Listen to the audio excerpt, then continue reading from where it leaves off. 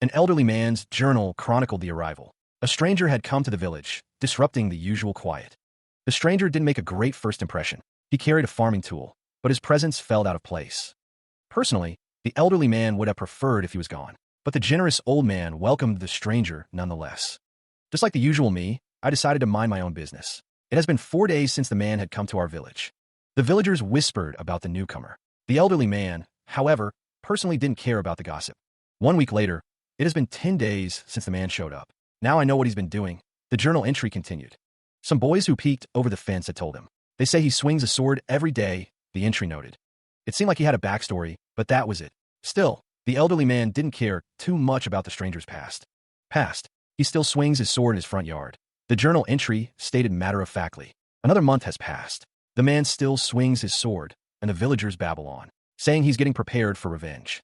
Honestly, it's just all noise to me. The elderly man seemed unbothered by the rumors surrounding the sword-swinging stranger.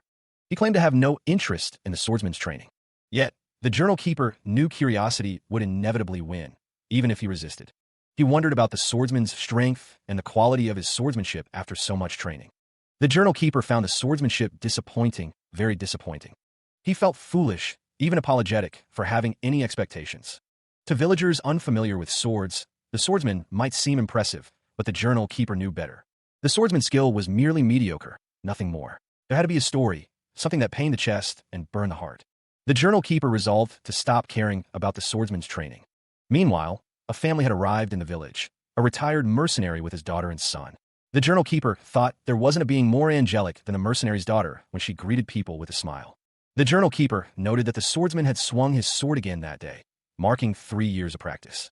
He felt strange, neither good nor bad, and picked up his pen for the first time in a while. After 2 years of courtship, Rima became his wife. There was nothing more Iron could want. But strangely, something still weighed on the deadbeat noble's mind. He, who has nothing to do with him, will not leave Iron's head. 5 years is such a long time, yet Iron continued to swing his sword. Starting tomorrow, the journal keeper would check on him every day. The man had been swinging his sword for 5 years, 1 month and 12 days. The man had been swinging his sword for 5 years, for months and 15 days. The man had been swinging his sword for 6 years, 2 months, and 18 days. On the 6th year, 9th month, and 3rd day, there was a lot of snow, but the man trained nevertheless.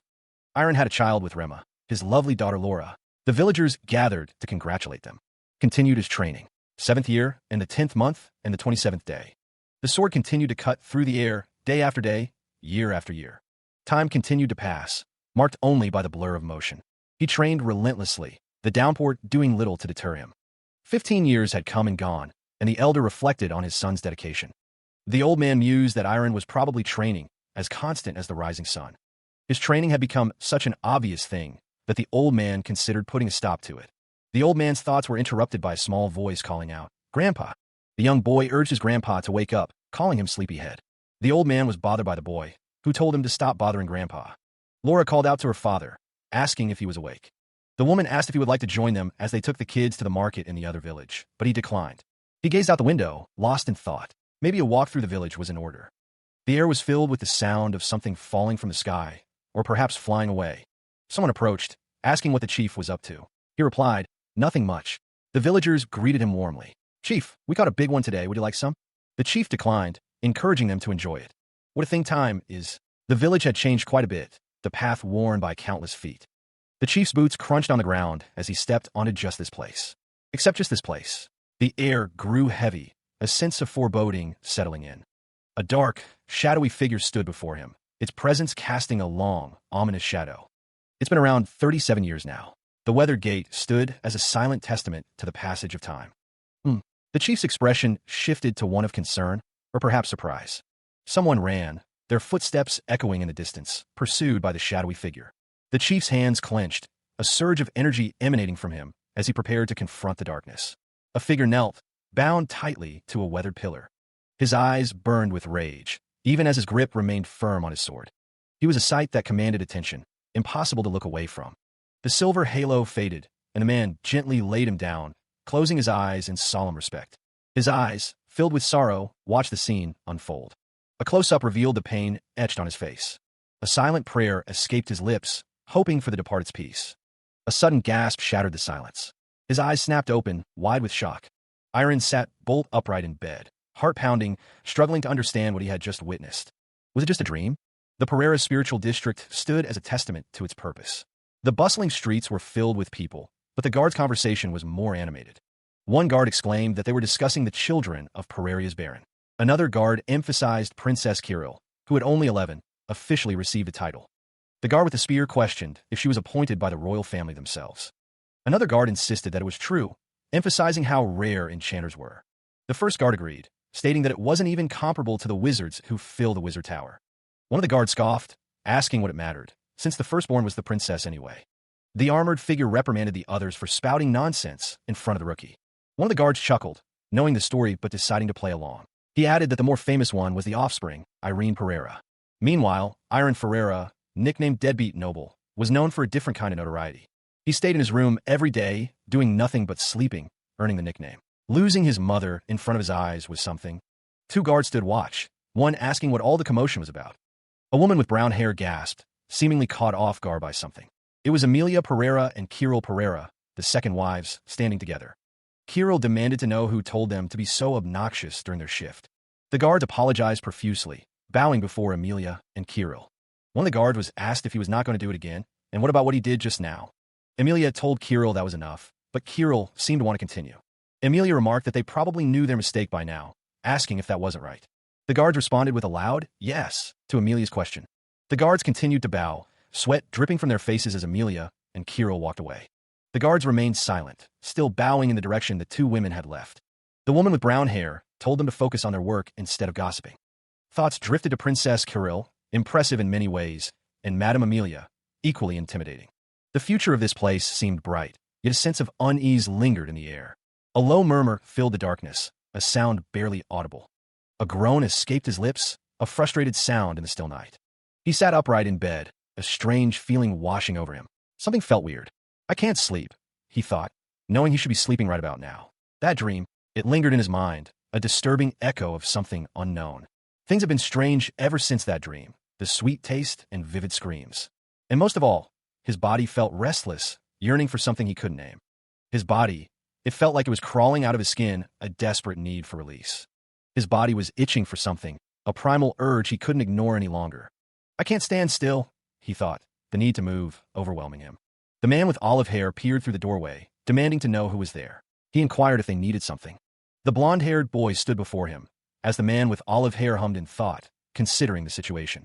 The boy's eyes glistened with anticipation as the man's expression remained unreadable, a silent question hanging in the air. The boy stammered, confessing that he wanted to swing his sword, the words tumbling out in a rush of nervous energy. The man with olive hair listened intently, his face betraying nothing as he absorbed the boy's unexpected declaration. The man's face contorted in shock, his eyes widening as the implications of the boy's words crashed down upon him. The Pereira family training grounds buzzed with activity, the air thick with anticipation. One of the armored soldiers turned to his companion, questioning if he was seeing things correctly. Nearby, a noble woman and two men watched with wide eyes, confirming the unbelievable. Footsteps echoed through the training grounds, drawing attention with each stride. The lazy young master, Iron Ferreira, stood with another man, a stark contrast to his usual demeanor. He had really shown up at the training grounds, a place he usually avoided. The armored soldiers whispered, noting how rarely they saw him at the training grounds. One soldier wondered if Iron was suddenly going to train his swordsmanship, but the other dismissed the idea. The sound of footsteps grew louder as Iron and the man approached. Whatever he was trying to do, the soldier didn't think that was it, as the man explained the wooden swords to Iron. The man suggested finding a master swordsman for Iron, but he declined, leaving the man perplexed. He selected a sword, his brow furrowed in concentration. One of the soldiers behind him pinched his own cheek, questioning reality. The armored soldier exclaimed that he understood it wasn't a dream. The other soldier looked on, surprised by the young master's actions. Iron's face was beaded with sweat as he focused on the task ahead. He was determined to improve his swordsmanship. The soldier watching him could only exclaim in surprise at Iron's sudden dedication. He was clearly impressed. Iron gripped the sword tightly, his knuckles white. He swung the blade, the sound echoing in the training area. He exhaled heavily, sweat dripping from his brow. The training was taking its toll, but he pressed on. The swords stood ready in their racks, awaiting the next training session. The air hung heavy with the anticipation of more practice.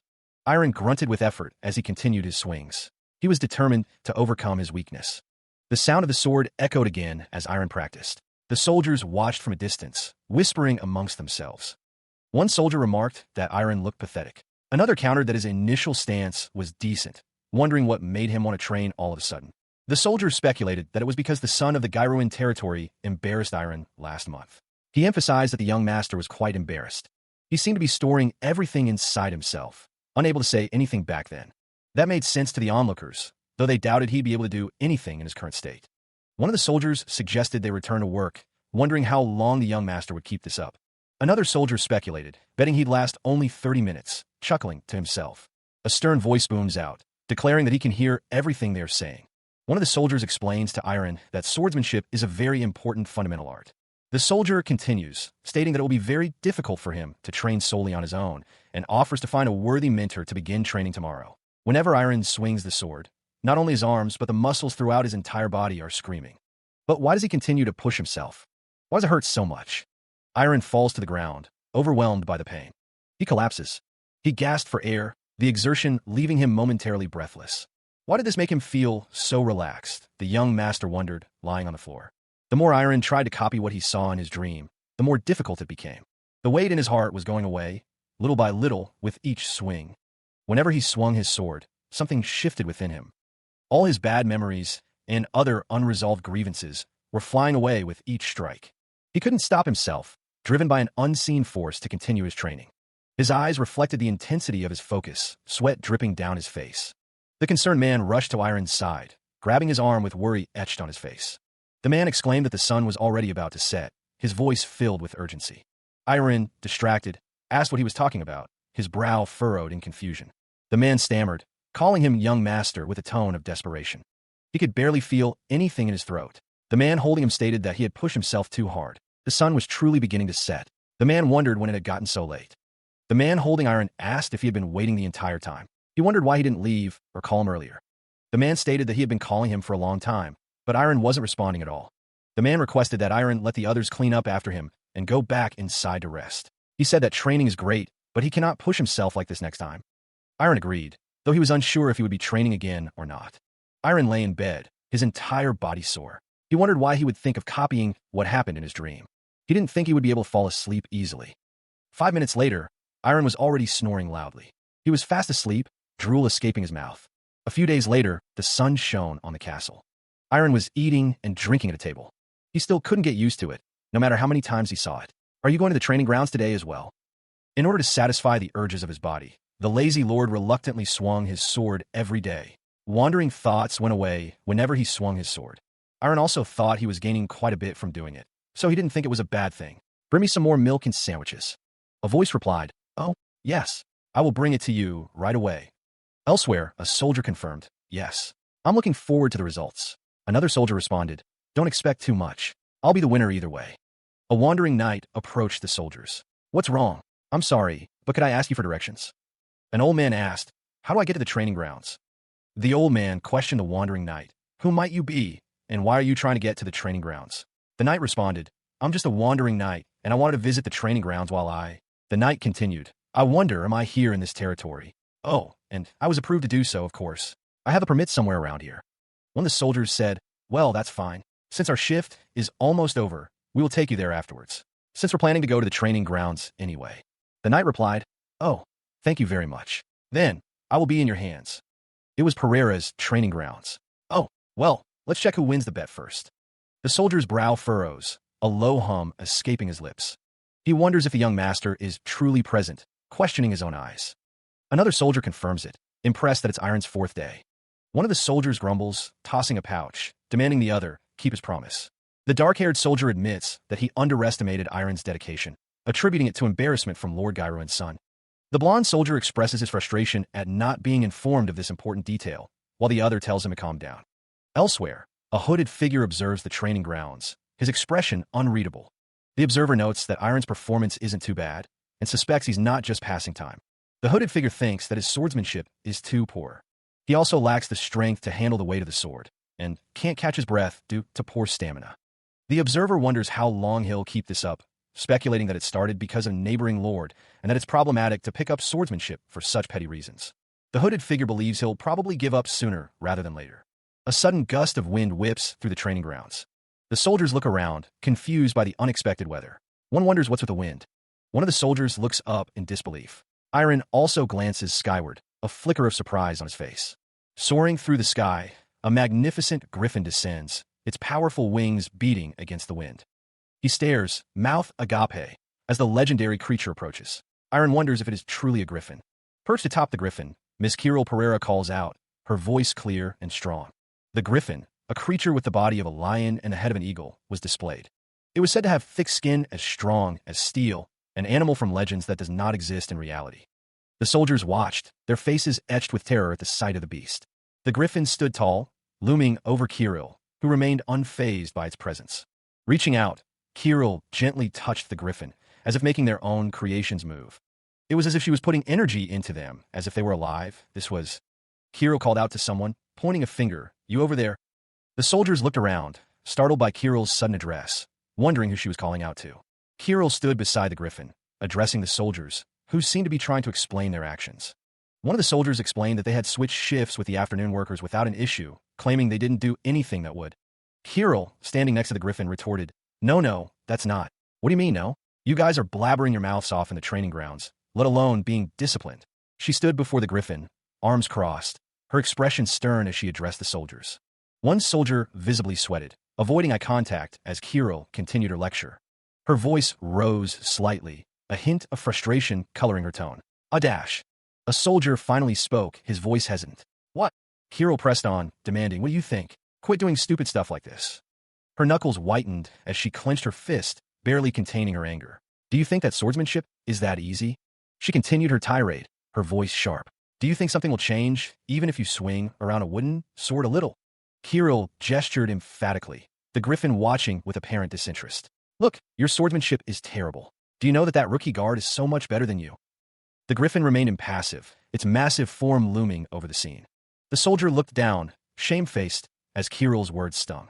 You're not doing this because of the thing you hear about 2 weeks ago, or dash. Elsewhere, a woman with dark hair and a knowing smile observed the scene from afar. Kirill paused, her expression softening slightly. But she commended the soldiers, her expression stern despite the praise she offered. A young man watched from a doorway, his face unreadable as he observed the scene. The soldiers stood at attention, a strange bird-like creature perched nearby, observing them all. An older man wondered why Kirill Pereira was still present, noting the chaos she had left in her wake. Even amidst the destruction, Iron Ferreira remained focused, his path unwavering through the debris. The cloaked figure considered whether to continue monitoring him for the foreseeable future. Elsewhere, a long hallway stretched into the distance, illuminated by the soft glow of unseen lights. The young master walked onward, his destination unknown but his purpose clear. A young woman exclaimed that the master was asleep, startling the older man beside her. The young woman decided it would be better to come back later, her expression thoughtful. The woman stated that she had business with him, wondering if it could wait until the young master woke up. Footsteps echo through the halls, the sound sharp and deliberate. A stern voice booms, laced with anger. Talking back to me right now. The target of the outburst can only manage a single, shocked word. What? An immense pressure bears down, and the figure collapses under its weight. A woman warns, her tone sharp. Don't even think about telling someone else about what happened today. The aggressive figure strides away, leaving the other to contemplate the warning. Elsewhere, sunlight streams through a window, illuminating dust motes dancing in the air. He lies asleep, unaware of the events unfolding around him, music notes floating around his head. A letter is carefully placed near his bedside, a silent testament to someone's concern. The letter is opened, its contents soon to be revealed. The letter reads, I'm sorry for what I said in the morning, after hearing that you were overworking yourself and not even eating. The message concludes with a heartfelt sentiment. I was so worried. He decided to leave a doll, hoping it would help her rest. Kirill was resting. He noticed something else on the back of the doll. The note from their mother asked him to pretend he didn't know anything. Iron knew Kirill and his mother cared about him. A servant announced that his meal was ready. He thought about the meal. He wondered how this could be, deciding he would eat with his family today. The young master had changed, or so it seemed as he walked to the dining room. His brother offered him food. He accepted it. His father gestured to the table, indicating the spread of food. Iron seemed overwhelmed. Kirill's presence was a welcome sight. He thanked his father, mother, and Kirill, expressing that he always wanted to tell them all. His mother apologized and expressed her love. She told him there was no need to worry and to finish their meal. His father agreed, telling his son to come to it. He had been focusing on swordsmanship recently, and it felt good to train late. But another would prefer if he didn't overwork himself too much. He insisted that he wasn't overworking himself at all. Dong-hoon said it would still be good to take it easy, but Iron insisted that he was really fine. Compared to the training he did in his dreams, this was nothing. Dong-hoon wondered how many days it had been now as he watched the young master. The sound of training echoed through the grounds. It had been about 15 days straight. Iron seemed to be pushing himself, but it didn't really seem like it, though. Dong-hoon wondered who the elder was that he kept seeing at the training grounds these days. He had said he just wanted to spectate and that he got permission. The elder wondered what there was to watch here and how he would know. It had already been 10 days since he started watching over the Pereira's young master's training. But he was completely wrong. The elder thought of the deadbeat noble. He had heard that he lived such a lazy life to the point where that was his nickname. How is a person? He continues his training without showing any signs of dislike. It's as if he lives with the mindset of a blacksmith. Like he's lived like that for decades without deviating. Even if one looks back on their life, it's impossible to find someone with that kind of willpower. No matter how great of a hero he is, steel will is the thing that completes after being of old age. I'm seeing that in a 15-year-old boy. If that boy continues to pave the way of the sword, if his potential could be brought out under the right mentor, then how high will he be able to go? Iron Ferreira practices his swordsmanship, sweat beading on his brow as he swings the blade.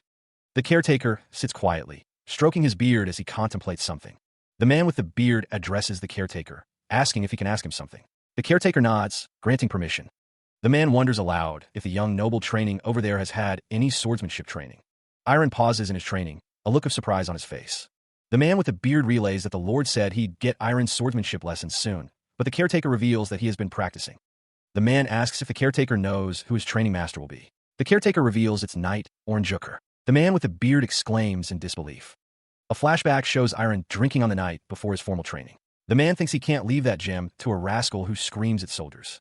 The caretaker thinks to himself that he must act and can't just stay on the sidelines and watch. He needs to meet the lord of the house. The caretaker's expression is one of grim determination. Is what he's saying really true? The cloaked figure confirmed. Yes, Lord. It is true. The Lord mused, contemplating the implications. So he's saying his son had such potential? But the document in his hands described the Chronos Swordsmanship School as the continent's best, teaching only talented children, regardless of nationality, gender, or status. Just by being a trainee, you could be treated like a nobleman. It's a place with a reputation greater than the Royal Academy, but getting in as well as holding out in the academy is difficult. Will Iron be able to win against such endless competition? Iron, facing someone out of view, asked what? The Lord said, Iron, I won't force you to. If you do not wish to go, you can say so. He just wanted him to know what struggles he will face by choosing this path. Iron requested, please give me some time to think. The Lord replied, all right, I understand. He stood in his room, the weight of the decision pressing down. Would he be able to do well? Doubts clouded his mind. Going there after 10 years of laying still, could he truly change? He clenched his fist, a surge of determination coursing through him. He didn't want to keep laying still. He would do it for himself and for his loving family. He thought of his father. He steeled his resolve. He would do it. Elsewhere, Iron walked through the gates, leaving his home behind. His family watched him go. A carriage awaited him, ready to take him to his new life. A servant asked, his voice tinged with curiosity, if this was Iron's first time leaving on his own. A dagger rests on a cloth, presented by an unseen hand. He stares at the dagger, a gift given to him. Iron accepts the dagger. He thanks Kirill for the gift. Dong-hoon stands beside Iron, ready to escort him further. The Chronos Swordsmanship School looms ahead, its gates open. Dong-hoon states that he will escort Iron to the entrance. Dong-hoon seems surprised by Iron's response. He thinks to himself that he needs to get used to doing things on his own, now that he is only a trainee. Iron stands before the school, declaring that he shall return. Dong-hoon hopes that Iron will return with excellent results. The sound of footsteps echoes. Meanwhile, young noble Bart Lloyd, from the family of Count Lloyd, was recommended by Sir Colesway. A voice booms, declaring it an honor to meet a noble of the Lloyds. The armored man raises an eyebrow, seemingly questioning the situation. Iron presents a letter. He explains that he came with a recommendation from Sir Somerville. The armored figures express their honor at having the young master of the Pereira family present. One of the armored figures notes that Iron was recommended by someone like the Honorable Sire. The armored man watches Iron walk away. He recalls that Iron received a recommendation letter from Brand Somerville. One of the armored figures confirms that Iron is the deadbeat noble, the lazy kid from the Pereira family. Another figure admits they don't know him, but they think they understand from his appearance. The armored man thinks that Iron looks a lot weaker in person. He wonders what the picky old man saw in him. The armored man resolves to find out what is going on soon. He places his hand on the door, ready to enter. The door creaks open. He walked into the swordsmanship training facility, the air thick with anticipation. A wave of murmurs rippled through the assembled crowd of preliminary trainees. The blue-haired student felt the weight of their gazes. Everyone's glaring at me. The red-haired student tried to project an air of calm amidst the rising tension. Let's stay calm. The sound of footsteps echoed as the instructor approached the assembled trainees. Welcome to all you 400 preliminary trainees. The armored instructor addressed the crowd. I shall be the instructor who will teach and evaluate you from now on. The instructor scanned the faces before him. I see some fine faces in here this time. A voice mused about the talent present. Well, the most outstanding would be Ilya Lindsay, the second genius from the Lindsay family. The blue-haired student seemed skeptical. Ilya Lindsay. What makes her fit to be here? The blue-haired student's frustration grew. Damn it, this is why there's no one with high potentials. The instructor continued, his voice booming. Trainees, but preliminary trainees. As you may already know, the swordsmanship training. Whispers spread among the trainees. I hear she's more. CES is quite difficult. If you can pass the next 2 difficult assessment tests, you can still stay here for a year. He instructed them to leave their belongings and head outside. Bart Lloyd declared that there was a place he wanted to show them.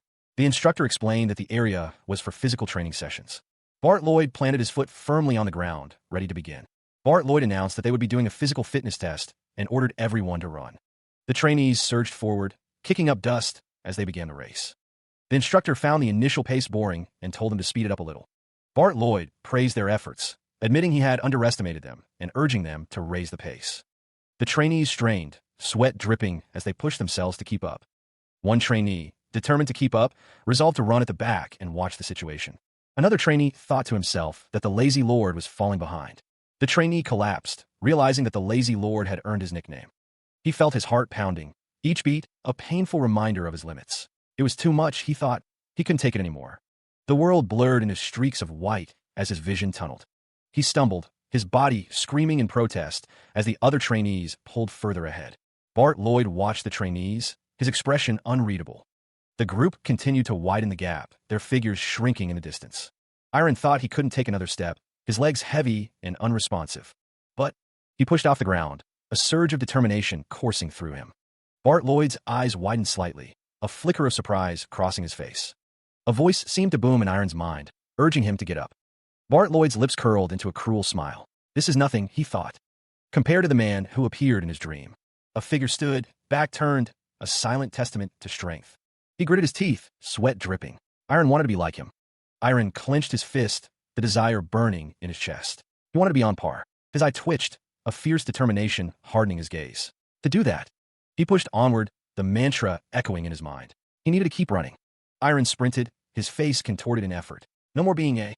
He ran faster, the insult driving him. Deadbeat. Bart Lloyd watched as the young master ran, a surprising sight given his usual laziness. He thought Iron would have given up immediately. The sight of Iron running caused Bart to pause, a flicker of confusion crossing his face. He muttered, stroking his beard. Something was clearly wrong. The young master didn't look so good. His body was pushing past its limits. Iron's silhouette strained against the light, each step a testament to his exhaustion. Gasping for air, Iron pushed onward, his body screaming in protest. Bart Lloyd watched with growing concern as the young master faltered, his pace slowing. The sound of a body hitting the ground echoed through the air.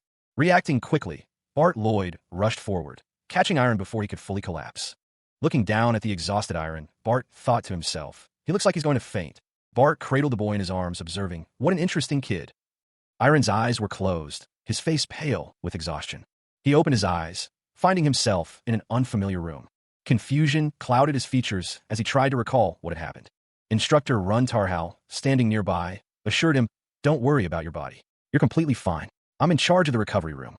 Run Tarhal cleared his throat, adding, of course you should thank me. You wouldn't have recovered so quickly if not for my skills. Run Tarhal chuckled.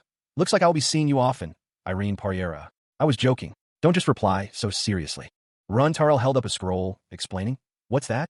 The rankings of the test. But don't worry. The instructor continued. It was just a quick test to determine the abilities of the preliminary trainees. Run Tarhal added, well, it's a good idea since it makes people with a high rank feel great.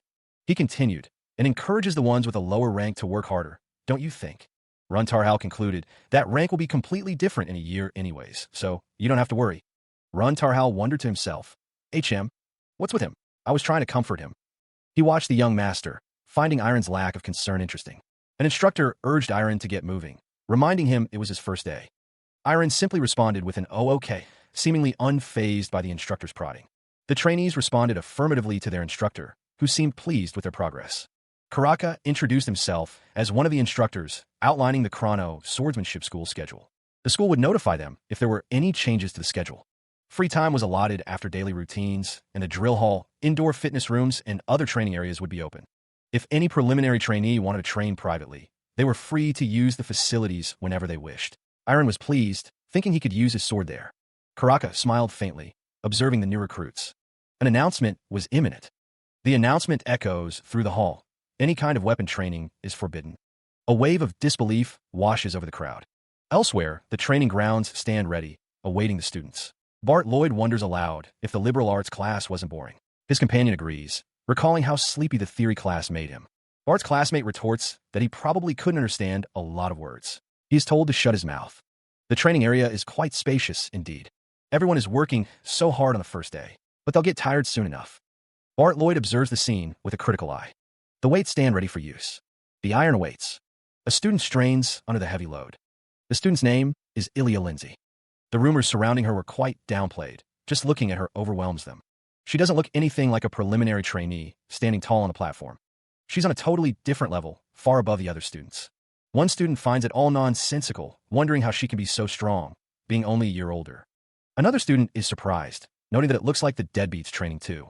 Two students laugh, agreeing that he worked hard yesterday and is like a completely different person. One student tells another to look closely, fearing he might end up fainting again. Ilya Lindsay wipes sweat from her brow, her expression unreadable. One student tells another to stop wasting time doing something pointless and to leave. Another student thinks that Judith is the girl who beat him to second place on the test. For a commoner like her to be here, she must be quite strong, one student observes.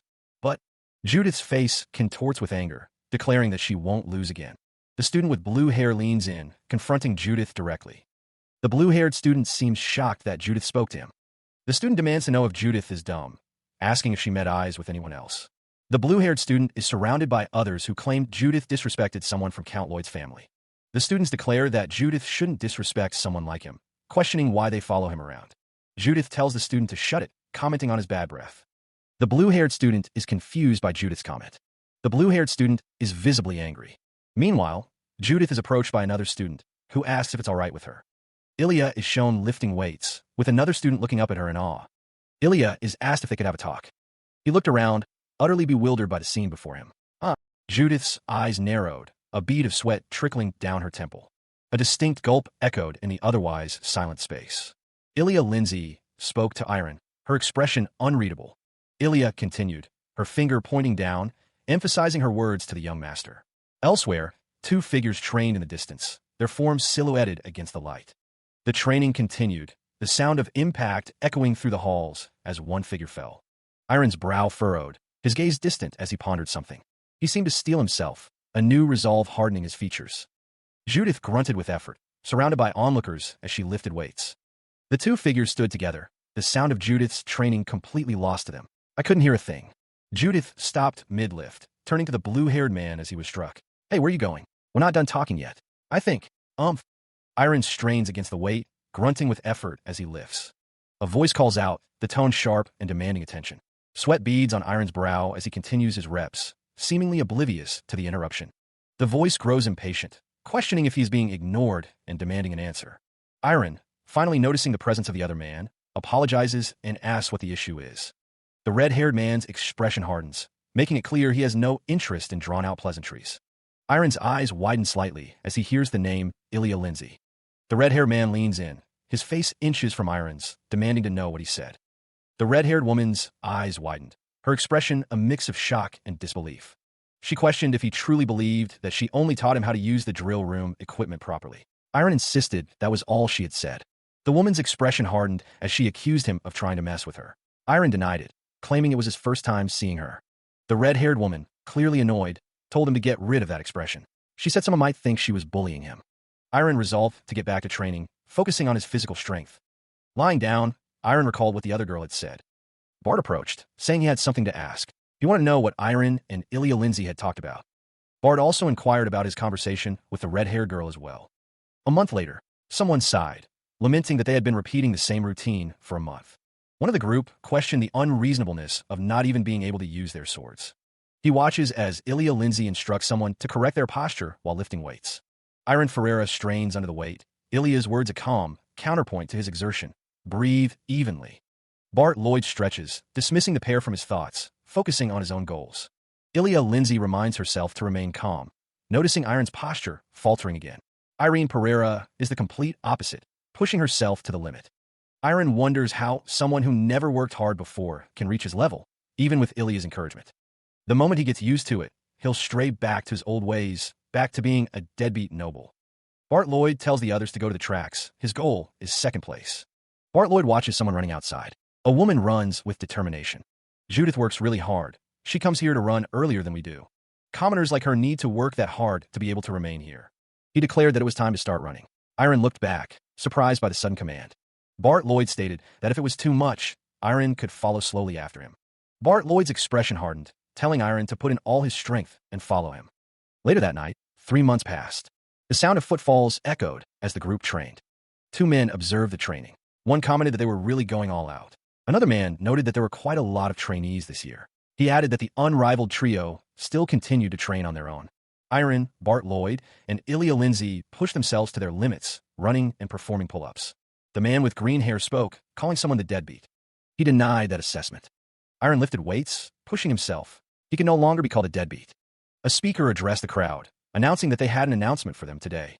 He stood with Bart Lloyd as the announcement echoed through the hall. It was finally time for their midterm evaluation. The speaker's hands clasped together, a gesture that seemed to amplify the gravity of the moment. Bart Lloyd listened intently as the course for the midterm evaluation was revealed. The only requirement was to finish the course. Whispers spread through the crowd. The students found the task impossible to complete within the time limit. One student thought this was crazy. Bart Lloyd listened as the speaker continued, explaining that the evaluation would consist of everything they had learned in the past 4 months, including running and swimming. The speaker clarified that rankings within the time limit did not matter. The Swordmaster would award the top 5 preliminary trainees himself. Bart Lloyd wondered if that was good motivation. A student swallowed hard, the tension palpable. The speaker announced that the evaluation would begin in exactly 10 days. The Swordmaster's face filled with intensity as he made the announcement. The speaker concluded by saying that there would be no classes for the next 10 days. He wished them all good luck. Another student affirmed that the Swordmaster would indeed award the top 5. He asked Bart Lloyd if he thought Sir Lloyd was like him. Ilya Lindsay and Judith were among those listening. Ilya thought that she might be thinking conservatively, but with her being in the top 5, there was no risk factor. Iron Ferreira's eye twitched, a sign of his inner turmoil. What is that? He sprints forward, pushing himself to the limit, seemingly unbothered by the strain. The weight strains against his grip, but he manages to lift it with a grunt. Judith exclaims, celebrating a new record, though she seems to think that is enough training for today. She groans, clearly exhausted from her own training, but still watching Iron. Judith's expression is a mix of exhaustion and something akin to concern. Iron collapses, panting, as Judith watches him, a thought bubble revealing her focus. She wonders if he is pushing himself too hard, noting his improved physical abilities since he joined. Iron struggles to lift the weight again, his face contorted with effort. His bandaged hand clenches tightly around the bar, sweat dripping from his brow. Judith questions how Iron, rumored to be a deadbeat, can have more perseverance than her. D1. Bart Lloyd asks how many people are competing this year, the upcoming evaluation looming large. He listened intently as the Chronos Swordsmanship Schoolmaster spoke. Ian wondered what had brought the young Masterdam. Ian greeted the new assistant, mentioning that he heard he was from the Adon Kingdom. Ian then asked how old Iron thought he looked. Iron guessed 52. Ian, who was actually 90 years old, chuckled and offered to double Iron's salary. Ian noted that the trainees were different from last year's, attributing it to Iron's hard work teaching them. Iron thought that Ian gave him too much credit. Elsewhere, Judith, from the Lindsay swordsman family, continued her training. She hadn't lost first place in any of the tests yet, living up to her reputation as an amazing genius. Ian commented on Judith walking the same path as others. Ian confirmed that Judith was the girl he had mentioned before. She strained under the immense weight, sweat dripping from her brow as she struggled to complete the rep. Bart Lloyd admitted that she doesn't listen to him and is probably the most stubborn among the trainees. Ian considered that there must be a reason for her actions, deciding he should go ask her. Bart wondered if Ian would be able to stop her. Another man stated that Judith has no choice since it's the master telling her to. Ian watched Judith lift, muttering in disbelief at what he was seeing. The man with red hair stated that she really is stubborn. Ian agreed, looking concerned. Ian recalled Judith, saying she would stop if he gave her a good reason to, before asking where Irene Pereira is. Bart wondered how much time had passed. The man with red hair said that she's been going on for almost 30 minutes had passed as she continued to lift the heavy weight. Judith continued her training as the others watched on. Ian questioned something. The man with red hair asked if they wanted him to continue. Ian responded, "That's right. As long as you don't give up, don't ever stop." An older man's face fills the frame, his thoughts drifting back. That boy. Sweat beads on his brow. But the young master is in perfect control of himself. He lies in bed, his expression unreadable as he drifts in and out of consciousness. Bandages cover his limbs, a testament to recent battles and hard-won victories. Iron reflects on the strange events of the past few months, a whirlwind of change and challenge. He thinks of those who once mocked and ignored him, now more conscious of his presence. It feels weird. Why is Ilya Lindsay helping him? She doesn't seem like the type to offer aid freely. He decides to stop thinking so hard for now, pushing the questions aside for the moment. He wonders, it's been a while since he's felt this. Ilya never left his bed because she wanted to keep coming here. Iron knows it's not his mother's arms, but it's still as warm as ever. It would be nice too. He felt a gentle pressure, a hand resting softly on fabric. A strange energy pulsed around him, unseen yet palpable. A figure cloaked in red held the young Iron close, a silent guardian. The air crackled with unseen power, a protective barrier forming. The red-robed figure stood tall, a silent sentinel against the unknown. A muscular man with long, flowing white hair stood ready, a sword held loosely at his side. Looking up, he gazed at the cloaked figure with wide, innocent eyes. A gentle hand rested on his, a silent promise of protection. He turned away from the figure, a new path beckoning. The cloaked figure gently clasped his hand, a final farewell. He offered a heartfelt thanks, gratitude shining in his youthful eyes. Now he walked forward, a tiny figure against a vast, bright horizon. The words hung in the air, a desperate plea for action. He lay prone, each breath a ragged reminder of his current state. With a surge of effort, he pushed himself up, a groan escaping his lips. Dark energy swirled around his legs as he walked forward, resolute. The other trainees murmur, eyeing someone's unusual attire. They wonder if he trained all night. Someone calls him a dummy. Iron Ferreira overhears that if this were an evaluation involving opponents, he would instantly lose. Judith has also been working too hard these past few days. She's obviously in a worse condition. Iron thinks that as long as he doesn't let his guard down, second place is pretty much his. It is currently 8:55 a.m. The instructor explains the rules of the midterm evaluation one last time. There are 4 stages to this course. There will be an instructor in each stage. Once you have exceeded the target goal points, you can move on to the next location. Once again, this test is an absolute evaluation. Do not be swayed by your surroundings and only show us how much you have. She stands beside Iron, both readying themselves for the challenge ahead. All right, the judges watch intently, their expressions unreadable as they give the signal. Begin. With a mighty heave, Ilya pushes the weight high above her head, her face a mask of concentration. The blue-haired man grits his teeth, struggling with the weight. He thinks, I won't be as fast as she is no matter how much I train. He watches Ilya lift, a flicker of determination in his eyes. But besides Ilya, another competitor wonders, asterisk, huh? How in the world, asterisk? His eyes widen, a bead of sweat trickling down his temple as he witnesses Ilya's strength. The competitor's face contorts with effort, his breath coming in ragged gasps. The weight strains against his grip, his muscles screaming in protest. Humph, humph. Judith watches the competitor struggle, her expression unreadable as she prepares for her own lift. Humph, humph. The sound of straining muscles and heavy breathing fills the air. His muscles screamed in protest as Iron strained against the immense weight. Someone wondered if the lazy lord was trying to die from exhaustion. A notification declared Ilya Lindsay's successful completion of Stage 1. The announcement of Ilya's achievement elicited a reaction from a nearby observer. The speed of Ilya's success left some spectators in utter disbelief. Ilya remained composed, her expression unreadable as she faced forward. Someone shouted the name Irene Pereira, expressing their disbelief. Another notification confirmed the completion of Stage 1.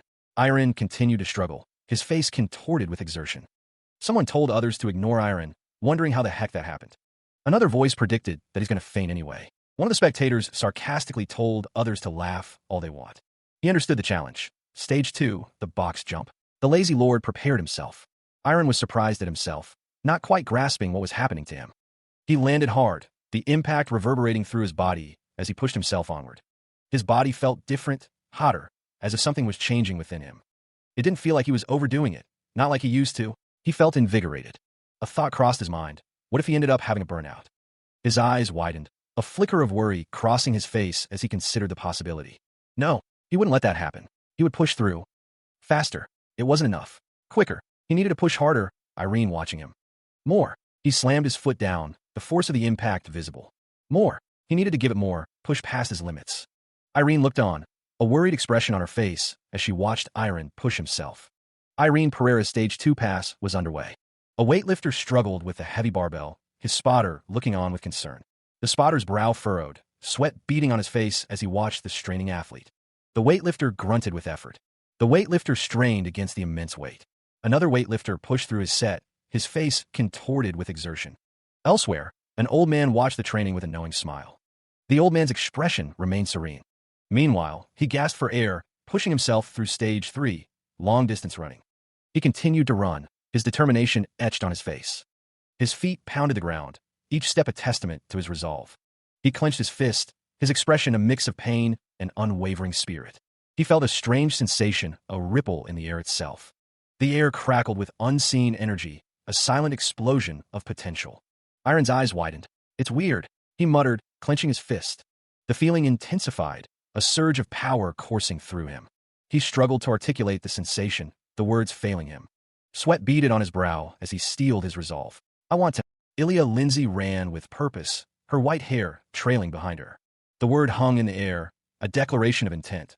Surpass. Ilya. Her footfalls pounded the earth, each step a testament to her speed.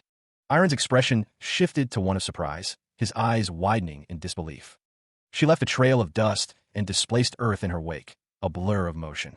Ilya surged forward, her determination etched on her face as she pushed past her limits. Pounding steps echoed, a relentless rhythm against the hard-packed earth.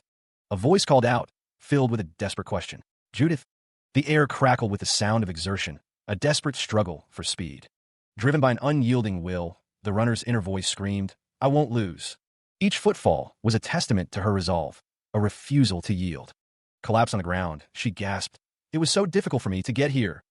Whispers carried on the wind spoke of Chrono Swordsmanship School, a place beyond the reach of even high-class nobles. She had entered without knowing anything, yet people like her were everywhere. Those who heard words like, You're different, you're special, began to lose sight of reality.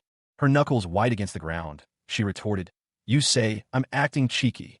Bandaged and bruised, she pushed herself up, fueled by raw determination. Her inner voice roared, a defiant challenge to the world. Do you know how hard I worked to get here?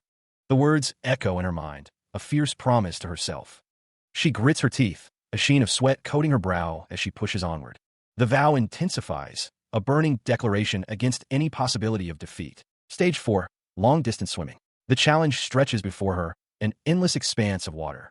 She breaks the surface, gasping for air, each breath a struggle against the encroaching fatigue.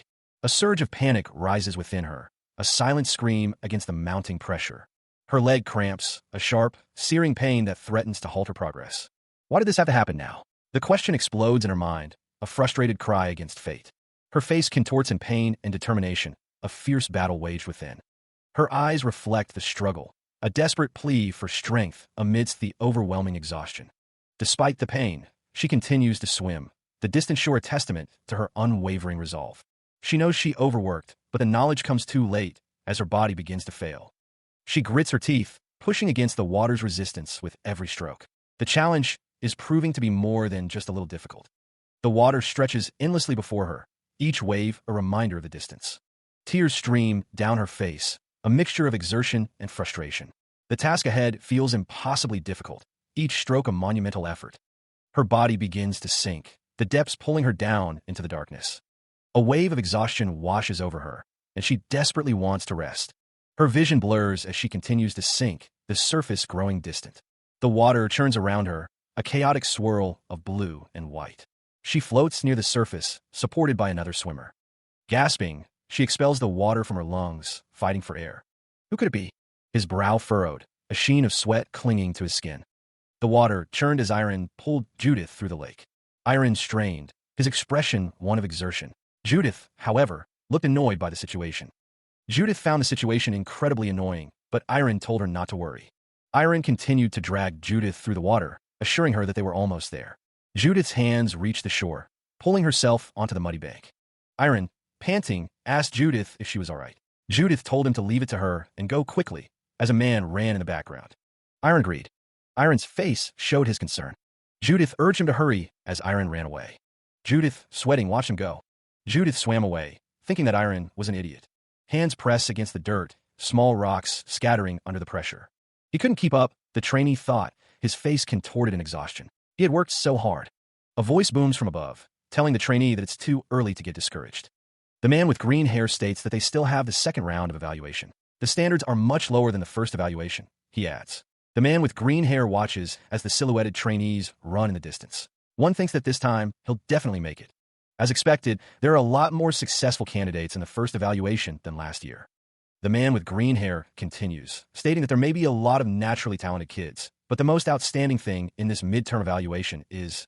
The man introduces Irene Pereira, their hero of the day who ranked 34th in the first evaluation out of 35 successful candidates.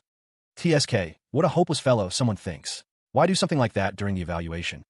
The man with green hair smirks, wondering if he was trying to act nice or something. The man with brown hair questioned how someone like him placed 5th. Another man congratulated Lance. Lance credited his guidance to the others, but they insisted he was the one who accomplished it. The man with dark hair congratulated Sir Lloyd on getting 2nd place, expressing his confidence in him. The performance that the guy showed at the midterm evaluation wasn't a level he could catch up to. If Judith hadn't gotten burnt out, he would have been 4th place. He admits it. The man with blue hair walked away. It was his total defeat. The next day, someone ran. The man with blonde hair was exhausted. He looked up, startled, his expression a mix of surprise and defensiveness. Ilya Lindsay approached, her gaze intense and unwavering as she walked towards him. Irene Ferreira tilted his head, his brow furrowed in confusion. What? He asked. Ilya's expression remained stern. She began, her voice measured. The two stood facing each other, the distance between them charged with unspoken tension. Are you talking about me rescuing Judith? Ilya asked, her eyes searching his. Irene confirmed, yes. Ilya pressed. Why would you do that? He shifted his weight, his unease growing. He paused, searching for the right words to explain his actions. Irene retorted, like I had to do that. Ilya countered, do you know that what you're saying makes no sense? If you hadn't done that, one of the instructors could have still saved her. She continued, her voice rising slightly. Why would you give up on a reward from the continent's greatest swordmaster all because of a reason like that? The disembodied voices and gazes of the past still haunt him. Ilya's expression hardens as she declares that he will continue to face opposition. She wonders if Irene truly understands the implications of his actions. Irene is asked if he knows why he is called a deadbeat noble. Meanwhile, Irene reflects on a time when he felt trapped, like he was stuck in a swamp. He admits that he didn't even try to escape that swamp. He remembers thinking of himself as pathetic. Tears well in his eyes as he recalls the painful memory. He remembers the people who helped him. He recalls being rescued by several people. He couldn't stand by and watch someone drown. That's why he did what he did yesterday. Ilya's gaze remained fixed, her expression unreadable as she spoke. Irene recalled the words, the memory, a sharp sting. Had never held a sword until last year, right? He remembered the lesson. Physical training and swordsmanship are different, but skill is most important. Ilya's expression hardened, her eyes narrowed. She stated that he probably missed an opportunity. Irene's gaze intensified, his voice firm. He wouldn't offer any more help. He hoped she wouldn't regret this. Irene's name escaped her lips, a desperate plea. Ilya questioned why he helped her in the first place, her voice laced with confusion. Ilya's expression shifted, a hint of defiance in her eyes. She disliked people who talked about others, without knowing them at all. Irene's expression remained unchanged as he continued to walk away. His steps were measured, each footfall echoing softly on the path. Meanwhile, a booming voice echoed through the hall, declaring the midterm evaluation results. From the 35 candidates who passed the first evaluation and the 78 who passed the second, 113 successful candidates remained. The top 5 preliminary trainees from the first evaluation would receive a reward. A man wondered if someone was being left out of the announcement. Irene's eyes widened slightly, a flicker of surprise crossing his face. The woman and man looked on with shock.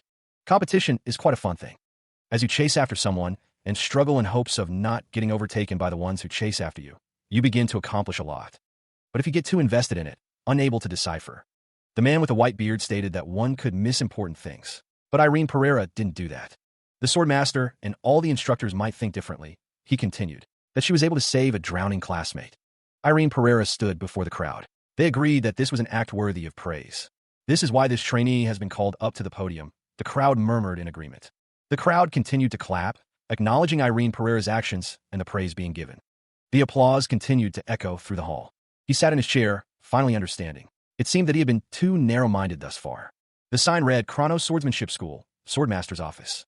The man with the white beard told him that there's no need for him to undermine himself like that. A narrow-minded person wouldn't admit their mistakes right away. He responded that until now, he'd arrogantly persisted on following just his own methods. Just as he had been advised, from now on, if there is something he need to learn from someone, he shall learn it. He declared that he shall leave now.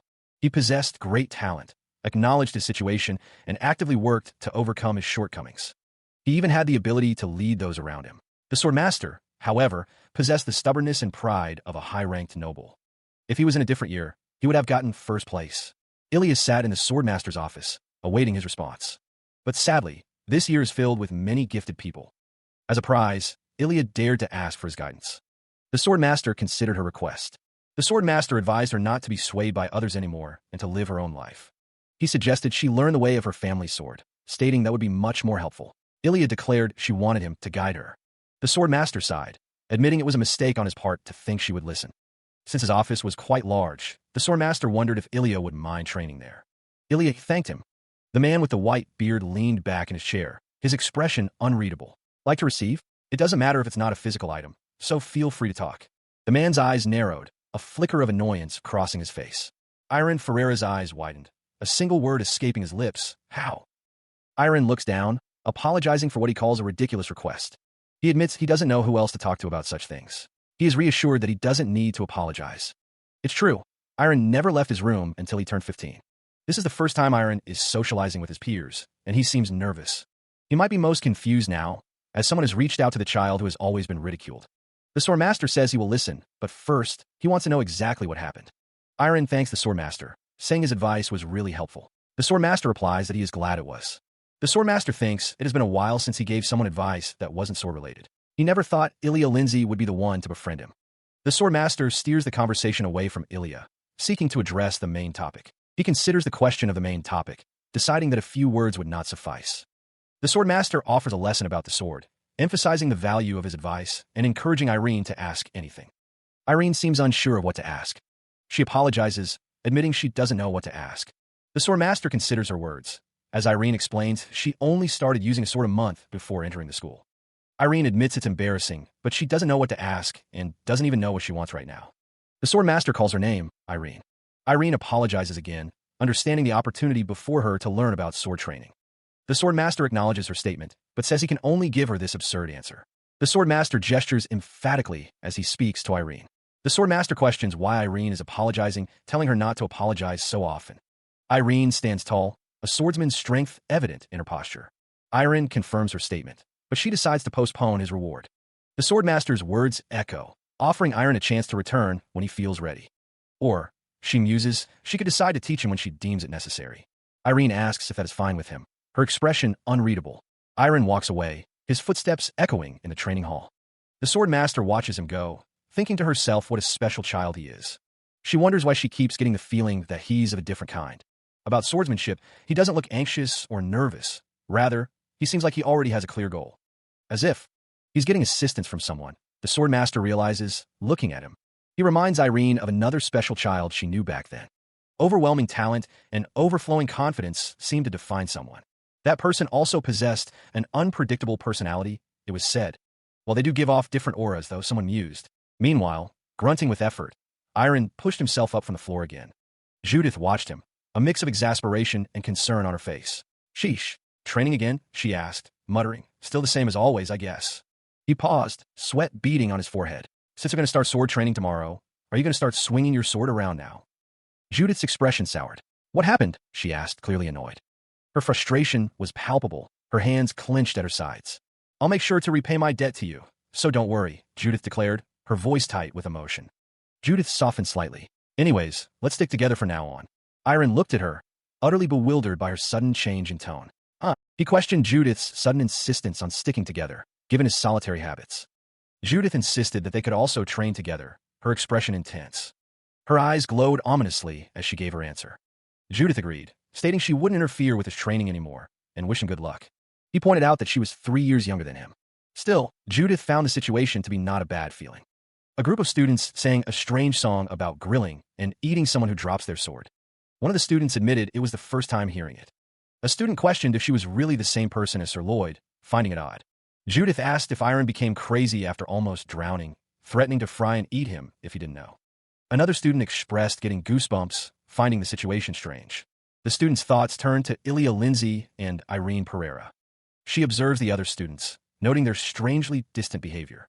A voice booms out, capturing everyone's attention with an important announcement. A heavy foot stomps the ground, emphasizing the importance of the moment. The instructor encourages the students to embrace their progress over the past months. An opportunity arises. The students will have 2 hours to freely practice with a sword.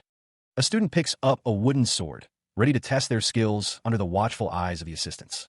With a shout, the student swings the wooden sword aggressively, putting their training to the test. An instructor observes the students' practice, remarking that it was hard to keep their balance. The instructor's words reveal the true purpose of the training, to increase strength and stamina. Another student prepares to swing, noting that even a wooden sword feels different than before. The student has grown to the point where they can truly feel the weight and power of the weapon. The student with blue hair looks on with determination, ready to improve their swordsmanship.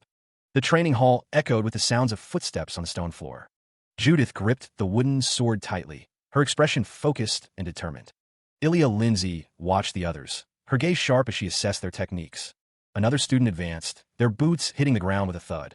The training hall was filled with weapons racks and practice dummies, bathed in sunlight.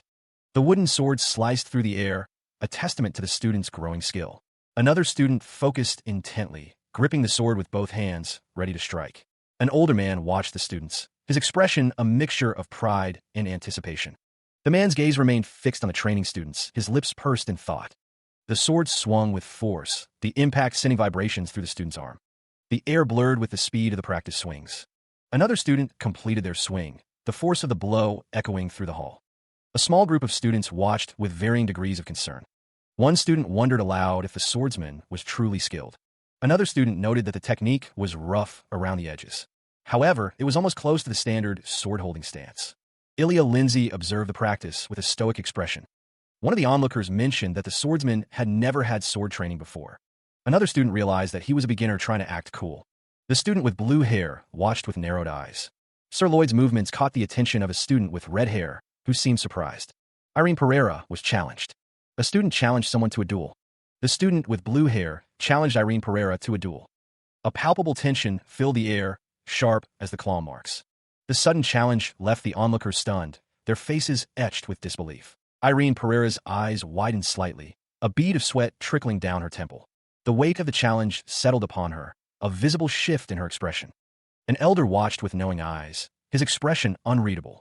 A murmur rippled through the crowd, anticipation hanging heavy in the air. A determined glint sparked in her eyes.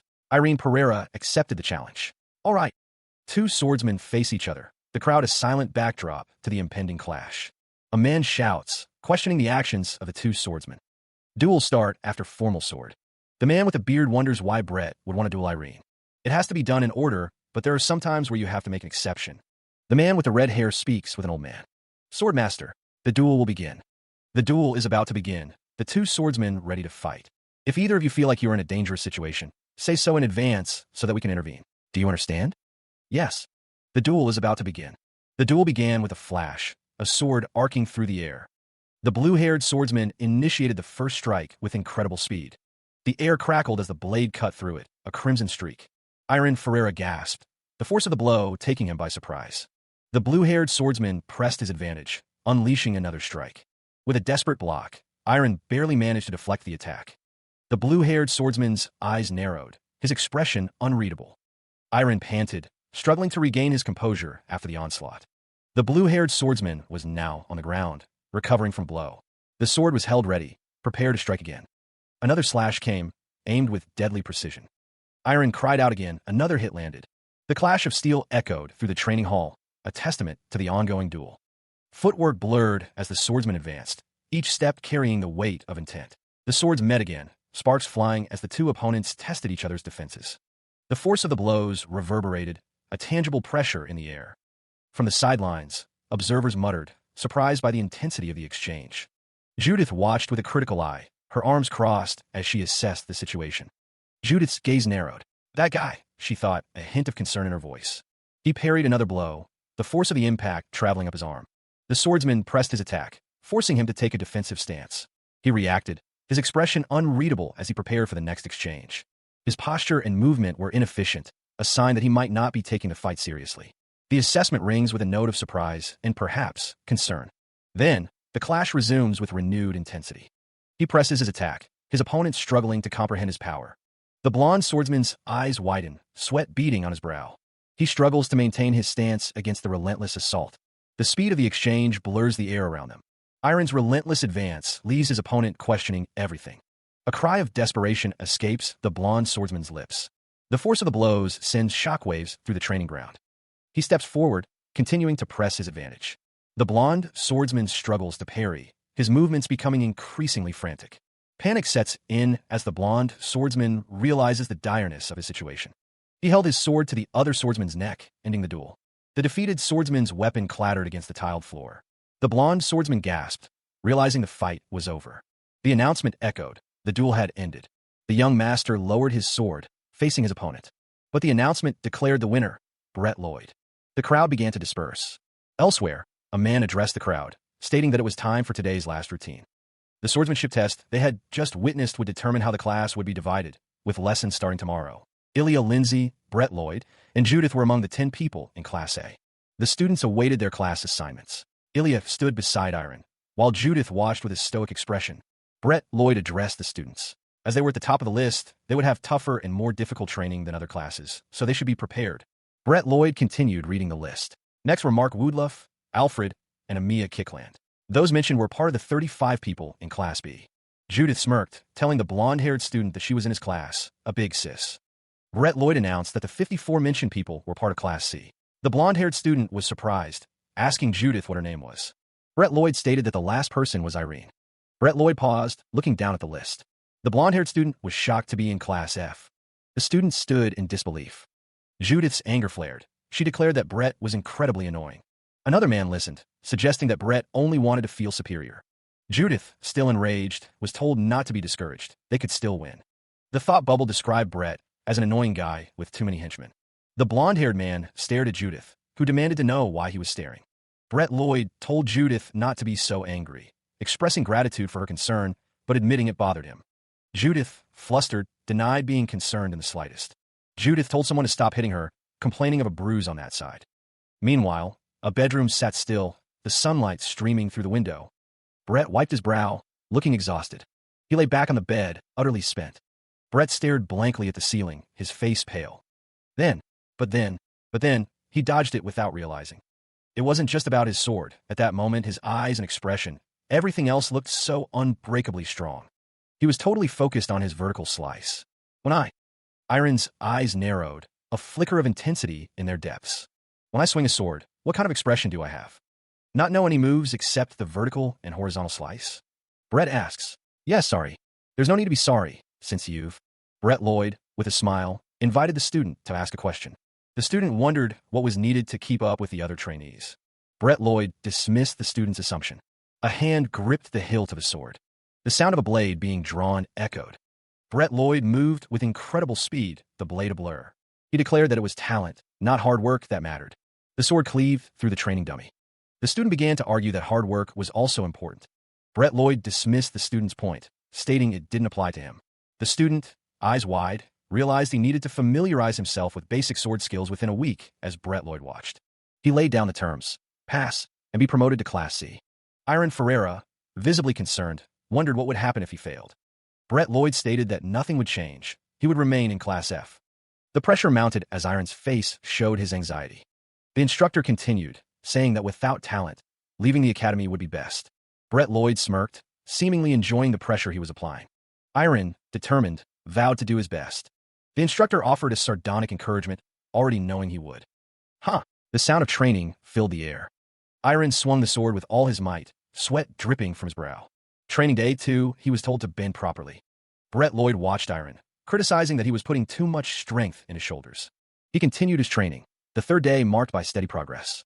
2 days later, the training continued, each swing a testament to his dedication. The training persisted, the sounds of steel echoing through the training grounds. Brett Lloyd's words echoed in his mind. Hard work alone wasn't enough. He knew that he was different from how he looked, and he had to prove it. Sweat beaded on Iron's brow as he gripped the sword, determined to improve. Judith watched him, reminding him that the test was tomorrow, and she would be meticulous. Judith warned that if his form looked ridiculous, she would kick him. Judith's gaze intensified, her expectations clear. Iron paused, awaiting Judith's assessment, his expression a mix of anticipation and anxiety. Judith gave a thumbs up, a sign of approval, but also a challenge to do better.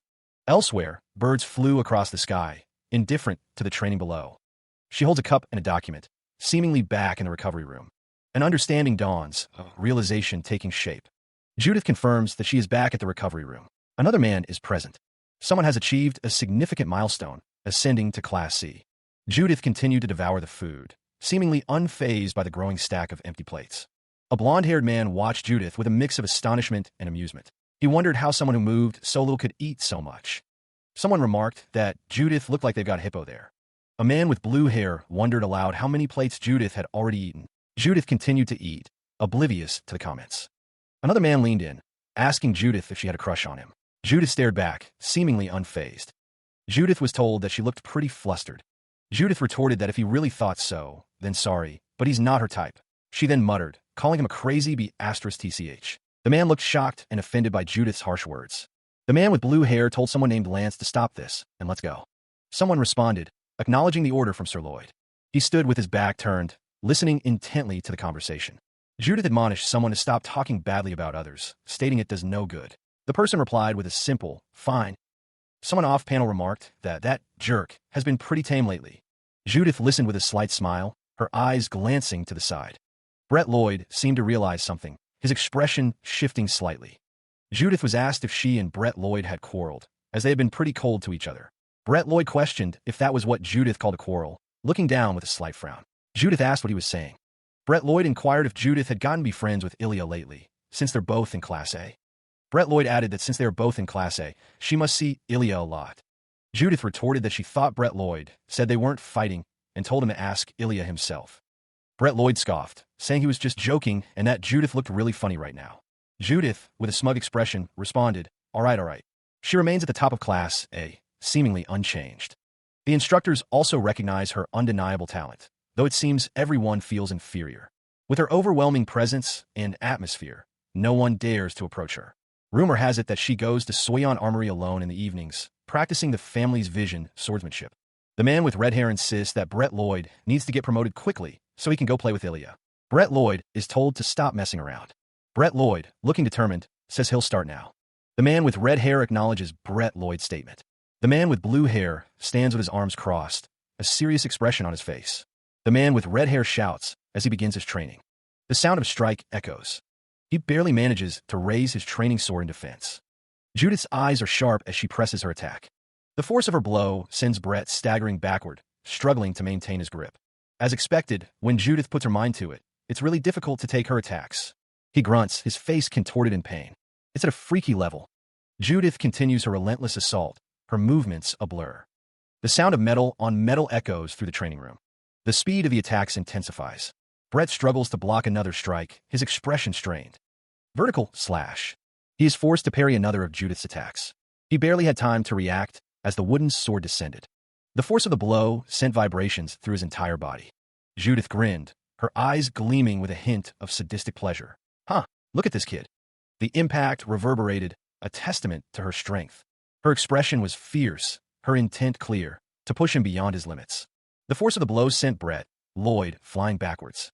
His eyes widened in shock as the world spun around him. He crashed into a wall, gasping for air. Dust billowed as the impact shook the training room. Judith's voice echoed through the room. Although you've grown a lot, you're still not at big sis level yet. Brett Lloyd lay sprawled on the ground, defeated, as Judith stood over him, her wooden sword held high. She stands over Brett, her expression smug as she declares the match over. Judith notes that it's late and they're the only ones around. She suggests Brett might find Ilya at the Soyeon Armory. Brett looks surprised by Judith's suggestion. Judith smiles, seemingly amused by his reaction. Brett's expression is a mix of surprise and contemplation as he considers Judith's words. Meanwhile, Ilya stands silently, her expression unreadable as she grips her sword tightly. The light catches the edge of Ilya's blade, highlighting its sharpness and her readiness. Footsteps echo in the distance, approaching Ilya's location. Her blue eyes narrow slightly, a hint of anticipation in her gaze. Ilya stands ready, her sword held loosely at her side as she awaits the approaching figure. Brett approaches Ilya, a slightly nervous expression on his face as he closes the distance. Brett stammers a greeting, his voice betraying his unease. He approached her, but Ilya's expression remained cold. She questioned what he wanted. Brett Lloyd stammered, explaining that he had come to give her something. Ilya Lindsay looked down at the offering. It was a letter and a gift from his home. Ilya wondered if it was all too sudden. A flashback began. Someone observed that Brett wasn't good at dealing with people. And so, due to some misunderstandings, they would quarrel a lot. The next day, he would always leave a letter and a gift at her bedside. Since he was bad with words too, it was just really difficult to organize his words properly and say them. He decided to. Back in the present, Ilya asked if he thought she'd help him again because of this. It was fine, though. Brett Lloyd approaches, apologizing for interrupting Ilya's training session and offering to leave. She watches him, her expression unreadable as he turns to leave. A memory surfaces. Ilya thinks to herself how childish it all seems. Her gaze falls upon a bracelet. Her eyes widen, a flicker of shock crossing her face. This is an Amor Adonis. A surge of emotion overwhelms her. A blinding light engulfs her vision. She seemed to fade, her mind drifting away from the present. Her eyes widened slightly, a flicker of something akin to fear crossing her face. A memory surfaced, or perhaps a vision, hazy and indistinct. Her thoughts echoed, trapped in a loop. Maybe I was too wrapped up with that. Meanwhile, elsewhere, in a vast hall, a red-haired trainer oversaw a blonde-haired trainee's practice. The trainer's voice carried across the room. We're increasing the intensity. The red-haired trainer stretched, declaring, today. The blonde-haired trainee, panting, was told, you can take it easy, though. A blue-haired observer watched from the side, his expression unreadable. The sound of footsteps echoed through the hall. The red-haired trainer looked up, a puzzled expression on his face. The blue-haired observer and the red-haired trainer stood with the blonde-haired trainee. Brett Lloyd asks Judith to wait, stating he has something to tell her. Judith seems surprised by the request. Brett Lloyd thinks to himself that he needs to tell Irene Parriera something as well. Judith tells Irene Ferreira that she wants to train with him regularly from now on. Irene seems confused by the sudden request. Irene wonders why Judith is asking him this, citing what she's shown in the midterm evaluation and their last fight. Brett Lloyd tells someone that they have a deep concentration that he doesn't seem to have. He would like them to teach him that. Irene is surprised by the request, but seems to be considering it. The text states that they should make up for each other's shortcomings and grow together. The trainees stood ready, swords in hand, awaiting instruction. Judith looked up, a question forming on her lips. She wondered aloud what Irene was planning. One of the trainees questioned if Irene was trying to use them after testing Irene during the duel. Irene glanced away, his expression unreadable. Irene faced Judith, who accused him of being shameless. He acknowledged her point. A smirk played on Irene's lips, as he considered if that was really a bad thing. Irene stated that he could obviously get satisfactory growth on his own, as the other trainee listened. He gripped the sword tightly, declaring that kind of method inefficient. His grip tightened further, ready to demonstrate a better way. Irene continued, saying that he wouldn't be the only one using her, and that they could also use her to their advantage. He added that they'd also been competing with Irene all the time, except Judith listened intently, understanding that this was for formal classes. He declared that this was an opportunity, his fist clenched in determination. The other trainees listened, one thinking that he was there to learn, compete, and gain experience. Another remarked that it was a Class A saying to a Class C. Judith looked on, a slight escaping her lips as the dark-haired trainee spoke with a flushed face. The red-haired trainee stated fine, wondering if the blonde trainee would be able to learn anything. The blonde trainee wondered if he was too incompetent compared to the others. The blonde trainee asked if Irene would be able to learn anything from him. Irene smirked, stating that he had already told the trainee that he had something he didn't. The lazy lord had been thinking about it since the midterm evaluation. He wondered what exactly it was, thinking he had been trying the same thing, but was still so different from him. Irene thought that the time he'd spent on training should have been about the same as Irene's, wondering what made him different. It was something only peculiar to Irene Parriera, he realized. That was it. Everyone has the same limited time, he thought. He trained, the density of time, feeling different from beginning to end.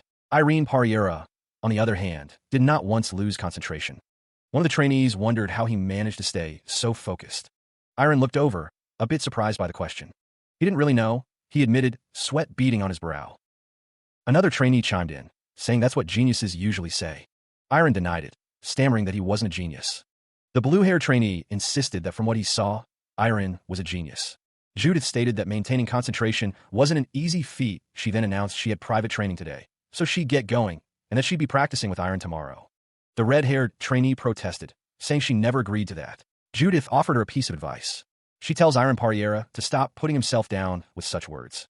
Irene is reminded that he was born into the Parriera family, which is of noble blood. But now, he has shown enough acts and ability that befits one from a noble family. So he should be proud of himself as a noble and show a dignified appearance accordingly. Iron thinks to himself that he might be the only one who feels like puking. Iron stands, looking determined. Judith tells Iron that his hand is too fast there. She explains that he needs to stretch out properly and not move the wrong way. Iron swings his sword, demonstrating what Judith is talking about. He had barely finished his training when Judith turned to him.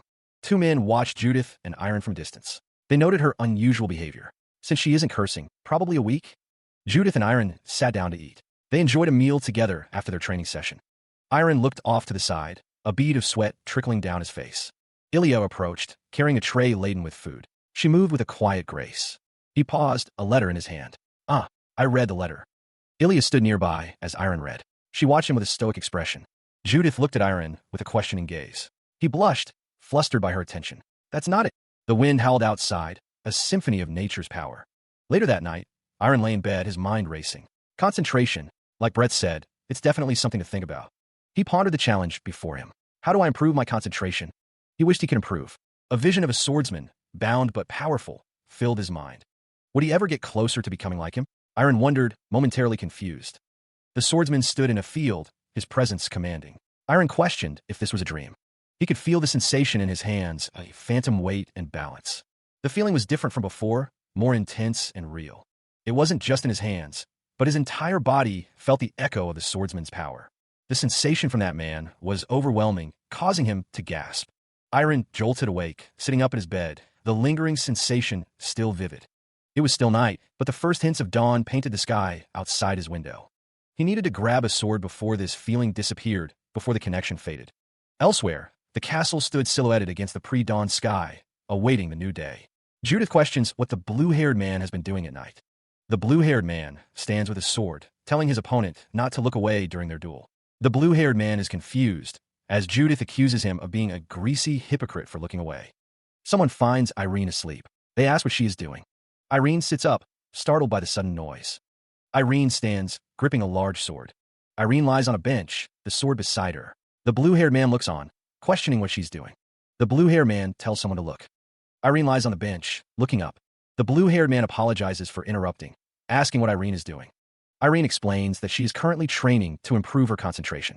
Irene admits that her training isn't going very well, and she didn't think it would in the first place. She had heard of meditation training, that priests used it to focus. Judith wondered if it was to reflect on themselves, right? Irene thought it was great and decided to try it too.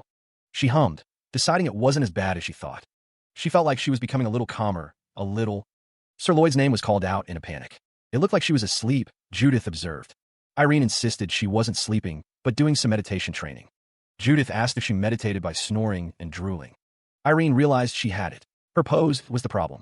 Judith told her that it was no use, that Irene was just a special case, and she wouldn't know until she tried. A sigh escapes, followed by a reluctant agreement. She asks if something has happened recently. Judith confirms that there are no issues, and that Irene Pariera has been promoted to Class B. It seems like the help she received was effective. Brett Lloyd acknowledges that the Sword Master was right. For this class, Brett Lloyd is creating small waves. The sound of clashing steel echoed through the training grounds. The referee declared, "The winner is Brett Lloyd." Judith, clearly frustrated, exclaimed, "This bastard! That was a foul. One more time." Judith's face contorted in anger as she argued her point. Brett Lloyd, unfazed by Judith's outburst, proposed, "Let's duel after class." "All right," an observer remarked, "Such amazing kids. They both seem to be improving at an amazing speed." The observer continued, "Especially Brett. There's a small gap between him and Judith, who is fighting for second place." Brett Lloyd clenched his fist, thinking, "Nice. I can definitely feel the progress." He felt the power surging within him. If I keep on improving like this. Perhaps he was on the verge of something greater. Meanwhile, Ilya Lindsay stood ready, her sword reflecting the light of the training hall. Brett Lloyd hefted the massive blade, his feet digging into the dirt. Sweat beaded on his brow as he pushed himself, knowing it still wasn't enough. Irene watched him, noting his persistent use of the vertical slash. She mentioned that the Sword Master called for a gathering. He wiped his brow, confirming they were headed to the martial arts arena. Meanwhile, a hush fell over the assembled students, their eyes fixed on the platform. The old man addressed the crowd, stating that it had been 9 months since they all arrived. He continued, explaining that they had endured several evaluations and rigorous training, and many had improved quite a lot. A voice boomed, declaring that they would get straight to the point. She listens as Brett Lloyd addresses the students, preparing them for the upcoming evaluation. The white-haired student's sharp eyes narrow, taking in the details of the explanation. The blue-haired student explains that unlike the midterm assessments, they won't be measuring skills by giving a fixed amount of time or rounds. Brett Lloyd elaborates, stating that in the final evaluation, they will evaluate based on the student's potential abilities. The blonde-haired student seems worried, but Brett Lloyd assures him it won't be so difficult. He continues, explaining that they just need to demonstrate the area they think they excel the most in swordsmanship. The old man gestures, adding that they may use any means possible to show what they can do. Brett Lloyd expresses his confidence that everyone will be able to blossom into their full potential. The camera focuses on a student's armored shoulder, hinting at the intensity of the upcoming demonstration. Brett Lloyd reveals that he has prepared a gift for them all, holding a sword. The blonde-haired student looks on with anticipation, listening intently to Brett Lloyd's words. Brett Lloyd hopes they can learn something from it, referring to his gift. He narrowed his eyes, a flicker of intensity crossing his face. Brett Lloyd swung the sword, the motion a blur of steel. Ilya's eyes widened in surprise. The sword cut through the air, a gust of wind following the blade. Judith gasped, along with another student. Their expressions mirrored each other, a mix of shock and disbelief etched on their faces. The old man continued his demonstration, the sword a whirlwind of motion and power.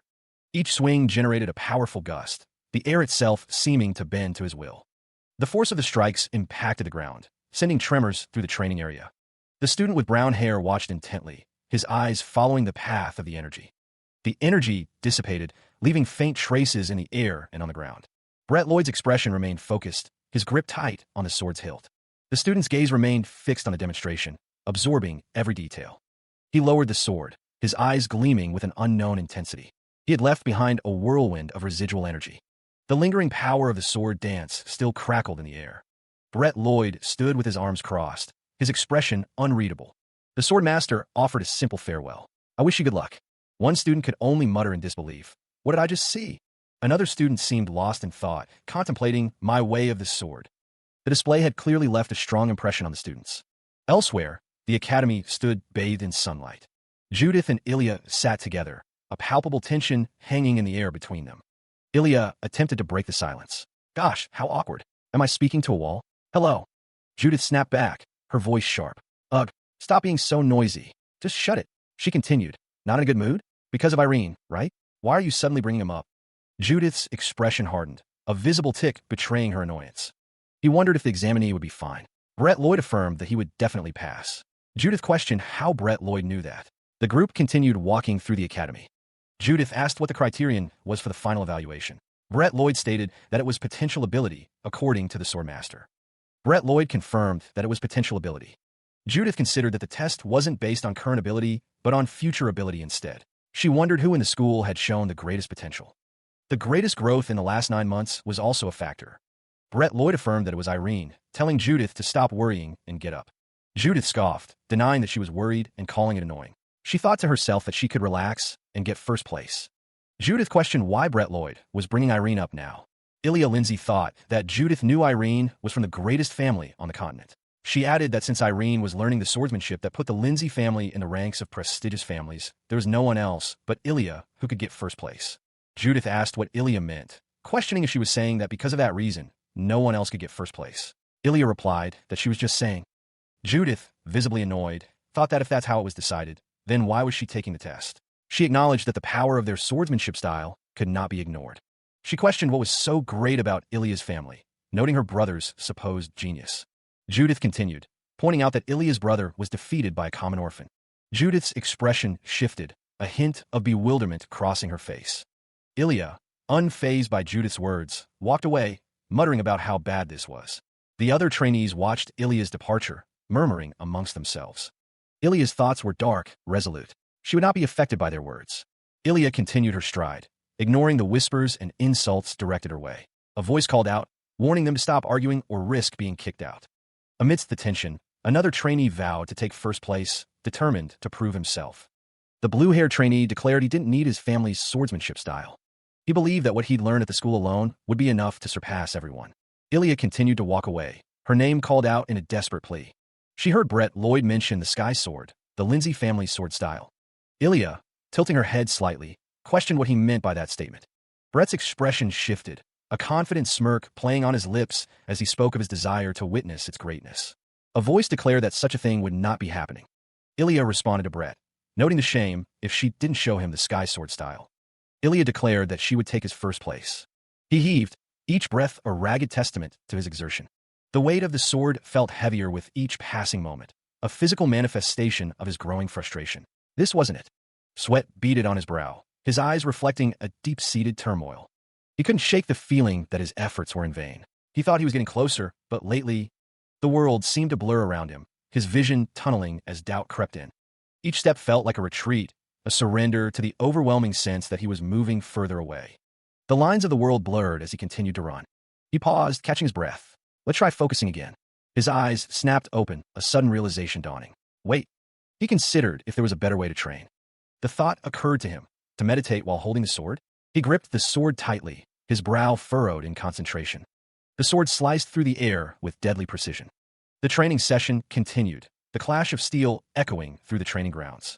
One of the trainees, exhausted, admitted defeat. I give up. You win. Brett Lloyd watched the trainees, a smile playing on his lips. You're all training hard. Lloyd observed one of the trainees.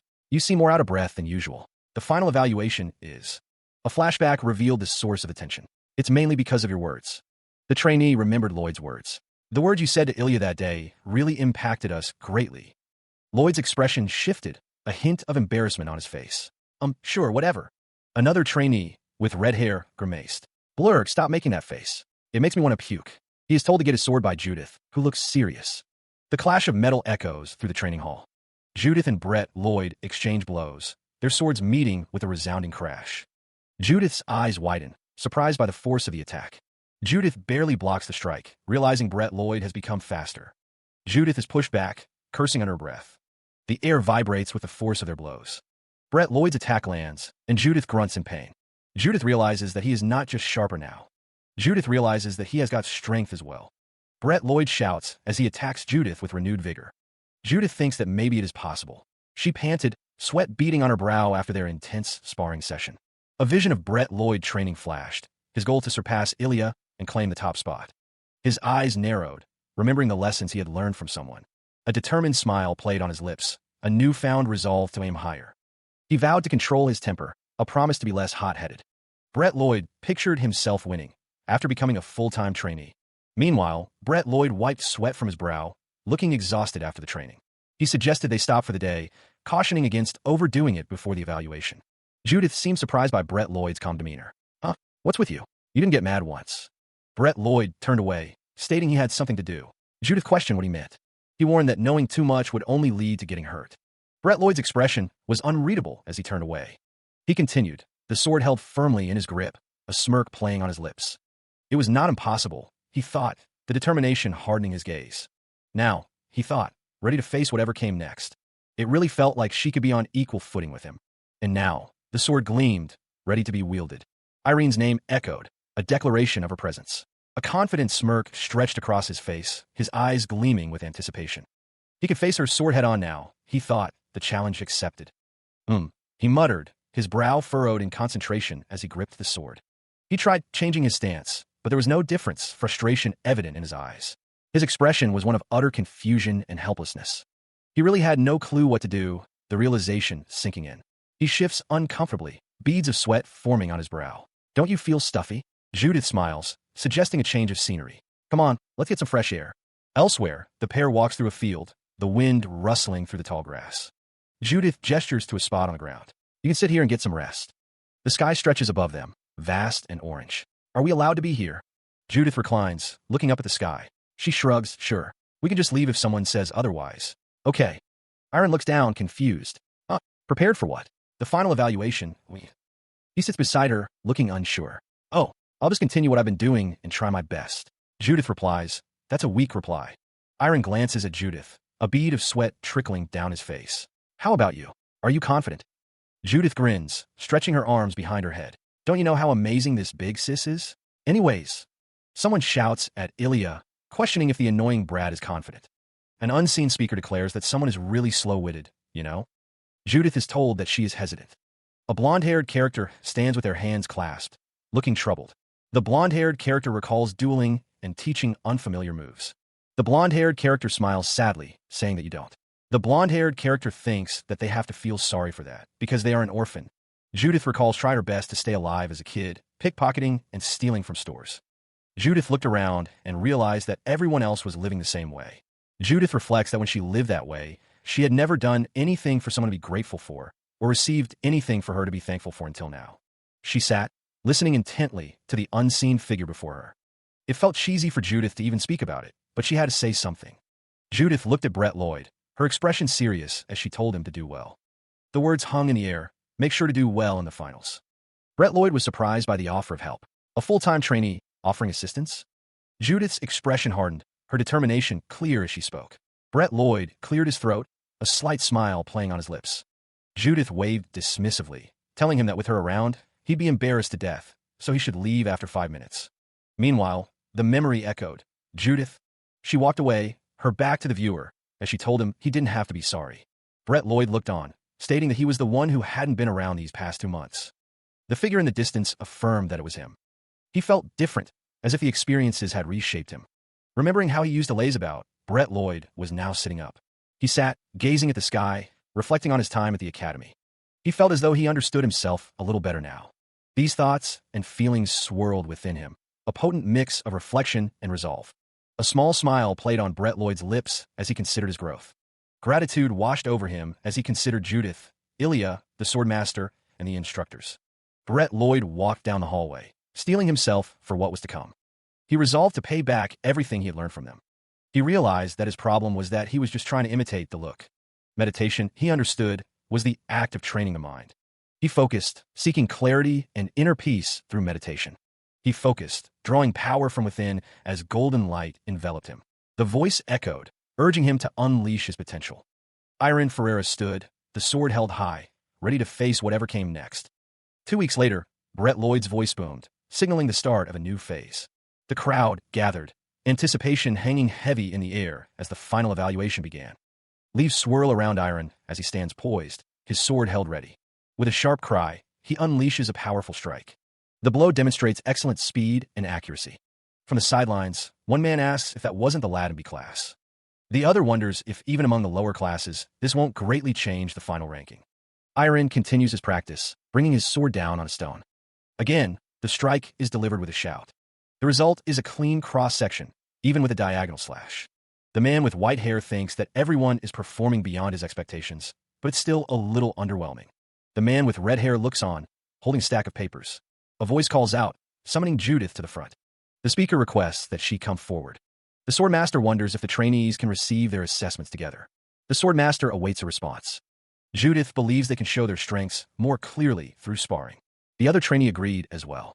The swordmaster finds this interesting and asks who that trainee is. A trainee with striking blue hair walks forward, approaching the swordmaster. The 2 trainees stand ready to spar. The blue-haired trainee calls out to Judith.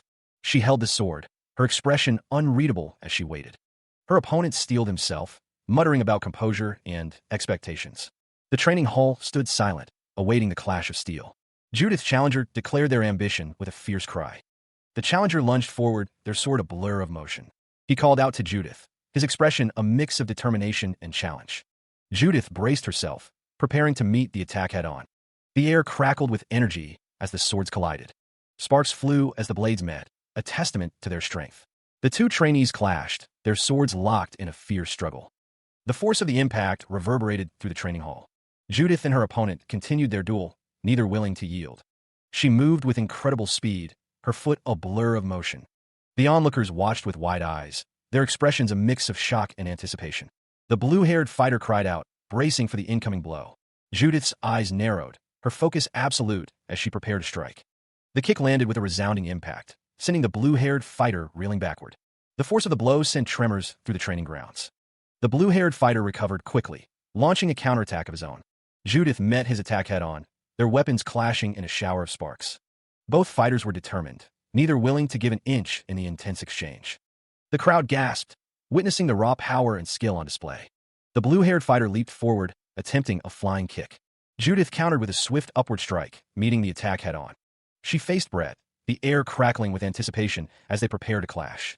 He lunged forward, a swift strike aimed at his opponent. Judith met the attack head-on, her movements precise and powerful as she blocked the blow. The force of their collision reverberated through the training room. Brett's eyes narrowed, focused on the challenge before him.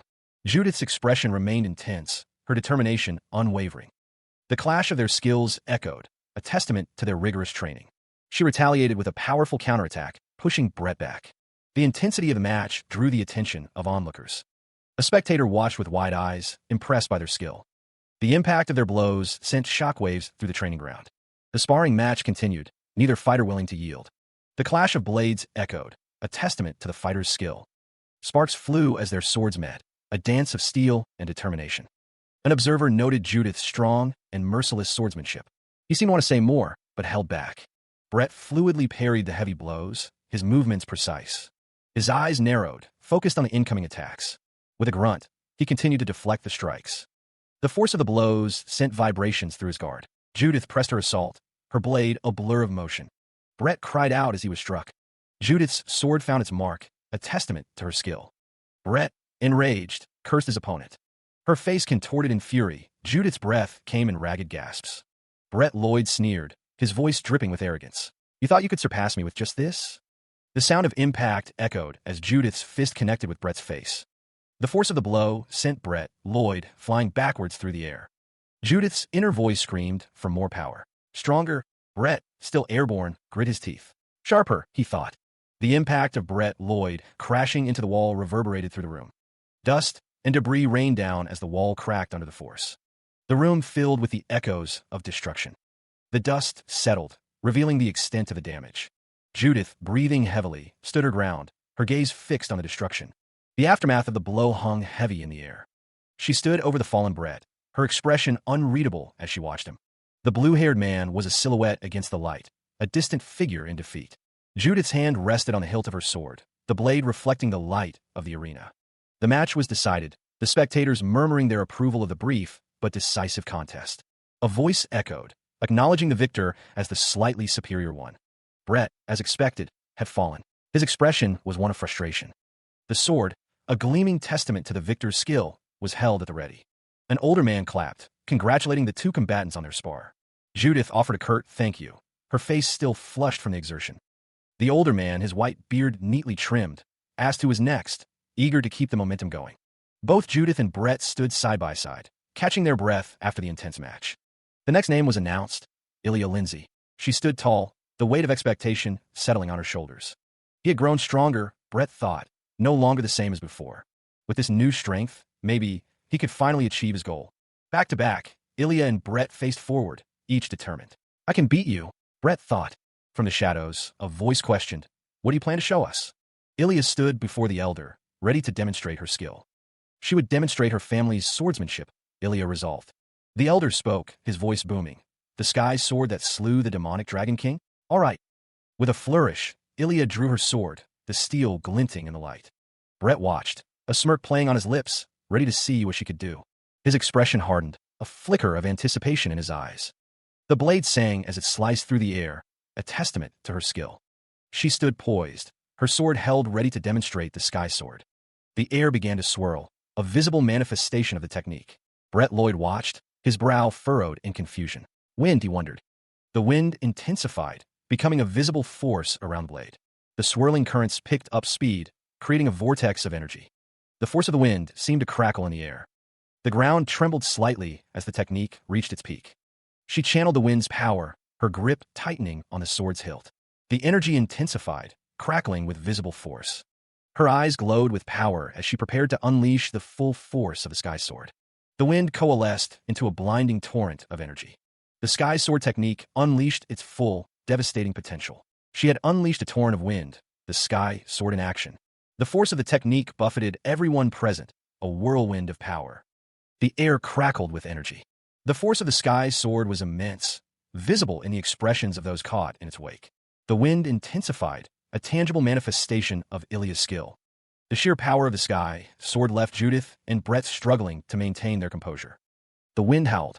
Judith, caught off guard, could only stammer in disbelief. Her shock was evident as she questioned the nature of the technique. The sky sword's power reshaped the very air around them. Brett Lloyd, witnessing the display, identified the technique with a hint of awe. His eyes widened as the implications of the sky sword became clear. He seemed to be grasping at something, a realization forming in his mind. A figure stood silhouetted against a swirling background, a testament to something truly existing. Brett's eyes widened, the impossible now seemingly within reach. A monstrous form loomed, its glowing eyes piercing the darkness. The figure stood defiant against the monstrous presence, a tiny spark against overwhelming darkness. Brett let out a soft "ah," the sound laced with disbelief and wonder. He was lost in thought, the words echoing in his mind. I was dreaming of the impossible. Judith watched him, concern etched on her face as Brett seemed to grapple with something profound. Meanwhile, elsewhere, a different scene unfolded, charged with anticipation. A figure walked forward, the word turned hanging in the air, a command or a plea. The crowd roared, their voices a unified cry. Irene, you got this. A voice filled with despair echoed a single devastating word. And no. She hears her name called out in a desperate cry of denial. A fist clenches, knuckles white with tension. The man with blue hair's brow furrows, a sense of foreboding washing over him. Brett Lloyd is told he is a really nice person, leaving him confused. The man with blue hair begins to speak, his expression serious. Brett Lloyd speaks of a bright and warm aura, feeling at ease in the other's presence, attributing it to his many friends and followers. Brett wonders if he made another mistake, while the man with blue hair questions how he can say such words with a straight face. Brett Lloyd is told that he is wrong, his eyes widening in surprise. The man with blue hair begins to speak, his expression unreadable. A voice declares that he is not as good of a person as he thinks. Irene walks away, seemingly confirming the sentiment. A plea is made, the words hanging in the air. His face contorted in anguish, sweat beading on his brow. He desperately pleaded, his voice cracking with emotion. Please, Irene. The figure stood silently, their expression unreadable. A surge of emotion, a desperate cry from the depths of his being. You of all people. A looming silhouette cast a long shadow. His eyes widened, a primal fear gripping his heart. His plea was desperate, a final, fervent wish. Please be nothing special. Iron stood tall, his back to the light, a massive sword strapped to his back. An older man, his hands clasped in front of him, inquired what Iron would be showing them. The name, Irene Pereira, was spoken. Iron's expression was unreadable, his gaze steady and focused. Iron stood alongside another, both facing forward, ready for what was to come. Several figures watched with varying degrees of concern, including Irene Pereira, her expression unreadable. A vertical slash was about to be unleashed. The straps across Iron's chest tightened as he prepared to strike. The older man watched intently, while a woman beside him looked on with worry. One of the observers yelled that this was the final assessment. Lance Peterson questioned if something like a vertical slash would even work, warning that interference would result in ejection. He faced his opponent, the other man's words laced with disbelief and a hint of anger. The blond man apologized, claiming everyone present understood how he felt. Lance Peterson stated that this was the final assessment, his expression unreadable. A voice questioned the practicality of a vertical slash at such a crucial moment, wondering what he intended to demonstrate. The disembodied voice demanded to know what he was thinking. Iron stood ready, his grip firm on the large sword, preparing to show them. He exhaled, his mind drifting back to a different time. His younger self stood in a dimly lit space, the air thick with anticipation. The memory showed a glimpse of a powerful figure, its form obscured by shadow. A monstrous face grinned, its teeth sharp and menacing, as the memory continued to unfold. The old man's voice echoed, accusing him of not desiring his teachings. The voice continued, addressing him as someone who was... He stood, hands clasped, seemingly indifferent to the gravity of the moment. An angry voice boomed, demanding a display of swordsmanship. The name, Irene, echoed, though its significance remained unclear. In the training hall, the silhouette of a swordsman stood poised. Whispers rippled through the crowd, questioning his stillness. That is meditation. He focused his mind, the sword held ready. Stabilizing his breathing, he centered himself. Tensing every muscle, he prepared to strike. Focus. He stilled his body and entered the mind. The sword began to move, a silent dance of power. He still didn't know, the swirling energy a reflection of his uncertainty. The world seemed to press in, the weight of expectation heavy on his shoulders. A voice echoed in his mind, a challenge to define himself, who you are. What he was trying to slash was now a question of what he would become. He who could endure such suffering, the weight of the world on his shoulders. His grip tightened on the sword, knuckles white, a silent promise etched in his face. While endlessly swinging his sword, he sought not perfection, but the strength to move forward. His fists clenched, resolve hardening. He prepared to meet whatever came next. He who could keep moving forward, despite the pain, despite the doubt. The sword felt like an extension of his will, a conduit for his unwavering spirit. The energy crackled around him, a visual representation of his burning determination. With your will as hard as steel, he would face the coming storm. Energy began to gather, a crimson light piercing the darkness. He focused his gaze, the power building within him. His eyes glowed with intensity. It's enough. The energy erupted, a blinding flash of light. The force of the blast expanded outward. Iron Ferreira unleashed the pent-up power. The surge of energy continued to spread. The air crackled with raw power. The energy intensified, reaching its peak. Nearby, the men watched in stunned disbelief. Another man looked on, his face etched with shock. The aftermath of the unleashed power lingered in the air. He stood amidst the swirling dust, his expression unreadable. The air crackled with residual energy. A lone figure remained, surrounded by the echoes of power. The ground bore the scars of the unleashed force. Cracks spiderwebbed across the ravaged landscape. The air vibrated with unseen energies. A faint glow emanated from the epicenter. Irene's eyes widened with concern. Her face reflected a mixture of worry and disbelief. Elsewhere, Brett Lloyd stared into the distance, a question hanging in the air. The silence was broken only by the wind. An old man watched, his expression inscrutable. The announcer's face fills the screen, anticipation hanging in the air. He apologizes for the wait, promising to reveal the long-awaited results. The announcer reminds everyone that the final assessment is important, but not the only factor. He explains that the final interview also matters, and he will announce the rankings from the bottom up. The announcer reveals that 66 fourth place goes to Peter Nelson. He continues, announcing that 42 second place belongs to Alice Bennett. The announcer states that 7 fourth place goes to John William, and 4 fourth place goes to Judith. The announcer reveals that 3 third place goes to Brett Lloyd. The camera focuses on the back of someone's head. The announcer is about to announce the next placement. The announcer reveals that Irene Pereira is next. Sweat beaded on his brow as he stood among the crowd. Ilya Lindsay's name echoed in the air. Everyone had worked hard during the assessment, and information on the final interview would be given afterward, so Irene Pereira headed to rest. The door creaked open. Ilya knew she would be there. "It's you, Irene," the man with the sword said, surprised. She simply replied, "Oh, hi." "You've gotten quite strong," one of them remarked. The other responded with a confused, "Huh." Brett and Judith were formidable opponents, but it had been a while since Ilya felt like she was being chased by someone. "I barely got first place. Normally, I would be vexed, but—" She offered a slight smile, though it seemed more wry than genuine. This time, it had been a little fun. Brett, flustered, gushed over Ilya's sky sword technique. He found it amazing, his face flushed with excitement. Irene seemed unimpressed by the praise. She found him weak to compliments. Ilya declared that she would not be staying in the chrono swordsmanship. Brett was taken aback by her statement. He stammered, questioning her decision with wide eyes. Brett struggled to find the words, overwhelmed by the suddenness of her announcement. He was clearly flustered. Ilya explained that she never planned to become an official trainee. She had intended to return to her family after getting first place. Ilya's expression remained stoic as she spoke, her gaze fixed on Brett. He listened intently, his brow furrowed. The scene shifted to a view of the floor, a single word echoing in the air. "Huh." Irene asked if he knew the person who was called the greatest genius on the continent. Brett admitted he did not. The name Carl Lindsay appeared on screen, accompanied by a figure in a dark cloak. A close-up revealed a man's face, his eyes glowing with an unnatural light.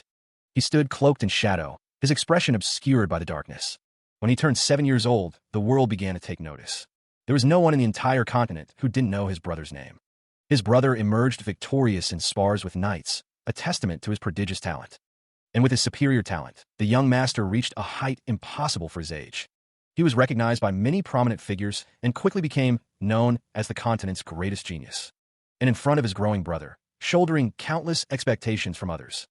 He was a commoner who took first place in the Chrono Swordsmanship Academy, but refused to become an official trainee. The continent's eyes were all on him, the rising star. A second genius who organized a mercenary band at a young age of 14, a person named Ignette appeared. Ignette, a figure shrouded in mystery and brimming with confidence. She immediately requested to spar with his older brother, the object of so much attention. She had challenged him, and as a family that didn't shy away, he accepted. The match began, the sounds of their movements echoing in the training hall. Iron's brother screamed, his face contorted in pain as he fought with all his might. As a result of the clash, the fight ended after only 3 strikes. Iron's brother was sent flying, blood splattering across the training grounds. Ignette stood victorious, her form a blur of motion as she struck the final blow. It ended in Ignette's victory, her hand outstretched as she stood over the defeated form. Ignette's expression was cold, her red eyes gleaming with a strange satisfaction. Iron felt a wave of disappointment wash over him as he watched his brother fall.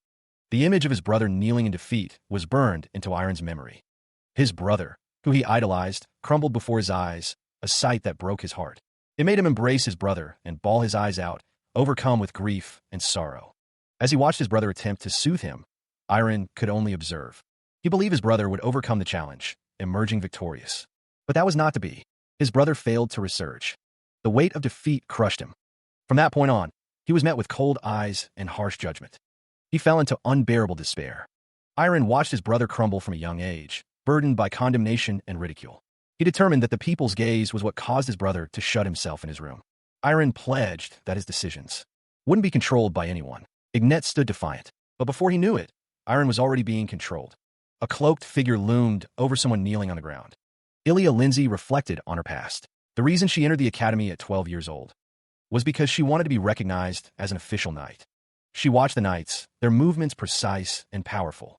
But she was done chasing after someone else's dreams. The memory of a friend surfaced. Yes, it's thanks to you, she thought. After watching someone who was never controlled by anyone, never minded what anyone said, and honestly followed their own path, Ilya made a new pledge. She would follow her own heart, she decided. The memory solidified her resolve. Ignet's example inspired her. I know I can reach the realm of a master. Even if I walk down the path that I want to follow. You've overcome such hardships. They were looking at a world beyond the academy. His hands fidgeted, a nervous habit betraying his inner turmoil. He bit back the words, a silent plea escaping his lips. Don't. A crisp collar, a symbol of the academy's rigid expectations. He questioned the pressure, the demand to never relax. Work harder. If you don't. Ilya Lindsay watched as the other figure declared she would widen their gap in an instant.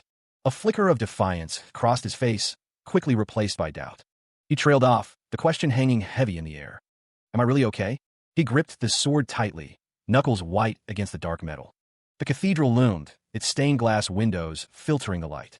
Iron questioned his current state, wondering if he was truly okay.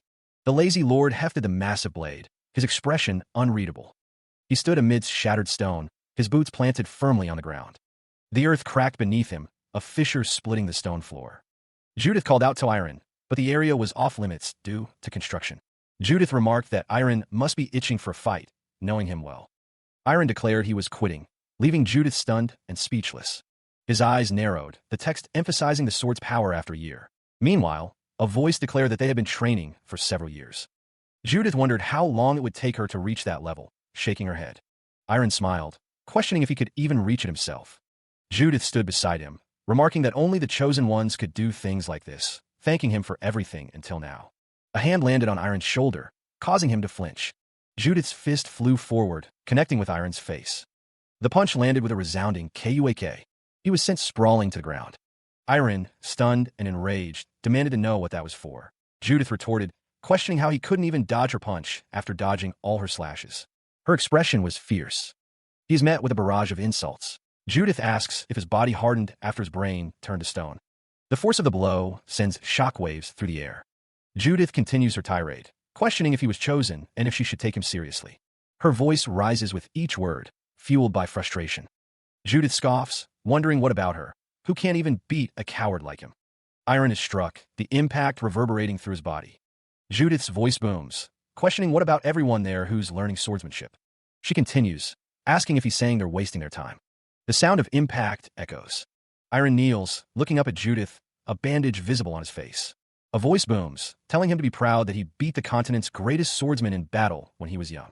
Judith finishes her rant, telling him to brag about it for the rest of his life. A voice booms out, chastising someone for running from a trivial matter. The man grits his teeth, bearing the weight of the words. He remains silent, his expression unreadable.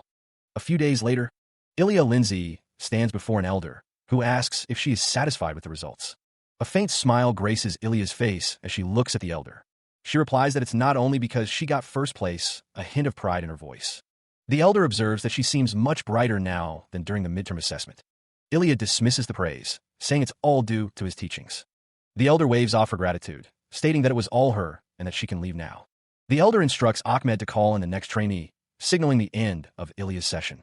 He looks on with a stern expression, questioning the situation. Ahmed praises the unseen character's impeccable results and swordsmanship, stating they are a role model. The unseen character is told that they threw away their obstinacy and fixed their faults. A young man with blue hair is reminded of the expectations placed upon him. Ahmed listens as the unseen character apologizes, admitting they no longer have confidence. The character's eyes are described as dead, like burnt candles, and that he can't even hear Ahmed's words. The blue-haired man, looking dejected, is told to do as he likes. A silent hope emerges, wishing for an opportunity to twist the feelings of this child. A blonde-haired character stands in a hallway, his final assessment deemed quite memorable. Honestly speaking, Ahmed appears to be in deep thought. It was the most surprised he'd been as the swordmaster.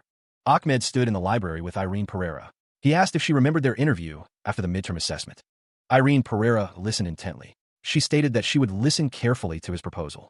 Ahmed grinned, stating that he had a question for her before that. Trainee Irene Pereira looked at him expectantly, waiting for his question. Ahmed's expression shifted, asking Irene if she was swinging her sword.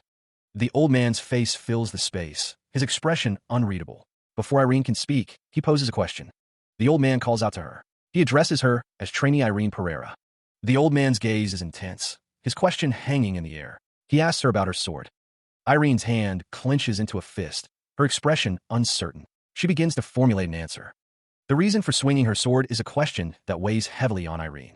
Irene stammers, her eyes darting nervously. She doesn't have a clear answer. The old man leans forward, his expression encouraging. He tells Irene to speak freely, regardless of the reason. The old man gestures with his hand, inviting Irene to share her thoughts. He awaits a response. Irene's face is etched with worry, her brow furrowed. She struggles to articulate her true motivation. The old man repeats her name, Irene Pereira, emphasizing her lack of a reason. He awaits her answer. Ahmed states that she didn't walk the path of swordsmanship of her own free will. Irene stands silently, listening to the old man's assessment of her skills. Ahmed is surprised, asking what he is doing. He says he doesn't know. Ahmed thought it was strange that Irene was more diligent. Ahmed continues, stating that she is serious about the sword more than anyone else. Ahmed admits he couldn't feel any emotions natural for a swordsman of that caliber from Irene. Trainee Brett Lloyd was happier than anyone else as he felt his skills improving. Judith was very scary as she fell behind Brett. She vented her anger as if she couldn't see anything. Every trainee felt sad and happy while training their swordsmanship, but Ahmed says Irene didn't show any of those feelings. Ahmed's gaze intensifies as he focuses on Irene. Irene looks away, a faint silhouette of a swordsman visible behind her. A voice confirms that Ahmed's assessment is correct. Ahmed states that he thought as much, and that he is surprised Irene got all the way here from imitation. He states that he will not ask who she is. Ahmed warns that if Irene plans to follow the way of the sword, she will have to think carefully about it from now on. Ahmed declares that if you don't have a reason to swing your sword, you don't have a reason to remain here.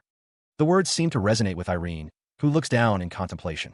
The swordmaster's words echo in her mind. This is not a place mainly for swinging a sword, but rather a place to find a raison d'etre in this world. Irene seems to be reflecting on the meaning of her existence. She thinks to herself that she will never forget the swordmaster's teachings. The swordmaster's final advice lingers in her thoughts, a bittersweet memory. Irene recalls the swordmaster asking if it was fine to take a drop of her blood, and she agreed. A slight sting accompanies the memory. Irene holds up her finger, a single drop of blood visible, as she remembers the moment. Irene stares at a golden plaque, realizing it is from the swordmaster. The old man gives Irene a year to find his own way of the sword. She tells Irene to visit her when he has time, a gentle smile gracing her lips. Irene examines the insignia, recognizing it as his family's. Ilya tells him to show the insignia to the gatekeeper, offering flowers as a present if he visits. The text describes the flower as a pheasant's eye, the same flower engraved on the bracelet she gave him. Ilya confirms that she grows that flower at her house, her expression open and inviting. She explains that she rooted them all when she was 7, but she's going to plant them again. Irene promises that he'll be there for sure, his face set with determination. Someone asks what that bright thing is, wanting one too. Judith tells Ilya that she doesn't have to give her one if she doesn't want to, that she isn't forcing her. She holds out a small, rectangular object, offering it to Ilya. Judith asks her to take it. Judith's expression is serious as she apologizes for her past behavior. Ilya seems surprised by the apology. Judith continues, saying she's sorry for mocking her and her family. Ilya explains that she didn't have anything like a family back then, so she blurted out some mean words. Irene looks on, seemingly confused by the exchange. Judith adds that this is also an excuse and that she is really sorry. Judith apologizes for ignoring him as well. Irene wonders why she is standing there smiling like that. Irene looks at Judith, a confused expression on his face. Ilya stands beside her, seemingly more at ease. Ilya says she likes peace, but Iron accuses her of saying weird things again. She tells him to fix that bad habit of his. Iron exclaims in surprise, looking at Judith. She stares back at him. Iron walks towards the blue-haired man, who is standing some distance away. Judith and Ilya watch Iron walk away, their expressions unreadable. The blue-haired man says he heard that Iron is leaving the academy and asks if something happened. He gazed forward, a flicker of resolve in his sharp eyes. Brett Lloyd reassured him that everyone has their own circumstances to consider. Brett wondered if Iron was also planning to leave the academy. Iron clarified that he wasn't leaving for good and would return after his training. Iron continued to push himself to improve despite the challenges. Brett thanked Iron, admitting that he had become certain of it because of him. Brett expressed that he felt alive when he swung his sword. The two young men stood together, contemplating their paths. Brett admitted that something changed within him a year ago, though he couldn't explain it. Iron reflected on his past at the academy, considering how he could learn more about himself and move forward. Iron realized that the reason he could look back on his past was because he met everyone. He offered a simple, yet heartfelt, thank you, his expression unreadable. The bandage on Iron's face was a stark reminder of recent battles. A voice called out, "It's been a while. Please get in," as a carriage arrived. Brett Lloyd declared, "I'll be going first," before stepping toward the transport. Brett's expression hardened with resolve, a silent promise etched on his face. His name echoed, a farewell shout hanging in the air. The urgency in the shout was palpable, a mix of longing and determination. Judith and Ilya Lindsay shared a look, their expressions mirroring the sentiment. "Let's." Iron clenched his fists, a silent vow to grow stronger, his knuckles white. The sentiment hung heavy in the air. "Let's meet again." Iron's gaze intensified, reflecting a newfound resolve and determination. Elsewhere, Brett walked away, the carriage carrying him toward an unknown future. Judith watches Brett, a teasing smile playing on her lips. She wonders if they are separating lovers. He walks away, lost in thought. Brett wonders if he might have been imagining things. Judith's expression darkens. She felt like she would never see Brett again.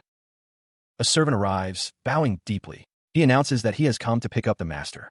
The servant gestures toward the carriage. He exclaims that these people are... The servant asks if they are Iron's friends. Iron, flustered, denies it. He insists that it's nothing. Brett says he'll get going then. Judith calls out for him to come back soon. Meanwhile, the carriage rumbles down the road, leaving the town behind. Judith stands with Ilya, watching the carriage depart. They both seem thoughtful. She wondered how this had happened, questioning if she needed to wait. Judith noted their tardiness with a hint of impatience. Ilya admitted that waiting was starting to hurt. Judith suggested she should get going, her expression neutral. Meanwhile, after seeing his prize students leave, the man watched them go. He seemed lost in thought. He chuckled softly, unable to deny the truth of the matter. The man with graying hair considered the idea of finding your own way of the sword, his expression thoughtful. He knew it wasn't an easy thing to do. The man wondered what there was to worry about, given that Iron was the continent's fourth genius. The man's expression was unreadable as he continued to ponder the situation. He was a genius of effort. She walks away, the sound of her boots echoing on the stone path. In the end, Judith thinks she's alone again. The sound of her footsteps are the only thing accompanying her. Each step takes her further away from whatever she is running from. A hand touches her shoulder, stopping her in her tracks. "Why are you looking down? Is something down there?" Brett Lloyd asks, a smug look on his face. Judith's eyes widen in shock. "WW what? Why are you here?" Brett Lloyd stands tall, a confident smirk playing on his lips. He continues, "Moreover, since Irene's gone, there's no one to handle your explosive temper." Judith's eyes narrow. "What the hell did you say?" Brett retorts, "Aren't you happy that I'm back?" Judith's face contorts in rage. This fucker. What the hell?" She scoffs at Brett Lloyd's words, finding his statements insane. Judith recalls Irene's words about stuttered swears being the same as an affirmation. Brett Lloyd states he wanted to tell her something for a while, but she shouldn't swear so much. Judith calls Brett Lloyd an arrogant prick, and he responds with a dismissive "yeah." The carriage rumbled along the road, its wheels kicking up dust. Inside the carriage, Brett Lloyd watched the lazy young master with a curious gaze. Iron Ferreira's eyes remained glued to the passing scenery outside the window. It was understandable. Brett thought that Iron couldn't become an official trainee. He must be heartbroken. Brett tilted his head, a puzzled expression on his face. He wondered, looking at Iron. Brett's eyes widened as he noticed something in Iron's hand. "That thing in your hand." Brett was shocked. "The platinum label of the Lindsay family. Where did you get this?" Iron replied, "Oh, a friend gave it to me." He thought back to Ilya Lindsay. "A friend? Do you remember that white-haired girl I introduced you to? She's Ilya Lindsay." Brett was surprised. The Lindsay family is much more amazing than he thought. Iron said, "Sorry, but I'm going to take a nap." Brett replied, "Ah yes, young master." Iron closed his eyes, ready to rest. He contemplated his path, the weight of the sword heavy on his mind. The servants informed the young master that they would be staying at this inn. The carriage pulled up to a large, multi-story inn as the sun began to set. He sat in quiet contemplation, the candlelight flickering around him. One of the servants pressed his ear to the door, remarking that he couldn't hear a thing. Another servant worried that the young master had fallen into despair, wondering what they should do. The servants decided that their current efforts simply wouldn't do. They needed something to cheer up the young master. The servants bustled through the town, searching for something to lift his spirits. One of the servants spotted something that caught his eye, exclaiming, "That is." The servant was shocked to see an orc running a fortune-telling booth. He was more than just an orc. A hexagram pendant hung around his neck, and the tattoos on his skin confirmed it. The orc was a seer. Brett Lloyd looked on, his expression a mixture of surprise and curiosity. It was said that orc seers were the most skilled of all. Rumor had it that even just meeting an orc seer brought good fortune. The orc seer addressed them, asking which of them would be getting their fortune told. Brett thought that Iron might cheer up if he heard good things about the days to come. The orc seer asked what they would like to know: today's fortune, this year's, relationship, wealth, or health. The orc seer proclaimed that he was the best of the best. Brett, curious, asked the orc seer how old he was. The question seemed to surprise Brett. The orc seer responded that he was 16 years old, but warned that he couldn't tell their fortune if they lied to him.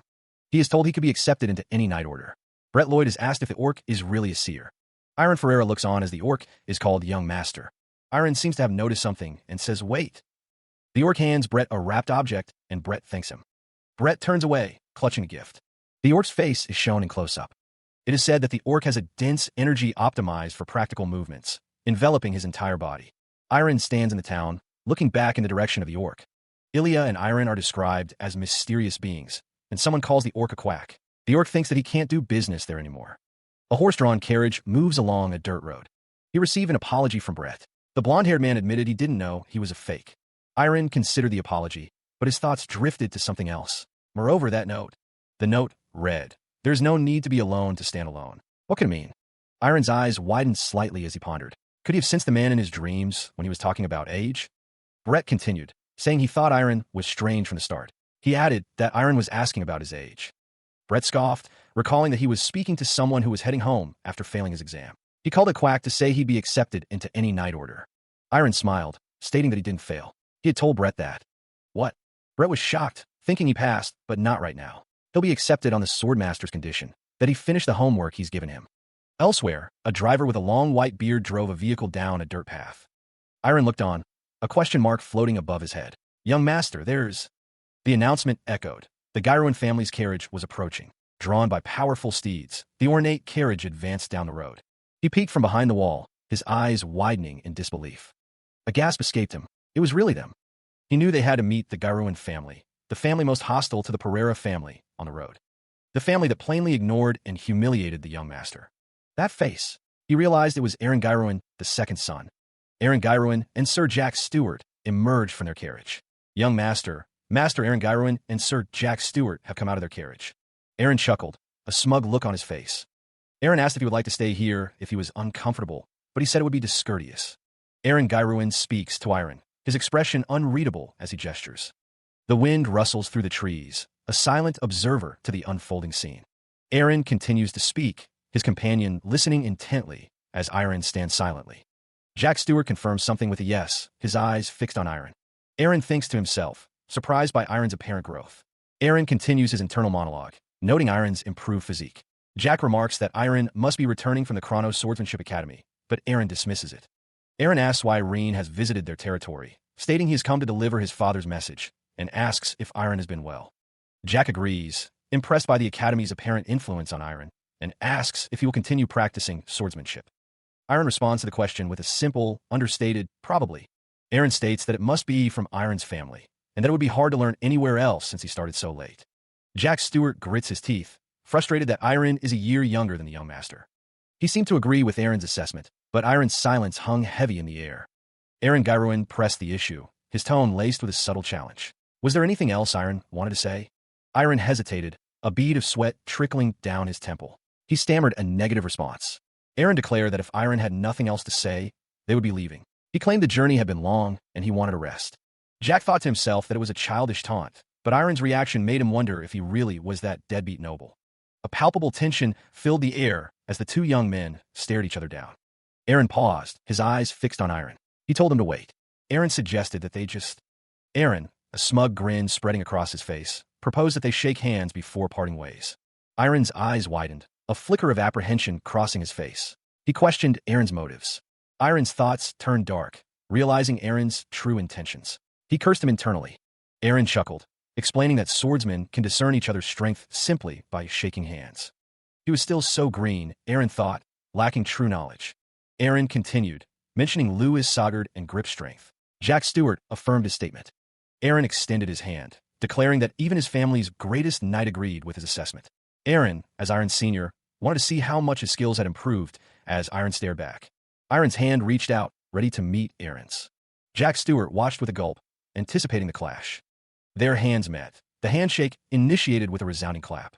Aaron thought Iron had fallen for his trap, ready to crush his hand. The handshake intensified, a silent battle of strength unfolding. Aaron grinned, eager to see Iron's face contorted in pain. Iron remained still, unfazed by Aaron's attempt to assert dominance. Aaron was shocked, realizing Iron wasn't even gripping tightly, yet the pressure was immense. He realized he was supposed to be gripping harder during the handshake. A sudden, sharp sound echoed. Aaron's eyes widened, a surge of power visibly emanating from his hand. The force of the grip intensified, energy crackling around Aaron's hand as he struggled. A pained cry erupted. Aaron's face contorted in agony as the pressure mounted, his eyes darting towards Iron. Iron, seemingly unfazed, admitted it was his first time doing something like this, and he couldn't control his strength. Aaron's eyes widened in disbelief and pain. He thought to himself that he had to let go. Aaron, embarrassed, declared he would be going first. A voice questioned if it was already over, as a large black cat stood before them. The massive cat blocked their path, its sheer size imposing. The group stared in disbelief. A talking cat? The cat, eyes wide, urged someone to give him a good smack. A conjurer? The story is to be continued. Things that should not occur are often the most fascinating. A figure stands before a strange monument, surrounded by onlookers. Things that cannot be explained by logic often defy understanding. A man stands near a large rock formation, seemingly perplexed. Absurd things that make you doubt your eyes challenge perception. A figure stands before a strange, unnatural formation. When people witness such scenes, they usually say something to try and make sense of it. It's like magic, they exclaim, often with a sense of wonder and disbelief. Or something along those lines, as a boy claps his hands together, his face alight with excitement. However, strictly speaking, that is an incorrect phrase. The man levitates a rock with an unknown force. Though it may be misunderstood since the power called mana is invisible to the eye, magic is a study that unmistakably follows logic and reasoning. If one comes across a situation that absolutely cannot be explained, what phrase would fit that situation best? Mystic arts, a term that encompasses the inexplicable and the extraordinary. When the laws of nature are completely ignored, a cat exclaims, "Hey, hurry up," as if this is all perfectly normal. The question hung in the air. Did a mystic turn herself into a cat? Brett Lloyd's eyes widened, the possibility seeming to dawn on him. Jack Stewart, standing nearby, voiced his concern. He'd heard nothing good came from associating with a mystic. Aaron Gairuan apologized for their rudeness, stating they would now take their leave. The nobles began to turn away, fear etched on their faces as they avoided the cat's gaze. The cat seemed to scoff at their departure. The cat, unimpressed, declared their departure boring. To the nobles' astonishment, it stood up on its hind legs. The cat, now upright, demanded a spar, offering to lend them a sword. A sword materialized in a flash of light. The cat looked down at the sword in its paws, a puzzled expression on its face. The cat began to swing the sword around, testing its weight and balance. The families have a relationship where they help and rely on each other. The cat seems disappointed that nothing fun happened. Someone apologizes for taking up precious time. Aaron Gairuan states that they must be tired from their long journey, so they shall take their leave. Someone expresses surprise and agreement. Jack Stewart suggests that they should leave as well. The cat licks its paw. Someone wonders if it is a person that's trans dash. The cat continues to groom itself. It may have a relationship with young Miss Kirill, since the young Miss is a mystic as well. Aaron Gairuan agrees with the statement. Someone states that they will find out as soon as they get back to the castle. The man with blonde hair is greeted upon his return. He is welcomed back and told that he worked hard. He suggests they go inside quickly, his footsteps echoing as he moves. Aaron Gairuan is told that his talent for swordsmanship has been acknowledged. He is told that they're very proud of him, and he thanks them. He thinks back to his father and the words, "proud of me." He reflects on hearing those words from his father. Jack Stewart mentions that he heard from Marcus that Aaron met a talking cat on his way. Aaron asks if it is here that they are talking about the cat. It is clarified that it's not a person transformed into a cat. The young boy questions if it is a cat. The boy states that the cat even has the intelligence of a human. The boy states that the cat is super strong. He can tell just from looking at her, and she's probably stronger than any of the mystics in the kingdom's capital. About 10 days ago, Ruru visited them requesting to be Kiril's teacher. They sent someone to the Mystics Association to find out her identity, but the woman at the table emphasizes the importance of Kiril's feelings in the matter. His sister suddenly leans in, startling him. She asks what he thinks about the situation. Aaron Gairuan hesitates, admitting that he doesn't really know anything about mystics. The sister stares intently, noting that he claimed to have seen her in person. Jack Stewart questions why she is troubling Aaron Gairuan, whom she hasn't seen in so long. The sister wonders if she did something wrong, stating that she was just asking a question, though it was a difficult one to answer. Something bad seems to have happened, as Aaron Gairuan looks distressed. The sister continues to stare intently at Aaron Gairuan. Aaron Gairuan can't tell what's going on, but then remembers something. He tells Kiril that he has a present for him. Kiril is surprised by this sudden change of subject. The sister presents a gift, unsure if Kiril will like it. The woman with short brown hair remarks that Irene would buy a present. The woman with blonde hair seems surprised by the statement. Someone off-panel demands that they be thanked and not be made to repeat themselves. The woman with blonde hair apologizes, while the cat sits on the table. Someone off-panel insists that a present must be bought for each of them. Marcus is thanked for saving someone. The cat walks on the table. The woman with blonde hair is surprised. The cat is on the table, and someone is surprised. The woman with blonde hair says that someone is too different from Kiril. The woman with blonde hair asks why the cat is there. The woman with short brown hair says that she didn't mean to surprise Kiril. While here, the cat considered trying to reshape someone's thinking. Marcus confronted the feline. What was it talking about?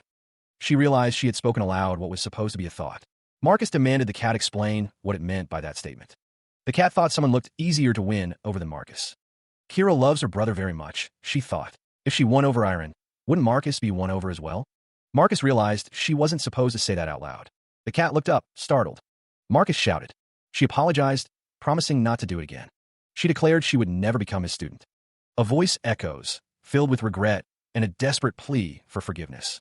Marcus watches a small, dark creature scurry across the table. He admits he's unsure how to handle the situation, a note of worry in his voice. Marcus suggests they worry about the problems later, turning to Irene. He asks her to tell them more about the Swordsmanship Academy. Iron lies in bed, lost in thought, his expression troubled.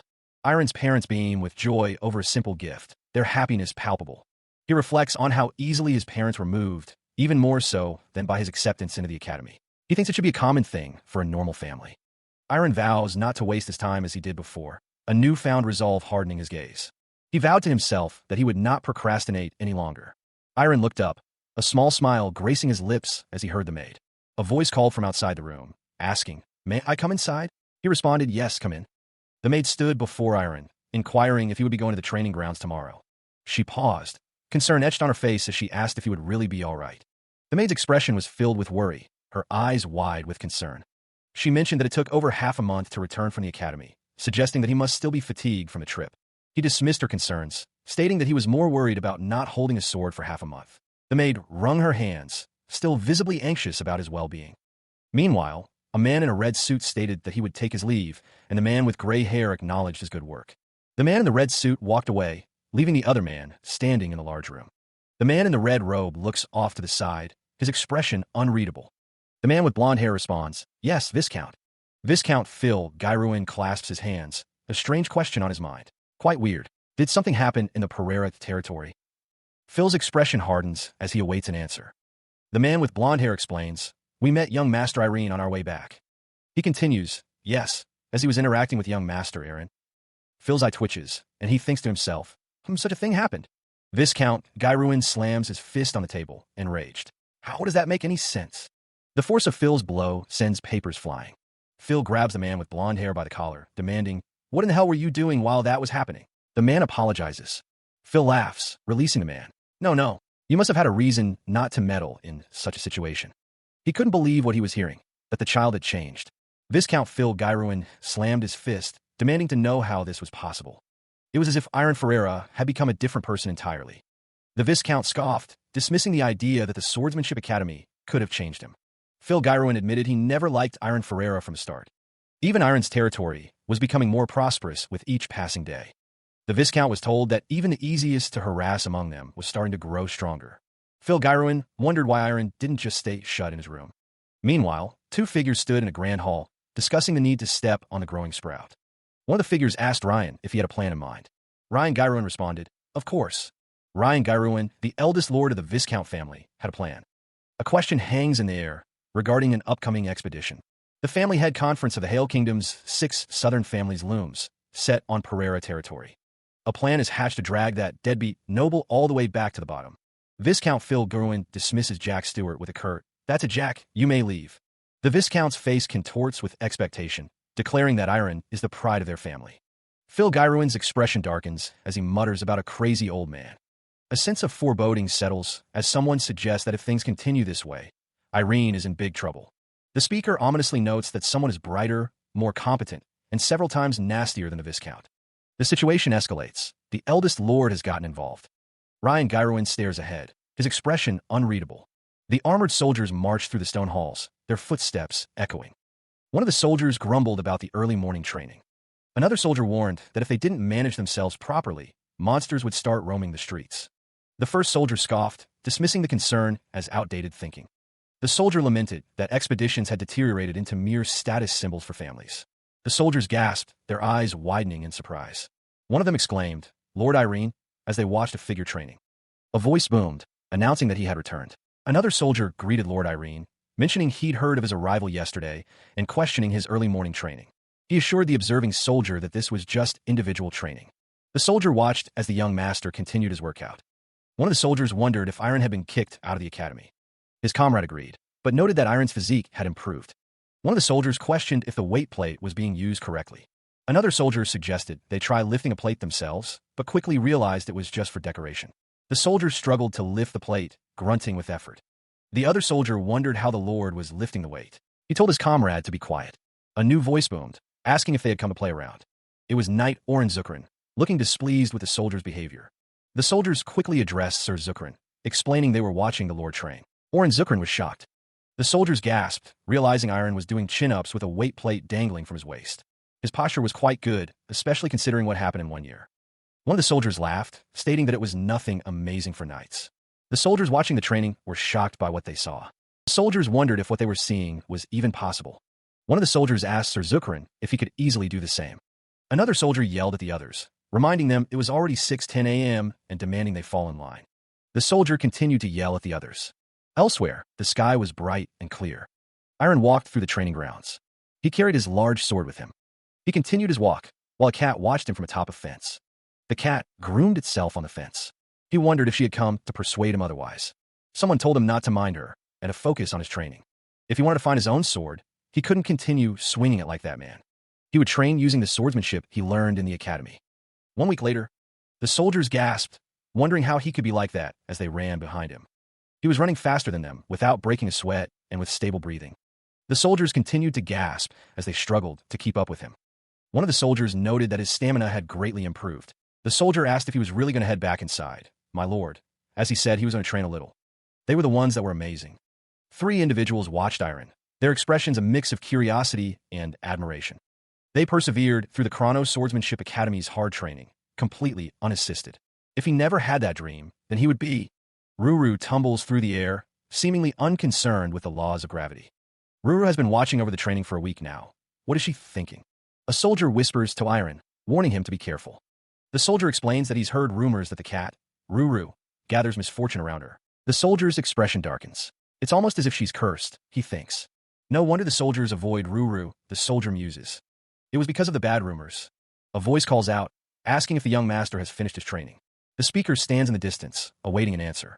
Ruru looks up, tilting her head inquisitively. "What?" she seems to ask. He is met with silence. The black cat perched above seems unfazed. The cat muses that Kirill is fun to tease, but Iron is not. The cat finds him as boring as hundreds of pebbles laid in a valley. Iron is taken aback by the cat's blunt assessment. The cat declares that Iron is so mean. The cat states that it will give him a present. Iron wonders what is happening all of a sudden. The cat says it will give it to him regardless, calling it what humans call bribes. The cat asks him to take it, and put in some good word to Kirill about it. Iron gasps, realizing it's a cat's eye. The cat presents the cat's eye to Iron. It is a cat's eye of this size. It is revealed that a cat's eye of this size can buy a quarter of the Pereira's territory.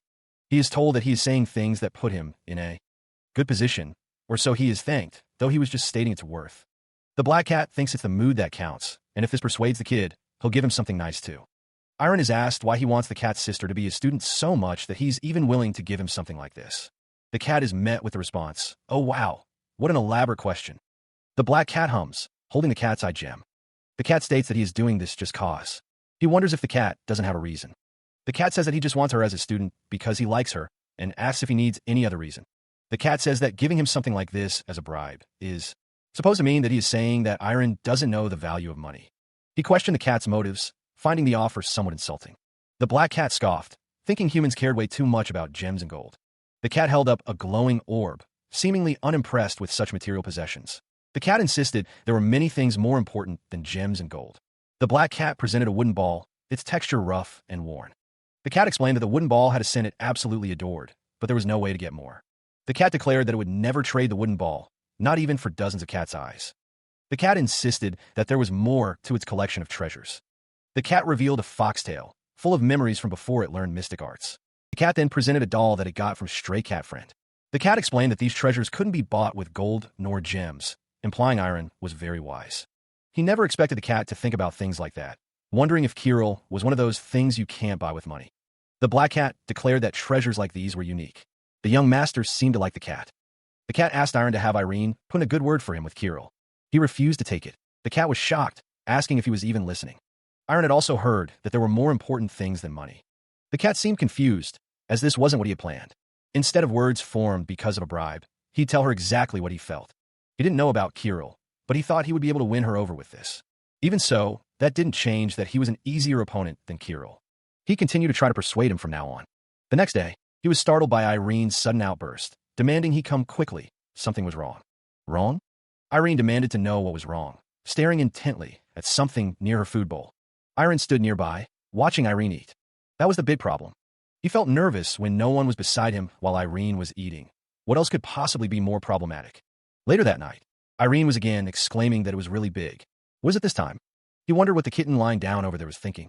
He wasn't sure what it was thinking about. He wondered why Irene was telling him to guess what other cats think. The lazy lord chuckled, finding her question amusing despite its absurdity. Iron's smile widened as he continued to enjoy the moment with Irene. Irene, however, seemed less than impressed with Iron's amusement, crossing her arms in annoyance. Iron's laughter filled the air, the sound echoing around them. But then, his expression shifted, a flicker of concern replacing his mirth. A memory surfaced, a voice echoing in his mind. "You have 1 year. Find your own way of the sword." The old man's booming laughter seemed to mock him from the depths of his recollection. Suddenly, Iron stood abruptly, his face etched with a mixture of surprise and worry. Irene watched him go, her expression mirroring his concern as she wondered where he was going. Elsewhere, rain began to fall, a somber backdrop to the unfolding events. Rain lashed against the windows of the unfamiliar building. He gripped the sword tightly, realizing he didn't have time for this detour. He needed to find his way back to the Sword Academy. Lost and disoriented, a black cat watched him from a distance, wondering what to do. The rain continued to fall as he walked, each step splashing in the puddles. Water sprayed from his boots with each hurried stride. He wondered how he was supposed to find his way. He pressed on, determined to find a path forward despite his confusion. The cat continued to watch, its blue eyes gleaming in the dim light. He stood beneath the downpour, the rain seeming to mock his confusion. The rain plastered his hair to his forehead as he looked down, a black cat staring back. He thought to himself, he must find his own way of the sword. Iron realized that in the end, he was alone in this endeavor. He swung it his way, as a voice echoed in his mind, asking if Irene had ever learned the mystic arts. The cat's paws padded softly through the puddles. Iron tilted his head, wondering what he was saying all of a sudden. A strange energy pulsed around him, unseen but felt. The cat, Irene, stood beside him, seemingly unfazed by the downpour. The strange energy crackled in the air. Iron's eyes widened, a flicker of surprise crossing his face. Irene the cat called out his name. She looked down, her expression serious. "Become my student," Irene declared. Iron stood in the courtyard, the air thick with an unseen pressure. The atmosphere was heavy, and Iron felt the weight of it pressing down on him. He stood still, bracing himself for what was to come. Ruru was not acting like herself. The cat demanded, "Did you hear me? I said be my disciple." The courtyard shimmered with an unseen energy. Ruru declared, "I'll teach you a bunch of things. Let's explore the exciting world of mystic arts together." The heavy atmosphere is gone.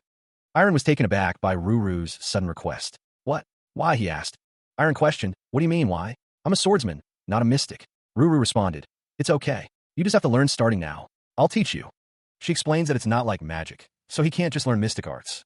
Irene continues, saying it's not something he can learn just because he wants to. She believes a swordsman with a strong will is best suited for mystic arts. Iron tilts his head, wondering what that means as Irene's pet looks on. He seems confused by her explanation. Irene asks if Iron knows the difference between swordsmen, magicians, and mystics. He admits he doesn't really know. The cat-like creature declares that it will only tell him this once, urging him to listen carefully. All martial artists, including swordsmen, focus on their body, or in other words, the interior. After endless strengthening and training, they obtain the boundless.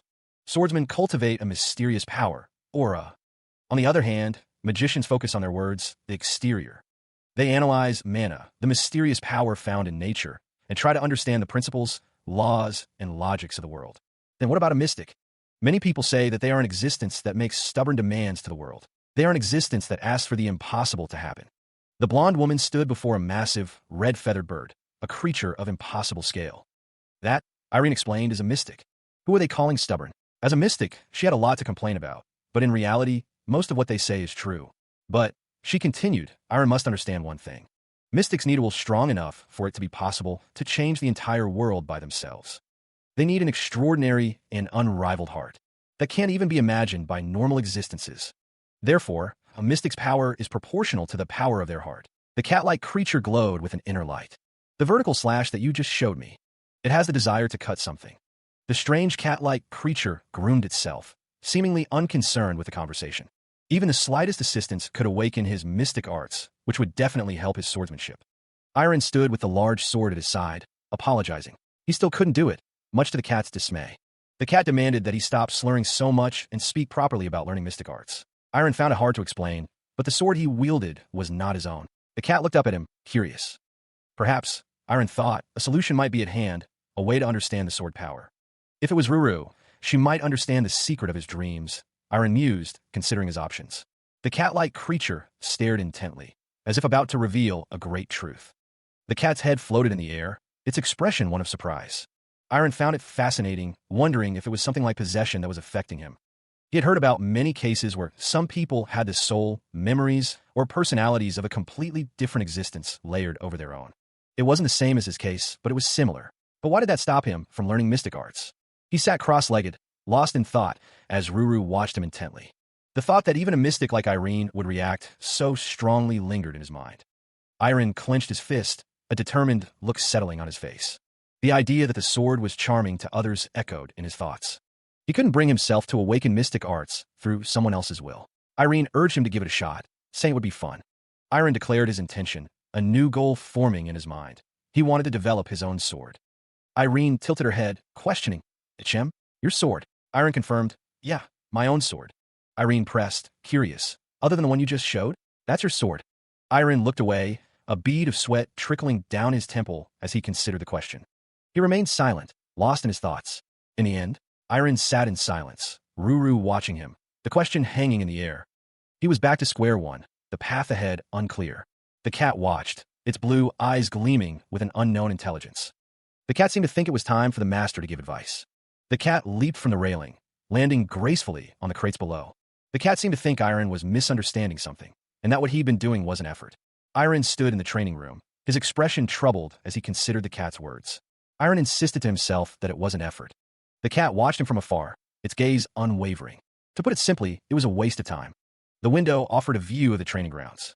Iron lay in bed, his mind a complete mess because of what Ruru had said. A voice called out, asking if they may come in. He sat on the edge of the bed, lost in thought. A man entered the room, his voice tinged with concern. He asked, wondering if something had happened to Ruru. The man continued, stating that he had 2 things to tell him. The man explained that the conference for the Southern Union expedition would be held by their family in a few days. The man added that the family head would speak to him about the matter, and he should decide in advance whether to participate. He acknowledged the information, understanding the situation. The man continued, saying there were many bad rumors about her. Rumors circulated that she was in a mystic guild called Oracle in the eastern part of the continent, and that the guild was completely destroyed after she left. The man also heard that after the second son of the Jackal Thief became her disciple, he lost his life in an unfortunate accident. Even the previously wealthy Balvenie merchant group had a downward trend in sales after meeting a black cat, the man stated. He was asked if he was certain. The advisor mentioned the fall of the Oracle. The advisor continued, stating that the incident in the Jackal Thief was also true. He listened as the advisor asked if there was evidence that Ruru was involved in those events. The advisor admitted that there wasn't any concrete evidence, just the fact that she was present. Iron's expression shifted, a flicker of concern crossing his face as he considered the implications. The advisor suggested that she may not have done anything, addressing him as young master. He stood, stating that he knew the rumors might be false, his expression unreadable. The advisor explained that unfortunate events may have been mixed together by chance, forming a baseless rumor. The advisor continued, saying that the innocent-looking small mystic may not have done anything. The advisor's expression turned grave, his eyes wide with concern as he spoke.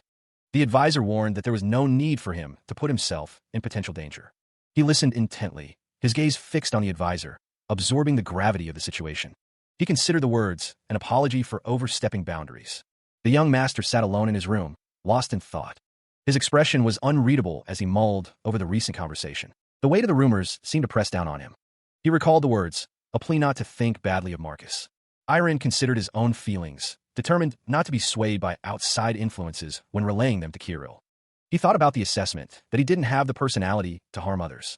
The young master considered the idea that he was unique, different but with good points. A small smile touched his lips as he resolved to tell Kirill exactly what he thought. Regardless of the rumors, he would be honest. He paused, a new thought striking him. What if something bad happened because he was with Kirill? Then he would ask one thing, but was what Marcus said true? He considered the implications of the recent events, a frown deepening. The question lingered in his mind. Did someone orchestrate these incidents? The cat, seemingly offended, vehemently denied any involvement with a loud absolutely not. He recalled the cat's words about the tower's destruction and the merchant group's infighting. And even in the jackal thief, it was either a series of coincidences or Ruru was lying. Either way, it was dangerous. But Iron forced a smile, trying to reassure himself that everything would be fine. He tried to convince himself that it would all be fine. Even if they stayed together, wasn't the cat a bringer of misfortune? Iron's smile wavered slightly, a hint of worry still present. It's okay. He knew he had his fair share of his dad's rumors as well. The young master stood in his room, lost in thought. The black cat tilted its head, a quizzical huh, floating in the air. Iron remembered a time when he was the same as the cat. Though it was he smiled, a genuine expression on his face. The cat declared that it would make its judgment based on what it saw and felt. If misfortune came, it would think about what to do. The cat sobbed, tears welling in its eyes. Iron knew the people around him may worry, but he would try to resolve their concerns. He decided to give the cat something, a glowing orb of energy. Iron exclaimed that the orb was super expensive, even better than the cat's eye. He told the cat to take it and tell everyone he wasn't a bad cat, then he'd be off. A voice called out, wait. He remembered telling her that he wouldn't accept any bribes. She had disappeared in an instant. Iron stared at the glowing orb. He wondered what this was exactly. Irene, perched atop the orb, seemed pleased. Iron realized it was one of her treasures. Something felt off, though. Iron thought to himself that it was too big. Meanwhile, a week had passed since the events that transpired. A carriage rumbled along the road, kicking up dust in its wake. A man greeted the arriving guest. Welcome, Viscount Gyroin. Haha, it's good to see you. Iron swallowed, his expression unreadable as he listened to the exchange. The man in the red coat spoke jovially. Oh, Irene Pereira, you've become much manlier since the last time I saw you. Viscount Gyroin replied. Thank you very much. Viscount Gyroin, let me escort you inside. The group moved toward the lavishly set table, murmurs filling the air. He sat at the table, lost in thought as he stared at the silverware. A voice echoed in Iron's mind. Young master, you must keep this in mind. He considered the implications of the families that were not amicable. The families that showed animosity toward the Pereira family included Baron Fried. Also among them were the Lester and Russell families, including Baron Lester. The Gyroin families also showed animosity, including Baron Russell. Viscount Gyroin stood with another man, seemingly ready to make a toast. Viscount Gyroin's expression was grim, as if he'd had a bad day. The relationship with him had been that way since the previous generation. Viscount Gyroin thanked everyone for giving up their time for the safety of the southern trade. Wine glasses clinked together in a toast. The toast was for the peace. The man with blonde hair seemed unsure about the toast. The man with blonde hair seemed to have realized something. Iron takes a sip of the wine, seemingly resigned to his fate. He grimaces, finding the taste unpleasant. Ugh, do I have to drink all of this? Iron's eyes widened slightly, a flicker of realization crossing his face. An older man with a mustache observes him, flanked by two women. He wonders, why is everyone? The older man's question hangs in the air as he continues to stare at Iron. Iron's anxiety spikes. He wonders to himself, did I make a mistake? His eyes dart nervously, sweat beading on his brow as he realizes the gravity of the situation. The man with the mustache watches Iron closely, his expression unreadable. The older man speaks, a hint of amusement in his voice. The way you hold your cup is a bit wrong. Iron looks down at the glass, a sheepish expression on his face. White wine is sensitive to temperature. The man continues, explaining the proper way to hold the glass. If you hold it like that, the warmth from your hand transfers to the wine. That's why you need to hold a narrow part of the wine glass, the stemmed. The older man holds up his own glass, demonstrating the correct technique with a knowing smile. He offered a quick apology, seemingly embarrassed by his mistake. The others dismissed the apology. Fried insisted that such things happen, instructing Iron to hold the glass properly this time and to stretch out his pinky finger. Iron looked at the glass, confused by the instructions. A disembodied voice explained that in times when spices were scarce, they were grabbed with the thumb and pinky finger to avoid waste. The voice continued, explaining that holding the glass with all fingers would waste the spices because moisture would get on them. The voice elaborated that you would waste the spices because moisture would get on them. Gyruin listened intently to the explanation. The voice concluded that while those times were over, nobles must still be aware of table manners. Gyruin smirked, seemingly amused by the historical context.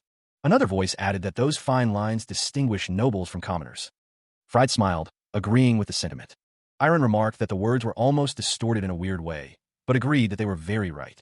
Fried, with Lester, Russell, and Gyruin present, implores Iron to understand the importance of wine etiquette.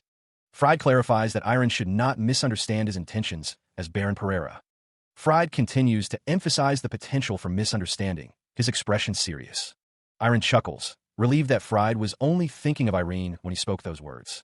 A brief, tense silence hangs in the air between father and son. Iron attempts to lighten the mood, stating that he especially liked the second song. Fried responds, impressed by Iron's apparent expertise in music. Fried then asks Iron what sort of music Irene listens to, his expression hopeful. Iron admits that he doesn't particularly listen to any music, his face betraying a hint of discomfort. Fried, surprised, recalls that Iron was in the Swordsmanship Academy and likely didn't have the time for music. The moment becomes embarrassing for both parties as the conversation threatens to stall. Fried laughs it off, claiming it was just a joke and telling Iron not to worry about it. He wore a sinister smile, as if savoring a secret victory. A shift in perspective, a descent into darkness, seemed imminent. Fried, holding a glass of wine, directed his gaze and a pointed question. How is it, Irene? The feeling of facing someone who can't even answer such basic knowledge of a noble was palpable. All of this led to this moment of reckoning. It was the result of laziness and ignorance, the consequence of Baron Pereira's irresponsibility. The weight of expectation bore down on him as he stood at the threshold. That which had been neglected for so long now came into full view, unavoidable and stark.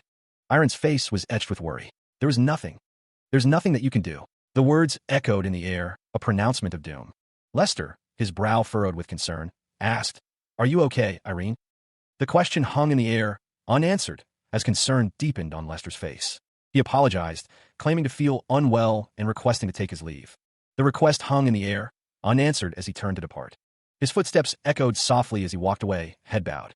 Each step seemed heavy, burdened by an unseen weight. A sudden, sharp pain pierced his chest, stealing his breath. He thought, with self-reproach, that he had run away again, despite his resolve. He had believed he could withstand the pressure, but he was wrong. The truth crashed down on him. He had no idea of the true cost.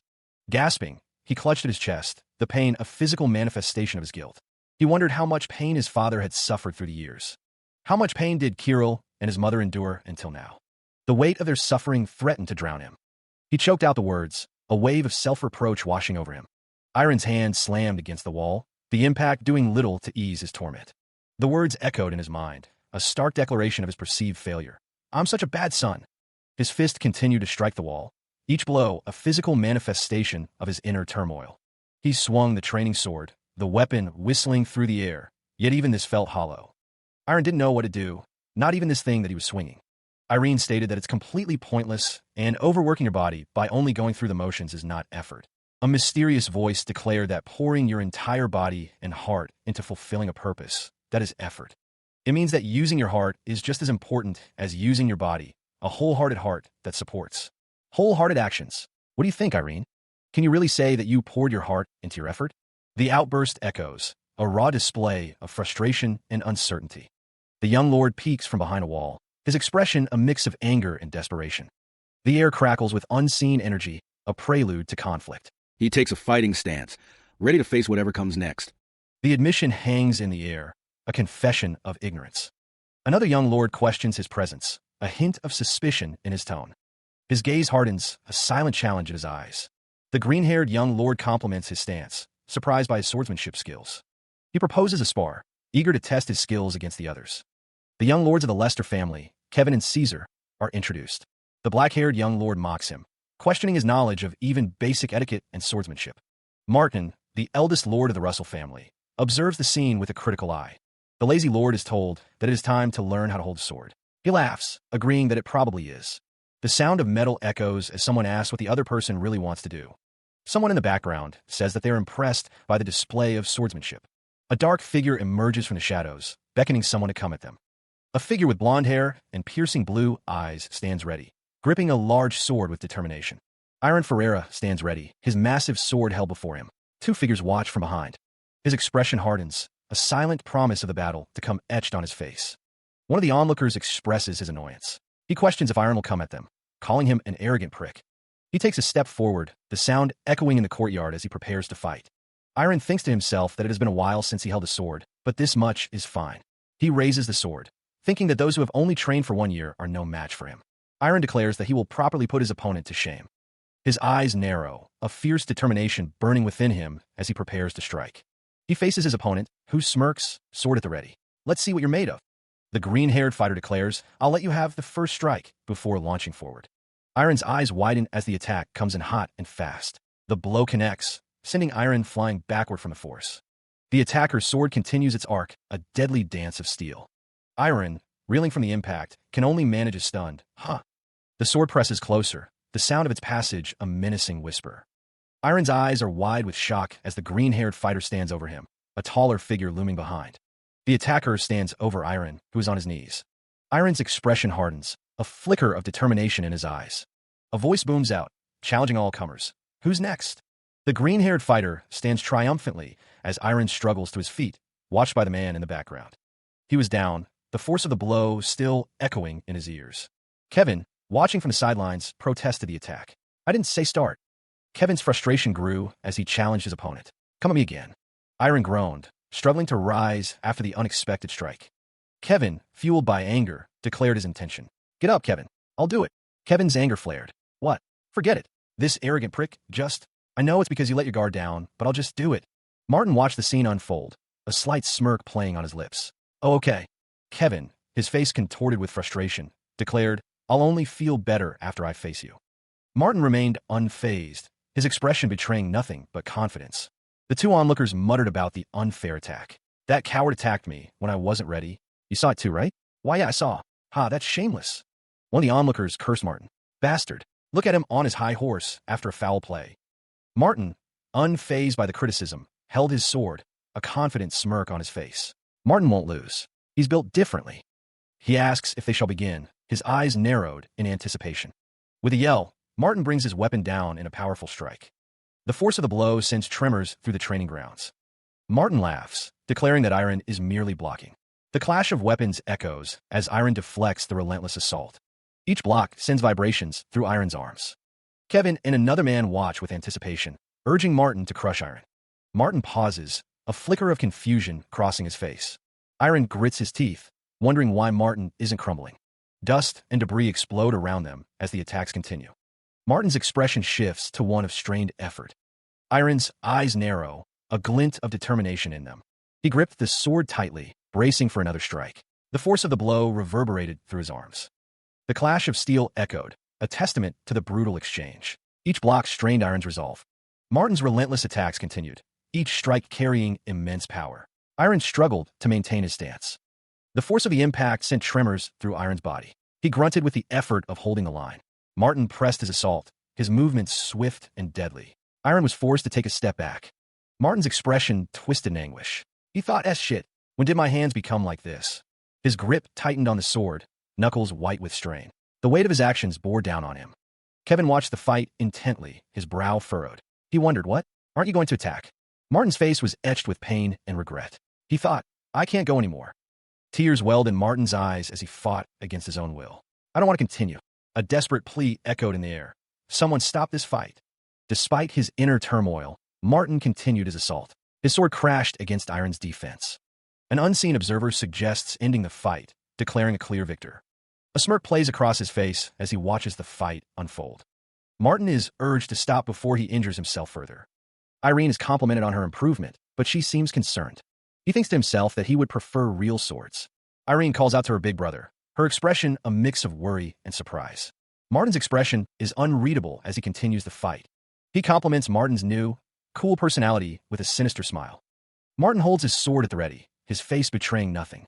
He wonders about Martin's newfound vigor, attributing it to his time at the Swordsmanship Academy. He muses about giving Martin a small scar on his face.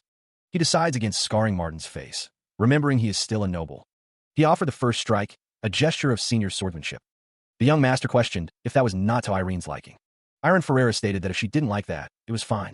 He was taken up on his offer, the young master cursing under his breath. Irene steeled himself, preparing for the coming clash. The deadbeat noble's expression hardened, his resolve firming. Irene found it strange that a day would come where he'd spar with Irene. He reflected on the Irene he saw in the past. A dark smile crept across his face, a hint of anticipation. He thought that he was just a coward after all. The air crackled with unseen energy, a prelude to the coming storm. Irene called for Irene to come, hoping she wouldn't disappoint him. He gripped the sword's hilt tightly, the tension palpable as blood splattered. Irene exhaled, sheathing his sword with a confident smirk. This guy. The sword slid smoothly into its sheath, Irene releasing a relieved breath. The onlookers were stunned. He closed his eyes. One exclaimed, "See, he's completely insane." His eyes remained shut, a moment of serene focus amidst the chaos. Suddenly, his eyes snapped open, revealing an intense, focused gaze. The sword was drawn with blinding speed, a blur of motion. The blade flashed, cutting through the air with incredible force. His expression was one of intense concentration, sweat beading on his brow. The sword continued its deadly dance, each swing a potential strike. He held the sword at the ready, prepared for any counterattack. A wave of shock rippled through the onlookers. What was that? He gripped the sword tightly, preparing for the next exchange. Why did he? The question echoed in his mind, a seed of doubt. Increase the distance? The words hung in the air, a tactical imperative. Was he? The thought trailed off, unfinished and unsettling. Afraid of this lazy? The idea sparked a flicker of disbelief. Lord's attack? The realization dawned, a chilling understanding of the situation. Don't fuck with me, he thought, a surge of defiance. He grit his teeth, a fierce determination hardening his gaze. I can't accept this, he screamed internally, his eyes wide with disbelief. The blade, once gleaming, now reflects a distorted image. Irene's eyes widen, a silent scream trapped in his throat. The sword shatters, its fragments scattering across the floor. The broken blade lies discarded, a symbol of shattered hopes. Irene clutches the hilt, his knuckles white with strain. The sword? One of the men exclaims, disbelief etched on their faces. Unbelievable. Brother lost. Irene stares at the shattered remains, muttering, "W in the world." His brow furrows, a desperate question forming in his mind. How did he do it? The sound of the breaking sword echoes through the hall. He stood before the shattered remains of his blade, unmoving. The sword lay in pieces, a testament to the impossible. The others had been watching from the training hall. The man in the red uniform looked on, utterly shocked by the sight. One of the men muttered about losing in a spar with Irene. His eyes widened, disbelief etched across his face. The man in red uniform could only stare, his expression a mix of confusion and alarm. He gripped the hilt of his own sword, questioning the impossible sight before him. The man who mentioned Irene looked on with a mixture of shock and concern. Another man looked on, whispering Irene's name in disbelief. The words beat Ryan hung in the air, a question left unanswered. The man with orange hair seemed lost in thought, his expression unreadable. He was lost in thought, unsure of what to do next. He forced a confident smile, trying to project strength. A man offered him something, addressing him as Sir Stuart. He was told to act as if it was nothing, to exaggerate his reaction. He recalled the attack, remembering how powerful Irene's sword was. The sword had been split in two, even from 5 meters away. The man watched him with concern. His eyes darted nervously. The man chuckled, noting that he trained in Chrono's Swordsmanship Academy for a year, so he must have been no match. It was a blessing for him. Baron Pereira stated that he was very envious of him. He offered a simple thank you. The meeting concluded, and the hour grew late within the towering structure. One figure announced they would be taking their leave, and was given permission to proceed. 2 individuals, cloaked in red, walked through the archway, their figures receding into the distance. The pair's footsteps echoed on the cobblestone as they made their way toward a waiting carriage. The older man addressed the other as Ryan, his tone carrying a hint of disapproval.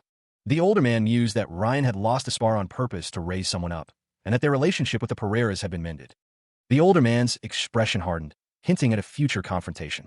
He warned that he would not stand for any changes in their plans, and that Ryan should keep that in mind. A close-up revealed the older man's intense gaze and clenched teeth, showcasing his displeasure. The tension was palpable, the air thick with unspoken threats and simmering anger. The two continued their walk, the older man's words hanging heavy in the air between them. Ryan's expression hardened, a silent promise of defiance flickering in his eyes. The unseen figure commanded the preparation of 5 trainees. The voice continued, stating that participation was not mandatory. Though the subjugation event was important, becoming an official trainee of the Chrono Swordsmanship Academy held greater weight. Baron Pereira questioned if spending time on the event was more important. The unseen figure suggested he spend time honing his sword instead of wasting time on the event. Baron Pereira's face showed concern as he muttered Irene's name. He declared his desire to participate, no matter what. He knew what his father was concerned about. He resolved to overcome his shortcomings. He vowed to do his absolute best during these 3 weeks and show that he could conquer all of his father's concerns. He declared that if he didn't satisfy someone after that, he would cleanly give up. The man's expression was unreadable, his gaze distant and contemplative. A voice echoed, calling out a single name, Irene. Footsteps echoed through the long corridor as someone walked away. The figure continued down the hallway, their destination unknown. Irene stood with her arms crossed, a thoughtful expression on her face as the other woman looked on. Irene's gaze was fixed on something in the distance, her brow furrowed with concern. A blush crept onto Irene's cheeks as she wondered if he would succeed. Kirill stated that, of course, her brother was doing his best. The woman insisted that they just needed to believe in his efforts. She asked if the other person could believe in her brother too, receiving an affirmative response. With a shout, the figure swung their sword, the sound echoing in the air. He swung his weapon with practiced ease, the sound echoing sharply. The weight of his responsibilities pressed down on him. He moved with purpose, each step measured and deliberate as he continued his training. Swords hung on the wall, silent witnesses to his struggle. His thoughts turned to his family and the burdens he carried for them. The blades struck the ground, a physical manifestation of his resolve. He wouldn't allow his family to be mocked because of him. His determination hardened, fueled by the belief that everything was because of him, all for him. He gripped the weapon tighter, his knuckles white with effort. The sight of his family enduring sadness and suppressing their anger fueled his resolve. His eyes burned with a fierce determination, reflecting the weight of his responsibilities. He stood firm, his resolve unwavering in the face of adversity. He prepared to strike again, the weapon a mere extension of his will.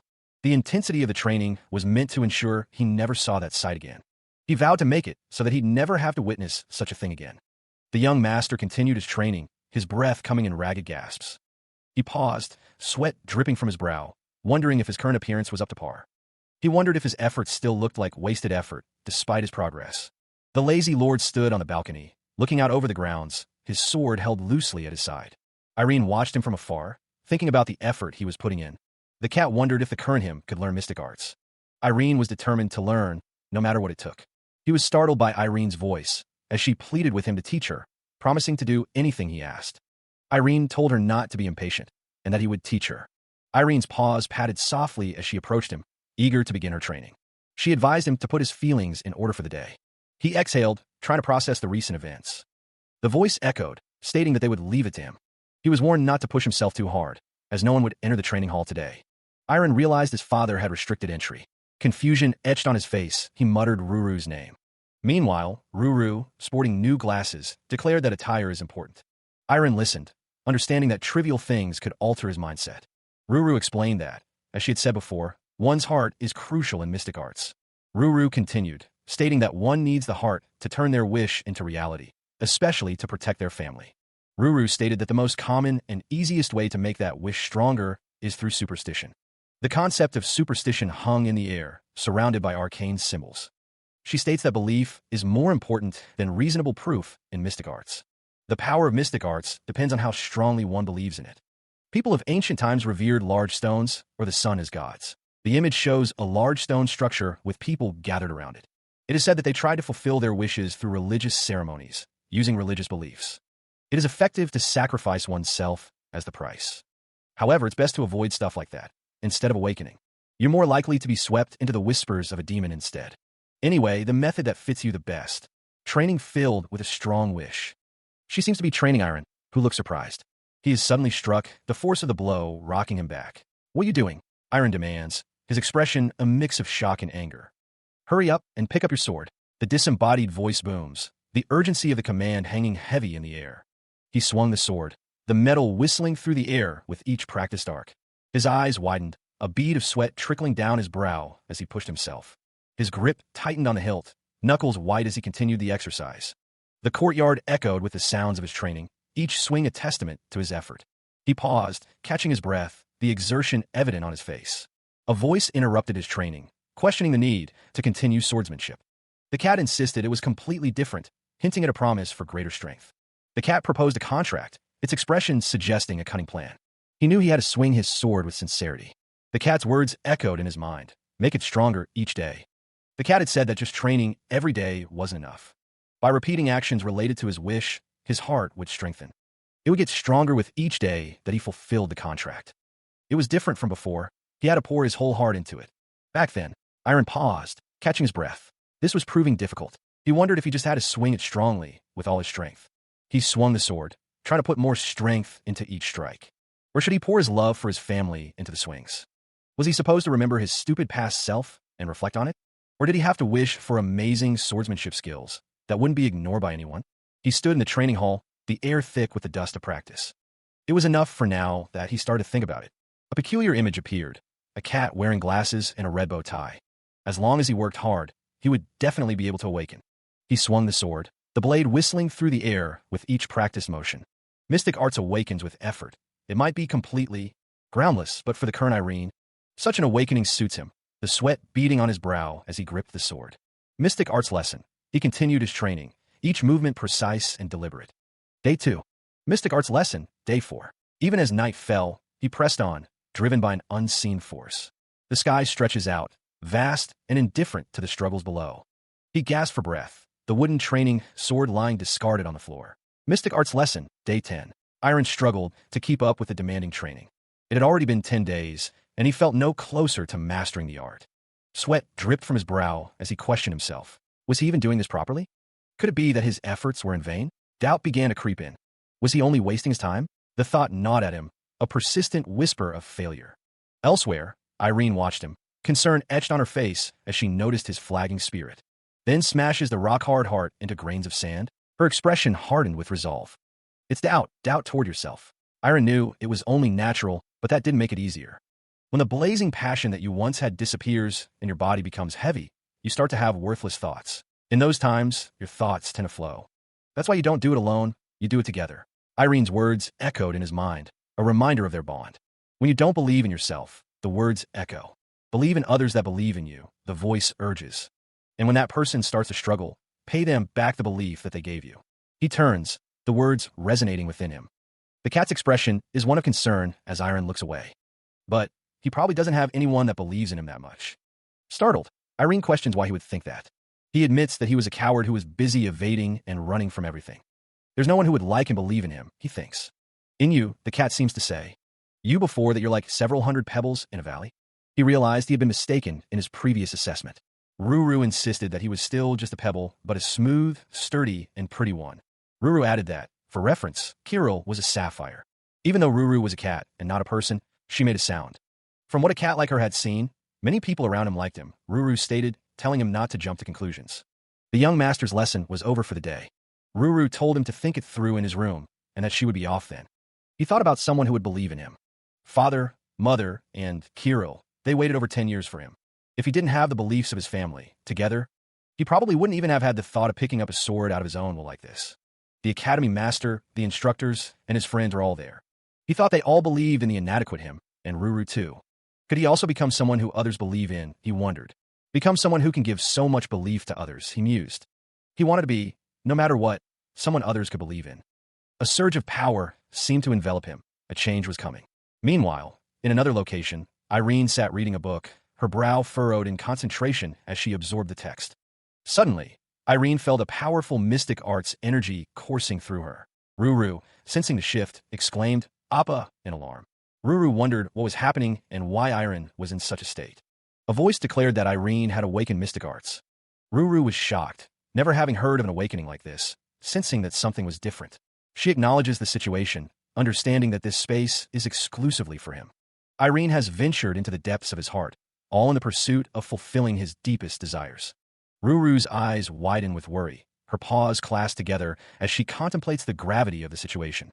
The question hangs in the air, a stark expression of disbelief and concern. His heart?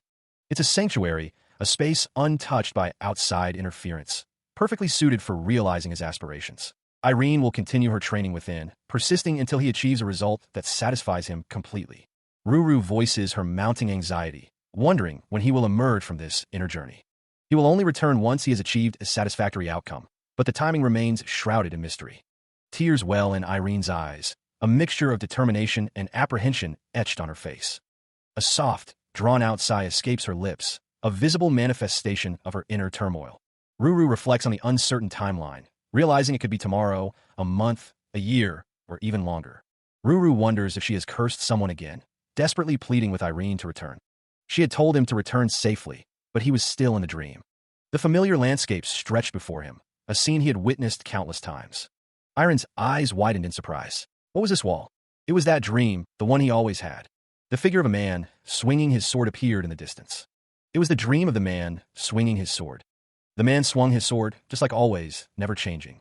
Irene stared at the scene, a sense of familiarity washing over him. Huh. He tilted his head, confused. His eyes widened, a sense of unease creeping in. The dream began to distort, the familiar scene twisting into something unknown. Irene's eyes widened, a visible tremor in his expression as he muttered in disbelief. A deep voice echoed, a man with long hair and a powerful build standing in the distance. The figure stood silhouetted against the horizon, an imposing presence in the desolate landscape. A sense of unease washed over Irene as the man's gaze locked onto him, an unspoken challenge in the air. The man's muscular physique was highlighted by the ethereal glow surrounding him. Power radiated from him, a palpable force that seemed to warp the very air around him. Irene's confusion was evident as he voiced his bewilderment. Irene felt a bead of sweat trickle down his brow, a primal fear gripping him. He was suddenly engulfed by a blinding, golden energy. The force of the impact sent him hurtling backwards. His eyes widened in shock as the energy slammed into him. Irene could only manage a confused, breathless gasp. The golden light intensified, obscuring everything around him. He plummeted downwards, the ground rushing up to meet him. Irene cried out as he crashed into the hard earth. His face contorted in pain as the world faded to black. He groaned, slowly regaining consciousness. Irene wondered aloud if it had all been a bad dream, noting how hard his bed felt. He pushed himself up, sitting on the edge of what certainly felt like a very uncomfortable bed. He was not in his bed, and the clothes he wore weren't his. Was he still in his dream? He found himself standing before a small, unfamiliar building. Someone was there, but that man is now gone. What was going on? This had never happened before. Could it be? A massive sword stood before him, impossibly large. The ground was cracked and worn. It was a situation that couldn't be explained with words. Mystic arts. His eyes widened. Had he awakened mystic arts? He wondered if this space was manifested by his own will. A massive blade was held firmly in his grasp. Then this place. The sword impacted the ground with a resounding thud. This is a training space. He grunted with effort as he swung the sword. A space where he wouldn't be bothered by anyone. A space only for him. He continued his practice. All right, he exclaimed, putting more strength into his swing. In this place, he could train without interruption. The sword whistled through the air as he practiced. He was determined to find it, whatever it may be. Irene's training space reacted to his declaration with a surge of energy. He continued to hone his swordsmanship within the manifested training ground. He exhaled, the exertion of his training beginning to take its toll. Night began to fall within the training space, casting long shadows. He sighed, realizing the simulated day was coming to an end. He resolved to continue tomorrow. He paused, a confused stutter escaping his lips. His eyes widened, surprise etched across his face. A bright light filled the sky above him. He shielded his eyes, peering upwards at the unexpected phenomenon. Irene stared in astonishment at the sky, uttering a single word. He muses on the potential of mystic arts. The world around Irene shifts, transforming into a vibrant spring scene. Irene wills a gentle breeze to cool the air. Petals dance in the wind as Irene stretches his arms wide, enjoying the change. The scene shifts again, now inside a cozy room. Irene decides to change into more comfortable clothes after his training. He exclaims in surprise as a feast appears before him. A lavish spread of food covers the table, ready to be enjoyed. Irene lies on the bed, declaring this place the best. He reflects on how the environment is ideal for focusing on the sword, marveling at the power of mystic arts. Irene stands in a courtyard, ready to focus on his training. He gasped, finding himself in the same place again. No matter how many times he slept, he always woke up here. He couldn't leave this place. And there was also the man he met before entering this place. The man wondered what sort of relationship they had, for him to have appeared when he awakened his mystic arts. Iron's brow furrowed as he pondered the situation. He shook his head, deciding to stop having useless thoughts. He needed to only focus on his swordsmanship training. Iron raised his sword, ready to swing. He poured his heart into his swings. Since he swung 2,000 times yesterday, he would swing 3,000 times today. His count reached 3,022. The count continued to climb, reaching 4,508, then 5,471. The numbers blurred as he continued his training. He had been in the other world for 211 days now. The sword felt heavier than ever. He couldn't swing it. He had swung the sword more than 6,000 times. What was he doing wrong? No, he thought, gritting his teeth as he struggled to lift the blade. He steeled his resolve, reminding himself not to doubt himself. The sword sliced through the air, a testament to his unwavering will. His count increased, each swing pushing him closer to his goal. Sweat poured down his face as he continued his relentless training. He realized he had relaxed too much, growing accustomed to the environment. He pushed himself harder, the sound of his sword echoing through the landscape. Later, it was now day 353 since he had entered the other world. He collapsed, exhausted, realizing he had only swung it 5,695 times. It had decreased. He realized he hadn't rested once in the past year. He resolved to pull himself together and continue tomorrow. He swung the sword, counting each repetition, pushing through the pain. His right hand felt numb from the constant training. He worried that continuing might affect his training tomorrow. He decided to stop for the day. The sounds of nature filled the air as he rested. Elsewhere, the name Irene Pereira was etched into the ground near a discarded sword. He lay in bed, exhausted from his efforts. He lay still, the wooden box beside him a silent reminder. 96 days had passed since Iron last held the sword. The number glowed ominously, each passing day a weight upon his shoulders.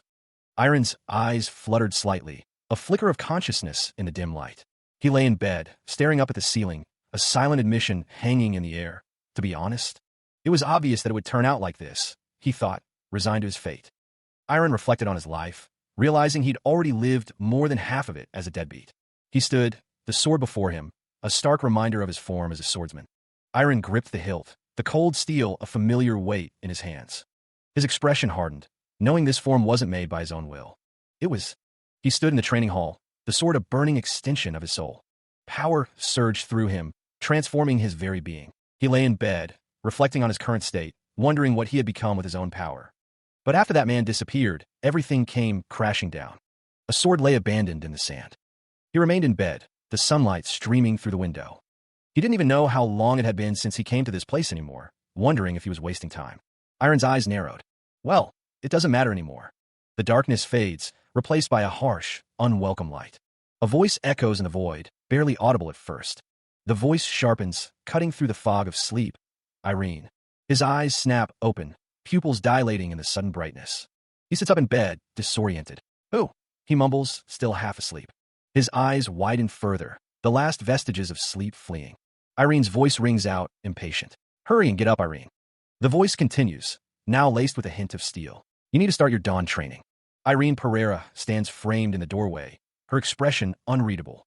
Her blue eyes are fixed on him, unwavering and intense. He scrambles out of bed, a sense of dread washing over him. The covers are thrown aside, revealing the cold reality of the day ahead. He is sent sprawling, the impact jarring him awake. A wave of nausea washes over him as he pushes himself up. He looks up, a blush creeping onto his face as he hears Irene's question. Irene asks if he's really that happy to see her, also questioning his choice of attire for running. Elsewhere, Irene's feet pound against the dirt path as she runs through the forest. The path stretches before them, a makeshift running course carved into the landscape. Irene's breath hitches in his throat as he wonders when this course appeared. Irene tells him that he's slowing down and needs to pick up the pace, her breath coming in short bursts. The sound of hurried footsteps echoed through the training grounds. He ran until the sun was high in the sky, feeling the strain of the exercise. Irene urged him to hurry and sit down, stating that after they eat, they're going straight into sword training. Iron responded with a subdued, "Oh, okay."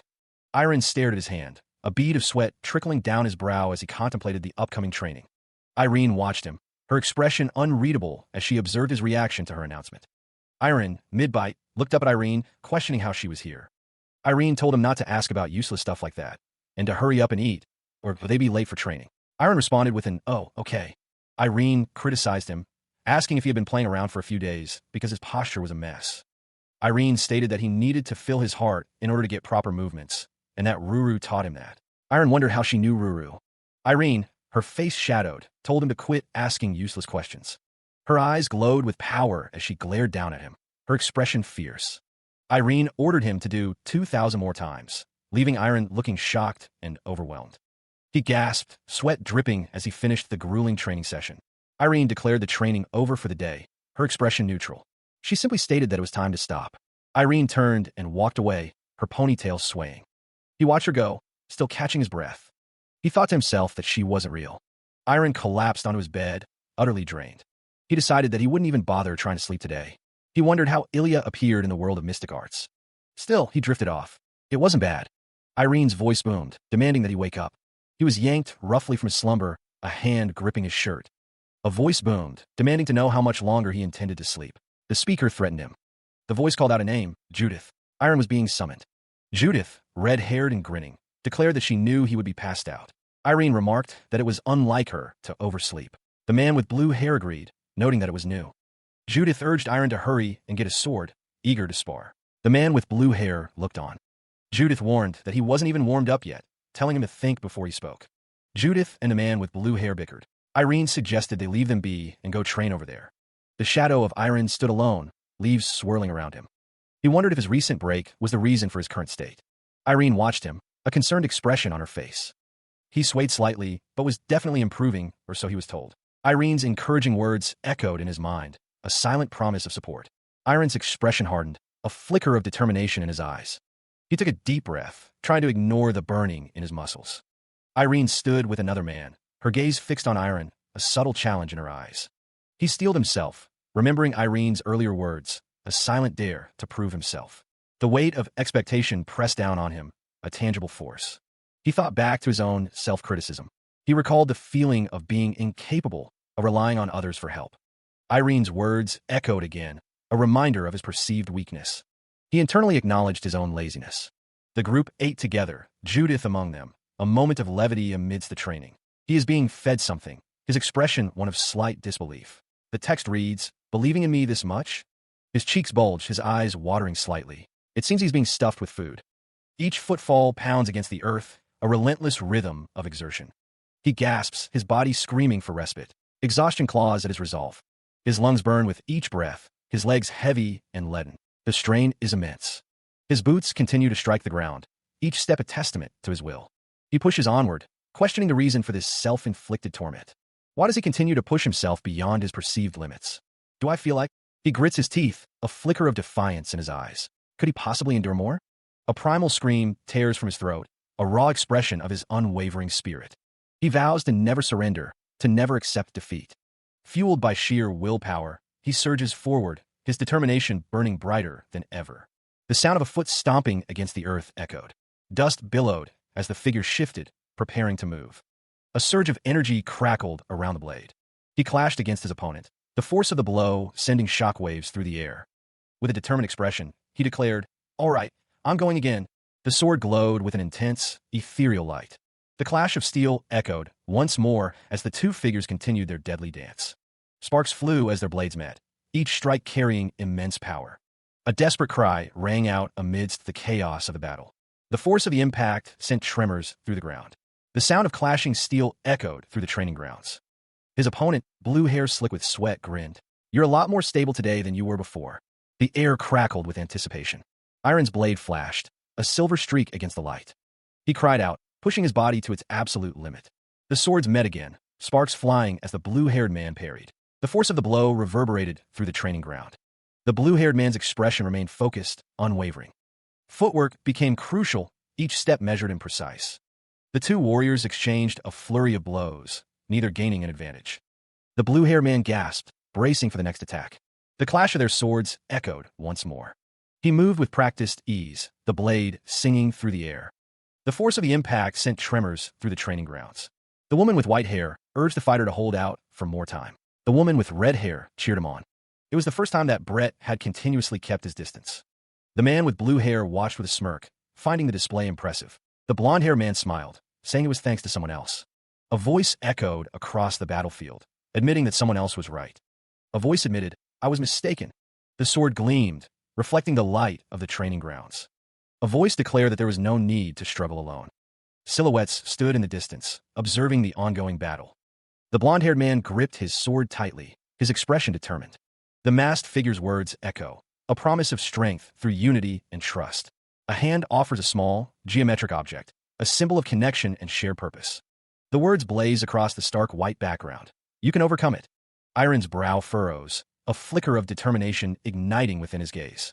The paper tears, a symbolic severing of ties, or perhaps a shedding of the past. The words resonate. There is no need to be alone, a beacon of hope in the darkness.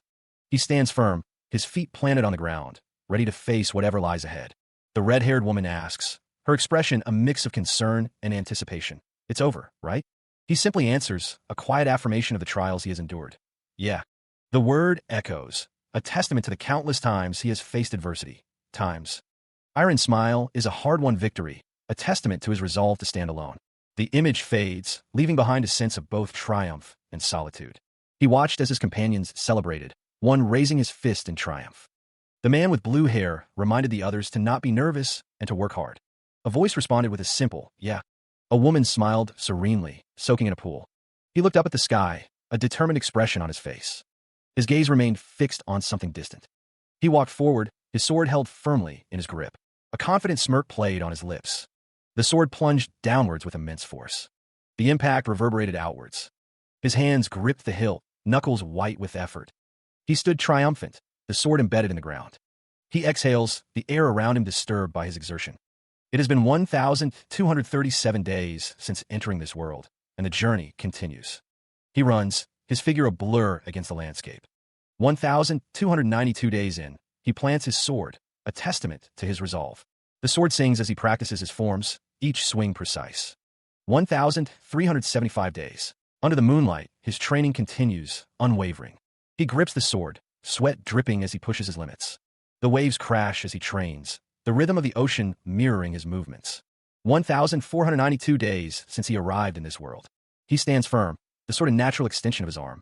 The rain falls, a constant companion during his training. 1,613 days. The sword gleams, reflecting his unwavering determination.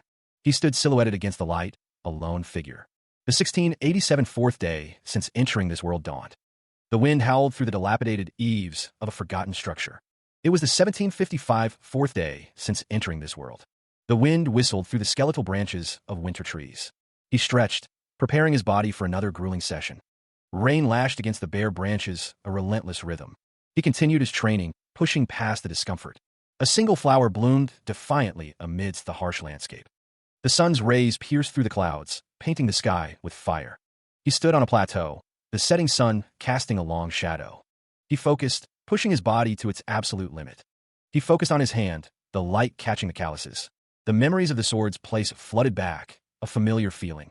He looked down at his body, a sense of wonder washing over him. The air crackled with anticipation. He exhaled slowly, gathering his thoughts. The sword's place, it felt similar to then. He wondered just how much he had grown. A smile played on his lips as he considered his progress. He mused that he should call them after such a long time, as he needed something from them too. Elsewhere, a group of people looked up, startled. They turned their attention to the source of the disturbance. One of them spoke, accusing him of calling them there to brag about his height. He faced Judith, her expression a mix of challenge and amusement. Judith questioned what was happening, threatening to leave if it was stupid. Iron turned, gripping the hilt of his sword, his back to the group. Judith declared that he had passed some unseen test. The red-haired woman announced that his first opponent would be her. Judith corrected herself, stating that all three of them would be his opponents. The three figures stood ready, a silent challenge hanging in the air. He lowered his head, his expression unreadable. His hand tightened around the sword's grip, knuckles whitening. The sword scraped against the ground as he prepared to draw it. Dust billowed as he shifted his weight, readying himself. A surge of power erupted from him, a visible wave of force. The challenge echoes, a defiant invitation to a 3-on-1 battle. He stands firm, his gaze resolute despite the odds stacked against him. A faint smile plays on his lips, a glint of anticipation in his eyes. The woman with white hair perks up, her ears twitching. Judith asks if she heard that. Steel sings as blades are drawn, the air thick with unspoken challenge. Judith asks Irene when she became so cheeky. Irene replies that she doesn't think he wants to hear. A confident smirk spreads across his face, a silent promise of what's to come. But His eyes narrow, a flicker of determination igniting within. The three figures stand poised, ready to strike, their blades gleaming under the harsh light. He stands with his back to the viewer, sword strapped to his back, ready to face whatever comes next. He narrowed his eyes, a flicker of determination in their depths. His expression remained stoic, a mask concealing his inner thoughts. The air crackled with anticipation, every sound amplified in the tense silence. Steel sang as the sword was drawn, a deadly glint in the dim light. His grip tightened on the hilt, knuckles white with focused intensity. The man with red-haired remaced, a silent scream trapped in his throat. A single tear escaped, tracing a path down his cheek as pain washed over him. The clash of steel echoed, a symphony of destruction in the making. The blade found its mark, piercing flesh and bone with brutal efficiency. The impact reverberated, a deafening clang that shook the very air. The man with the sword grunted, the force of the blow evident in his strained posture. Iron watched, his blue eyes reflecting the chaos of the battle unfolding before him. He looks up, the glint of steel reflecting in his eyes. The man with the sword brings his blade down with tremendous force. The swords clash, the sound echoing through the air. The man with the sword leaps back, preparing for another strike. The force of the impact sends shockwaves through the battlefield. The man with the sword strikes again, the sound of metal on metal ringing out. Iron parries the blow, his expression focused and determined. The man with the sword is a blur of motion, his attacks relentless. A smile plays on Iron's lips, a hint of confidence in his eyes. The force of the impact sends sparks flying in all directions. He stands firm, unfazed by the power of the attack. The man with the sword's attack is blocked, the blade meeting resistance. He clashed against his opponent, the force of the blow intense. His grip tightened on the sword, knuckles white with effort. The swords met again, a shower of sparks erupting from the point of impact. The force of the collision sent tremors through the air. Judith was sent flying backward from the sheer power of the blow. Judith, eyes wide, declared that she had seen through his technique. Iron looked surprised as Judith recovered, a gasp escaping her lips. The sword slammed into the ground, kicking up dust and debris. Iron gripped his sword tightly, preparing for the next attack. The swords collided once more, the sound echoing through the training grounds. A burst of energy erupted from the point of impact. Iron stared intently at Judith, his expression unreadable as the fight continued. He lunged forward, his sword a blur of motion as he attacked. The clash of steel echoed as the swords met, a testament to their skill. A flurry of strikes filled the air as Iron and Judith exchanged blows, neither giving an inch. His eyes widened as the force of the impact threatened to overwhelm him. Sparks flew as their blades collided, the intensity of the fight escalating. The air crackled with energy as the two warriors continued their relentless assault. He parried a blow, the force of it sending tremors through his arm. Iron gasped, the relentless pace of the battle beginning to take its toll. Judith gripped her sword tightly, her focus unwavering as she pressed her attack. The sound of their swords clashing echoed through the training grounds. She moved with speed and precision. Each strike aimed to exploit any opening. He grunted as he barely managed to block another powerful blow.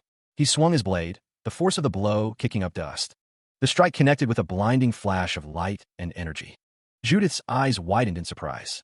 That parry, she thought. The force of the impact reverberated outwards. She landed gracefully, her stance firm and ready for the next attack. He braced himself, muscles straining against the unexpected resistance. The sound of the parry echoed through the training grounds. A spectator watched with wide eyes. "That's Judith's," he exclaimed.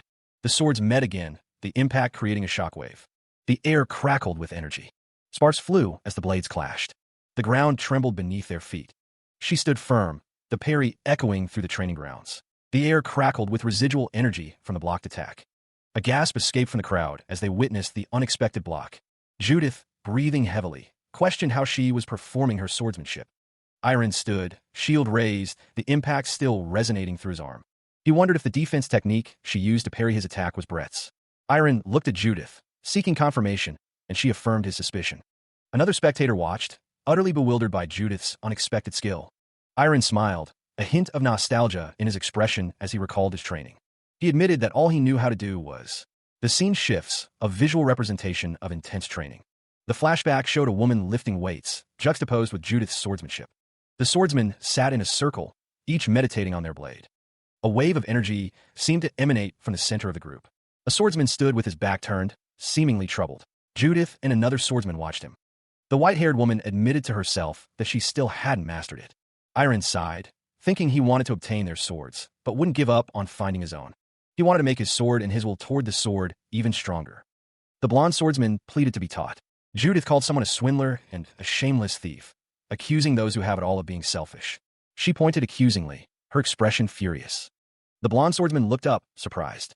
He was told that he should awaken mystic swords. He bristles at the insinuation, his anger rising. The accusation cuts deep, igniting a fierce response.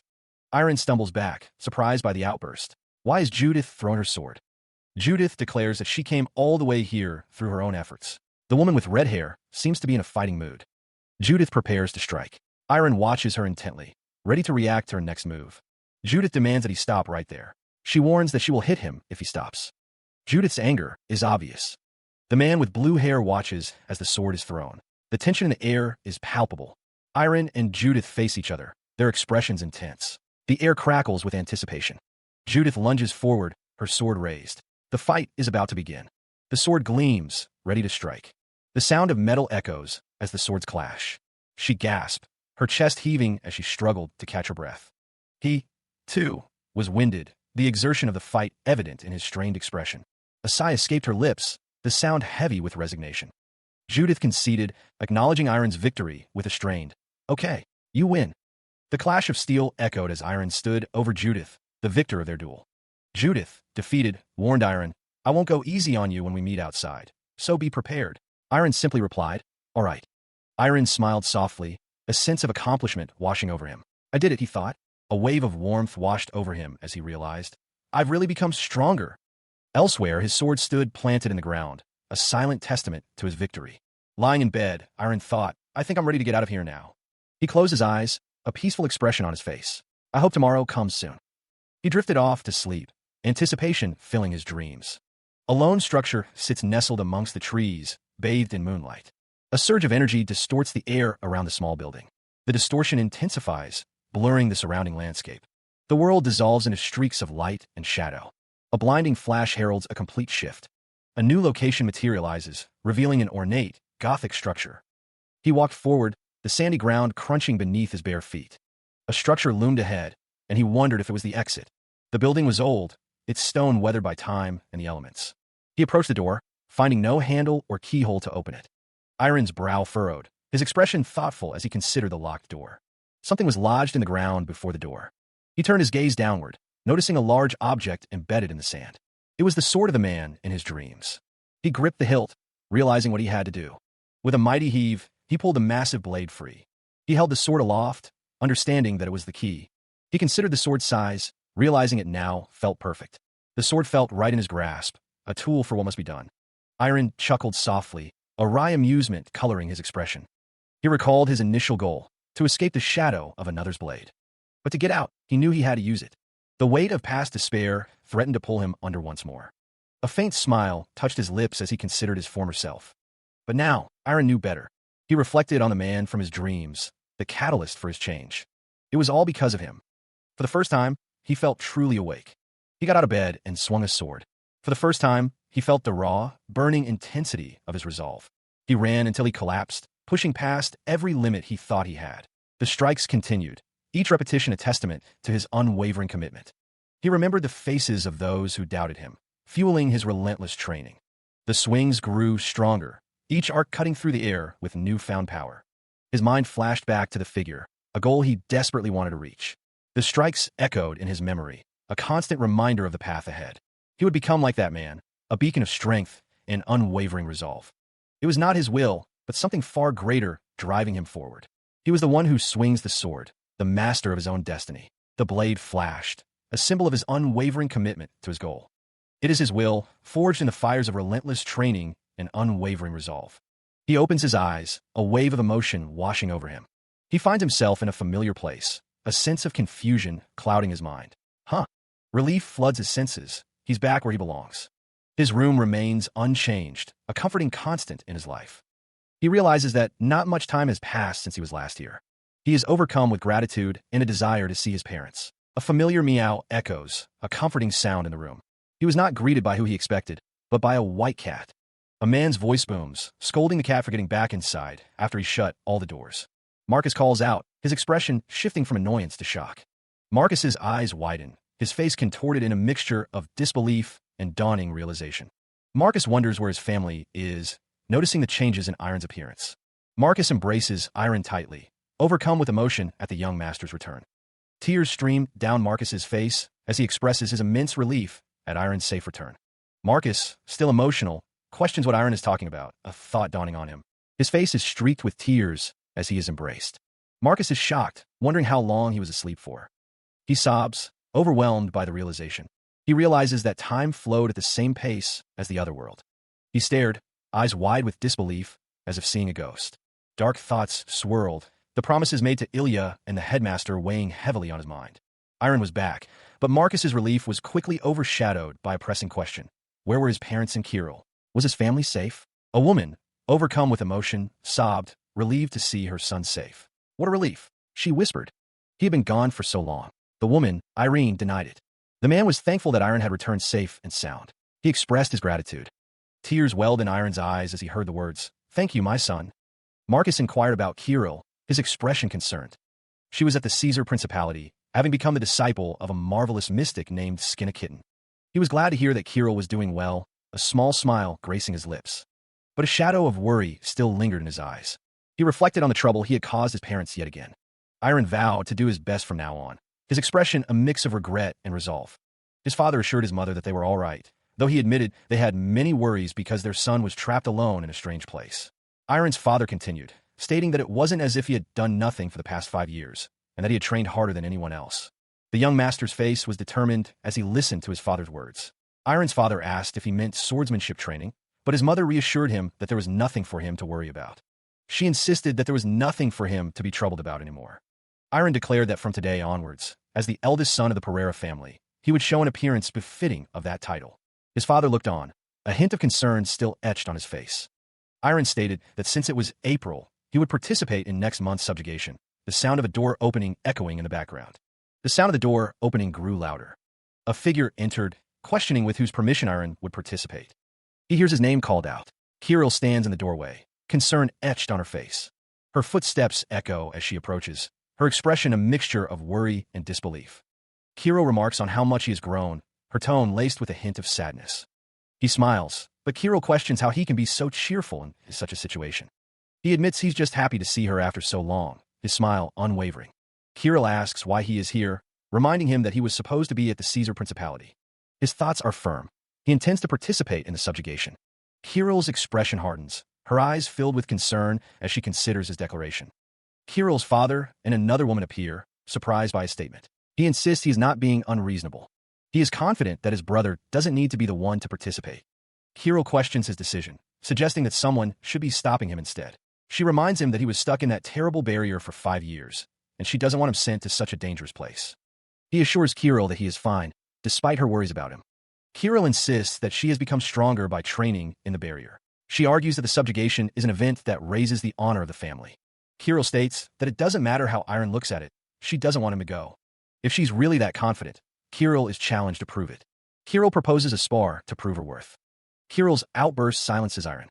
Iron agrees to Kirill's request, stating that if that is what she wants, then let's do that. Kirill tells him to follow her. Meanwhile, Iron declares that he will show Kirill the power he obtained in that place. The soldiers are shocked. One of the soldiers admits that he never thought he'd see the young master's face again. The other soldier confesses that he thought they were covering up Iron's death by using mystic arts as an excuse, but he has returned. He stood at a distance, facing Kirill in the training grounds. Kirill demanded that he hurry up and get ready for their spar. Before a crowd of onlookers, Iron declared that he was ready. Kirill warned him not to make her say it twice, her expression impatient. Iron's eyes narrowed as Kirill pointed out that he didn't even have a sword. He began to clench his fist, preparing for the fight. Energy began to gather around his hand. The energy coalesced into the shape of a sword in his grasp. He looked determined, ready to face Kirill. Iron Ferreira summons a blade, the steel glinting in the light. The sword materializes, its form solidifying in his grasp. A voice cries out, astonishment echoing in the air. A sword appeared. The soldiers watch with wide eyes, their expressions a mix of shock and disbelief. Another exclaims, gasping at the sight of the manifested weapon, "That's mystic arts." The nobles are equally stunned, whispering in disbelief at the display of power. Murmurs spread through the crowd, confirming the rumors. He's amazing. The rumor was true.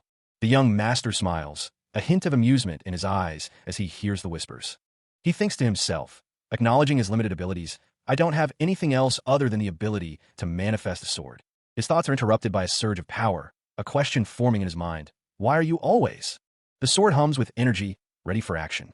He focused, the energy coalescing in his outstretched hand. Swords materialized around him, crackling with power. The air vibrated with the force of his manifestation.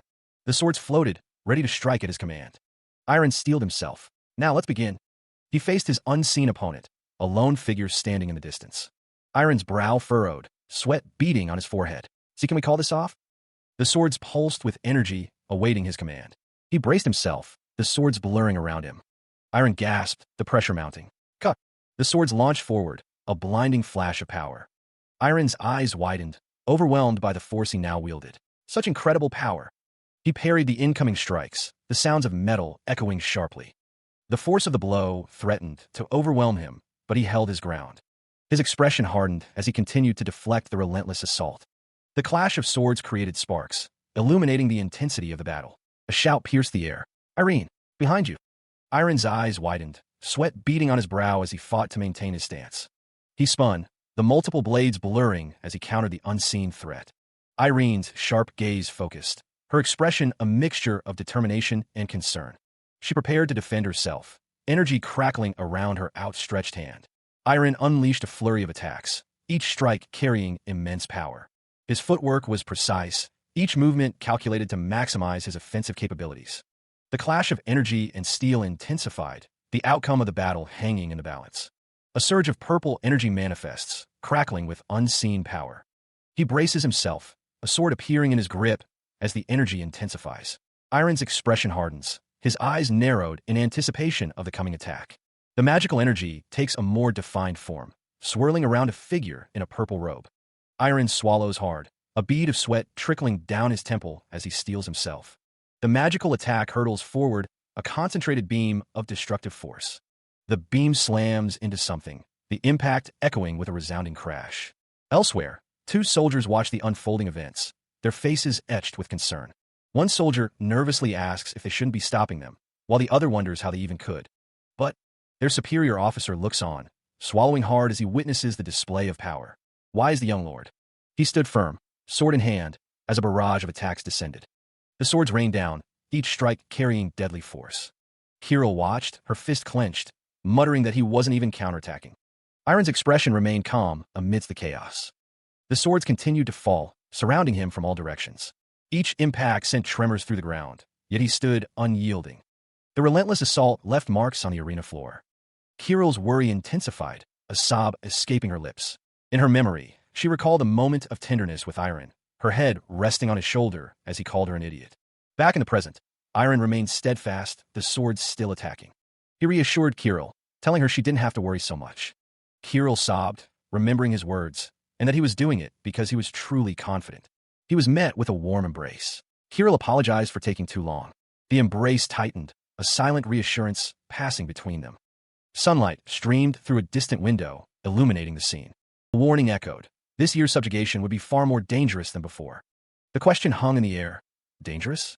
A chilling announcement. A demonoid had appeared. Kirill and Iron stood together, the gravity of the situation settling upon them. About a month ago, traces of demonoids were discovered south of the Gyroan territory. Meanwhile, a hulking demonoid stood, radiating immense power. Demonoids, it was said, were comparable to mystics. They were a corrupted and twisted power originating from a negative heart. Their danger, it was warned, couldn't even be compared to regular. This won't do, she thought. After all, she was going to participate. In the subjugation as well, Kirill declared, approaching a man. Just because you're going doesn't mean that I can't, she exclaimed. And you saw it earlier, right? I'm super strong. That won't do, she thought. She seemed determined. Kirill noted that a very important event was in 2 weeks. She wondered what he was doing over here. He revealed his brother had escaped the barrier after 5 years. So, of course, she had to see him. Ah, so you're Irene Pereira? Irene Pereira said it was nice to meet her, and that she had heard a lot about her. She declared she was the most beautiful mystic in Caesar, Skinna Kitten. Skinna Kitten. She greeted him, introducing herself as Skinna Kitten. Iron was taken aback by something he heard. He blinked, a bead of sweat forming on his brow as he wondered what he'd just heard. Iron stammered, surprised that she could read his mind using mystic arts. But Irene Pereira corrected him.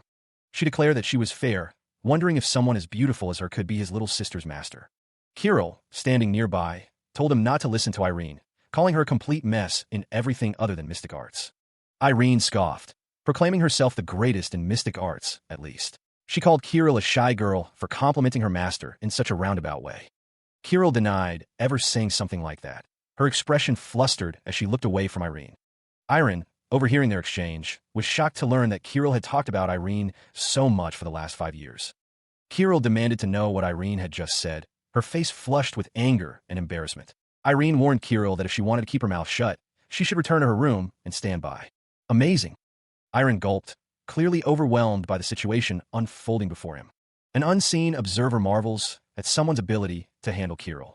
Irene Pereira smirks, a hint of amusement in her eyes as she listens. Irene apologizes, admitting his previous attempt wasn't the best.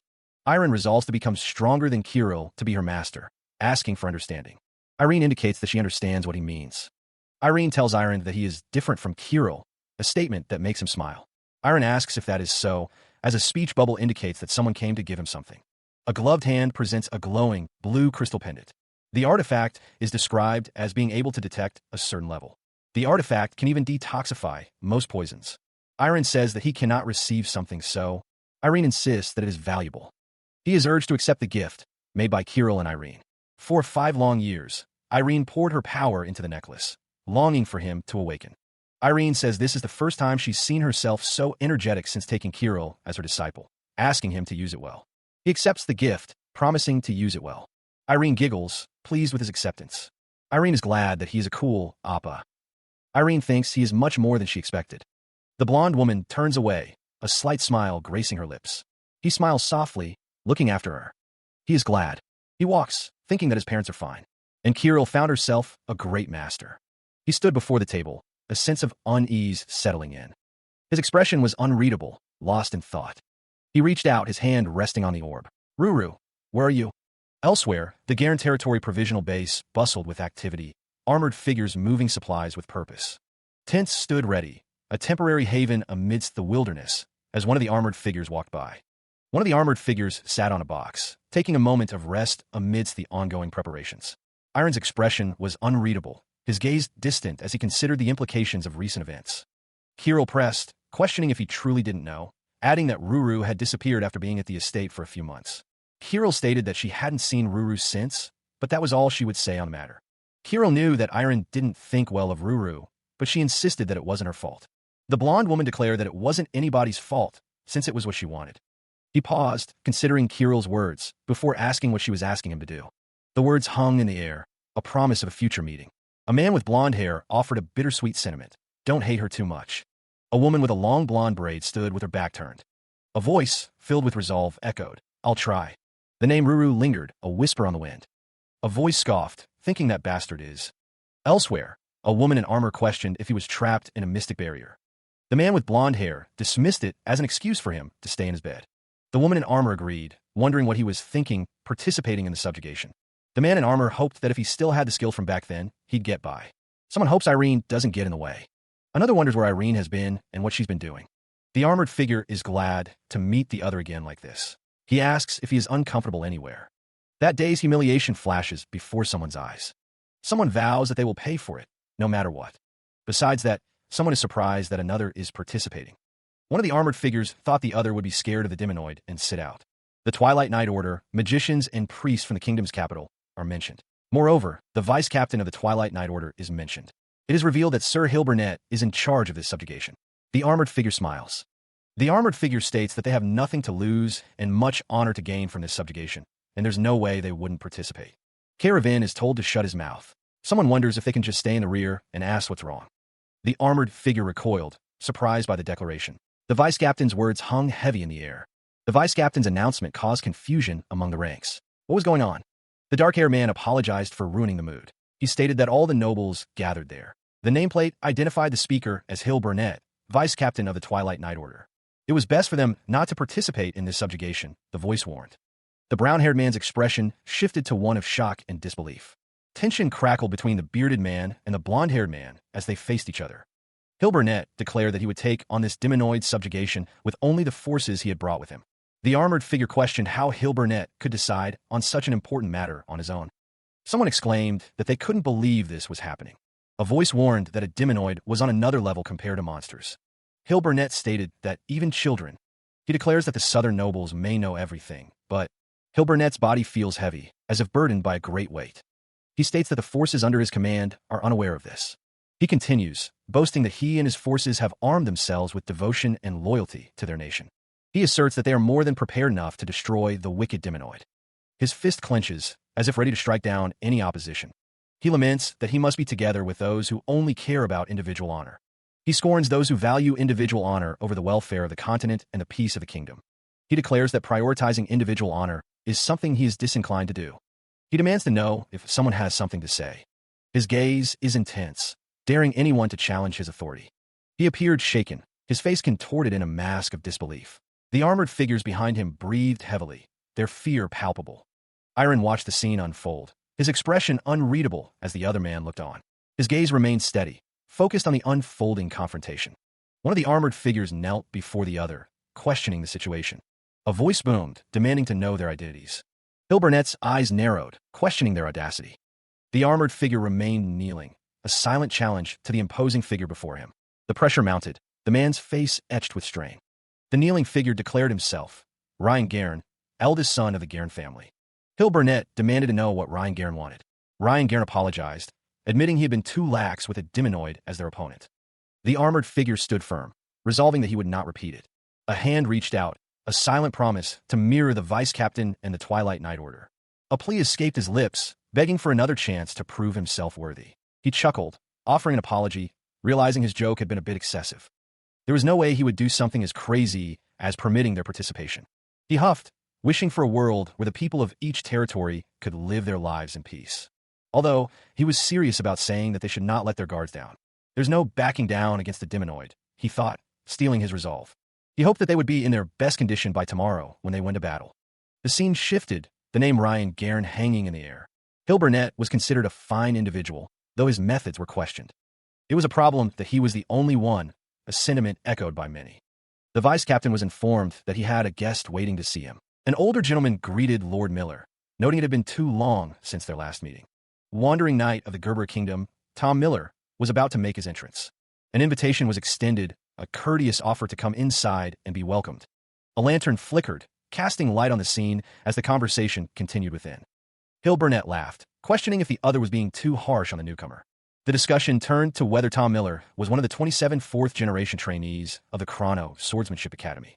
The old man dismissed him as just one of the failed trainees who didn't manage to become an official trainee. Despite the harsh words, one speaker expressed disbelief that he would fall behind the official trainees. Hill Burnett listened intently, his expression unreadable as the debate continued. Was this person truly the genius of the Adon Kingdom? Yes, and, after leaving the academy, at just 14 years of age, she became an honorary knight of the Moonlight Night Order. An unbelievable genius on Ignat's level has appeared in the continent.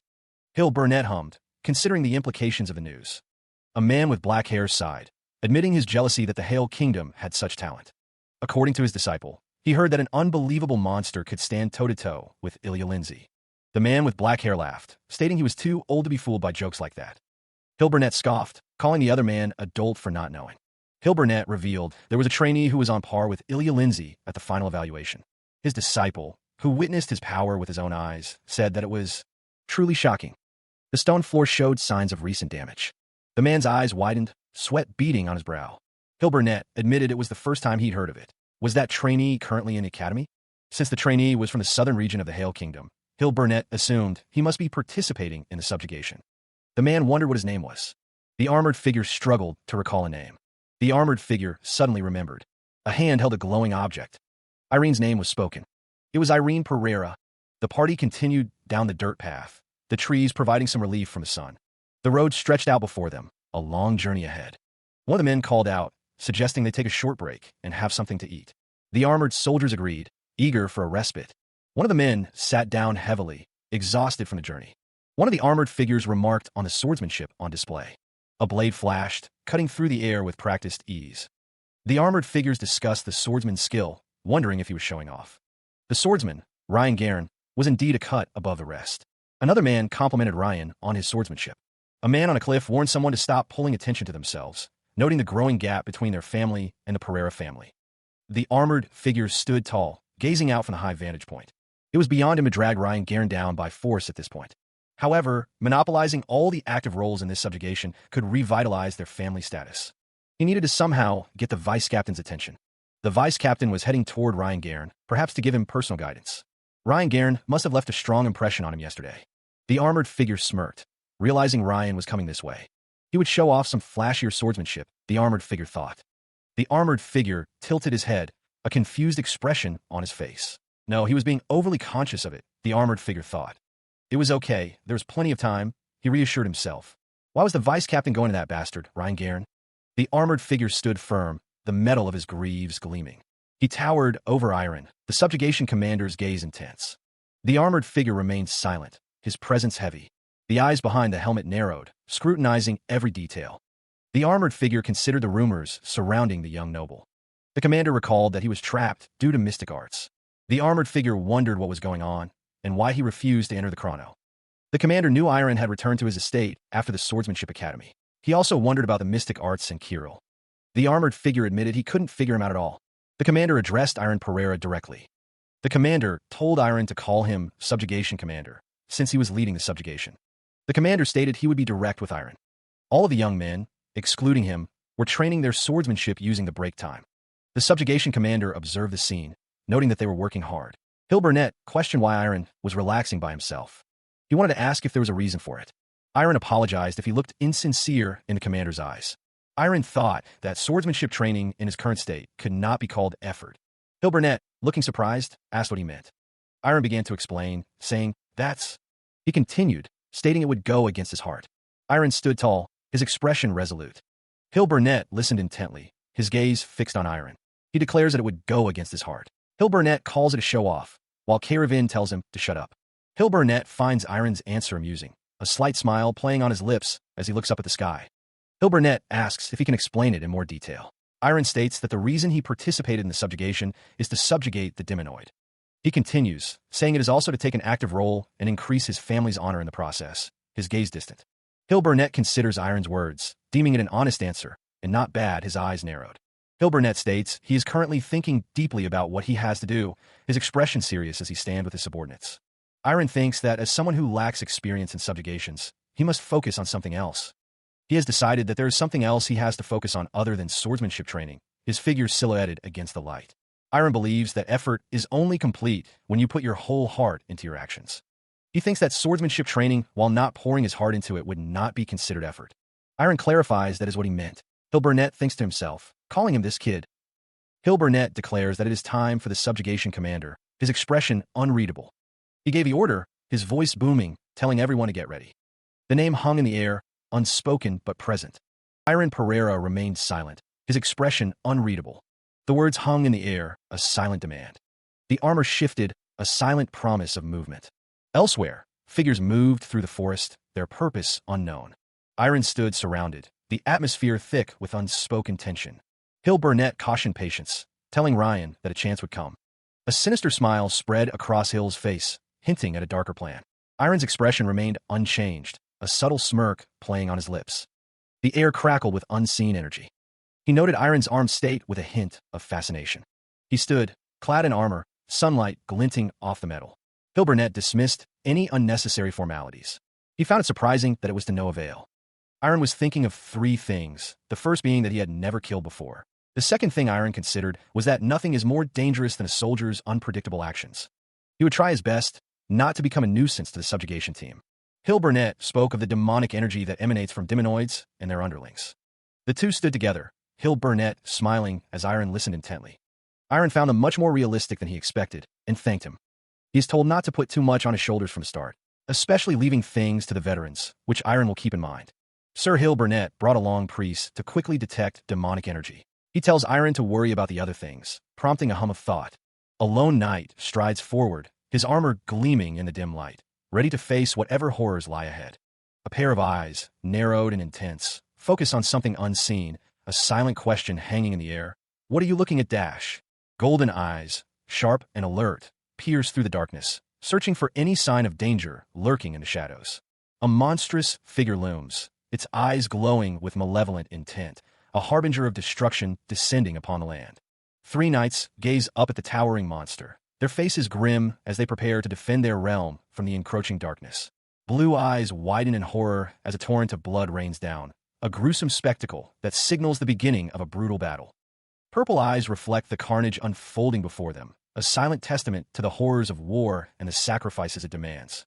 The monster's maw opens wide, revealing rows of razor-sharp teeth, a terrifying display of raw power and predatory hunger. A knight bellows, urging his comrades to prepare for combat and form ranks, a rallying cry against the encroaching darkness.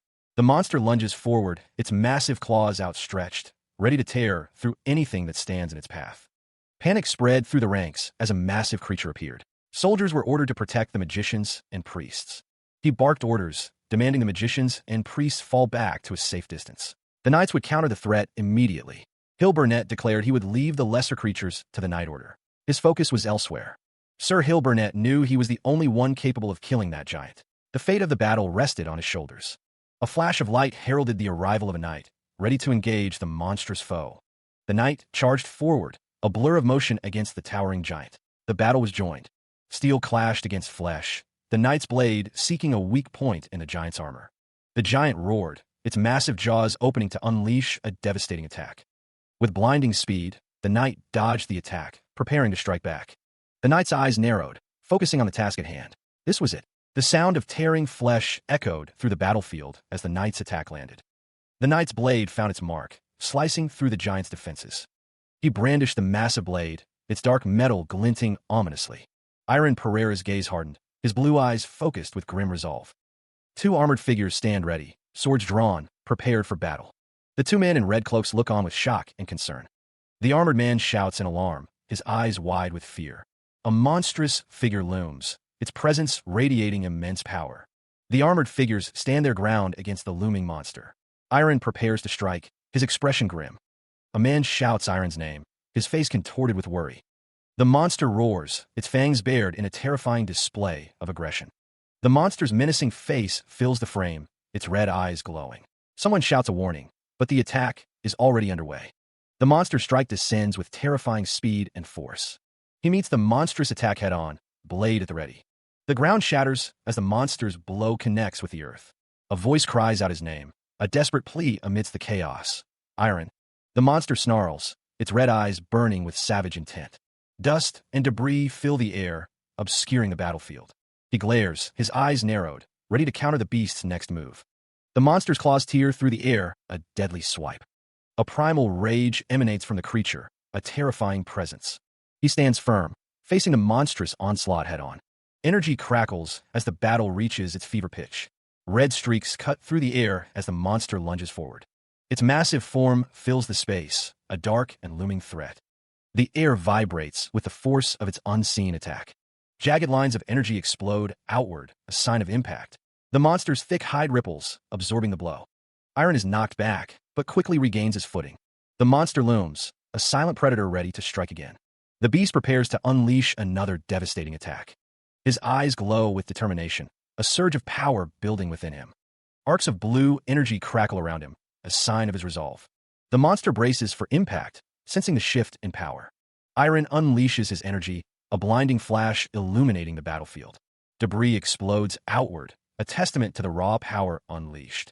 He stands defiantly before the monstrous entity, a sword held ready. The monster's eyes glow with malevolent intent, a silent promise of destruction. Blood splatters as the monster unleashes another devastating attack. The monster's gaping maw reveals rows of razor-sharp teeth, ready to tear flesh. A man shouts a desperate warning, urging someone to get away from the danger. Iron begins to spin, gathering wind around him as he prepares his counterattack. The wind intensifies, swirling around him like a protective barrier. The monster's eye glows ominously, sensing the shift in power. The wind blades sharpen, ready to strike with deadly precision. Iron unleashes the swirling vortex of wind, a devastating whirlwind of power. The wind attack surges forward, promising a swift and decisive end. He unleashes a powerful vortex of wind, tearing through the landscape. The soldiers watch in stunned silence, their faces etched with disbelief and fear. Others caught in the blast shield their eyes, struggling to comprehend the sheer force. The wind howls, a deafening roar that echoes through the ravaged terrain. The air crackles with energy, a tangible manifestation of the unleashed power. The landscape is torn asunder, the earth scarred by the devastating winds. Dust and debris swirl in the wake of the attack, obscuring the already devastated ground. The force of the wind seems to press down, a tangible weight, on everything below. Iron stares, his eyes wide with a mixture of shock and disbelief. This is... The wind dissipates, revealing the extent of the destruction and Iron's silhouette. Another man watches, his expression a mask of stunned realization. It was true. He really appeared, a figure of awe amidst the Hail Kingdom. The devastation was monstrous. The armor gleamed, a testament to power. The soldiers charged forward, yelling a battle cry. The commander roared, declaring that the battle was not over. He ordered his troops to annihilate the remaining enemies. The air crackled with residual energy. The soldiers surveyed the scene, murmuring amongst themselves. The commander, eyes blazing, declared they would resume the advance. Soon, he would have to face the consequences. He wondered why he had done it. He questioned why he would do something like that, admitting he couldn't hold back his rage when he saw that giant. This was the first time his emotions had become so fierce. It felt strange. His eyes widened, a sheen of sweat forming on his brow as he struggled with his inner turmoil. At that moment, it felt like something had fundamentally shifted within him. Bruised and battered, he could only think, I wasn't myself. Iron stood before a towering figure clad in ornate armor, the sound of his own actions echoing in his mind.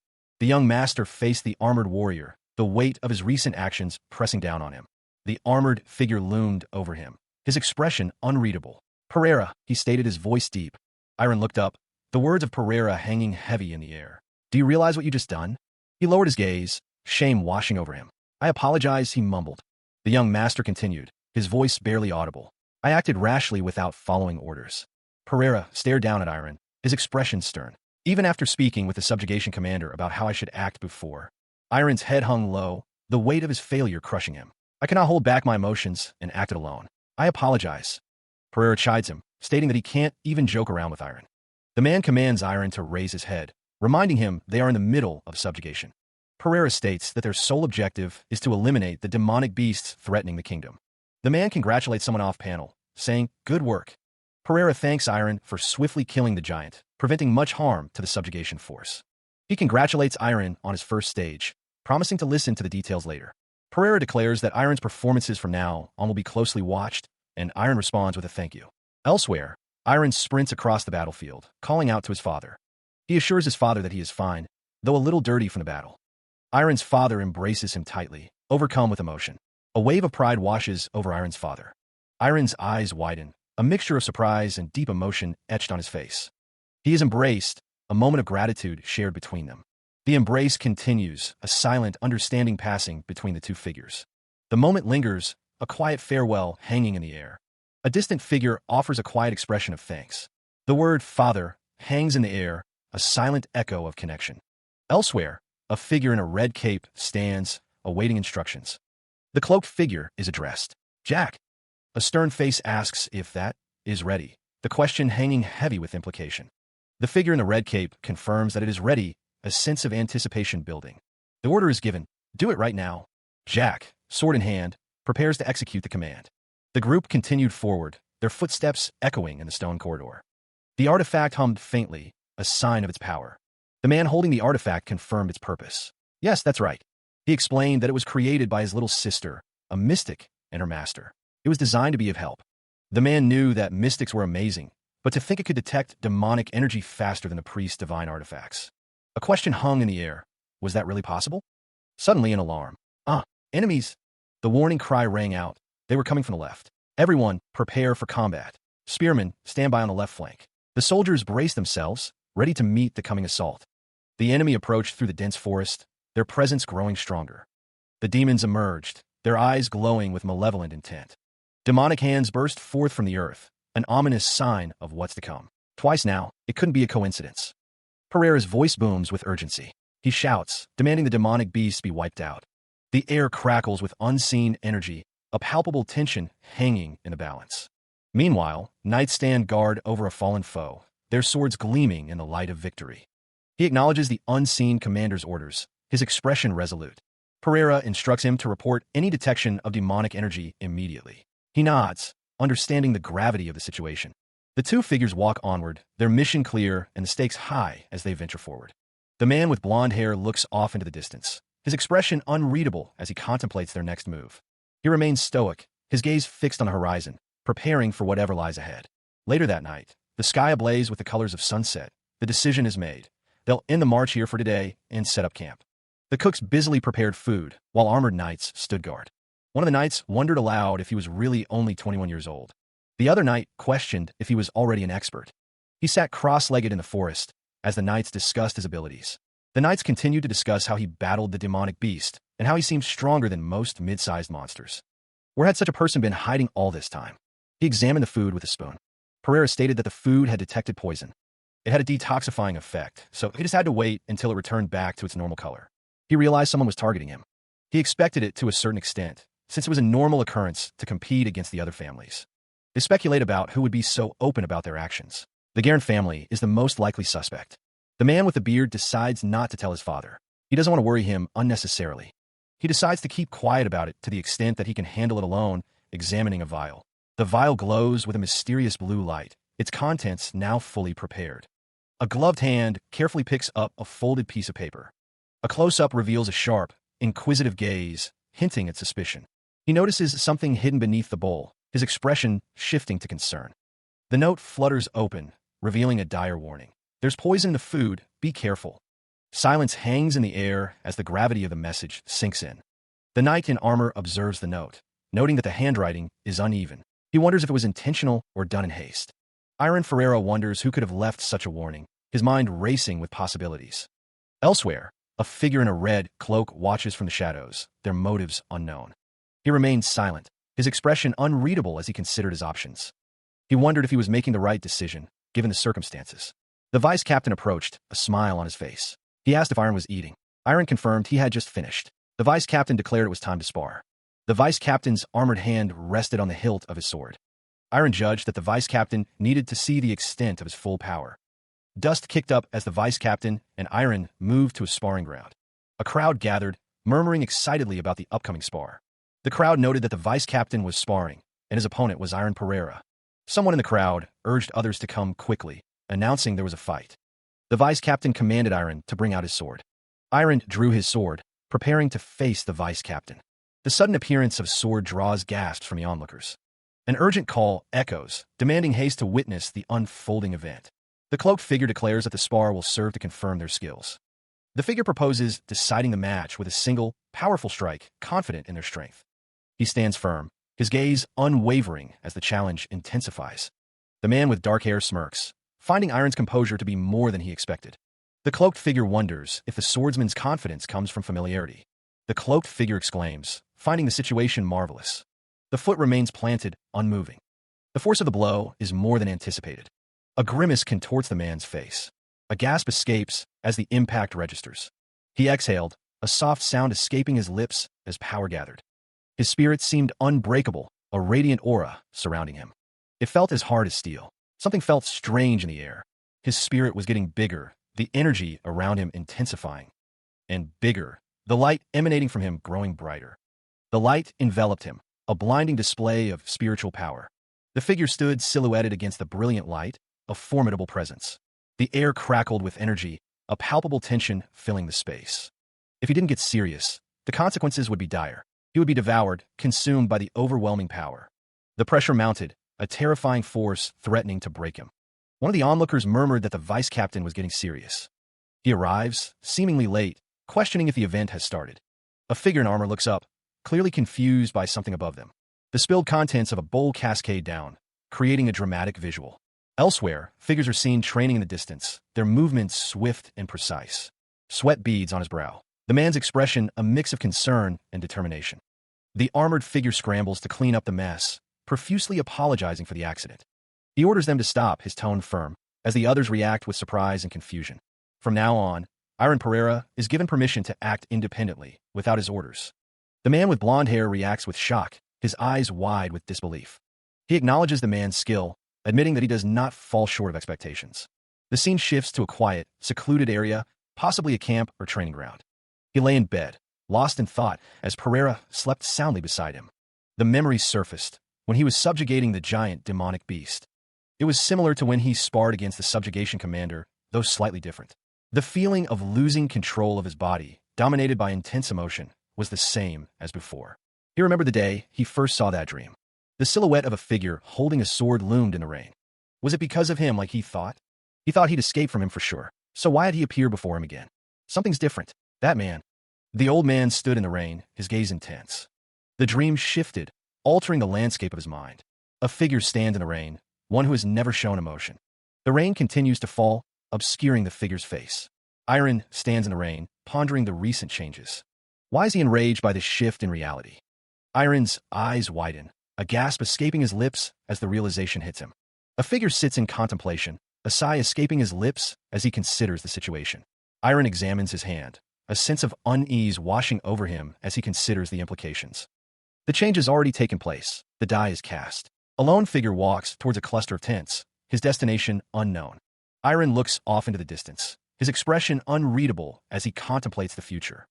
He was supposed to be poisoned. One man asks if Jack was given the poison in his stew. The other confirms that he even saw him eating it. Then why is he unaffected? The armored man examines his hands, bandages wrapped around his fingers. He doesn't understand what is happening. The poison should have had immediate effects. They decide to double the dose today. Iron looks up, a confused expression on his face. He asks what? The man with dark hair looks off to the side, a bead of sweat rolling down his temple. The man with brown hair raises his hand, looking concerned. He tells the other to wait. The man is worrying about Iron in front of him. The man with dark hair grits his teeth, his expression turning furious. The man with dark hair apologizes, saying it was a slip of the tongue. He accuses the other of acting like the others. The man with dark hair says that he is stressed because of that son of a bitch. He asks if his father did not beat the other enough. Someone is told to get their act together. They're told to think carefully about who put them in their current position. He stood, his expression hardening as he considered the implications. A close-up revealed the intensity in his gaze, a silent promise of action. He resolved to remember this constant threat, internalizing the need for vigilance. The sky above seemed to mirror his resolve, a vast expanse promising challenges ahead. The order rang out. They would march immediately after eating, a swift transition to action. A blue crystal pulsed with an eerie light, a silent testament to the ever-present danger. The blonde-haired character expressed his frustration, finding the persistence of the poison tiresome. A hand stirred the food, a silent question hanging in the air. Would poison taint every meal? Despite the grim reality, the blonde-haired character offered a small, unsettling smile. A note revealed the truth. There was poison in today's meal as well, a stark warning to be careful. Meanwhile, the group began their march, their figures silhouetted against the horizon, heading towards an unknown destination. A concerned character watched them go, his expression a mixture of worry and determination. He insists that he is fine, despite his grim expression. The group continues their march, cloaked figures moving in unison. Iron's eyes narrow, a sense of foreboding washing over him. He senses a dark presence, demonic energy permeating the air. He declares that he will take care of the enemies to the left. The air crackles with energy as he prepares to strike.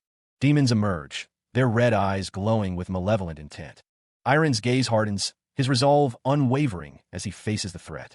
The demons lunge forward, claws extended, ready to tear him apart. He moves with blinding speed, a blur of steel against the demonic onslaught. The sound of impact echoes as he strikes, each blow precise and deadly. A demon roars in pain as it falls, defeated by Iron's swift assault. He moved with blinding speed, his blade a blur against the demon. The demon roared, its crimson eyes burning with malevolent intent. Iron's gaze remained fixed, unwavering in the face of the monstrous presence before him. The demon recoiled, a guttural cry escaping its throat as the attack landed. The air crackled with energy as the blade cut through the space. He pressed his assault, each strike aimed with deadly precision. Violet arcs of power emanated from the sword, a testament to its strength. Iron continued his relentless assault, pushing the demon back with each strike. The sword danced, a whirlwind of steel deflecting the demon's desperate attacks. A voice called out, a man in armor offering support. "Leave her back to me." He received praise from the armored soldiers. They complimented his performance, calling him young lord. The soldiers seemed confident in their subjugation. In the distance, two cloaked figures watched. Iron paused, a flicker of concern crossing his face as he looked at his hand. His senses sharpened, becoming more acute than before. Something was changing within him. He could now sense demonic energy before even reaching the artifact. The change was significant. Iron wondered if this new ability was due to the armored man's presence as well. He questioned how the armored man was related to all of this, his suspicion growing. Iron's frustration boiled over, his face contorted in anger as he shouted. He was even more chipper than usual, the armored man thought. What had happened? Iron had seen the armored man's artifact, and it sensed demonic energy shining brightly. It seemed the artifact also had a detoxifying function. The two cloaked figures stood in a forest clearing. Iron cursed, wondering if his sister was involved once again in this situation. He struggles, his attacks proving ineffective against an unseen foe. Why is nothing working? Frustration mounts as he leans on his weapon. What can Iron do about that bastard? His eyes narrow, a decision made. Yes, that's it. If it's come to this. A wave of determination washes over him. He has to kill the demonoid. The armored soldier announces their arrival. We're here. The group stands before a dark cave. It's an artificially made cave, the demonoid's base. The subjugation commander gives his order. Iron, take the front with me. The young master acknowledges the command. He must remember to never let his guard down. Deeper into the cave, the soldiers advance. The subjugation commander leads the way, his armored form a beacon in the darkness. The sound of a violin drifted through the air, an alluring melody. One of the soldiers commented that the music was nice, seemingly entranced. Another soldier noted that he could hear a piano as well, finding the place amazing. The soldiers wanted to hear the music even closer, drawn in by its allure. He observed the soldiers acting strangely, wondering if they were seeing an illusion. A soldier shouted that it was a trap, urging everyone to come back to their senses. He inhaled deeply, bracing himself for what was to come. A sudden, sharp sound echoed through the area. The soldiers looked around, their faces a mix of confusion and fear. One of the soldiers commanded the others to strongly shake anyone who hadn't come back to their senses, warning them not to fall into the demonoid's temptations. He groaned, disoriented, trying to understand where he was. He noticed something, his eyes narrowing in suspicion. He continued forward, the figure at the piano paused their playing. They remarked on the arrival of guests. A figure with dark hair and piercing yellow eyes gulped audibly. The demonoid was much stronger than he anticipated. The demonoid, a woman with long black hair and a sinister smile, sat at the piano. She offered another tune. Deep within the cavern, a procession of figures moved with purpose. A haunting melody filled the air as a woman stood before an unusual orchestra. The woman stood tall, her presence commanding the strange performance. Iron Ferreira's expression hardened, a sense of unease washing over him as he observed the scene. A question hung in the air. Was she truly a demonoid? The only thing distinguishing her from a human was the crimson color of her eyes. The man with Jack mused that even after borrowing power from a demon, her ego remained intact. The woman's presence was unlike any demonoid he had ever encountered. Iron Ferreira's gaze intensified, a storm brewing within him. The man declared he could do it. He would show that he was above Iron Ferreira. The stage is set for a performance of chaos. The woman in the black dress smiles, asking if they would like a tune. Viscount Garin barks orders, commanding the soldiers to maintain formation. The woman asks them to please listen to it. Her smile widens, stating that the previous tune was just an appetizer and that her performance is outstanding. She promises to show them her true skill, describing it as being like a soft bed. Viscount Garin's face is flushed as he thinks that it's a sweet and deep tune that envelopes the body. The woman's voice echoes, promising that it'll feel like an amazing dream. Viscount Garin is slapped, being told to get a hold of himself. A man warns them not to look into the demonoid's eyes, saying she's hypnotizing. Someone yells for young Lord Garin to stop. A soldier thinks that he has to stand out and be the one to kill the demonoid. He faces the demonoid, who stands ready with dark energy swirling around her. A dark aura emanates from the demonoid, a silent threat hanging in the air. The soldiers are shocked as they realize the demonoid is attacking with her hair. Young Lord Garin cries out as the demonoid's hair strikes him with immense force.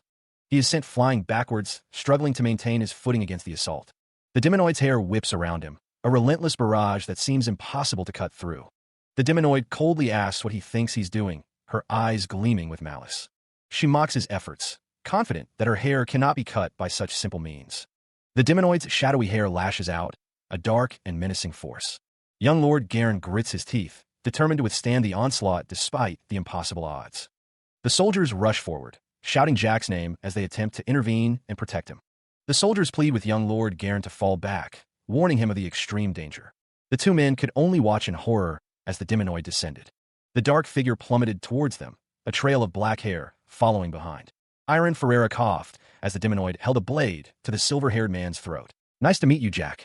Young Lord Garin looked on, concern etched on his face. Oh, you don't have to worry.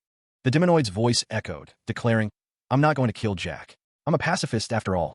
A sinister smile crept across the demonoid's face, a stark contrast to the proclaimed pacifism. A wave of dark energy pulsed around them. What the hell are you planning? Young Lord Garin's expression hardened, his concern replaced by a fierce determination. The demonoid's smile widened. Let's make a deal. Iron Ferreira coughed, blood splattering from his mouth as he struggled to stand. The demonoid continued. and the life of the beautiful and talented me. Let's exchange the two. The Demonoid finished. What do you think? It's not a bad deal, right? As long as you all make way for me, I'll leave this place. Viscount Garin is instructed to take Iron Ferreira somewhere safe, away from the immediate danger. Viscount Garin, however, is told not to listen to her, his expression unreadable.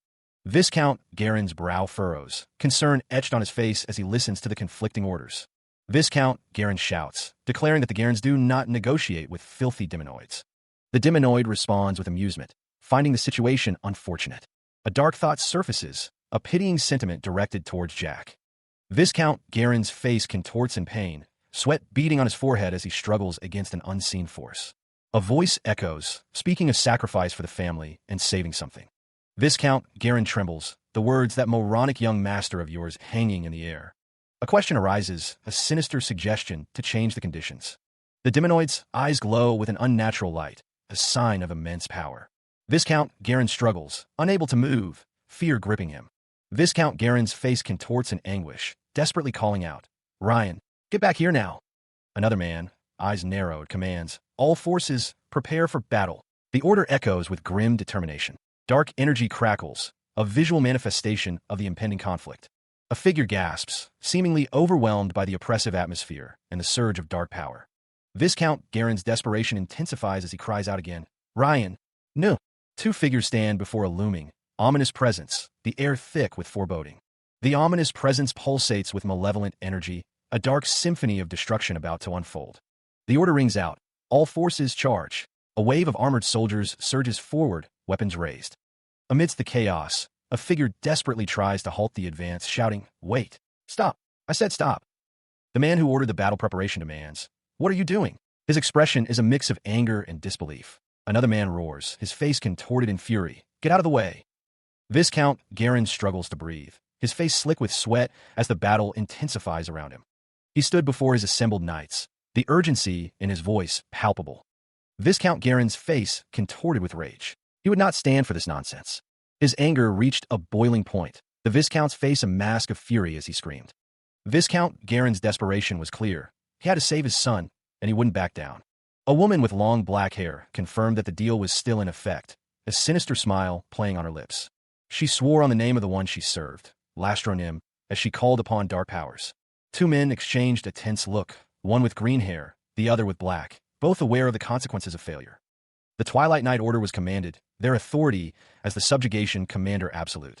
The knights were ordered to give no heed to anyone who stood in the way of the Demonoid subjugation. A surge of power emanated, a visual representation of the strength being called upon. A close-up on a man's face, his mouth open in a shout, conveying the intensity of the moment.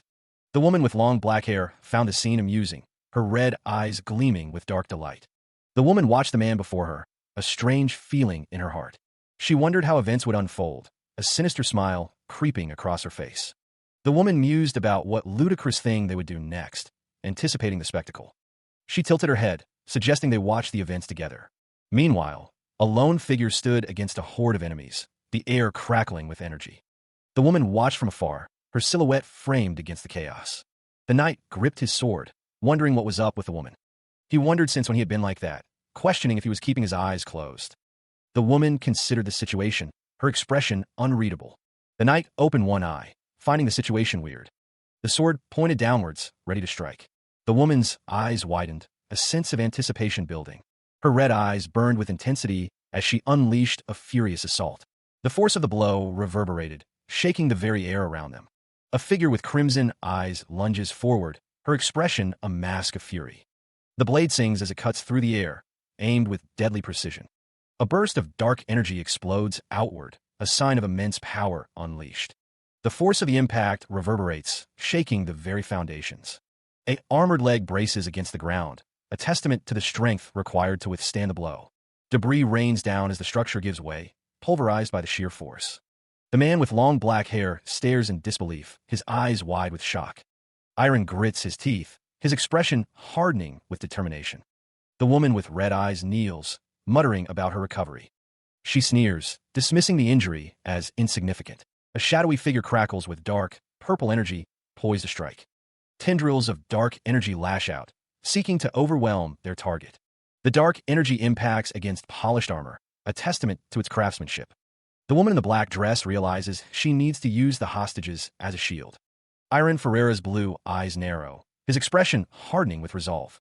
The woman in black is struck by a powerful blow, energy crackling around her. The force of the impact echoes with a deafening roar. The woman stumbles, struggling to maintain her balance after the attack. Her eyes widen with fury as she realizes he doesn't care about the hostages. Iron Ferreira's gaze remains fixed on his opponent. He's only aiming for me. The two lock eyes, a silent battle of wills waged between them. The shadowy figure prepares another attack, the purple energy intensifying. He stood ready, sword in hand, prepared to meet the oncoming assault. The enemy knew he had to block, bracing himself for the clash. The clash of steel echoed as the enemy's blade met Iron's. The two warriors collided, a whirlwind of motion and deadly intent. Their blades met again, sparks flying as the battle raged on. The enemy's demonic energy surged, a dark aura surrounding him. With a shout, the enemy prepared to unleash his power. He thought to himself that all he needed to do was slowly recover. But something was wrong. His demonic energy began to dissipate. Panic set in as he realized he couldn't gather any demonic energy. Could this bastard have done something? He wondered as Iron stood over him. The enemy's eyes widened in disbelief, unable to comprehend how he could have lost his power. Yellow energy crackled around him, a prelude to the coming impact. Iron raised his shield, bracing for the inevitable collision. The force of the blow detonated in a burst of light and shattered stone. The dark figure loomed, its red eyes burning with malevolent intent. His hand clenched, ready to deliver another devastating attack. The dark figure's strike connected, sending Iron reeling backward. Arcane energy crackled around the battlefield, a sign of the enemy's power. The woman watched, her eyes wide with disbelief. Impossible! My guard that's harder than stone. A surge of power erupted, shaking the very foundations of the arena. Iron's face contorted in pain as the force of the attack washed over him. The dark figure, sweat beading on its brow, realized, I miscalculated. I can't beat this guy. The enemy knew one wrong move could spell his doom. The declaration echoes, a promise of mutual destruction hanging in the air.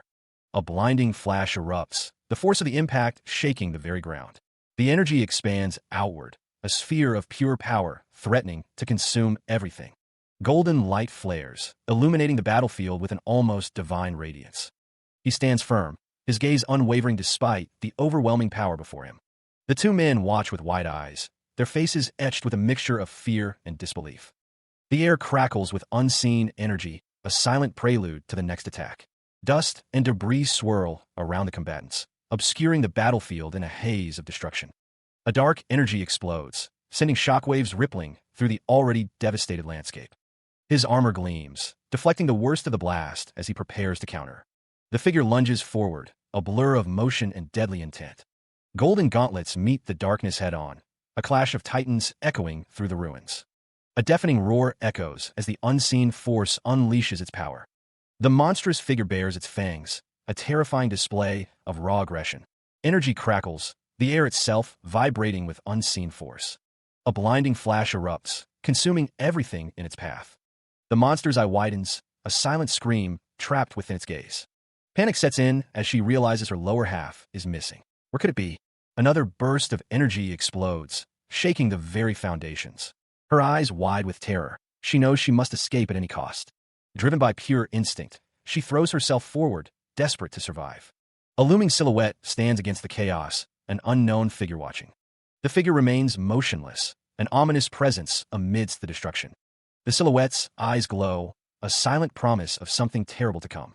She recoiled, her eyes wide with disbelief at the unseen force. Her fangs bared, a snarl twisting her lips in furious denial. A blinding explosion of light and force erupted before her. The impact reverberated, shaking the very air around her. Debris and energy scattered, a testament to the raw power unleashed. The force slammed into her, a physical blow and a crushing defeat.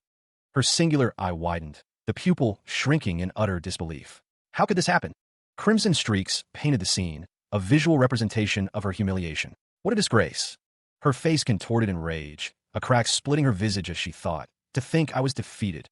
The crimson deepened, a torrent of fury unleashed upon the world. Her silhouette loomed, a dark promise whispered on the wind. By a mere human. Darkness coalesced, a gathering storm of vengeance ready to break. A deep fissure scars the landscape, a testament to the recent battle. The soldiers look on, murmuring about the demonoid's defeat. The news spreads quickly. He subjugated the demonoid. It's confirmed. Young Lord Iron has subjugated the Demonoid. The soldiers cheer, shouting Iron's name in celebration of his victory. The soldier exclaims Iron's name, a wide smile across his face. Another soldier repeats Iron's name, seemingly in disbelief.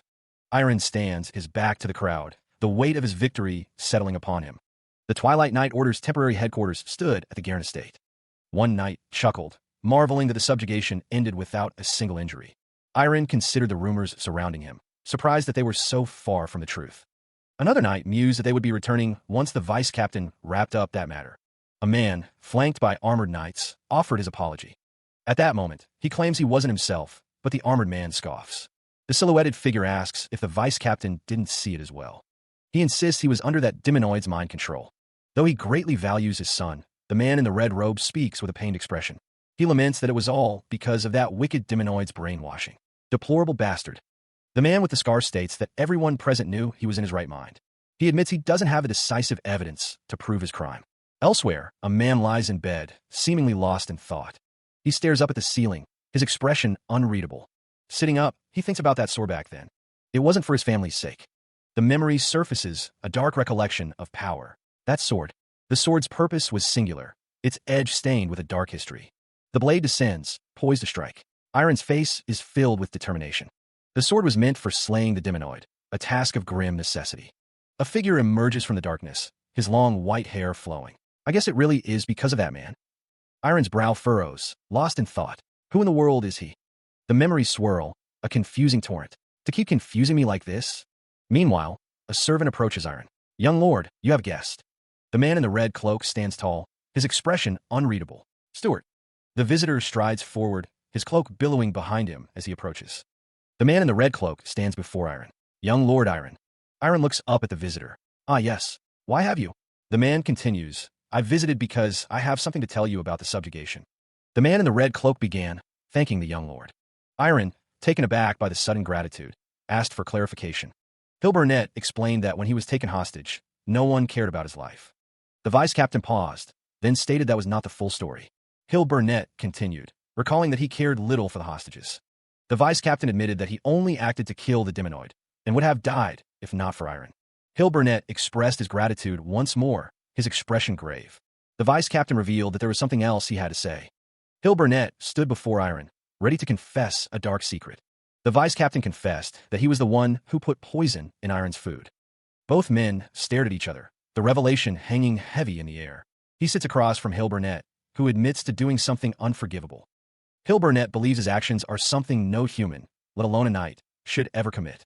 Though his words may not be enough, Hill Burnett offers a sincere apology for his actions. Hill Burnett states that he truly apologizes for his actions.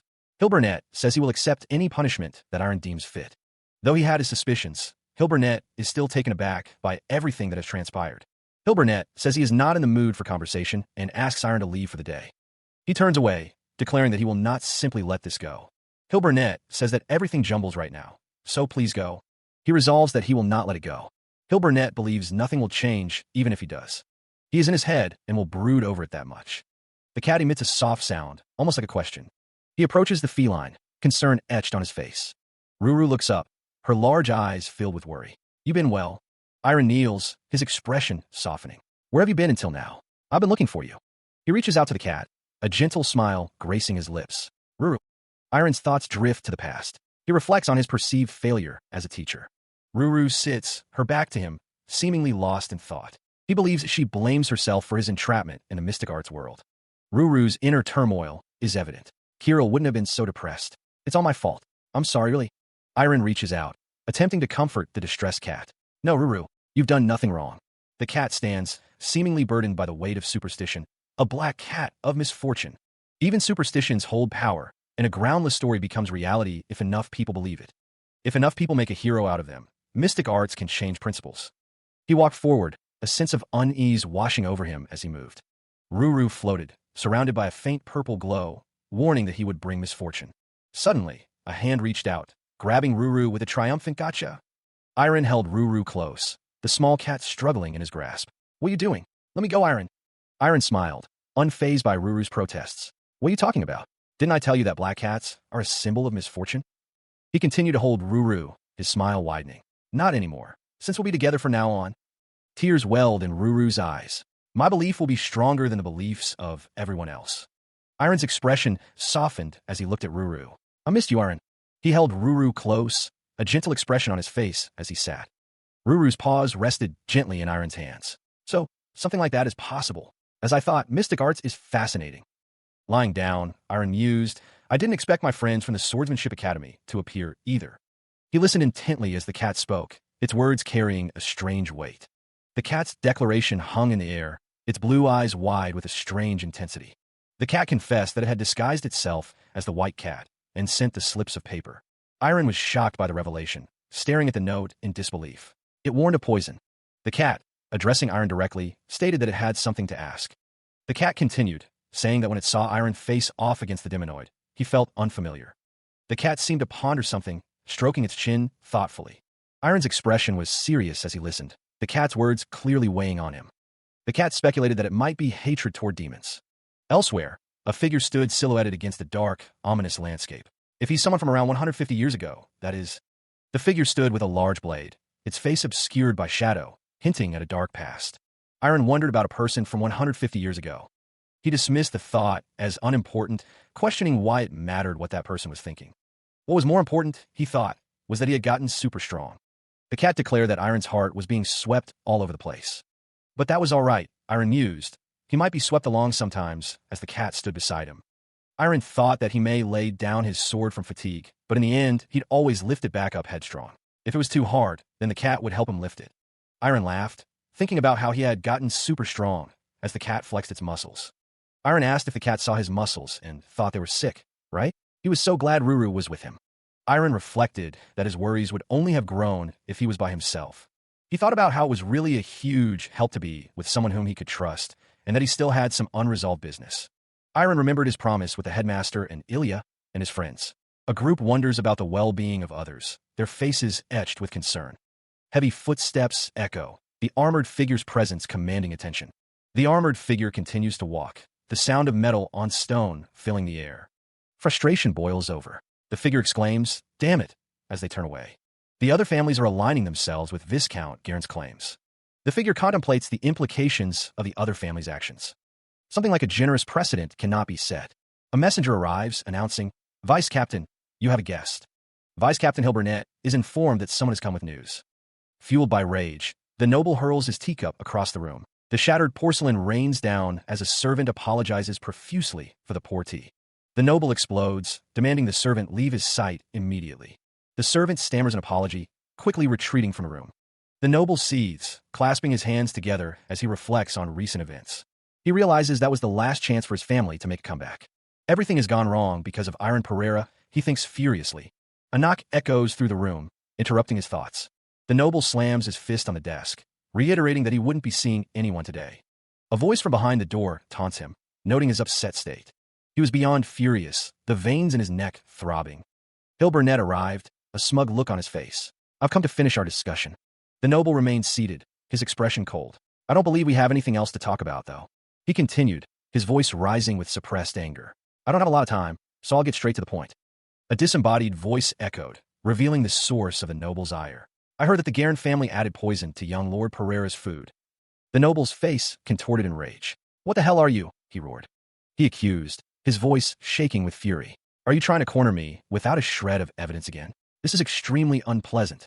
Get out of my estate this instant."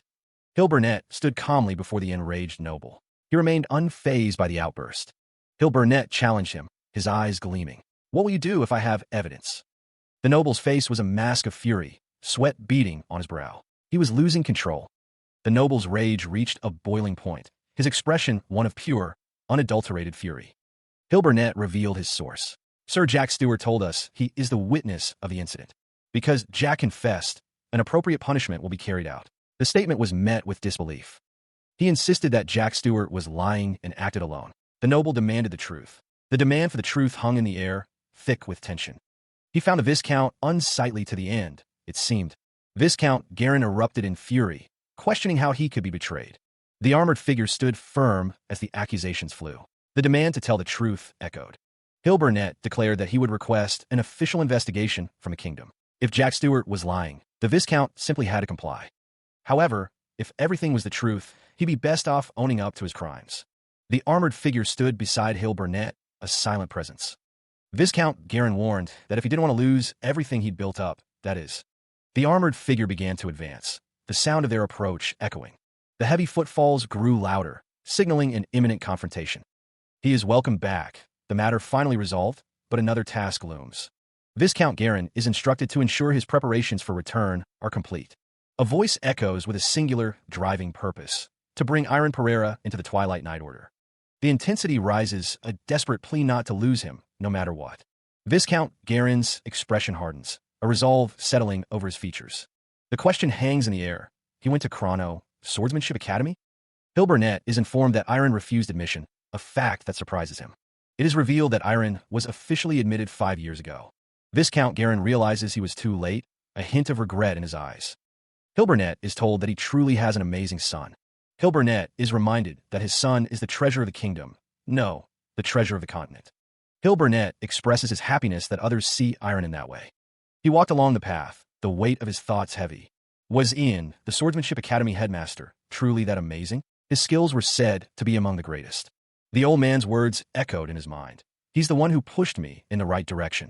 The memory of the old man's encouragement was vivid, a guiding light in his journey. If it was him, Iron thought, then he would surely be able to get some advice on his unstable condition. Who knows? The swordsman might even solve the issue of his dreams as well. Wouldn't that be difficult? The cat seemed to agree, as Iron recalled that he was said to be the greatest swordsman in the continent. No matter the field, those who are considered the best on the continent are no different from mystics, because they possess unbelievable abilities and wills that cannot be explained by logic. Oh, a realization dawned on him. He guessed it wasn't completely out of the question then. Wait, then, was he his mystic arts master? Yeah, he was. The cat-like character declared it was time to start their trip preparations for real. Iron tilted his head, hearing the cat-like character call out a name. The cat-like character seemed to be in a good mood. The cat-like character wore a red scarf and a green vest. The cat-like character asked Iron what he thought. The cat-like character declared they were out for their trip. Iron seemed impressed by the cat-like character's outfit. The cat-like character stated that he doesn't usually dress up, but when he does, this much is nothing. Iron guessed he wouldn't be bored on his way there. The cat-like character told Iron to just wait. The Chrono Swordsmanship Academy and the strongest swordsmen were on their way. Metropolis Alcantara bustled with activity, its streets filled with people and ornate structures. The city was the home of the Chrono Swordsmanship Academy. Iron strolled through the city, a small cat perched on his shoulder, taking in the sights. People around them were using magic, performing acrobatics. The reason Alcantara grew to be such a huge metropolis was because Chrono Swordsmanship Academy's main building was built there. Ruru looked excited. Chrono Swordsmanship Academy was a much more amazing place than expected. He agreed with Ruru, suggesting they stay somewhere with a cool signboard. They noticed a place called Sword's Cradle. Iron told Ruru he was going to play for a little longer, and she told him not to come back too late. He approached the door, saying, "Excuse me." He noted the interior was far more spacious than it appeared. But the air felt different here, charged with an unseen energy. The atmosphere was heavy, and Iron noticed people were staring at him. Most of them, no, but some were definitely focused on him. He observed that everyone inside seemed to carry a sword. Why were they all staring? Had he come to the wrong place? A large hand landed on his shoulder. "Hey, wait." The muscular man loomed over him. "Are you also a Chrono Swordsmanship Academy guest?" Iron looked up, a question forming on his face. "Yes." The man laughed, surrounded by others. "Ha ha, that guy's a guest too? We've really got all kinds of people gathering. Don't we? Well, anyone can take on the challenge." The man leaned in, his voice low, "But it's not good to overestimate yourself. Hey, what bullshit are you?" Heated words erupt as the muscular man in a red jacket confronts someone. The man's rage intensifies, his words laced with fury and challenge. Iron appears taken aback by the sudden outburst, questioning the commotion. The muscular man turns his attention to Iron, singling him out with a taunt. The man in the red jacket continues his aggressive taunts, demanding Iron step outside. Iron's companion expresses concern, but the bartender dismisses it with a knowing chuckle. The bartender confirms Iron's affiliation with the Chrono Swordsmanship Academy, curious about the situation. The bartender explains that everyone staying there is a guest of Chrono, implying a certain level of tolerance. Chrono's name hangs in the air, a silent question mark over the unfolding drama. The bartender inquires if this is Iron's first time experiencing the establishment's unique guest reception. With a sigh, the bartender implies Iron is naive about the true nature of the place. The Chrono Swordsmanship Academy was frequently visited, but due to the sheer number of challengers, most were sent back initially. Those who wouldn't leave the front gate until someone faced them began to appear. Even groups who slandered the academy, calling its members cowards, started to form. That's why they're all going to earn the mercenary tag, that they need to be qualified for the challenge. One man tells another to follow him. It has nothing to do with him, though. Well, he guesses there's nothing bad about earning a mercenary tag. It's cool, right? There's a mercenary agency underground. The test can't be held upstairs because of the loud noises. He seemed confident, but what would he be facing? A man with a neatly trimmed mustache greeted someone, announcing his presence. Edgar, a man with graying hair, wondered what brought the other man here at this time, and if he brought a guest for a test. Edgar and Iron stood before a strange device. The man with the mustache explained it was a gauge that measured force. Iron questioned if he could use his fist. Edgar clarified that the test was meant to be done with a sword, explaining it was a simple but accurate method of measuring rank. Iron wondered what would happen if he broke it, but Edgar assured him it didn't look very sturdy. Edgar chuckled, telling the young man that it was a magic tool and wouldn't break so easily, and that he was too young to worry about such things. Iron stated that he understood and would do his best. The man with the mustache stated that Iron was a guest to Chrono. Another man questioned if he wasn't a bit too pretty to be won. The man with the mustache then bet 7 silvers that he'd get 300. Someone commented on his build, estimating it would be at least 500. Then, the gray-haired man bet 501, chuckling at his own cleverness. Edgar told the young man that since he didn't have a sword, he should pick one. A rack displayed a variety of swords, waiting to be chosen. Iron stated that he was okay, questioning what the other person meant. Edgar looked on with a questioning expression. Suddenly, a sword materialized in Iron's hand, glowing with power. The two men watched in astonishment, utterly bewildered by the sight. A voice declared that a sword had appeared out of thin air. Iron, now holding the sword, glanced downward, a subtle shift in his demeanor. His eye reflected a newfound determination. The young master stood bathed in a radiant aura, the sword emanating a palpable energy. He lets out a gasp as something materializes in his grasp. A heavy, dark metal sword now occupies the young master's hand. The blade glows with a soft, golden light as it rests in his grip. The sword hums with power, the air around it shimmering with energy. The blacksmiths stare in disbelief, muttering about what they're witnessing. The sword, now fully formed, stands taller than Iron himself. The young master tests the blade, and it absorbs the blow with ease. Wow, amazing! The sword truly absorbed the impact, leaving those watching in awe.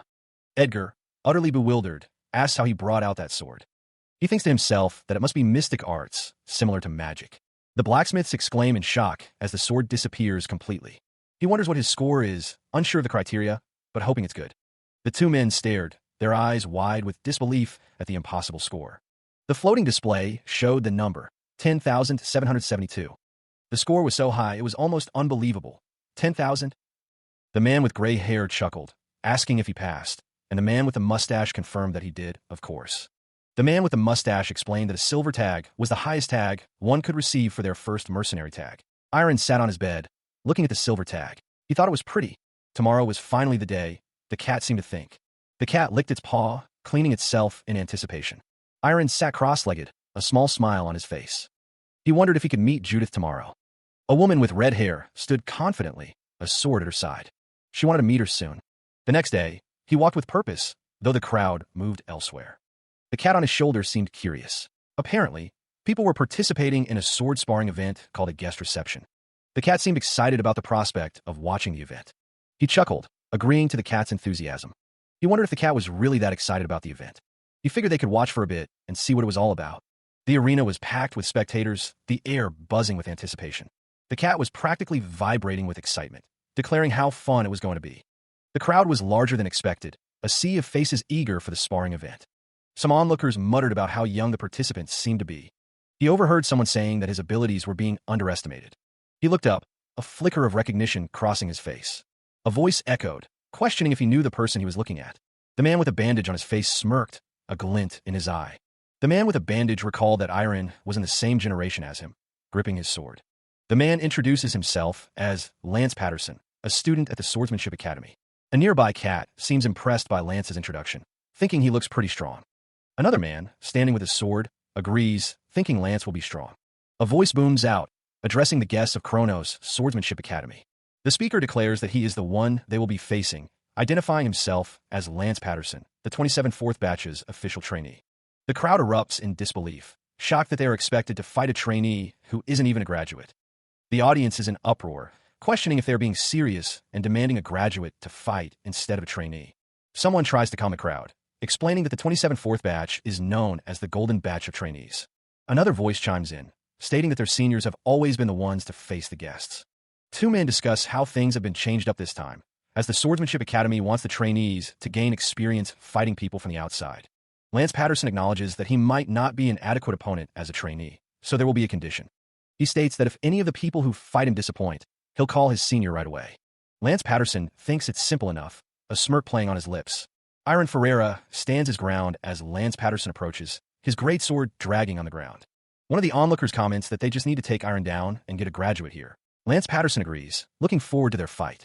Iron Ferreira's expression hardens, a glint of determination in his eyes. Lance Patterson remarks that it looks like Iron uses a greatsword, questioning if something is wrong and if he is scared. Iron Ferreira smiles, stating that Lance Patterson reminds him of someone. Lance Patterson asks if he should let Iron have the first attack, calling him a fucking brat. Lance Patterson vows to make it so that Iron will never be able to say something so arrogant again. The sound of steel echoes as Lance Patterson prepares to strike. Lance Patterson swings his greatsword down towards Iron Ferreira.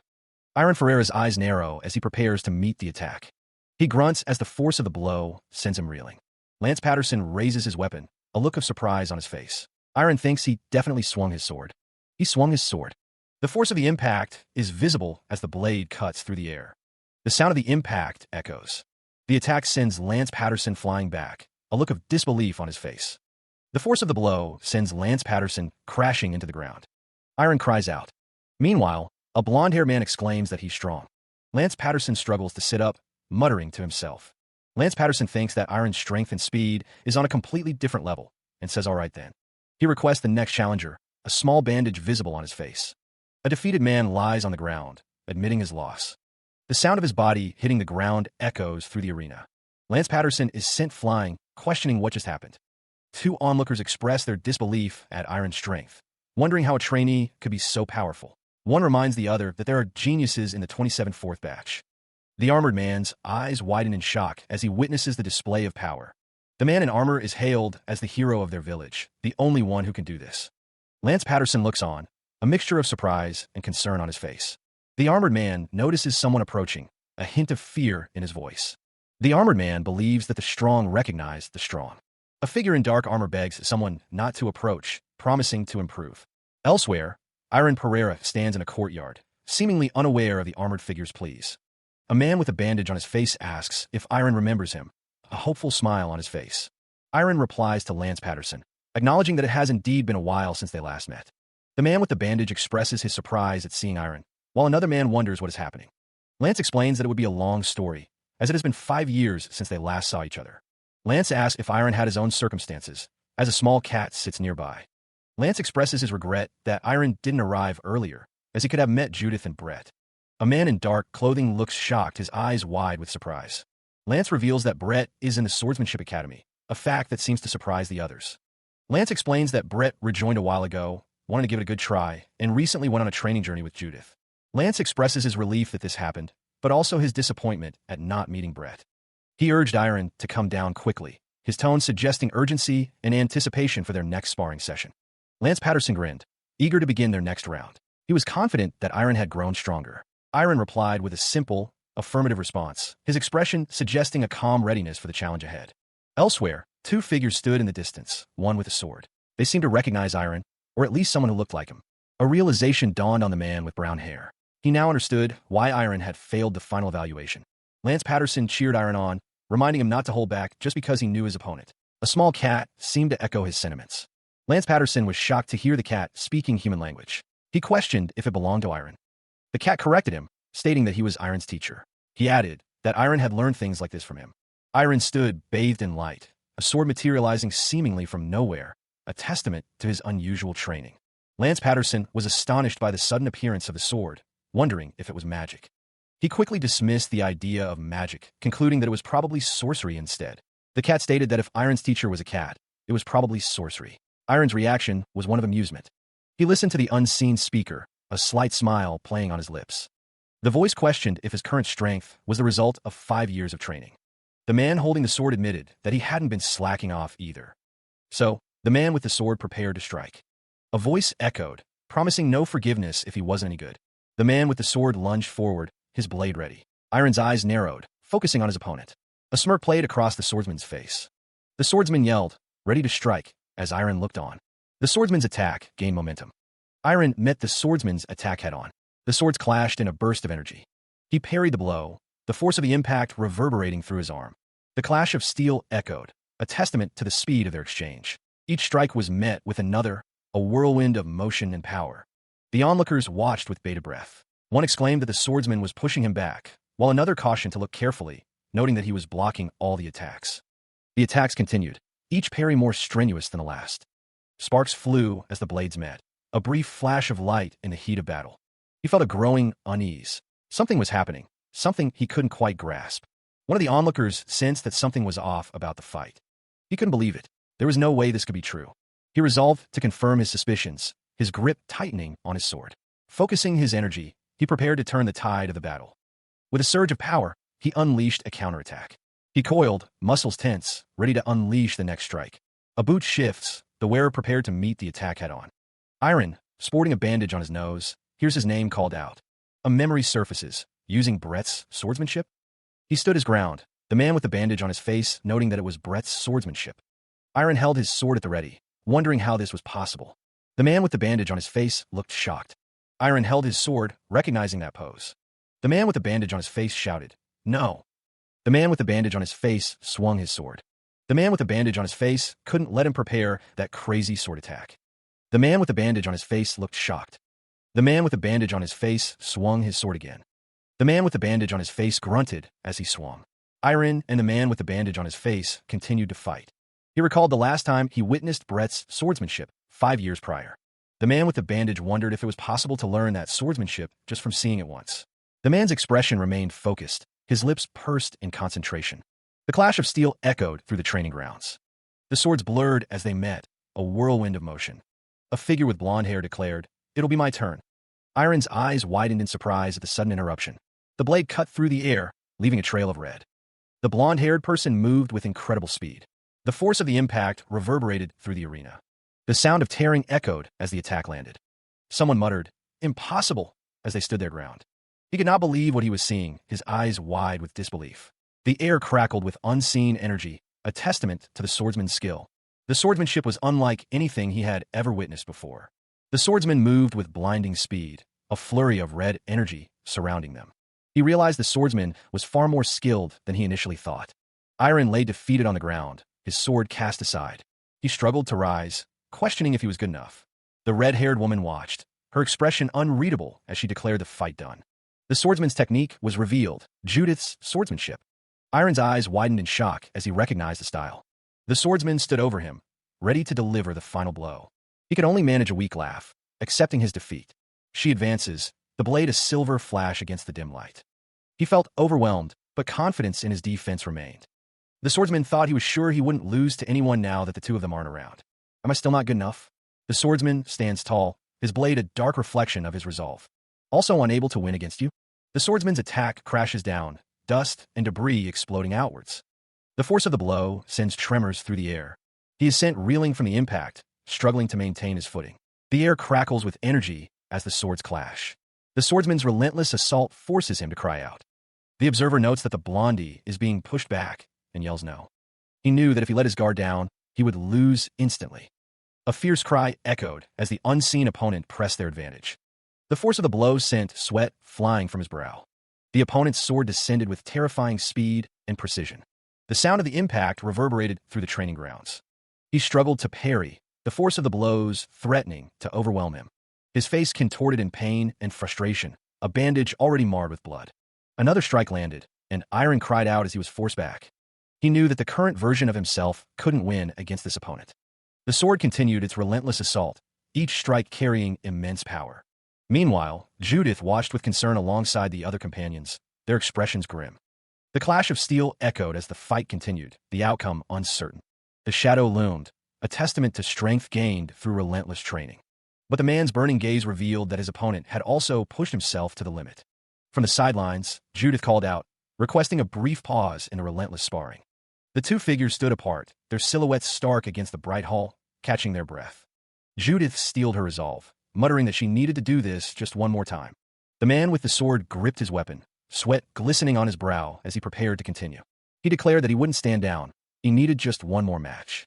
The sword descended with tremendous force, ready to strike. The angry man's face contorted with effort, his teeth gritted in determination.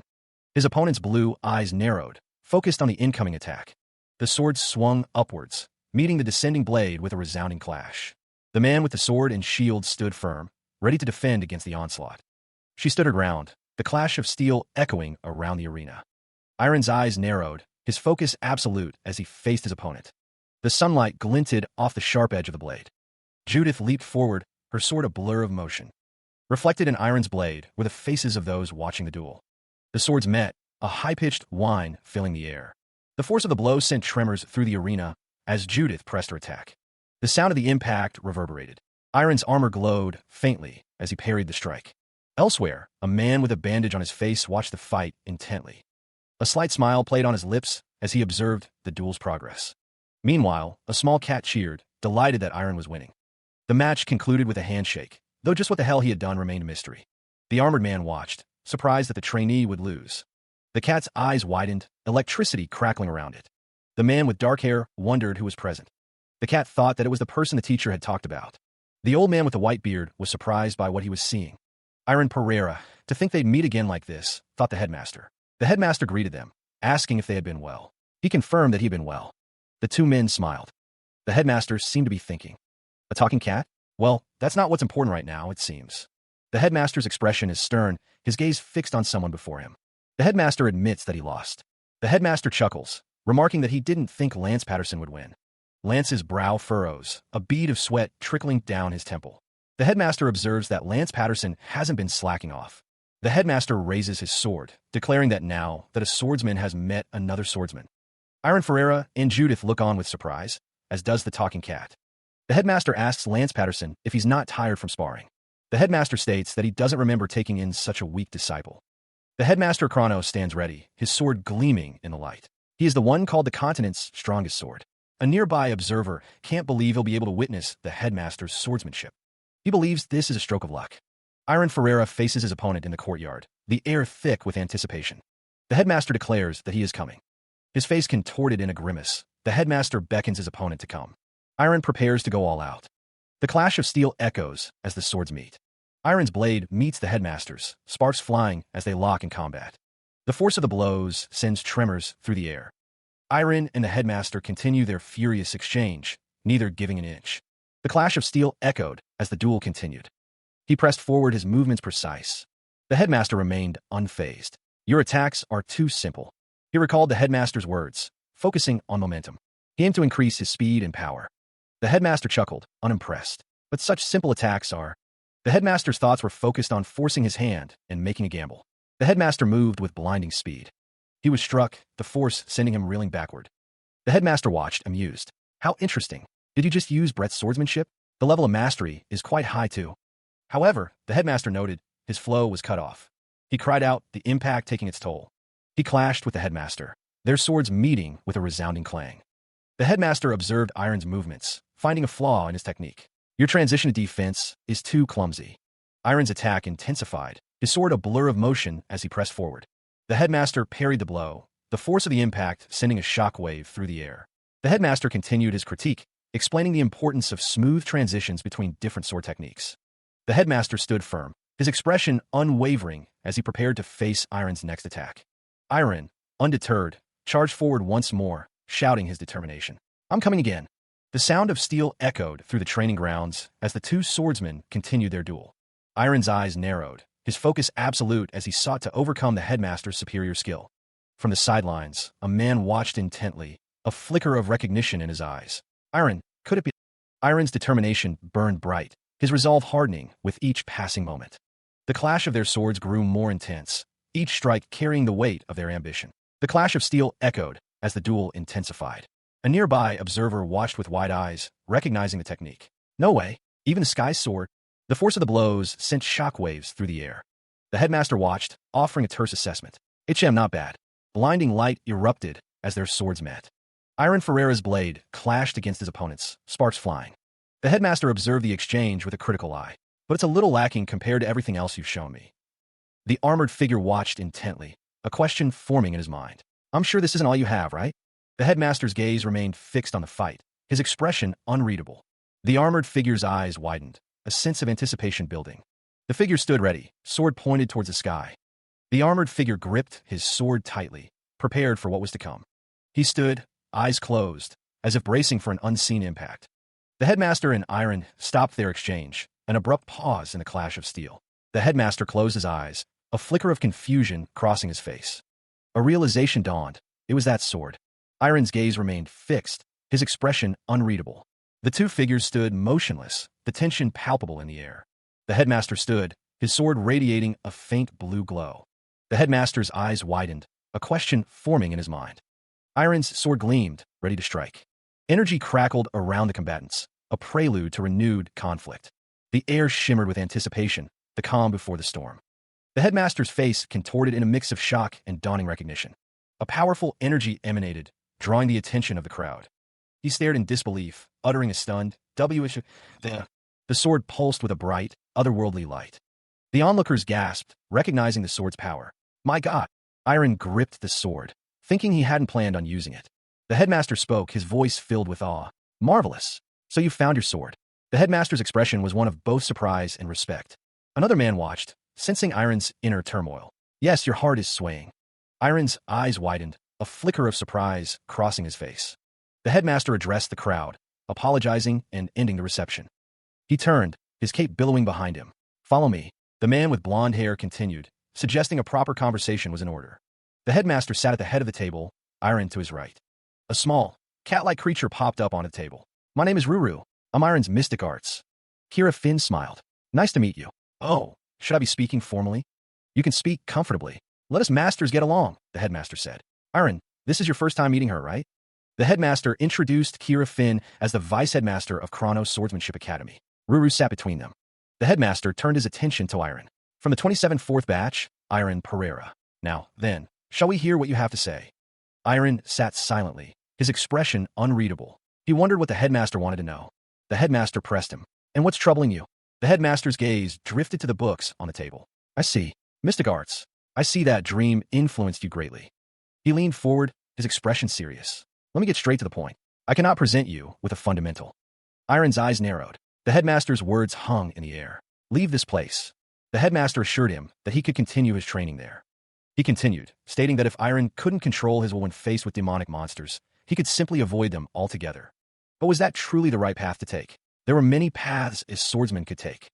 Iron considered the implications of the headmaster's words. The headmaster explained that the world within him was only a small portion. He added that Iron might find something that could make the sword he possessed even stronger. The headmaster urged him to embark on a journey to find his answer in a much vaster world. The narration spoke of the man in his dreams who had been influencing him up until now. Iron considered the words, his expression unreadable. The headmaster acknowledged that it was not an easy decision to make and told him to take some time to think about it. Iron declared that he would leave. His mind was made up. Iron would leave the academy. The headmaster admits he's been avoiding things until now. The cat beside him calls out to Iron.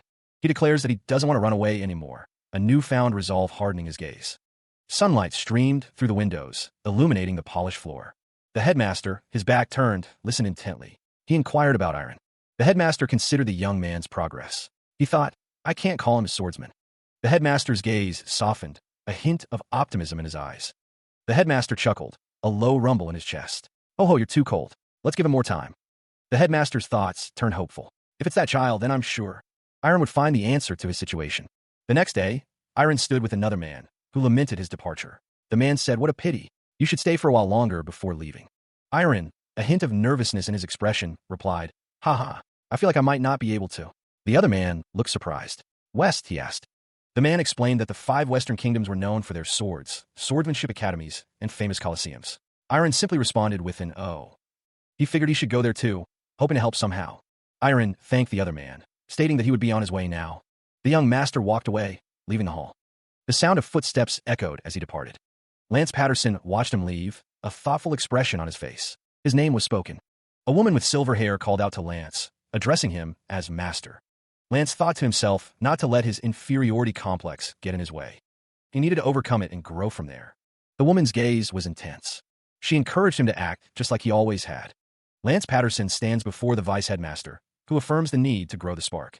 Elsewhere, a traveler wonders where they're going now, pondering where to start. An orc begs the traveler for something to eat, calling him at traveler. The orc claims he hasn't eaten anything for a week, asking if the boy knows him. The orc asks if he remembers him, the orc who foretold his future 5 years ago. The traveler responds with a pardon. The traveler realizes that the orc is the same one who gave him that note. The orc sits across from Iron, the table laden with food between them. Iron's feline companion warns him that the orc is too suspicious, too dangerous. Iron assures the cat not to worry. Iron's expression remains unreadable as he considers the orc's intentions. The note the orc gave him and the questions about his age weigh heavily on Iron's mind. He wonders if the orc knows something about his dream. The orc sighs, feeling much more alive now. He notices the cat and remarks on its shameless behavior. The orc chuckles, offering the cat a wooden ball to overlook the cat's behavior. The cat sniffs the ball, finding the scent super nice. The cat rolls around on the ground, clearly enjoying the wooden ball. It has powder from a plant known as taiho, which only grows in the northwest region. The cat thinks that Iron and the orc might be a good match. The orc remarks that he's become a little friendly with the little sorcerer. He offers to pay Iron back for the food. The orc asks if Iron didn't say he didn't have a single penny on him. He reminds Iron that he is a shaman, much more powerful than a human shaman. Iron thinks that should be more than enough to pay him back. He agrees to let the orc read his fortune. He points a finger, a strange energy crackling around him. Lance Patterson insists it was there in the past, but Iron must have forgotten due to his young age. The cat interjects, sure there weren't any. Lance suggests it might have been planted recently and offers to read his fortune. Lance Patterson declares that Iron's fortune is obvious. He likes raw salmon a lot. The cat questions if all cats love that, implying Iron is just like a cat. Lance Patterson retorts that the cat is 100% a quack. The cat wonders if that's why he has no money for food. Lance Patterson says that if this goes on, Iron might really think of him as a quack. His eyes glow with an eerie light. Lance Patterson states that the burden of his heart has gotten heavier than before. He looks on surprised. He thinks that if it was hiding in the past, then it has now revealed itself on the outside. He looks on with a concerned expression, listening intently to Lance. Lance Patterson states that a sturdy and heavy iron stake is stuck in his chest. The cat looks on in surprise. Iron seems taken aback by Lance's accurate assessment. Lance clarifies that he's using spirit magic to look at Iron, though it's not shamanism. He considers the idea of metal energy being the source of his problems. Lance Patterson explains that a spirit magician believes life originates from 5 types of energy. The 5 energies are listed as earth, metal, water, wood, and fire. Harmony is achieved through the balancing and coexistence of these 5 energies.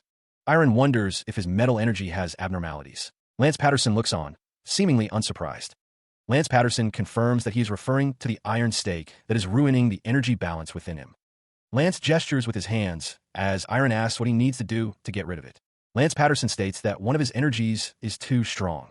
A snap of the fingers ignites a spark, a subtle beginning. He speaks of fire energy, the words hanging in the air like smoke. If that energy can be suppressed, a chance for opportunity arises. Though the iron stake was once seen as a burden, that may not be the case. A man prepares, his hands wrapped, ready to face what comes next. A sword stands as a symbol, a silent promise of power and conflict. A close-up reveals the intensity in his eyes, a storm brewing within. Iron's face contorts in shock, the revelation hitting him hard. Lance Patterson urges him to grow that ember within his heart. The ember within his heart. He can see it, a flicker of hope. The ember within his heart, that wasn't there 5 years ago. Iron stands, the ember now visible, burning brightly within his chest. Like how you grow a fire by putting in more firewood. That ember will grow bigger bit by bit. He considers the flame. If he wants to grow that ember, he has to move. He decides to take his leave, thanking them for their advice. Iron walks through the crowded streets, Lance Patterson following behind. Lance Patterson calls out, asking him to wait up. Lance Patterson asks Iron if it's all right if he joins him on his journey. Lance Patterson explains that it looks like Iron is embarking on a long journey for the first time, and he could be of help to him, offering to be his guide. He adds, with a caveat, that he'll only be Iron's guide if he pays him. Iron considers the offer. Iron agrees to travel together. Lance Patterson is excited, thinking he can finally get some stable income. He stands beside a cat, its expression as unreadable as his own. Lance Patterson clears his throat, preparing to reveal more than just his mercenary services. Lance Patterson admits that he is not just traveling with Iron for money. Being able to witness the growth of a promising young man is a rare opportunity. Lance Patterson is warned that if he doesn't do his job properly, he won't get paid. He sighs, seemingly used to such demands. The pair continued their journey, the landscape blurring around them. Lance Patterson spoke of a city teeming with blacksmiths, a place where countless artisans gathered, starting with dwarves. Lance suggested that Iron visit before reaching the 5 Western Kingdoms, believing it would help with his problems. Iron's feline companion yawned widely, thinking that the young master didn't need a new sword. The cat explained that he wasn't simply suggesting getting good equipment, but that there was meaning to meeting those who were the best in the world at wielding fire and iron. The sight of sweltering fire melting a hard lump of iron filled the forge. Witnessing the process of that lump being formed into a sword was mental training. Not bad. Wouldn't it help in ruling the embers in your heart? The cat agreed, adding that mystics also do something similar to develop their powers. The cat suggested applying concepts of the sword-making process to Iron's mental training, as it was good to wish for something while thinking of a realistic image. The cat was sure it would be easy for Iron since he'd experienced the mystic world, and Iron agreed to listen to his master. He and Lance continued down the path, the promise of a shortcut ahead. The orc-like character seemed unwilling to lower the price any further. Lance stood beside Iron, the small cat perched on his shoulder. The orc-like character continued to press the issue. Iron simply stated, "I said no." The orc-like character questioned why Iron was acting this way, hinting at revealing the inn's price to everyone. The orc-like character gave a thumbs up, suggesting they leave their belongings and go out again. The orc-like character stated that they should leave their stuff there, as he knew a good restaurant. The orc-like character demanded complimentary beer, complaining about how he was treating a regular. He claimed he would have given 5 glasses if he were Iron. The text proclaimed that the orc-like character was a master. Later that night, the sound of Kuvor echoed through the room. The orc-like character asked Iron to tell him an interesting story. Iron lay in bed, seemingly ready to sleep. Iron asked if the orc-like character knew who the strongest 10 of the continent were. The orc-like character mentioned Headmaster Ian and Sir Joshua Lindsay of the Lindsay family, saying they were amazing. He seemed less interested in the world than Lance had expected. Lance couldn't believe that someone who called himself a swordsman was so uninterested. The strongest on the continent were mostly members of the 5 Western Kingdoms and the Holy Kingdom, Lance explained, reclining on his bed. But the one who broke that tradition and distinguished himself was the headmaster of Kronos Swordsmanship Academy, Ian, along with Julius Huell and Rigoberto Clark. The lords of the 5 swordmaster families, including Joshua Lindsay and the great warrior of the orcs, Karakam, were also among the strongest. They were currently referred to as the strongest 10 of the continent. Iron seemed surprised. Ignet. The cat seemed to agree. There was one more. Lance wondered if it was because Ian's rise was so shocking, but everyone chose him as the strongest swordsman of the continent. He didn't think so. Iron was shocked. A sword master at the age of 70? He sure was persistent. Indeed, who would challenge themselves to become a sword master at 70? But Quinn did it. He never gave up and became a sword master at the age of 70. Quinn not only greatly influenced swordsmen, but many others. I'm sure Quinn was still amazing when he was 50. Though at the time, he may have been a swordsman who was ridiculed by others. Iron listens intently. Iron wonders if Quinn must have still been an amazing person. They just haven't bloomed yet, somewhere out there in the world. I'm sure such amazing people exist. As he said, there must be. Countless amazing people exist, though their efforts are yet to bear fruit. Although he is a swordsman, his thoughts are not confined to the sword. He takes in the story with a much wider view. What a fascinating young man. Elsewhere, the man with the ponytail explains that they are in the Ulhud mountain range. They will reach Darinku once they cross these mountains. Another replies that they should cross it right away. The man with the ponytail warns that they can't cross it on their own, as there are bandits here. The blonde-haired man looks concerned. The blonde-haired man questions the presence of bandits, his expression a mix of worry and disbelief. A merchant suggests that they can travel in a group from the merchantry. He asks if they have a mercenary tag. The man with the ponytail agrees, stating that they should go. He seems eager to join the merchant caravan. The blonde-haired man expresses surprise that someone got a silver tag from somewhere. The merchant tells the blonde-haired man not to worry and that he can join them. He holds out a silver tag. A man calls out, asking if someone named Kuvor also made it through. A cat stands on a log, remarking that an orc shaman is a symbol of good luck. The cat states that any merchantry would welcome him if he wanted to join them. They got scammed.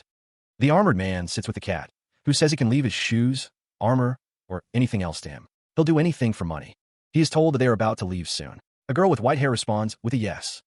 The girl is told to hurry, that she can do it. She responds with a huh. The girl looks up, her expression unreadable. The girl runs forward, determined. The armored man tells her to stop. He wonders what is happening. The girl points at the cat, calling it cute. The cat thanks her, saying she's cute too. The girl introduces herself as Anya. He is told that he can leave his shoes, armor, or anything else to Anya, who will repair it for him, for a price. She insisted that she was fine, but also made sure they knew to pay up. Iron's brow furrowed, a sense of unease settling over him as he looked at Kavur. A voice echoed in his mind, identifying Anya as a mystic. Anya walked forward, seemingly oblivious to the weight of that revelation. Elsewhere, a group of figures moved through the forest, their purpose unknown. Kavur called out to Iron, but the young master's face betrayed a deep inner turmoil. Kuvar's expression shifted to concern, sensing something was amiss with Iron. A question hung in the air, a silent plea for guidance. Iron's face was drawn, the weight of his past pressing down on him. The words echoed in his mind. He had killed a person before. Kuvar remained observant, his gaze fixed on the troubled young master. Kuvar knew that a time would come when he would have to raise his sword, even if he didn't want to. The green-skinned man wondered if he could raise his sword without hesitation. Of course, he would face people as weak as bandits, but there was a weight to all life. But if those bandits who managed to hold onto their lives repeat their wrongdoings to others, he couldn't consider his actions as the right thing to do. Anya chuckled, stating that was quite the heavy subject, but he didn't have to worry about it right now. Iron tilted his head, confused. Anya mentioned that she heard there's a terrifying bandit leader named Khazir in these mountains, adding that Khazir desires peace. It's been over 5 years since Khazir and his bandit group resided in these mountains, allowing people to cross as long as they're paid a toll. The merchants don't hire escorts to fight the bandits, but rather to intimidate them. One of the men suggested that they could call them businessmen rather than bandits, adding that the merchants probably don't think they're all that bad either. They're probably a bit annoyed, but they probably just consider it as a tariff. But in the end, aren't they bad people? Who take the money of merchants for no reason? Do the territories and the kingdom just leave them be? Of course, the bribes they offer the neighboring territories are no joke. Their interests just match, and Iron clutched his head in pain. He looks on with concern as the small creature shouts about something about to explode. The green-skinned man states that nothing can ever be categorized into one or the other. Someone remarks that they are speaking of the devil, and there they are. The green-skinned man declares that those are them, as the group gazes upon a distant gathering. A man holding a bag of money states that it is the toll fee and asks if they can cross the mountain by tonight. A group of masked figures demands that they leave all their belongings and screw off. An angry man shouts with intense fury, his face contorted in rage. Iron and Anya look back, surprised by the sudden turn of events. The group continued down the dusty path, unaware of the danger ahead. A disembodied voice echoed, demanding, "What do you mean by that?" The same voice continued, laced with menace. "I will not tell you a third time. If you don't want to die, then screw off."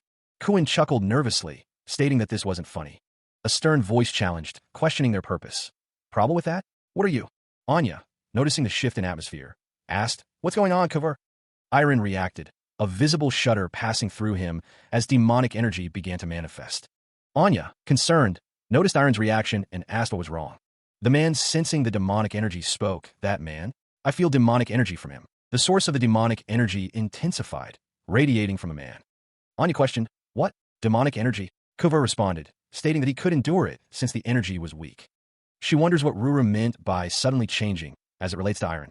He reflects that his emotions start to burst whenever he's near demonic energy, and he starts to get swept along by uncontrollable rage. The knight doesn't think Iron has become a demonoid, but he wonders what he could be. The blonde man reflects that he knew he could never trust a bandit. The knight stands before the blonde man and a group of people. The knight, Wolfgang, is identified as wielding the glacial blade. The man with the beard asks if Wolfgang will be all right. The blonde man tells him not to worry, he won't make a huge fuss out of it. Wolfgang and the dark-haired man face each other, swords drawn. The blonde man says that the dark-haired man has quite a nice sword, and he'll let him pass if he hands it over. Wolfgang tells the dark-haired man to know his place. The glacial blade glows with power. The air crackled with barely contained energy, a prelude to violence. The glacial blade gleamed, reflecting the deadly intent of its wielder. Wolfgang's face contorted, his composure shattering like thin ice. One of the merchants, in a panic, urged a mercenary to fight Wolfgang. Another merchant pleaded to hand over the items, desperate to survive. The merchants argued amongst themselves, their fear escalating into chaos. A dark shift occurred. Wolfgang had changed his mind. Wolfgang, consumed by rage, declared his intent to kill them all. The merchants screamed in terror, realizing the gravity of their situation. A glint of determination sparked in someone's eyes. Kuin watched as Iron prepared to intervene, his expression unreadable. Iron stepped forward, ready to confront the enraged Wolfgang. The man with long black hair demands to know who he is. He introduces himself as Iron Pereira, a trainee of the Chronos Swordsmanship Academy. A small girl wonders if the 27th fourth generation is the golden generation. The man's foot stomps down as he asks if they all see him as a fool. Khazir is enraged that Iron doesn't even have a sword on him. Khazir lunges forward, his fist raised to strike Iron. The air crackles with tension as the blow is about to land. Iron raises his hand, preparing to defend himself. Khazir is shocked that he blocked the attack with a single hand. Iron asks Khazir where he got that necklace. Khazir stumbles back, clutching his chest. Khazir's eyes glow red with fury. Iron extends his hand, his expression unreadable as he stares forward. The world blurs as someone speaks, telling him not to go around with such a stupid expression. A woman with a long blonde braid thanks someone for worrying about her, but insists she's fine. She denies being worried. The woman thinks to herself that she is worried about other people, and that the strong must act strong. Iron clashes with an unseen foe, the force of the impact sending shockwaves through the air. Iron's eyes narrow, his expression hardening as he prepares to intimidate his opponent. Iron is surrounded by a group of people, their faces contorted in fear and surprise. A man cries out as he is struck, the force of the blow evident in his distorted features. Iron stands tall, his sword gleaming in the light as he surveys the scene. A man lies on the ground, clutching his chest in pain and defeat. Someone declares that he is the type of person who'll pick fights just from looking at your stupid face, referring to Mr. Kazir. He loomed over the fallen man, who groveled and begged for his life. Iron's fist clenched, the threat of violence hanging heavy in the air. He held out his hand, a necklace with a glowing red gem resting in his palm. He knew it wasn't as strong as a demonoid's energy, but it was quite thick. His eyes narrowed, demanding an answer. Please answer me, Mr. Kazir. Iron pressed, his voice hard. Where did you get this necklace? Kazir stammered, claiming ignorance. He didn't remember, as if he was in a trance, only recalling wearing the necklace without knowing when he started. Meanwhile, two merchants stood their ground, refusing to believe Iron's explanation. They demanded he say something that made sense. He looked back at Kazir, then declared, I'll believe you. Kazir, relieved, offered his thanks. He reached out, taking the necklace. In exchange, I'll take this necklace with me. Turning to the merchants, Iron asked, You let us through now, right? The merchants, though clearly unhappy, relented. Oh yes, of course. Dear merchants, I'm truly sorry. Elsewhere, a group expressed their gratitude. They were alive thanks to the swordsman's actions. They offered their assistance, promising to accommodate him as best they could. Iron simply thanked them. One of the men admitted they shouldn't have let those guys go. The other man responded that they weren't like that from the start. He added that they wouldn't do anything like that again now that he'd taken the necklace away. The creature on the man's head huffed, saying they better not cause trouble again. It threatened to break their legs like sticks if they did. One of the men thought that was a bit scary. He considered resuming his duties. The man with the creature on his head told him that he looked plenty strong earlier. He admitted he felt it from today. If he wasn't, one of the men stated that Iron was strong enough to overpower Kazir. He thought they were going to be in a huge pinch earlier, expressing his relief. He considered his growth, thinking more options would become available as his swordsmanship skills improved. The statement hung in the air, a shared understanding between them. Kazir recalled a detail, mentioning that many famous swordsmen gather in the artisan city of Darinku. The voice continued, explaining that these swordsmen frequently duel to earn a sword forged by an artisan, broadening their vision. Iron looked forward to the prospect, a small smile gracing his lips. Kazir watched, muttering to himself about Iron's reckless behavior. He felt the ember within his heart grow stronger, a renewed sense of purpose. Iron reached for something, his hand moving with purpose. Iron remembered the necklace, deciding he should destroy it, but Kazir yelled at him to stop. Kazir held the necklace, stating that they should keep it safe for now and dispose of it later, as the fire tribute pouches are imbued with anti-demonic powers. Iron seemed to understand, his eyes widening slightly. Anya, eyes sparkling, exclaimed that the sword was super-duper cool and offered to trade it for one of her treasures. Anya stood next to a knight, looking up at him. Someone offered to trade treasure, wanting to give it to their captain as a gift. Another person apologized, explaining that they couldn't trade, as it was something they treasured and no one else could use. Anya wondered if she could use it in the first place. Anya called out to a cat, who responded with a meow. Anya told the cat to wait, promising to show it something. Anya grinned, holding something behind her back. The cat reacted with surprise. Anya presented a golden pig. Someone felt powerful mystic energy from it, noting that it was dazzling. The cat wondered how anyone was supposed to use the pig, questioning what it was and how Anya made it. Anya declared she made it with money earned through years' hard work.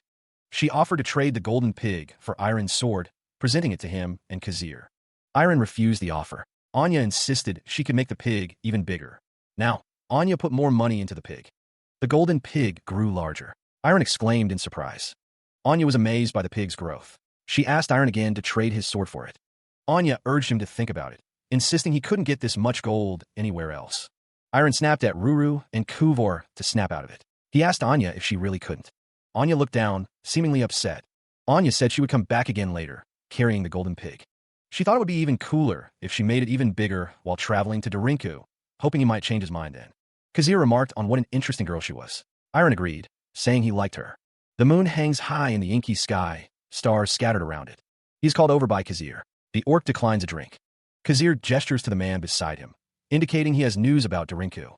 The man explains that the greatest blacksmith in Darinku has finally come out of seclusion. The greatest blacksmith? Yes, he's a dwarf named Vulcanus. Kazir adds that the sword Vulcanus makes her so great. Every swordsman on the continent desires them. Vulcanus gives a number to the swords that he values. Those swords are called numbering swords. There are only 9 out of the hundreds he's made. What's most important is that there are only 2 categories of the numbering swords owners. The man holds up 2 fingers to emphasize his point. Sword masters, and those who will become sword masters. Iron looks surprised by this information. He tilted his head, a soft sound escaping his lips. Years ago, only 3 ordinary swordsmen managed to earn a numbering sword, Kazir explained. All 3 of them reached the realm of a sword master, the man continued. And in Darinku, 2 days from now, the man added, his hands spread wide. He looked back at Kazir, his expression a mix of surprise and disbelief. What sort of competition was this? Kazir surmised that many strong swordsmen would be gathering in Darinku. The numbering sword aside, it would be a good experience, so he should also participate. He sighed, realizing he had no chance. How could he possibly win against Sir Iron? Kazir chuckled softly. Kazir announced he was heading up to his room now. He asked if Iron was already weary. Kazir said that they hadn't even gotten to the good part yet, and that it was a little pressuring. Kazir trailed off, agreeing if that was what Iron thought. He takes a swig from his large wooden mug, the sound echoing. Even though such a story would get any swordsman's attention, he isn't showing much interest at all. You could call it just his personality, but he's different from all the other swordsmen I've seen thus far. Elsewhere, Iron kind of feels far off from a swordsman. He reflects, I was controlled again. Fortunately, it ended well, but I'm sure things like this will continue to happen. Iron's expression hardens with resolve. It's been a while, so shall I give it a try? Mental training. He sat in a meditative pose, energy swirling around him. He focused, trying to recollect an image from the past. A hand reached out, as if grasping for something just out of reach. A single eye, sharp and focused, pierced the darkness. The silhouette of a man stood before a mysterious structure. Elsewhere, the bustling city of artisans, Darinku, teemed with life and activity. The city of artisans, Darinku, stood as a testament to skilled craftsmanship. A man in armor declared their arrival. We're here. This is the city of artisans, Darinku. The group had arrived because of the rumor, but someone was already waiting for them. A cat with wide eyes stared intently, as if recognizing someone. The man's presence commanded attention. Those nearby recognized him as a master. George smirked, noting that the captain would be late due to the sudden surge of work. The man narrowed his eyes, questioning the certainty of the situation. Doubts swirled in his mind. He wondered if the newcomer was truly a sword master, and if so, how he had remained ignorant of their rise. George greeted the group, stating that Anya had mentioned them, and introduced himself. The orc shaman added that his name was Kuver. The group stood together, the blonde-haired man in the forefront, a girl in a black dress beside him. Iron Pereira introduced himself, remarking that they were all as peculiar as Anya. George quickly apologized, not wanting to offend Iron. The blonde-haired man assured him that it wasn't offensive at all. Sir Iron Pereira was asked, despite the rudeness of the request, to show his sword. The blonde-haired man looked surprised by the request, questioning what he had just heard. George thought that this brazen little brat wouldn't stop going on about how amazing of a sword it was. Iron considered the request, stating that it wasn't that difficult. He stood, the marvelous sword gleaming in the light. A faint gasp escaped someone's lips, captivated by the blade. The sword was not the only thing that caught his eye, it seemed. A subtle shift in the air hinted at a lingering presence. A voice piped up, apologizing for staring too much and admitting Anya's desire for the marvelous sword. The silver-haired girl stood beside a taller man, her expression earnest as she spoke. The man with green skin chimed in, reminding Anya that stealing was wrong, even if she intended to trade her piggy bank for it. The taller man mused that the sword certainly held great value, but they shouldn't trouble Iron any more than this. Anya apologized for their rudeness, her gaze lowered. The taller man announced that they would be taking their leave. The group waved goodbye as they departed, leaving Iron and his companions behind. The man with green skin remarked that Iron seemed strong, and the blonde man agreed. He was now curious about the captain that child was talking about. George wondered how amazing a person must be to have subordinates like those two. The two men watched as the figures approached. One wondered what kind of people they were, now that they had really come. The crowd murmured, their eyes fixed on the approaching figures. The twin knights had arrived. The twin knights, Charlot and Victor, stood tall, their presence commanding attention. Kuvar remarked that they were a pretty famous duo, their reputation preceding them. Whispers spread through the crowd. It was said that they could even go against a master if they were together. The competition won't be easy, Iron thought, knowing he needed to be careful. George was sure that Mr. George would participate too, seeing it as a good opportunity. He would do his best with the intention of learning from them, Iron resolved. George offered Iron a piece of advice, telling him he could ignore it if he wanted to, but it was important. The path of a swordsman involves facing strong opponents. But do not face your opponents with the thought of learning from them. Did he raise his sword with the thought of learning from him? No, he probably tried to win for Real. He wants to win. He must win. He will win this time, no matter what. He believes he managed to stand on the same footing as him. If you're swordsman, then compete with the resolve to win. The orc's brow furrows, his gaze intense. He challenges, if you're a swordsman, then compete with the resolve to win. Iron considers the words, his expression thoughtful. Iron apologizes, admitting he was a bit excessive. The orc waves it off, saying it's fine. The orc responds that he should be thanking Iron. He thinks he knows what he's been missing now. The orc states he'll be heading back to the inn first, as he turns to leave. It seems he'll have to think more deeply about the orc's advice. The orc's expression is unreadable. Elsewhere, Iron sits cross-legged on his bed, lost in thought. He is still contemplating the advice. He considered the desire to win, a concept previously foreign to him. At the Swordsmanship Academy, his only thought had been to emulate another. But on the other hand, he also thought of his friends and their influence. The desire to surpass one's opponents drove many to raise their swords. All raised their swords with the desire of surpassing their opponents. A strong fighting spirit, the purest desire a swordsman could possess, coursed through him. He realized why Kovor had given him that advice. The words echoed in his mind, a new perspective taking hold. Had he ever truly felt that desire before? A newfound intensity gripped him, a feeling both unfamiliar and compelling. Had he truly felt that sort of desire before? The sun cast long shadows over the village, as Anya considered something. A yawn escaped the cat's jaws. Anya thought perhaps she had said something she shouldn't have. She had gotten greedy, seeing a young man growing so fast. Anya realized she should have taken Iron's tendencies into account. The cat sat on the table, looking up at Iron with wide eyes. A voice called out, "Good morning, Iron." Anya greeted him cheerfully. Anya tilted her head, her expression unreadable. Anya wondered if something had changed about Iron. He tilted his head, questioning if it had. Iron's eyes glowed with an inner light. Iron smiled, a warm light surrounding him. The ember is... Iron dismissed Anya's concerns, stating it was nothing and a needless worry.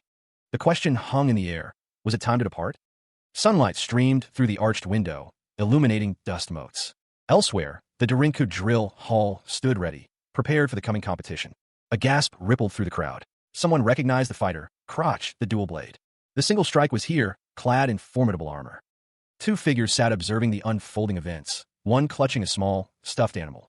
The announcement spread quickly. He had arrived, the crowd buzzing with anticipation. Pablo and Dwanson approached, their presence adding to the growing excitement. A figure stepped forward, declaring that everyone probably knew who he was. He would get straight to the point, wasting no time on pleasantries. The speaker announced that the prize for this competition was the sword he had crafted. The rules of this competition are simple. Two people step onto the stage and fight. When a match is decided, the victor remains on the stage and the loser gets off. This process is then repeated. This competition is not one to decide a winner. Then how is the winner decided? But to find someone who will give me a spark of inspiration, so that I can create the 10th numbering sword. Hence, the competition will continue until I find that person. The two behind me are also here for the same purpose. I see how it is. He didn't gather the swordsmen after making the numbering sword. He gathered them to be able to complete it. Now, then, we'll begin the competition. Come on up. Gasp. What? Victor and Randall from the... They're both winning candidates. He expresses his disdain for hypocrites, sensing wicked thoughts behind a smile. Victor observes that his junior swordsman seems to have quite the fury inside him. Randall asks what is going on with them, referring to Charlot and Victor. It's said that Charlot and Victor are very respected swordsmen among mercenaries. Monsters and many other moving stories are told of them, as Randall is asked if he is enjoying this too much. It's noted that as their fame rises, so will the jealousy of those around them. Volcanus is asked a question and told to shoot. The question is posed. Are you allowed to kill your opponent? The two men react with surprise and concern to the question. One responds that he doesn't mind it. It is stated that killing is allowed only if your opponent also agrees. Victor responds that he doesn't mind either, stating it's no problem as long as he overpowers Sir Randall. He declares his readiness, granting his opponent permission to begin. The armored man prepares himself, his fingers twitching in anticipation. With a sharp gesture, the signal is given. Begin. A blinding flash erupts, signaling the start of the duel. The masked fighter moves with incredible speed, a blur of motion. A blade of pure energy cuts through the air, aimed with deadly precision. The attack intensifies, the air crackling with power. The force of the blow sends tremors through the arena. Randall barely manages to block the strike, sparks flying from the impact. The masked fighter presses his advantage, driving Randall back. The armored man acknowledges his opponent's speed. Randall breathes a sigh of relief, narrowly avoiding a fatal blow. A wave of shock reverberated through the onlookers. What had just happened? Victor's name echoed as the young man looked on, stunned by his own feat. The crowd murmured, acknowledging Victor's overwhelming strength. Whispers spread among the spectators, questioning just how strong he was. From a distance, a figure observed, noting that Victor was strong even among experts, perhaps even in the top 200 on the continent. Another man inquired if the other had confirmed it, asking if it was them. Anya confirmed that the gold lines had turned red, identifying the person. The figure declared that they knew it and ordered to leave a mark on them too. Anya whined, not wanting to use 2 days' worth of power. Despite her reluctance, Anya began to channel her power. Anya unleashed her magic, preparing to strike. Another man commented that Victor was standing out too much, telling him to hold back a little. Victor responded, asking if he was jealous. Someone questions another's actions with a simple, bro. The armored man apologizes, a grimace on his face. An unseen figure declares that they will begin right away. Anya prepares her next move, energy crackling around her outstretched hand. A blond man sits with a marked cat, wondering what is wrong. The blond man asks an orc-like creature to scratch him. The orc-like creature expresses satisfaction at having come here. A man berates Anya for marking the cat instead of Iron Ferreira, but she dismisses his concerns. The man wonders how Anya, a spoiled child, became a mystic. Someone comments on how fraudulent Anya's ability is, no matter how many times they see it. It's noted that the ability is based on Anya's standards. The mystical piggy bank is described as granting any wish. The warrior collapsed to his knees, defeated. Again, Victor had won with a single strike. Victor's victory was declared. The soldiers muttered that it was already the 17th win. The winner was obviously Victor, so there was no point in continuing. The man with red hair smirked, wondering if there was really no one else who could face him. He told someone to stop standing idly and get up there. Show them something for. The man with the red beard crossed his arms, unimpressed. A voice called out, asking if Iron was going up now. The armored man stood beside an orc. The orc clenched his fist in anticipation. He offered a quick reassurance, promising to return momentarily to the stands. The woman watched him go, a flicker of curiosity in her eyes as she wondered about his intentions. Each step echoed with purpose, a silent declaration of the challenge he was about to face. Iron stood ready, the announcement of a challenger hanging in the air. The man with red hair watched, a knowing smirk playing on his lips as he took in the scene. The man with red hair seemed to like what he was seeing, focusing on the young man. The observer noted Iron's strength, recognizing the potential he possessed. The woman with red hair stated that she would wait if he was planning on going upstage. Another fighter deferred to Iron, claiming to be fine with him going first. He responded with confidence, stating that he already had his sword ready. The man with red hair remarked that Iron seemed to have something up his sleeve. Iron walked towards the arena, ready to face his challenger. He affirmed his resolve, the metallic clang of his armor echoing softly. That feeling, he knew it well, a burning ember in his heart. A memory surfaced, a man with a fiery red beard, watching with a curious expression. The desire to win, a force that drove him forward. He steeled himself, the memory growing stronger. On the day of the midterm assessment, a younger version of himself ran with determination. The desire he felt then, a potent cocktail of ambition and fear. He remembered watching a girl with white hair run ahead of him. It was the same feeling, the same burning drive. A blazing fighting spirit, fueled by his friends. The younger Iron grit his teeth, pushing himself harder. He recalled that desire, the fire that forged him. He observes the arena, a slight smirk playing on his lips. Iron vows to fight and win as a swordsman, his resolve hardening. The ground trembles as a massive figure approaches the arena. The crowd gasps as the large man vaults over the barrier, entering the ring. A surge of power emanates from the blonde-haired man, a promise of crushing his opponent. The blonde-haired man's eyes burn with intense determination, ready for the fight. The blonde-haired man stares at Iron, a flicker of surprise crossing his face. The man with the red beard has decided. He will face Volcanus. The owner of the 10th numbering sword is about to be revealed. The man with the red beard is stopped by the blonde-haired man. The blonde-haired man grabs the wrist of the man with the red beard. The blacksmith stood with the other competitors, awaiting the next stage of the tournament. One of the competitors expressed his confusion, demanding to know what was happening. Another man echoed the sentiment, questioning how a decision could be made without a duel. The man with the red beard was furious, accusing someone of rigging the whole thing. A voice boomed, declaring that the competition was not to decide a winner, but to find a swordsman who would give a spark of inspiration. The voice continued, stating that they had already decided on the young man as well. The announcement declared that the competition was over and everyone was dismissed. The man with the red beard, visibly upset, told the man with the blonde hair and cape to follow him. The man with the blonde hair and cape acknowledged that he knew the other man was out of the ordinary, but didn't expect him to become the future owner of a numbering sword. He offered a simple thank you to someone off-panel. The blacksmith walked away. He sat, waiting for the signal to begin his training. A voice boomed, demanding greater effort. Swing it harder. He swung the blade with all his might, but it still wasn't enough. The sound of the blade cutting through the air echoed. A voice called out, urging him to lay the sword down. He began to walk towards the speaker. Two men examined the sword. One wondered what sort of metal it was made of, noting that even if it was mystic, it was incredibly hard. One of the men noticed a mark on the sword, wondering how the scratches had formed. The man with blonde hair admitted he had never heard of a production procedure like this before. He thought to himself that he'd have to show off his spirit and swordsmanship, wondering if that was why they had chosen him. The man with blonde hair wondered if they felt that man's energy. The orc considered the situation, thinking it could be. The orc told the man with blonde hair not to let it bother him too much, as he was in the process of resolving that, and that a day would come. The orc-like man responds to an unseen party with a simple acknowledgement. The blonde-haired man and the orc-like man stand side by side, the orc-like man considering something. The blonde-haired man, holding a cat, declares the situation unacceptable. He insists they get something more out of this. The blonde-haired man orders someone named Coover to make him a sword as well, receiving confirmation. The man with red hair and a beard demands to know if they expect him to hand over the sword free of charge.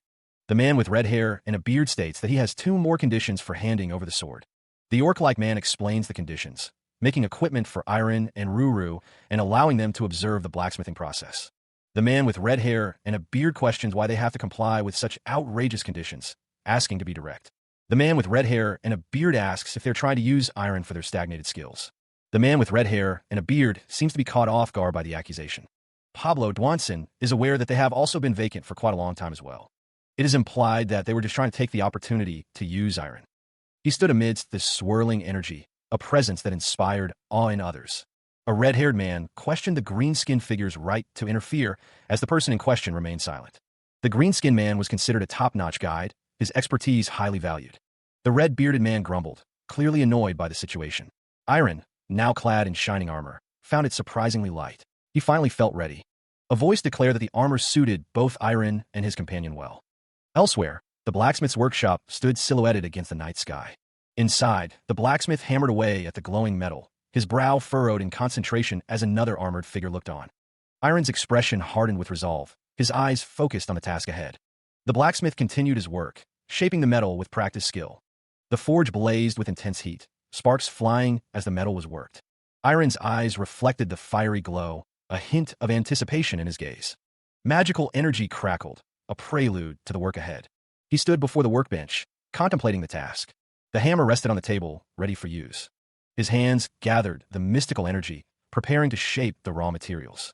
It was time to heat the iron, to imbue it with power. He held the nascent flame, feeling its heat and potential. With his heart's ember, he would forge something extraordinary.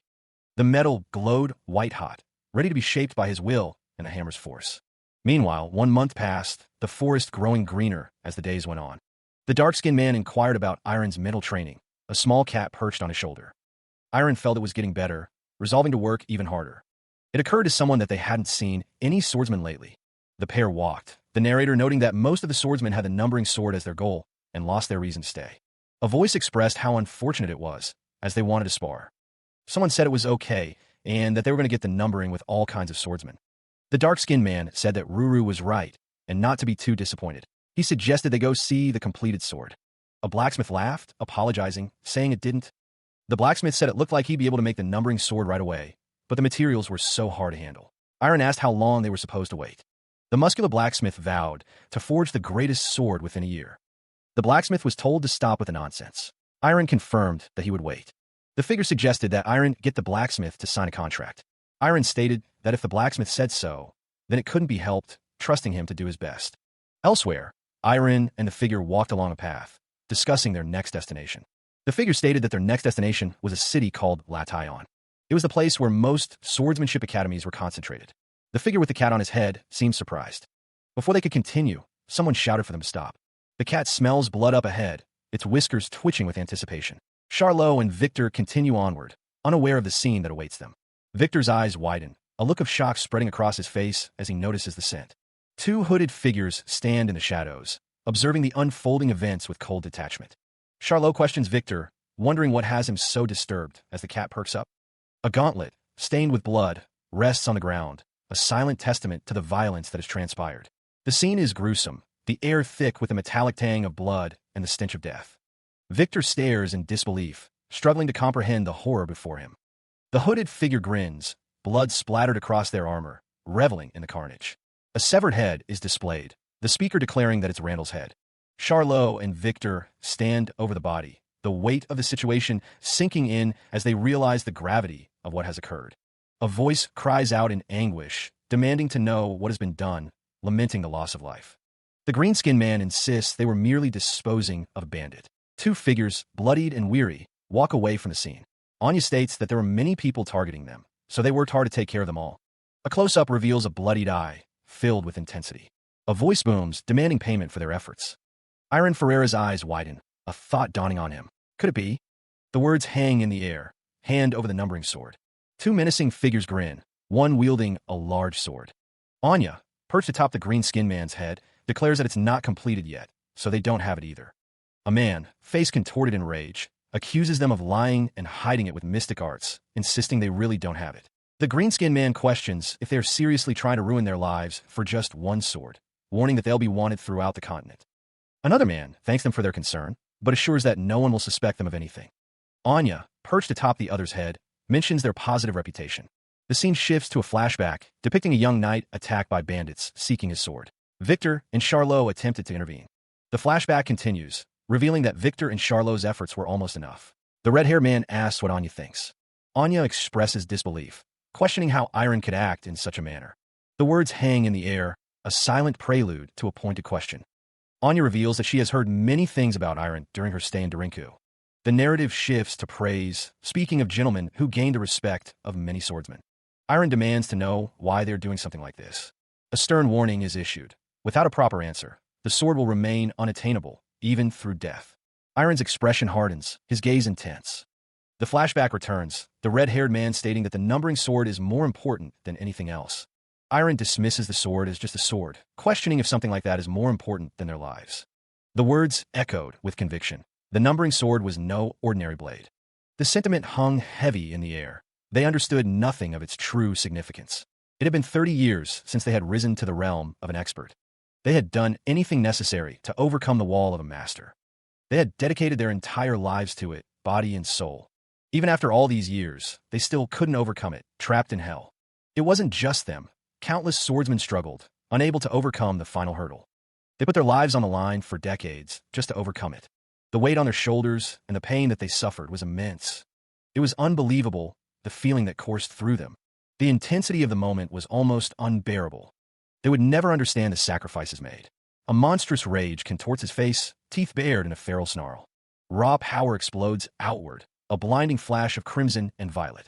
The air crackles with unseen force, a silent scream of energy unleashed. Iron grits his teeth, bracing against the overwhelming surge. The unleashed power reverberates, shaking the very foundations. Bathed in golden light, Iron stands defiant against the encroaching darkness. A voice cries out his name, a desperate plea amidst the chaos. Iron. The two figures watch with wide eyes, one exclaiming in excitement, "Yeah." A voice echoes, filled with certainty, "I know." Iron is surrounded by swirling energy, his expression determined. The demonic energy coalesces, forming a vortex of destruction. The world warps and bends, consumed by the overwhelming power. He is suddenly seized, a hand clamping down on his shoulder. A surge of power emanates, the air crackling with unseen energy.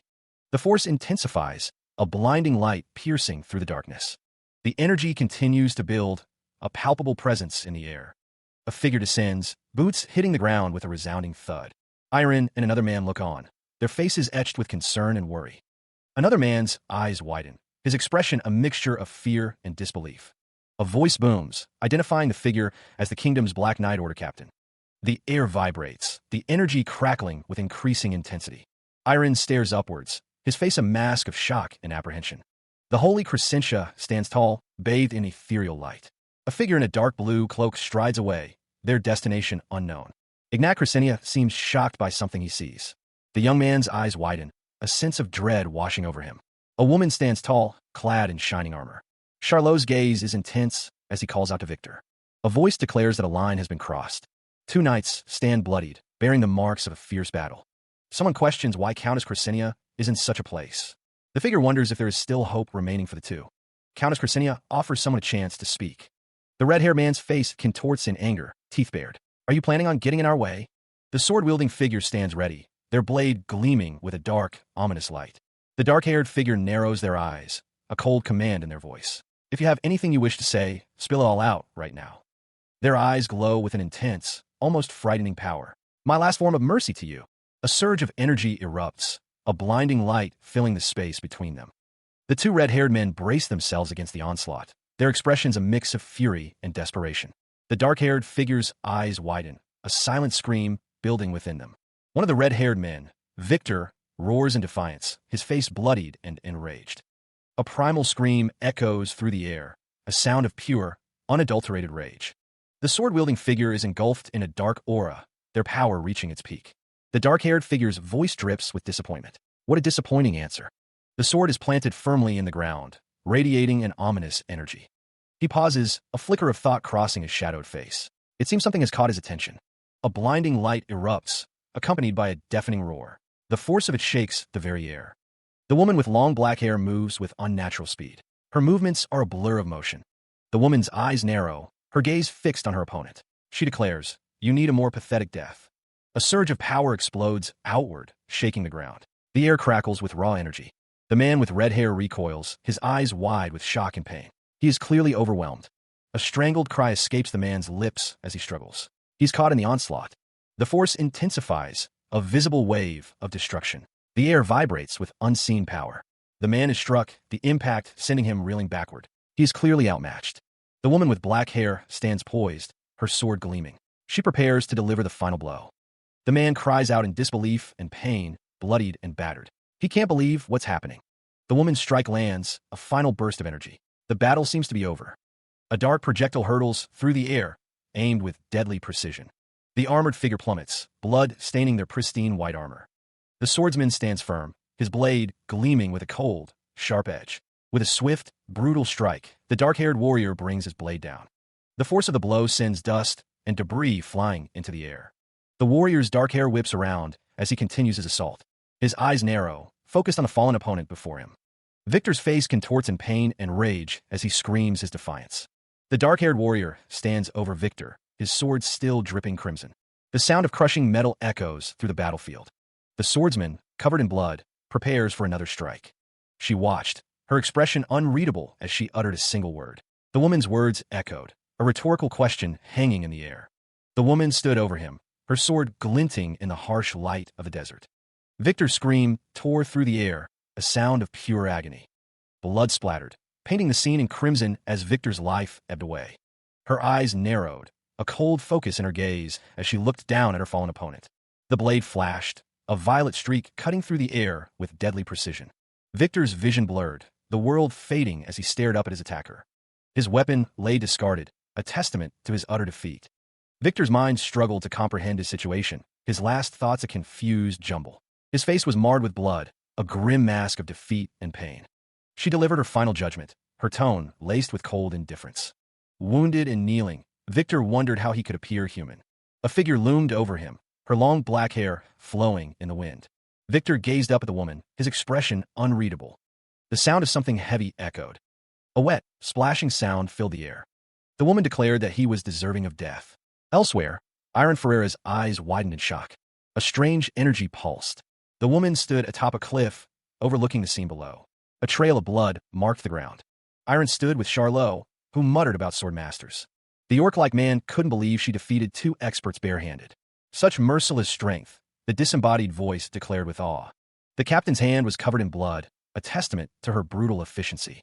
Someone called out, repeatedly summoning the captain to their side. A child offered the captain her sword, promising to clean her hand and shoe as well. The captain accepted the sword, her expression unreadable as the child beamed at her. The captain stood over a fallen figure, as George was told he would be rewarded upon their return. George was asked what he thought, his expression thoughtful as he considered the question. About what? The captain wondered, as she listened to George's response. George stated that it was just his old-fashioned manner of speaking. George wondered if he would blend in with the other nobles of the Holy Kingdom like this, as he was told he had become quite good at it. The captain looked on, seemingly disturbed by George's words and actions. George's voice echoed, questioning the other's actions. The figure stood in silent anticipation. He pressed further, seeking to understand how one could kill with such conviction. George stood firm, his expression unreadable beneath his helmet and scarf. Iron's name was spoken, though the context remained unclear. The man seemed troubled. The unseen speaker declared their curiosity, seeking answers to their questions.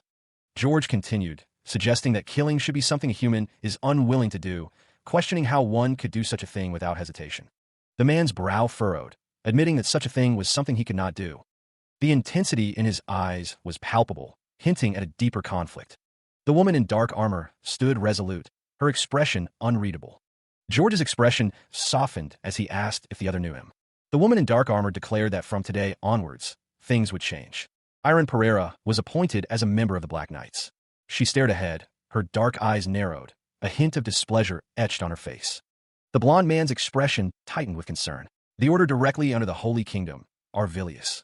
George wondered how Ignat knew Iron. Not only that, she's recruiting him, the woman thought. What the hell is going on? George gasped, overhearing the conversation. That was quite the sound rejection, she thought with a smirk. What do you like about it? Rather than not liking it, Wait, listen to me. The Holy Kingdom is a much better place than you think. The good points about it are, it's quite difficult to introduce it out of the blue like this. I'm usually not very good with words, so please understand. I'm sorry, but no matter how you try to persuade me, I will not enter your order. Her eyes narrowed, a storm gathering within their depths. Power surged, crackling with unseen energy. A lone figure stood before a colossal, spectral presence. The energy intensified, a silent roar echoing in the void. George observed, a grimace twisting his features. She's doing the same thing that George did. She's looking into Iron. A moment of realization dawned. I see.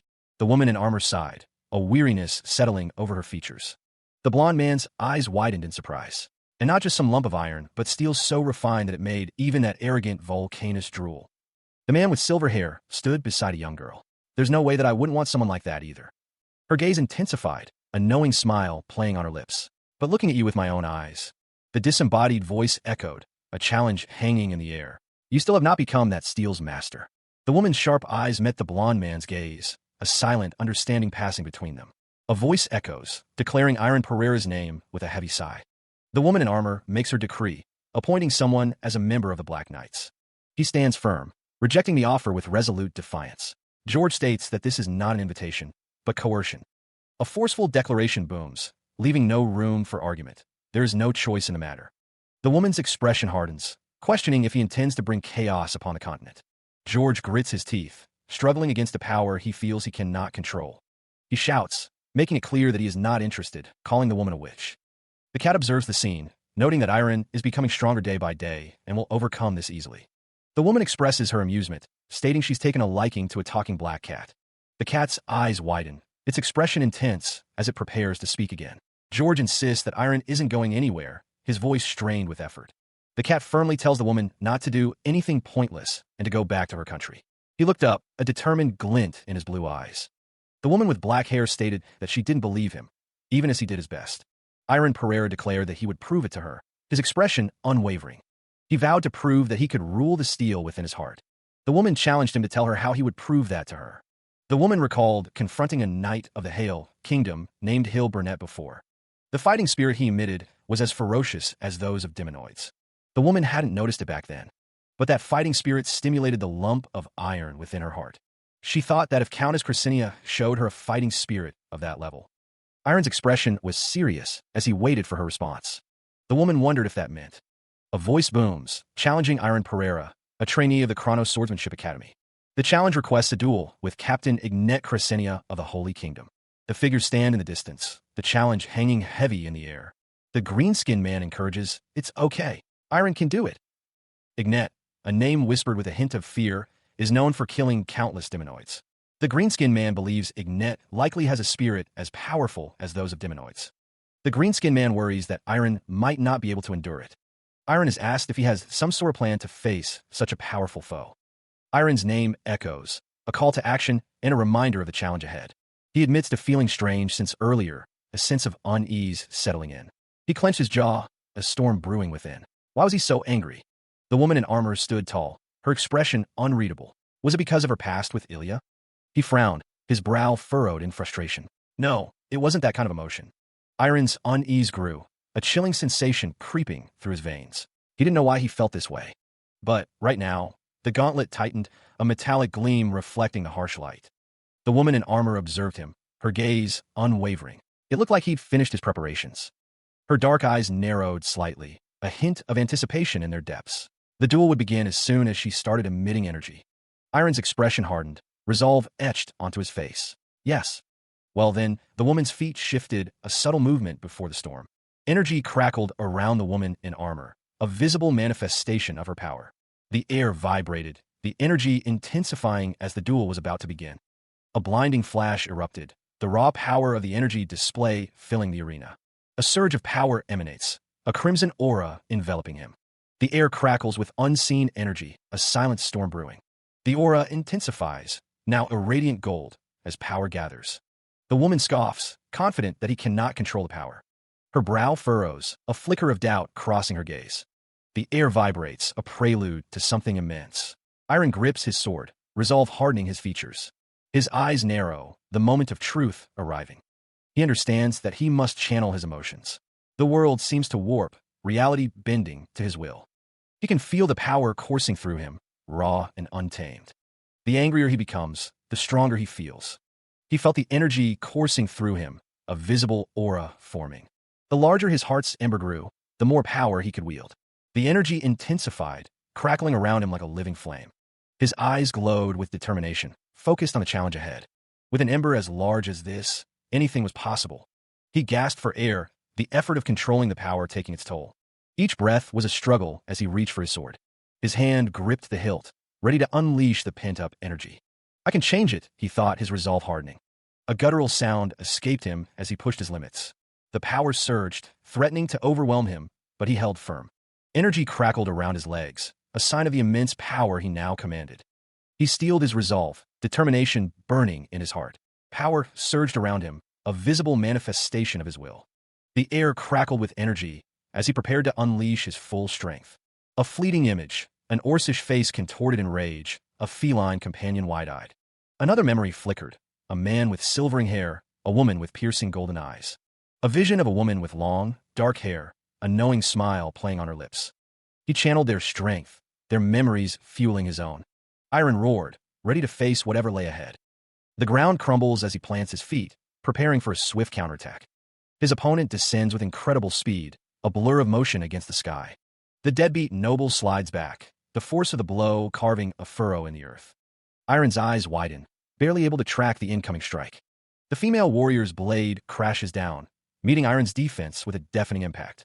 He grits his teeth, acknowledging her speed, struggling to maintain his stance. Her dark eyes narrow, focused and intense as she presses her advantage. Iron strains against the relentless assault, his weapon deflecting the strikes. Sparks fly as the blades meet again and again, a whirlwind of steel and force. The warrior leaps back, disengaging from the close-quarters combat. Elsewhere, an orc grimaces, feeling the effects of Iron pushing her back. The orc's brow furrows as he states that Ignet hasn't done something. The unseen speaker emphasizes that she hasn't even swung her sword once.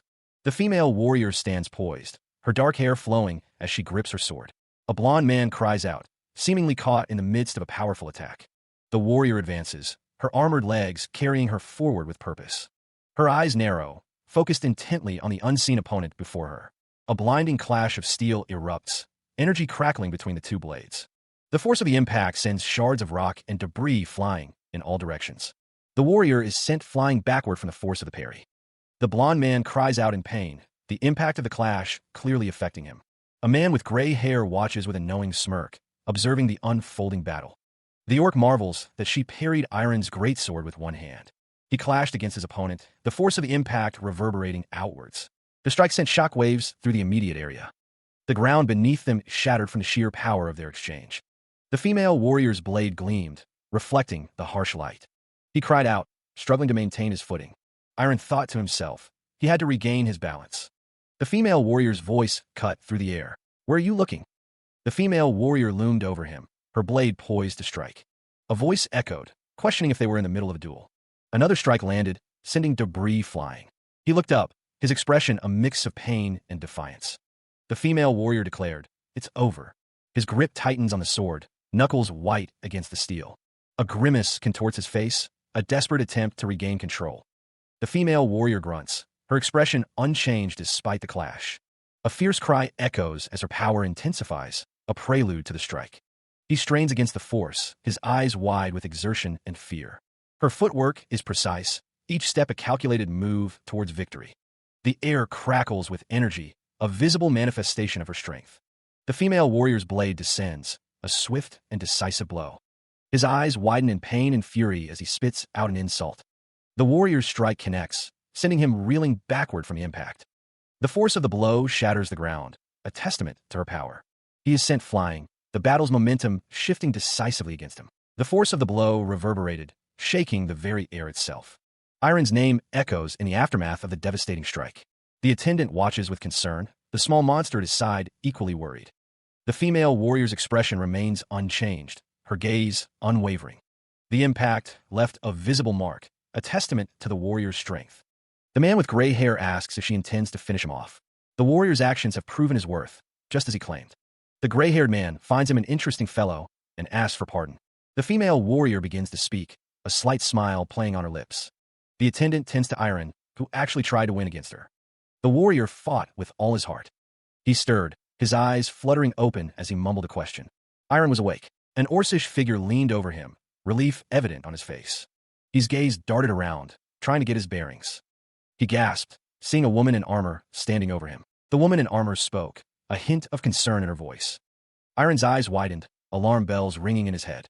He shouted at the woman, his voice filled with outrage. The woman responded, her tone sharp and defensive. The cat looked on, its eyes wide with surprise. Holy magic emanated from his torso, glowing with intricate symbols. The orc-like man stared, recognizing the power. That's holy magic. Iron, now seemingly healed, was told that he shouldn't have any issues moving now. The young master's expression hardened, his eyes narrowed with suspicion. The orc-like man asked about his sword, addressing him as captain. The woman in armor found it a peculiar question, reminding Iron that he claimed to be a chrono trainee.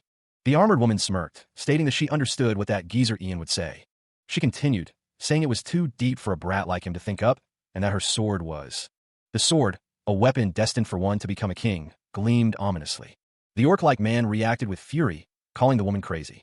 The orc-like man accused her of trying to instigate a rebellion, but she told him not to jump to conclusions. The woman in armor stated she would explain, but first demanded he hand over that pouch, claiming she would purify it for him. The orc spiritmancer states that they are in an era of peace. The orc spiritmancer gestures with a hand adorned with a red gem. The reason for this era of peace, according to the spiritmancer, is the absence of a rampant archdemon. The woman in armor retorts that even in this era, the world is not peaceful. The woman holds her hands together, a glowing blue sigil forming between them. The woman admits that she doesn't know how to stop the wicked artifacts. The artifacts are somehow flowing into the human world. The orc spiritmancer listens intently, his expression thoughtful. The woman in armor questions the possibility of freedom in such a world, a thought that has been brewing for some time. A disembodied head states that there is nothing to worry about. The woman in armor pauses, seemingly surprised by the statement.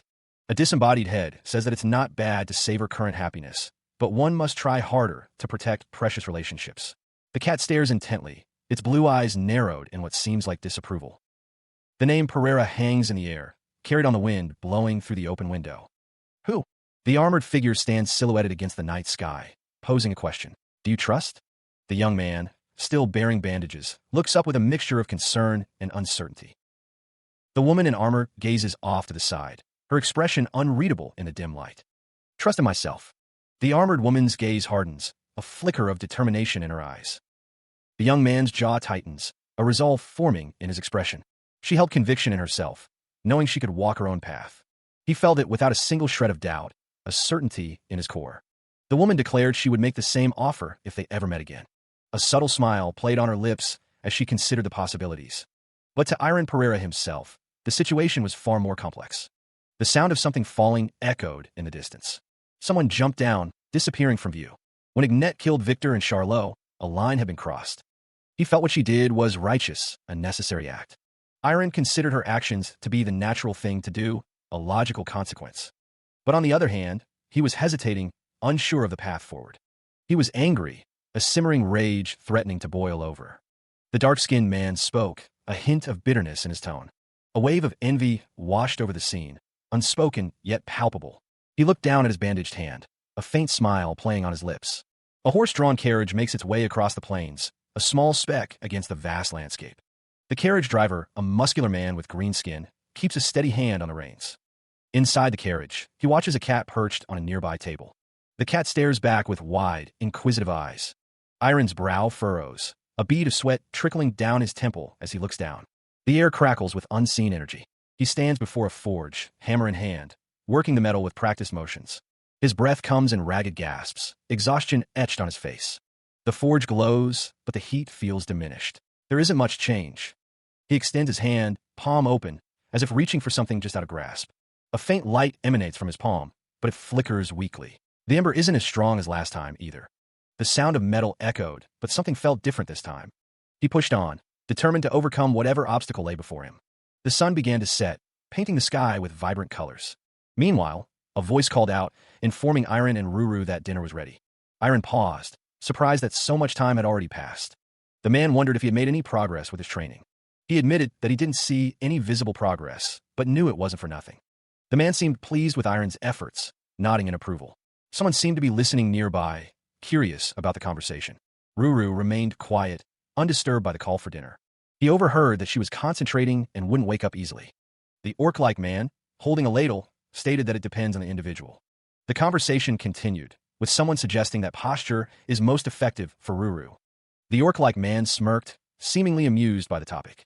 The orc-like man suggested they just eat with the two of them. Iron sat by the fire, enjoying the meal. The orc-like man asked what he put in the food, commenting on how delicious it was.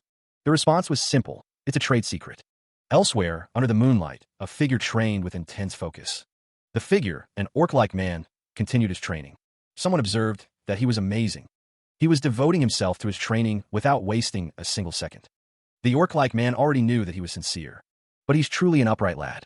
He exhaled heavily, the weight of the sword evident in his stance. Elsewhere, the sun shone on the building, promising a new day. The orc-like character announced that it was the night there today, and that he needed to go to the bathroom.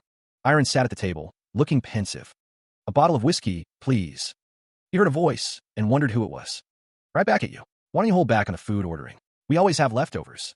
Iron's eyes widened in surprise. He scoffs, declaring that he eats everything every time.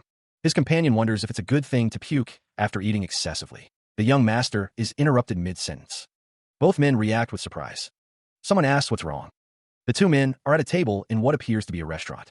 Judith's voice echoes. A man approaches, identifying himself as Brett. Brett asks if he is Iron.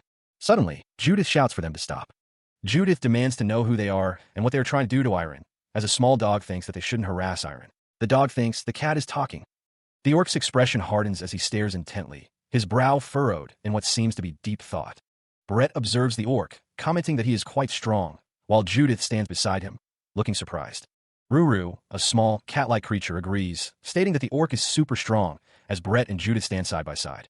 Brett smiles, seemingly pleased by the assessment, as the orc looks on with a slightly confused expression. Brett clarifies that the orc and Judith are his swordsmanship schoolmates, explaining their presence. Brett Lloyd confirms his name, as Judith smiles beside him, seemingly relieved by the clarification. The red-haired woman formally introduces herself as Judith, stepping forward to address the group. The orc explains that Brett and Judith are what one could call his masters, clarifying their relationship. Clearing his throat, the orc introduces himself as Kuver, an orc spiritomancer, revealing his identity and profession. The small creature cheerfully introduces itself as Ruru, adding to the series of introductions. Judith seems surprised, questioning if Iron is skilled in mystic arts. Brett apologizes for interrupting earlier, explaining that a recent ordeal led to misunderstandings, as Iron listens intently. Judith's eyes widened as she took in Iron's appearance. "Whoa, Iron, you've gotten taller, haven't you?" she remarked. Her tone shifted abruptly, a dark fury rising within her. "You've also gotten, you son of a bitch," she yelled, grabbing him. Her pent-up emotions poured out in a torrent of accusations. "You said you'd be back, but you never contacted us, so I thought you were dead." Judith's grip loosened, her anger giving way to remorse. "I'm sorry, I was," she stammered, her voice softening. Kuver, his expression a mix of curiosity and concern, stepped forward. Just when the world happened, he inquired. Iron offered a wry smile, a hint of weariness in his eyes. "It's a bit of a long story," he admitted. A deep voice cut through the air, suggesting a change of pace. "Let's leave long stories for later." Judith's face contorted in a strange expression, a mix of shock and disbelief. A muffled sound escaped her lips. A mischievous glint returned to Judith's eyes as she looked at Iron. "We should have a match, don't you think?" she proposed, a challenge in her tone. Iron's lips curved into a confident smile, accepting the challenge. "All right," he responded, his eyes gleaming with anticipation. Elsewhere, the forest stood silent, a tranquil contrast to the brewing storm. The training grounds stand ready, awaiting the impending clash. Judith demands, "Where's your sword, Iron?" She wonders if he changed his main weapon. Iron responds with unwavering confidence, "My sword is always ready." The blue-haired man watches with a look of shock. The blue-haired man exclaims in disbelief, while Kuvar looks on, unimpressed. Judith smirks, her eyes gleaming with anticipation. "Okay, I guess you weren't sitting on your ass for 5 years, huh?" Judith declares, her voice booming. "Here I come, Iron." Judith lunges forward, her movements swift and deadly. Her blade cuts through the air, leaving a trail of crimson energy. The force of her attack sends shockwaves rippling outwards. Iron and Judith clash, their swords meeting in a burst of light and energy. The blue-haired man and Kuvar watch intently as Judith and Iron's duel begins. He seems surprised by the turn of events, his eyes widening. Iron moved with practiced speed, his blade a blur of motion. The swords clashed, a shower of sparks erupting as Judith was struck. Judith grunted, the force of the blow staggering her. The impact resonated, a shockwave rippling through the air. Stumbling, Judith struggled to regain her footing. Meanwhile, Kuvar watched the fight intently, realizing something significant about Iron's technique. There's no doubt. Irene, observing from the sidelines, questioned Iron's recent actions. "Using Judith's and my swordsmanship. What the hell have you been doing?" Iron smirked, his expression suggesting he had a plan. He thought, "You told me to leave long stories for later." Judith, frustrated, demanded Iron take the fight seriously. "I can't take it anymore. Move, Judith. Have a match with me, Iron." "The hell, that's some bullshit." The tension escalated as the challenge hung in the air. Judith and Kuvar stood side by side, ready to face Iron together. "Let's just face each other all at once, then." She narrowed her eyes, her expression hardening. He mirrored her intensity. Kuvar watched, his face unreadable. Iron Pereira clashed with his opponent, the force of their blows sending shockwaves through the air. The swordsman met Iron's attack, their blades locked in a fierce struggle. He pressed forward, his movements swift and precise. The enemy swordsman parried, narrowly deflecting the blow. Iron's blade danced, a whirlwind of steel seeking an opening. The swordsman with blue hair looked on, a grim expression on his face. The swordsman with blonde hair spoke, his tone urgent. "I'll tell you later. I can explain everything, Dash." Judith, her eyes blazing, confronted the swordsman with blue hair. "Who do you think you're keeping your eyes off of?" The red-haired swordsman clashes with another, while a blonde-haired swordsman looks on. The force of the blow sends shockwaves through the air. A new combatant appears, a swordsman with striking blue hair. She narrowly avoids a flurry of attacks, her eyes wide with focus. The red-haired woman is sent flying back by the force of the impact. The blue-haired swordsman advances, his cape billowing behind him. He prepares to strike, his eyes narrowed in concentration. The blonde-haired swordsman leaps into the air, ready to join the fray. The red-haired swordsman and the blonde-haired swordsman face off against each other. The clash of their blades echoes loudly. The force of the impact sends debris flying in all directions. The blue-haired swordsman remarks that there is another strong person with them now. An orc-like man marvels at the ongoing battle, finding it amazing that it doesn't stop. The intensity of the fight is palpable. All three warriors are completely absorbed. The fighters prepare to continue their battle, swords drawn and ready for another clash.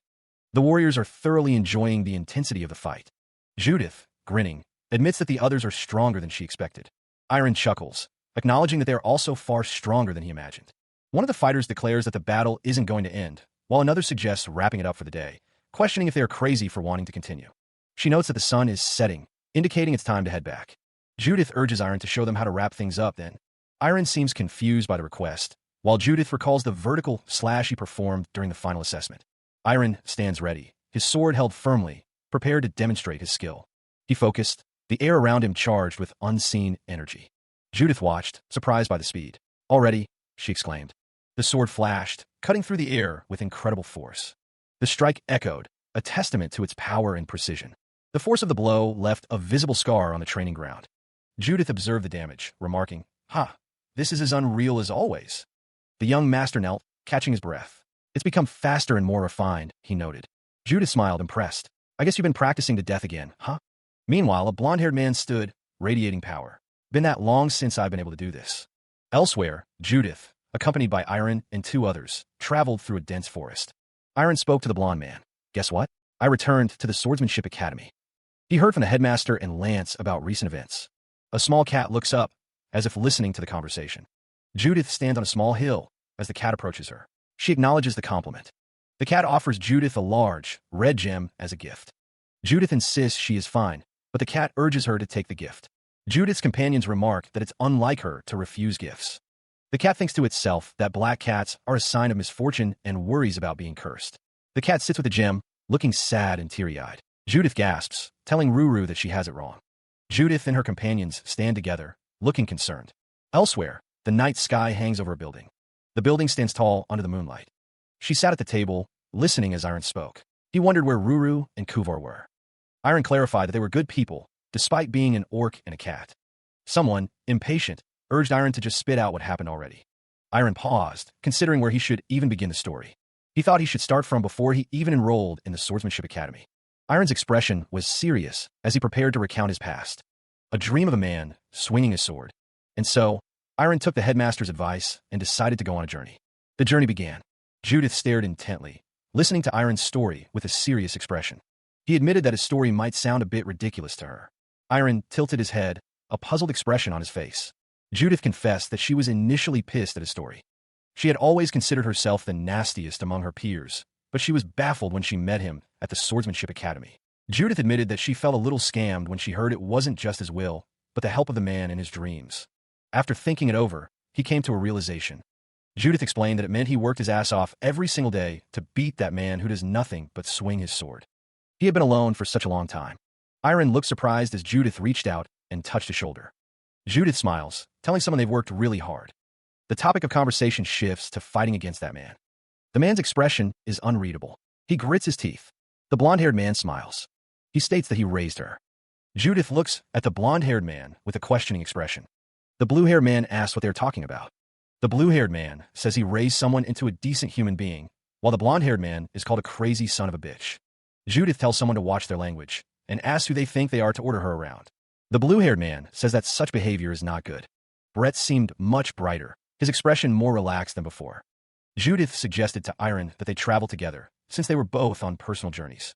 Iron didn't mind the idea, but seemed to be considering something. He looked off to the side, a slight frown creasing his brow. He was worried. Judith laughed, noting that Iron couldn't even drink a single sip no matter how much she tried to persuade him. Judith exclaimed that he had no idea how exhausting it was traveling with him. Judith proposed a match, declaring that she would defeat him today for sure. Moments later, Ruru apologized for calling Judith a black cat of misfortune, begging to be released. Ruru insisted that she was a cat of fortune, while Iron watched the scene unfold. Brett seemed relieved, thinking he was worried over nothing. Irene wondered where they were heading, now that their plans had changed. The dark-skinned man looked surprised to hear they were going to Latayon. Judith's expression hardened as she spoke. Irene agreed, curious about what had happened. Judith was clearly frustrated. The Swordsmanship Academy had refused to admit them. Judith expressed her outrage at the stuck-up swordsman. She found the situation absolutely absurd. The dark-skinned man inquired if they had shown their certification plaque. Judith confirmed they had, but the Academy still made excuses and refused. The reason was likely due to how society viewed them. She scoffed at the Academy's decision, calling them cowards for rejecting them. Judith was clearly upset by the rejection, muttering under her breath. Iron, with Kuvar perched atop his head, wondered where they should go next. He considered their options before suggesting Partisan as their next destination. Irene chimed in, explaining that Partisan was an up-and-coming city where free-spirited swordsmen gathered. The group agreed that Irene was a reliable source of information and decided to depart right away. Kuvar thanked them for the meal, expressing his delight in their cooking. Irene asked Iron if he wanted to loosen up after finishing his meal. Iron simply replied, "Okay." He blocked the attack, the force reverberating through his shield. The woman with the red aura sword seemed unfazed. In that case, a bead of sweat trickled down his brow as he stared at his opponent. The red aura crackled around the sword, a visible manifestation of power. The aura sword pulsed with energy, ready to strike. Kuvar gasped, recognizing the energy. "Is that aura? That's an aura sword." The man in the blue suit responded, "No, she's just emitting a bit of aura. It's completely different from a swordmaster's aura sword." The woman pressed her attack, the red aura intensifying with each strike. Iron struggled to maintain his defense. But it's more than enough to pressure the opponent. He realized after learning how to utilize aura. Iron had already. A figure stand with a sword, facing an unseen opponent. Mastering the manifestation and focus of aura application is a difficult task. Of the three, one will most likely become a sword master. That person is probably Iron. A sword is stuck in the ground. Judith admits defeat. She lost. Someone boasts of a 90% win rate. He laughs, admitting he is the weakest one. It's hard to beat them in duels. One man suggests they stop fighting with their bodies and start fighting with their mouths. The other questions this. The blue-haired man tells Judith that she dodged to the side when he did something different and attacked first. She stood beside Iron as he admitted he should pay more. The text box indicated that they should pay attention to set attack patterns. The man with blue hair asked Iron what he thought of the sword discussion. Iron replied that he didn't think he could join them right away. He thought to himself that he would just listen for today, amazed at how strong they still were. Judith thought that she should work hard to join their discussion as soon as possible. Meanwhile, Kuvar asked Iron where he was going without even having dinner. Iron stated that he was going to train and would be back by morning. Judith exclaimed that she was going out too. The man with blue hair sighed, noting that they were going again, and apologized, saying he would also head out. The man asked what was with him. Every time Iron has made a meaningful expression like that, he's shown unbelievable growth. Judith didn't. Kuvar wondered if there were times when he did the same while he was with them. The dark-skinned man confirmed that there were. Kuvar knew it. He's the same as always. Meanwhile, a figure stood silhouetted against the landscape, sword in hand. The sword was swung with force. The headmaster was right. It's meaningless to just imitate someone, the blonde-haired person thought. The sword was swung again, with even more intensity. The blade cut through the air. The person with blonde hair realized they had to grasp the core of their swordsmanship. The vertical swordsmanship of the man in their dreams. The swordsman recalls the great swordsmanship he learned in Chrono. He practices diligently, sweat beading on his brow as he swings the blade. These two things, he thinks, are the foundation of his swordsmanship. With those two swordsmanships as the core, he aims to build something greater. He remembers adding the parts of Brett and Judith's swordsmanships that he can take. The swordsman vows to perfect his own swordsmanship, his eyes filled with determination. The blade gleams, a testament to the countless hours of training. A foot steps forward, initiating another strike. Judith grits her teeth, her expression a mix of pain and frustration. Her anger flares as she watches the swordsman's relentless training. The swordsman gritted his teeth, sweat beading on his brow. He thought, this son of a bitch got stronger again. Another man watched from afar, sighing heavily. That's just how life is, he thought, resigned to the reality. A figure in a blue uniform knelt, reflecting on a past realization. I realized it after seeing Ilya 5 years ago. Kuvar watched Iron, a hint of pride in his eyes. You're amazing, Iron. You shortened the gap between yourself and them again. Judith stood at a distance, her expression pained. Kuvar's words seemed to sting. Ugh shit, she thought. Judith's eyes narrowed, a storm brewing within her. She was clearly frustrated by Iron's progress. An intense fire energy enveloped her body, a visible manifestation of her inner turmoil. Cock. Kuvar observed Judith, a knowing look on his face. People with that kind of tendency can't bear to lose. 2 days later, Kuvar's expression hardened, a sense of foreboding in his gaze. He seemed to anticipate a difficult challenge ahead. Iron continued his training, the clash of metal echoing through the air. His movements were becoming faster, more precise. Judith's fiery aura intensified, crackling with raw power. She was preparing to unleash her full potential. The clash of steel echoed, a testament to the ongoing duel.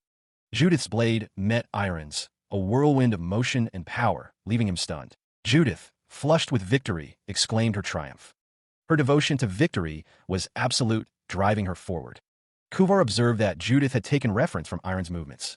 The text highlights the factors that make such rapid progress possible: innate talent. Iron complimented Judith, expressing his amazement at her skill. Judith's devotion to victory surpasses that of anyone else.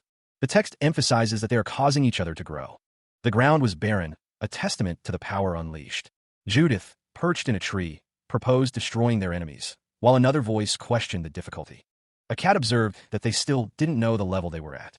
The unseen speaker anticipates the arrival of others, their plans soon to unfold. The city of Partisan bustled with swordsmen, a place where mercenary agencies felt at home. A man with dark hair and a cat perched on his shoulder bids farewell. Two figures approached the Hiram Swordsmanship Academy, their destination now in sight. A hand rapped firmly on a wooden door, concealing their origins from Chrono. Knock, knock. A red-haired woman's face appeared, awaiting a response. A green-haired man stood beside a blue-haired man, both awaiting the opening of the door. Brett Lloyd introduced himself, expressing a desire to spar with the swordsman present. The blue-haired man was told he looked too young, as the group waited for an answer. The door creaked open as someone asked, "What's the matter, Instructor Kent?" Instructor Kent looked out, a question hanging in the air. A voice echoes, informing someone that they have guests asking for a duel. The headmaster of Hiram Swordsmanship Academy welcomes the young friends to the academy. The headmaster stands with a smile, his hands clasped behind his back, awaiting their response. The camera focuses on the headmaster's attire, a dark green and brown robe. Judith introduces herself, followed by Iron Pereira. Brett Lloyd thanks the headmaster for welcoming them. The headmaster observes that they are not average swordsmen. The headmaster confirms that they are here for a duel and mentions the first floor is occupied by trainees. Iron Pereira is told to follow the headmaster to the individual guidance room. The headmaster wonders who will be their opponent. The headmaster stands with his hands clasped, awaiting their answer. A student exclaims in surprise at the headmaster's presence. Someone asks who would like to go first in the duel. Brett Lloyd asks if he can challenge first, if the others are fine with it. Two figures react with surprise, finding Brett's request unexpected. Brett Lloyd suggests using wooden swords to avoid serious injuries during the duel. Someone agrees that using wooden swords is fine, and the duel is about to begin. The duel is declared to begin. The clash of wooden swords echoes as Brett Lloyd strikes at his opponent. The fallen figure smirks, eager to see how strong Brett is. Brett Lloyd continues his assault, questioning his opponent. The fallen figure is struck again, the impact reverberating. The wooden sword connects with a sickening crack. Judith's expression contorts with rage as she accuses, Iron killed him. Brett Lloyd's eyes widen in disbelief at the accusation. The man with the wooden sword stammers, denying the accusation. A wave of panic washes over the man as he apologizes to the headmaster. The headmaster, seated above the fray, declares it was a fair fight. The headmaster inquires, his gaze sharp, about which swordsmanship academy they hail from. Judith and Brett Lloyd exchange a glance, a silent conversation passing between them. Brett Lloyd answers, stating that they are trainees of Chrono Swordsmanship Academy. The headmaster presses, wondering if they are perhaps from the rumored powerful 27th Fourth Golden Generation. The headmaster muses that there's no other place to breed prodigies such as themselves. He denied any intention to belittle, stating it was nothing of the sort. Brett Lloyd chuckled, indicating a shift in his perspective. Iron Pereira suggested that Brett Lloyd simply wanted to spar against strong people. Brett confirmed this was correct. The headmaster mused on what most people would consider the height that swordsmen aim for. The headmaster thought that Iron didn't even realize how strong he was. The question of the height that swordsmen aim for lingered in the air. Most people would think that the answer would be a swordmaster. But the average swordsman usually dreams of becoming an expert. It is the highest and most realistic level that those with ambiguous talent, background, and level of effort can reach. One of the onlookers stated that expert is already a high enough level to reach. The Swordsmanship Academy headmasters of Partisan are all experts. The headmaster wondered if there were any headmasters there who could handle Iron. Strictly speaking, there were around 4, the headmaster thought with a smirk. A voice booms, congratulating a group for their accomplishments. Judith appears concerned, her brow furrowed as she listens intently. The news has clearly affected those listening, leaving them saddened. Brett Lloyd speaks, his expression unreadable as he delivers a surprising statement. But these individuals are not the strongest, it seems. Brett Lloyd clarifies that there is one single person stronger than everyone in Partisan. Judith, surprised by this revelation, questions if this person is a master swordsman. The response is one of shock and disbelief. One of the men scoffs, stating that this individual is more famous than masters. The text emphasizes the individual's strength, calling him the Edius strongest. The individual is revealed to be Jet Frost. It is mentioned that Jet Frost will be holding guidance duels in his mansion soon. Judith clenches her fist at the determined look etched on her face. She declares, ready to face whatever challenges lie ahead. A large crowd gathers outside a grand building, their purpose unknown. The question hangs in the air. Will they even be able to receive guidance duels today? Brett Lloyd observes the crowd, noting the large number of people present. He mutters that Jet could just accept duels when they want.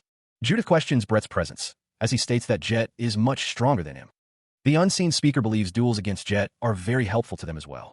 Brett is asked if he is acquainted with Sir Jet Frost. Brett reveals that he and Jet have been friends for almost 10 years. He explains that he tried to make a personal request, but was rejected.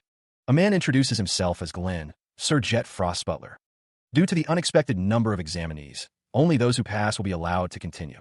Glenn explained that examinees pass as long as they score 5,000 points on the gauge. The students wondered aloud if the gauge was magical in nature, or if it was simply a tool.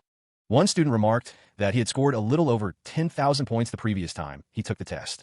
Another man scoffed, saying that 10,000 points wasn't something to be said so lightly. The screen displayed a score of 6,201 points, indicating that the examinee had passed. Instructor Kent greeted Headmaster Hiram, who was also present. Glenn was also greeted by the headmaster. The screen indicated that the examinee had passed, with a score higher than before. The screen displayed a score of 12,081. The man smirked, saying he had gotten the hang of hitting it so many times. Iron was wished good luck by his peers. The test was about to begin, the air thick with anticipation. He gripped the sword, its surface gleaming with an inner light. Instructor Kent observed the sword. He wondered if a sword made with mystic arts was allowed. The sword was durable, but possessed no other special characteristics.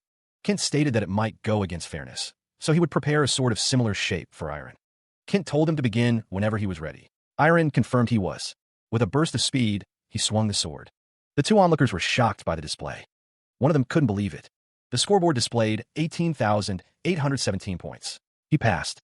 The red-haired woman confirmed the result with a simple.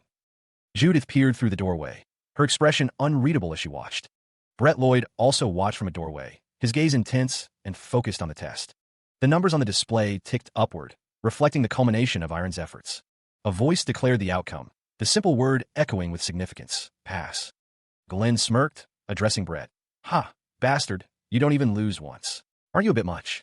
Judith's expression remained unchanged. Her eyes narrowed slightly as she processed the results. Brett remarked, Man, our little Brad is looking a bit down. Maybe I should have held back a little. Judith retorted, It's only lower because I missed the mark by a tad. Glenn informed the others, Guys, the passers are supposed to gather over there. The group acknowledged the instruction, heading towards the designated gathering point. Judith muttered to herself, a hint of frustration in her voice. Again, A man with a neatly trimmed mustache gestured with 3 fingers, seemingly indicating the next step in the process. An announcement declared that only 3 people may enter at once. The remaining students stood outside a grand building, waiting for their turn. Headmaster Hiram listened to the announcement, his expression unreadable. The bald man informed Headmaster Hiram that he would have a one-on-one match. Judith remarked that at least she was getting special treatment as a friend. Brett Lloyd guessed that the 3 of them would be last.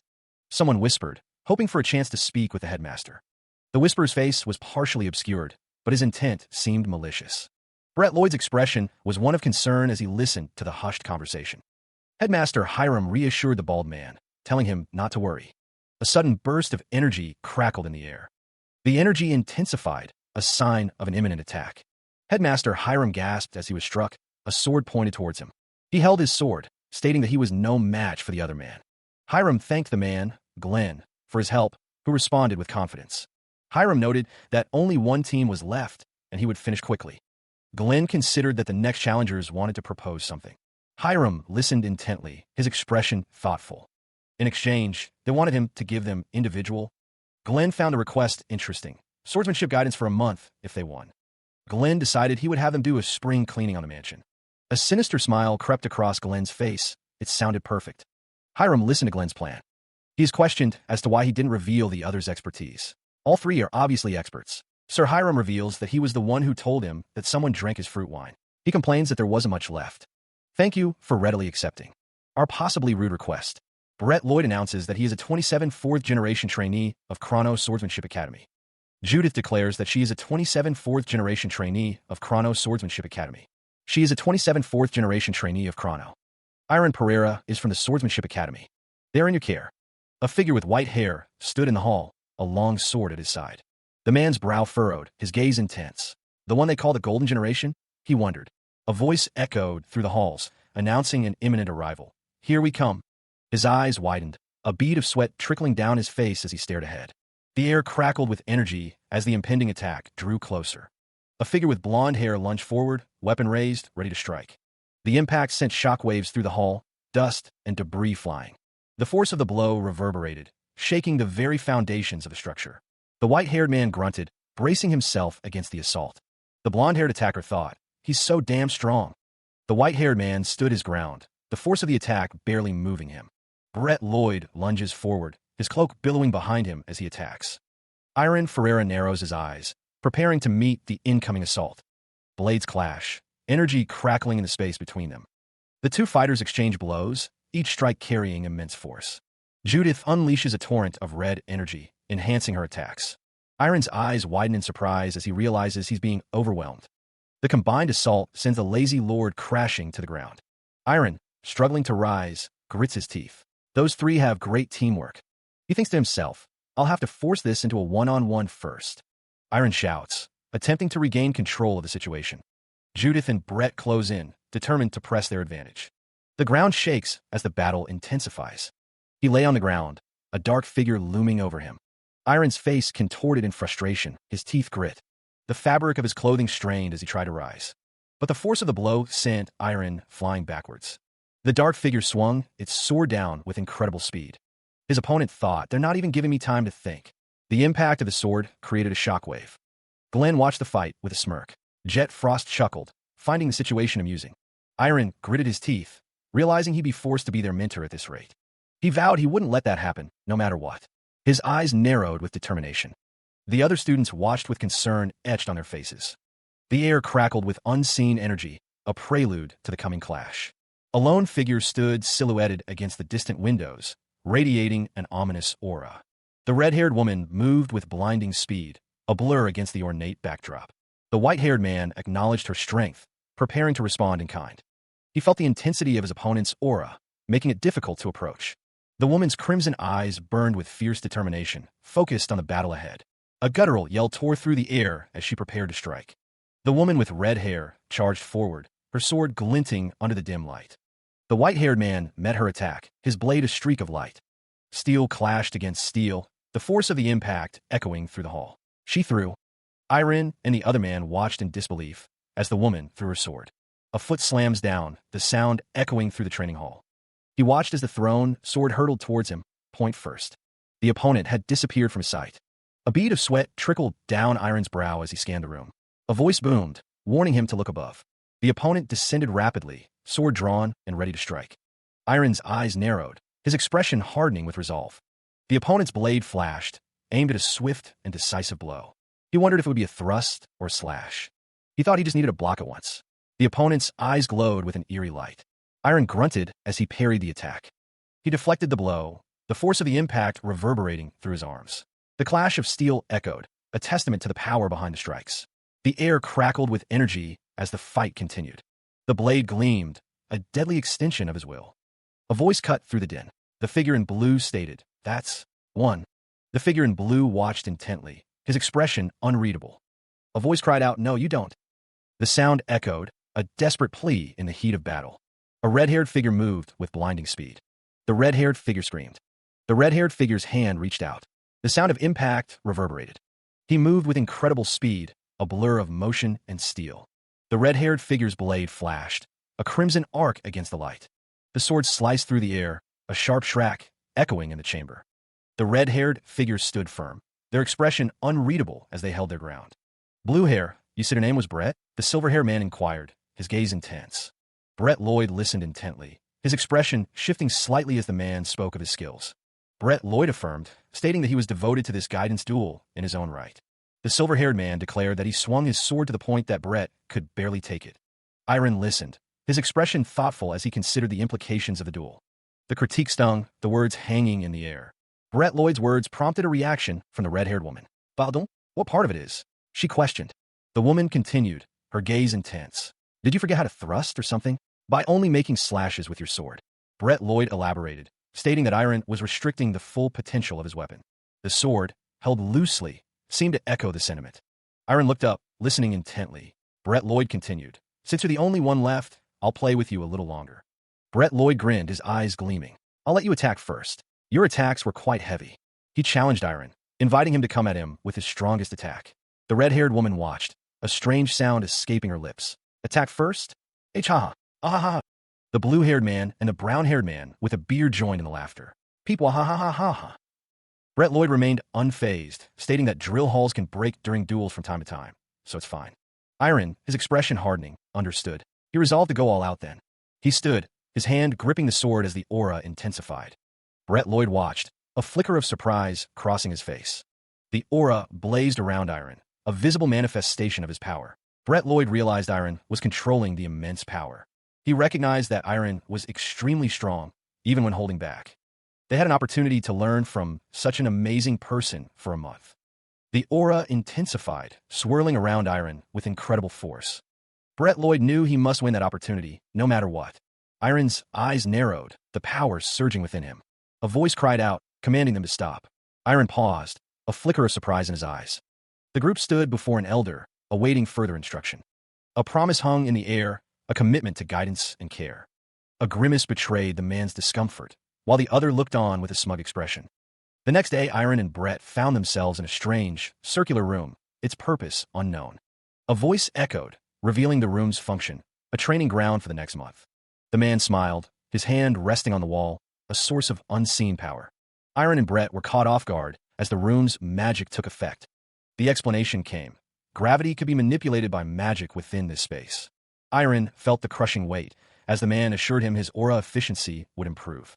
A healthy body allows for an increase in aura capacity. Glenn instructs them to move all the rocks to the left. Glenn warns that failure to complete the task indicates a lack of willpower. Glenn's expression hardens as he asks if they understand the consequences. 3 hours later, Glenn watches, his expression unreadable. Glenn is surprised to see Iron and Brett still working.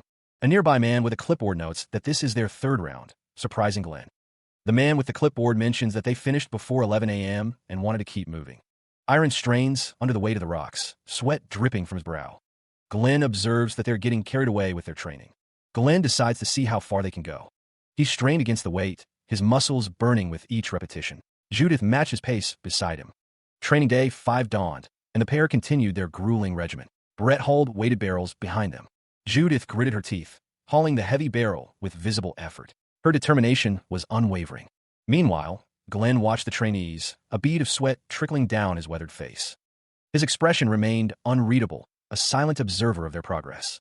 Elsewhere, the training grounds stood bathed in moonlight, the main house a silent sentinel. A young man lay in bed, clutching a stuffed animal. He wondered why he wasn't sparring yet. The stuffed animal seemed to share his frustration, thinking, isn't he supposed to be the 101 first strongest swordsman? What a fraud. The young man stared up at the ceiling, lost in thought about the 101 first strongest swordsman. It was. Glenn considered the title, deciding it probably wasn't that desirable. He knew it, a realization washing over him as he considered the past. Glenn's expression was contemplative, his gaze distant as he remembered a different time. Those eyes, Glenn thought, his mind drifting back to a time when he possessed such blazing eyes. They weren't made simply through talent, he mused, considering the dedication required. Glenn took a drink, the liquid swirling in the glass as he thought. There was a time for him, too. He stood, his grip firm on the sword, a determined look etched on his face. A time when he had such blazing eyes, the memory burned bright in his mind. Glenn vowed to give guidance based on each of their sword tendencies from today onward. Judith exclaimed with excitement and called for Iron to come forward. Iron moved, the sound of his movements echoing as he prepared to demonstrate his swordsmanship. Glenn observed, noting that overall, it was outstanding, but Iron was too passive. Glenn thought Iron was too caught up in the notion that. He continued his assessment, stating that Iron was slower than his opponent. Glenn added that Iron would be dragged around from beginning to end if he didn't improve his footwork like Judith. Iron's foot moved within a glowing circle. However, being slow didn't mean he must always be passive. The space felt as if he was expanding his territory, claiming the area within the circle. He kept seizing spaces favorable for him, positioning himself strategically within the training area. The movements aimed to create spaces unfavorable for his opponents, limiting their options. An opponent who couldn't run nor counterattack was bound to be driven to a corner. Brett Lloyd looked on, a bead of sweat trickling down his face as he watched the training. The figure continued to move within the circle, maintaining a strategic advantage through footwork. The sound of exertion echoed as the figure pushed himself, striving for greater control. Glenn watched with a knowing smirk, understanding the implications of the training. A blade gleamed, reflecting the light of the training hall. The blonde-haired man offered a polite, if strained, smile. A few days later, the sound of exertion echoed through the training grounds. Brett Lloyd watched with a concerned expression. Judith, panting heavily, planted her sword into the ground. Brett Lloyd approached, telling Judith that she had pushed herself too hard. Judith, eyes narrowed, questioned his weak talk. She vowed to win for sure this time, her determination burning. The sound of her labored breathing filled the air. Brett Lloyd's expression softened with concern. He told Judith he had some separate advice to give her and asked her to follow him. Brett Lloyd stands with Judith as a superior barks an order. He seems taken aback by the sudden demand. The superior demands that she leave her sword there.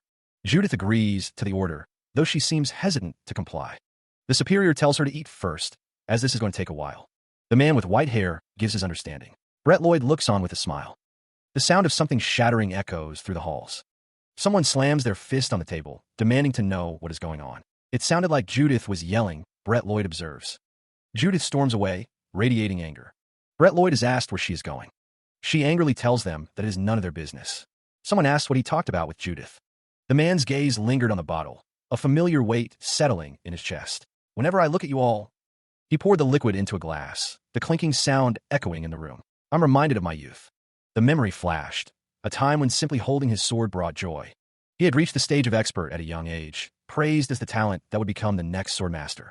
But reality was cruel, the continent overflowing with swordsmen more talented than him. He could no longer focus purely on his own sword, the weight of expectation pressing down. Comparisons, competition, and the burning desire to win consumed him. He poured more of the dark liquid, wishing he could have properly used that blazing emotion. Meanwhile, Brett Lloyd spoke. When one is alongside geniuses like you two, their impatience intensifies. Iron Pereira listened intently as Brett Lloyd continued. That's why I advised her to break free from. He continued, suggesting comparisons and competition to discover her origins. Brett Lloyd took a sip from his glass, observing that his advice seemed to have the opposite effect. Iron Pereira stood silently, prompting Brett Lloyd to pause, mid-sentence, with a soft Meanwhile, Judith, standing in a hallway, muttered a soft "oh" before speaking her own name. Judith steeled herself, resolving to apologize first. Brett Lloyd paused, his expression thoughtful as he considered the situation. Judith stood firm, knowing that her words were not intended as mockery, but rather as a statement of fact. Judith reflected on her past, remembering that she didn't pick up the sword for fun. Her eyes narrowed, the memory of hardship fueling her resolve. She picked up the sword to survive. Judith's expression hardened, her red eyes blazing with determination.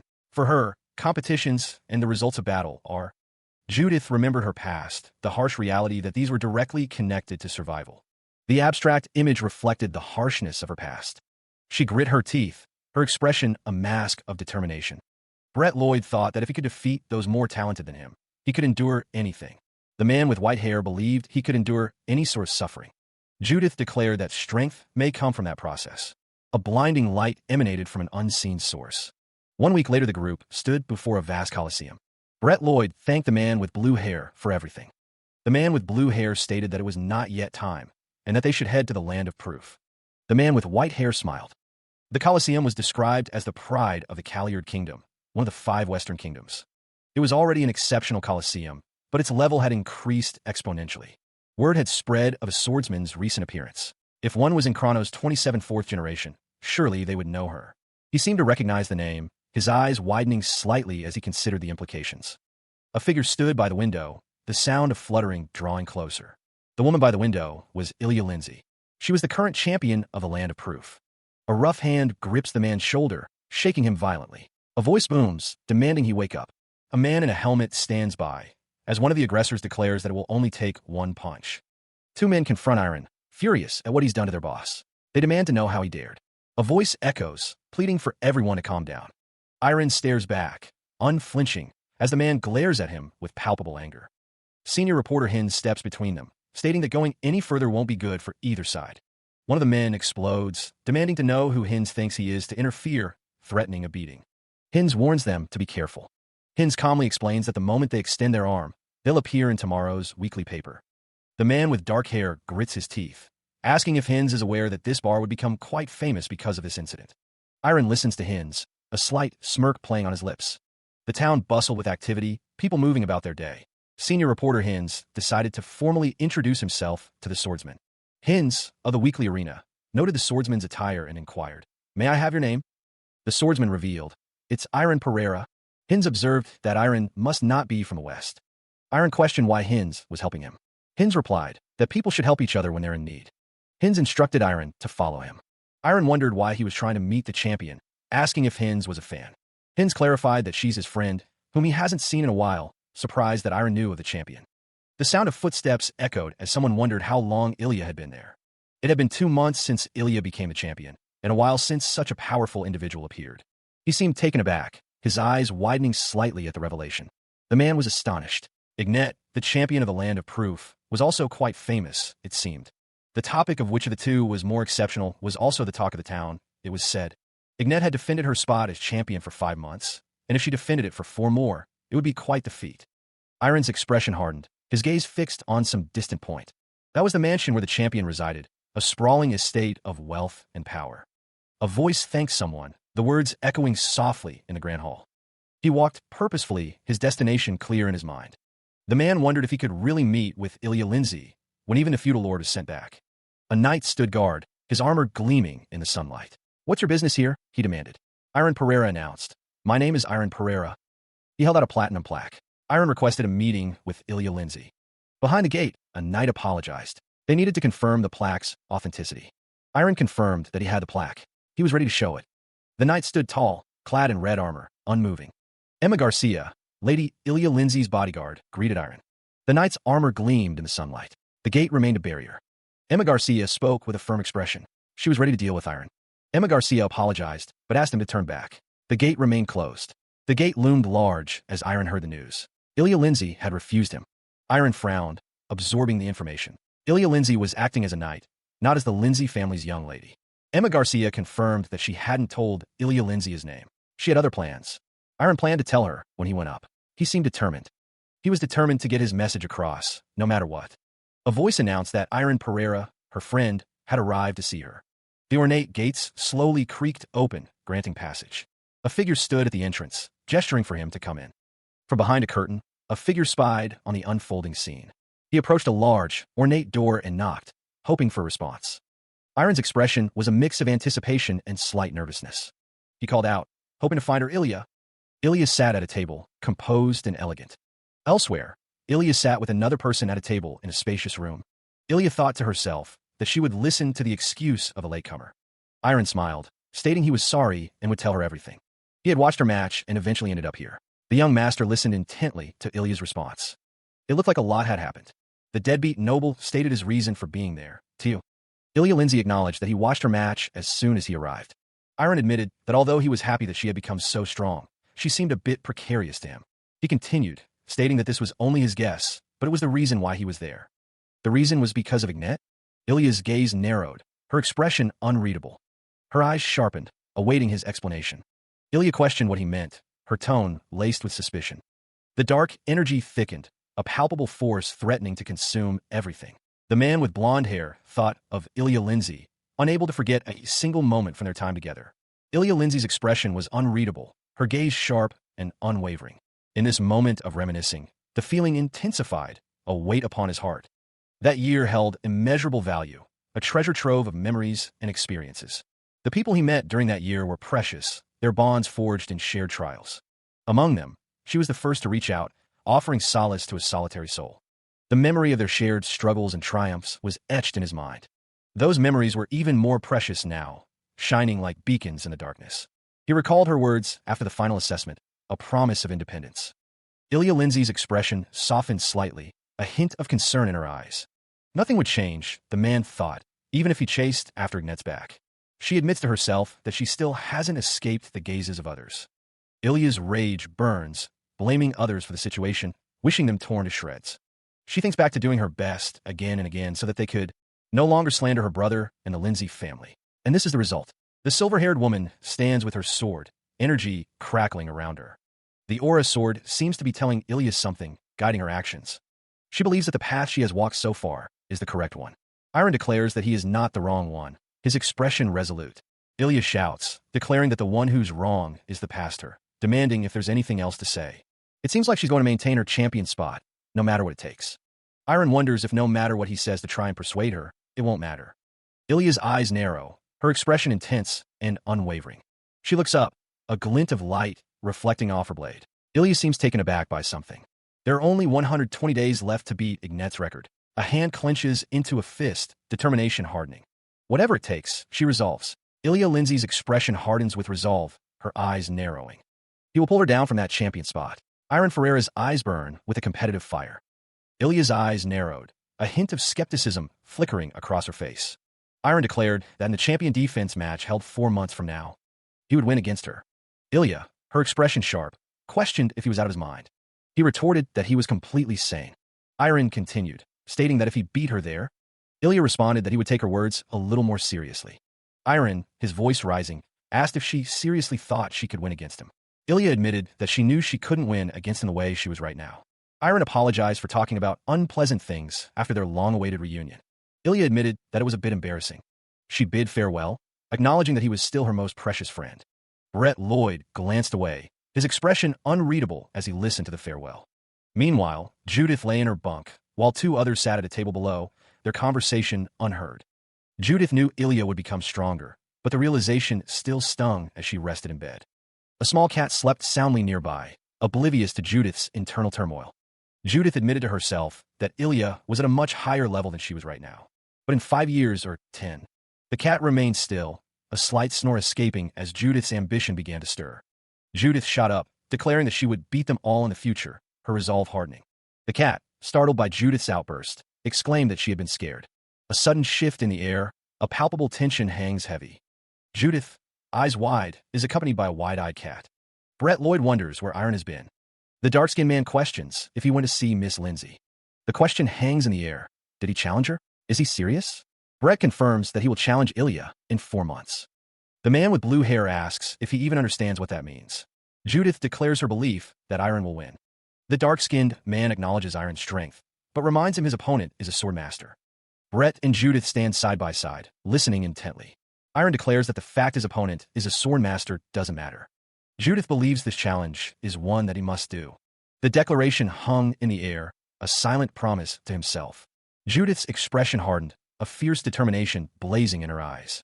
Brett Lloyd watched Judith, a concerned look on his face as she declared her intention to challenge Ilya as well. Judith, spurred by something, announced that she was going to go train. Brett watched her leave, a question forming on his lips. Judith couldn't believe Iron could say something so casually. Brett, looking at Iron, pointed out that Judith was spurred on by him, questioning why. Brett pressed the issue, wondering if Iron even had a plan. Brett's expression was one of concern. Iron realized he had to start thinking about a plan, and fast. He wondered what he could possibly do to win against Ilya. The young master sighed, seeking help from Brett. Someone thought Iron was out of his mind, along with everyone around him. It wasn't completely impossible, though. There had been a few incidents where swordsmen at the peak of their expertise had defeated sword masters, or so they had heard. However, there were 3 conditions to them. 1. An excellent sword that could endure the strikes of an aura sword. How durable was his mystic art sword? It couldn't make a dent, it was super durable, they thought. Iron spoke with confidence to Brett. His sword wouldn't break, Iron stated, as it had been assessed by a few trustworthy people. He listened intently as Brett explained the importance of unique techniques. Brett emphasized that Iron needed a technique his opponents couldn't predict. Iron was told to polish his technique until it was practical, focusing on his downward slash. Brett admitted that mastering such a technique wouldn't be easy, but he believed in Iron's potential. The most important condition, Brett explained, was still to come. The discussion turned to the level of swordsmanship required to defeat Ilya. Brett stated that Ilya didn't become a sword master through sheer luck. She had perfected her swordsmanship before perfecting her aura, making her a true sword master. Brett warned that if Iron couldn't shorten the gap in skill, he would be in a predicament. Iron resolved to do his best in the 4 months he had, as Brett reacted to someone calling out Mr. Hins. Someone knew he was out of the ordinary from his first impression. It was worth tailing him. A massive scoop was on the horizon, and the chance could not be lost. The senior reporter of Weekly Arena, Hins, introduced himself with a polite greeting. Hins tipped his hat, a wide smile plastered across his face as he prepared to gather information. Brett Lloyd wiped his mouth with a handkerchief, a bead of sweat trickling down his temple. Someone nearby claimed they weren't eavesdropping, but merely possessed very bright ears. Brett Lloyd acknowledged that he heard the 3 conditions loud and clear, but noted that something was missed. Brett wondered aloud what he could have missed as text explained the Land of Proof. The Land of Proof was a stage where gladiators stood, their rank determining their position. The ranks within the Land of Beginning granted a starting position, with promotions earned through ranking battles. Among all the warriors, only the swordsmen were within the Land of Beginning. The top 10 of Level King were displayed, each a champion in their own right. Even if qualified, the competition was fierce, and challenging the champion required the attention of the masses. A field of crosses marked the landscape, an unspoken condition hanging in the air. A strange figure slammed his fist on the table, as a cat looked on with wide, curious eyes. A man with a confident smirk declared, "Bingo," identifying himself as the commercial. The value of the gladiator must be grown. One figure pleaded to another for help. A voice promised to make someone the greatest star of the Land of Proof. Later that night, the arena stretched out before them, a stage for trials and tribulations in the Land of Proof. The sign read, "Entry Testing Ground, Land of Beginning," as a voice commanded, "Fight more offensively." A man with glasses scoffed, declaring that someone wouldn't even reach level pawn like that. Brett Lloyd, one of the prospects of Chrono's golden 27 4th generation, was highlighted. The Commoner Knight was said to be on par with Judith. They're both 3 for 3 in the test battles, the man with glasses observed with a sinister grin. The officials buzzed with excitement. They had been confirmed to be promoted 2 levels up to level bishop. The man with glasses was determined to get interviews from them before the weekly arena. What was the reason for the chrono trainees to come to the land of proof? Was it to prove the strength of Midland swordsmanship to the West? A voice declared they wouldn't be taking any interviews. Senior reporter Hins was furious. He demanded to know why they were already there, having been told to watch Karis and Tristan's matches. A fighter lay defeated, the match already over. Karis and Tristan's matches had concluded. Tristan stood alone in the arena, the victor. The fighter's face contorted in pain, his eyes wide with shock. A close-up of a determined eye, focused and intense. A figure dashed across the arena floor, a blur of motion. The glint of steel, a sword held ready for the next clash.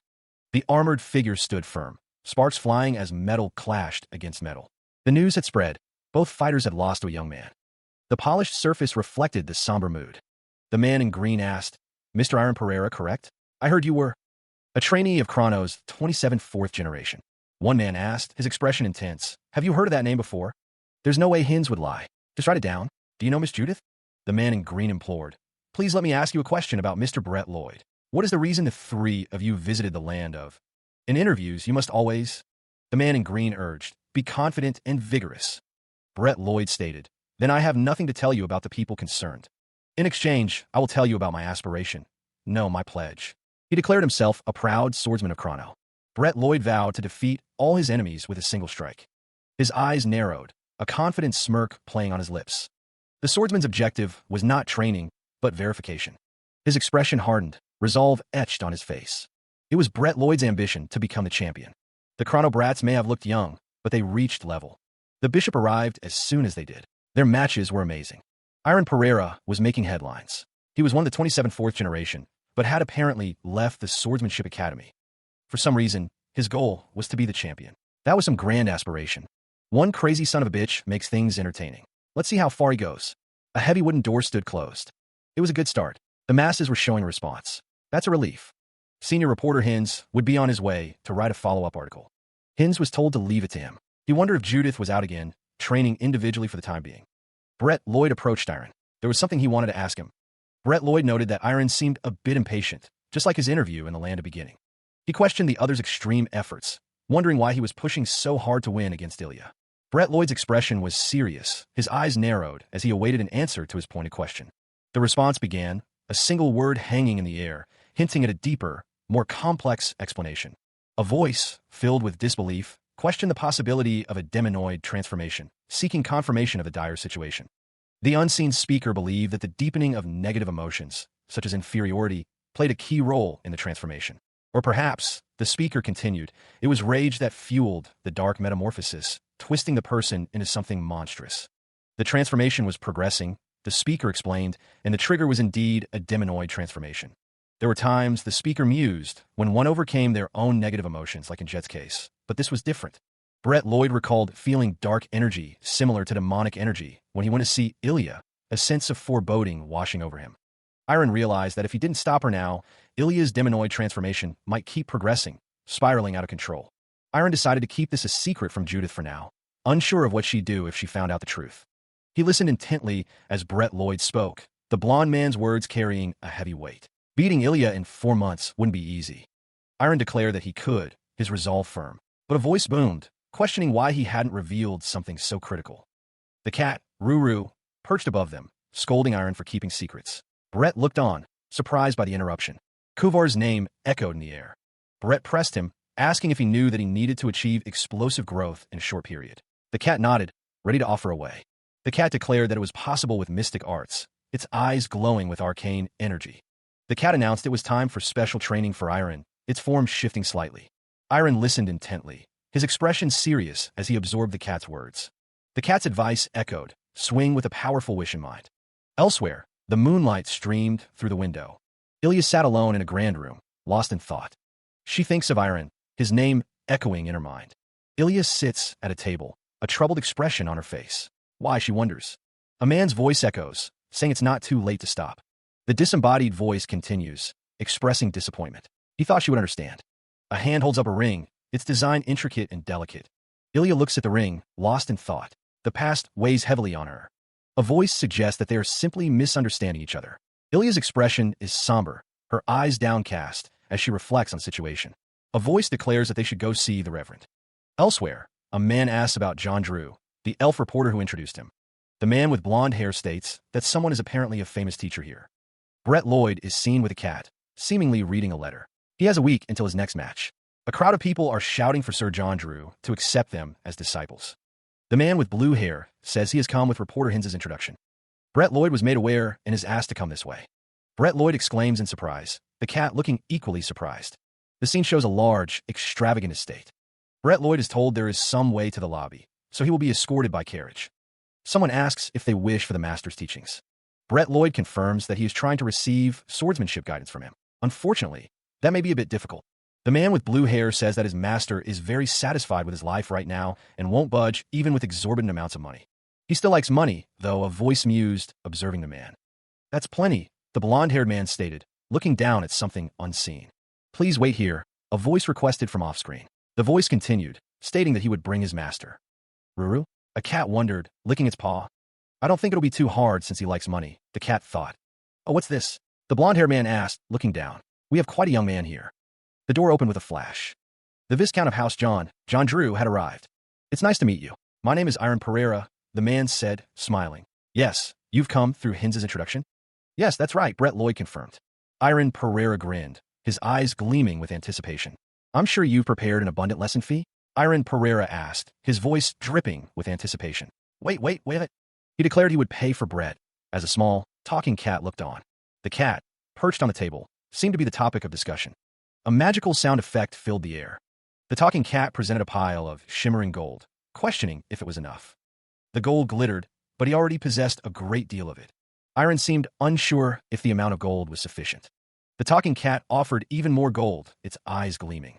He vowed to serve Brett Lloyd to the best of his ability. The talking cat seemed to imply that this is what money is good for. Brett Lloyd requested that Iron demonstrate all the swordsmanship motions he could perform. Brett explained that he would teach him in the most effective and efficient way possible after analyzing his capabilities. The talking cat looked on as Brett Lloyd reviewed the terms. He steeled his resolve, a quiet determination etched on his face as the cat watched. A voice called out, seeking confirmation as Iron prepared himself for the task ahead. Iron stood firm, the massive sword a stark contrast to his lean frame, as a voice echoed in his mind, don't lose focus.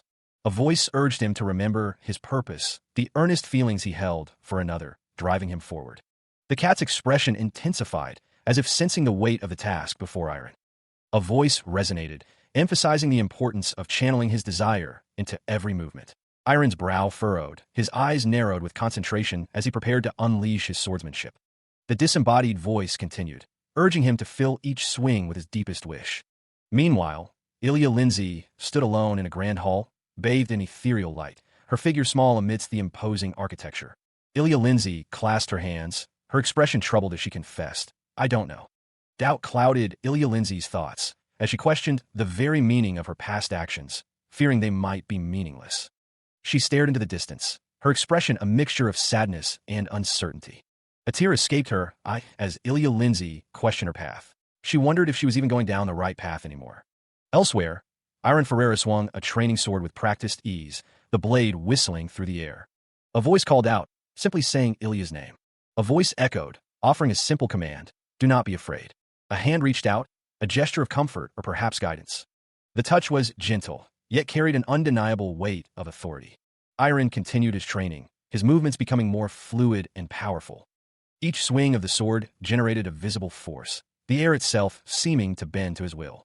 The disembodied voice continued, stating that envy, jealousy, criticism, and ridicule had been put to rest. The cloaked figure's eyes narrowed, a hint of determination visible beneath the shadows. The voice concluded, advising not to be swayed by a simple passing wind. A hooded figure extends a hand, a faint purple glow emanating from it. A voice echoes, filled with determination. He vows to grow stronger. And, with a burst of energy, Iron continues his training. He swings his sword, the blade cutting through the air with practiced ease. A man watches, surprised by the display of skill. He wonders what he's seeing. A cat exclaims that Iron has succeeded in mastering mystic arts. It's his own training space, a place where he can hone his skills. Iron continues to train, his movements becoming more fluid and powerful.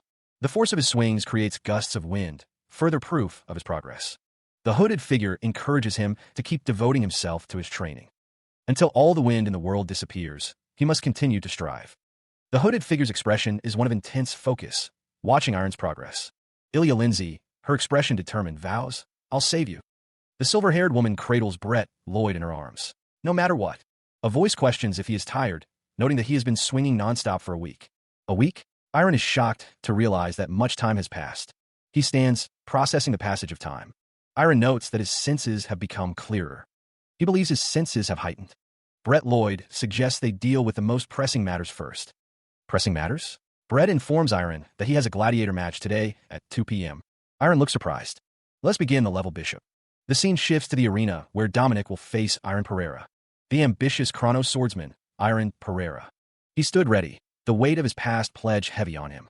One spectator scoffed, recalling Iron's boast of defeating all opponents with a single strike. Another wondered at the crowd size for a bishop match, guessing that curiosity had drawn them in. The announcement rang out, signaling the start of the match. The air crackled with a different energy than before. Iron's eyes narrowed, his focus sharpening. The opponent's movements were... Iron braced himself, ready to meet the attack. His gaze intensified, locking onto his adversary. The air vibrated with the force of the incoming strike. The blow descended with terrifying speed. The opponent's attack crashed down, kicking up dust. He gasped, sprawled on the arena floor, the taste of defeat bitter. A gleaming blade loomed, reflecting the harsh arena lights. Brett Lloyd's expression was unreadable, his blue eyes narrowed. The crowd erupted, their voices a wave of disbelief. He knelt before his opponent, a silent acknowledgement of victory. The announcement boomed. Iron Pereira was the victor. The spectators murmured, struggling to comprehend the sudden turn of events. He really won with one strike.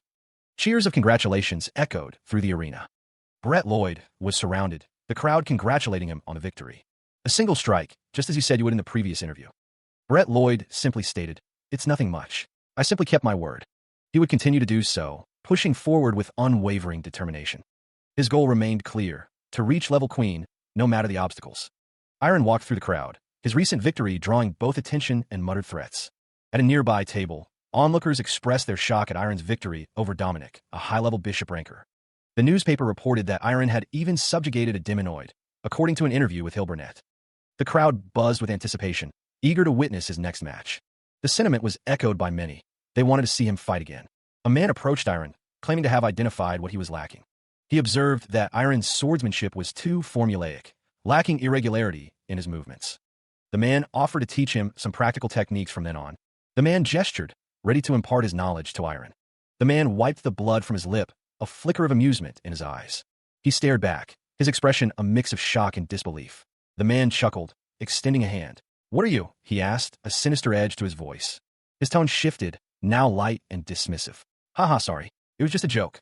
The man offered his hand again, a disarming smile on his face. "Let's shake hands as an apology." Iron's eyes widened, a sense of unease creeping into his expression. The man stood behind him, a blade glinting in his hand. "When did he?" A cold smile played on the man's lips. "My ideal swordsmanship is to achieve my aims while demolishing my opponents." He continued, his eyes gleaming with malice. "To gain the advantage through elaborate mind games and schemes." The man's words echoed, revealing his true intentions. "We must learn for now on are what people would call ploys." Elsewhere, 10 days later, the sound of a blade echoed through the air. The spiked ball swung with brutal force, testing the limits of his reflexes. The instructor watched, impressed. "Good. That movement was nice," he exclaimed. The instructor marveled at Iron's progress. He thought, "Amazing. He's forced me to teach him all of my ploy tactics in just 10 days. The instructor continued to think, "Amazing. I merely taught him some ploys yet." The instructor realized he's become several times stronger than before. Iron's eyes burned with determination as he gripped his sword, ready for the next challenge.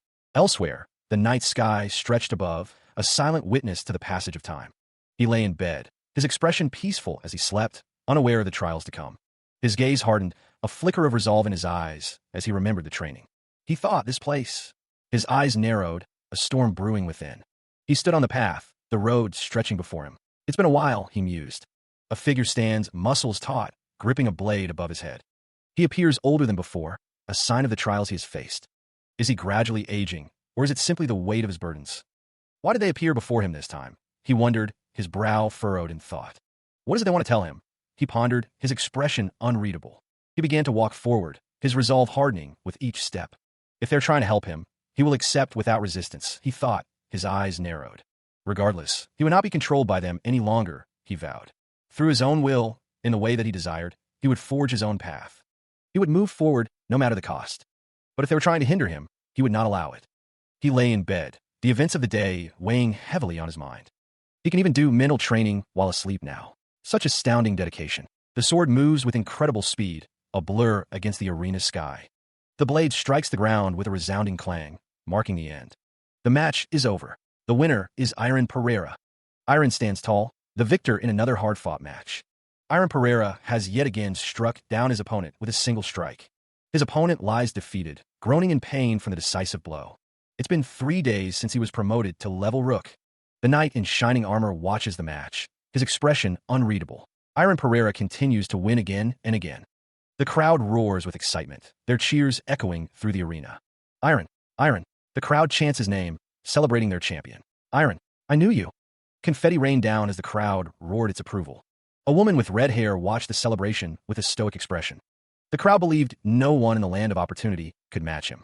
Iron Pereira had been promoted to level queen. Confetti fell around Brett Lloyd as he looked on. He had made his way to the land of glory. Confetti rained down as Iron smiled, a rare and genuine expression. Cheers erupted around him, celebrating his growth. A silent observer noted that he had become unbelievably stronger. Someone wondered aloud what Iron would do to get ahead. He glanced away, perhaps contemplating the challenges ahead. The sound of footsteps echoed. Someone walked with purpose, their destination unknown. A figure reflected on their thoughts. Another person affirmed that they weren't losing in terms of heart. Another figure reflected on their thoughts as they walked. Brett Lloyd's younger self believed he possessed an unyielding will. The red-haired woman stood, her expression unreadable. Her fist clenched, a silent challenge hung in the air. The woman's words echoed with fierce determination. Her gaze was intense, a silent promise of conflict. The moment stretched, thick with unspoken tension. The red-haired woman gasped, seemingly struck by a sudden realization.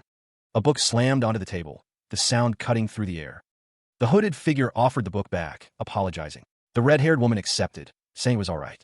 The memory faded, incomplete. The red-haired woman watched the hooded figure depart, her expression thoughtful. The woman with red hair pauses, a question hanging in the air. Brett Lloyd, cloaked in white, asks if someone has some time. A sword is swung with incredible speed, cutting through the air. The blade clashes against an unseen force, the impact echoing.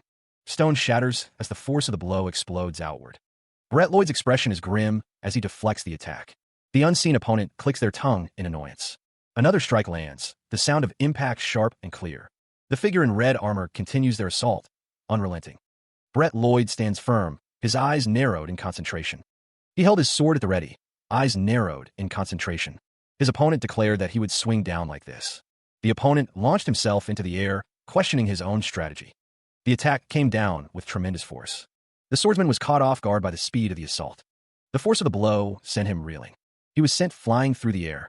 The crowd declared that the match was over. The injured fighter looked up in shock. The announcement rang out. The winner is Iron Pereira. The spectators exclaimed that Iron Pereira was winning again and again at a terrifying rate. The crowd noted that no one even expected him to lose at this point. He only needs to win one more match to reach level king. Is even level queen unable to give him a challenge? Two figures raise their mugs in a toast, celebrating the recent victory. The dark-skinned man remarks that he doesn't hear people talking about anything but Iron at this point. He adds that there are tons of articles about him too. The blue-haired man confirms that Judith's next match is her promotion match. The dark-skinned man asks how Iron feels about it, adding that he doesn't think he's all that competitive compared to those two. The blue-haired man wonders how to say it, observing that the other man doesn't look like he's attached to the sword. The blue-haired man sets down his mug, a thoughtful expression on his face. Iron Pereira's gaze is intense, his thoughts unreadable. He stood before the elder, the question of graduation hanging in the air. Iron wondered if there's no exam. Brett Lloyd questioned the need for an exam, mentioning he'd heard about it from Judith. The elder stated that Judith had to experience the world. The elder continued, stating that exams are only necessary for those who are lacking. The elder declared that Brett Lloyd was more than qualified and that there would be no exam. The elder offered his congratulations to Brett Lloyd. Iron listened intently. Brett Lloyd smiled, seemingly pleased with the outcome. Brett Lloyd, now in a different setting, declared the situation splendid to the orc. The sound of something scraping echoed. Iron Ferreira stood tall, her expression unreadable as she waited. Brett Lloyd questioned the nature of her training, a hint of disbelief in his voice. Iron suggested they spar, her gaze intense as she met Brett's questioning stare. The challenge hung in the air, unspoken but understood. The forest seemed to hold its breath, awaiting the coming clash. Brett wondered when she had found such a place for their training. He asked if he would finally see the fruits of her labor. Brett's name hung in the air, a challenge and a promise. He noticed something was different about her, a subtle shift in her demeanor. Iron's expression hardened, her eyes focused with determination. She demanded that he fight her seriously, her voice leaving no room for argument. Brett stood ready, his sword gleaming in the dim light of the forest. A strange sound echoed through the training grounds. Iron felt something was wrong, as he began to see something enveloping his body. He stared at his hand, trying to understand what was happening. A voice questioned if he was talking about aura, noting he wasn't able to see it until now. The voice continued, explaining that he was now able to see it because his senses had heightened from the training. Iron focused on his hand, wondering if this was aura. Meanwhile, a messenger announced that Iron's match had been scheduled, prompting him to ask when it was. Brett looked surprised, perhaps at the timing of the announcement. Iron was informed that his opponent was. An announcement apologized for the long wait, addressing the ladies and gentlemen in attendance. The arena buzzed with anticipation for the main match. Brett Lloyd was announced as the current strongest rookie, the star of the Chronostorm. Iron Pereira's name echoed through the stadium. And facing him is the gladiatrix, recently promoted to level queen, had issued a challenge with her blazing spirit. Chronos' commoner swordsman was ready. Judith was announced as Iron's opponent. A wave of murmurs rippled through the crowd. It was a battle between Chronos. An unavoidable battle between those of the same generation was about to begin. Who will come out on top? Brett Lloyd remarked that he heard Iron nominated him. She posed a question, but Iron remained silent, lost in thought. Judith tilted her head, a slight smile playing on her lips as she wondered what he was thinking. Her smile vanished, replaced by a fierce determination. Ilya declared her intentions. She wanted to fight Iron. Ilya's eyes burned with intensity as she vowed to surpass Iron on this day. The challenge echoed, Ilya's voice filled with unwavering resolve. The announcement boomed, signaling the start of the highly anticipated match. A flash of red energy crackled, the air growing thick with anticipation. The crowd roared, their excitement reaching a fever pitch as the battle began. Iron and Ilya clashed, the force of their blows sending shockwaves through the arena. A voice echoed, a taunt daring Iron to surpass her. The ground trembled, the impact of their attacks leaving fissures in the stone. Ilya's expression was fierce, her eyes locked on Iron as she prepared her next attack. He grits his teeth, a fierce resolve burning in his eyes. Iron will not yield. Brett Lloyd had heard rumors that he was watching Level King matches, and it seemed to be true. If he asked for an autograph right now, that would be crossing the line. Not when he's watching a match, Brett thought. As expected, all gladiators in Level King fight, using aura. The aura around their arms and shoulders gets stronger when they swing their swords. The fighters clashed, their auras flaring with each strike. The aura around their lower bodies gets stronger when moving. A gladiator lunged forward, his sword a blur of motion. His opponent roared, meeting the attack head-on. The clash of steel echoed through the arena. The victor stood triumphant, his aura flaring. The match concluded, the winner declared. The gladiator in red possessed more aura, but he still lost to Donovan. Brett Lloyd watched with a keen eye. The key, it seemed, was in the utilization of aura. Elsewhere, a crowd gathered outside a grand building, murmuring with anticipation. He realized he must master aura application to close the gap between Ilya and himself. Brett Lloyd resolved to begin training immediately. He noticed Iron's presence. Iron had also come to watch the match. The two men stood together, the arena bustling around them. Brett asked Iron what he thought of the match, commenting that Level King matches were on another level. Iron agreed, stating that it was a good match. Brett wondered if Judith had returned. Iron glanced away, seemingly lost in thought. Iron reassured him, saying not to worry, she had come back a few days ago. Brett expressed his relief, mentioning he would stop by the lodging soon. Iron acknowledged, saying he would see him then. Elsewhere, Judith approached Iron, her expression unreadable. She questioned why he had hidden all of a sudden, asking if he was hiding from Iron. Judith's expression was a mix of concern and suspicion as she looked at Iron. A muffled sound escaped someone, though the source is unseen. Judith, a slight blush on her face, stands close to Iron. She announces that she is off to train, waving as she departs. A voice calls out, requesting to be notified if any matches are worth watching. Iron watches her leave, a small smile playing on his lips. It seems that it will take some time. A few days later, he goes through the motions, gathering aura in the region he wants to strengthen, something he's been doing naturally before. Now that he has an image of it, it's not that difficult. Iron focuses, his fist clenched as he attempts to improve. But how should he train from now on to improve? The concept of aura application feels too abstract. He was asked if he would watch the match today. The cat was then lifted into the air. The February champion defense match was about to begin. The announcer introduced the unmoving champion, Swordmaster Ilya Lindsay. Her opponent was level king, rank 4 gladiator, the veteran Grayson. Iron decided he would focus and watch. He was sure there was a certain flow to the making of an aura sword. Ilya Lindsay stood ready, her sword crackling with power. The aura crackled around the blade. Iron thought it felt similar to when he used his slash attack, bringing out the aura within the body and infusing it into the sword. Ilya Lindsay watched with a stern expression. She stood poised in the arena, her sword drawn. What was going on? It was true. Ilya Lindsay had declared she wouldn't use her aura sword from now on. The spectators murmured, one asking if Ilya had said something like that. Rumors had spread of gladiators on par with the champion in swordsmanship. Iron, having heard the declaration, looked on with a surprised expression. Another spectator questioned if Ilya's decision was arrogance. Ilya Lindsay responded, stating firmly, of course not. The arena was silent, the tension palpable as the match was about to begin. A booming voice declared, let the match begin. Ilya Lindsay and Grayson clashed, their swords meeting in a shower of sparks. Iron's eyes widened, realizing that something was different about this fight. The moment they swung their swords, they were using aura to strengthen only the exact regions necessary. The force of the blow carves a line into the arena floor. Grayson's eyes widen, a flicker of surprise crossing his face. Ilya Lindsay advances, her silver hair shifting as she brings her sword to bear. The blade connects with a resounding crash. This time, she redirected the attack by gathering aura at the striking point. Grayson is on a whole other level in terms of aura application proficiency. He's using the least amount of aura possible for maximum efficiency. A swirling vortex of aura energy crackles around them. Ilya presses her attack, a flurry of blows aimed at her opponent. The attack lands, drawing blood as Grayson is struck. Grayson thinks, I'm starting to get pushed back.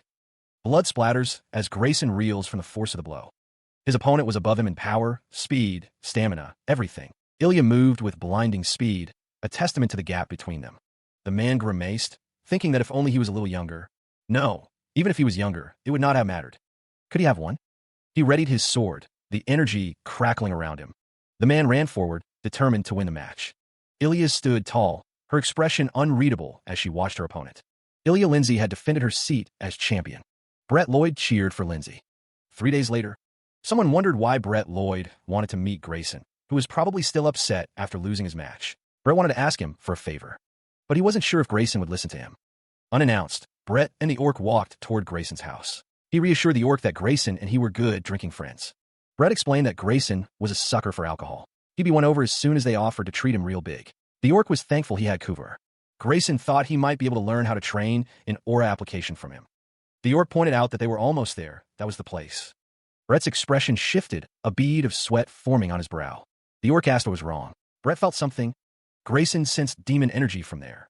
The demon energy pulsed from the building. Grayson felt the surge of power. The orc asked what was going on as they stood at the entrance. The demon energy swirled within the building. He and Brett paused, a strange feeling permeating the air around them. A voice echoed, seemingly from nowhere, demanding to know who dared intrude. Grayson's eyes widened, sweat beading on his brow as he tried to place the disembodied voice. Brett, too, looked around nervously. Deep within the house, a figure sat in lotus position, wreathed in dark, swirling energy. The strange energy pulsed outward, spreading across the floor like an unnatural tide. The voice continued, a chilling invitation echoing from the depths of the house. I don't recall inviting anyone. A strange purple light bathes the training grounds. The man sits in meditative pose, surrounded by crackling energy. A voice echoes, disbelief coloring the tone. Grayson is transformed. The man looks on, muttering that Grayson has become a demonoid. A voice assures someone named Kuvar that everything is all right. Grayson stands beside another man, both watching the unfolding events. The transformed Grayson's face is contorted, his eyes glowing with power. Iron's energy has changed, becoming something new. The energy is no longer like rough steel, but something far denser and more refined. Grayson stands, his expression unreadable as power radiates from him. The raw power emanating from the transformed man is palpable. A voice echoes, demanding an answer. Two figures stand in a grand hall, the air thick with magical energy. One asks why they have come. The speaker explains that he has heard the people of Eisenmarkt love gladiator fights and betting. Brett Lloyd looks off to the side, his expression unreadable. The camera focuses on the man's attire. Brett Lloyd asks if the other man would like to compete against him. The man responds that the loser has to listen to the winner's request. The dark-haired man chuckles, finding the proposition interesting. The man accepts the challenge, a sinister grin spreading across his face. The man summons a sword. Purple energy crackled around the dark-haired man, a palpable threat. The dark-haired man stood poised, his sword glinting ominously. What I want is... Brett Lloyd braced himself, his shield raised, anticipating the coming attack. The dark-haired man's eyes narrowed, his intent crystal clear. Your life. The purple energy intensified, swirling around the dark-haired man like a shroud. The dark-haired man lunged, his sword aimed at Brett Lloyd, who met the blow with his shield. The clash of steel echoed, a testament to the force of the impact. Sparks flew as the sword met the shield, a brief but intense exchange. The dark-haired man pressed his attack, his eyes burning with determination. The force of the blows sent shockwaves through the air as Brett Lloyd struggled to maintain his defense. The dark-haired man's relentless assault pushed Brett Lloyd back, his expression strained. The dark-haired man continued his onslaught, his movements swift and deadly. The swordsmanship was irregular, twisting like a snake in the air. He barely reacted in time, narrowly avoiding the twisting blade. Brett Lloyd remembered his training with Mr. John Drew. He could now see the flow of aura as well, a new development. The aura crackled, a sign of immense power being unleashed. He wouldn't have been able to react if not for his training. The attack landed, a resounding impact echoing through the area. The dark-haired man was struck, the force of the blow evident. The dark-haired man gasped, pain etched across his face. He couldn't believe it, muttering a disbelieving, "No way." Brett Lloyd stood firm, his expression resolute after the exchange. A surge of power emanated from the figure, crackling with unseen energy. The dark-haired man's eyes widened, struggling to comprehend the shift in power. What's happening? Disbelief warred with mounting fear. Why? The man's teeth gritted, feeling himself being forced back. Why am I getting pushed back? The figure unleashed another burst of energy, the force of it slamming into the dark-haired man.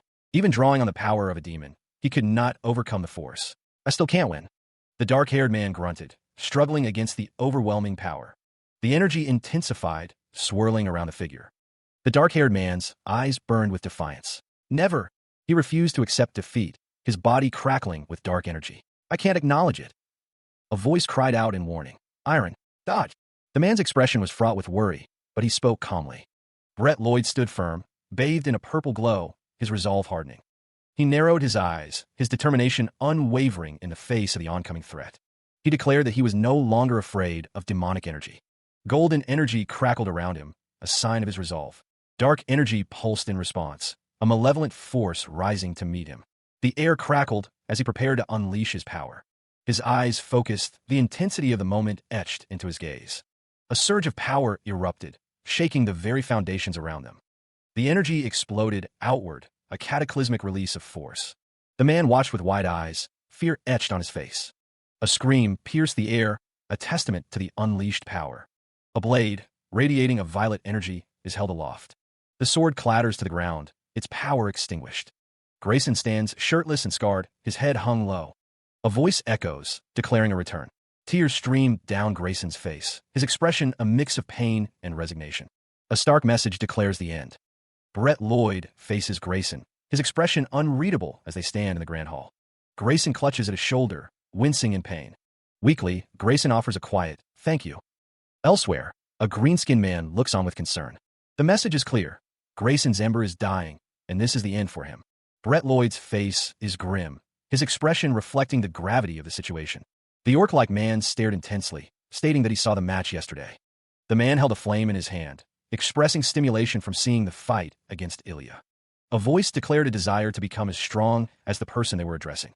The scene was filled with light, emphasizing how amazing the match was. The kneeling man expressed his gratitude for being shown such a match. The orc-like man's face was contorted, perhaps in anger or frustration. A glowing text bubble ominously declared, "His ember is..." Grayson looked on, his expression unreadable in the aftermath of the match. The words, "burning up again," filled the panel, suggesting a resurgence of power. The man with the flame inquired about the bet, reminding the other that the loser had to listen to the winner's request. The man with the flame smiled, ready to reveal what he wanted. The text stated that the matches were for the man to keep, showing people amazing gladiatorial matches. Gratitude hung in the air, unspoken but palpable. Grayson stood at the gate, his companion relieved at his return to clarity. He was glad to be back to his senses. The other man confessed that he felt a thick demonic energy emanating from Grayson. A monstrous visage loomed, its origins a mystery. Where did he get it? Grayson admitted he didn't know either. It was just lodged in the center of the room when he came back home. He couldn't free himself from it from the moment he grabbed it. Grayson planned on heading to the temple once his body was fully healed. Grayson's heart is already boundlessly clean. He didn't feel an ounce of impure energy inside. Understood. Let's meet again once the opportunity arises. He walked alongside Brett through the forest, the weight of Ignat's words heavy on his mind. The journey continued, the path winding deeper into the woods. Grayson considered what Ignat had said. The words echoed in his thoughts. A memory surfaced. Kezar, Charlot, and Victor, their faces grim. Another figure appeared, masked and menacing. Grayson was the third.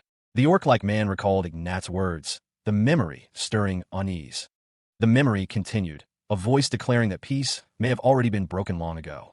Grayson's expression hardened, his gaze intense as he remembered the past. Brett changed the subject, asking if he had business with Grayson. It couldn't be helped, the voice declared. Mr. Grayson should focus on recovery. Brett Lloyd questioned Iron Pereira about the power he had used earlier. He admitted that he wasn't quite sure either. Iron simply fought with the thought of not losing to demonic energy. But a change occurred in him before he knew it. He thought he might be able to save Ilya Lindsay with this power. Brett glanced at Iron, a flicker of concern in his eyes.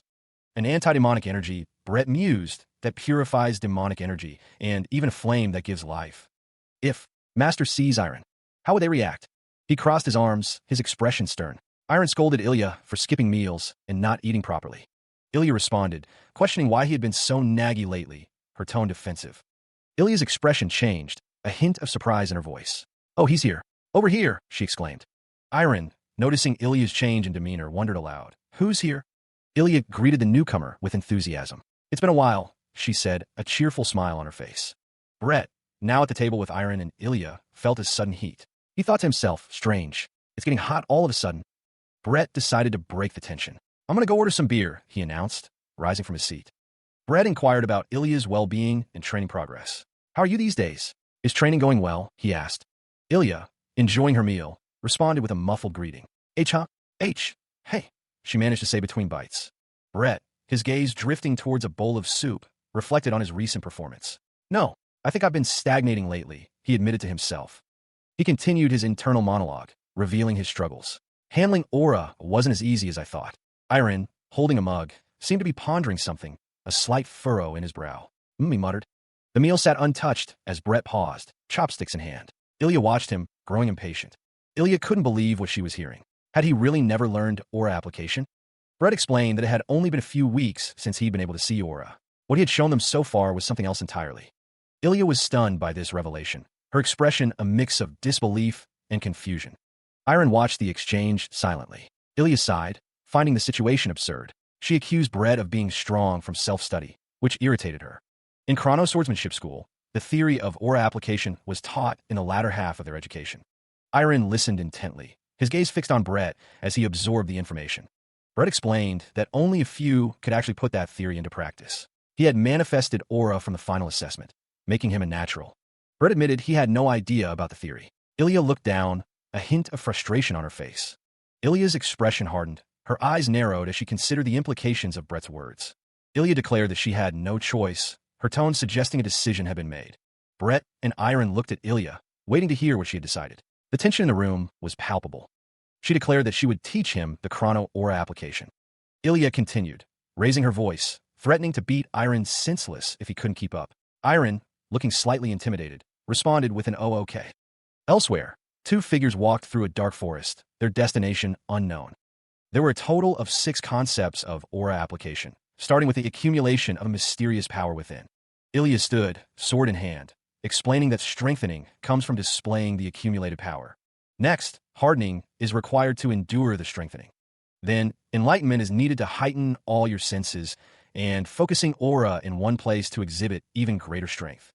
Ilya held her sword, ready to demonstrate the next concept. And lastly, external manifestation of the power within you. She explained that a vertical strike uses the concepts focusing and manifestation. Iron looked down, perhaps contemplating the concepts he was being taught. 2 components are key to creating an aura sword, but so are the other 4. Ilya observes, noting the similarities to her own vertical strike technique. The woman with red hair believes she may be able to create an aura sword as well.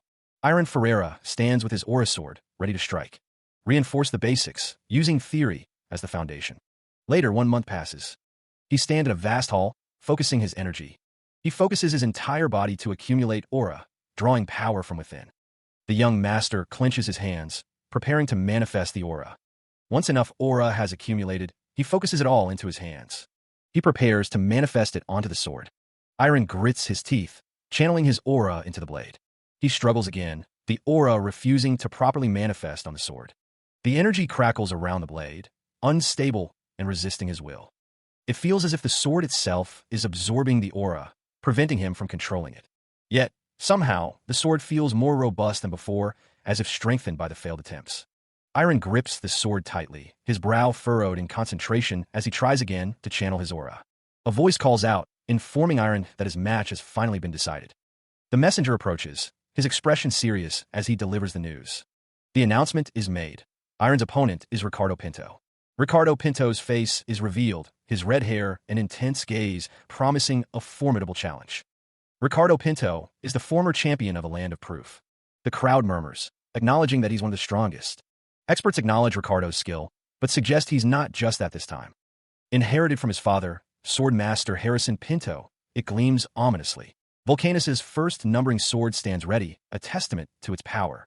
Iron's gaze hardens, a bead of sweat trickling down his temple. The man in the hat acknowledges the sword's worth. It can endure against an aura sword. Victory against him earns the right to challenge the champion. But this time, it won't be easy, even for Iron. The man with the hat wonders if Iron just smiled. Iron believes a numbering sword wielder is a perfect opponent for him right now. He resolves to win, no matter what. The stage is set for the biggest match of Level King. He is the returned champion, Ricardo Pinto. And facing him is the supernova, Iron Pereira. He regarded the young master, a smirk playing on his lips. "I've heard about you." Ricardo Pinto continued, his voice laced with amusement. "You're apparently the gladiator currently in the center of attention." Iron Pereira tilted his head slightly, a flicker of annoyance in his eyes. "You're pretty popular, aren't you?" The crowd roared, their anticipation reaching a fever pitch. Ricardo Pinto's voice boomed, filled with arrogance. "You're 1,000 years too early to measure your strength to mine." The red-haired man stood poised, his stance radiating power. A voice echoed through the arena, signaling the start of the battle. "Let the match begin." The young master's expression hardened, his eyes narrowing. "You can't know something like that." Iron's feet shifted, ready to move. Ricardo Pinto's gaze intensified, a predatory glint in his eyes. The challenge hung in the air, thick with anticipation. "Until we've crossed swords." Iron's eyes blazed with determination, ready to meet the challenge head-on. He moved with blinding speed, his sword meeting the crimson blade head-on. Ricardo Pinto glanced to the side, a flicker of surprise crossing his face. The red-haired fighter activated his power. Aura sword. The sound of clashing metal echoed through the training grounds. Iron and Ricardo Pinto locked blades, the force of their blows creating sparks. The fighters moved too fast to track, a blur of motion and power. The swords collided again, the impact sending tremors through the air as Iron fought to maintain his ground. The force of the blows sent shockwaves outward, cracking the ground beneath their feet. Ricardo Pinto's expression hardened, his eyes burning with intensity as he pressed his attack. Ricardo Pinto's eyes burned with murderous intent. Aura crackled around the blade. The two figures clashed, their swords meeting in a shower of sparks. Iron Ferreira and Ricardo Pinto were locked in a deadly dance. Ricardo's grip tightened on his sword, his gaze unwavering. Not only that, his massive aura is further increasing his strength. The intensity of the battle reached a fever pitch. Iron moved with blinding speed, his blade a silver streak against the sky. The swords collided once more, the force of the impact sending shockwaves through the air. Ricardo cried out. A flawless focusing. His aura application was highly advanced, a testament to his skill. The former champion faced him, declaring that it looked like he was not all talk. The clash of their blades sent sparks flying, a testament to their power. Each strike was met with equal force, neither giving an inch. The intensity of the battle was amazing, a whirlwind of steel and skill. The sound of their swords colliding echoed through the arena. One incredible clash right from the beginning. As expected of the former champion, Ricardo Pinto, he is as skilled as always. Facing him is Iron Pereira. Contradictory to his 40 days of absence, the fight continued. He is fighting on even grounds against the former champion. Son of a bitch. Since earlier, he aimed solely for the blade, a strategy that seemed insane. Iron Pereira persistently aimed at Ricardo Pinto's sword. The clash of steel echoed through the arena. Could he be aiming for a victory by sword break against a numbering sword? The onlookers found the unfolding events unbelievable. Was he thinking he could go against an aura sword? If he could manage to destroy a numbering sword? Ilya Lindsay and Brett Lloyd watched with bated breath. Ricardo Pinto, eyes narrowed, dared him to try and break his numbering sword. Ricardo Pinto accepted the challenge. Iron's gaze intensified. Give it all you got. He prepared to give it his all. He unleashed a furious strike, the force of it explosive. The impact cratered the ground, sending debris flying in all directions. Ricardo Pinto's sword tore through the air, a red blur of destruction. Each step forward pulverized the stone beneath his armored boot. Brett Lloyd watched the fight unfold, his expression unreadable. The clash of steel echoed as Iron Ferreira met Ricardo's attack head-on, Brett's eyes following the movements. Ricardo, eyes wide, cursed under his breath as he was forced back. He grit his teeth, muttering that he wouldn't lose. Iron's blade met Ricardo's with increasing speed, each parry precise. The force of their blows sent shockwaves rippling through the air. He pressed his advantage, driving Ricardo back with a relentless assault. The spectators murmured in disbelief, noting that Ricardo was being pushed back. He clashes against Ricardo, the force of their blows creating gusts of wind. Ricardo steels himself, resolving to overcome any adversity in his path. The red blade of Ricardo's sword reflects the light, a symbol of his burning resolve. Brett Lloyd grits his teeth, determined to win no matter what the cost. Brett vows to work harder, pushing himself to his limits. Iron and Ricardo's swords meet again, the clash echoing through the arena. The intensity of the fight escalates, each blow struck with increasing force. Ilya Lindsay stands firm, declaring that she will stand in front of someone. Brett Lloyd calls out, asking someone to wait for him. A voice cries out Ilya's name, the sound filled with urgency. Iron continues his assault on Ricardo, pushing him back with relentless attacks. The crowd observes that Iron Pereira is starting to overpower Ricardo. The red blade pulsed with ominous energy, ready to strike. The audience watched in disbelief. No way. It can't be, they exclaimed. The swords collided. Ricardo Pinto strained against the force, while Brett Lloyd and Ilya Lindsay watched with concern. Ricardo Pinto's face contorted in pain as the red blade pushed against his own. Ricardo Pinto could only gasp in horror as his weapon began to fail. Ilya Lindsay's eyes widened. It's breaking, she realized, her voice laced with shock. With a final, desperate surge, Ricardo Pinto felt the inevitable. Ugh, he groaned. The sound of shattering steel echoed through the arena. He moved with blinding speed, his sword a blur of motion. Energy crackled as the final blow was about to land. Ricardo Pinto was sent flying as his broken sword clattered to the ground. He stood victorious, his sword pointed towards the fallen Ricardo Pinto. The arena's speakers blared, declaring the end of the match. The crowd gasped, struggling to believe what they had just witnessed. The announcer's voice boomed, proclaiming Iron Pereira's name. The announcement confirmed what everyone saw. He broke Volcanus's numbering sword. The arena speakers declared that he emerged victorious. Brett Lloyd stared, his expression a mixture of shock and awe. Ilya Lindsay watched, muttering about the unbelievable turn of events. The announcer continued, calling it a series of consecutive, unbelievable miracles. Brett's name was chanted by the crowd, a testament to his unexpected victory. Brett's gaze remained fixed on the arena, processing the magnitude of his triumph. The announcement boomed once more. The next month's match had been decided. Elsewhere, a woman in shining armor stood flanked by guards, her expression unreadable. The arena roared to life, announcing the champion match of April. She fixed her gaze forward, a steely determination etched on her face. The announcement boomed. Ilya Lindsay versus Iron Pereira. The stage was set. Sweat beaded on his brow, the strain evident in his clenched jaw. With a grunt, he focused, attempting to manifest the aura. His expression shifted to one of frustration as the attempt failed. Iron's thoughts turned inward, wondering if the aura had been absorbed again. Ilya watched him, arms crossed. He admitted that he'd been trying for days, but it was pretty hard. Ilya scoffed, questioning if he thought making an aura sword was easy, or that it would form in just a few months. Her words dripped with sarcasm. Iron could only stammer in response, taken aback by her jab. Elsewhere, a man with blue hair stood with a small cat perched on his shoulder, remarking on the sudden commotion. Ilya retorted, asking why he didn't make an aura sword if he didn't like it. She called him mean, but thought he was cute. The blue-haired man watched with a knowing expression, the cat staring blankly ahead. A grand castle stood against the backdrop of a bright sky. A knight stood guard, the sound of metal echoing in the hall. The man with orange hair expressed his concern. She's been training without sleep for a week. The woman with white hair looked worried. I wish she wouldn't push herself so far. A faint sound echoed in the distance. Elsewhere, the man with blonde hair sat alone, the sunset painting the sky. He wondered, can I really revert Ilya to her old self? He tried to reassure himself. Don't be anxious. The woman with red hair smiled at the man with blonde hair. The man with blonde hair asked, is it that obvious? The woman with red hair looked determined. The man with blonde hair admitted, I've been upset at you for the past few days. She acknowledged his rapid progress and superior aura control. Even so, Ilya admitted that he was seriously one hell of a guy. She confessed that she might hate him for it. Iron didn't exactly know what sort of state Ilya was in. Ilya reassured him that since it was him, it would be all right. The sound of impact echoed as Iron was struck. Ilya stood over him, a sinister smile on her face.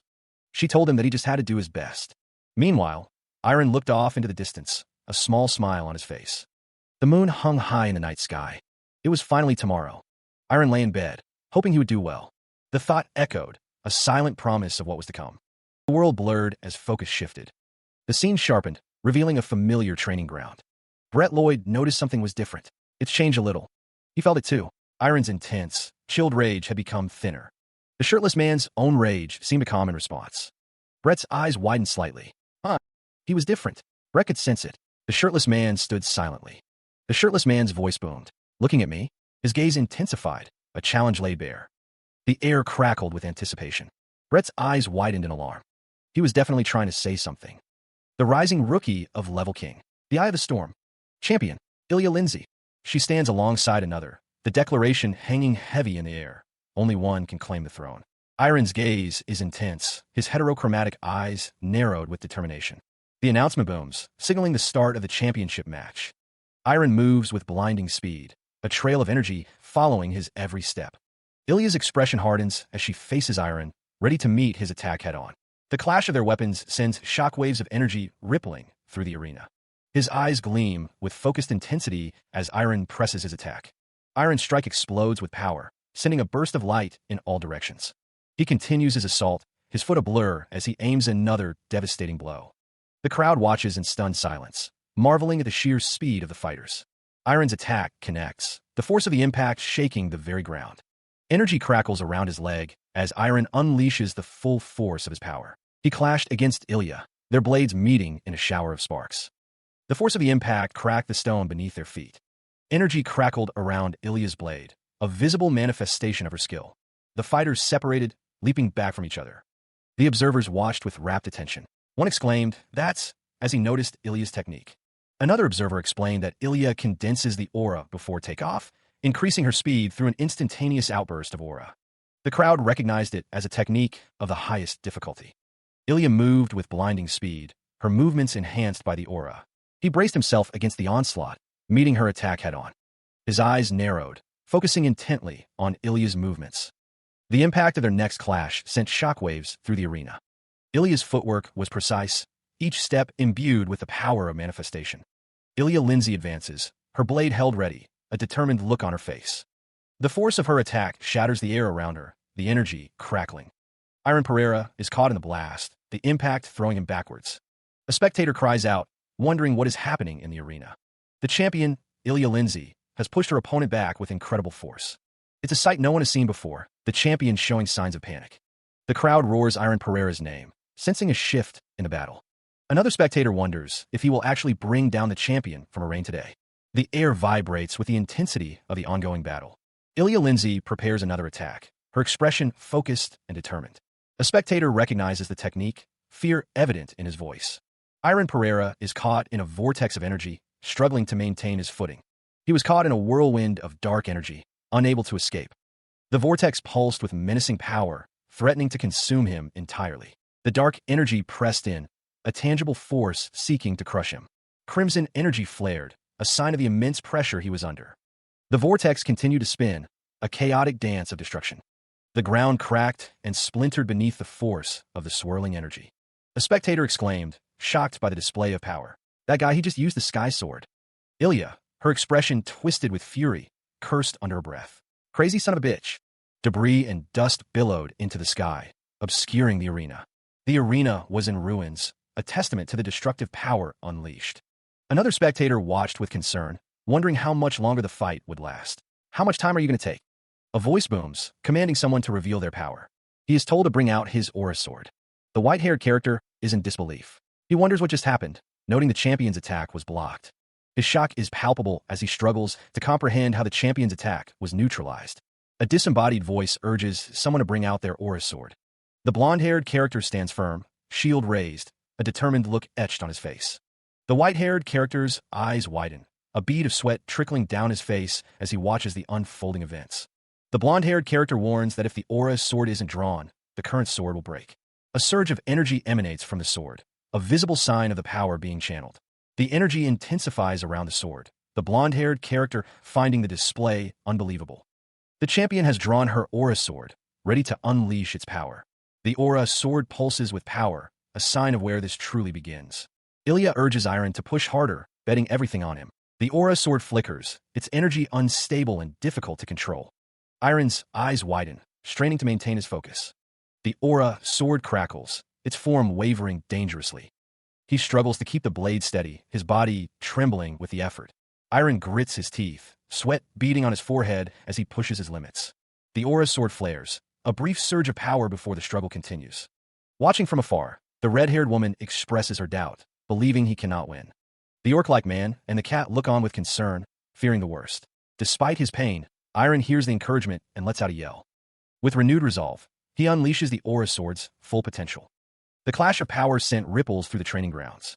A storm of energy erupted as their blades met once more. The aura sword and Ilya's blade locked in a fierce struggle.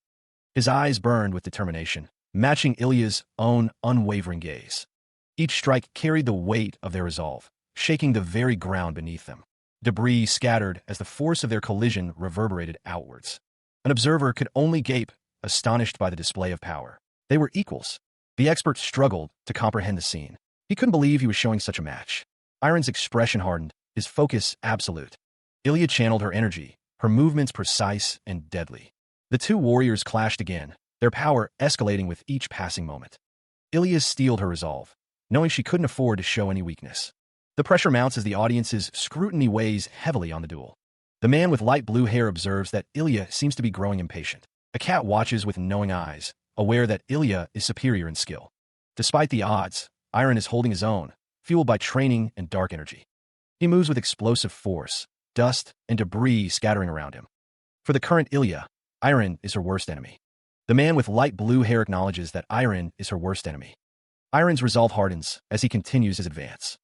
He grits his teeth, pushing through the pain and exhaustion. His eyes burn with determination, focused on the fight ahead. Power surges around him, crackling with energy. He unleashes a devastating attack, infused with dark energy. He clashed against Ilya, the force of their blows creating shockwaves. The ground trembled beneath their feet as they continued their battle. Iron and Ilya traded blows, each strike carrying immense power and speed. Iron's mind flashed back to a moment with Ilya, her name echoing in his thoughts. He remembered her words, a sense of gratitude washing over him amidst the chaos. Iron's determination hardened, his grip tightening on his weapon as he prepared for the next attack. The clash of steel reverberated, each impact a testament to their skill and power. The scene shifted to a domestic setting, Iron and Ilya sharing a moment of quiet intimacy. They sat together, sharing a meal, a stark contrast to the intensity of their battle. Ilya stood, a gentle smile gracing her lips as she looked out into the distance. Her thoughts drifted, acknowledging the journey that had brought her this far. Back in the fight, Ilya's eyes narrowed, her resolve unwavering as she prepared to strike. She narrowly avoided the strike, her eyes widening in disbelief. Ilya could only think, did he just dodge? A blinding flash of light filled the air. The blade cut through the darkness, a silent promise of destruction. The air crackled with energy as the attack intensified. The sword descended with immense force, threatening to crush everything beneath it. Iron stood amidst the fiery aura, his expression unreadable. His face betrayed a hint of strain as he gripped the glowing blade. The young master held the sword aloft, preparing for another strike. Blinding light erupted once more. The tip of the blade gleamed, ready to pierce through any defense. He raised the blade, the light intensifying around the sword. The force of the blow sent her crashing through the floor. Ilya's eyes widened, the light from the sword blinding her. The sword is shining. She screamed, a desperate defiance against the overwhelming power. Her face contorted in a mix of shock and fury as the light intensified. The air crackled with energy. The light burned brighter. The world blurred around her. The force of the impact reverberated. The shockwave expanded outwards. Everything moved at blinding speed. Ilya sputtered, unable to believe what had just happened. The spectators watched with wide eyes, their expressions a mix of shock. Ilya, still in her armor, is caught in the aftermath of the attack. Meanwhile, the crowd roars the name of Iron Pereira, their champion. His sword gleams, reflecting the light of his victory. The announcement booms. A new champion has been born. Back with Ilya, she hears the echoes of Iron's name, the weight of defeat settling upon her. It's all over, she thinks, the reality of her loss sinking in. What am I supposed to do now? She wonders, her thoughts turning to Ilya. Elsewhere, Iron's face is partially obscured, but his expression seems determined. Her eyes narrow, a mix of emotions swirling within her. After fighting, but what is this warm feeling? She muses, kneeling on the ground. Iron smiles, stating that he'd like them to make up. A hand reaches out, as if offering something or beckoning someone forward. Ilya Lindsay's expression is one of surprise, or perhaps dawning realization. Her surprise melts away, replaced by a warm, genuine smile. The crowd roars its approval, chanting Iron's name in unison. The cheers for Iron echo throughout the arena. An unseen observer remarks on witnessing the birth of a new champion, declaring, "You're the best, Iron."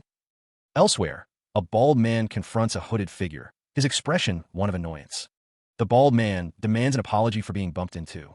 The bald man's eyes glow with purple energy as he reaches out to the hooded figure. The hooded figure, surrounded by a crowd, wonders what they were doing just now. Ilya stands with Brett Lloyd as someone remarks on her becoming clearer beyond belief, adding, "What a shame." A human with anti-demonic energy is revealed. Iron's expression hardens, his gaze fixed on something outside the frame. A hooded figure emerges from the shadows, their face partially obscured. The figure mutters, "What the hell?" A pair of legs stand before someone, the scene shrouded in mystery. A voice booms, "Are you?" Objections have been raised regarding Iron Pereira's ascension to champion, the newspaper declared. It was unreasonable to permit the use of a mystic art sword that changes form mid-match. There have been talks of reviewing the necessity of a rematch. Ilya Lindsay expressed her stance, accepting her loss regardless of how the sword affected the match. Hence, a new Swordmaster champion had been born in the land of proof. For fuck's sake, it gets more absurd the more he thought about it. Someone told Ilya Lindsay to just give up. It was amazing. He really achieved something that was believed to be impossible. His unwavering tenacity toward his goal and the courage to face adversity head-on were admirable. He's become a completely different person from when he first met him. You've grown so much, Iron. But why is it that whenever he looks at him? That aside, what happened with your greatsword? He confirmed that the current state was stable, the changes holding. Brett Lloyd considered the implications of that new form. The man with black hair admitted he had no idea what was happening. The small creature wondered if it had something to do with that dream. Brett Lloyd considered the possibility. Ilya Lindsay asked who they should ask. The small creature suggested asking the man in his dreams. Ilya Lindsay questioned the validity of that suggestion. Brett Lloyd wondered if it was possible. He thought he could do it now. 1 week later, a week had passed since the discussion about the new form. A fist rapped against the door, the sound echoing within. He was greeted by Ilya, who offered a bouquet. "Iron, how have you been?" Ilya remarked that these were Adonis flowers, her expression gentle. She admitted she didn't know what he liked, so it was a gift. Ilya added that she thought he liked them before. Iron replied that it was okay, he loved them. The pair sat at a table, the atmosphere calm. Ilya asked if he was leaving. Iron admitted he hadn't decided on a destination yet. He thought he'd be departing in a few days. The two sat in silence for a moment, the weight of the impending departure hanging in the air.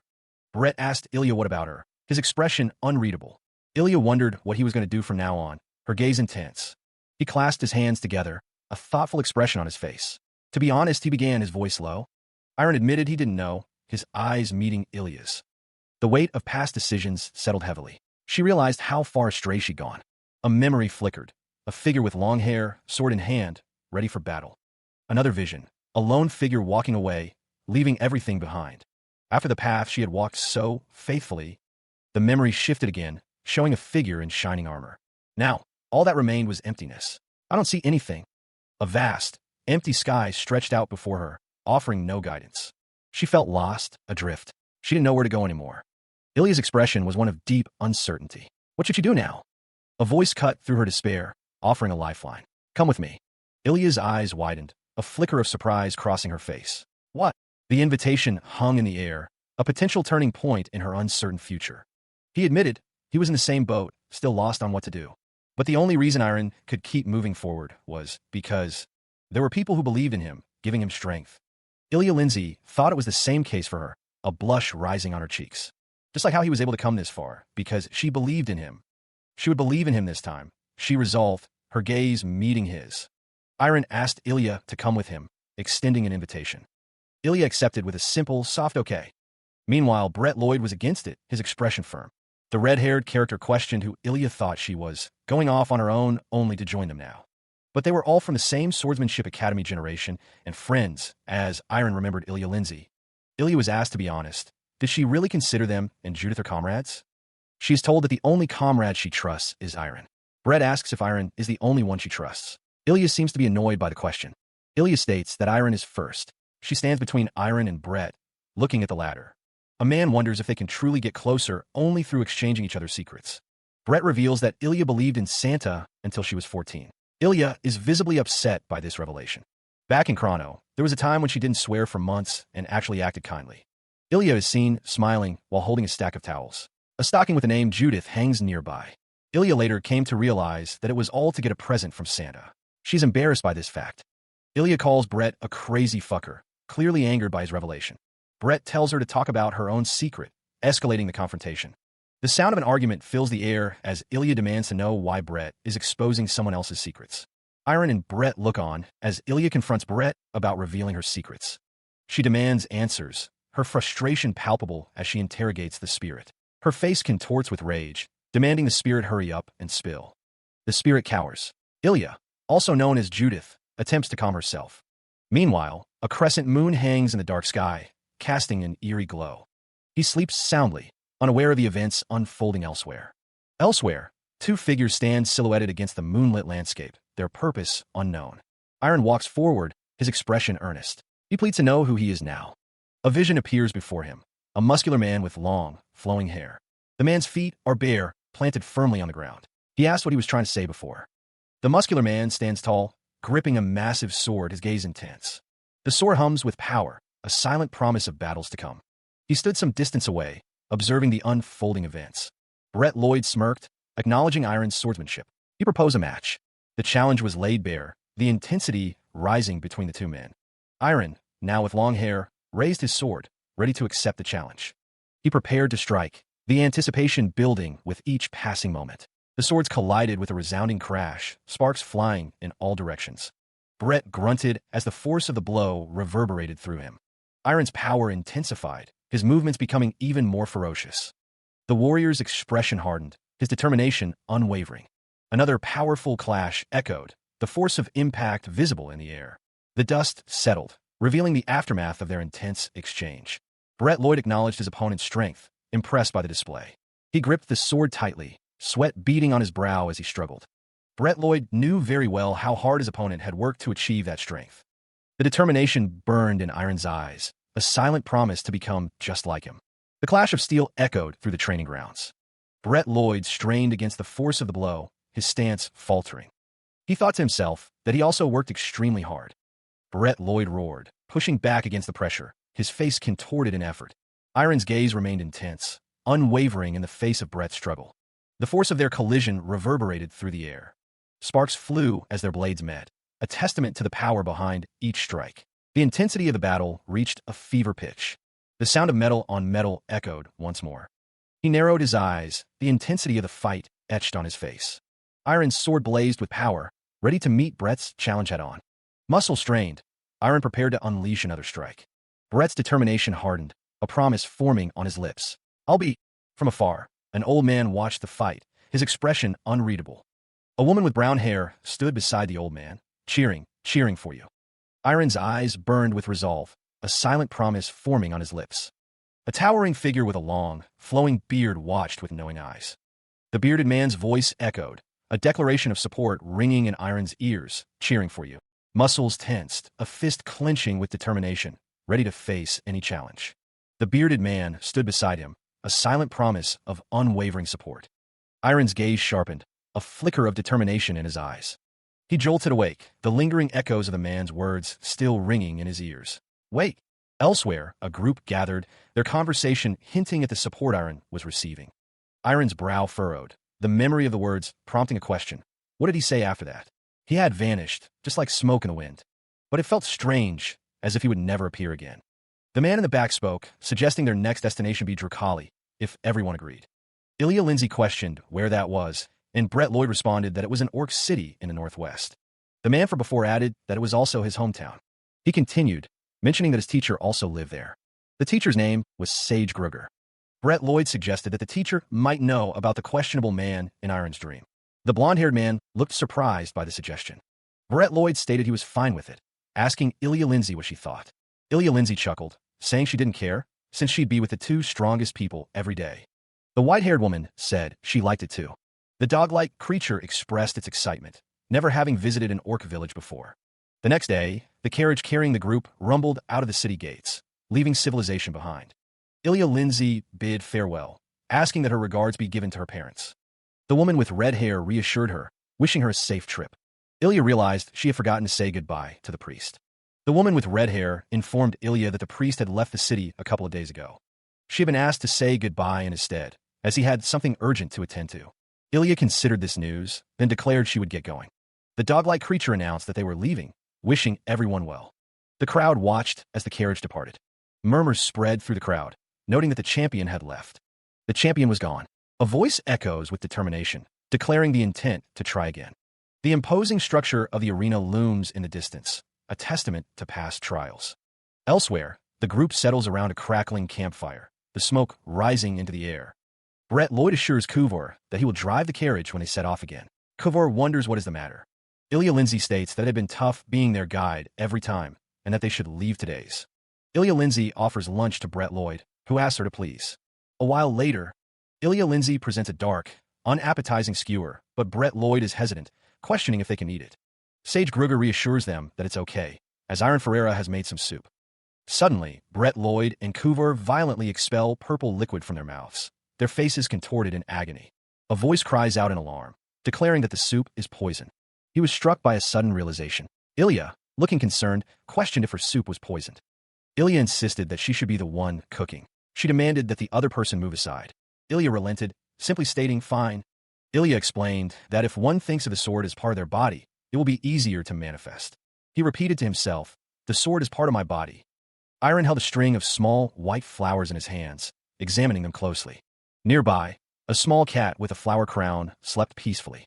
Elsewhere, a fire crackled, providing warmth and light. Sage Gruger sat by the fire, his expression thoughtful. Brett Lloyd and Sage Gruger sat together by the fire, the flames dancing between them. Sage Gruger asked if the training had finished, and if Brett was worried about something.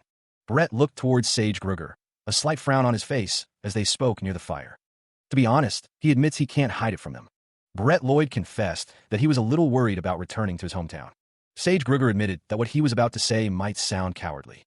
He confessed that he wasn't confident about going to that place by himself. He realized that the reason Kruvar kept wandering around the continent was because of him, and apologized. Sage Gruger thought he wanted to go back with them all as a support, and wondered if he was pathetic even though he was old. Ilya Lindsay reassured him that he wasn't. Brett Lloyd looked at him with a determined expression. He reminded him that it was Sage Gruger who first suggested going to Drakali. He emphasized that it was him, Kruvar. Ilya Lindsay listened to the exchange. She offered her thanks. The wagon wheel creaked and groaned, threatening to break under the strain. Brett apologized, his head bowed in shame. Ilya acknowledged him, her expression unreadable. Ilya remarked that it was her first time riding in a rocky region. A merchantry approached, their arrival heralded by the sound of hooves and wheels. She decided to ask them for help. The merchantry was headed towards a nearby orc tribe, and thankfully, they agreed to help. One of the merchants introduced himself as Frederick, while another stated his name was Kendall. Iron introduced himself, and Brett followed suit. A small, floating cat introduced himself as Cat Mystic Ruru. One of the merchants looked thoughtful, remarking that he had heard these names before. The merchantry continued on its way, the wagon wheels kicking up dust as they traveled. She sighed, a visible cloud of breath in the cool air. Ruru noticed Ilya's dark expression. He asked if she was okay. Ilya admitted she was thinking about what she should do from now on. She felt lighter than before, but something still weighed on her. Ilya wasn't sure if feeling lighter was actually better. Ruru told her that if she had too much on her mind, she should just not think. He suggested that at times like this, she should let it all out so she could calm her mind. Ilya, still dazed, told Ruru to follow her. Elsewhere, Frederick suddenly remembered something, startling Ruru. Kindle exclaimed about the Golden Generation. Frederick added that Chrono's Golden Generation was active in the Proven Land. Kindle realized he had heard their names a lot. They were from the Golden Generation. Frederick exclaims that their names are the same, seemingly surprised by this revelation. Kindle, looking agitated, questions the significance of having the same names. Kindle recoils from Frederick's touch, asking why he is being hit. Frederick wonders how such amazing people could be in such a remote area. Frederick explains that they'll be getting prize money from arena fights and fighting in matches before trailing off. Both Frederick and Kinjal look at each other with confusion, unsure of what to make of the situation. Meanwhile, Ilya Lindsay observes the group, remarking on their faces and questioning how they could be the golden generation, dismissing them as wanderers. Elsewhere, a carriage makes its way through a rocky, mountainous region, the sound of its wheels echoing through the landscape. A figure inside the carriage stirs, seemingly waking up from a slumber. Frederick, looking concerned, asks what the problem is, his expression reflecting worry. It's revealed to be a group of orc bandits, a dangerous threat looming ahead. The orc bandits stand silhouetted against a fiery backdrop, their menacing presence filling the frame. One of the orcs mentions hearing about an orc with tattoos, referring to the orc bandit leader who only wishes to slaughter all he passes, and that negotiating doesn't work with him. A guttural roar echoes, promising violence and death to all. Red light flares in the eyes of the charging orc. The force of the impact sends tremors through the earth. The ground cracks and splinters under the orc's advance. The orc prepares to strike, its form radiating dark energy. A terrified scream pierces the air as the orc approaches. Iron Ferreira moves with blinding speed, a blur of motion. His eyes narrow, focused on the impending threat. Ilya Lindsay shouts a warning, preparing for battle. Her stance is firm, her resolve unwavering as she faces the enemy. The battle erupts as the orcs clash against the defenders. The ground trembles with each earth-shattering impact. He parried a blow, the force of the orc's attack sending vibrations up his arm. Spinning away from the brute's follow-up swing, Iron narrowly avoided a crushing blow. The voice trembled, barely a whisper, laced with disbelief. How could this be? The man's eyes widened in terror, the impossible becoming reality. Orcs who are stronger than humans? The cry rang out, a signal for the next wave of attacks. Ilya moved with blinding speed, a crimson blur against the encroaching darkness. They're the real deal. The blade gleamed, an artifact of a forgotten age. They're really from the golden generation. The monstrous figure unleashed a deafening roar, its red eyes blazing. A swift counterattack landed, drawing a spray of dark blood. He glanced up at the towering beast, its presence casting a long shadow. Blood trickled down his face, a testament to the ferocity of the battle. He fought with a desperate intensity, surrounded by grotesque figures. Crimson droplets marked the ground, each one a grim reminder of the struggle. A wave of realization washed over him, his eyes widening in horror. The weight of his actions crashed down on him. With my own hands, I ended 6 lives. Iron, his face etched with concern, heard the question. Iron, you don't look so good. Are you okay? He insisted, I'm fine, but the other knew better. I know. He knew now was not the time to hesitate, not even for a moment. The blood on his face was a grim reminder of the battle's intensity. One of the orcs, impressed despite the circumstances, admitted, You're quite good. Another orc, witnessing something unexpected, could only utter a confused, Eek. Ilya and Brett watched with wide eyes, exclaiming about the crazy bastard they were witnessing. A hulking orc, wreathed in ominous red energy, prepared to unleash a devastating attack. The red energy surged, a crimson tide about to crash upon its foes. The orc's body pulsed with the forbidden power, veins glowing with crimson light. A guttural roar ripped from the orc's throat, a promise of carnage and destruction. A trail of blood marked the path of the forbidden spell, a testament to its dark nature. Another orc, recognizing the spell, exclaimed in horror, That's a blood spell. I heard that was forbidden. Fueled by the forbidden magic, the orc bellowed, I'll slaughter you all. He stood his ground as the massive, red-skinned orc advanced, its heavy footfalls shaking the earth. The orc's weapon, a massive hammer, blurred as it swung downward with incredible force. The hammer descended, a dark, brutal instrument of destruction. The impact cratered the ground, sending shockwaves and debris in all directions. Ilya watched, her expression unreadable as the dust settled around them. A deafening roar erupted from the orc, shaking the very foundations of the battlefield. The orc stood tall, a monstrous figure of muscle and rage, hammer held high. Brett Lloyd stared in disbelief, a cut visible on his cheek. What? I'm pretty sure the hammer came from their dash. Another strike, another cataclysmic impact that threatened to shatter the very earth. The orc continued its relentless assault, each blow carrying the weight of mountains. The orc reached out, its massive hand outstretched, ready to crush anything in its path. The monstrous figure loomed, a harbinger of destruction and despair. He could only watch as the orc's eye narrowed in fury. The ground exploded as the orc's hammer slammed into the earth. More orcs descended, answering the call to battle. The orc hefted his massive, blood-stained axe. Warriors, charge! The battle cry echoed. The orc roared, charging forward with brutal strength. The horde of orcs surged forward, a wave of destruction. The lead orc's eyes burned with savage intent. The clash of steel echoed as the orcs engaged. Brett Lloyd, wounded, could only wonder, Who are those orcs? He listens as the other man states that they're Drakali's orc warriors.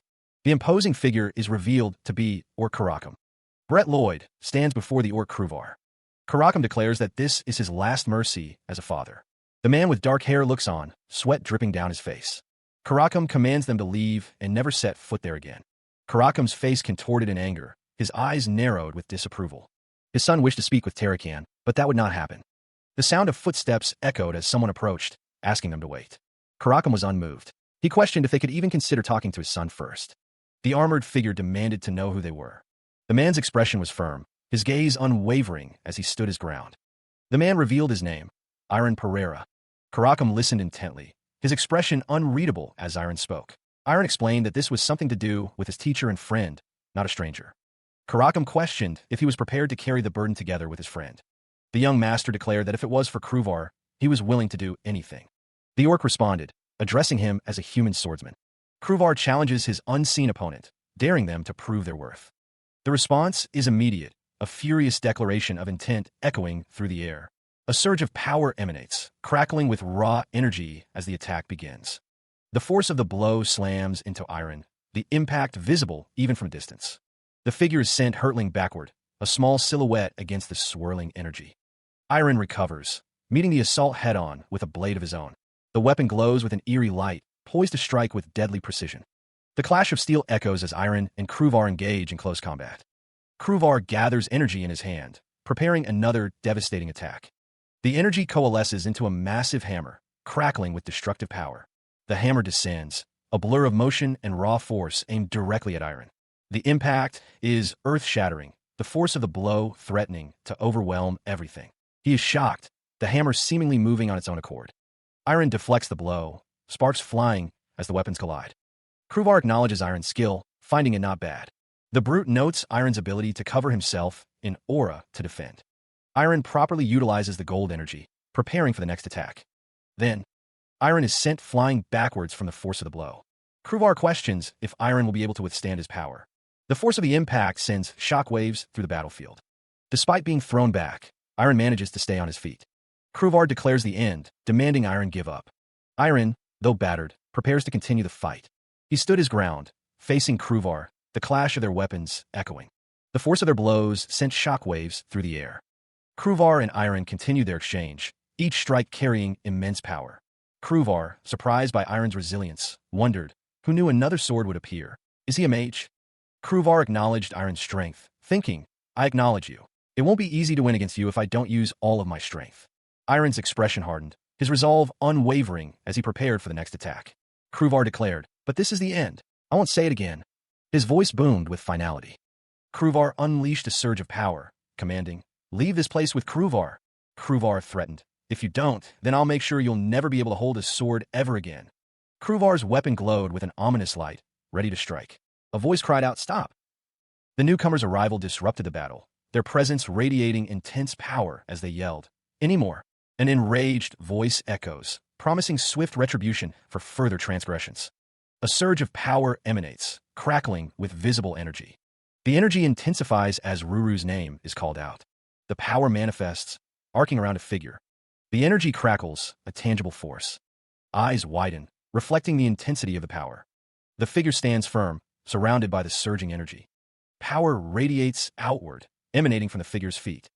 A figure with small wings floats amidst crackling purple energy. The warrior hefted a massive, glowing axe, ready for battle. The short-haired figure watched, a question forming on their lips. That form? A dragon? A wave of shock washed over the faces of the onlookers. The winged figure tilted their head, curious. What are these? I like soft wings. A grizzled mystic observed the scene, his expression unreadable. The winged figure, surrounded by purple energy, declared, anyway, Iron, I'll scold him for you. With a shout, the winged figure unleashed a burst of orange energy. The orange energy crackled and surged, filling the air with heat. The axe wielder stood firm, bracing for the impact of the attack. The short-haired figure's eyes widened. I missed. The force of the blast sends tremors through the very ground. The winged figure struggles to maintain control. Why is it coming this way? The energy surges and a desperate cry goes out. Everyone dodge. The winged figure is caught in the blast, struggling against the intense heat. The ground continues to erupt as the energy dissipates into the air. The robed figures huddle together, bracing themselves against the shockwave. They thought they were going to die. One of the figures with red hair exclaims, "I can't use that. It's too hard." The other figure looks on, equally concerned. A figure in a robe stands between two others, pleading, "Both of you, please stop." The robe figure's hand clenches into a fist, knuckles white with tension. A man with a beard and a determined expression cries out, "Father." The man's thoughts are troubled. He still doesn't know whether the choice he made back then was right or wrong. The figure reflects, "Every time I hear that Drakali is safe, I think to myself that it was great that I left." He considered that there might have been a better method. That's when Kruvar realized the place where his father, younger brother, and tribe were. He missed it, more than he thought. Drakali shaman, Kruvar, no, this unfilial son. In 17 years, he is giving his greetings to you, father. Kruvar walked forward. Tears streamed down the face of the orc-like figure. The tears fell from his face. Poof! The small creature, now wreathed in purple energy, startles Iron. He asks what on earth is happening. The transformed Ruru yawns widely, his new form resembling a small, winged cat. Iron wonders if this is his original form. Ruru admits he doesn't know. He just transformed into it. He adds that he is sleepy and transforming is tiring. Iron, holding the transformed Ruru, says he'll sleep now. Ilya Lindsay stands behind him. Iron thinks to himself that he wanted to protect Ruru, so he says okay, rest well. Ilya suggests that Iron should sleep too, since they need to get up early and get going tomorrow. Ilya nods in agreement. Elsewhere, a distant figure stands silhouetted against a burning landscape. Iron's expression is somber, his eyes downcast. Iron's name is called out. Brett's name is spoken, as he and Iron stand together, looking out at the night. A voice asks if they are having regrets. He considered the potential for worse things to come. Brett Lloyd knew he needed to be more determined. Iron Pereira steeled himself, resolving that as long as he lived, he would not hesitate. Even if they had blood on their hands, they must carry this burden. Ultimately, that was their duty. Brett's expression hardened, his resolve firm. A few days later, Ilya Lindsay rode in a cart, the wheels rumbling.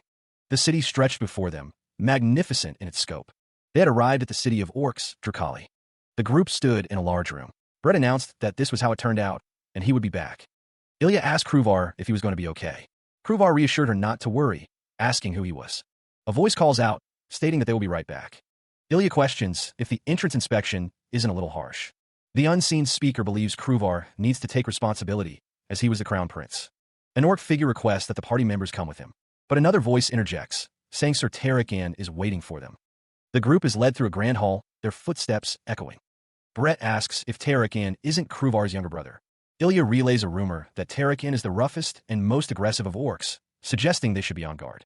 The group is led into a large room, where a figure sits at the head of a long table.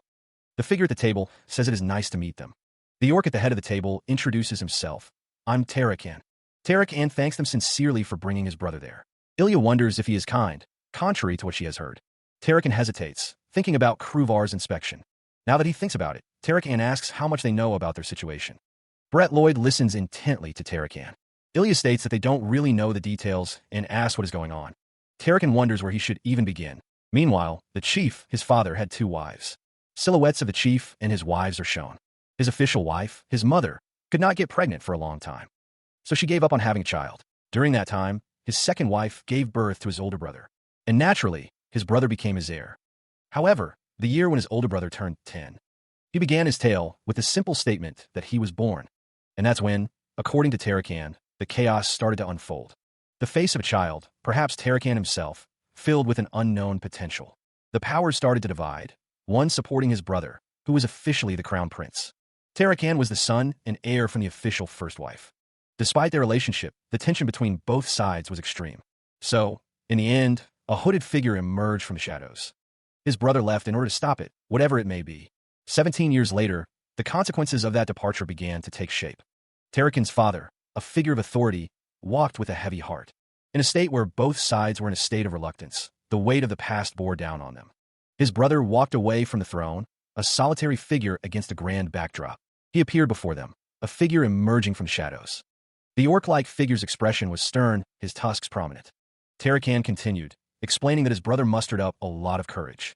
Iron's brother would no longer be afraid and run away when things got tough. He had become more determined. The speaker expressed gratitude, acknowledging that Iron's brother was able to be courageous thanks to them. Iron stood with Ruru, the small creature, jumping up and down, eager for something. A while later, Iron, Ilya, and Ruru stood in Drakali's treasure room, a place quite famous throughout the continent. The treasure room glittered with countless weapons and artifacts, each more impressive than the last. Rows upon rows of weapons lined the walls, a testament to Drukali's vast wealth and power. The blonde-haired man gestures to the wall, which is completely covered in weapons. He notes that one axe is as big as Kruvar. The man explains that his brother recommended weapons for them both, and asks if they would like to see them. Kruvar questions if his brother was the one who recommended the weapons. The gray-skinned man states that these swords are called the yin-yang swords. One sword has cold energy, like the shadows. The other has warm energy, like the sun. They also go by the names blue and red swords. The swords emanate a powerful aura. Ilya Lindsay and Kruvar stand side by side, each holding one of the swords. The color of the sword. Ilya is amazed. The gray-skinned man gasps, realizing the red and blue swords would reveal their true forms. There was a reason why his brother recommended those swords to them both. She wondered if it was truly acceptable to take the swords. Iron held one of the swords, its blade gleaming with a faint blue light. Kruvar assured Ilya that the swords had chosen them. He urged her not to be burdened, but to use them. Ilya expressed her thanks, her voice carrying a note of genuine gratitude. Brett asked Ruru if he had chosen something, but the floating creature admitted he was overwhelmed by the choices. Ruru considered the options, noting that one sword was too large and another too sharp. Ruru exclaimed that one of the necklaces was pretty. Brett looked surprised as Ruru made his choice. Ruru declared that he wanted this necklace. Brett admitted that he didn't know why, but the necklace had also caught his eye. Brett looked at the woman with silver hair, who seemed to have a good feeling about the necklace. The woman with silver hair agreed, stating that she too got a good feeling from it. Long ago, a necklace, the man explained, once belonged to an incredible summoner. It was a very old item, a voice said, so he wouldn't recommend it. Since he couldn't ignore a mystic's sense, he would let him take it if that's what he wanted. Ilya was asked what she chose. She seemed surprised by the question. Ilya stated that she wanted to choose this, holding up a sword. Someone thought she would choose something cooler. Ilya looked down, a thoughtful expression on her face. She didn't know. What sword suits her, what she likes? The cape flowed behind her. The next day dawned bright, the sky a canvas of blue and white. A chorus of good mornings echoed through the halls as the group gathered. A cartoon cat avatar exclaimed, wondering why Kruvar had been struggling alone. Another avatar chuckled, suggesting Tarek Ann had already revealed everything. The orc-like man stepped forward, his expression grave. He had bad news. The man revealed that his teacher had passed away a year ago. Brett Lloyd's eyes widened slightly, a flicker of surprise crossing his face. Brett Lloyd admitted that it wasn't entirely unexpected news. The orc-like man explained that his teacher was older than his own father, over 70 years of age. Brett Lloyd reassured him, saying his teacher had left a letter. The orc-like man held up the letter, remarking that it seemed his teacher knew he would bring them all here. The letter contained a riddle, though he admitted he hadn't solved it yet. He listened intently, considering the implications of what was being said. Brett smiled, seemingly coming to a decision after hearing the request. He affirmed his commitment to the task at hand. Elsewhere, the sign for the Drukali drill hall stood proudly against the sky. Figures sparred in the training grounds, their movements swift and precise. Two men observed the training, one questioning if these were the people Kruvar had brought. The white-haired girl was identified as being from the Lindsay family. The blue-haired individual stood with a stoic expression. The speaker wondered about the greatsword. It was noted that Brett Lloyd was not as noble as the Lindsay or Lloyd family, but still a noble. The orc-like character stated that one of them was from a lowly bloodline. Apparently, the red-haired girl didn't have a last name, and it was unclear how she was with them. The red blade of Ilya Lindsay's sword gleamed, reflecting the harsh light. Her expression was grim, her eyes narrowed with determination. Across from her, Iron Ferreira held his own sword at the ready. Ilya knew that if they got involved, Kruvar would be put in a tough spot. She simply stated, "I know." 1 week later, the clash of steel echoed as Iron and Ilya continued their training. Elsewhere, two orcs watched the pair from a distance, whispering amongst themselves. One commented that, for a lowly human, she's quite good. Ilya Lindsay paused, a sharp intake of breath escaping her lips. The orcs called out to her. One of the orcs demanded that they stop talking behind his back and go for one round.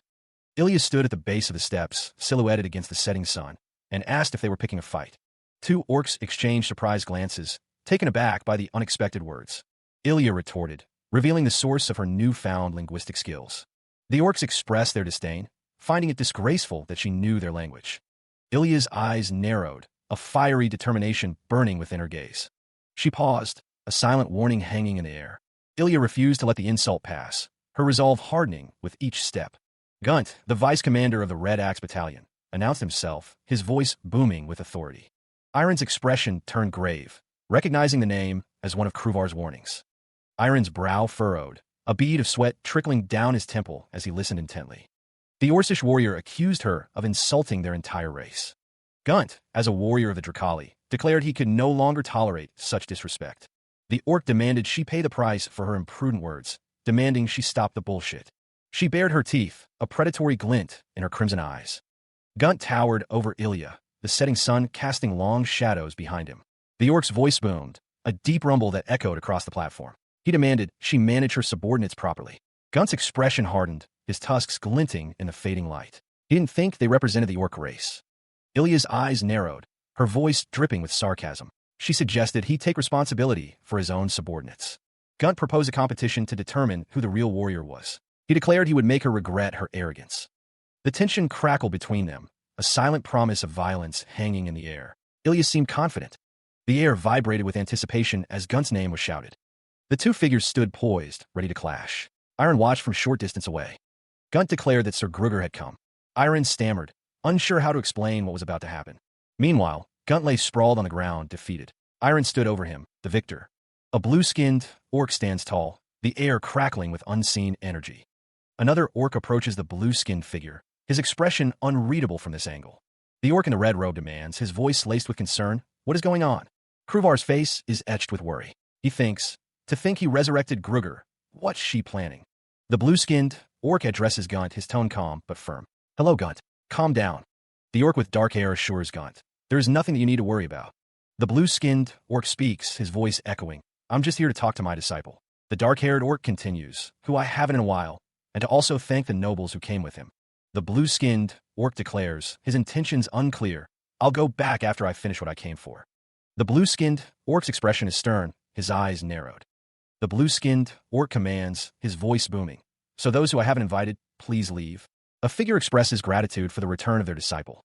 A piercing gaze seems to emanate from an unknown source. And the voice confirms, addressing Iron directly, "Yes, you." A blue-skinned figure speaks, relaying information, "As Kruvar has told me."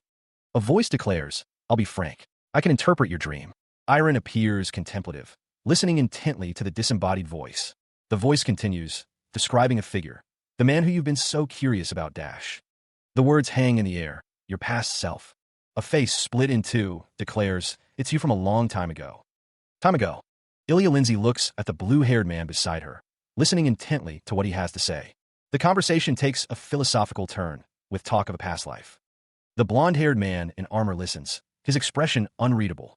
Someone declares they need to prepare themselves, requesting a moment. While they wait, another figure announces they have prepared a gift to stave off boredom. The blue-skinned man states he needs to discuss something with Terrakin first, ordering Kruvar to bring Terrakin over. A subordinate responds with a respectful, "Yes, master." A group of cloaked figures stand in formation, awaiting further instructions. The green-skinned man reveals that the gift is the five-element divine technique. The blonde-haired man and a white-haired woman are shown in a dramatic composition, perhaps reacting to the revealed technique. Halapa's companion voices his opposition to the tribe head's decision. Halapa questions the reason for the disagreement. Halapa states that he would like to ask the tribe head a question. He wonders why the tribe head is deciding on an important matter alone. Master Halapa is described as the official lady of the court's faction, holding the highest position of power. It is revealed to be none other than the five-element divine technique. The greatest warriors of the Drakali tribe have spent centuries creating its essence. The five-element divine technique is visually represented, showcasing the elements of metal, water, wood, fire, and earth. Halapa questions how the tribe head can give the technique to humans they've just met. Halapa's expression is stern as he awaits the tribe head's response. The heroes from long ago shared knowledge with other tribes, enabling them to create a better version, so their tribe could enjoy an era of prosperity. The tribe head insists that the humans are different. The tribe head explains that they proved they were great warriors. However, they did not. It is understood that the two sword masters and the descendant of the old hero of the Lloyd family might be qualified. The sentiment is clear, that red-haired swordswoman is not to be trusted. Ilya Lindsay stands, her expression unreadable as she considers the situation.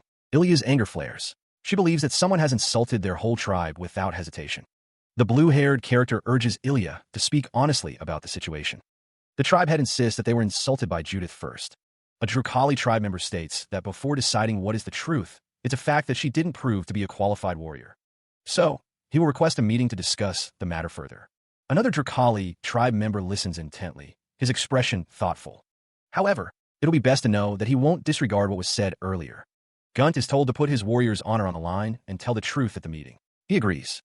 Then, someone apologizes, asking others to wait there a little longer. Brett Lloyd sits with others, someone admitting that it's all their fault. She stood before her tribe, the weight of her actions heavy on her shoulders. Judith apologized, feeling like a burden to everyone. Doubt hung in the air, a silent question. Was Judith truly sorry? Anger flared, someone calling her a bastard. Judith walked away, the sounds of the tribe echoing behind her. One of the tribe members revealed he had heard everything from Gunt. As the representative of the tribe, he apologized, stating a decision had been made through the meeting. Judith's expression remained unreadable. However, she could be acknowledged if she passed the tribe's custom, the warrior's trial. The tribe member asked Judith if she wanted to try. Judith declared, "I will." One of the tribe members reassured another, "Don't worry." She listened intently, her expression unreadable as Sir Gruger spoke. Judith's eyes narrowed, a flicker of doubt crossing her face as she questioned her own capabilities. The next day, the arena buzzed with anticipation, the crowd a sea of faces eager to witness the warrior's trial. The man with blue hair explained the stakes, emphasizing the need to prove oneself as an amazing warrior. Ilya Lindsay prepared for the challenge, securing her hair as the rules were laid bare, only her body as a weapon. The task was daunting. Defeat 3 high-ranking warriors in succession. The figures stood as silent judges, their presence a heavy weight of expectation. Judith steeled herself, knowing she could earn acknowledgement. A lone voice pierced the tension, a dog's fervent encouragement echoing through the arena. "Go, Judith!" The first trial began, Gunt versus Judith. The arena fell silent, all eyes on the mismatched pair. The crowd roared, a cacophony of jeers and bloodlust as they demanded Gunt crush his opponent. The green-skinned warrior stands tall, declaring his intent to demonstrate true strength. She retorts, a glint in her eye, eager to assess his supposed greatness. Judith prepares herself, her stance firm and ready for the coming battle. The signal is given, and the clash between Judith and Gunt begins. Gunt moves with surprising speed, closing the distance between them in an instant. Judith parries the attack, sparks flying as their weapons meet with a resounding crash. The force of the blow sends tremors through the arena as Gunt presses his assault. Gunt's expression hardens, a bead of sweat trickling down his face as he realizes the fight has truly begun. Watching from afar, Brett Lloyd smiles, anticipating the unfolding battle. Gunt cries out, realizing he's been outmaneuvered. Judith's blade flashes, a crimson streak against the backdrop of the arena. Her eyes burn with fierce determination, focused solely on her opponent. She struck, the force of the blow sending a shockwave through the air. The monster-like man staggered back, feeling the full impact of Judith's attack. His vision blurred, the force of the blow reverberating in his skull. Judith taunted him, telling him to try harder. The force of the blow sent Gunt flying backwards. He wondered if that was all she had. Gunt questioned what kind of warrior Judith was. Judith continued her relentless assault, her movements a blur of speed and power. The sound of impact echoed through the arena. Judith's eyes narrowed, her focus unwavering as she pressed her advantage. Blood splattered as the fight intensified. The final blow landed, sending Gunt crashing to the ground. The two orcs could only stare, sweat beading on their foreheads. They couldn't believe it. A human had defeated an orc using only her body. Ilya Lindsay stood over the defeated Gunt, a smug look on her face. 2 figures cheered, exclaiming that this was the Judith they knew. They urged her to wreck the other guys, too. Gunt had been talking big, but now he was down. But he had been careless, allowing Judith to defeat him. The second trial was about to begin, Garam versus Judith. Judith's eyes narrowed, a confident smirk playing on her lips. Of course. It's Garam. He's the strongest of the 3. Does this mean he'll finish her now? Match start. She stood in the arena, the crowd a blur in the distance. Ilya's eyes widened, a flicker of uncertainty crossing her face. Garam's fist crackled with emerald energy, a sign of the power he wielded. The 2 fighters faced each other, the tension palpable in the air. With a burst of speed, Garam lunged forward, closing the distance between them. Ilya Lindsay's expression hardened. She didn't like change. Garam declared that he was going all out. His fist glowed brighter, the power radiating from him in waves. Ilya Lindsay faced a hulking figure on the training grounds, the air thick with anticipation. Iron's fist clenched, ready for the coming battle. One of the spectators noted that it wouldn't be easy, and the other agreed. The total amount of aura that Garam had was overwhelming. Although it's not what determines who wins, the 2 warriors prepare to fight. This fight won't be easy. The match was about to begin. The muscular man lunged at Ilya, ready to strike. Ilya braced for the impact. She barely had time to react as the massive fist hurtled toward her.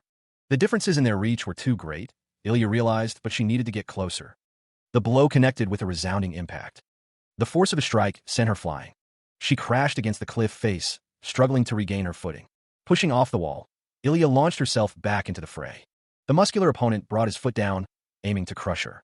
Another powerful strike was incoming. She narrowly avoided the descending foot, her eyes widening in alarm. Ilya steeled herself, preparing to counterattack. The muscular opponent's fist sailed past her, missing its mark. It was a feint. She stares up at her opponent, who towers over her with a sneer. The force of the blow sends dust and debris flying into the air. Pushing herself up, Ilya grits her teeth, refusing to stay down. She is sent sprawling, the impact jarring her bones. The orc-like warrior scoffs, claiming she won her previous match by luck. He continues, stating that limitations and fate exist from one's birth. Ilya struggles to her feet, gasping for air, but determined to continue. The orc-like warrior hopes she will use today as a starting point to correct her attitude. Ilya stands before her opponent, her expression hardening with resolve. The warrior declares that he will forfeit, being generous to her one last time. Ilya, enraged, thinks that he talks too much. Her eyes narrowed. Ilya prepares to strike back with renewed determination. She seethed, her voice a low growl, daring her opponent to attack. Her eyes narrowed, pupils constricting as she focused her rage. A brutal strike came in, aimed directly at Ilya's head. The force of the blow sent shockwaves through the air. She barely managed to raise her arms in defense. Ilya's voice boomed, declaring she would no longer hold back. A counterattack landed, a flash of green energy erupting. The force of the impact reverberated outwards. Her face contorted with rage, teeth bared in a feral snarl. Crimson energy crackled around her, a sign of her building power. Another blow connected, the force shaking the very ground. The air shimmered with the intensity of the battle. They're caught off guard, their expressions shifting to shock. A voice booms, revealing that she headbutted him in the stomach. The orc recoils, sweat beading on his brow as he grits his teeth. The air crackles as she unleashes a flurry of blows. Her fist is engulfed in flames, radiating intense heat. The force of her strike sends shockwaves through the air. She moves with blinding speed, her fiery aura blazing. Her fists burn with heat, a dangerous inferno. The orc recognizes the aura, realizing it contains the energy of fire. He wonders how she can wield such power without mastering the five-element divine technique. The orc's eyes narrow as Ilya grits her teeth, preparing for the final clash. The two combatants collide, a devastating impact shaking the very ground. He prepares to strike, fire swirling around his hand. The text explains that the fire spirit is the most difficult of all. A stern warning echoes, if you don't use it properly, you can get injured. The force of the blow sends her reeling backward. She retaliates, meeting the attack head-on with a burst of energy. The punch connects, a brutal impact reverberating through the air. The observer notes that the human isn't using the fire energy properly. Despite the pain, she's enduring it. Ilya grits her teeth, determination etched on her face. The text emphasizes that she is fighting with her bare body. She clashes with a monster-like figure, a whirlwind of motion. Another blow lands, sending sparks flying. Her eyes, bloodshot and determined, stared ahead, a bead of sweat trickling down her face. She admitted to herself that she would be lying if she said she wasn't jealous of her friends. A hand gripped a sword tightly, knuckles white with the force of the hold. However, she wouldn't blame her birth. She just wanted to take Afterbreath's freedom. Iron's strong mind was something she admired, a quality that set him apart. And Ilya's natural talent was another source of both inspiration and envy. She gasped for air, admitting to herself that she was jealous of them. But Ilya didn't hate herself for being jealous of her friends. It was a natural feeling. This sense of inferiority fueled her, pushing her to overcome her limitations. This desire burned within her, a powerful force driving her forward. This is what has helped her grow up until now, the fire that forged her. Ilya's face contorted with determination. She declared to herself, "This is me." She advanced, her footsteps echoing on the arena floor, determination etched on her face. A surge of energy crackled around her, a visual testament to her resolve. Ilya's inner monologue fueled her onward, a stubborn refusal to yield. "I'm going to continue being stubborn." The crowd watched with bated breath, their cheers echoing in the arena, urging her to victory. Her fist ignited with fiery energy, a concentrated inferno ready to be unleashed. The burning resolve within her heart fueled her every move. "Until the day I become the best, dash." The flames intensified, mirroring her unwavering spirit. "I won't stop." The arena shimmered with heat, the air thick with anticipation as she prepared her final strike. The clash of power echoed, a deafening roar as her attack connected with devastating force. The impact reverberated, sending shockwaves through the arena as the battle reached its climax. Her opponent lay defeated, The match declared over, the arena falling silent in the aftermath. The spectators erupted in cheers, celebrating her victory, their voices echoing through the arena. Judith's name echoes, a declaration hanging in the air. She unleashes a furious roar, her power surging around her.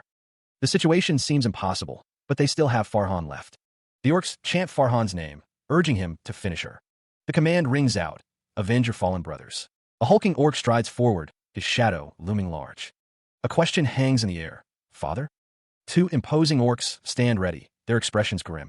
The orc wonders if Master Halapa will personally fight. A blonde-haired character exclaims no, stating that Judith is in no condition to fight an orc like him. Ilya Lindsay steels herself, her gaze unwavering. The stark declaration, we lost. She stares, mouth agape, as if struggling to comprehend what she's hearing. Gunt speaks of an unbreakable fighting spirit, a flame that keeps burning, stating that having those two is more than enough to be a warrior. The words hang in the air, stark and undeniable, we lost. Ilya Lindsay gazes into the distance, her expression unreadable as the weight of defeat settles upon her shoulders. The pair stand face to face, the silence between them thick with unspoken words and the bitter taste of failure. 1 week later, a small group stood gathered in the field, the air still and expectant as they prepared for the ceremony. Before they could learn the 5-element divine technique, they would first conduct the 5-element ceremony. Drukali Shaman Gora explained that the ritual had been passed down to the Drukali shamans since the forefathers. The shaman continued, explaining that by putting their hand into the urn, taking out and throwing the formless energy, they could find out what type of spirit they possessed. This, Gora said, would help them when they learned the 5-element divine technique. The shaman turned to Judith, suggesting she go first. Judith, standing between two companions, agreed with a hint of trepidation. Judith reached into the urn, her expression unreadable. Drukali Shaman Gora watched with anticipation. Judith held the energy in her hand, ready to throw it. The shaman instructed her to throw it in front of her. She stands near a table, a sword in hand, after completing the ritual. The energy she released swirls and dances, a vibrant display of power. Gunt watches the display with a look of awe and surprise. Judith turns to Gunt, seeking his approval. Did I do it right? She asks. The scale of the fire spirit is immense, dwarfing all previous attempts. Judith had proven herself during the trial, demonstrating her affinity for the fire spirit. The announcement rings out. Next is Iron Pereira. Iron steps forward, preparing to unleash his own elemental power. The energy crackles and intensifies, a prelude to the coming display. The air shimmers with heat, a tangible manifestation of the raw power. Iron plants his foot, channeling the energy into the ground below. Gun observes that the fire is so intense it could melt metal, refining the ground into metal energy. The green-skinned character looked up, a bead of sweat trickling down his face. The disembodied voice wondered who the boy was and how he could manifest metal. The blonde-haired character inquired if he had learned about the spirits before. The white-bearded character watched with a concerned expression. The green-skinned character considered the 5-element divine technique and Gruger's intentions. Ilya Lindsay's companion seemed to be in agreement with her. Ilya Lindsay seemed to be okay with something. It was such a relief for the blue-haired character. Since Eisenmarked, she was very dispirited. It looked like she's found her way. Judith was told to be on guard, but she was proud of herself. Judith's laughing expression is very cute. The blue-haired character gasped, looking shocked at something. A figure insists it's a misunderstanding, begging the other to wait. The two figures stand in a field as someone wonders what they are doing. A figure stands amidst swirling flames, noting that the other's power is also fire. Another figure is surrounded by swirling water, observing that most were fire, but theirs is water. An orc-like figure looks on with a stern expression. Someone believes that through their exchange, they'll be able to develop a lot. The orc-like figure states that he will teach Iron Pereira personally. Iron Pereira expresses his gratitude. A knight arrives with a message for Sir Karakam from Sir Gruger. He has finished preparations to look back on the past life. So, the plan is to bring Sir Iron to the mountain peak. A ritual circle glows faintly, awaiting its participants. A figure instructs someone to lie down where their name is written. They'll be meeting the man. The voice wonders who has been disturbing Sir Iron Pereira's dreams. Sir Iron is asked if he feels burdened or uncomfortable sharing his past life with these people. He denies feeling burdened. Someone declares they will start right away, but wonders what they are supposed to do. The old man asks if they should just lie. The armored knight declares that it is time. Iron Pereira says, all right, let's go. Someone wonders why he's leaving the territory when there are demons. A knight asks that he depart, saying his child might have turned into a demonoid. Someone yells that he is a coward, leaving the territory so he can survive by himself. Someone says to speak, Lord. A man with a bandage on his head demands to know the truth. His voice rises, accusing someone of selling them off to demons. The man's eyes widen, sweat dripping down his face as he awaits an answer. His gaze is intense, filled with a mixture of fear and desperation. Another man speaks, claiming he doesn't know if he'll be believed, but he'll tell everything. The man reveals that he appeared a week ago, adding to the mystery. Elsewhere, a woman cries out to her husband. Their baby isn't breathing. The husband looks on in despair, wondering why this is happening, feeling it's his selfishness. A dark, ominous presence looms, hinting at a supernatural force at play. A sinister voice offers a deal. Do you want to save your child? The couple stares in horror, realizing the source of their child's plight. The entity reveals itself. The clown demon. The clown demon stands tall, hands clasped, a sinister smile plastered across its face. A disembodied voice echoes, informing Karen Winker that her child's life hangs in the balance. Ilya's face fills the space, its grotesque features promising a terrible choice. The man recoils, his eyes wide with disbelief. What are you talking about? He shouts. The man demands to know why he should listen to such a ridiculous demand. Tears stream down Karen's face as she clutches her baby, fear gripping her heart. Ilya's voice booms, declaring that he cursed their child and brought the demons to their territory. A single tear rolls down the man's cheek as Ilya's menacing grin looms large. Ilya's voice commands them to accept their fate, Karen Winker, and choose. The man attempts to reassure Karen, but his own fear is evident. Karen calls out to him, "Dear." Karen watches as the man walks away, barefoot, his intentions unknown. "Dear, where are you going?" she cries out. She is met with a desperate cry, a plea for her to stay. The man's voice cracks as he begs her to stop. Karen continues her descent, her back turned to the desperate cries. His cries echo, reaching her as she walks away. He declares that he will go instead, desperation etched on his face. Karen's departure is met with a final, desperate plea for her to wait. A tear streaks down Karen Winker's face, a sad smile gracing her lips. Her thoughts are of the baby she leaves behind. His anguished cry echoes through the room as he reaches out. A sound of manic laughter fills the air. He collapses to the floor, consumed by despair. His face contorted in anguish, he lets out a heart-wrenching wail. Oh my, that was against the rules of voice booms. A figure clutches a crying baby, its wails echoing in the darkness. So that deal is off. It's time to make a different choice. Don't worry too much, a sinister voice whispers in the shadows. A man looks up, tears streaming down his face, his expression a mask of despair. This time, it'll be a little bit easier, a voice promises. Your child's life hangs in the balance, the words echo ominously. A monstrous figure cradles the crying baby, its sharp claws a terrifying sight. Or the life of everyone in the territory. The threat resounds. Tears streamed down his face, a torrent of grief he could no longer contain. He hoped that, with each repetition, the burden of his actions would become a little easier to bear. The words echoed in his mind, a constant reminder of the price he had paid, his child's life. The weight of his decision pressed down on him, crushing him beneath the lives of everyone in the territory.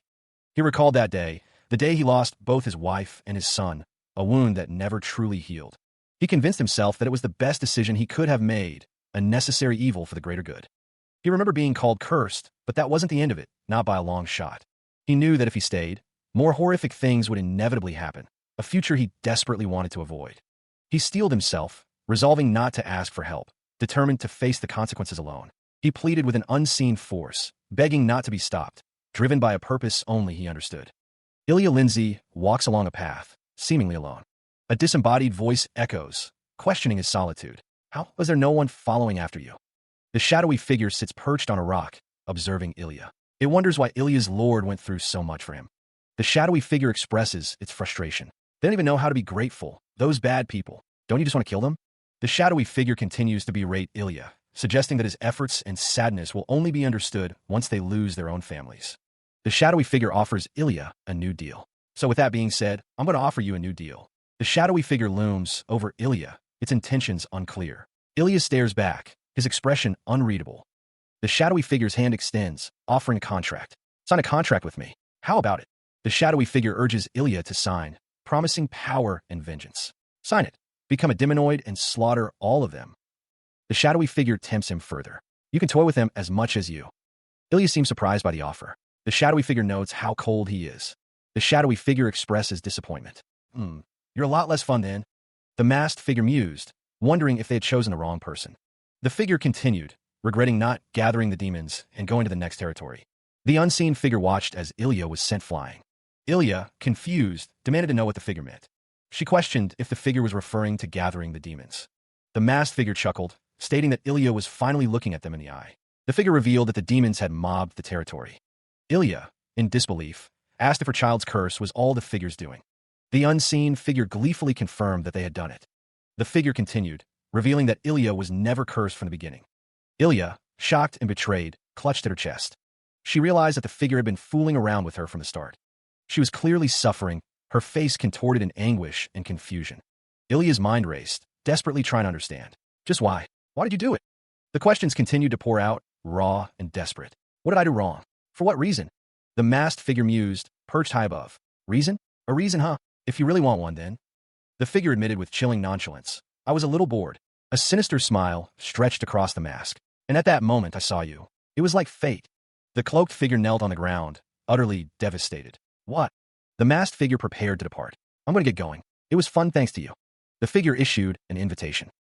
If you want to see me, come to the peak of the mountains in the south. With a final, mocking farewell, the masked figure vanished. See you later, kekekek. Tears streamed down Ilya's face, fueled by rage and betrayal. Kek. I won't forgive you. I'm going to kill you.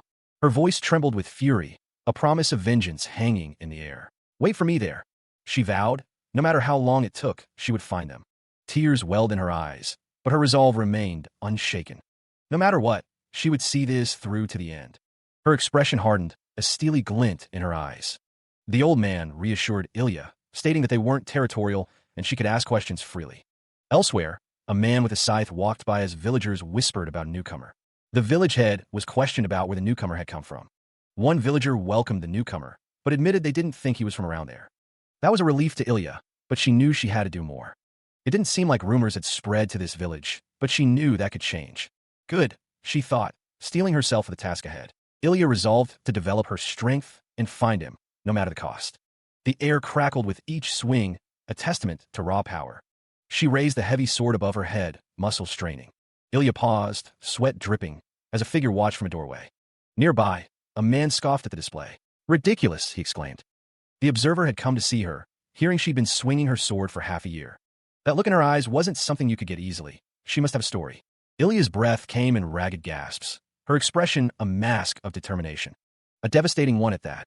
She resumed her training, each swing carrying the weight of untold burdens. Elsewhere, villagers whispered rumors that she was possessed by a demon.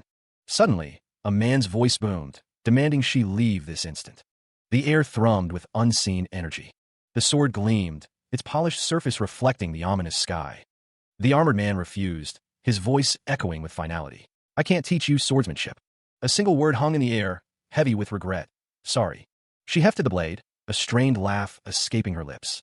The swing cut through the air, a desperate attempt at mastery. The force of the blow reverberated through the training grounds. Dust and debris swirled around her feet. A voice dripped with venom, accusing her of being cursed by a demon. Shadowy figures emerged, demanding she leave immediately.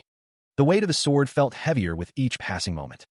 Another man confronted her, questioning her presence with renewed hostility. Ilya's rage ignited, a promise of deadly retribution escaping her lips. I'm going to kill all of you. A disembodied voice echoes, placing blame for an unknown tragedy. Surrounded by grotesque, skeletal figures, she screams in anguish, her face contorted in terror. A voice booms, demanding atonement from the demonic child. Her rage explodes, a desperate vow to kill everyone fueling her outburst. The weight of the accusation crushes her, a tangible force pressing down. A vision flashes. She cradles a baby, but the memory twists into accusation. It was you. The wails of a child echo as the voice accuses her of murder. A distorted face looms, the question hanging heavy in the air. Why did you?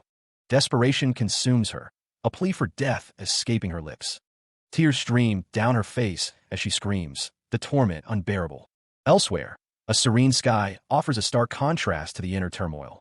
He opened his eyes to another morning, the sky a pale blue. He wondered how much time had passed, his expression weary.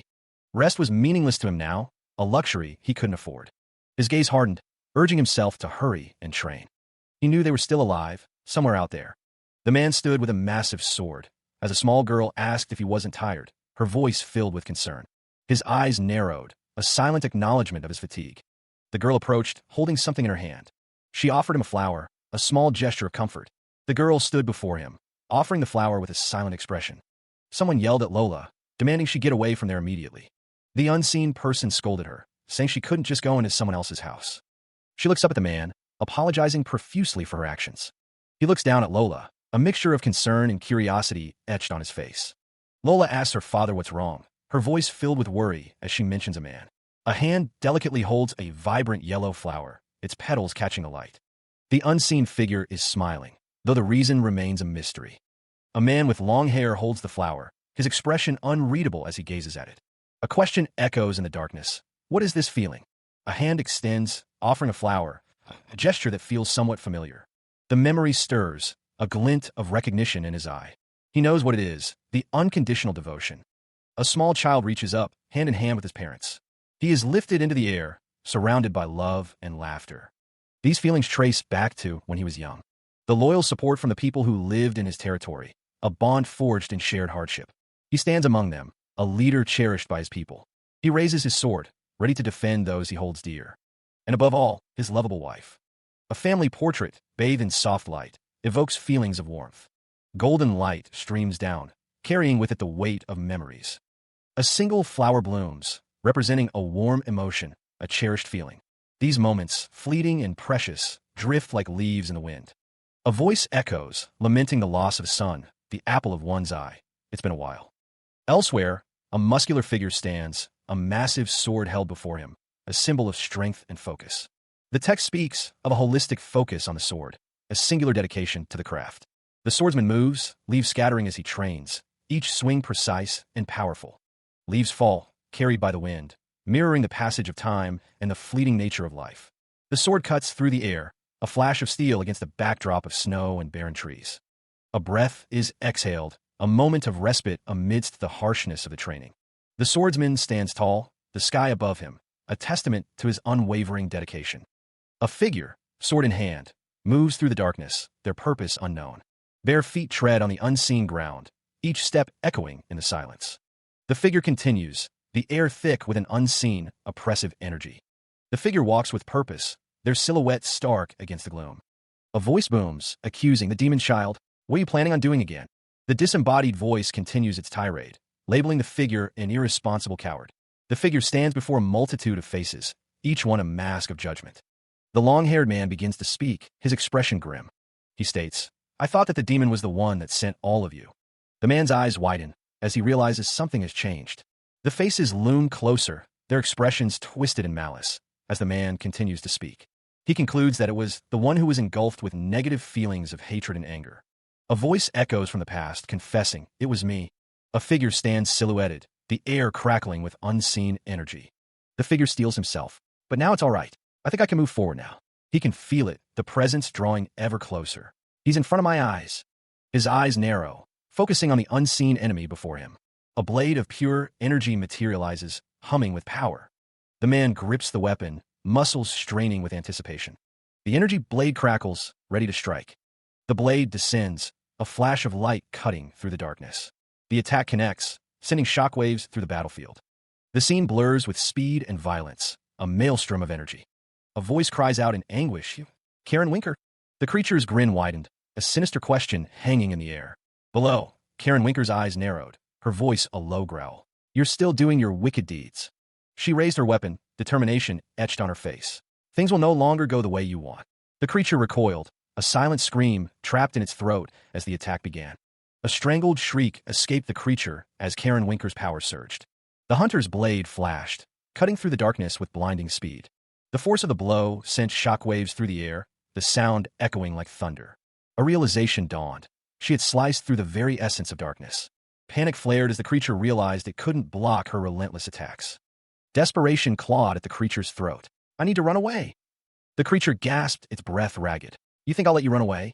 A final, desperate plea escaped the creature's lips. Help! She gasped, her breath ragged as she strained against the bindings. A soft sound escaped her lips as she wondered if she had reached her limit. A surge of power emanated from her, shaking the very ground beneath her knees. A silent scream echoed her mind. Why now? Her muscles burned as she continued to struggle, each movement a painful reminder of her confinement. Even though she had made a sword that could cut darkness, she was still trapped. She lamented her inability to punish the demon, a wave of sadness washing over her. It might be for nothing, but she would beg with her heart. No matter what, if her current mentality, her will, if it could be sent to someone else. If that could. Her vision blurred as the darkness threatened to consume her. Hundreds of years ago, the world needed heroes to fight the clown demon. The woman with red hair appeared alongside a man with short, light blue hair. The text speaks of Karen Walker, the man who wielded the sword alone. The person who inherited that power stands with a dark-skinned companion. Aiken Pereira's name is displayed, a figure with blonde hair and a serious expression. A figure gazes out at a sunset, the light casting long shadows. A hand rests on a surface, the scene shrouded in darkness. Iron sits, speaking to Brett, who stands behind him. The man wonders if he thought about what he's going to do, admitting he's still confused. The man with blue hair says it's not an easy problem to accept. Two figures stood silhouetted against the setting sun, a memory stirring. He thought back to their time at the Swordsmanship Academy. He admitted to himself that he had hated Ilya a little back then. He knew there was a gap between Ilya and himself. He couldn't easily accept how large that gap was. During that time, Ilya, who wasn't obvious in his eyes, was growing at a crazy rate every day. The moment she overpowered him, he knew there was. He sincerely hated her. It felt like the path he walked up until now was for nothing. The memory hung heavy. He thought he would never be able to escape that feeling, but she said this. Two figures stood together, the man on the left bearing a bandage. He considered what was most important to him when he heard those words. That his life as the Lloyd family's head and being someone's family and friend was more important than swordsmanship. Now, there was something that he wanted to do above all else. He liked Judith, he realized, as he sat next to the blonde-haired man. But becoming the continent's best swordsman was a path that would leave Ilya Lindsay with nothing if she didn't become the best. So he wanted to be next to her and support her. He thought that she should do what her heart wanted to do and take the path that she thought was most important right now. He was certain she wouldn't regret it. She simply agreed, the events that were about to unfold unknown. The next day, Ilya Lindsay requested a guiding spar from the silver-haired man before him. The man agreed, suggesting that Ilya attack first, readying himself. Ilya Lindsay accepted the offer, a fierce determination etched on her face. The two warriors clashed, their weapons meeting in a burst of energy. A monstrous eye widened, sensing a shift in power. The monster-like character could feel a familiar fire, yet distinctly different from their previous encounter. The fire within him was combined into one. The monster-like character wondered if Ilya Lindsay had obtained something from the memories of her past life. What made you change your mind? Ilya Lindsay declared that there was something she wanted to do, her resolve hardening as she clashed with the silver-haired man. She yearned for something more, a purpose defined by the blade. It was more than family or friends. It was for a world where people could be happy. The words escaped her lips, a declaration of intent, a promise to herself. The weight of her ambition settled, a heavy burden and a grand opportunity. It was more than just wanting to be the best. It was a fundamental drive. The armored figure seemed to echo her sentiment, interpreting her desire as a wish to walk the hero's path. It was something anyone could say lightly, but she felt the weight of those words. It was embarrassing to admit, but the words held a profound truth for her. To walk the path of the hero meant embracing a destiny far greater than herself. The path stretched before her, illuminated by the fire of her own conviction. The two figures faced each other, the tension palpable as they prepared to clash. Energy crackled between them, a visible manifestation of the power they were about to unleash. The man with white hair and beard and the blonde-haired man collided, their weapons meeting in a shower of sparks. Ilya Lindsay declared, acknowledging the other's guts, but stating that it was not enough. The blonde-haired man questioned if Ilya knew how much responsibility he'd need to bear after becoming a hero. Ilya Lindsay doubted that he'd be able to bear those responsibilities, his stance firm. The fight resumed, the two figures a blur of motion and steel. The blonde-haired man's sword gleamed, reflecting the intensity of the battle. The air distorted around them as their powers clashed, creating visible ripples. The impact of their blows sent shockwaves through the area, the sound echoing. Ilya Lindsay recalled the words of swordsmen he had met, his expression grim. He identifies himself as a swordsman as he talks with someone. He reflects that his decision isn't simply based on past life memories. It's a dream settled deep within him, through all his experiences. Even if he didn't see the memories of his past life, he would have eventually chosen the path of the hero. It's his promise and desire, and he will prove it. His opponent asked him to spar a little longer. The swordsman and the wolf-like creature face each other, shouting. The wolf-like creature declares that it will beat him up properly. For months later, figures stand in a clearing, bathed in light. He expressed his gratitude, acknowledging their continued efforts and perseverance. The speaker noted Brett's exceptional ability to learn a different spirit attribute. However, the water spirit and its synastry were deemed the most suitable for him. It was an incredible result achieved in such a short amount of time, they remarked. The figure was engulfed in flames, seemingly mastering the fire spirit. A voice warned that they were still going all out on the fire spirit. Ilya Lindsay cautioned that they were not accepting the other spirit's energies. He warned that continued training with fire might end with their body engulfed in flames. The figure declared that they could now endure any fire that was within them, a confident smirk playing on their lips. The figure admitted that they couldn't feel the other spirit's energies to begin with. The voice responded with a non-committal, well, if that's what you say. Next up was Iron Pereira, surrounded by swirling flames. Metal and fire. The two spirits should be in harmony. However, the energy was flowing in reverse. The five-element divine technique mostly flows in coexistence. Usually, flames rise from metal. To possess the incompatible flow of fire-controlling metal is a rare and difficult feat. Iron Pereira, with a confident smile, affirms that he understands the explanation. Ilya Lindsay finally speaks, her gaze fixed on the trainee. She notes that there hasn't been a large change in the past few months, a sign of slow progress. Ilya Lindsay encourages him, saying he grew a little, and to not worry and keep going. Her expression is difficult to read, but her words are supportive. Ilya Lindsay's gaze remains steady, assessing Iron's progress. Iron Pereira listens intently, absorbing Ilya's words and guidance. Later, the next day arrives, bringing new challenges and opportunities. Someone asks if they are going to stay here, as Iron Pereira stands on a platform with another figure. He was asked if he was staying because he was worried about Ilya. That's one reason, but he has no intentions of going back to the Swordsmanship Academy as they planned. Before he does that, Iron has other plans in mind. Iron states that there's someone he wants to meet. The purple-haired man asks what about the two of them. The purple-haired man thinks it's a shame that they're parting ways. Iron reiterates that he has no intentions of going back to the Swordsmanship Academy as they planned. Iron says it's only for a short while, and they're going to see each other again soon. Iron's companion replies with a skeptical, "Yeah, right?" He adds that it's already night and he should get back to the dorm. The purple-haired man states he's going to go back with Judith and tells Iron to go ahead first. Iron's companion says, "Sure, see you later." Meanwhile, a red sword glows with power. Ilya Lindsay is seen in a flashback wielding the sword. She fell aback then. The memory of a past life, that man's tenacity. Strength could be earned through sacrifice, through dedicating one's life to hard work. A warrior held a massive, radiant sword, its light illuminating his weathered face. The figure stood in the darkness, their form obscured by the shadows. The malice he possessed, if only she could wield even half of that power. She steeled her resolve, whispering that she would be able to do it. The sword was drawn, its blade crackling with fiery energy. She channeled her energy, pushing herself to give a little more. The red-haired woman stood on the training grounds, issuing a challenge. "Judith, let's have a match." The blue-haired figure responded, noting it had been a while since they last sparred. They could use this to check the results of their training. The sword was held ready, its silver blade gleaming against the blue of the uniform. The air crackled with energy as the two prepared to clash. The swords collided with a resounding crash, the impact sending sparks flying.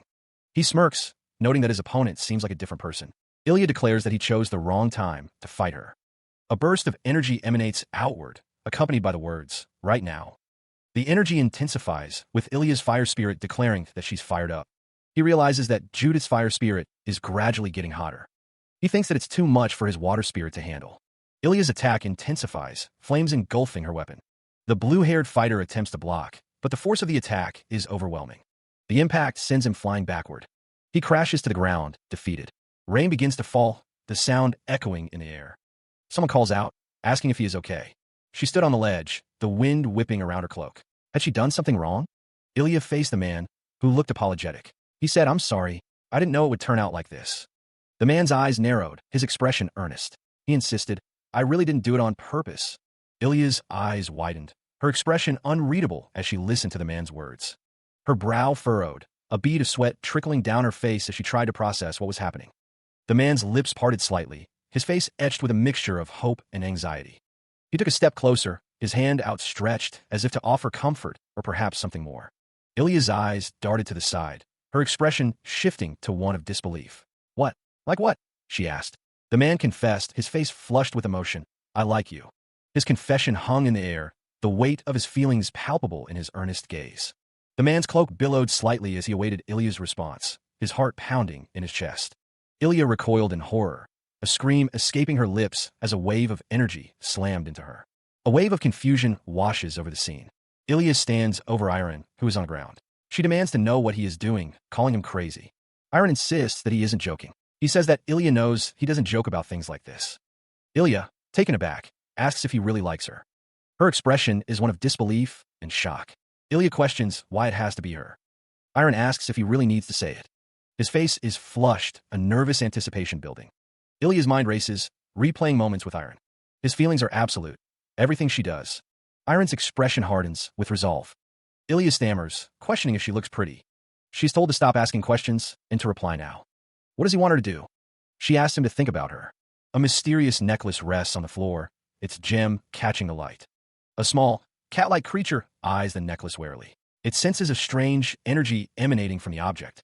The creature wonders what the necklace is used for, thinking it might be able to see something if it transforms.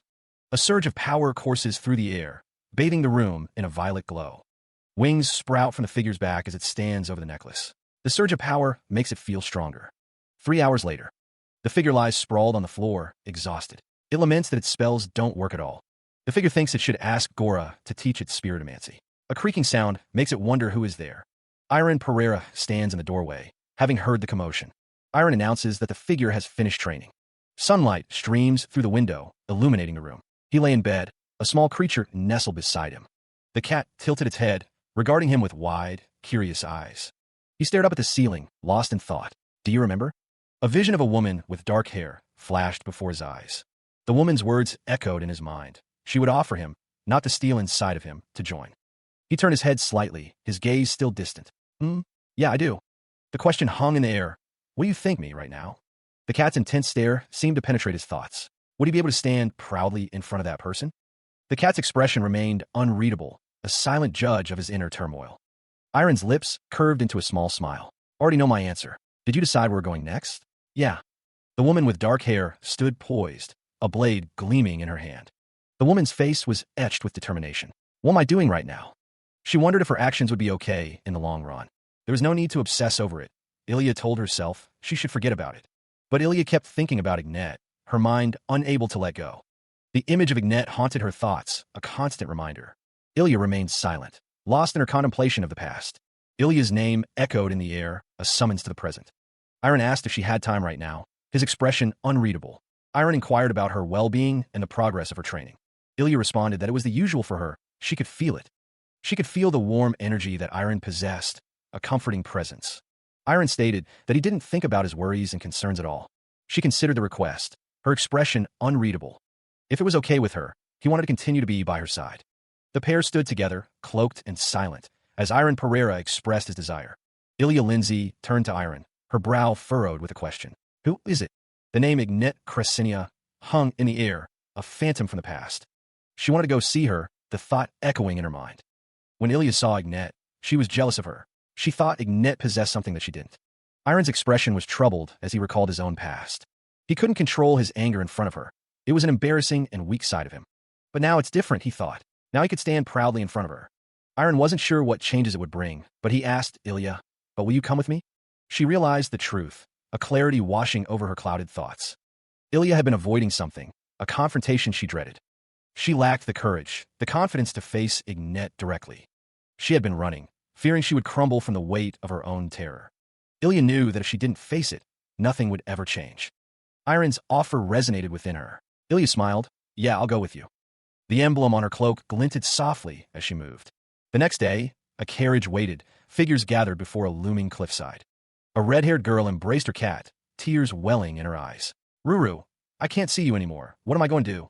Ilya reassured her. It's okay. We'll be able to see each other soon. Iron stood with another man, both watching Ilya's interaction. The blue-haired man nodded. Yeah, you both as well. She stood with her companions, the weight of the journey ahead settling in. A voice echoed, expressing gratitude to everyone present for their support. The armored figure remained stoic, his gaze fixed on the path ahead. Iron questioned why they were standing so far apart, but Ilya dismissed it with a laugh, saying it meant nothing. The group prepared to depart, a voice calling out to stay safe as they began their journey. Iron, ever eager, asked if they should train again. The sound of impact echoed, a testament to the intensity of their training. Blades clashed as the two figures engaged in a fierce sparring match, each testing the other's limits. Judith stood, surrounded by swirling magical energy, her expression focused and determined. The magical energy intensified, forming intricate patterns around her feet. Another figure trained with focused intensity, rings of energy swirling around them. A few months later, it was time for them to leave, a shame according to one of the figures. Kruvar's name echoes as they depart. To think that he was parting from them, and their party felt strange to him. Kruvar looms over Iron, their conversation serious and intimate as they discuss the path ahead. Iron reflects on the desire that has been heard by his father, hoping to make it come true. Kruvar admits to Iron that he is a little worried about the path Iron is taking. Iron has decided what path he is going to take, his resolve firm. But Iron is unsure if he'll be able to do it well, a hint of doubt in his expression. A voice, filled with confidence, assures him that he will succeed. Iron looks up, questioning what he just heard, his brow furrowed in confusion. Kruvar declares that Iron has a special power, the words hanging in the air. Kruvar's expression is serious as he imparts this knowledge to Iron. A woman with a cat tells someone that they have the power to make their surroundings bright. Words of encouragement echo, promising the ability to change the world. A vast landscape stretches out, bathed in the light of the sun. The reason for stopping his 17 years of wandering was thanks to him. He is already his apprentice, his teacher, ready for what's to come. Kruvar looks at Iron, calling him his hero. The two stand close, a bond of respect and gratitude between them. Iron's eyes reflect determination and resolve. He looks down, contemplating the weight of the words spoken. Kruvar watches him, a gentle smile gracing his features. Iron expresses his gratitude and promises to try hard. He desires to be called everyone's hero. He looks up, his expression unreadable as he stares forward. Ilya Lindsay offers a slight, knowing smile, her eyes narrowed. Ilya confirms something with a simple, confident affirmation. Elsewhere, guards patrol the stone streets, their armor gleaming in the dim light. Meanwhile, a horse-drawn carriage makes its way through the countryside, the sound of hooves echoing in the night. Inside the carriage, Ilya Lindsay sits across from Iron, their expressions serious as they converse.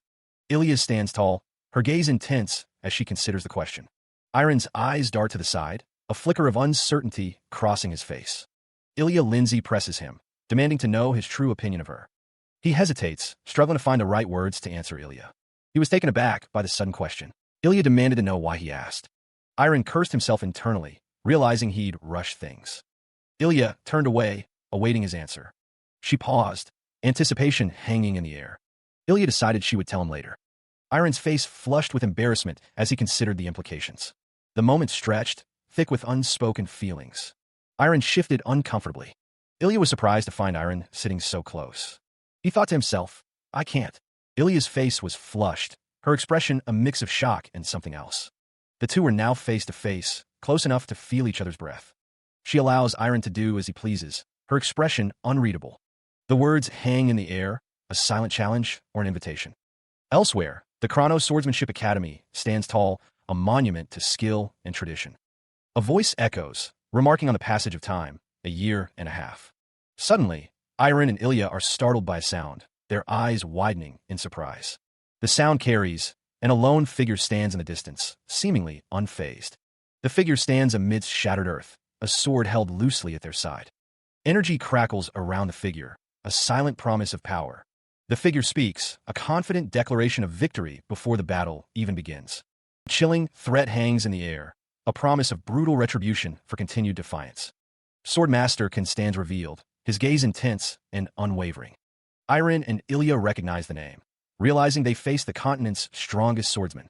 He looked upon the returning figures, a wide smile spreading across his face. The man with blue hair narrowed his eyes, considering something. Iron confirmed that it had been a while since they last met with the headmaster. Ilya Lindsay, now revealed as Judith, was told that she had changed a lot. He spoke with confidence, believing they would be surprised. Kan questioned if the woman with red hair was Judith, his expression serious. With a slight hesitation, Judith confirmed her identity. Kan repeated her name, his eyes intense. The old man with the beard made a surprising request of Judith. Judith's eyes widened in shock at the unexpected proposition. The man in the red bandana greets someone with enthusiasm. The man introduces himself. His name is Johnson. Johnson claims to work as a coachman. The man in the bandana gestures towards a carriage, a wide smile on his face. He states that he can act as a guide as long as he is paid. But this isn't his real job, he thinks, a sinister grin spreading across his face. In reality, he is the leader of a group of bandits. Disguising himself as a coachman, he lures people away and loots them. Their method is very simple. The man in the bandana welcomes a blonde-haired man. First, he waits for a rich-looking person to hire him. Next, he uses a believable excuse to take them near their hideout, where his subordinates start looting. He stood with a nervous blonde man, several armed figures looming behind them. The man looked terrified. Johnson greeted someone, stating that he was there to hire a coachman. The man with the red bandana spread his arms wide, welcoming the new arrival. Elsewhere, a horse-drawn carriage sped along a dirt path. Johnson, riding atop the carriage, grinned with excitement. Inside, a woman with silver hair spoke to the blond man, the atmosphere full of elegance. There was no doubt they were the children of nobility. The man with the red bandana grinned, a sinister chuckle escaping him. A horse-drawn carriage made its way down the road, carrying its passengers. The landscape stretched out before them, a mix of trees and open fields. The man with the red bandana spoke, "We'll have to stay out here for the day." The woman with silver hair declared, "I'll get the firewood." The man with the red bandana watched, surprised. "Geez, is she trying to chop the wood with her sword?" He commented, observing the woman, "That sword might not work." An axe was raised high, ready to strike. "Please move aside. I'll chop it for." The woman swung her sword, a blue energy crackling around the blade. With a yell, she brought the sword down on the wood. The man with the axe gasped, sweat dripping down his face as he watched. The sword cleaved through the wood with ease, the blue energy intensifying. The chopped wood lay scattered, a testament to recent activity. Ilya watched with a smug expression, while Johnson looked on in disbelief. The cat declared it was his turn, astonishing Johnson, who wondered if he was hearing things. The cat's power manifested, leaving Johnson utterly bewildered by the display. Iron asked if Johnson had seen that he could use spirits as well. Johnson muttered that it was mystic arts, now finding the group to be brats. The question hung in the air, who the hell are they? The next day, Mr. Johnson asked Iron to step back, announcing that they were going to have a sparring match now, leaving Iron to wonder where he got the sword. Ilya declared that she was going, preparing to attack. Ilya readied her sword, a determined look on her face. Johnson observed that they were both sword masters, noticing the aura swords. A violent explosion erupts, sending debris and energy scattering outwards. Amidst the chaos, a figure stands their ground, seemingly unfazed by the blast. Iron is scolded for being too noisy and waking someone up with his actions. A figure, seemingly responsible for the noise, apologizes to someone named Ruru. A declaration of surrender echoes, the source unseen but the sentiment clear. The man with the red bandana appears distressed, sweat beading on his brow as he grimaces. A dire warning surfaces. Fighting them will lead to certain death. A suggestion is made to stay at the inn for the night, seeking temporary refuge. Elsewhere, a quaint inn stands nestled amongst the trees, a horse-drawn carriage parked outside. The man with the red bandana expresses surprise, realizing this is their hideout. Someone asks what's wrong, inquiring if there's a problem at hand. The man with the red bandana urges patience, needing to prevent others from coming out. Heated words filled the air as the bandit leader confronted the group. Other bandits grinned, brandishing their crude weapons at the travelers.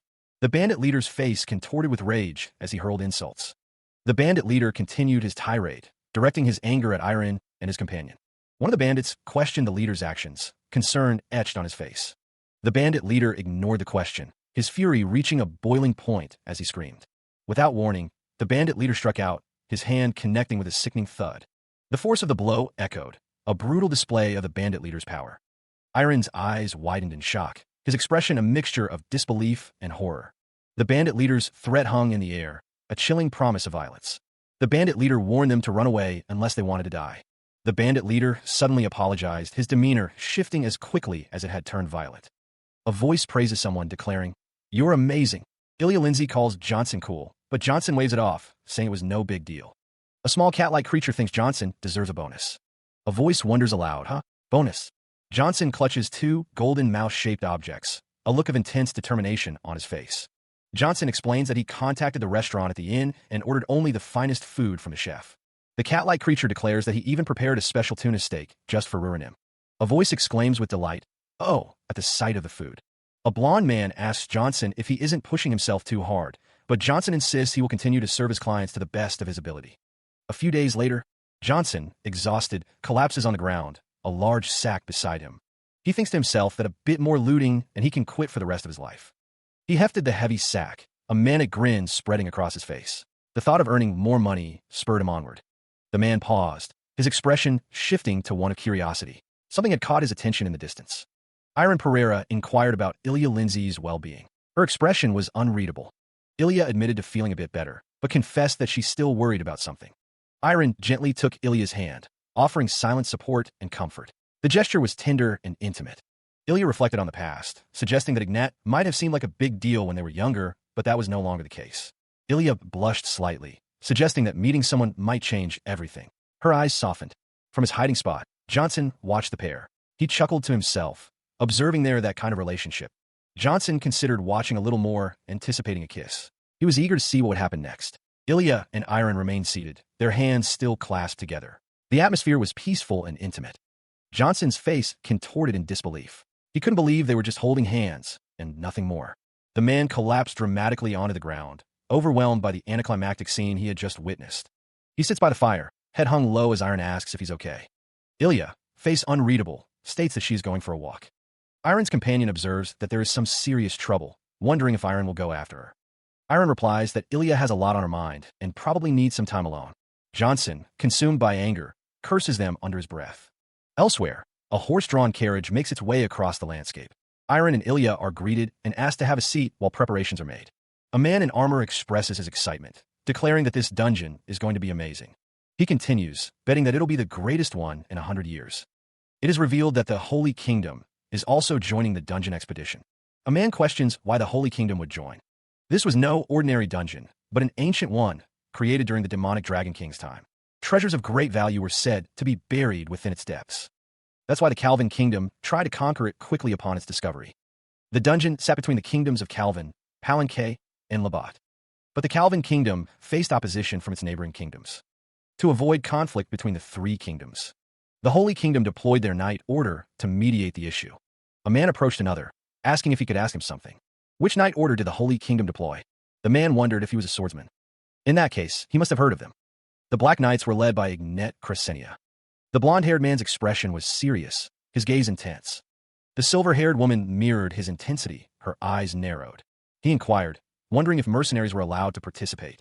Iron Pereira wondered aloud if mercenaries were allowed to participate in the dungeon expedition. The cloaked figure was indeed allowed to participate in that dungeon expedition. Johnson looked at Iron, concern etched on his face. He questioned if Iron would be all right, given his youthful appearance. Johnson was thanked for his concern, but Iron insisted that he would be fine. Johnson observed that Iron had honest eyes and a warm but sturdy atmosphere about him. Johnson admitted he had initially thought Iron was a naive child, but now realized he was wrong. Johnson suggested that if Iron really wanted to go, he should head to Calvin. Iron thanked Johnson, his expression grateful. A few days later, he prepared to leave the city-state of Calvin, ready for what was next. Johnson bid Iron farewell as he departed. A small cat perched on his shoulder. Iron thanked Johnson for everything and wished him a safe trip as he continued on his way. Elsewhere, two knights discussed Iron's departure, one complaining of hunger and suggesting they eat something first. Iron had a realization. There were many powerful people who had yet to make themselves known. He knew that if he acted up, he might end up dying from a single attack.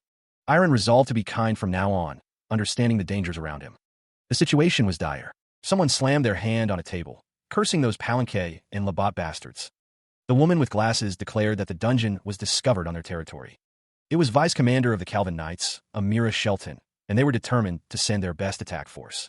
Labat's court mage, Puri Martinez, was ready for action.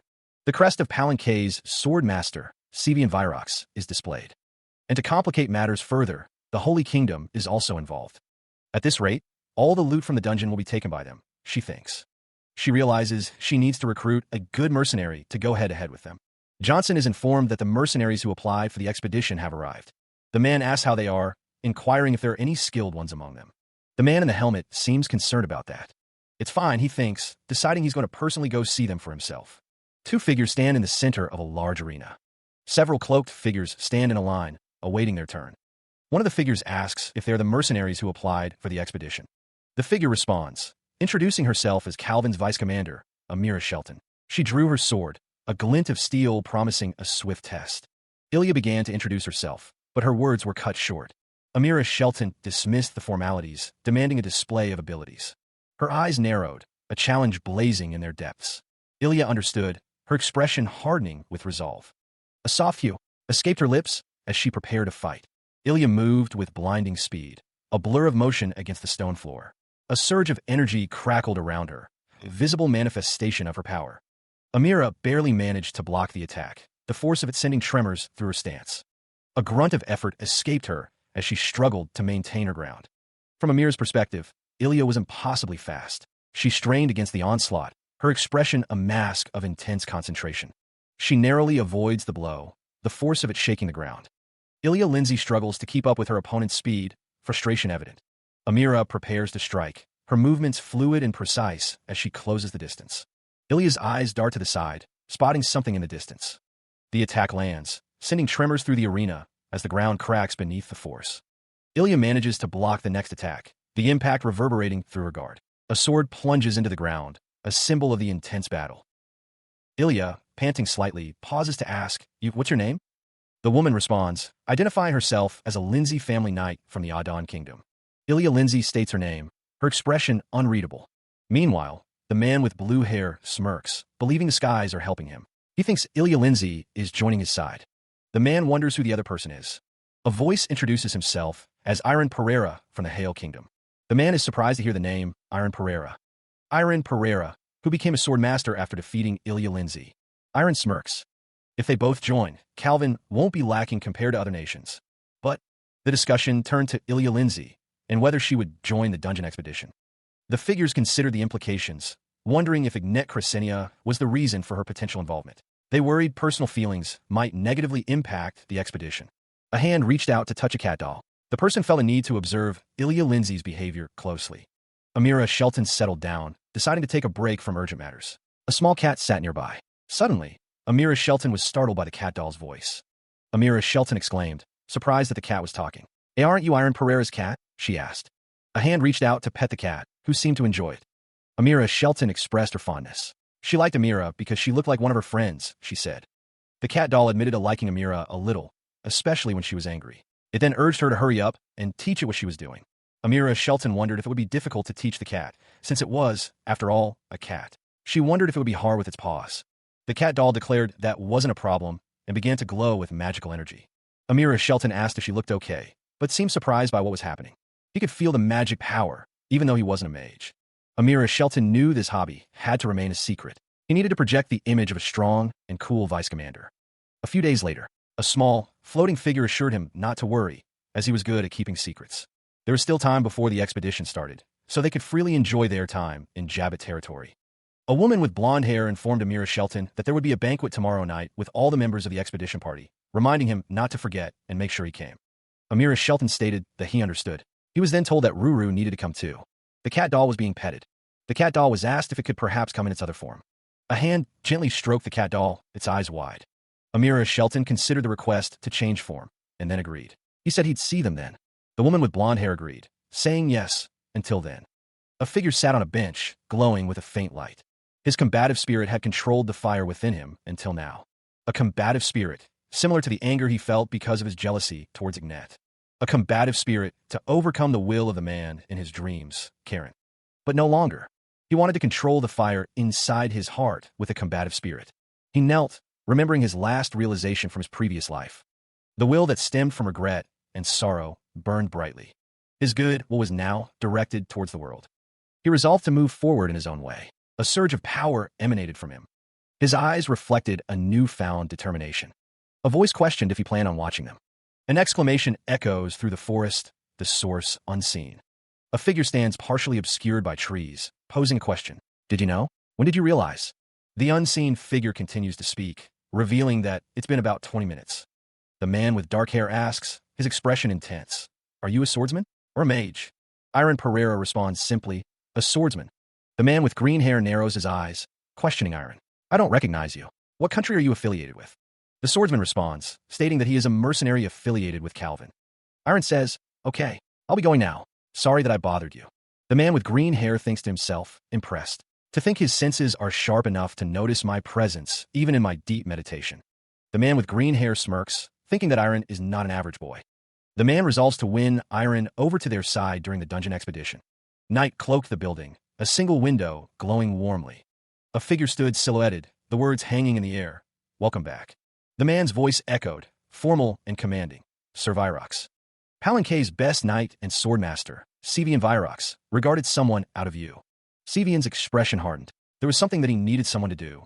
The man ordered someone to look into the personnel of Calvin's expedition party and report back. Sevian Virox receives the list of personnel for Calvin's dungeon expedition. He acknowledges the delivery, signaling that the work is satisfactory. The man's eyes narrowed as he read the document.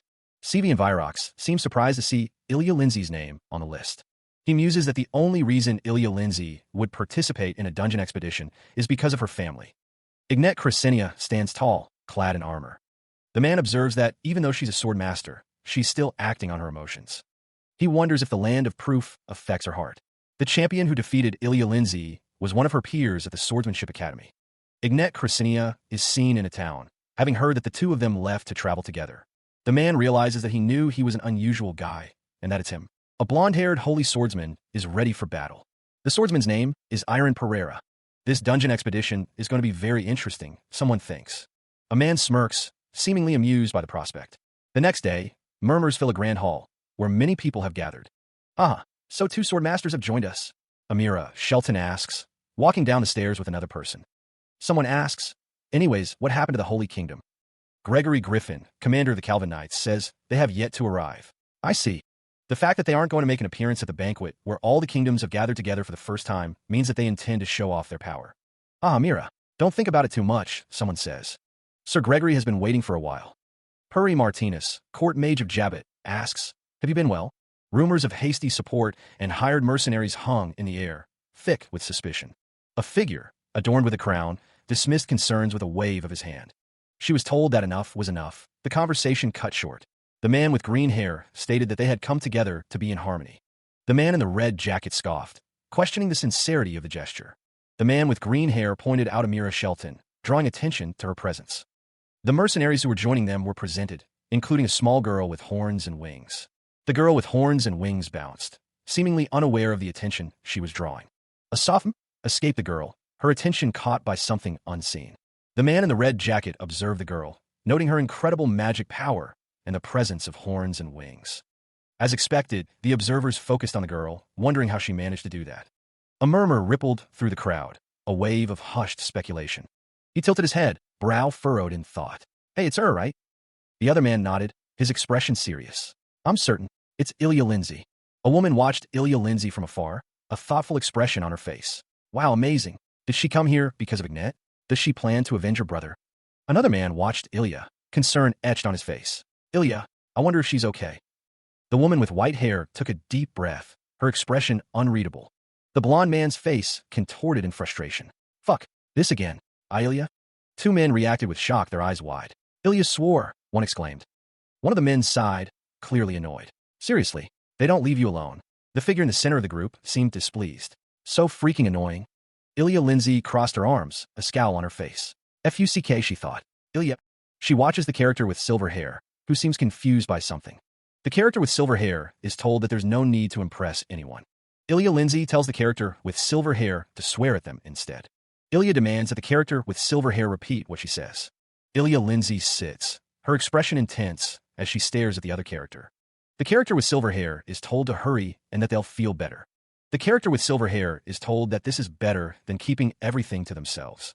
A close-up shows the character with silver hair's eye, a tear forming. The character with silver hair reluctantly repeats the curse word, though quietly. Ilya Lindsay and the character with silver hair are shown together, the character looking distressed.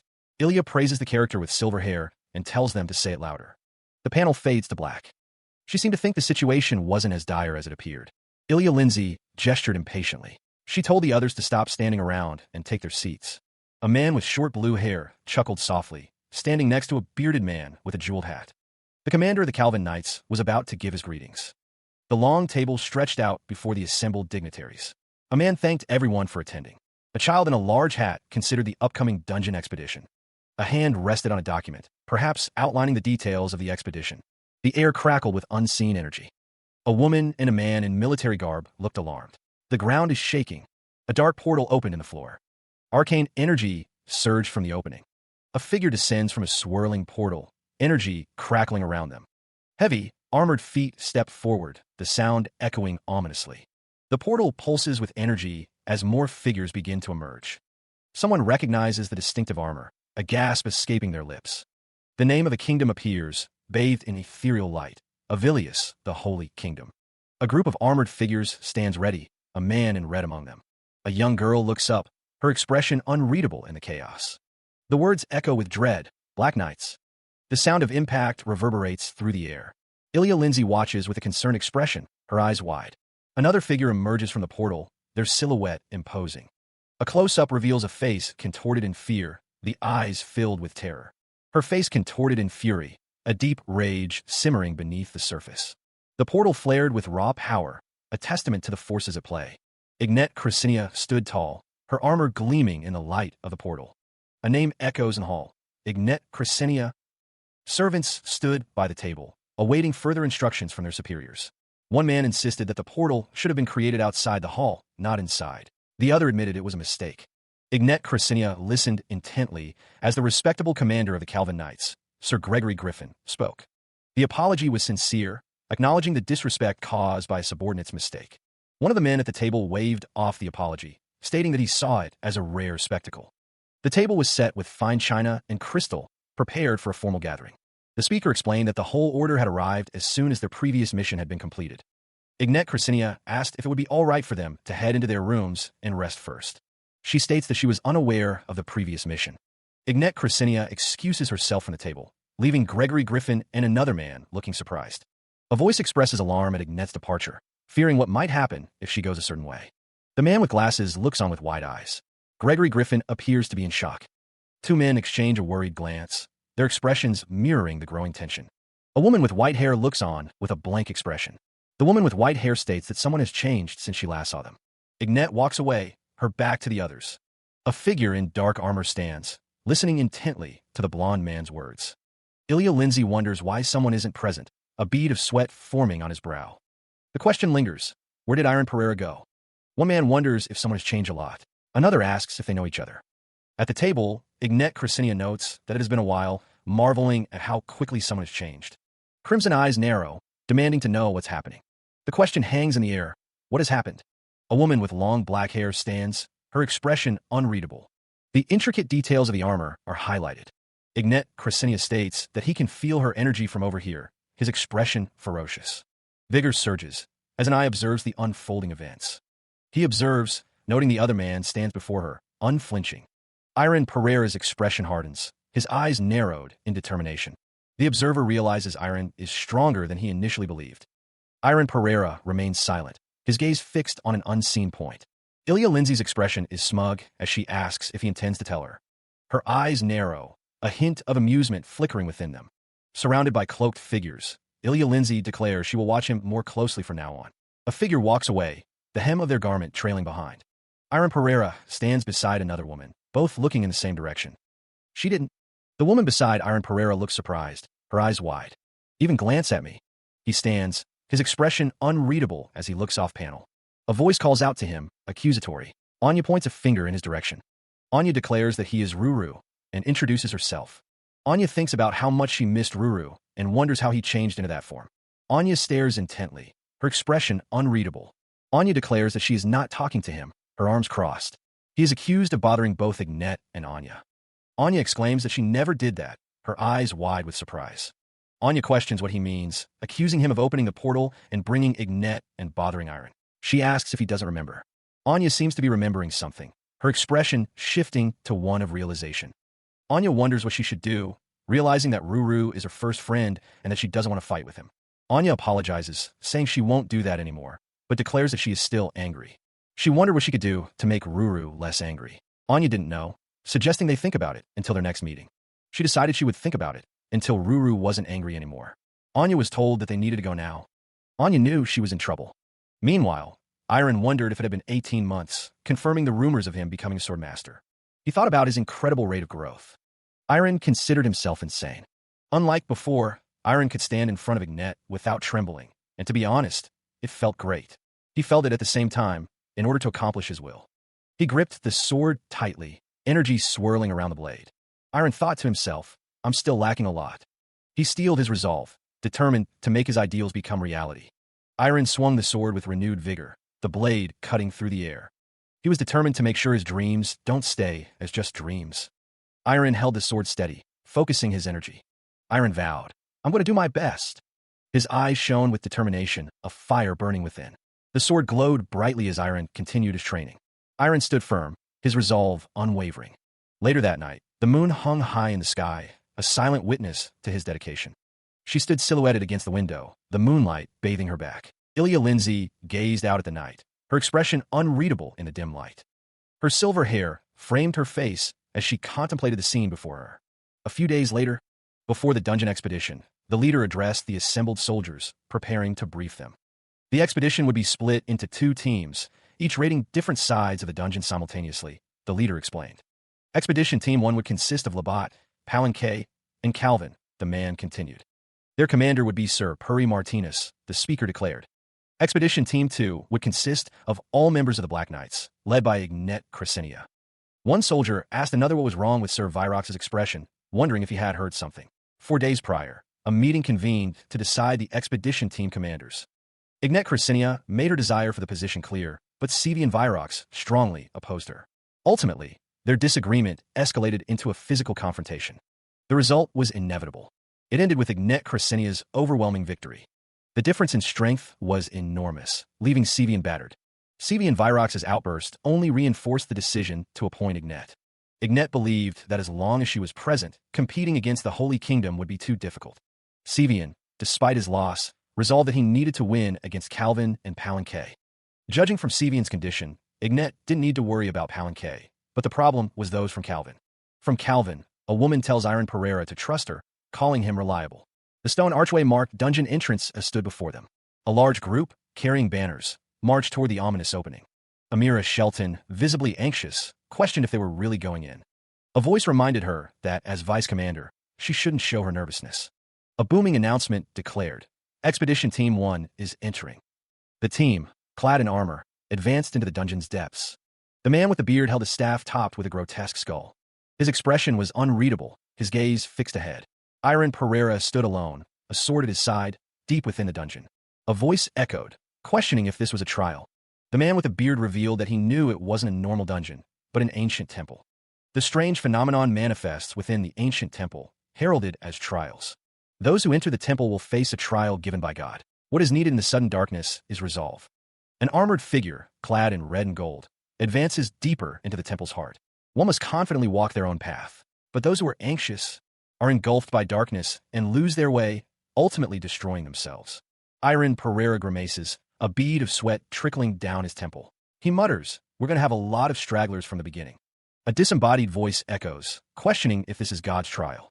Another armored figure stands ready, sword in hand, prepared to face whatever lies ahead. An injured warrior grits his teeth, blood dripping from a head wound. The armored figures clash, swords meeting with a resounding clang as the trial intensifies. The injured warrior is struck again, the force of the blow sending him reeling. The warrior struggles to maintain his composure, thinking, "I need to get a hold of myself." The Civil War ended 30 years ago. He faced a terrifying scene, a brutal warrior amidst a fiery landscape. The warrior knew it wasn't real, just a trick of the mind, an illusion. He steeled himself, resolving to strengthen his resolve and move forward.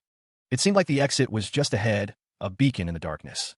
Iron Pereira paused, a flicker of doubt crossing his face as he considered his next move. Meanwhile, Puri Martinez spoke, noting that he seemed to have made it, wondering if he was second. Iron realized that another person had arrived, his expression shifting to surprise.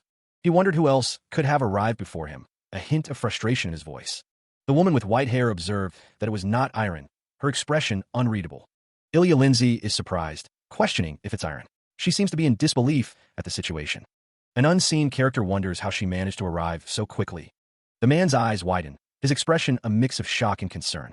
One man observes that Sevian Virox appears speechless, claiming to understand what he is thinking.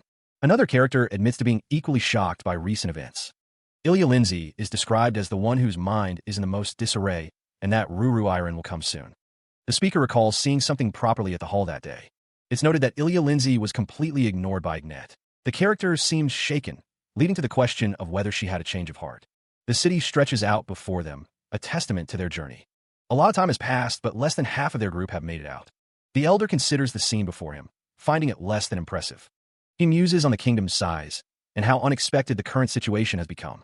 The elder wonders if Iron Pereira has yet to emerge from the trial. He had expected Iron to be the first to complete the trial. Another man declares that they cannot wait any longer. He insists that they need to get going now, stating that it is a trial given by the merciful God. The man with the beard explains that those engulfed by darkness will not be gravely injured. The man thinks to himself that he has no choice and can no longer hinder the party. He decides to believe in them a little longer. Meanwhile, Ilya Lindsay begins to speak. Someone asks Ilya Lindsay what she means, as she states that they should trust them. Another voice urges them to wait a little longer. Ilya Lindsay questions if waiting isn't the main point of this trial. She questioned the necessity of belief and trust, her expression thoughtful as she spoke. Ilya Lindsay believed that trusting oneself wasn't the only thing that mattered. The trust of others, Ilya Lindsay insisted, was also needed in this situation. CV and Virox agreed that it was a great opinion, but they could not delay time any further. Someone was coming out. A voice called out, announcing the arrival of Iron Pereira. The armored figure of Iron Pereira strode forward, his footsteps echoing. Iron Pereira apologized, explaining that he was a little late. Iron Pereira stood before the crowd, admitting that there had been a situation. The weight of his armor seemed to press down as he stood there. The sound of impact reverberated through the area. CV and Virox looked on in disbelief, uttering a simple "what?" Iron Pereira lay defeated on the ground, his armor reflecting the light. A phalanx of knights advances, their armor gleaming in the dim light. The ornate architecture looms above, casting long shadows across their path. 2 hours ago, the world was plunged into darkness. A knight cries out, panic rising in his voice. "WH what? I can't see anything." He calls out for his comrades, his voice trembling. "Everyone!" Desperation claws at his throat as he pleads. "Can you not hear me? Please don't abandon." The knight struggles, fear contorting his face as the darkness closes in. His voice cracks with terror. "Where is? I'm here." He falls to his knees, begging for salvation. "As someone please." His desperate cry echoes in the void. "Help!" A single point of light pierces the oppressive darkness. The knight's helmeted face contorts in terror, his eyes wide with fear. A light appears, and hope surges through him. He believes he's saved. The knight, still cloaked in darkness, reaches out towards the light. But a strange sensation washes over him as the light draws closer. His eyes widen, pupils dilating as he stares into the growing brightness. Crawling forward, the knight finds a sense of peace as he approaches the light. The light is warm and reassuring, a beacon in the oppressive darkness. He wonders what this light is, its source of mystery to him. The light intensifies, enveloping the knight in its radiant glow. He reaches out, desperate to grasp the source of this newfound hope. Meanwhile, two men discuss how everyone was able to escape the darkness. One of the men finds it amazing that someone is able to intervene. The man with blue hair questions the possibility of intervening in God's trial. The older man seems to have been caught off guard by the question, apologizing quickly. He admits he's never heard of a human intervening in the God's trial. The voice declares that the boy is special and asks if they waited long. The woman with white hair says they'll stay as long as Iron is safe. She notes the aura that lightens up its surroundings, an energy she's never felt from another swordmaster. Iron Pereira looks annoyed, his brow furrowed as he stands with others. The voice says that since a boy much younger than Iron did something amazing, as the commander, his pride should be hurt. The voice insists that they have no choice but to admit it, declaring that the party is.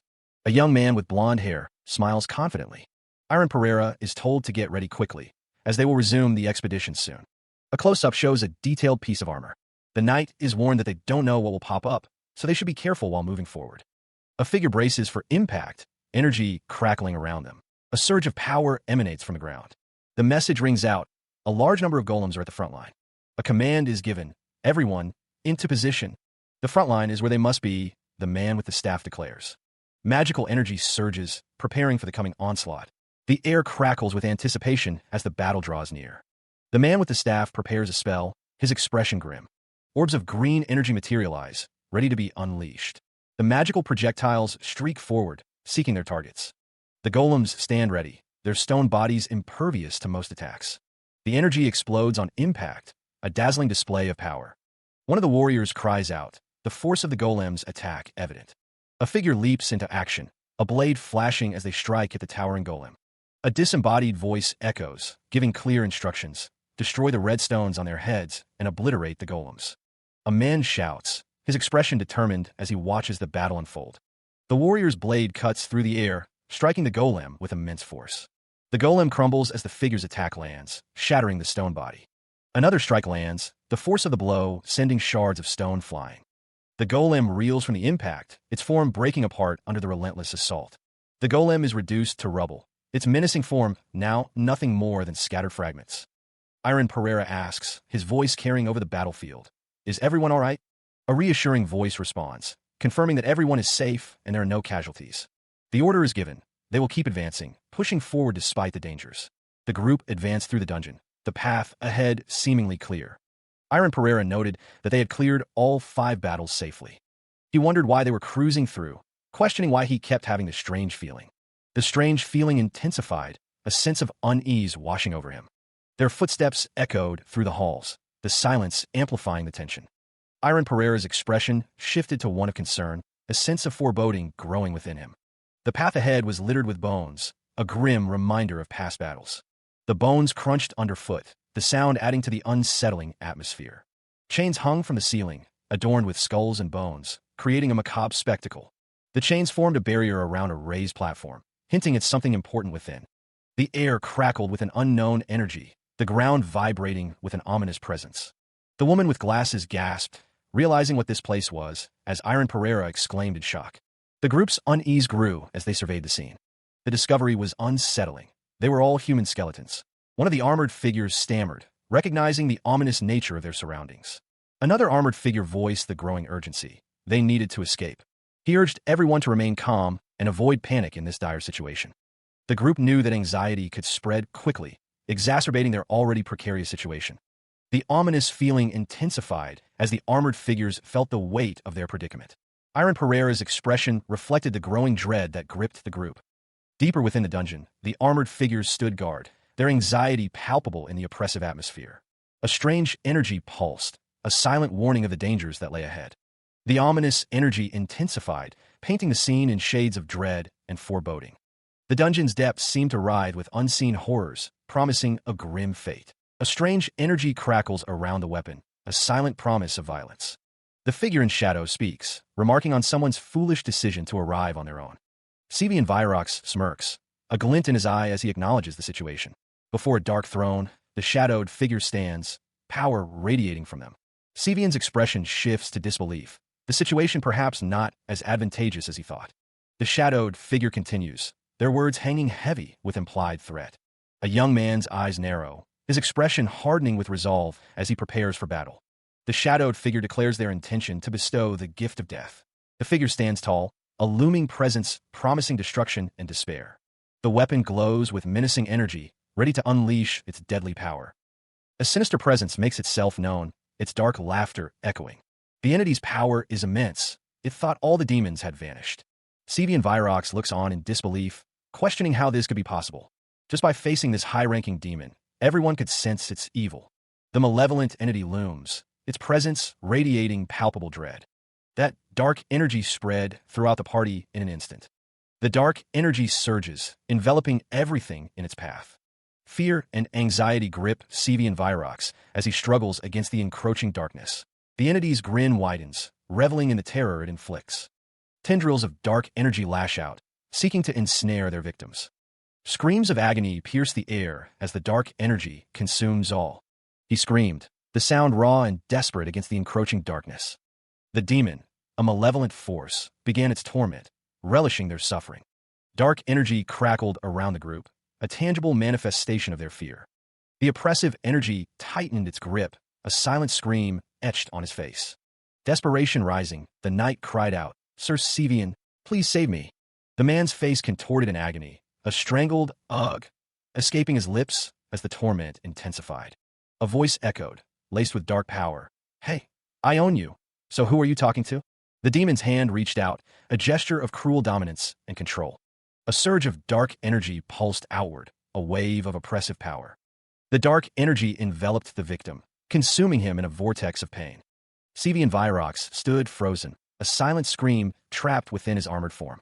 The demon reveled in their terror, its monstrous form a grotesque mockery of life. The demonic entity unleashed a wave of magic, promising to rip heads off. The demon seemed amused by the chaos it was causing. Its clawed hand extended, ready to inflict more suffering. He urged everyone to clap, his expression strained. The armored figure stood firm, despite the oppressive atmosphere. The man lamented the loss of his valuable soldiers, killed before his eyes. He could only utter a single word, paralyzed by fear and despair. The armored figure remained unmoving, a silent sentinel against the encroaching darkness. Paralysis gripped them, rendering them utterly immobile. The ferocity of the evil exuded by the clown demon was palpable. The demon's power froze everyone in the party, trapping them in place. In this hopeless situation, the group found themselves utterly helpless. His movements were restricted, the demon's power holding him in place. Only one person could possibly be responsible for this paralysis. He started charging at the clown demon, despite the restrictive force. The demon's power emanated outwards, a wave of oppressive energy. His name was... Power began to surge. He was charging forward, energy crackling around him. A blinding light filled the area. The energy crackled, illuminating the scene. The attack was imminent. Iron Pereira, just how? How could he charge at that demon without any hesitation? Iron's expression was one of grim determination as he faced the enemy. The demon threatened, promising to kill them all if they didn't stop. The clown demon prepared to strike, its form radiating dark energy. The demon's attack surged forward, a wave of destructive power. Iron moved with incredible speed, his movements a blur of motion. TSK. The demon clicked its tongue, annoyed by the interruption. The soldiers were thrown back by the force of the demon's power. The demon roared in fury, its anger shaking the very air. Blades of light flashed as the battle intensified. Iron grunted, feeling the impact of the demon's counterattack. One of the soldiers apologized, caught in the crossfire. He stared ahead, his expression a mix of resolve and regret. He understood the weight of his choices, the potential consequences looming large. His actions, he realized, were endangering the lives of the expedition party. He knew he might be dooming their families and friends with his choices. Tears welled in his eyes as he contemplated the irreparable scars he might leave. He knew all their anger and hatred might be directed at him, a justifiable response. But he wouldn't disregard that. He would face the consequences head-on. Sevian Virox was moving, preparing for another attack. He resolved to move forward with the determination to face this responsibility. The demon's power surged, a dark aura surrounding him. Sevian Virox prepared to unleash another devastating attack. The light intensified, signaling the impending clash. The declaration echoes, standing before this wicked demon. He unleashes a torrent of energy, crackling with dark power. The dark energy surges, a tangible force of destruction. The attack intensifies a chaotic display of raw power. The force slams into its target, a devastating impact. Tendrils of energy lash out, seeking to overwhelm. A pained cry echoes as the attack finds its mark. The monster's hand clenches, a display of brutal strength. Determination hardens into resolve. He will not hesitate. Iron Pereira's eyes narrow, his expression hardening with defiance. The voice declares it impossible, questioning a sword that cuts darkness. Sevian Virox curses, vowing to kill them all. He unleashed a torrent of dark energy, the air crackling with its power. The dark energy surged forward, a chaotic wave of destruction aimed at its target. The attack manifested as a swirling vortex of dark spikes, threatening to consume everything in its path. A figure caught in the blast screamed, begging for someone to save them from the onslaught. Arcane symbols glowed with an eerie light, a sign of the magic being invoked. A new figure appeared, surrounded by a protective circle of magical energy, ready to intervene. Iron Pereira was urged to retreat, to leave the fight to someone else. Iron, grimacing, seemed to acknowledge the warning, his expression a mix of gratitude and concern. The new figure thanked someone named Ruru, while cursing at the enemy's barrier. Sevian Virox watched as the new figure prepared to counter his attack. Iron braced himself, preparing for whatever was about to happen. The new figure unleashed a powerful counterattack, a blinding flash of energy erupting from their position. A blinding flash of energy erupts, shaking the very foundations. The figure wielding the sword felt a strange sensation. This feels familiar. The figure's eyes narrowed, recognizing the blade. Yeah, I've definitely seen that sword before. The figure strained to recall the memory. But when? Where? Sevian Virox, shrouded in dark energy, demanded, "Who the hell are you?" The evil presence began to weaken. Sevian Virox felt the shift. Sevian Virox, regaining some mobility, declared, "I can move a little now. It's not over yet." Another man watched the battle unfold, concern etched on his face. Ilya Lindsay thought to himself, to think Lindsay overcame the evil so quickly. Ilya Lindsay's eyes widened as he saw Sevian Virox move again. Sevian Virox grunted as he pushed forward, his power returning. Dark energy crackled around Sevian Virox, ready to strike. A surge of power emanated, cutting through the darkness. The energy coalesced, forming the shape of a blade. A figure stood silhouetted against the blinding light. The blade pulsed with raw, untamed power. The memory surfaced, clear and sharp. A realization dawned. The truth was coming to light. The name echoed in the mind. Karen Winker. The eye widened, reflecting the shock of recognition. The accusation hung in the air. It was you. The figure stood defiant, surrounded by swirling energy. The name was screamed in anguish. Iron. The horrified expression revealed the depth of the betrayal. A blinding surge of power erupted, filling the air with raw energy. The energy coalesced into a swirling vortex of crimson and gold. Blasts of light shot downwards, illuminating the scene with an eerie glow. Iron Pereira's eyes widened. a gasp escaping his lips as he witnessed the spectacle. The vortex intensified, forming a massive sphere crackling with electrical force. A figure cloaked in white watched, muttering in disbelief at the unfolding power. A warrior clad in crimson armor stood ready, bathed in the light of the swirling energy. The air crackled and popped, charged with immense magical energy. The sphere pulsed, its chaotic energy threatening to overwhelm everything around it. Anya, surrounded by glowing orbs, screamed, declaring she used everything she had saved for 3 years. A figure with long black hair commanded them to go, their voice filled with urgency. A sword blazed with power, ready to strike with devastating force. The concentrated energy surged forward, a blinding torrent of power. The blast ripped through the air, scattering debris in its wake. A monstrous figure recoiled, its single eye widening in disbelief. The energy continued its relentless assault, a wave of destruction. The force intensified, pushing everything before it with unstoppable momentum. The monstrous figure struggled against the onslaught, its expression shifting to alarm. A guttural roar tore from its throat, a sound of pain and fury. Dust billows across the desolate landscape, figures silhouetted in the distance. The rough, uneven terrain stretches into the distance, a testament to the harsh environment. The man holds his glowing sword, his expression a mix of concern and determination. Dark shapes twist and writhe, energy crackling around them. The man with the sword is approached by 2 figures, their faces etched with worry as they speak to him. The woman with black hair stands poised, muttering about unbelievable power. The blade glows with intense heat, ready to strike. The air vibrates with unseen energy. Someone shouts, asking if the commander is all right as they run towards him. The clash of steel rings out as the battle begins. Her red eyes gleam with determination, ready to fight. Anya raises her hand, her expression determined as she shouts for everyone to stop. A dark, bubbling mass pulsates ominously, a source of unknown power. Iron Pereira watches with narrowed eyes, his gaze fixed on the unfolding events. A figure cries out in pain, the attack clearly taking its toll. Confusion and agony mix as the figure struggles to comprehend the situation. A heavy foot descends, the impact resonating with dark energy. Another scream pierces the air, the situation growing increasingly dire. Enveloped in dark energy, the figure stands tall, seemingly empowered by the shadows. The dark energy intensifies, swirling around the figure like a protective shroud. Glowing red eyes pierce the darkness, revealing a sinister presence. A warning cry rings out, urging everyone to retreat from the escalating danger. Anya draws her sword, its blade glowing with fierce determination. She focuses, her hand glowing with intense light, ready to strike. The air crackles with dark energy as the shadowy figure moves.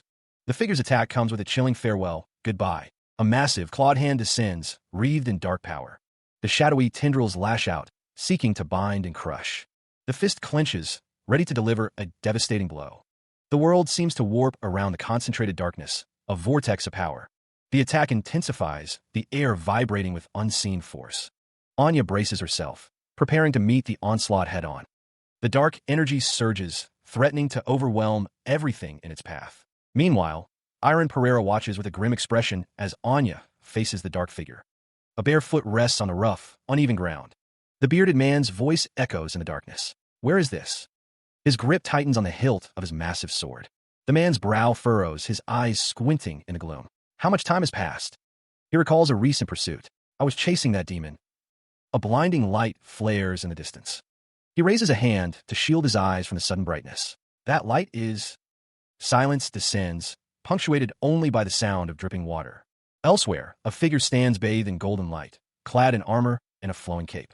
The bearded man's eyes widen as he hears a name spoken, Karen Winker. His expression hardens, suspicion etched on his face. The man demands, "Who are you? How do?" Iron Pereira reveals that, with a friend's help, he saw his past life. It's hard to believe, but he claims he was Karen Winker. Iron Pereira's expression is serious as he recounts the unbelievable revelation.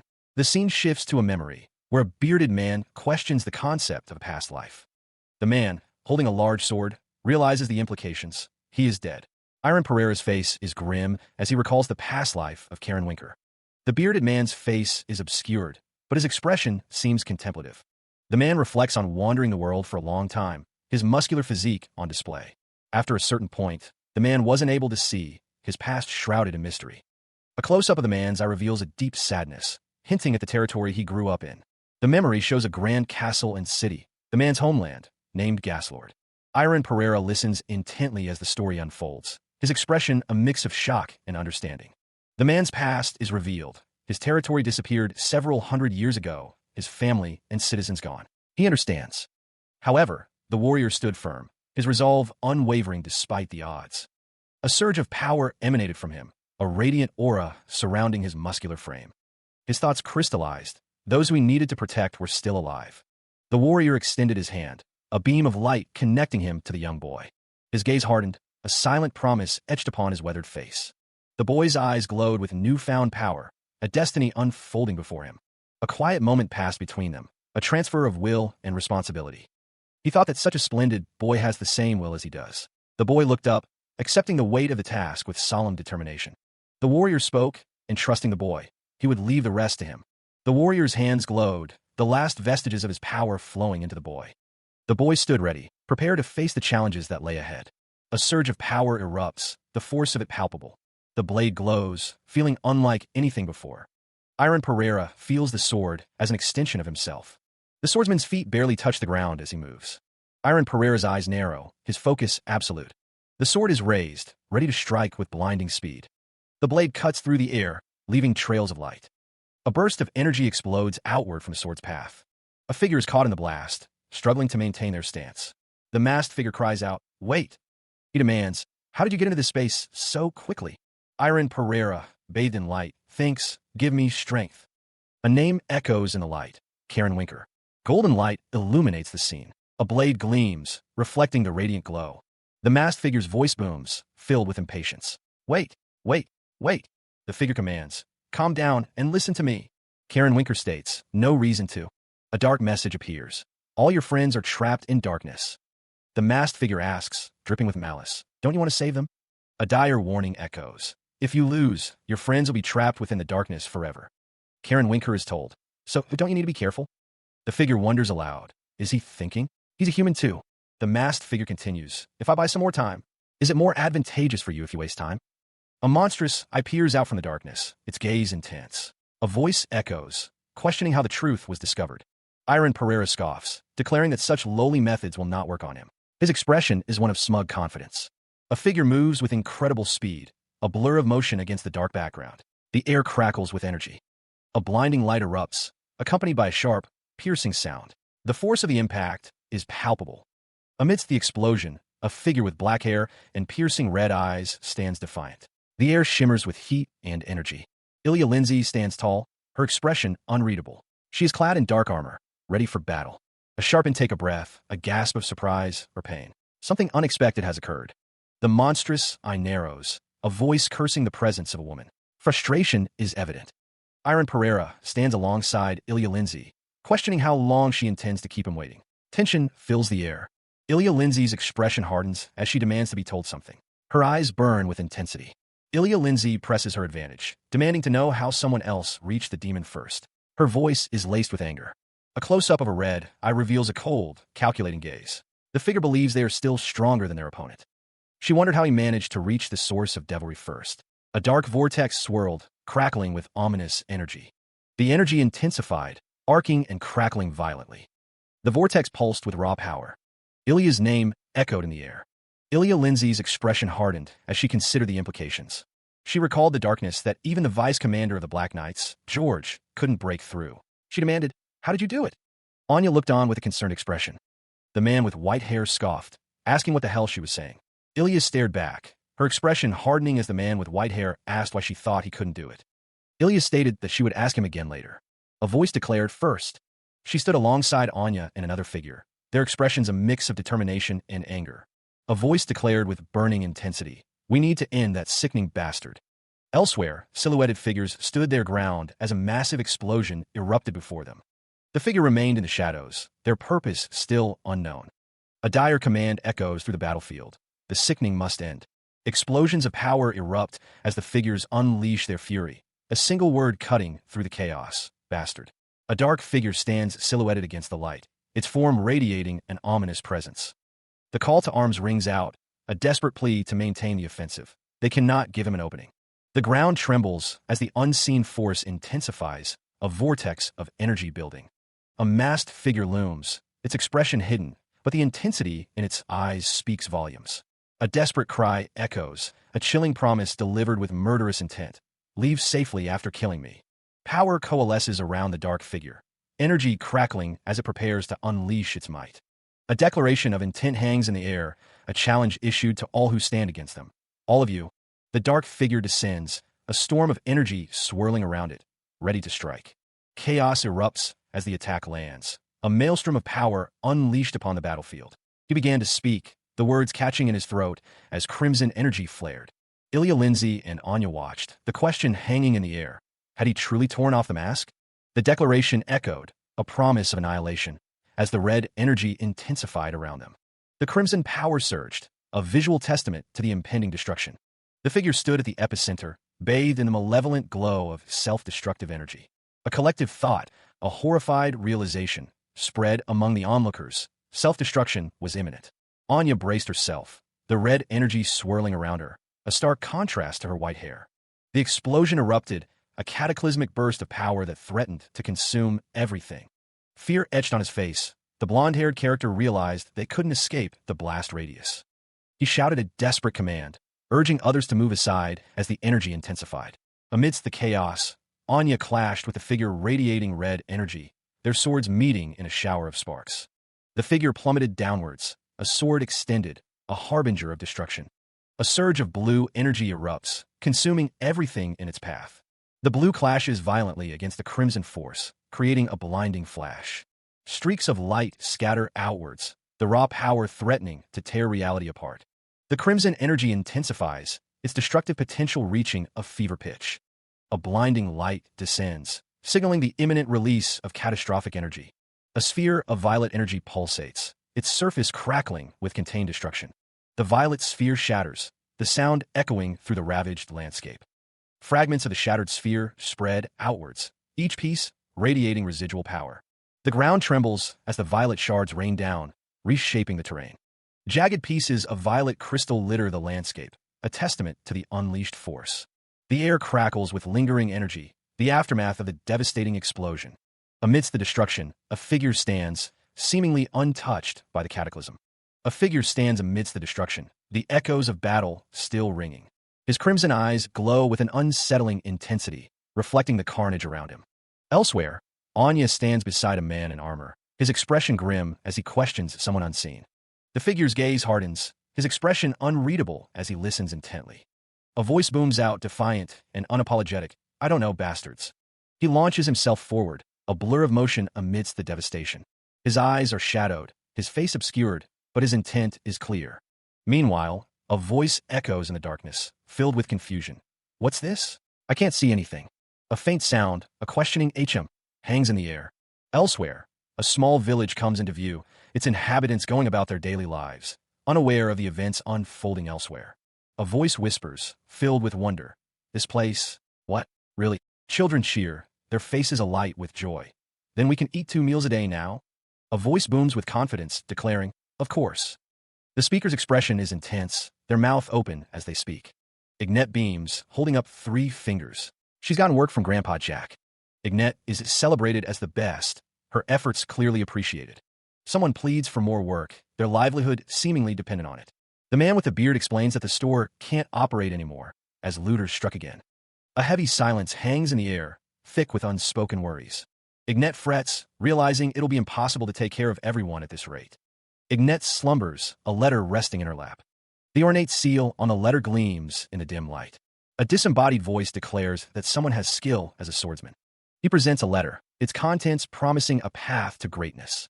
The letter speaks of wealth and the ability to care for friends, should one become a talented swordsman. It urges her to consider the possibilities. Ignette's expression hardens, a flicker of determination in her red eyes. Murmurs echo through the village, a sense of anticipation hanging in the air. A path stretches towards a distant tent, a journey and a challenge ahead. A child clings to Ignette, begging her not to leave. The crowd watches, their faces a mixture of hope and sorrow. Ignette reassures the child, promising to return stronger in a year. The child seeks confirmation, needing to hear the promise again. Ignette vows to return as soon as possible. The child pleads with her to stay, unable to bear the thought of separation. The clash of steel echoes, a testament to Ignette's growing skill. Sparring complete. Ignette is declared the winner. Ignette stands victorious in a grand hall, her sword held high, ready to face whatever comes next. She's a monster, some murmur, noting how quickly she became an expert. Ignette clenches her fist, acknowledging the power she now wields. She thinks that she can go back now. Her red eyes narrow, a sense of foreboding washing over her. Meanwhile, Ignette arrives at what remains of her village, now a desolate ruin. She wonders if the village is in ruins. Ignette's expression turns to concern as she wonders where the children went. A voice calls out, "Ignette, it's Oliver." Oliver and Ignette stand amidst the destruction. He says he sees the kids aren't here. Oliver says that they were either taken or died. Ignette stares at her hand, clutching a red bead bracelet, and thinks she's powerless. Her eyes glow red, and she wonders what she has done all of this for. He asks Ignette if she's okay, concern etched on his face. The villagers kneel, their heads bowed in what seems like shame. The man's eyes narrow, scrutinizing Ignette's attire. He notes the newness of the clothes, questioning where she acquired them. Ignette stammers, seemingly caught off guard by the accusation. She appears to be struggling to find an answer. The question hangs in the air. Did she steal them? Two men stand together, their expressions grim as they face an uncertain future. One man's hand clenches, a visible sign of the difficult choices they had to make to survive. He says they had no choice. He expresses his reluctance to blame the children, acknowledging their unbearable suffering. Ignette's face is filled with anguish as she reflects on the agonizing lives of those around her. She begins to speak. The man acknowledges that they won't be able to return to how things were, his expression a mix of resignation and sorrow. He tells someone to live a good life, signaling his departure. Ignette stands alone, the weight of the situation pressing down on her. Her grip tightens around the hilt of her sword. If they had lived in a better environment, they wouldn't have changed. If only she could change the world and make sure that something like this doesn't happen again. Ignette stands before the swordsman. Ignette states that she gathered the swordsman who got eliminated in the final evaluation of Chrono's Swordsmanship Academy. The swordsman looks up at Ignette, awaiting her offer. Ignette thanks them for gathering and says she has something to offer them all. Ignette wants to make a mercenary band. The swordsmen are excited about the prospect of joining a mercenary band. One swordsman exclaims that if it's one that Ignette's making, of course he'll join. Ignette thinks to herself that she is making money. She envisioned a group that would move to make a better world. First, the mercenary band would make their name known. Once reputable, they would gather more people and monopolize the continent. They would ensure that no one could look down on them, regardless of talent and identity. And with that incredible influence, they would change the world. The vision was clear. They would change the world. Ignette would go around to the noble families and defeat them. One of the men listening to Ignette's plan expressed his disagreement. "Sorry, Captain. I'm against that." Ignette's expression remained unchanged, her gaze unwavering. Two figures discussed the potential consequences. If we go into the Holy Kingdom, we'll lose our rights and just receive a lot of tasks. Another man dismissed the idea of honor. "Honor? I don't need that. I like how it is right now." The man who disagreed with Ignette's plan continued. "I understand your grand dreams, but my abilities end here." She faced the dissent head-on, the man in the brown cloak voicing his disagreement. Ignette's expression hardened, her eyes narrowing as she processed the opposition. A decision made. Ignette resolved to walk her path alone, wishing them a good life. Ignette turned her back on the group, the man in the brown cloak watching her leave. The sound of her armored boots echoed as she strode forward, resolute. She held no animosity towards those content with the status quo, but her ambition burned brighter. Ignette knew she possessed the strength to reshape the world according to her vision. Self-reliance was her creed. She needed no one to lean on but herself. Her sword, a symbol of her resolve, followed her every step. Ignette's focus was unwavering. She would succeed through her own efforts. Anya, ever cheerful, and a man in full armor asked if they could join the captain. Ignette, unfazed by their sudden desire to follow, simply stated, "If you want." She saw no reason to be happy, no need for companionship. Ignette figured they would tire of her soon enough and leave her be. The thought of being alone wasn't new. Ignette was used to it. A lone figure stands silhouetted against the darkness. A monstrous entity looms, its voice echoing, questioning what would be left after doing all that. The entity continues, stating the only thing obtainable is a mere nation that one can control. The cloaked figure remains silent as the entity asks if they think something exists beyond that. The figure's robes billow slightly, their feet planted firmly on ground. The entity declares that in the end, the figure will have no one by their side their whole life.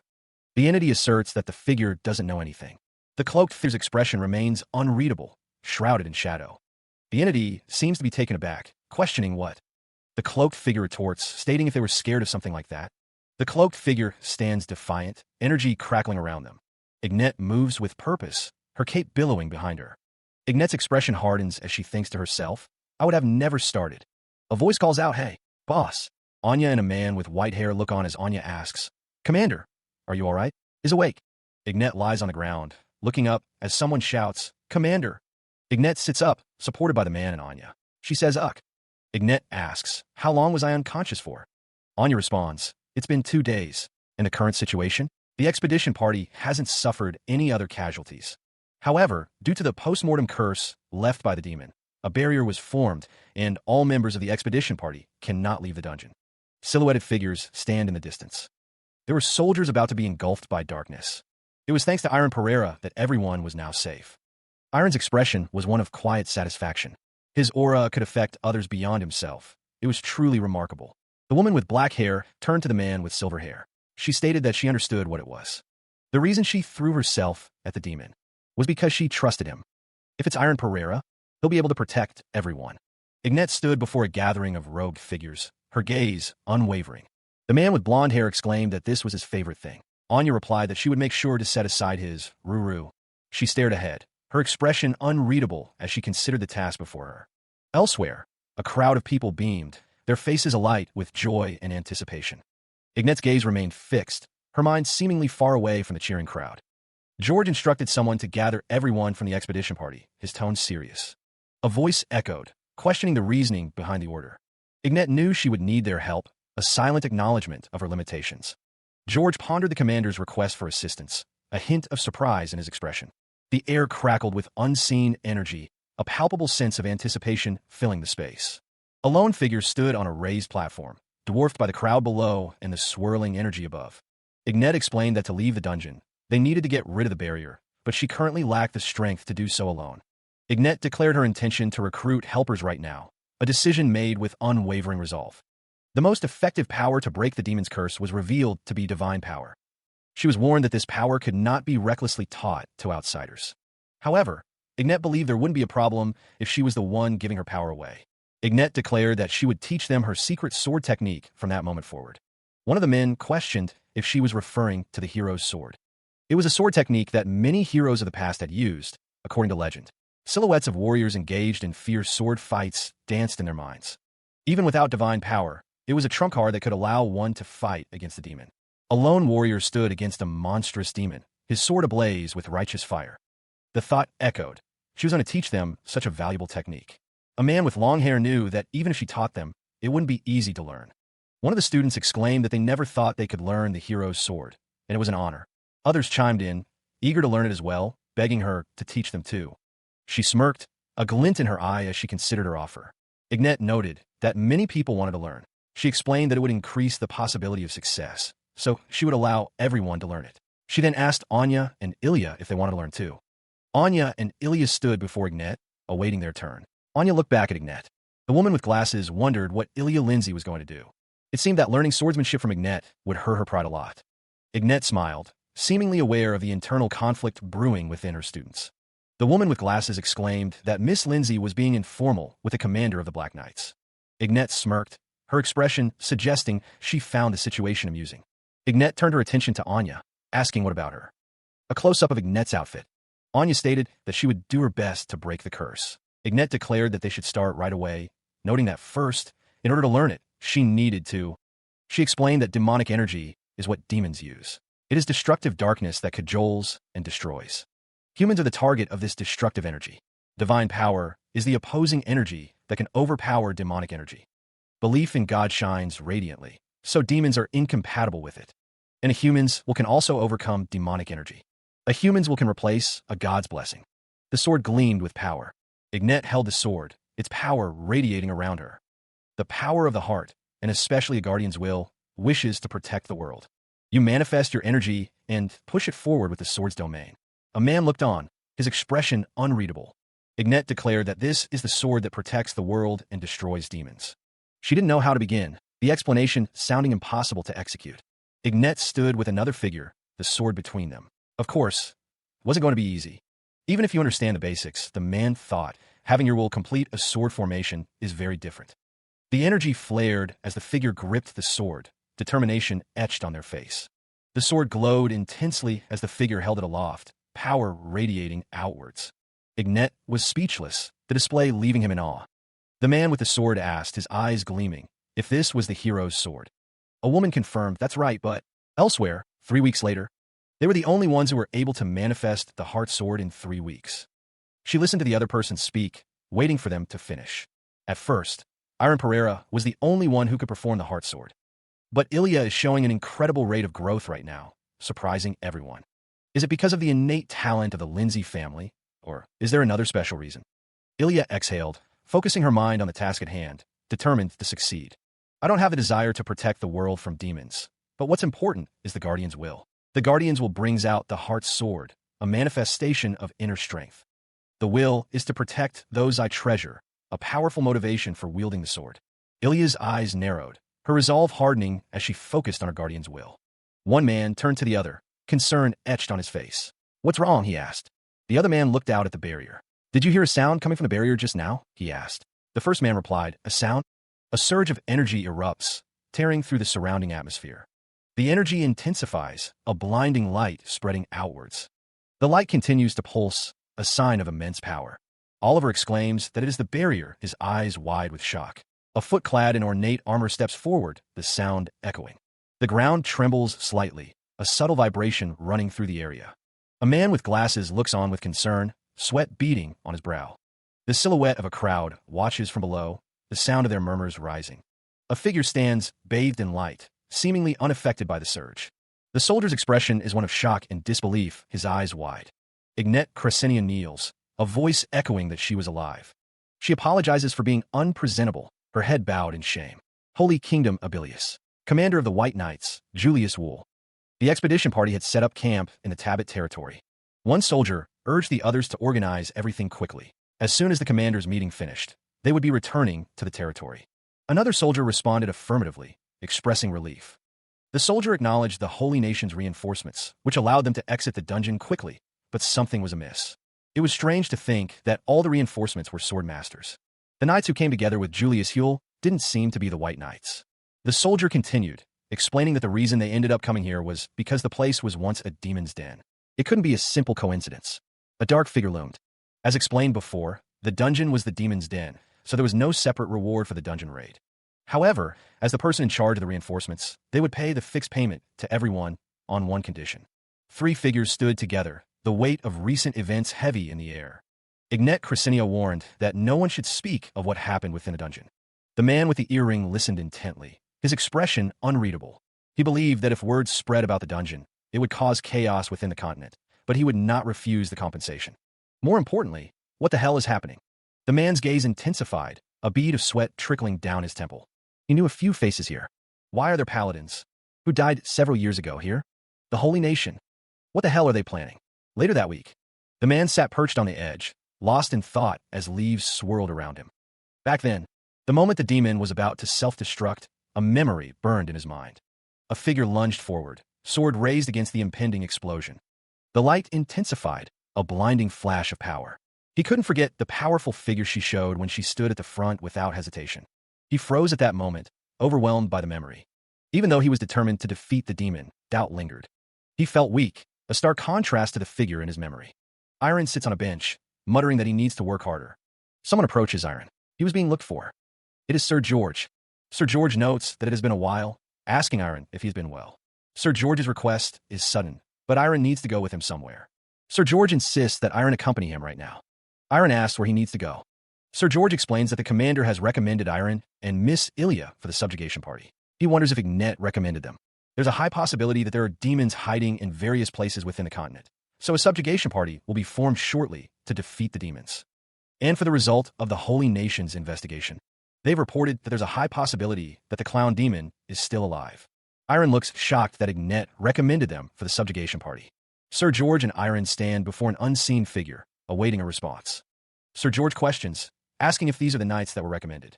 A voice confirms, stating that Iron Pereira from the Hale Kingdom and Ilya Lindsay from the Adon Kingdom were recommended. He is shocked, thinking that Ignat recommended him.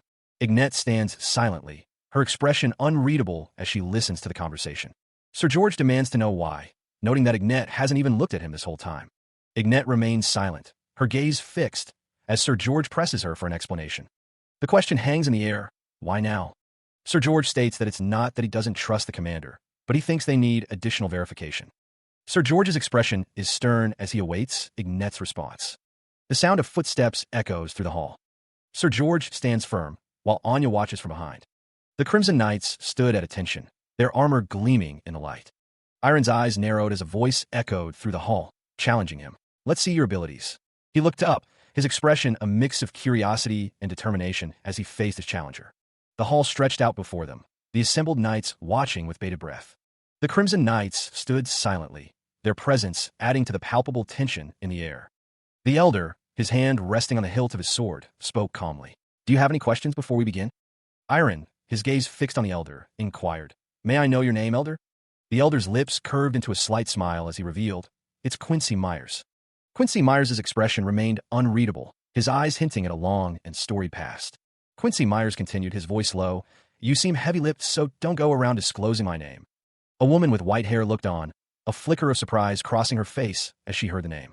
She muttered to herself, I heard he passed away 10 years ago. What's going on? He stood, listening to the woman's question about the paladins. Quincy Myers offered Iron the first attack, a smugness in his tone. Iron accepted the offer, stepping forward to face Quincy. The light glinted off Iron's sword as he prepared to draw it. Quincy observed the sword, remarking on its quality.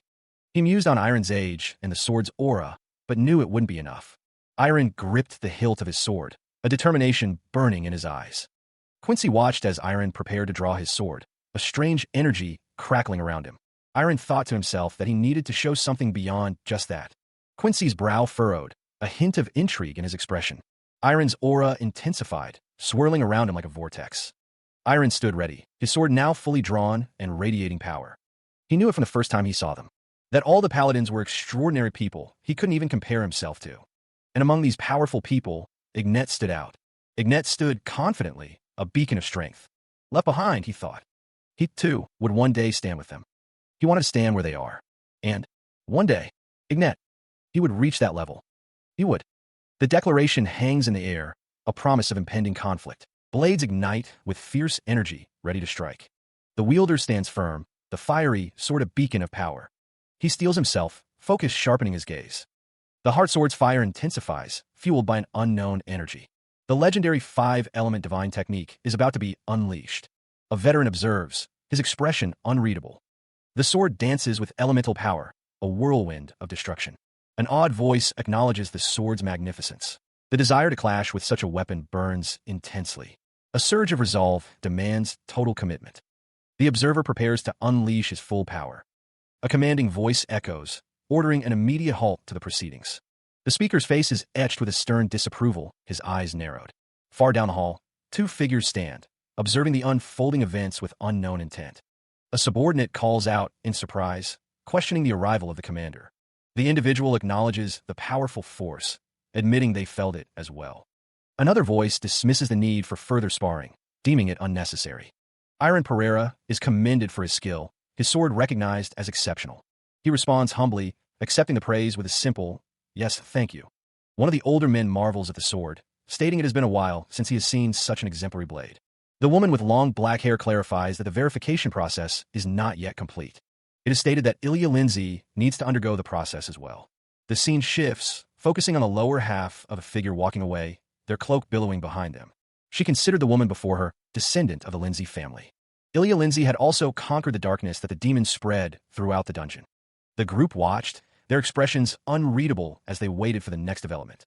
She had also learned his hero's sword when everyone else found it very difficult. Ignet's eyes narrowed, a flicker of doubt crossing her face. Another woman stepped forward, offering her support. I will vouch for her. The speaker believed that Ilya Lindsay already qualified as a great swordsman. Ignet's expression shifted, a hint of concern now etched on her features. A soft gasp escaped her lips, her eyes widening slightly.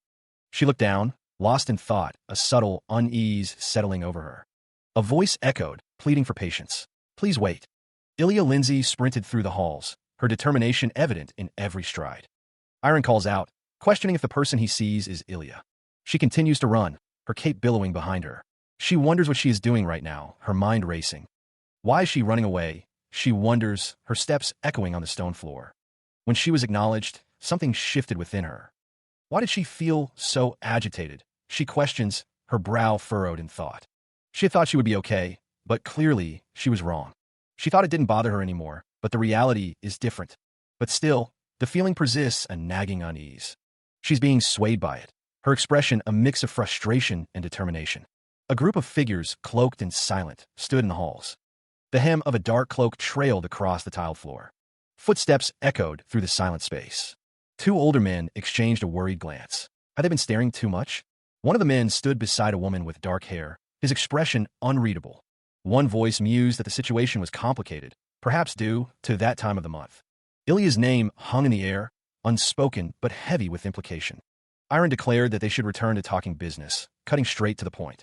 A stern voice declared that someone would not be allowed to join the subjugation party. The old man stood before Iron, but his words were cut short. Iron expressed surprise at Ilya's fighting ability, acknowledging their potential. Ignet states that simply having potential isn't enough to join the subjugation party. The armored figure speaks, offering to explain things, now that they've come this far. The words, "We are the Purification Squad," appear, emblazoned on a stylized emblem. Knights clad in white stand beneath the emblem, each having either officially retired or been declared dead. Ignet's image reappears, underscored by the stark declaration, "Declared dead." The text explains that the Purification Squad is an organization where everyone must hide themselves while acting in secrecy. The Purification Squad's mission is to defend the world from demons, as Ignet and another person look on. The text warns that if the world descends into chaos after learning about the demons, a dimensional crack between the human and demon realms has prevailed, and the demon realm will open up again. Ignet explains that the subjugation party must keep its members to a minimum. Only the elite among elites can join it, Ignet concludes. He listened intently as the older man spoke of increasing the number of members allowed. The young man's expression hardened, a spark of determination in his eyes. He muttered to himself, a vow to achieve greater power. The older man emphasized the need to become strong enough to withstand any foe. The older man warned of the evil powers wielded by the demons. He wondered if they would accept him as a member. Iron's voice echoed with determination as he spoke of the subjugation party. The older man's gaze was unwavering, his expression unreadable. Iron felt a surge of power coursing through him. A voice boomed, warning Iron Pereira not to be mistaken. The air crackled with energy, a storm gathering around him. He plummeted downwards towards the Arte Stein. The objective of their party was clear, a goal looming large. Sir George believed it was necessary to end things before one became too strong. A powerful pressure, one that not even a needle could pierce, weighed heavily. The intensity of the pressure was almost unbearable. The man's words hung in the air, a challenge and an opportunity. Hearing so much from them, Sir George knew there was a way. A young man named Kun wondered what it was. The answer seemed to be hidden, waiting to be found. Sir George stated that if Iron got his acknowledgement, he would reconsider accepting him into the Purification Squad. Elsewhere, a lone figure walked down a path, seemingly unaware of the conversations taking place. She ended up running away again, the weight of her decisions heavy. Her gloved hand tightened around the hilt of her sword, knuckles white. Ilya Lindsay drew her blade, the steel glinting in the sunlight. She started realizing it ever since the banquet hall, a cold truth settling in. The realization solidified. Ignet simply didn't care about her at all. And so, Ilya Lindsay resolved she too would not care about Ignet. The blade sang as Ilya Lindsay adjusted her grip, her resolve hardening. The light caught the edge of her sword, a promise of action in the air. That was what she had resolved to do, and had acted in accordance to so far. Ilya Lindsay stood firm, her expression unreadable as she faced forward. It was not mistaken that Ilya Lindsay already qualified as a great swordsman. Ilya Lindsay stood alone, the wind whispering through the trees around her. She recalled the end of her passing of the dungeon's trial. Being able to cut through darkness, she thought, was not enough. She had hoped to get that acknowledgement from Ignet. They were all to get that acknowledgement from Ignet. Who doesn't care about me at all? Am I only left with the choice of being swayed by her? Can I never be free from her? Ilya. She stood lost in thought. Ah, a faint smile played on her lips as she considered the past. She heard her father's voice, a familiar comfort in the silence. A memory flashed, a sword, a promise, a path laid out before her. The memory echoed with her own desperate cry, "Dad." She remembered the embrace, a shield against the storm. His words, a soothing balm, whispered, "It's all right." Now, in her mind's eye, she saw herself, tears streaming down her face. The raw emotion of that moment, forever etched in her memory. A command, a mission, find Kun. Another scene played out, her father speaking to Iron. The name echoed in her thoughts. Kun. Iron, bathed in light, a figure of destiny. His standards, the strictest, a measure of all things. If he is able to get his acknowledgement, he will be able to convince the others within this squad that he's qualified. That's all he can tell him. The decisions that need to be made. From now on, decisions will have to be made by you and you alone. It seems you're all gathered here, huh? Two figures walk away down a long hall. Looks like you found out that Ilya Lindsay had experienced a powerful demon. That makes things a little complicated. We're lucky that that young man managed to distract him from us. What do you mean? Are you unaware? Joshua Lindsay. He is known for having a soft spot for his daughter. Joshua Lindsay asks Iron Pereira if he knows who he is. Iron responds, stating he's heard that Joshua has a close relationship with his daughter, Ilya Lindsay. He asks Joshua to pardon him. Joshua's expression darkens, his eyes shadowed with suspicion. Joshua states that he heard there were 4 traveling together, but there's only Iron now. He declares this place should be good enough. The question hangs in the air. Was this your plan? Iron's eyes widen in shock. He asks what? Joshua asks if Iron planned for them to end up traveling alone with his daughter. Joshua accuses Iron of being up to no good. Iron denies it, insisting he wasn't up to anything. Joshua demands to know if Iron did not pull any tricks. He vehemently denied the accusations, his voice cracking with desperation. He insisted he was telling the truth, his hands raised in a plea for understanding. A wave of fury washed over the accuser, his face contorted with rage. He declared that the accused wouldn't even think of doing anything weird. Joshua's face was a mask of terror as he continued to deny the charges. The challenge rang out, the air thick with tension. Iron Pereira, draw your sword. The silver-haired man stood ready, his sword gleaming with a menacing purple light. He announced that they would be doing some guidance training right now. Joshua Lindsay cried out, questioning why this was happening to him. The silver-haired man's attack shattered the ground, sending tremors through the area. The force of the blow sent a shockwave rippling outwards, pulverizing the earth. Iron Pereira was struck, the impact sending him flying backwards. Joshua Lindsay's face twisted in fury, his eyes wide with accusatory rage. The weight of his judgment hung heavy in the air. A blast of energy erupts. The force of the blow sends someone flying backwards. Joshua Lindsay's face contorts with rage as he accuses Iron of proving himself guilty. Joshua Lindsay's sword flashes, a crimson streak marking its deadly path. He advances, each step deliberate and menacing. Iron leaps back, narrowly avoiding the descending blade. Joshua Lindsay's sword cuts through the air, a blur of deadly intent. He dodges again, the attack narrowly missing its mark. Joshua Lindsay glares down, his expression a mask of fury. Iron's eyes widen, a flicker of surprise crossing his face. The sword descends once more, poised to strike. He lunged forward, the golden blade a blur of motion. Iron was sent flying backward from the force of Joshua Lindsay's attack. Joshua Lindsay thought to himself that Iron was stronger than he anticipated. Joshua Lindsay raised his sword high above his head, preparing another strike. Iron blocked the attack with his own blade, the purple energy crackling around it. The force of the impact reverberated through the air. The ground shattered beneath Joshua Lindsay's feet as he pressed his attack. The clash of swords sent shockwaves through the environment as Iron struggled to maintain his ground. Cracks spread across the training ground, a testament to the power of their duel. Joshua Lindsay, breathing heavily, realized this was no longer just guidance training. He could feel Joshua Lindsay pouring his emotions into each strike. Iron prepared to meet the next attack, the purple glow of his sword intensifying. 2 weeks prior. Meanwhile, a horse-drawn carriage speeds along a dusty road, its destination unknown. Iron demands to know the specifics, his voice laced with urgency. My daughter is in danger. Sir George, flanked by Kun and another woman, studies a document. The air is thick with concern. Sir George explains that the map can show the location of someone imprinted with blood. His expression is grim. Normally, the color on the map would appear green, but Ilya's color is black, indicating something is wrong. The map shows a landscape marred by a dark, ominous presence, a stark contrast to the surrounding terrain.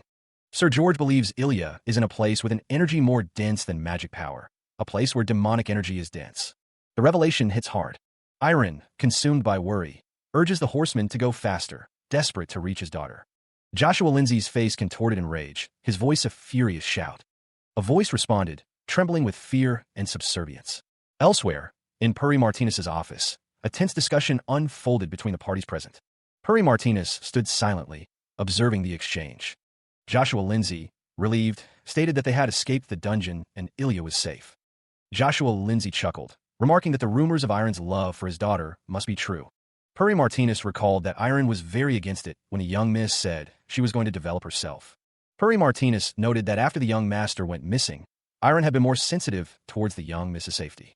Joshua Lindsay added that Miss Ilya is a great sword master, expressing relief.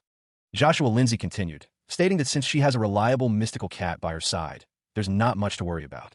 A man questioned if they were referring to her friends. The only one who was continuously by her side was a boy named Iron Pereira. The question hung in the air. Emma had said they traveled as four? The man with white hair insisted that he was certain it was four people the last time he saw them. It seemed they had separated afterwards. The man mused, wondering if a boy and girl were traveling alone now. A sinister grin stretched across the man's face as he considered the possibilities. A burning desire ignited within someone, a need to see Iron Pereira's face right now. In the present, Iron Pereira moved with blinding speed, his sword a blur of motion. He struggled to turn the tables, realizing defense alone would not suffice. The clash of steel echoed, a symphony of destruction. Iron Pereira met his opponent head-on, the force of their blows creating a shockwave. The man with white hair watched with a keen eye, impressed by Iron's hidden skill. The challenge echoed, daring the opponent to withstand the coming onslaught. Kun roared, his expression a mask of intense focus and battle lust. The silver-haired man declared his attack, a sky sword technique aimed true. Iron Pereira met the oncoming assault, determination etched on his face. A vortex of power manifested, a swirling tempest of pure energy.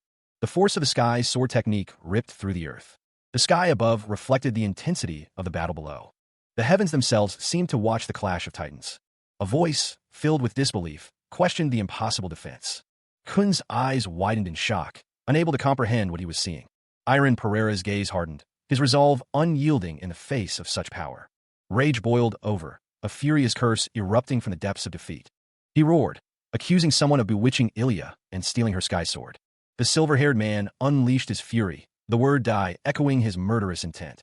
A bloody hand reached out in desperation as Kun stood over his fallen opponent. A devastating impact ripped through the area, shaking the very foundations.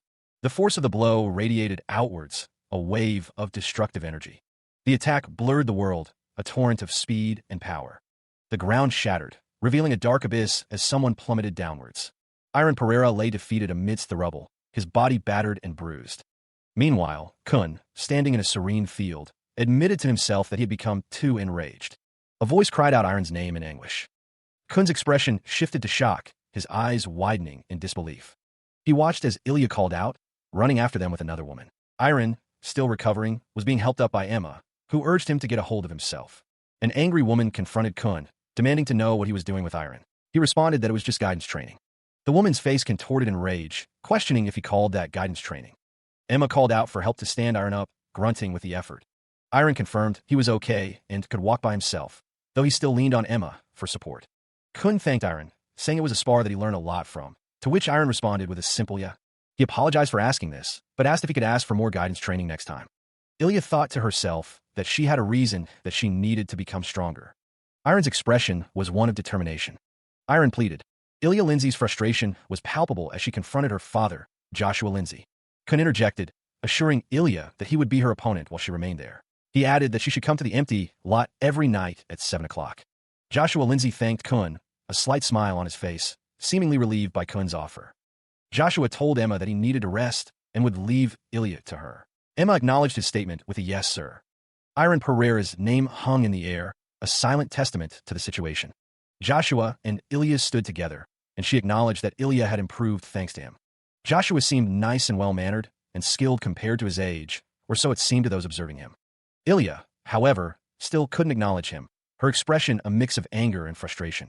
Joshua's face contorted into a sinister grin, promising to show him hell starting tomorrow. Sunlight streamed through the trees, illuminating a hidden path. The path led to a dark, mysterious cave, shrouded in foliage. A dark presence emanated, the air thick with unseen power. The shadowy figure stood poised, energy crackling around its form. Power surged, the air distorting around the menacing entity. Phew, my power is slowly returning. The figure rasped, claws extended. The figure considered a past foe. That black-haired girl was from the Holy Kingdom, right? The figure recalled a dangerous attack. That aura attack with strong divine power was really dangerous. The figure mused, she would have survived my self-destructing attack. The paladins will soon start making their moves. The figure plotted. First, I'll release the dummies, and after stirring chaos in the continent. The figure's plan involved the underworld. I'm going to recover my power by returning to the underworld when the dimensional gap widens. A voice boomed, halting the plan. You cannot return to the underworld now. The figure in the white cloak stood firm. A human? How did you? The shadowy figure faced the figure in the white cloak, its plans thwarted. The masked figure pauses, realizing something. He admits he was mistaken. Neutral Kun is accused of being a demon as well. The accusation hangs in the air. Neutral Kun confirms the accusation. His expression remains unreadable. He knew there were other demons in the human world. Neutral Kun wonders why the masked figure has come here. The masked figure is asked to divert the Holy Kingdom's attention. The masked figure questions why he should comply with the request. The scene focuses on the masked figure's dark clothing. Neutral Kun explains that the masked figure's actions have caused a Holy Kingdom to search throughout the continent, impacting his plans. He asks what plans the masked figure has. The masked figure reveals that he is nurturing a human. The masked figure states that he has only just begun to achieve his plan. The masked figure laughs, implying that Neutral Kun knows the Demon Dragon King's end. The masked figure warns that even if Neutral Kun is a demon, his end will be despicable if his ambition becomes obvious. He sees something, a message perhaps, that triggers a memory. A cloaked figure extends a hand, crackling with purple energy. The masked figure's voice echoes, declaring, "This is..." The cloaked figure stands in a cavernous space, a sinister laugh filling the air. I see it was that." A red circle appears, the words within taunting, "To think you really did it." A monstrous face grins, its teeth sharp and eyes glowing red. The memory continues, a voice declaring, "A demon who wasn't born in the underworld." The vision intensifies, the red glow reflecting in his eyes. Meanwhile, a week had passed since Iron began his training. Iron stood in the forest, preparing himself for another grueling session. He sparred with an unseen opponent, acknowledging that he was improving, but not fast enough. Iron steeled his resolve. He would try to last 1 hour more than he did yesterday. With renewed vigor, he continued his training, pushing his body to its limits. His unseen sparring partner asked if he was ready. From a distance, two figures could be seen facing each other with swords drawn. Iron continued his training, unaware of being watched. Ignette watched Iron from afar, wondering what he was doing there. She wondered if he was trying to duel the Patriarch. Ignette steeled herself, asking if she may start. Iron gripped the hilt of his sword, ready to face his opponent. The silver-haired man's eyes narrowed, a challenge issued. "Bring it on." Iron stood firm, his stance unwavering as he prepared to engage. The silver-haired man lunged forward, the ground cracking beneath his feet. Iron met the attack head-on, their swords colliding in a shower of sparks. The silver-haired man's blade flashed, a crimson aura surrounding the deadly strike. The force of the impact sent shockwaves through the training grounds. Iron grunted as he blocked the blow, the force nearly buckling his stance. "Whoa!" The silver-haired man pressed his attack, his eyes burning with intensity. Iron focused, his gaze unwavering as he sought an opening in his opponent's relentless assault. The clash of steel echoed, each strike carrying the weight of their resolve. The two swords met once more, a blinding flash of light erupting from the point of impact. He is shocked by her speed. She's neither losing in power nor in speed. The woman's eyes narrow, focused on the fight. She moves with incredible speed, a blur of motion. The force of her movement creates a powerful gust of wind. Her feet barely touch the ground as she advances. She grips her sword tightly, preparing for the next attack. With a shout, she unleashes a whirlwind of energy. The ground cracks and crumbles under the force of the whirlwind. The whirlwind intensifies, a vortex of power. She maintains her focus, controlling the destructive force. The whirlwind cuts through the air, leaving trails of energy. The attack continues, a dark void forming in its wake. The clash of energies filled the air, a blinding spectacle. The force of the impact sent tremors through the battlefield. The man with blonde hair thought, using offense as defense. The woman with black hair shouted, her expression intense. They're both standing their ground, while unleashing flurries of attacks. The energy crackled, a visual testament to the power unleashed. The blonde-haired man remained focused, his resolve unwavering. Dust billowed as something impacted the ground with tremendous force. The ground splintered and cracked under the unseen pressure. The woman with black hair panted, her grip tightening on her sword. Kun asked, his expression unreadable, "Have you learned anything?" She sadly admits her failure, her expression a mix of sorrow and resolve. Elsewhere, Kun's voice echoes with a chilling promise of continued torment. His gaze is intense, his expression unreadable as he speaks his dark words. Ilya's resolve hardens. She declares her intent to take on the challenge. Kun stands firm, his posture reflecting a deep-seated regret or perhaps a memory. A hand grips a sword, the metal gleaming with a faint, ominous light. Ilya reflects on a past where she could only watch, a hint of frustration in her eyes. Elsewhere, Kun recalls a moment of helplessness, a figure kneeling before him. He laments his inability to offer comfort, a shadow of guilt crossing his face. Kun had believed the other would stand on his own, so he said nothing. He wonders if saying something could have prevented Karl's disappearance. Kun realizes he had lacked courage, a painful truth etched on his face. He admits it might sound ridiculous, but Kun believes Ilya is the only one he can confide in. Ilya listens intently, her expression unreadable as Kun prepares to share something significant. Ilya prompts him, asking what's the matter and if he has something to say. The scene shifts to a memory. Ilya recalls a time when she was young, living with her. She remembers friends in a deserted house. Ilya states that she'll be honest, her silhouette stark against the landscape. She declares she doesn't harbor any kind of thoughts towards Carl Lindsay, Kun's son. Ilya continues, stating that things will be the same moving forward, but she thinks Kun deserves to know. Kun's expression is grave as he wonders what kind of person his son fought. Ilya concludes that she will tell her story, revealing what drove her to keep living. She listened intently, her expression unreadable as Kun spoke of others. Kun's gaze was sharp, his eyes narrowed as he observed the others in the room. Everything about her, from her voice to her posture, told a story, one that Kun seemed to be reading with ease. There was a reason Ilya had climbed to where she was now, a reason that was deeply personal and hard-earned. Kun acknowledged Ignat Crescenia's surprising growth and advancement, his expression thoughtful. Iron Pereira was told to speak his mind, if he had something to say, while Kun overheard personal affairs. Iron wondered if he should share something about himself as well, his expression hesitant. Kun's voice boomed, his words laced with a mix of frustration and curiosity. Kun questioned why Iron became a swordsman, how he got to where he was now, and how he ended up traveling with Ilya. Ilya listened, her expression thoughtful as she considered Ignat's situation as well. Iron admitted he didn't know where he should start, his expression troubled. Kun's outburst surprised Iron, who could only exclaim in shock. He seems to be coming to some sort of understanding, but what could that be? Ilya finally understands. Images flash in Iron's mind, moments of study and camaraderie. The reason he was able to break through walls that couldn't be broken alone. Iron's memories show him holding hands with a woman in armor, a bond of trust and partnership. Kun wonders if the bonds Iron had with the comrades he's journeyed with are the key. Such precious relationships. Iron's past includes a child and another man, a family perhaps? Looking away from them, Ilya stands amidst flames, a symbol of her own trials and tribulations. The intensity rises as Iron and Kun face each other, blood splattering the scene. He wondered if his words had influenced Ignat.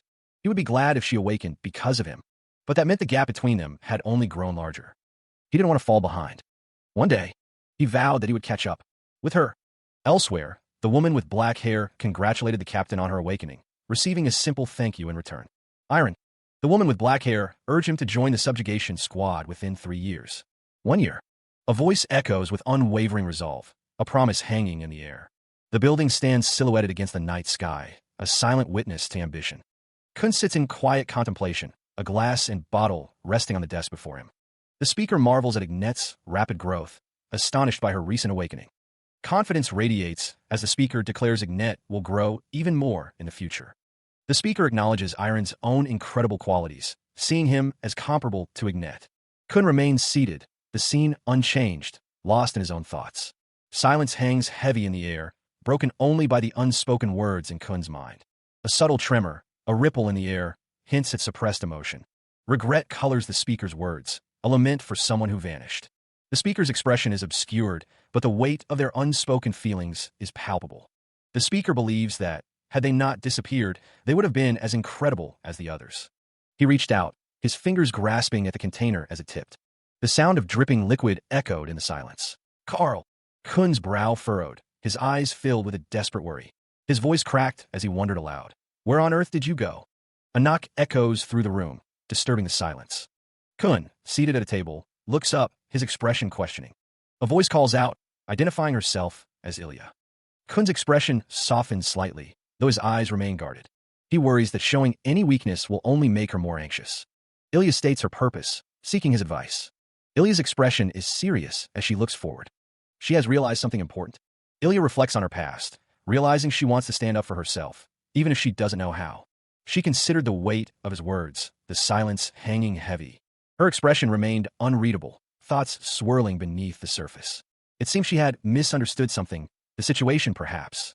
Kun wondered why she thought she needed to walk alone. People, by nature, interact with others.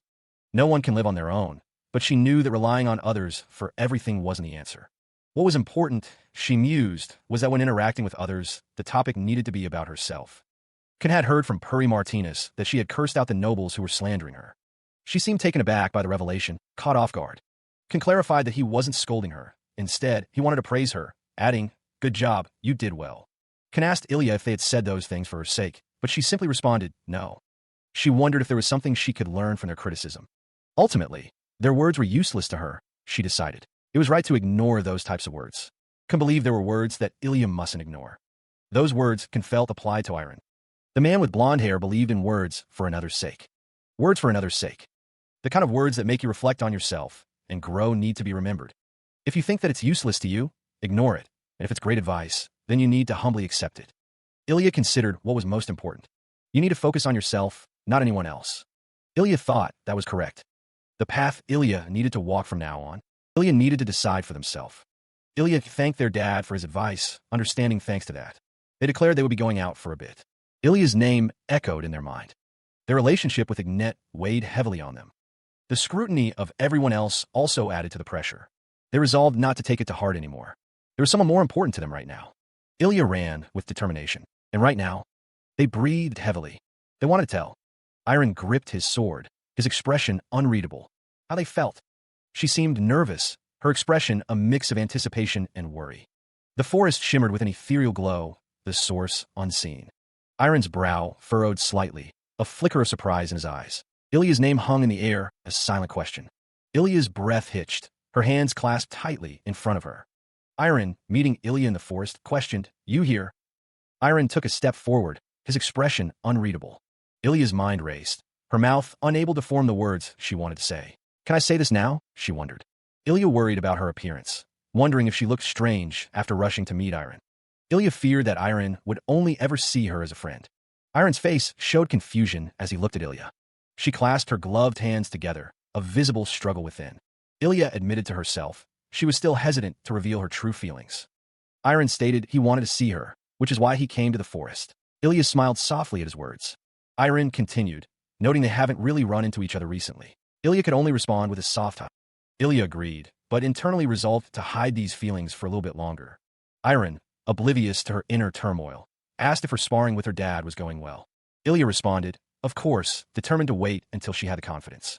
A genuine smile spread across Ilya's face, masking her internal conflict. Properly, the town bustled with activity, its buildings stretching towards the sky.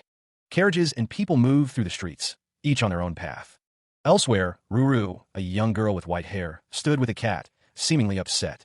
"Ruru, are you still angry at Anya?"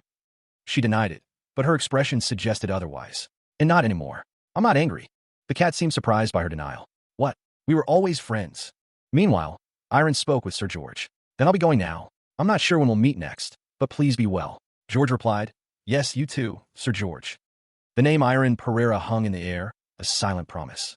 Iron stood with George and another woman, their conversation coming to a close. The woman with black hair spoke, her expression serious. "I said this before, but 3 years." A voice echoed, a challenge laid down. "In 3 years, grow your skills."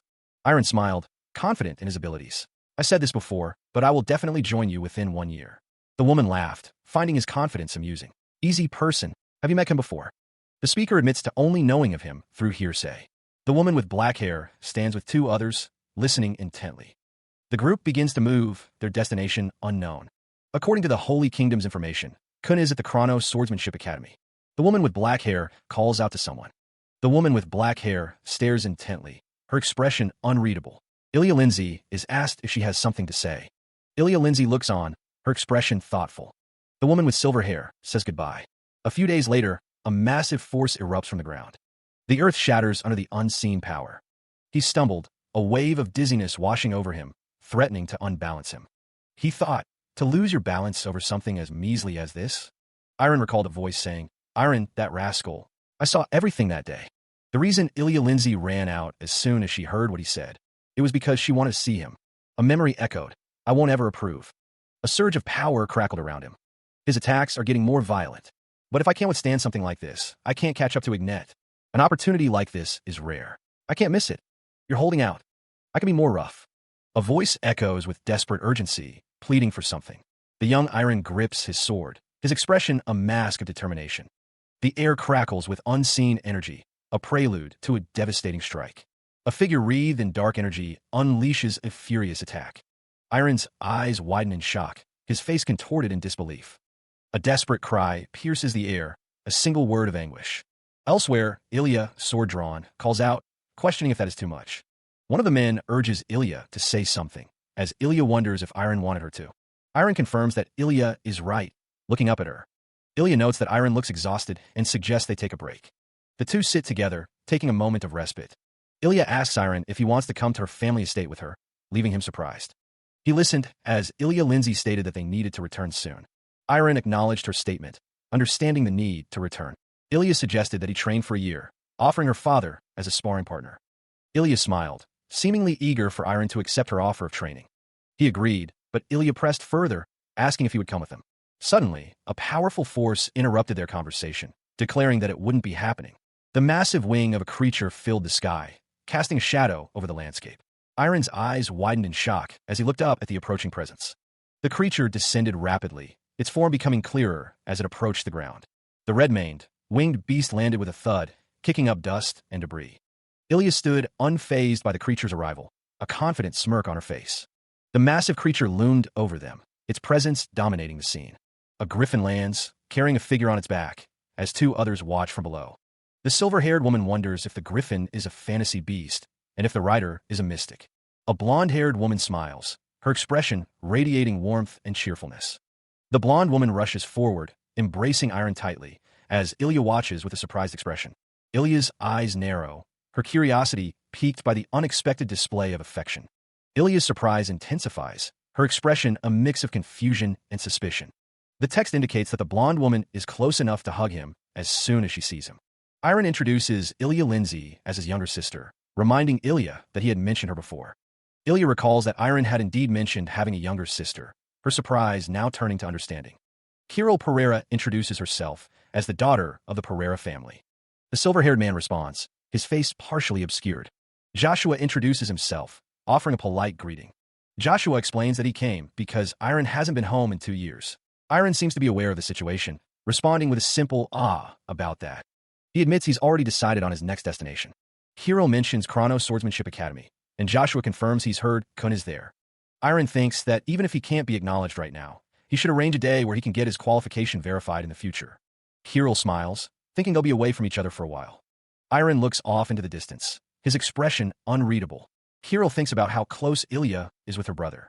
Iron admits to himself that he's a little jealous. Kirill states that if this is what her brother has decided, there's no helping it. Someone apologizes, asking if they may leave now. Joshua states that there's so much he has to talk to Iron about. Kirill tells him to go this way. Someone says they see and will get going. Someone asks to be excused. Someone reflects on meeting a demon in a dungeon and how much someone has been going through. Kirill apologizes, explaining that Iron was locked in a mystical trap because of her. She says they disappeared, leaving someone behind. It's okay, Ruru is told, it's all in the past. Someone thanks Ruru for staying by his side all this time. Kirill declares that she's decided to travel with her brother. He shouts, his expression a mix of frustration and determination. Iron's brow furrows, a flicker of annoyance crossing his face as he hears the response. The other person reminds him that his sister waited 2 years. Iron relents, agreeing to go together. Ruru is overjoyed at the news. She exclaims how exciting it is that Kirill is coming too. Elsewhere, a carriage makes its way along a forest path, carrying its passengers to their destination. Iron is reminded that he needs to visit his family within a year. Ruru threatens to come find and annoy him if he doesn't. Iron pauses, considering the implications of the request. He wonders if he's feeling a sense of loss because they're going to be separated for a while. Ruru smiles, reminding him that he promised. She is looking at Ilya's smile. It feels a little strange. Ilya says goodbye. Iron smiles faintly. Ilya waves goodbye as she departs with Kirill. Kirill asks if they should get going too. Kirill asks Iron if they're going to ride the griffin. Iron thinks their travels will be more comfortable now. Ilya thinks they are not going to ride the griffin. Kirill says they're going to take it easy and walk, as it's their first adventure together. Iron remains silent, prompting Kirill to ask why he isn't replying. She glanced back, her expression unreadable as she continued onward. Kirill, with Ruru perched on his shoulder, insisted, and no, I like a lot. Ruru chimed in, yeah, Ruru's right. It's because Iron was deeply moved. Ilya and Kirill walked side by side through a grassy field, the wind rustling through the tall blades. Kirill spoke, his voice tinged with curiosity. Brother, I've been curious about something. Ilya responded, her tone thoughtful. About what? Kirill's gaze drifted down to the necklace he wore, a flicker of concern crossing his face as he thought. It seems that you don't wear the necklace I gave you when you're sleeping. Kirill reached into his tunic, pulling out the necklace. I did have it on me. The text explained, but after fighting with the clown demon, it broke. It seems that the demonic energy was so strong that it couldn't handle it. Kirill examined the broken necklace, a wave of regret washing over him. I see. Sorry, you gave it to me as a gift. He is reassured that it's not his fault, but the demon's. Ilya states that the necklace he is wearing is okay too. Kirill looks down at the necklace he is currently wearing, a small smile gracing his lips. Ilya feels like it will be of help to him. Kirill expresses his gratitude for her understanding. Ilya chuckles softly, Ruru perched on her shoulder. Kirill stands behind her, a gentle expression on his face. Ilya walks away, Kirill following behind her. He thinks to himself that she should have told him before. Ilya smiles, a small sparkle effect highlighting her expression. From above, the camera shows the building where Ilya and Kirill are staying. Ruru agrees that they should stay there today. Meanwhile, Iron sits on the edge of his bed, looking down with a somber expression. An unknown character with long white hair speaks to Iron, stating that he will tell him one thing before they leave. The character's cloak is shown, with a clasp holding it together. Iron is warned to be careful that he doesn't get swept away by Ignet's fire. The drive to catch up to Ignet is the force that makes one grow. That feeling makes one's fire stronger than anyone else's. A figure stands amidst flames, a warning hanging in the air. As strong as it is, if one can't control it, they'll end up receiving a massive blow. One needs to be careful, lest they get swallowed up by their own flame. He sat in meditation, seeking to master the fire within. He focused, striving for inner peace and control. The sword began to glow, imbued with fiery energy. The blade radiated heat, a testament to the power it held. It's a lot hotter than when he saw it last. He grasped the flaming sword, ready to face the challenges ahead. He grits his teeth, sweat beading on his brow. The flame is getting bigger. If the flame grows too large and obsession takes hold, he knows he'll be in trouble. And if his emotions turn to anger and shame, the consequences could be dire. He'd lose himself, and the possibility of utter destruction would be immense. He must control it well, so it doesn't get too big. Iron thinks, his brow furrowed in concentration. The flame roars, a blinding inferno threatening to consume everything in its path. What he needs to control the flame is water energy. Iron focuses, gathering water energy into a swirling orb in his palm. He cries out, struggling against the heat and the growing power of the flame. His hands glow with the effort, the water energy barely holding its form. The flame surges, a white-hot blade of destruction aimed directly at him. The water energy couldn't withstand the flame and disappeared. He grits his teeth, sweat beading on his brow as the flame intensifies. At this rate, Iron fears he'll be consumed entirely by the fire's power. He knows he must quickly cultivate the water energy to create a balance. Iron's breathing becomes labored as he struggles to maintain control. A lone candle flickers, casting long shadows in the room.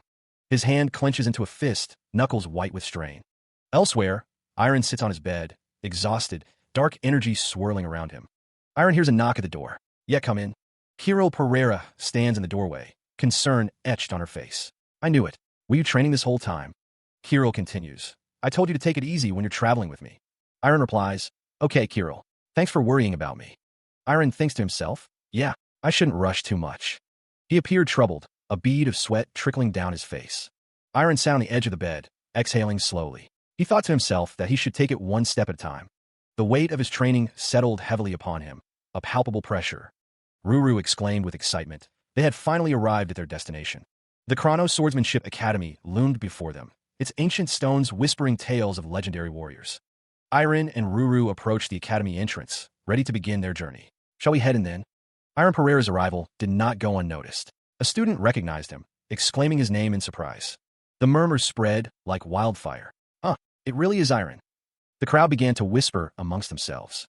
Another student, eyes wide with disbelief, exclaimed, "Iron, it's been so long. I heard you became a sword master." The students buzzed with questions. They remembered him from their batch, and wondered if it was true that he defeated Ilya. Iron's expression remained unchanged amidst the commotion, his gaze fixed forward. He stated his purpose for being there. "Oh, I'm here to meet Kun. I heard that he was here." The student informed him that Kun had already left with Judith a few days ago, and that Judith had become Kun's student. He pauses, hearing something unexpected, the word hanging in the air. Two students discuss Iron's recent travels.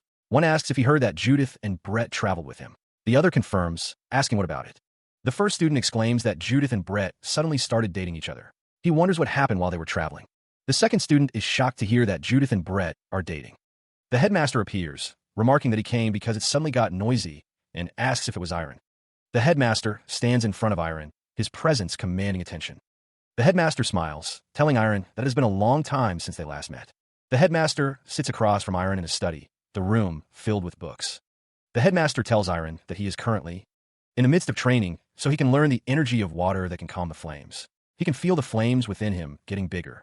He looked troubled, the weight of the headmaster's words hanging heavy. The headmaster reassured him that his fear of being consumed was not a problem.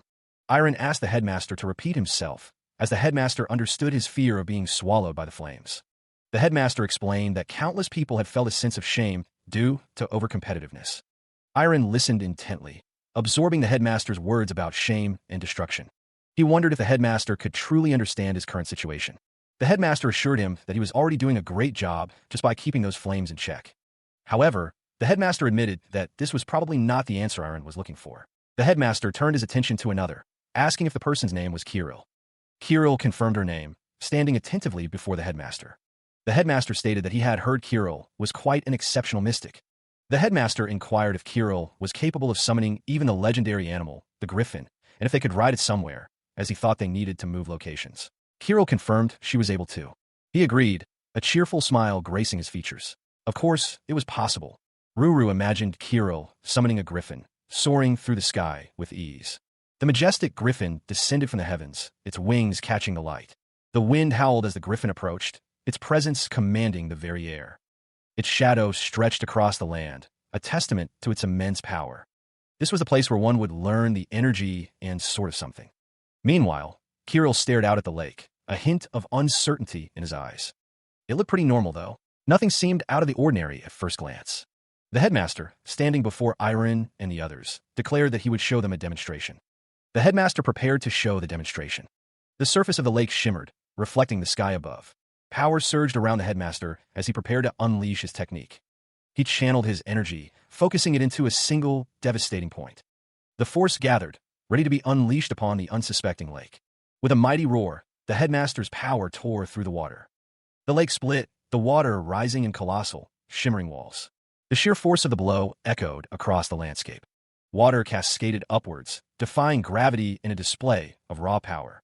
The headmaster stood amidst the divided waters, a testament to his strength. He remained still, the embodiment of focused might. Meanwhile, Kirill exclaimed, marveling at the headmaster's feat. He split the lake in half. Iron watched with a mixture of awe and contemplation. The sound of the water crashing down echoed in the air. The headmaster turned to Iron, inquiring if he had witnessed the demonstration. Iron, were you able to see what I cut in half? He observed the lake, as Kirill Pereira spoke of its significance. Kirill Pereira continued, explaining the need to understand the water's feelings. The headmaster's words hung in the air, suggesting the path forward might be unclear. He stared at the lake, absorbing Kirill Pereira's words. Kirill Pereira challenged him, questioning if he could truly perform the technique. Iron met Kirill Pereira's gaze, determination hardening his features. He declared that he would give his best shot. He focused, drawing his sword and preparing to strike the water. He leaped forward, channeling his energy into the blade as he descended. The water erupted in a burst of power, the technique unleashed. He landed, panting heavily, the effort of the technique taking its toll. He knew this wasn't it, not like how the headmaster had done it. It needed to feel the same, that much was certain. He continued to practice, trying to emulate the headmaster's technique. He wouldn't rest. He had to keep trying, pushing himself to the limit. The water rippled as he practiced, each swing a desperate attempt. Later, the next day dawned, bringing no immediate solution to his struggles. The training grounds were quiet, save for the rustling of leaves. The pond reflected the sky, undisturbed by his efforts. He wiped the sweat from his brow, exhausted from the relentless practice. The sword gleamed in the sunlight, a testament to his dedication. Kirill approached, having watched him swing his sword the whole night. Headmaster, Kirill asked, so, have you made any progress? He pauses, deciding that the moment for further instruction hasn't arrived. Kirill explains that the difficulty Iron is experiencing is normal, offering to demonstrate the technique again. Iron eagerly accepts Kirill's offer for another demonstration of the Sword of Water technique. Kirill agrees to demonstrate the technique once more for Iron. With focused intensity, Iron unleashes the Sword of Water technique. The blade slices through the water, but something is different this time. Iron wonders why the lake didn't split in two as it should have. Kirill asks Iron if he thinks his strike was different from yesterday, already knowing the answer. Kirill clarifies that the move he showed Iron yesterday is the same as today's. Kirill states that he cut the same thing, implying that Iron's perception is off. Iron thinks that it definitely looked different, wondering what Kirill means by cutting the same thing. Kirill tells Iron that there's no need to get impatient just because he can't understand it immediately, telling him to take it easy. He was told to continue his training, no matter what. Kiro responded affirmatively, but he would be gone for a few days. Iron resolved to get his answers as he continued his training. Kiro walked away, admitting he had many questions. The old man didn't think Iron would be able to gain that understanding quickly. After all, it took Kiro more than 30 years to understand the Sword of Water. Iron continued his training, determined to improve. Kiro hoped that he would break that prejudice of his. A voice echoed in his mind, urging him not to give up. Meanwhile, for days later, he trained with his sword in front of a waterfall. The old man watched him from afar. Julius Huell and Quincy Myers stood together, observing the state of affairs. Elsewhere, Karakum grimly assessed the situation. The fighting capability of this continent would soon be halved. Fortunately, there were a lot of outstanding students, but the time they had to become stronger was limited. A flurry of blows rained down. The old man with the white beard watched intently. He swung his sword with practiced ease. The swordsman's movements were swift and powerful. The old man with the white beard stepped forward, saying he was attacking without warning. The old man declared that if he was going to train in this area, he should have known he'd be sparring with him. The old man with the white beard looked down at him, a stern expression on his face. He stood firm, the water swirling around his legs. A voice echoed, promising a painful end. "I'll make you regret not ending." The man with the white beard sneered, accusing, "Things with your ambush." Unfazed, he welcomed the challenge. "Great, that's what I'm hoping for." He descended, blade extended, a blur against the stark landscape. The swordsman continued his descent, the ground rushing up to meet him. He landed amidst a flurry of motion, the air crackling with energy. The old man's face contorted in fury. "How much longer are you going to be fixated on me?" His anger was palpable, radiating from him in visible waves. The old man readied his blade, a cold glint in his eye. "Don't you know?" Iron's feet dug into the earth as he prepared to meet the attack. He launched himself forward, a streak of green against the muted tones of the battlefield. The old man braced himself, energy crackling around his clenched fist. The old man declared, "I'm going to go after you until the day I become the strongest swordsman on the continent." Iron moved with blinding speed, his sword a mere extension of his will. The old man's expression is fierce as he declares that Iron will never stop. His teeth are bared, ready to continue the fight with the young master. Iron deflects the incoming strike, the force of the blow creating a shockwave. The old man presses his attack, his eyes narrowed in determination. Iron's blade meets the old man's, the clash echoing through the forest. He is sent flying backwards from the force of the old man's strike. The sound of impact reverberates as the old man continues his relentless assault. The old man's eyes widen, a hint of surprise flickering across his face. Iron recovers, launching himself back into the fray with renewed vigor. The ground cracks under the force of their blows, the battle escalating. The old man notes that Iron is more violent than before, his expression thoughtful. He advances, his footfalls heavy as he closes the distance between them. The old man's voice echoed, questioning if Iron could even handle him anymore. Julius Huell stood, his expression suggesting he was holding back. The old man chuckled, asking if he should start fighting a little more sincerely.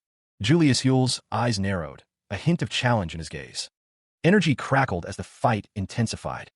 Iron moved with blinding speed, a trail of blue energy following his every strike. The clash of power sent shockwaves through the air. Raw energy exploded outwards. Iron, cloaked in dark attire, continued his relentless assault. The blue energy blade cut through the air, a testament to his skill. Julius Huell stated that no matter how many times he said it, it was always unpleasant. The old man grinned, seemingly unfazed by Iron's attacks. He unleashes a condensed aura sword, the pressure immense. The strike cuts through the air with terrifying speed. Iron leaps back, barely evading the condensed aura sword. The force of the blow pulverizes the ground. The ground shatters as the sword slams into it. Julius Huell's attack carries incredible pressure. Iron knows taking that attack head-on would be too much. Julius Huell stands ready, his expression intense. Debris explodes outward from the impact zone. The force of the blow sends splinters flying. The landscape is torn apart by the attack. Iron lies on the ground, defeated. He descends, a blur of motion against the sky. The trees below offer no resistance to his descent. The impact sends tremors through the earth. The air itself seems to crackle with energy. Julius Huell advances, his movements precise and deadly, as Iron watches from a distance. The old man's blade sings as he continues his relentless assault. His expression is grim, focused only on the battle. Julius Huell continues his advance, leaving destruction in his wake. Iron realizes, at this rate, he won't win. He exhales, knowing the situation is dire. Julius Huell is engulfed in crackling energy, ready to strike again. The old man's power surges, poised to deliver the final blow. He gazes down, a predatory gleam in his eye, ready to strike. With blinding speed, Julius Huel closes the distance, his movements a blur. A streak of blue energy hurtles forward, a concentrated blast of power. Iron manifests the maximum amount of aura, covering his body in a protective layer. Bolts of cyan energy crackle around him, a testament to his resolve. I can exceed. Julius Huel moves with impossible speed, a voice echoing, Ian in speed. His form is a blur, a whirlwind of motion as he presses his attack. Energy explodes outward, a chaotic display of raw power and speed. A green energy projectile streaks across the battlefield, a counterattack launched. Julius Huel prepares to strike, his sword crackling with cyan energy, ready to meet the oncoming assault. Another blue energy projectile flies, adding to the already intense barrage. Iron moves to intercept, his own speed increasing to match the onslaught. Julius Huel's expression is stern as he unleashes another wave of energy. He is engulfed in a blinding aura, bracing himself against the onslaught. The energy shards fly, a testament to Julius's incredible speed and power. Julius Huel acknowledges the speed, knowing Iron can only defend. Iron realizes there's a way to break through by heightening his senses. Iron will target the same point, preparing to block the attack. Iron prepares to end this at the last moment, his sword gleaming. Iron declares his intent to destroy Kun's sword, his stance firm. Iron pauses, a flicker of doubt crossing his face as he waits. That look in Iron's eyes betrays his determination and focus. Julius Huel sees that Kun was already expecting this outcome. It was Kun's plan for Iron to choose this method all along. He knew that if it was Kun, he could change the trajectory of his sword. That meant Kun was after his neck. Julius Huel realized he couldn't turn this around. It was his loss. The sword came down, but Iron dodged it. The two continued to battle, their movements a blur of steel and determination. The sword struck the ground with a resounding crash. At the last moment, Julius wondered why Iron didn't change the trajectory. Iron thought to himself that he didn't want to defeat an Ian who would fall for something as feeble as that. He wondered what? Julius urged him to hurry up and tell him what concern was eating away at his thoughts. Two figures stood by the water's edge, the setting sun casting long shadows. The air crackled with unseen energy. Julius Huel believed in Iron a little more. There was something Julius had felt recently. There was no help to their student who's growing. Just staying by his side, waiting and watching over him, will become a great strength for him. Since the best thing that a teacher can do for that a teacher's concern and anxiety is their student is believing in them. Julius was right. Thanks, Kun. Thanks to you. I'm feeling better. Kun remarked that Julius had a soft side to him, wondering if it was because of Judith. Julius told him to shut up. A lone figure walked by the water. He considered the relationship between student and teacher a complex dynamic. Elsewhere, a figure drew his blade, remembering a crucial detail he had overlooked. Julius believed in the potential of his student, Iron, and decided to watch over him. The figure's eyes widened, sensing a sudden, urgent threat nearby. Julius realized something was amiss, detecting a demonic presence. The figure stood ready, facing a swirling mass of dark energy over the water. Julius knew the demonic energy was immense and that the demon had to be eliminated. The figure prepared to strike, his blade glowing with power. A voice cried out, warning Headmaster Ian not to cut the veil. Headmaster Ian faced a large, winged beast emerging from the water.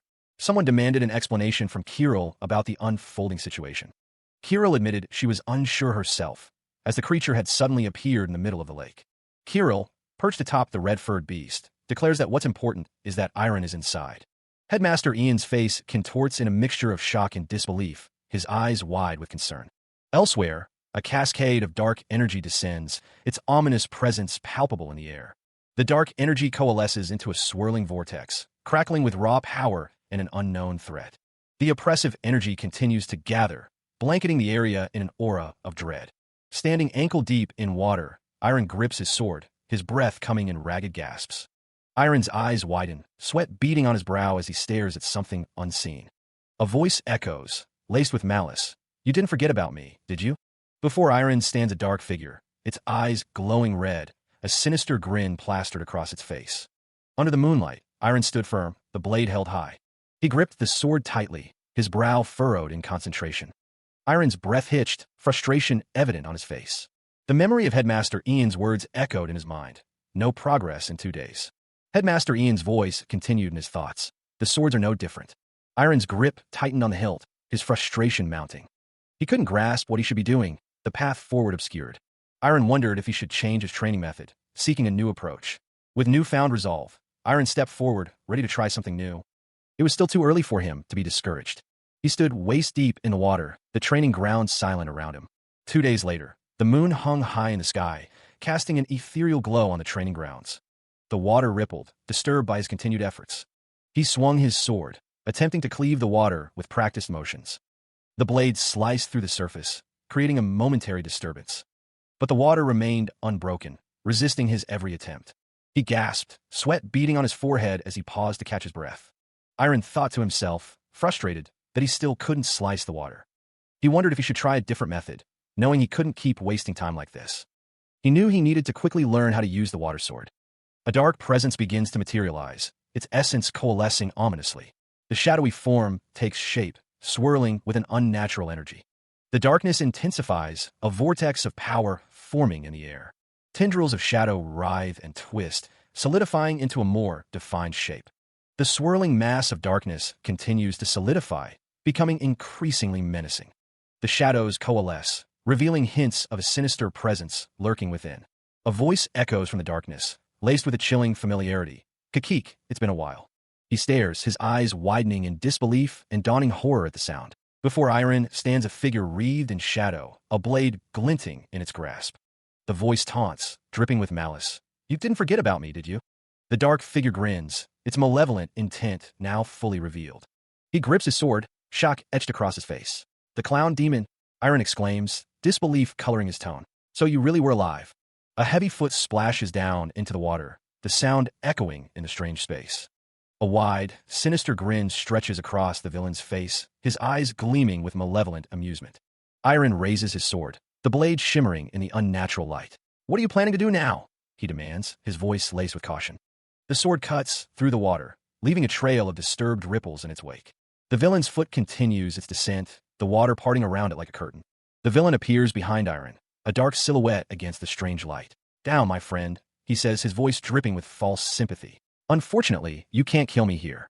A disembodied voice echoes, explaining the nature of this twisted realm. "This place was created by your desire and my evil intent." A split image shows Iron's face, a mixture of shock and determination, juxtaposed with the villain's sinister grin. The villain's voice booms, laced with dark promise. "It's impossible for you to escape from here after killing me." The villain's grin widens, revealing rows of sharp teeth, a predatory glint in his eyes. He looks up, a flicker of confusion crossing his face. The sound of rain intensifies, a sudden downpour. He extends a hand, feeling the cold drops against his skin.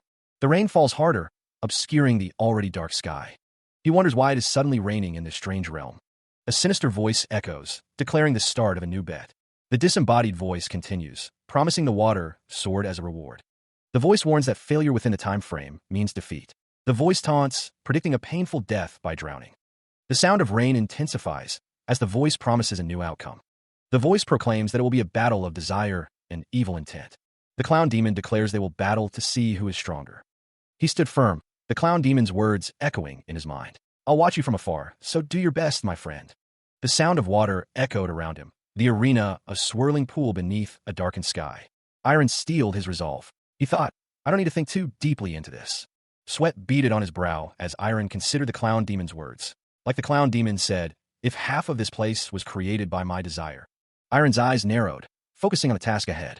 Then this place is the best for me to acquire the water sword. He gripped the sword tightly, preparing himself for the coming battle.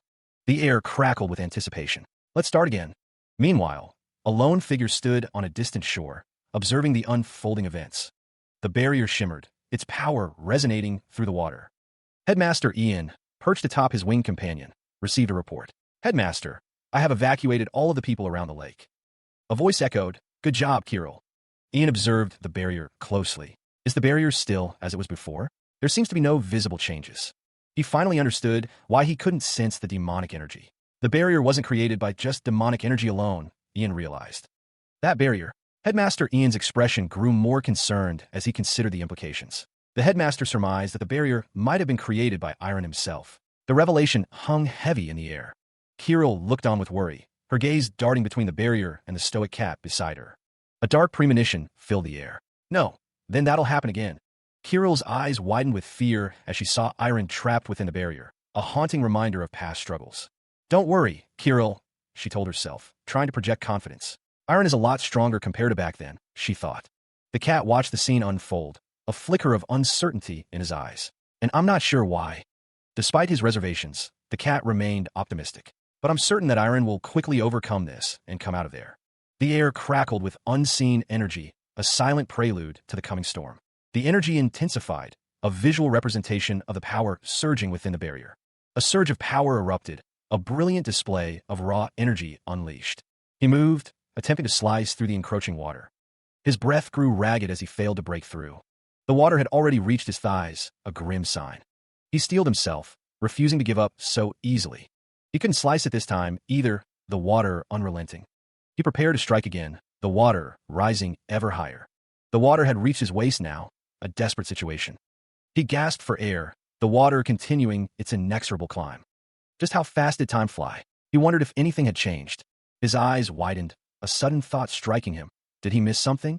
He wondered where he went wrong, doubt creeping into his mind. His vision inverted, the question echoed. Could he really do this? Iron gasped, tried to reject the thought that he couldn't.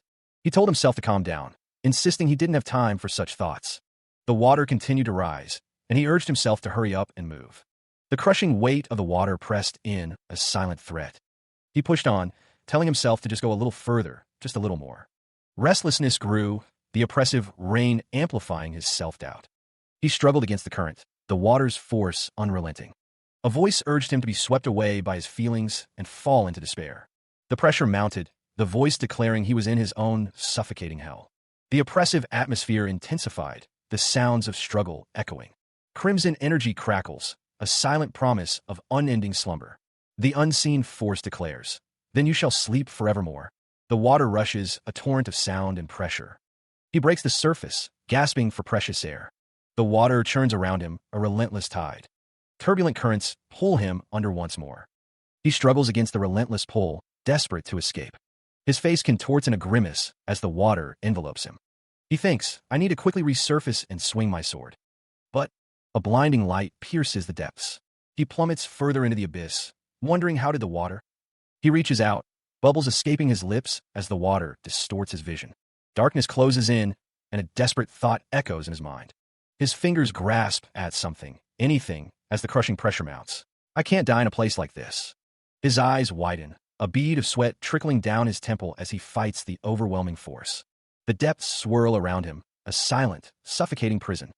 He continues to sink, further and further into the abyss, his struggle seemingly futile.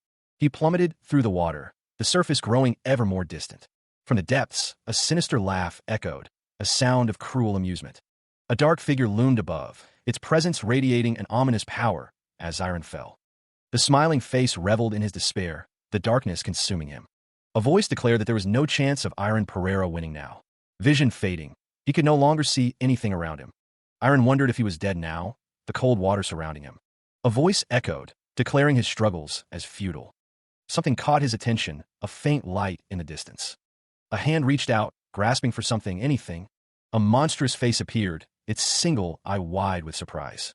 He flailed, struggling against the currents that pulled him down. Below, a dark shape moved, and a voice echoed with chilling certainty.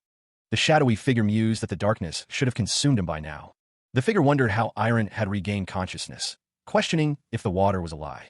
Iron's expression hardened, his eyes narrowed with determination. The shadowy figure expressed shock, its eyes widening in disbelief. The figure continued, revealing that this place was created using half of its desire. The figure explained that the only thing Iron could do was summon his sword and swing it. Iron gripped the hilt of his summoned sword, his gaze fixed on the unseen enemy. The figure declared that Iron could engage with its evil intent, but it couldn't personally harm him. He looked up, a bead of sweat trickling down his face as the shadowy figure roared. With a surge of power, Iron slashed upwards, the blade cutting through the water. He struggles to maintain his grip, the blade heavy in the strange water. Iron finds it difficult to swing his sword within the water-like substance. It seems his magic abilities are useless against this type of environment. Iron's expression hardens as he grits his teeth, determined to overcome this obstacle. He realizes that the only thing he can control in this place is his own body. A smirk plays on Iron's lips as he accepts this limitation. The dark figure looms as Iron prepares to strike, declaring that enough is enough. The figure scoffs, remarking that Iron has started doing something useless again. The unseen entity continues, stating that Iron should already know that he can't change anything with meaningless efforts. The dark figure notices that its power is gradually getting weaker. Iron, undeterred, feels as though he's experienced something similar before. Meanwhile, Iron recalls a memory from when he was young. He was overwhelmed with sadness after losing his mother and didn't leave his bed. Determination etched on his face, he prepared to face his challenges head-on. In a magic trap he created, there were days where Iron suffered greatly. Even though he swung his sword 1,000 times, Iron was disappointed in himself because he didn't improve. Despite the setbacks, he gripped his sword, his resolve hardening with each passing moment. No, the dark figure's negative emotions are fading, its power waning. But Iron didn't give up, his grip tightening on the hilt of his sword. He realized that if he didn't work hard, the opportunity for him to improve wouldn't come. When he was unconscious, Iron saw a string of light, a beacon in the darkness. It wanted to show him his own self while he was overwhelmed with fear. Even if he doesn't see a way, Iron will continue to fight. Even if there is no hope, he will persevere, driven by an unyielding spirit. A blinding light descends, illuminating the path ahead. He declares the reason he can keep swinging his sword. The young master grips the hilt, preparing for another strike. The reason he keeps working hard echoes in his mind. Iron raises his sword, determination etched on his face. He believes in himself, the source of his strength. His energy intensifies, and the shadowy figure realizes it must stop him. A monstrous form emerges from the darkness, its eyes glowing menacingly. The shadowy figure taunts Iron, claiming he can't do it. The figure insists that he really can't do it, questioning his ability to slice the water. The monstrous figure declares that it's impossible. The shadowy figure asserts that Iron will never be able to slice the water there. He declared that the other party was wrong, his tone firm. The shadowy figure seemed taken aback by Iron's sudden declaration. What? Iron recalled the headmaster's teachings, finally understanding the true meaning behind them. The realization dawned on him. It wasn't the water he was meant to cut. Iron raised his sword, determination etched on his face. He knew now that the thing he had to cut was not the water. A sphere of energy shimmered before him, the key to his next step. The shadowy figure vehemently protested, sensing the shift in Iron's resolve. The shadowy figure's denial echoed, filled with desperation. The sphere pulsed with energy, awaiting Iron's decisive action. Iron steeled himself, preparing to strike at the true target. His stance firm, Iron prepared to unleash the power of his blade. A powerful obsession seems to be the source of this energy. The source of the power emanates from a pendant around his neck. Pure energy surges forth, a blinding light filling the space. The energy intensifies, focused and sharp as a blade. The concentrated power cuts through the water, leaving a clear path. The force of the energy is immense, creating a powerful shockwave. The energy continues its ascent, a pillar of pure force. The energy carves a path, leaving a trail of destruction in its wake. The barrier shatters under the immense pressure, its fragments scattering. A massive bird carries a figure away from the destruction, witnessing the event.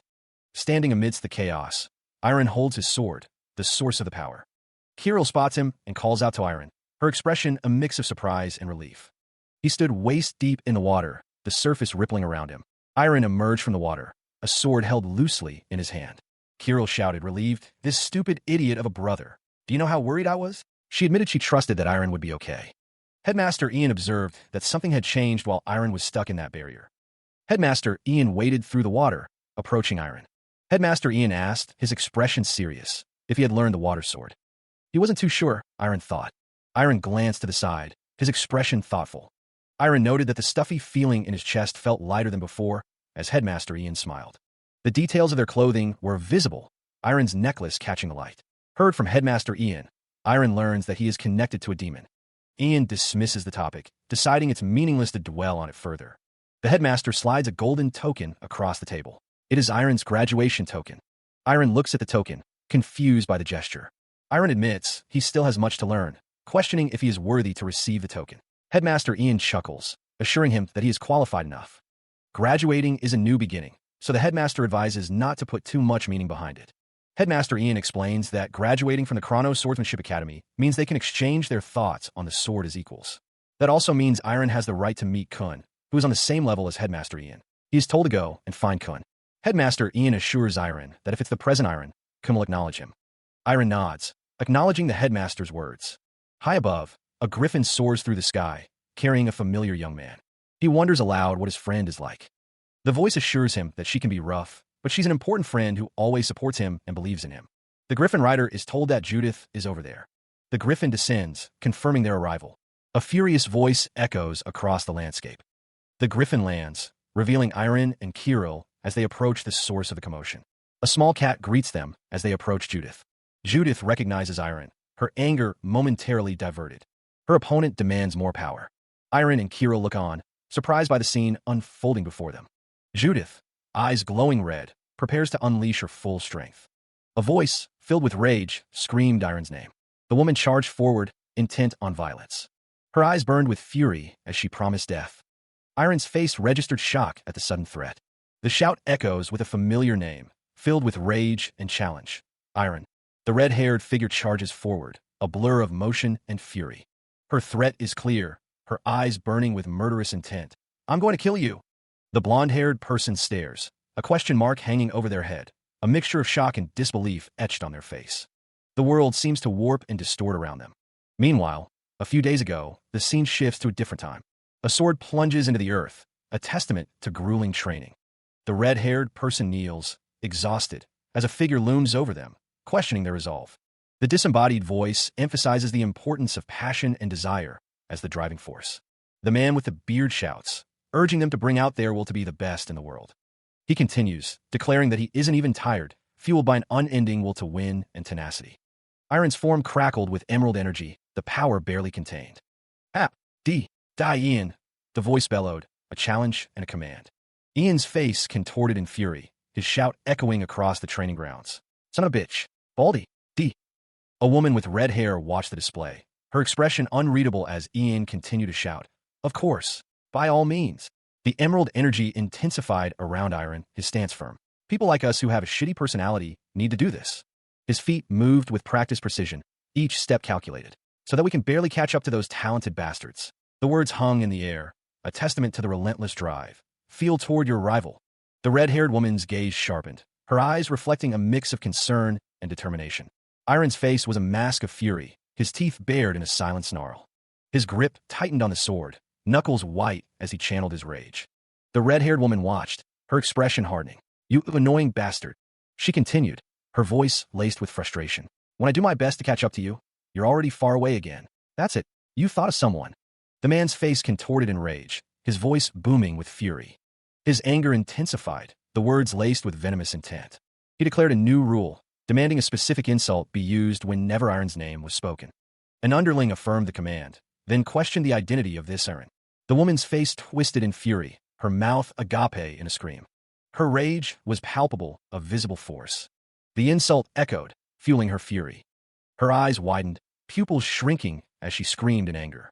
The word die filled the air, a promise of violence. A man ordered her to stand back, while Kirill watched from a distance.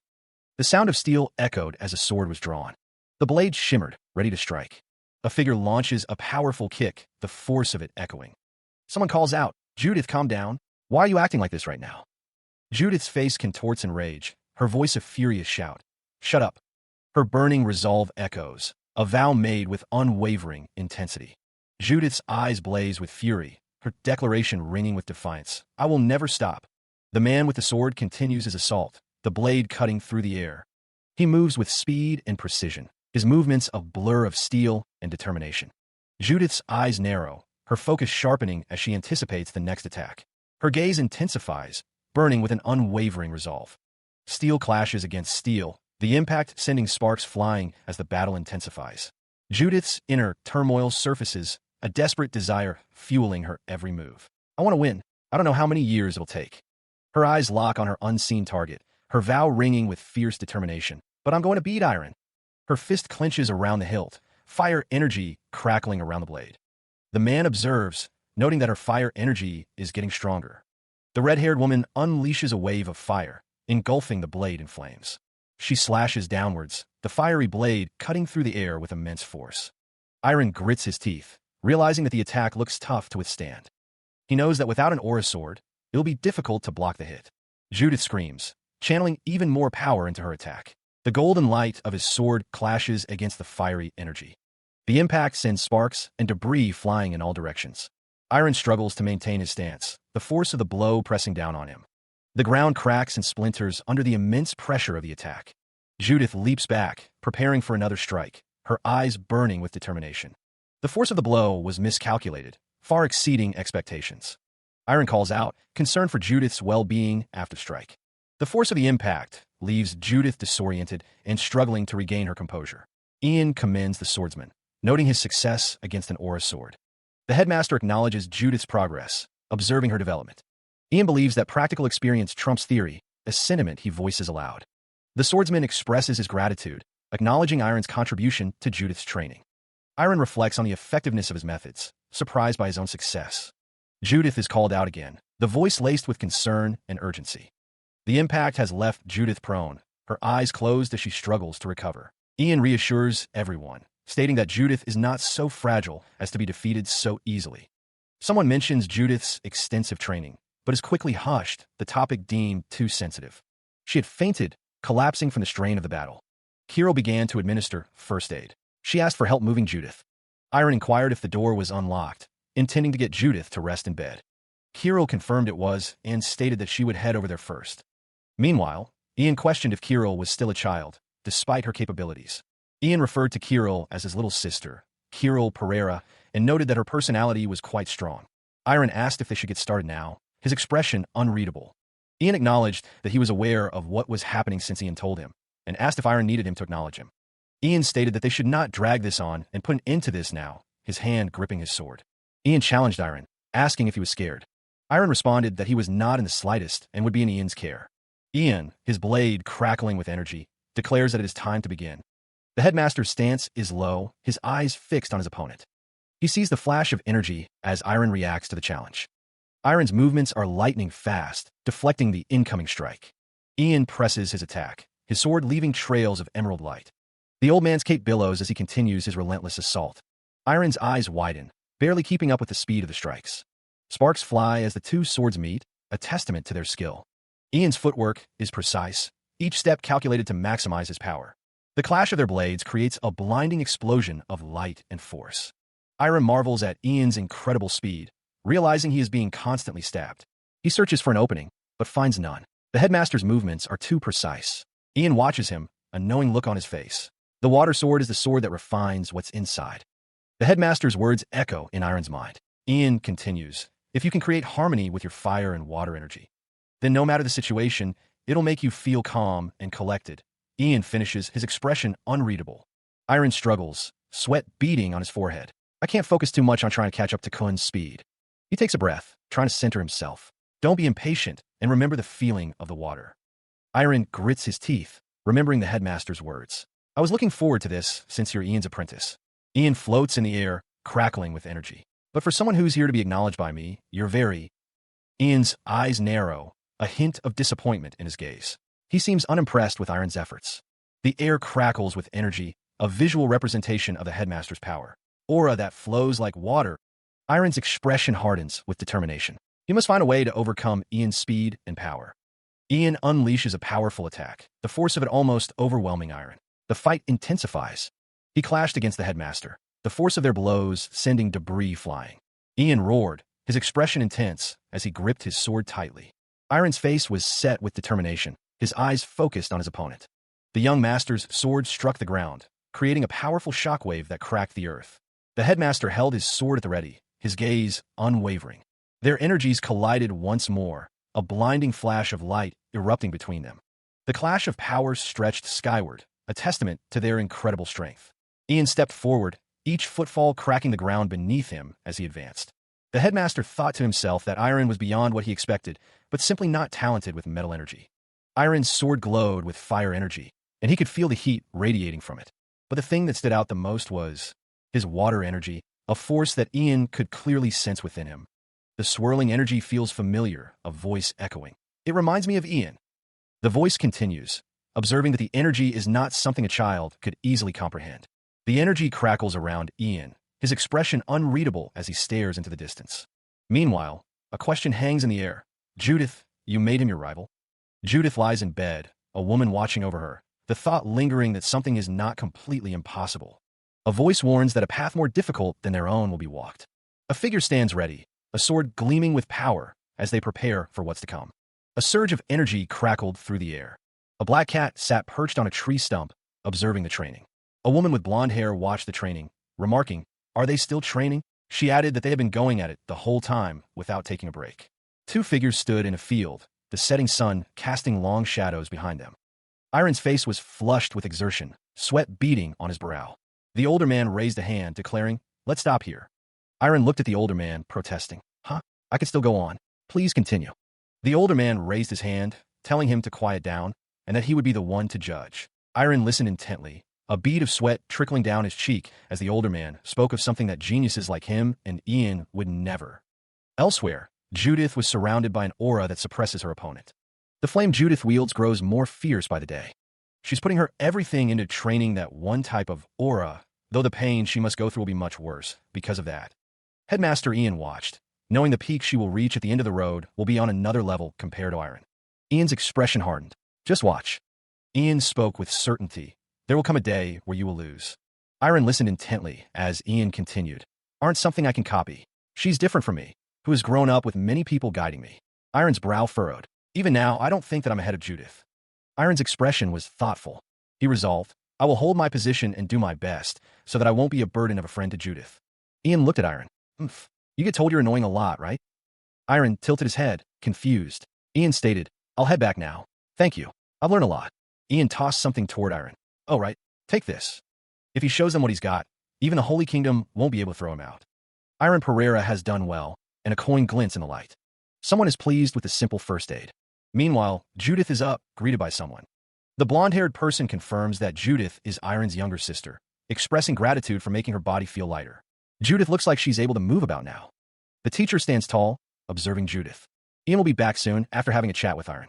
He'll return quickly so that there won't be any issues with the night training. Ian tells Judith to forget it, as he is tired today and she can train however she wants. She smirked, a glint in her eye as she considered his statement. Ian, observing something in the distance, stated that he saw a demon.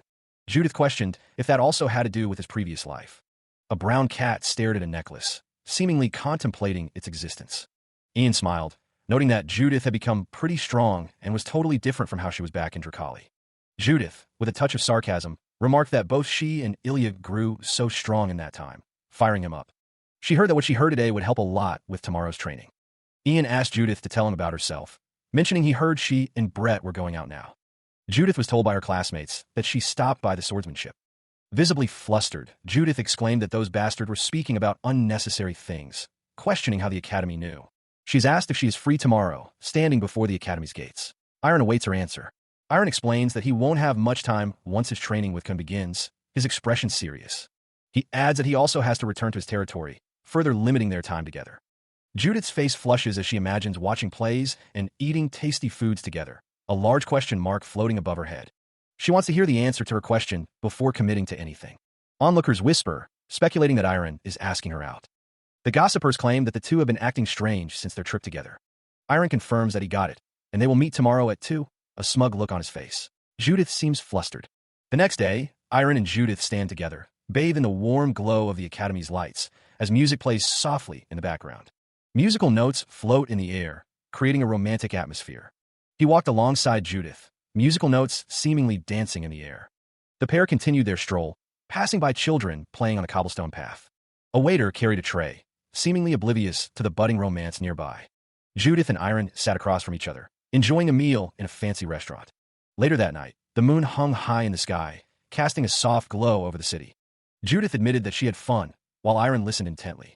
The two sat in silence, a comfortable quiet settling between them. They sat close together on a bench, their hands almost touching. Meanwhile, two onlookers urged them to kiss, though one tried to quiet the other.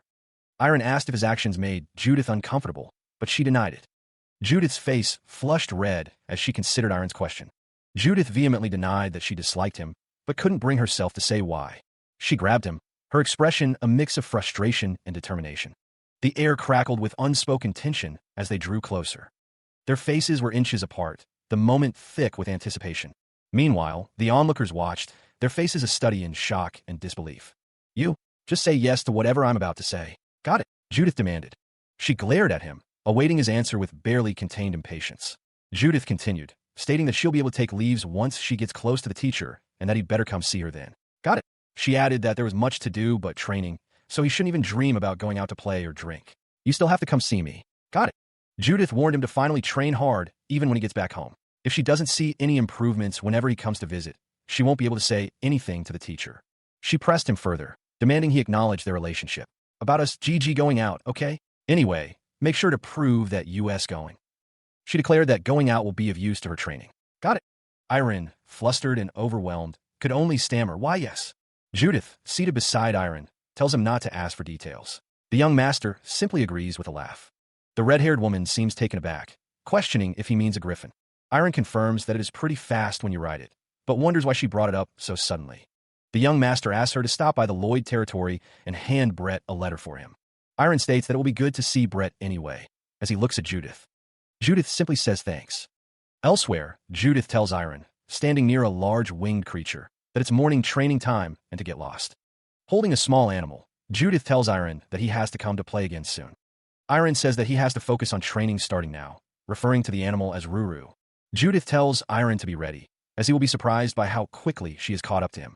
Judith grinned, her sharp teeth visible. She told Irene that she would be expecting him later. Judith's name hung in the air, a promise and a challenge.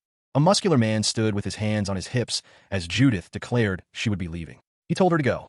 Judith, riding a griffin, called out a farewell as she soared into the sky. Kirill, standing beside Irene, admitted that she also wanted a boyfriend. She wondered if he had a type of guy she liked. Kirill mused that she liked someone pure and dependable. She then asked Irene if he already had someone on his mind. The question hung in the air. Someone on his mind? Someone he'd want to be in a relationship with? Irene considered the idea of a relationship. A woman with silver hair smiled gently. Irene's expression shifted, a flicker of thought crossing his face. He wondered why he suddenly thought of Ilya. The journey neared its end, the destination finally in sight. Their winged transport descended, carrying them towards the heart of the Lloyd territory. Irene observed the unfamiliar architecture. Kirill noted the distinct atmosphere of the city. The city bustled with cheerful energy, the citizens seemingly content. Kirill mentioned that Irene's friend's father was the lord of this place, assuming he must be a good one. Irene agreed, observing the apparent happiness of the populace. Kirill suggested they find a place to eat first, before continuing their exploration. The group agreed, ready to find a suitable place to dine. Elsewhere, a figure slumped at a table, clearly inebriated and lost in thought. Irene paused, a flicker of recognition in his eyes as he glanced back. Kirill noticed Irene's reaction, wondering if he recognized the slumped figure, who mumbled a longing for someone named Judy. He looked at the blue-haired man, a question forming on his lips. He mumbled, face down on the table, seemingly lost in his thoughts. The man with blonde hair questioned the slumped figure, a hint of suspicion in his voice. Irene's face flushed, a bead of sweat trickling down his temple as he remained face down. The blonde man pressed, questioning why he was wearing a disguise. Irene's thoughts raced, trying to formulate an excuse. He couldn't let the other man see him looking so disheveled. He needed to come up with something, and fast. Irene denied the accusation, claiming the man had the wrong person. The blonde man pressed further, mentioning Judith. He stammered, claiming there had been a misunderstanding. The blonde man countered, stating that he had said the name was Yuri's, not Judith, and accused him of lying. He vehemently denied the accusation. The blonde man questioned his shock at seeing a talking cat. Irene declared he was leaving. The message was clear. A letter had arrived from Judith. The man with the blue hair and mustache grinned, presenting the letter to Kirill. Kirill stared at the letter, questioning if it was truly from Judith. The voice mused that he was completely different than expected. Kirill looked up, questioning why Irene was present. A man with a bandage on his face smiled warmly. It had been a long time, but Kirill seemed to be thinking something else. She wondered if he was dependable. The man with the bandage introduced Kirill as his little sister. Hello. Kirill Pereira introduced herself as the eldest daughter of the Pereira family. A man in a blue suit stands beside Brett Lloyd, the eldest son of the Lloyd family. The man in the blue suit introduces himself as Lance Patterson. Lance Patterson asks Brett if he wasn't at the academy and if he graduated. Brett Lloyd suggests they could take the conversation to the estate. As the young master of the Lloyd territory, Brett says he will treat them as valued guests. A grand estate looms in the distance. The forest stretches out, lush and green. Meanwhile, a long table is set for a feast with several people seated around it. Lance asks Brett how his parents are doing, mentioning he should give his greetings to them. Brett replies that they're not here right now, but they'll be back tonight. Lance comments that Brett's dad seems to be a great lord. He savored the taste of the wine, the rich liquid coating his tongue. It was the first time he'd seen so many happy faces on his travels. Brett Lloyd smiled, the atmosphere around them light and jovial. Lance Patterson agreed, noting that it was all thanks to Brett's respected father, Lord Philip Lloyd. A man with blue hair watched them, thinking that someone was amazing. The collar of a pristine white shirt framed a strong neck. A man with a bandage on his cheek looked on, his expression unreadable. The blue-haired man changed the subject, asking if someone had gotten stronger.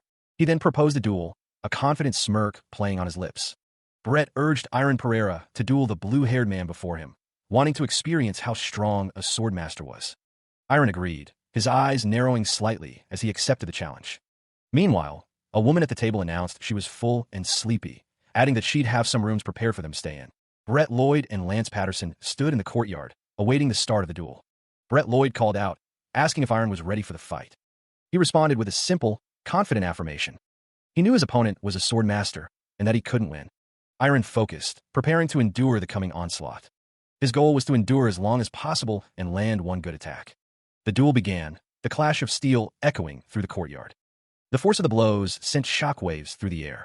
Iron felt an immense pressure, questioning what he was up against. The sounds of impact reverberated as the fight intensified. He barely manages to block the incoming strike. Brett Lloyd's attack is impossible to fully parry. The force of the blow sends tremors through the arena. Brett Lloyd's grip tightens on his sword, preparing for another strike. He is forced to block another powerful blow from Brett Lloyd, struggling to maintain his stance. The force of the impact sends him staggering back, a grunt escaping his lips. Brett Lloyd presses his advantage, his sword a blur of motion. Brett Lloyd hasn't even revealed his aura sword, yet he's already this strong. Lance Patterson observes, noting that Brett Lloyd is on a completely different level compared to the last time he fought him. Lance Patterson realizes the same amount of time passed for both of them. Lance Patterson wonders how Brett Lloyd became this strong. He is struck again, the force of the blow sending sparks flying. He struggles to maintain his balance, barely managing to keep his feet. He gritted his teeth, feeling the immense pressure. The skill gap was too vast. This wasn't something Iron could simply endure. He had to find a way to overcome this. A figure stepped forward, raising a hand. "Stop," he commanded, his voice firm. Brett Lloyd scoffed, a smirk playing on his lips. He didn't think he could take on a sword master so easily. Iron felt the weight of defeat pressing down on him. He had lost. Lance Patterson watched the scene unfold, his expression unreadable. The figure addressed Lance Patterson, telling him to step back, as this brother of his would avenge him. Iron heard the words, but his focus remained on Brett Lloyd. "It's fine to start right away, right?"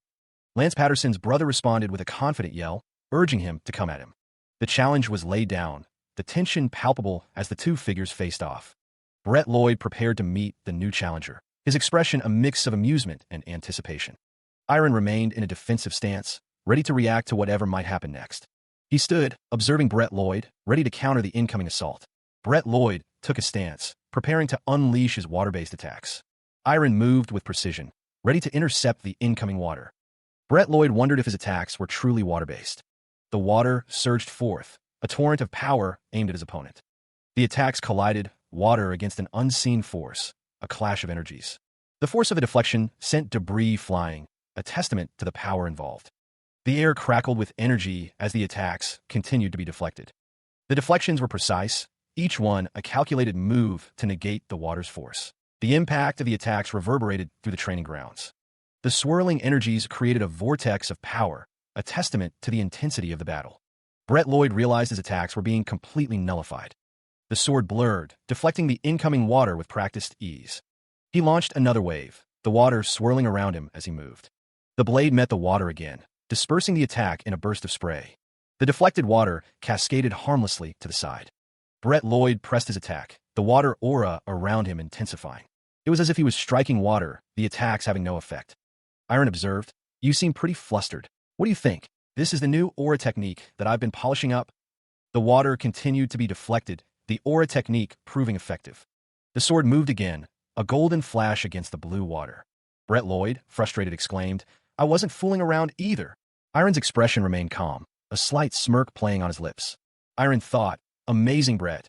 He had already endured several hits from that sword, more than Iron thought he could. Brett Lloyd clenched his fist, acknowledging that he was different from his opponent. Brett knew that Iron possessed a talent that he could never have. Iron continued to deflect Brett's attacks, the clash of their weapons echoing. Brett grunted, struggling against the relentless pressure. Brett realized he had no aura left, questioning how much longer he could keep going. His expression hardened, a mix of determination and desperation etched on his face. Iron remained focused, his movements precise and unwavering. Brett lunged forward, his attack fueled by sheer willpower. The sound of their weapons colliding echoed once more. The force of the impact sent shockwaves through the arena as Brett struggled to keep up. Iron's sword gleamed, a testament to his unwavering defense. The energy crackled around the hand, a testament to its power. A voice cursed, frustrated by the display of skill. The man with blue hair expressed his disbelief. He couldn't believe Iron kept attacking without a break. The blonde-haired man smiled, complimenting Iron on his new technique. The glowing energy pulsed as someone questioned how it was done. The man with blue hair accused someone of trying to steal the technique again. The man smirked, declaring he would never tell. Meanwhile, a figure approached, requesting the young master to come with them for a moment, prompting a question of what was wrong. The man with blue hair stated he would be back. Iron was greeted by another man, who expressed his gladness that he came. He wonders why Brett is smiling, noting that he's been gloomy lately. Had something happened to Brett? The other man thinks Brett had a lot on his plate when he came back. Becoming a great lord is a heavy burden. The obstacle that Brett needs to overcome now looms large. Footsteps echo on the ornate carpet. It is the greatest obstacle in the history of the Brett family. The Lloyd territory has been evaluated as one of the most prosperous throughout the entire continent. Due to the innovative tax reforms and flexible diplomatic policies, the territory is led by Philip Lloyd. Because of this, Philip Lloyd was complimented as the greatest lord in the history of the Lloyd family. The son of Philip Lloyd and the young master of the territory grew up in various places and was watched just as closely as the Lloyd territory, which he would inherit. The reason why he was in disguise at the restaurant is because of the look she was getting, so he needed to cover himself up to hide his identity. Someone observes, "I see." Someone says, "Don't tell Brett that I told you, okay?" Philip Lloyd is greeted with, "Welcome back, father and mother." He replies, "Thanks, it's been a while." Someone says, "I heard we have some guests." He smiled, mentioning that the person he was speaking of was a friend. The group sat around the table, an awkward silence hanging in the air. One of the guests mentioned that he had heard a lot about Iron from Brett. Iron responded that he had wanted to meet the man for a while, and that he also wanted to meet him. The silence was palpable, the tension thick enough to cut with a knife.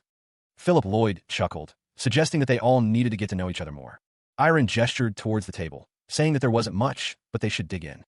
One of the guests stated that he wouldn't force anyone to drink, but they should make sure to pace themselves. 2 hours later, the evening progressed, the initial awkwardness slowly dissolving into a more relaxed atmosphere. Brett Lloyd, visibly flushed, seemed to be enjoying himself. He asked Lance Patterson if he could call him by his first name. Lance, with a slight blush, told him to call him whatever he liked. Kirill Pereira chimed in, adding that they could call her Kirill as well. A small cat, perched nearby, watched the scene with wide eyes, wondering if it should partake in the festivities as well. An empty wine bottle lay on its side, a testament to the evening's indulgences. Someone asked Lance if it was his first time drinking. He replied that he had had alcohol before, but this was his first time drinking so much. Brett, excusing himself, announced he was going to get some air. He suggested that if anyone wanted to join him, there was a balcony out back. Lance was then asked if he wanted to go for a walk together. Confused, he agreed. Another guest announced that they were going to retire for the night. Someone responded with a simple, "Yes, mother." The dining room, now partially deserted, stood as a silent witness to the unfolding drama. Iron, seemingly remembering something, exclaimed, "That's right, I had this." He was finally alone. Now was his chance, Iron thought. To Brett, it felt awkward to be writing a letter, the red-haired person thought. "It's my first time writing a letter to someone, so just overlook the mistakes I make." "Okay," the blue-haired person thought. "Anyways, I'm training myself to death with my teacher," the red-haired person thought. "It's exhausting, but how are you? You're doing well, right?" "Am I doing well?" the letter asked.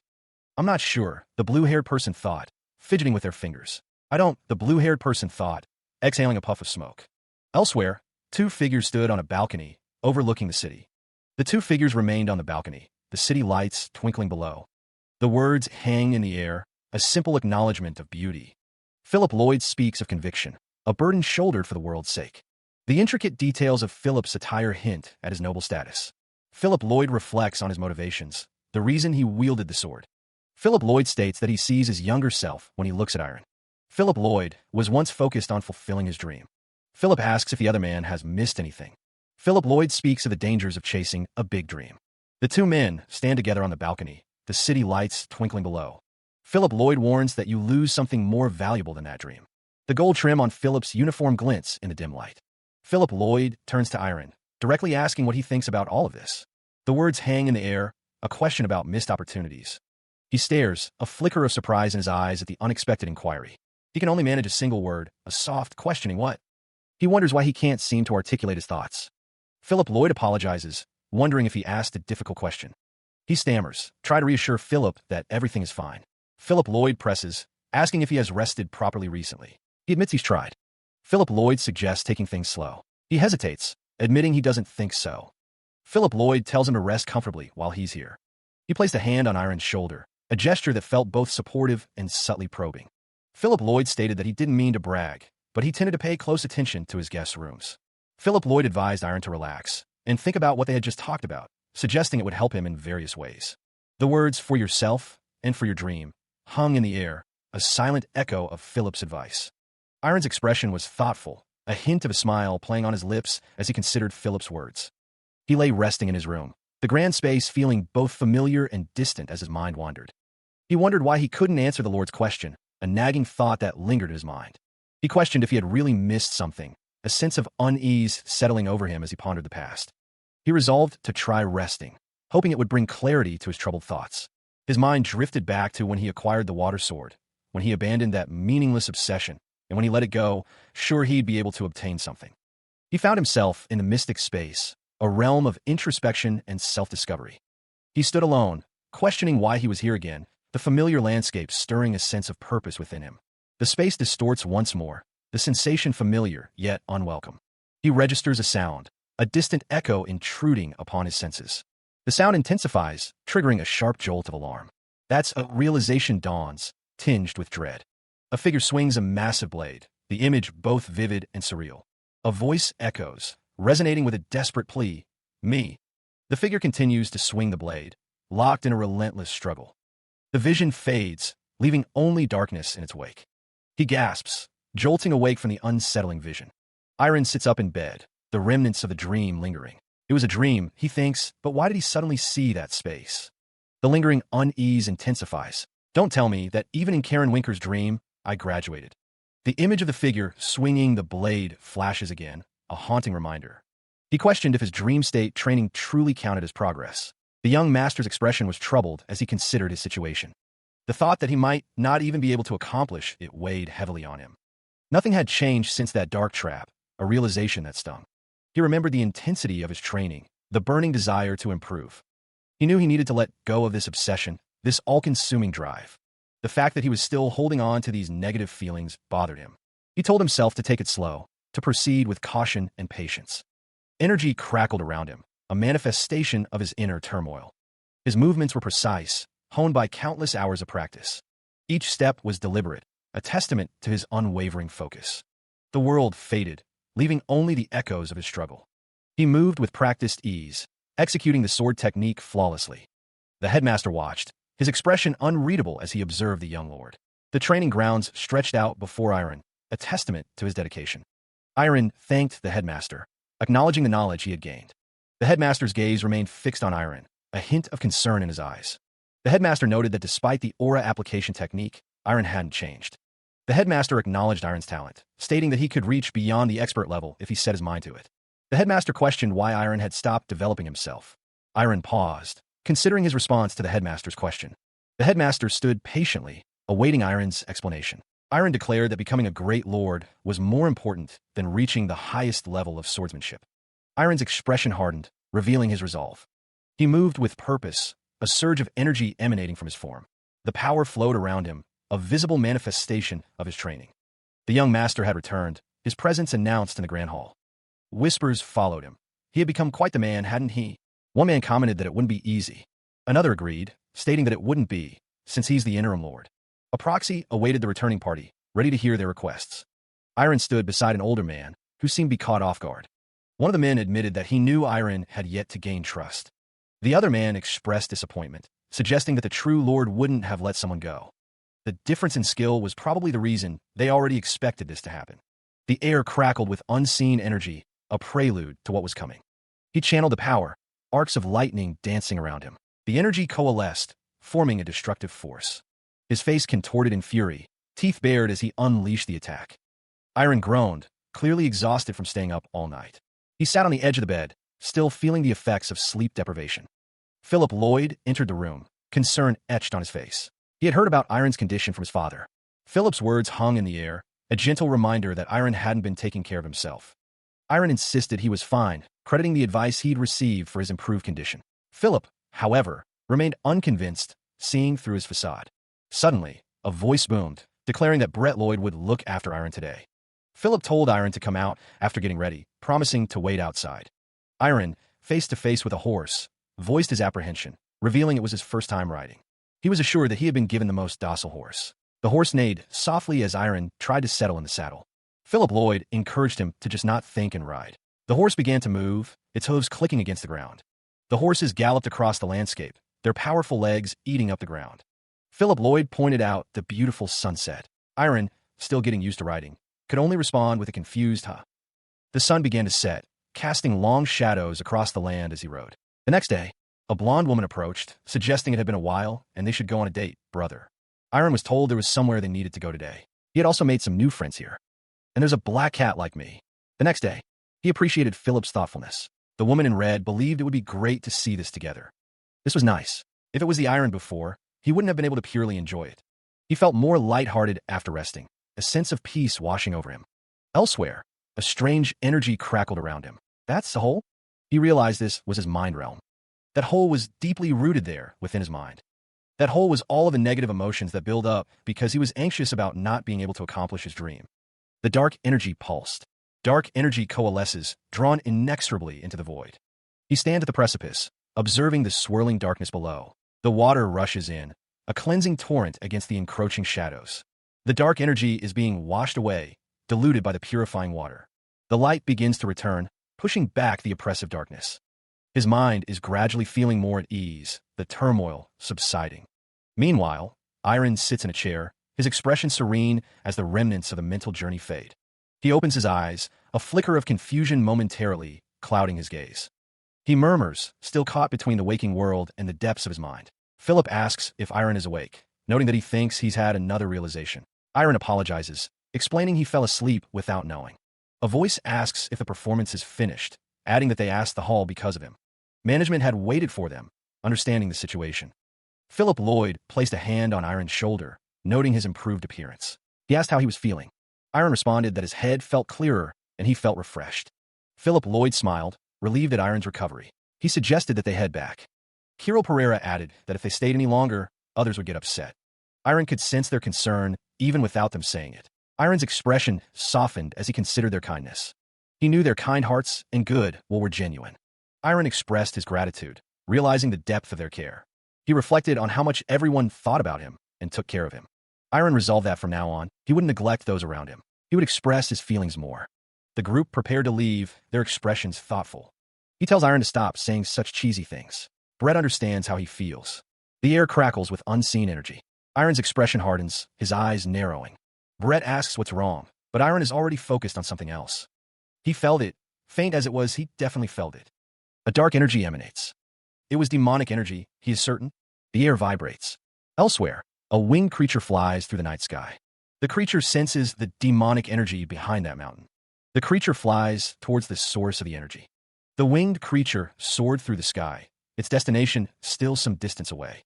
Brett Lloyd crossed his arms, a contemplative expression on his face as he considered the situation. The man's expression shifted to one of disbelief, his eyes wide with shock. Brett Lloyd addressed the assembled group, his tone serious and commanding. The woman spoke with a stern expression, forbidding the disclosure of sensitive information. The armored figures stood in silent vigil, as one admitted to visiting the royal palace due to the Holy Kingdom summons. Several months prior, the old man in armor had heard news of a demon reappearing on the continent. He had received requests from each kingdom and many high-ranking nobles to help as much as he could. The man in noble attire listened intently, his expression a mix of concern and determination. The old man's weathered face showed the weight of his responsibilities and the gravity of the situation. This was the holy water he had received, usually blue, but changing color depending on the type of demonic energy. The fact that the holy water had turned into a blackish-red color was a cause for alarm. The ominous red glow pulsed, the message clear. The demonic energy originated from a demon. The revelation struck the group, their faces etched with concern as the gravity of the situation sunk in. The cloaked figure recoiled, the word echoing in the air. A demon. Brett Lloyd's expression hardened. This wasn't something they could resolve on their own. The figure in the cloak insisted they needed to send a message to the Holy Kingdom right away. Determination blazing in his eyes. One of the figures declared he would go and take care of the demon. The cloaked figure turned to Iron, demanding if he had not heard what was just said. The demon wearing a clown mask, that was characteristic of the demon that appeared several months ago, right? Brett Lloyd's expression was grim as he considered the implications of the clown-masked demon's return. A voice declared that they were also at the location where that demon appeared. Another voice exclaimed, filled with dread, that they saw it. Elsewhere, figures stood silhouetted against a fiery backdrop, facing the monstrous demon. The demon's power instantly disrupted a person's mind and body. It wouldn't be strange for something to happen while sending word to the Holy Kingdom. In order to subdue the demon as quickly as possible, he will go. Another man declares that he will also assist Iron. The man turns, his expression determined. Someone shouts Brett's name, filled with concern. Brett Lloyd insists that as this is happening on the Lloyd territory, it's only right for him to do this. He wants to use the power he's trained this whole time for the territory. The older man calls out to Brett, his face etched with worry. The older man instructs Kirill to go with the Lord and send word to the Holy Kingdom. A woman tells her brother to be careful. Lance is instructed to escort his father, leaving him confused. A promise echoes, a declaration of a future return hanging in the air. Brett Lloyd and a winged figure race forward, undeterred by the looming threat. Lance stands beside a man in a green suit, her expression unreadable as she observes the unfolding events. Confusion clouds someone's thoughts, a struggle to comprehend the situation. A man's face betrays his worry, the knowledge of a demon's presence weighing heavily on him. The question hangs in the air. How can they willingly run towards such danger? Brett Lloyd and his companion continue their headlong rush, their determination unwavering. Hesitation battles with resolve, a silent internal conflict raging within someone's mind. Terror grips a man's face, his eyes wide with fear as he confronts his own limitations. A man's features harden with resolve, acknowledging his cowardice but refusing to succumb to it. A woman cries out, identifying the source of the demonic energy as a nearby cave. He is told that if things get too dangerous, he needs to get away. Brett Lloyd acknowledges the warning, his expression determined despite the peril. The man with the purple aura assures him not to worry about him. A dark presence emanates, a silent demand echoing. More. The monstrous entity's face contorts, its hunger for power growing. It craves more power, a little more to fuel its dark ambitions. The entity's form looms over a landscape of shattered rock, a promise of destruction. The desire intensifies, the need for more power becoming an all-consuming obsession. The monster's attention turns to a new target, humans.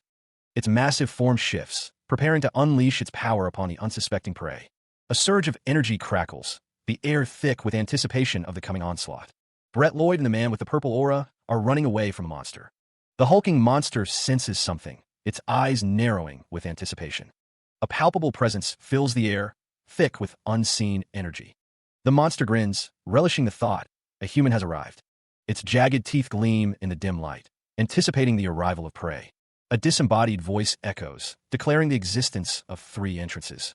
He sprints forward, a determined look etched on his face. The voice notes that this is the first entrance, where the demonic energy is densest. A voice calls out to Iron Pereira, urging him to wait. He continues his headlong dash, undeterred by the dangers ahead. Brett Lloyd's expression is grim, focused on the task at hand. He shouts a warning, declaring his intent to break open the entrance and ordering others to stand back. Brett Lloyd prepares to strike, his stance firm and resolute. The cavern rumbled, arcane symbols glowing with ominous energy. He raised his sword, the blade gleaming in the shifting light. Iron's eyes widened, confusion clouding his features. Iron muttered, questioning the sudden change. The very structure of the cavern seemed to twist and distort. The space had changed, and Brett Lloyd called out for Iron. Brett and Ruru stood amidst the transformed landscape, searching. His voice echoed, Brett calling out to Ruru, unable to see her. Iron realized the area around him had become a maze.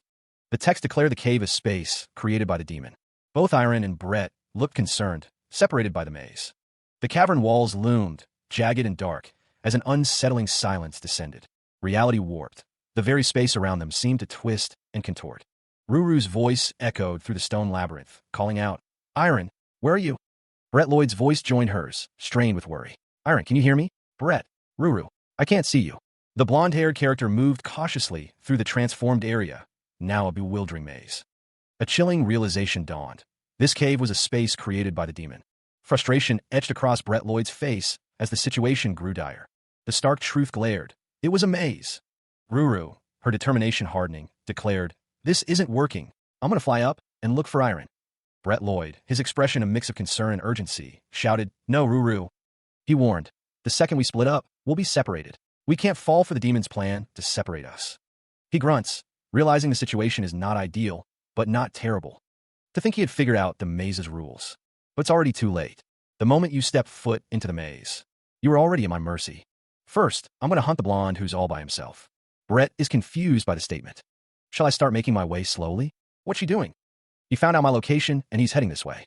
The monstrous figure remained kneeling, a malevolent aura radiating outwards. The ground trembled, a testament to the power being unleashed. The walls themselves seemed to groan under an unseen pressure. He was destroying the walls, heading straight for Brett. A voice echoed, laced with amusement. How foolish. Each step carried the weight of the impending doom. The disembodied voice admitted it didn't know what Brett had done. A massive rock hurtled forward, obscuring Brett from view. The voice continued, noting that Brett had come to him. The monster's hand smashed through the stone, a display of raw power. An explosion of red energy engulfed the area, threatening to consume everything. The destruction continued, leaving nothing but shattered rock in its wake. Debris rained down as the monster continued its destructive advance. The ground erupted in a violent explosion of rock and dust. The monster's massive form plowed through the ravaged landscape. Its hulking silhouette dominated the shattered terrain. The monster's voice boomed, echoing with an unexpected sentiment. I'm thankful, human. A blinding light erupted as a blade descended upon the monster. The monster recoiled, the force of the blow shaking its massive frame. He could only utter a single word, a bewildered what? The monster's face contorted in confusion, its single eye wide with surprise. The attack left a trail of destruction in its wake. A deep fissure split the earth, a testament to the power unleashed. The light intensified, obscuring everything in its path. He stood tall, his gaze fixed on the towering figure before him. The monster recoiled, a guttural sound escaping its rocky form. You cut me. Tendrils of dark energy writhed around the monster, constricting its movements. A voice boomed from the creature, laced with surprise. You're quite strong. The monster's jagged teeth and glowing eyes were briefly visible amidst the shadows. Golden energy crackled as the monster was struck by a powerful blow. The monster cried out in pain as it was sent flying through the air. Desperation filled the monster's voice. Well, hold on. Stop. Chunks of rock broke away from the monster's body as it crashed downwards. The monster questioned the sudden assault. Why are you in such a hurry? He moved with blinding speed, his cape billowing behind him as he struck again. Iron realized something had changed. My body is so light that it can't be compared to before. He took a breath, wondering if his lightness was due to the mind realm. Iron steeled himself, resolving to push forward with everything he had. He moved with blinding speed, his cape billowing behind him as he attacked. Iron was confident he could kill that demon in a single strike. The rock monster scoffed at the human's confidence. The monster declared that no matter how many times he was cut, his body could regenerate infinitely. The rock monster's jagged teeth and stony hide seemed impervious to harm. The sound of blades clashing against stone echoed through the cavern. Sparks flew as Iron's attacks collided with the monster's form. Iron, undeterred, vowed to cut the monster as many times as it took. The monster declared that he would strike tens of thousands of times, until Iron was in pieces. Iron's eyes burned with determination, vowing to reduce the monster to dust. The rock monster's face contorts in a furious roar, teeth bared. The monster vows to obliterate his opponent, leaving no trace behind. He unleashes a blinding strike, a concentrated burst of power. The force of the blow sends shockwaves rippling through the air. The impact shatters the ground beneath them. A torrent of energy erupts, consuming everything in its path. The landscape is engulfed in a fiery inferno. Iron continues his relentless assault, pushing the monster back. The monster's rocky exterior begins to crack under the force. The monster curses, realizing he's being given no time to counterattack. He continues his relentless assault, his blade a blur of light. But the bigger problem, the rock monster thinks, is the relentless assault. There is no darkness inside of him that the monster can use. The light intensifies, a blinding aura surrounding the young master.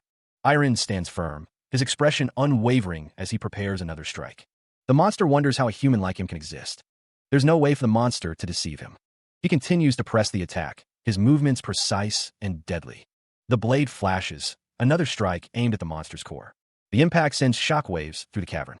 The ground trembles under the force of the blows. The monster reels, unable to withstand the relentless assault. Debris rained down as the battle continued to reshape the cavern. The rock monster, battered and bruised, struggled to maintain its footing. It plotted a desperate strategy, hoping to buy itself some time. The monster would look for other humans and steal their power. Iron continued his assault, unaware of the monster's scheme. Meanwhile, a new figure appeared, seemingly tracking the monster's movements. The blue-haired man's expression hardened, his jaw clenched in determination. The rock monster braced itself, preparing for another onslaught. Its massive fists clenched, ready to deliver a devastating blow. The blue-haired man's eyes narrowed, a dangerous glint in their depths. Iron was caught off guard as the blue-haired man teleported nearby. The rock monster grinned, welcoming the new arrival to the fray. He stood ready as the blue-haired man faced the looming rock monster. A surge of purple energy erupted from the ground. The rock monster towered, its form radiating dark power. "This demonic energy is giving me goosebumps," a man exclaimed, fear etched on his face. His eyes widened in terror. That's the monster that instilled fear on this continent. The monster's head loomed, a symbol of pure evil. The creature revealed its true nature, a demon. "It's coming," someone shouted, as the demon advanced. Its massive hand reached out, claws extended. The demon's grip tightened, ready to crush its prey. The blue-haired man stood his ground, drawing his sword. A powerful strike was unleashed, cutting through the air. He lunged forward, his sword a blur of motion. The attack generated a shockwave. Debris flew in all directions. The attack wasn't without cost. Iron grunted in pain. The rock monster spoke, "You're quite nimble. Try dodging this then." Iron's eyes widened as he saw the monster's next move. Blood trickled down his face as he focused intently. The rock monster unleashed a fiery blast. Iron exclaimed, "Whoa, that kid!" The rock monster's face contorted in rage. The rock monster roared, "Stop annoying me and stay out of this." The ground shattered from the force of the monster's power. The rock monster's attack continued, the ground shaking with each strike. The creature lunged forward, its massive form a blur of stone and fury. His eyes wide with shock, Iron could only stare up at the approaching behemoth.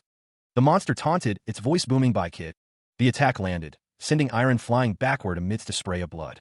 The rock monster stood triumphant, its shadow looming over the fallen figure. Its jagged teeth and glowing eyes conveyed a predatory hunger. Gasping for air, he was engulfed in a blinding light. The monster's power surged, ready to deliver the final blow. The ground cracked and splintered under the force of the impending attack. A monstrous roar echoed through the cavern, signaling the end. Iron lay defeated amidst the rubble, his eyes closed in resignation. The rock monster, though battered, still breathes. He notes that he is weak from the blonde from before. Energy crackles around the monster as he prepares for another attack. The rock monster's face contorts in rage as he unleashes his power. The air vibrates with the force of the monster's attack. The ground explodes as the monster's attack makes contact. The rock monster stands, bloodied but defiant, and tells himself to relax. The monster decides that since it's just the two of them now, he can take it slow. Elsewhere, a figure with blue hair sits on the ground, clutching his arm in pain. He thinks to himself that it's his fault. He continues, lamenting that it's his fault that Ruru is in this situation. The blue-haired man reflects on the fact that Iron is not here. He wonders if he can defeat that demon by himself. He knew he had a move, even if he couldn't defeat it. There was no other way, he thought, his resolve hardening. He steeled himself, knowing that he needed to face it. Drawing his sword, he prepared for the coming battle. He focused, his mind sharpening like the edge of his blade. The monster loomed, and he could see it now, its power. He steeled his resolve. He would do it, no matter the cost. Dark energy began to coalesce around him, a swirling vortex of power. There was a darkness within him that he could latch onto. He focused his gaze on the monster, ready to unleash his power. The power surged within him, a voice echoing his name, Brett. With a roar, the monster charged, and Brett prepared to meet it head-on. The name echoes in the darkness, Brett Lloyd. Iron's expression hardens.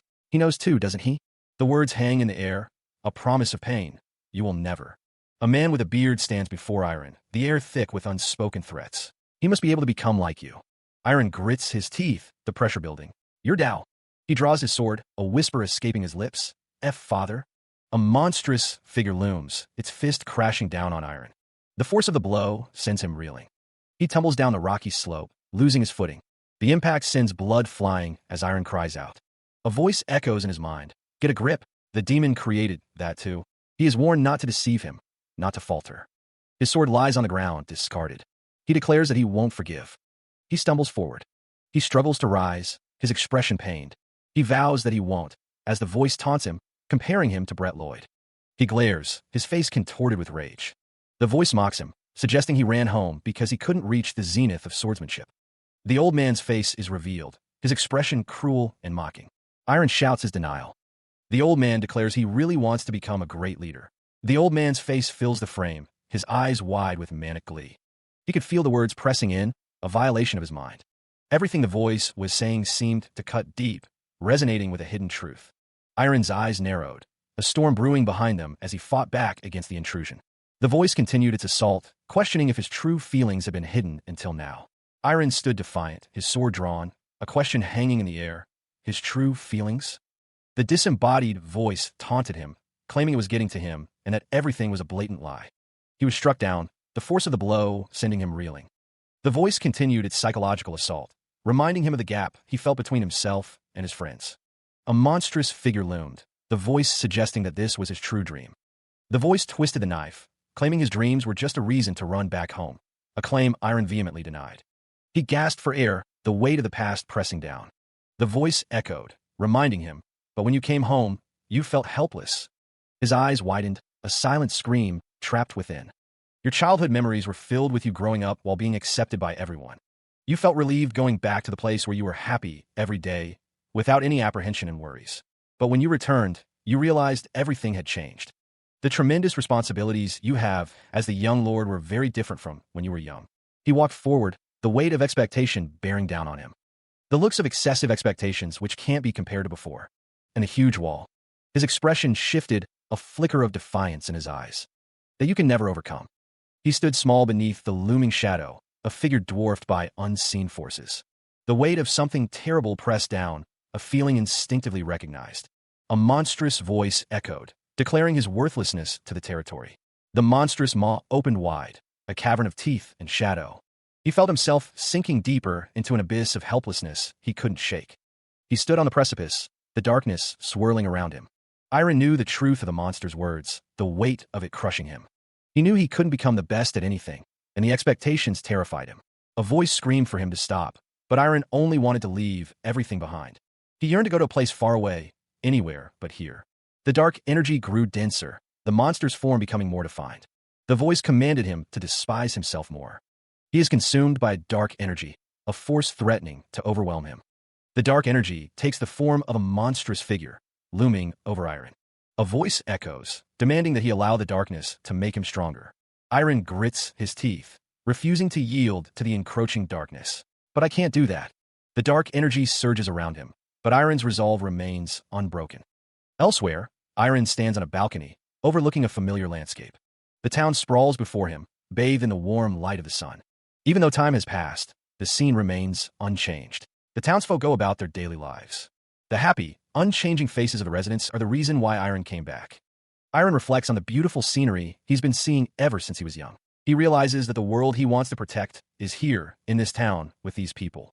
But the monstrous form of the dark energy still looms, a threat to everything he holds dear.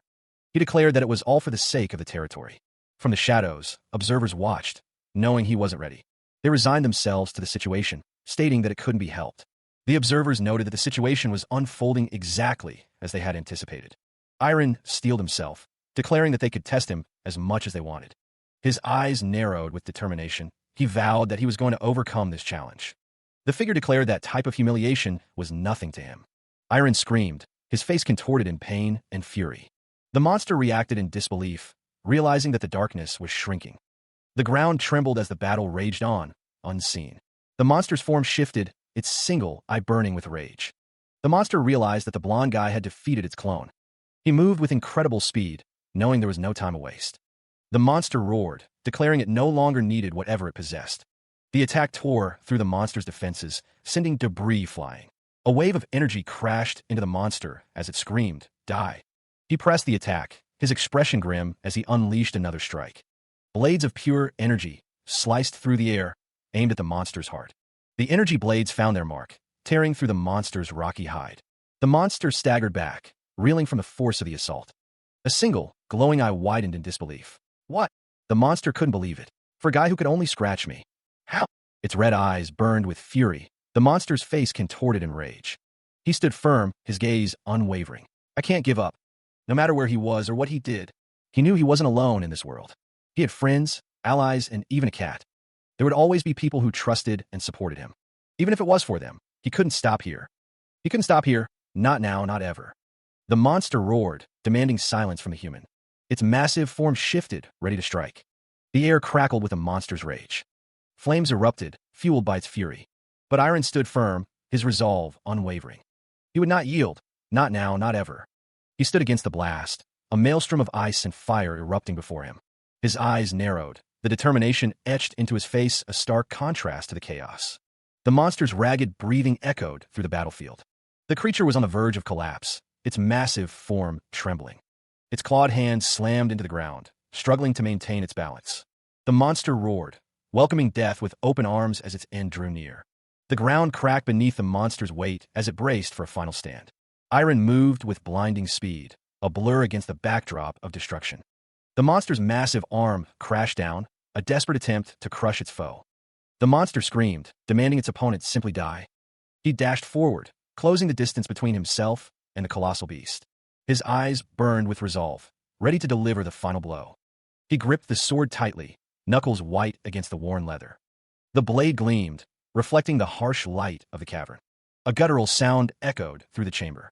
The monster roared, its maw filled with rows of razor-sharp teeth. A red energy crackled around him, a visible sign of his resolve. His face contorted in a fierce battle cry, eyes blazing with determination. He would not fall. The monster lunged, a terrifying display of raw power and hunger. No matter what hardship he faced, he would endure. He stood his ground, the sword a beacon of defiance against the encroaching darkness.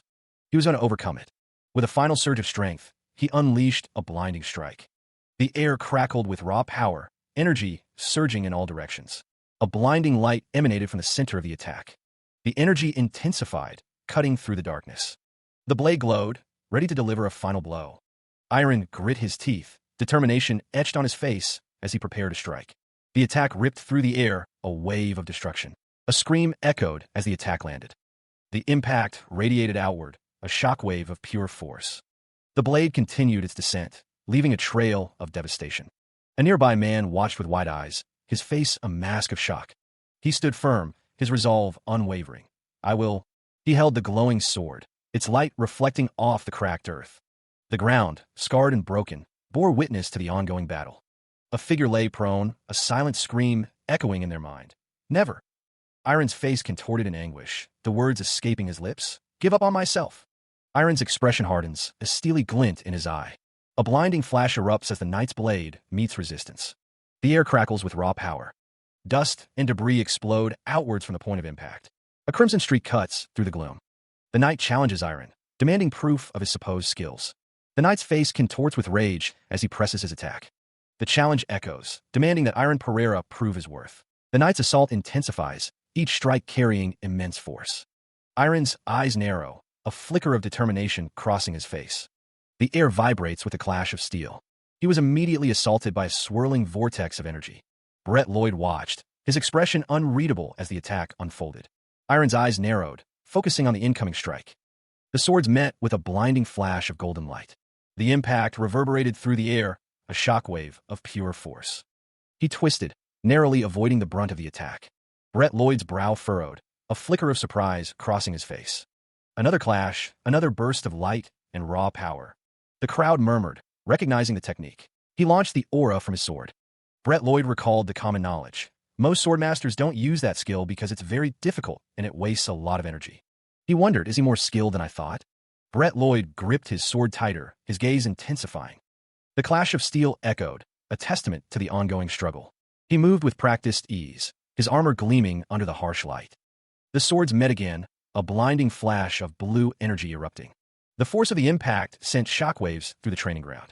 The air crackled with residual energy, a sign of the power unleashed. Each strike carried immense weight, testing the limits of their endurance. The ground trembled beneath their feet, unable to withstand the force. Dust and debris swirled around them, obscuring the intensity of the battle. He watched Iron, his expression a mix of frustration and disbelief. Brett Lloyd questioned if Iron Pereira was truly raising his voice when that was all he had. Brett Lloyd demanded that Iron show him the skills to match his ambition. Iron's eyes narrowed, a golden light reflecting in their depths. He swung his blade down with incredible force, aiming to cleave his opponent. His eyes widened, bracing for the incoming attack. Iron gritu, the force of the blow bearing down on him. Brett Lloyd continued his relentless assault, his blade a blur of motion. The impact of the blows sent cracks, spider-webbing through the stone floor. The air vibrated with the force of each strike. A deep rumble echoed through the training grounds. Brett Lloyd pressed his advantage, his sword radiating a blinding light. Debris rained down as the structure above began to crumble. The ground splintered and cracked under the immense pressure. Dust and fragments filled the air, obscuring the battlefield. The very foundations of the training ground seemed to be giving way. He glares, his eyes burning with intensity as he unleashes his power. The vertical cut descends, a dangerous strike that threatens to cleave through anything. The ground cracks and splinters under the immense pressure of the descending blade. Iron is forced into a desperate maneuver, realizing the attack is too powerful to block. Brett Lloyd's eyes narrow, focused on his target as his power intensifies. His expression hardens, a grim determination etched onto his face as he presses the attack. The blade continues its descent, cutting through the air with terrifying speed and force. Brett Lloyd's hair whips around him as he pours even more power into the strike. Iron struggles to maintain his stance, the force of the attack threatening to overwhelm him. The ground explodes as the blade makes contact, sending debris flying in all directions. He continues to swing, his movements a blur of speed and power. The sound of the blade echoes through the training ground. Two men watched with disbelief, their faces etched with shock. Brett Lloyd stood amidst the rubble, declaring that he swept Quincy away. The aftermath of the attack left a trail of destruction in its wake. He smirked, finding the result of his actions to be not bad. It had been a while since he had last unleashed such power. Since then, he felt his blood boil with excitement and anticipation. The sword gleamed, ready to be wielded with deadly precision. The blade cut through the air, leaving a trail of shimmering light. Each swing was a testament to his mastery of the sword. The sword's edge blurred as it moved with incredible speed. The force of the strikes shattered the ground beneath him. The air crackled with energy as the sword danced through the battlefield. The ground shatters under the force of the unseen blow. A figure in armor stands amidst the destruction, unmoving. The air crackles with residual energy, a testament to the power unleashed. Arcs of light trace the path of the devastating attack. Splinters of rock and dust rain down, illuminated by the lingering energy. The armored figure remains the eye of the storm, untouched by the chaos. He grits his teeth, the force of his own blows reverberating through his body. The armored opponent stands firm, weathering the onslaught with implacable defense. Sweat beads on his brow as he pushes his body to its absolute limit. The weight of each strike is immense, a crushing burden on his every muscle, to the point where it's hard for him to maintain his balance. An older man watches, his expression unreadable. He knew if the opponent had gone all out, he would have lost. The path ahead was long, and the figure at the end was shrouded in mystery. The opponent loomed, a spectral giant against the fading light of the arena. He knew he still had a long way to go before he could win. That level, that power, was something he had yet to reach in his training. The challenge before him was very difficult, but he would not back down. The distance felt far away, but he pressed on, determined to close the gap. He steeled his resolve. He would not give up, no matter the cost. He was sent flying, but even in the air, his eyes remained fixed on his goal. He resolved to take it one step at a time, focusing on the immediate challenge. With renewed vigor, he gripped his weapon, ready to face whatever came next. He knew he was definitely going to reach it, no matter the obstacles. Swords clashed with a blinding flash, the force of the blow echoing. Armored feet crunched on the broken ground, each step deliberate and heavy. The blonde-haired warrior's expression was hidden in the shadows. Brett Lloyd grinned, a sinister glint in his blue eyes. An older man's eyes widened in shock, his face etched with disbelief. A blinding explosion erupted, sending debris flying in all directions. A figure was sent hurtling through the air, a dark silhouette against the light. Brett Lloyd stood his ground, his sword gleaming with golden light. The armored warrior stood tall, his sword held ready. A voice echoed, calling out, "Iron Pereira." The armored figure faced Brett Lloyd, the distance between them closing. The armored figure's expression was stern, his gaze fixed forward. Brett's eyes widened slightly, a flicker of surprise crossing his face. The armored figure shouted, "Captain," his voice filled with urgency. The armored figure questioned whether Brett was making a rash decision. The armored figure asked if Brett also saw Iron's skill to subjugate a demon. Iron acknowledged Brett Lloyd, recognizing him as a worthy opponent. Brett was already a perfect swordsman, the armored figure thought. Brett thanked the armored figure, his expression somber. Brett began to speak, but his words were cut short as he apologized. The armored figure looked at Brett, questioning why he was apologizing. Brett stated he would like to postpone joining the expedition. Scars mark his face, but Iron's expression hardens with resolve. Before the young master stands an armored figure, a silent question hanging in the air. The armored figure looms as Iron realizes what he lacks. His eyes narrow, the weight of his realization settling upon him. Iron realized it when he came here, to this place of reflection. He had been neglecting those around him in order to achieve his far-fetched dream. His family, who believed in him and waited for him during the time he had gone astray, always supported him and gave him courage, even when he didn't deserve it. That he was a mess and made many mistakes, a burden to those around him. Iron neglected those precious people and now realizes what he was lacking. Before he steps up to save the continent, He needs to become a great son. Before he becomes a warrior who defeats demons, Iron needs to become a great brother, friend, and student. He considers what he needs to do before achieving his goal. It is to pour his heart out to those he treasures. Iron grips his sword, determination etched on his face. A knight stands tall, a silent plea escaping him. More time. He kneels, swearing upon his sword. He vows to become better and more worthy of his position. Meanwhile, Brett has returned, greeted by a joyous shout. The man asks if Brett is okay and if he is injured anywhere. He insists he's fine, uninjured, and that his father shouldn't worry. The man embraces him tightly, a gesture of relief and affection. The man tells Brett that he knew he could do it. The embrace continues, the father's expression a mix of pride and concern. The man expresses how proud he is of Brett. Brett's eyes are downcast, a hint of exhaustion visible. He grits his teeth, bearing the pain of his injuries. Brett thanks his father, the embrace a source of comfort. Meanwhile, two figures stand in a grand hall, their conversation private. One asks if the other has made their decision, to which Darren replies that he already knows. A voice reflects on the difficulty of praising high ideals when the present is lost. The older man believes even God wouldn't want his children to walk a path of hardship. He understood, but also thought it was unfortunate. Through this investigation and report, it was learned that the clown demon's puppet and other demons are spread in many more places throughout the continent than previously thought. Darren considered that if Iron Pereira joined the expedition, he'd be a great help, but it's not like their current forces aren't enough. So, let's believe in him. Darren seemed to be in deep thought. Brett Lloyd seemed cheerful. A knock echoed through the silent halls. From the doorway, Brett Lloyd's voice called out, requesting entry. A voice responded with a single, affirmative word. He stood tall, determination etched on his face. Two figures stood in silhouette, one requesting a coaching spar. Iron understood that his request might be difficult to grant, given his position. He didn't dare think of joining the subjugation expedition, but he could protect the territory until reinforcements arrived. The old man wanted to do everything he could to hold himself against the demon. The man believed that Brett Lloyd was a very important person who would lead the territory in the future. The old man had heard that Brett Lloyd reached the master level in the battle against the demon. A voice pleads for instruction, eager to learn from master. Iron acknowledges the other's potential, admitting he's not bad for someone new to the master stage. Darren agrees to the request, telling Iron to meet him at the drill hall. The silver-haired man raises his hand, a gesture of acceptance or perhaps anticipation. A promise hangs in the air, a declaration of what's to come. Meanwhile, three figures stand on a vast, grid-like training ground, ready to begin. Darren wonders if it is the Holy Kingdom's sword technique. Iron and Brett Lloyd are shown, perhaps observing the technique about to be demonstrated.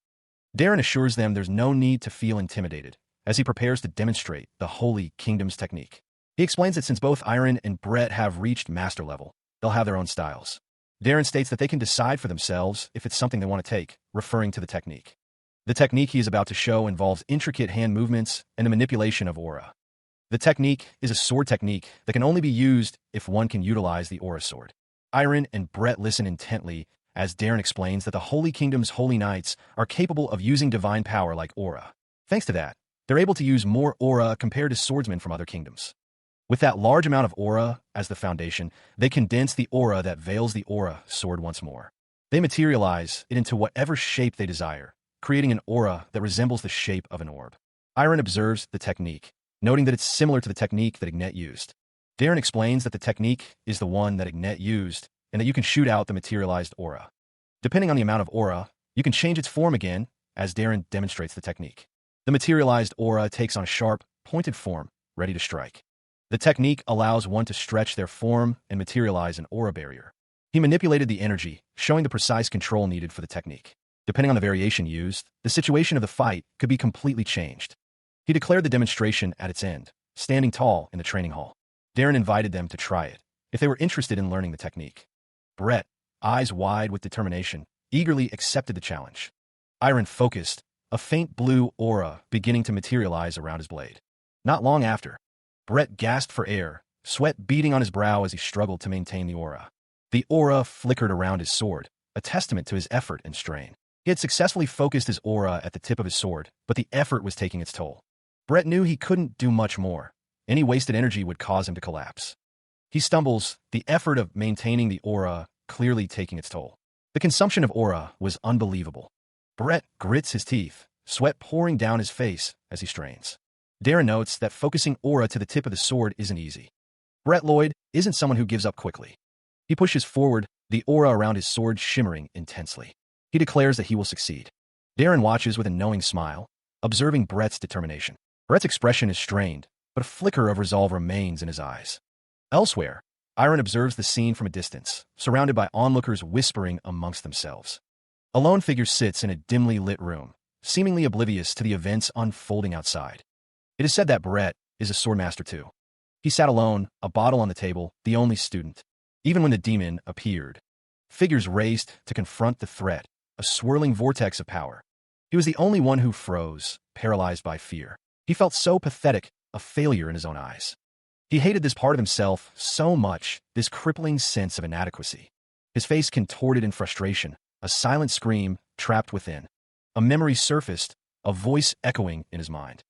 He always heeded and reminded himself of what the vice headmaster said. But it was so hard to break out of this sense of inferiority. The weight of his past pressed down on him, a suffocating burden. What should he do now, trapped in this cycle of self-doubt? A figure stood, the fabric of his suit rippling with unseen energy. The name Lance hung in the air, a silent question or a looming threat. He bore a bandage on his nose, a visible reminder of recent events. Brett sat with Darren, the tension palpable even across the table. Drinks sat untouched, the silence amplifying the unspoken words. Darren offered a small smile, a gesture of reassurance, or perhaps something else entirely. The details of Darren's attire hinted at a life of privilege and power. His hands were clasped, a picture of composure despite the underlying unease. A voice broke the silence, an unexpected intrusion into their private moment. Darren spoke, his concern evident. After that day, I was worried that something happened to you. Brett responded, his tone dismissive. Nothing happened. I just needed space to think alone. The details of Brett's clothing revealed a subtle elegance, belying his troubled state. Brett listened as the blonde character spoke, suggesting he could help ease Iron's mind. The blonde character's hand gently rested on Iron's, a silent invitation hanging in the air. Iron's gaze met the blonde character's, a mixture of surprise and curiosity flickering in his eyes. He thought he was being obvious, but admitted it was his first time, so he was inexperienced. A blush crept across Iron's face, betraying his flustered state as he looked away. The blonde character leaned in closer, expressing a desire to get to know him more intimately. The blonde character's expression softened, pleading with Iron to reveal what was on his mind. The blonde character wanted to know what was on Iron's mind. The next day, the imposing gates of a fortress loomed, hinting at a new location and a shift in the narrative. A man with a grizzled beard, cloaked in shadows, urged his companions to move quietly. The cloaked figures responded with a hushed agreement, their intentions shrouded in mystery. The group of cloaked figures moved through the fortress, their footsteps barely audible in the dimly lit corridors. He stood before the fortress, drawing in a breath, sword practice on his mind. The sword slid free of its sheath, the metal glinting in the dim light. He gripped the hilt, his knuckles white as he prepared to begin his training. A voice echoed, a sentiment that all seemed well, despite the circumstances. The blonde woman's voice continued, speaking of inferiority complexes, a universal struggle. Her expression was thoughtful, perhaps reflecting on her own experiences with such feelings. The sword flashed through the air, a blur of motion against the twilight sky. His feet shifted on the stone floor, each movement precise and practiced. The woman's voice resonated, speaking of how everyone lives on, enduring. A man with a bandage on his face listened, perhaps contemplating his own difficulties.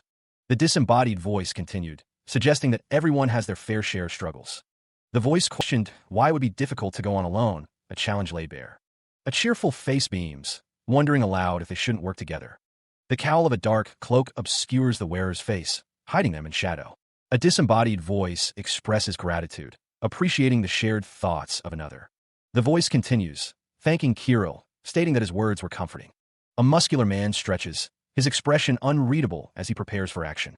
The dark fabric of the cloak flows, obscuring the legs of the figure beneath. The cloaked figure stands alone on a cracked, desolate landscape, seemingly unfazed. A voice declares that encouragement and kind words will not go to waste. The cloaked figure, face partially visible, speaks of this generation. A voice notes that this generation has a lot of talented people. The muscular man smirks, a bandage visible on his face, hinting at a recent conflict. The cloaked figure stands silhouetted against the night sky, overlooking a fortified city. He was finally returning home with his brother, a thought that brought him joy. A woman sat, petting a cat. She hadn't seen her friends in ages. Iron's expression was thoughtful, perhaps considering the implications of returning. The woman paused, holding her cat. She wanted to stop somewhere before going home. The Adon Kingdom, located in the south, was mentioned. Iron's gaze was steady, his mind seemingly made up about something. The group decided to go see Ilya. Iron was told to prepare himself for the next time they met. He wondered why. Someone boasted that even he would find it hard to grasp how much they'd improved. Two figures stood close, one laughing heartily at the other's claim. The woman agreed to the stop. Iron's eyes narrowed, perhaps sensing a challenge or hidden meaning in the words. He offered a small smile, a bandage still visible on his face.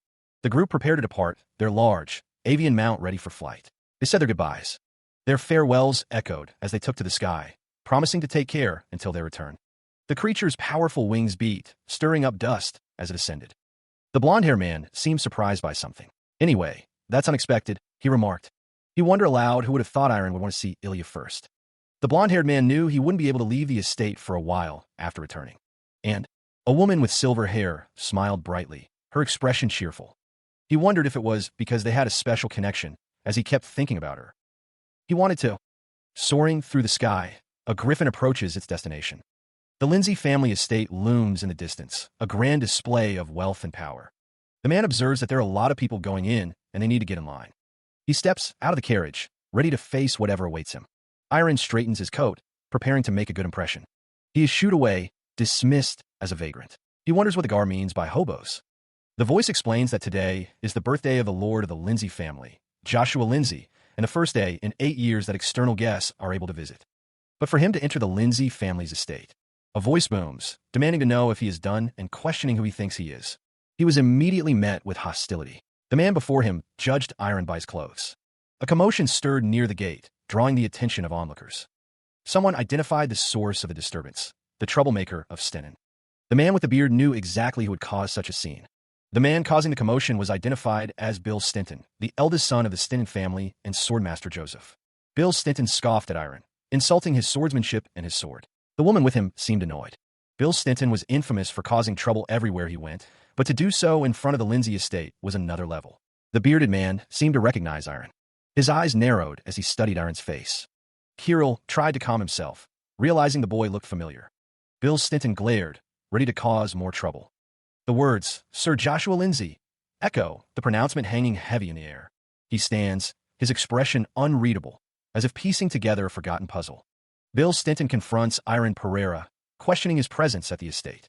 Joshua Lindsay seems to recall something about Iron, something about the land of proof. The realization hits him. Iron Pereira. He remembers now. His eyes widen, a flicker of understanding crossing his face. The champion of the land of proof, who defeated Ilya Lindsay and became a swordmaster. Joshua Lindsay stammers out a greeting, a belated happy birthday. Bill Stinton dismisses the pleasantries, stating Iron is here to see his daughter. He commands Iron to follow him, his tone brooking no argument. Bill Stinton's expression hardens, a challenge in his eyes. He declares that they will see how much Iron has improved. He watched the scene unfold, a smile playing on Bill Stinton's lips. What a stroke of luck, he mused, his eyes gleaming with anticipation. Bill Stinton thought to himself, reflecting on his visit to the Lindsay estate. Not only did he get to watch the Lord fight, but now he gets to see that boy fight too. Meanwhile, Brett Lloyd stood ready, his gaze fixed on Iron. Are you ready? He asked, his voice calm and steady. Iron responded, I am. The air crackled with anticipation as the challenge was accepted. Then let's get started, the challenger declared, his intent clear. Iron gripped his weapon, his eyes narrowed in concentration. He prepared himself for the coming battle. Brett Lloyd drew his sword, the metal gleaming in the light. His expression was one of focused determination. The scene shifted, showing the vast training grounds where the duel would take place. The tension was palpable. Iron moved with blinding speed, ready to engage. The fight was about to begin. He swung his arm, the force behind it promising a devastating blow. The impact point neared, the air itself seeming to crackle with energy. A burst of red energy exploded outward, the force tangible and immense. Debris scattered as a shockwave ripped through the training grounds. Joshua Lindsay's eyes widened, his face a mask of disbelief at the power on display. Incredible. The ground cracked as soon as they collided. Brett Lloyd's expression hardened, his focus sharpening as he prepared his next move. The narrator's voice boomed, describing the fighter's skill. That's the level of a swordmaster's skills. Blades flashed, leaving trails of light in their wake as the two warriors clashed. Iron and Brett Lloyd met in midair, their swords locked in a deadly dance. Their feet braced against the ground, each fighter straining for dominance. A swirling vortex of energy erupted around Brett Lloyd, crackling with power. Brett Lloyd stared in disbelief at the tornado of energy he had summoned. He conjured a swirling vortex of water energy, a testament to his skill. Brett Lloyd focused intently, his expression a mask of determination as he controlled the swirling mass. The tornado of water energy churned violently, threatening to engulf everything in its path. But Iron evaded the brunt of the attack, narrowly avoiding the swirling vortex. The tornado continued its destructive path, tearing up the ground and sending debris flying. The sheer force of the water energy was evident in the destruction left in its wake. Joshua Lindsay watched with wide eyes. Kirill exclaimed, impressed by Iron's evasion. Bill Stinton, observing the fight, expressed his frustration at Iron's resilience. Iron, having evaded the attack, recognized the nature of the energy and found his resolve growing. Joshua Lindsay was sure that Iron had more to show. The young master prepared to counterattack. He gathered his strength, ready to unleash his own power. He narrowly avoids the incoming attack, a bead of sweat forming. The force of the blow sends tremors through the training grounds. Dust and debris explode outward, obscuring the view. Brett Lloyd presses his attack, his sword a blur of motion. Iron deflects the blow, sparks flying as the blades meet. The impact creates a shockwave, further pulverizing the ground. Brett Lloyd shouts, criticizing Iron's sloppy countermeasures and lack of improvement. Iron remains stoic, his gaze fixed on his opponent. Someone observes that Brett's criticism is harsh. Joseph and Bill Stinton watch with concern. Brett Lloyd apologizes, promising to work harder. Someone expresses their increasing dislike for him. He scowls, a dark aura surrounding him. There's nothing he can call him out on. Brett Lloyd declares that he will give Iron time. Iron responds, questioning his statement. Brett Lloyd states that Iron's attack, when not under pressure, is on a different level. Brett Lloyd demands that Iron show him that attack, his eyes narrowed in anticipation. Brett Lloyd's gaze intensifies, his expression a mix of challenge and expectation. Brett Lloyd declares that the best attack he can give right now is coming. Iron grips the hilt of his sword, knuckles white as he prepares to unleash his power. If it's that, Brett Lloyd warns that Iron will need to be careful, a smirk playing on his lips. The details of Brett Lloyd's attire are visible as he prepares for the coming attack. Iron's eyes are provoking Brett Lloyd, and he likes it. Iron tells Brett Lloyd not to worry about him, and to just get ready. Brett Lloyd lowered his gaze, a surge of power emanating from him. The blade of his sword glowed with an intense, golden light. A blinding explosion of energy erupted, consuming the space between them. Iron's eyes widened, a visible shock etched across his face. The sheer volume of Brett Lloyd's aura was overwhelming. Amidst the chaos, Brett Lloyd stood firm, a silhouette against the inferno. Brett Lloyd realized he had underestimated his opponent's resilience. He knew he couldn't take back his challenge, so Brett Lloyd resolved to use the sky sword. The air crackled with anticipation. Brett Lloyd's expression hardened, his resolve unwavering. His hand tightened around the hilt of his sword. Power surged, ready to be unleashed. He unleashes a devastating attack, the force pulverizing the ground beneath him. The air crackles with energy as the attack intensifies, a palpable wave of power. The attack manifests as a swirling vortex of pure energy, a destructive force. Iron watches the approaching vortex, his expression a mix of shock and determination as the others shout in alarm. Iron hears someone yell that it's the sky sword, and to get away. Joshua Lindsay, Kirill, Bill Stinton, and Joseph watch from a distance, their faces etched with concern. Brett Lloyd raises the sky sword, channeling its power into a focused beam. The sky sword crackles with intense energy, the blade glowing with a brilliant light. Brett Lloyd stands poised, the sky sword radiating a palpable aura of power. The air vibrates with anticipation as the sky sword prepares to unleash its full potential. Lightning crackles around the sky sword, a visual testament to its immense power. The sky sword unleashes a devastating blast of energy, a final surge of power. The world seemed to fade as the attack landed. The force of the blow sent tremors through the very ground. Dust and debris exploded outward, obscuring the battlefield. The air hung heavy with the scent of ozone and pulverized stone. The remnants of the arena rained down, a testament to the sky sword's power. Iron's body was flung away, leaving a trail of displaced earth. From his vantage point, Brett Lloyd surveyed the scene, his retinue watching silently. He wondered, his brow furrowed, if he had been a little too rough. Iron lay prone, unmoving amidst the rubble. Brett Lloyd cleared his throat, attempting to reassure himself. Oh well, I held back at the last moment, so I'm sure he's fine. He mused to himself, contemplating his next action. Should I compliment him? Joshua Lindsay questioned Brett Lloyd's sudden display of power. Why are you using the sky sword all of a sudden? The man's face contorted in disbelief, his eyes wide with shock. Voices rose in alarm, questioning the fallen Iron. Panic set in as someone noticed Iron had collapsed. Brett Lloyd watched on. Lying on the ground, Iron heard Brett Lloyd dismiss the event as a mere coaching spar. Someone thought Iron was amazing, sweat dripping down their face. Brett Lloyd smiled, thinking about Iron's rapid improvement in such a short time. He thought Iron was great. A surge of anger erupted, questioning why the Sky Sword's first form was used in a coaching spar. The person's face contorted with rage, their eyes burning with fury. Someone interjected, urging everyone to stop and talk later, assuring that they held back at the last moment. Brett Lloyd was called out by Ilya, his expression unreadable. An apology was offered for creating such a commotion in front of the guests.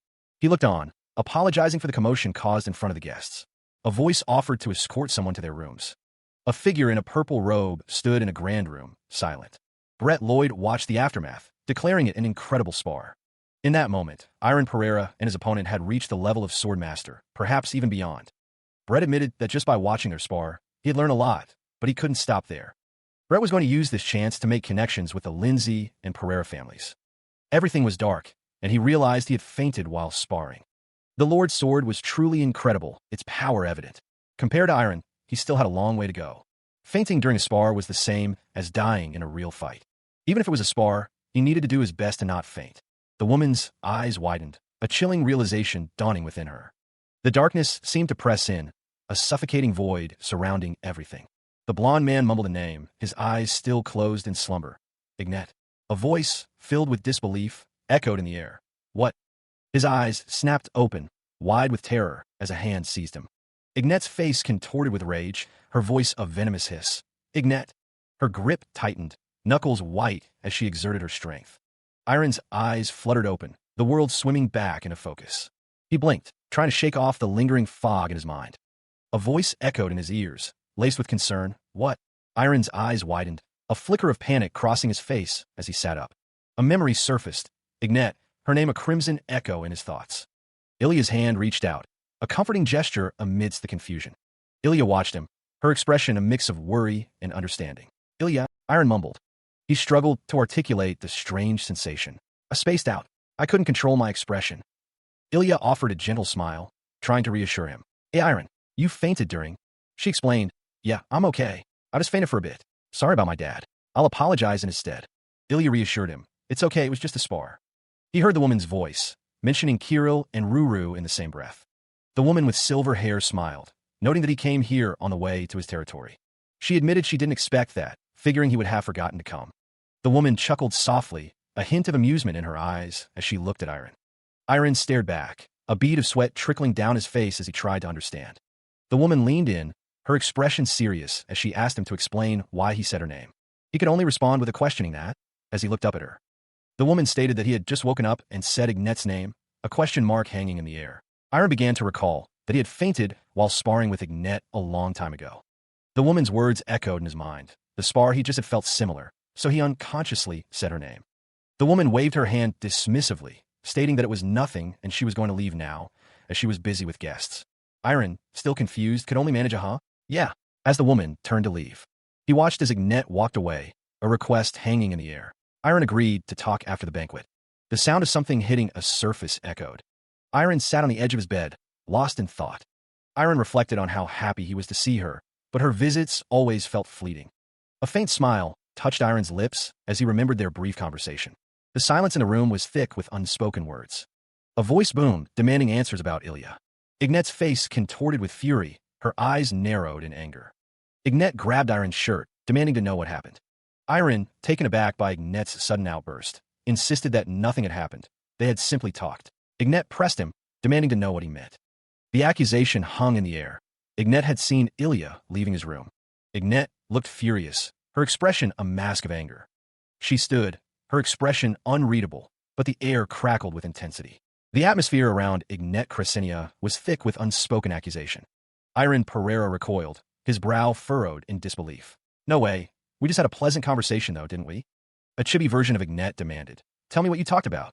Iron sighed, the weight of the situation pressing down on him. Of all names. He tried to reason. It's easy to misunderstand. She seemed fine. The chibi Ignat continued to press. Brother, are you sure you're Mystic? Why are you so dense? Meanwhile, a small cat tilted its head, sniffing the air curiously. Huh. The cat followed the scent, its nose twitching as it moved forward. Drawn by the aroma, the cat approached a grand balcony. A yummy smell. There, a cat spots a building, its tail twitching with anticipation. Wow, So many favorite fish dishes await, or so the cat believes. Brett Lloyd smirks, confident that his plan is working perfectly.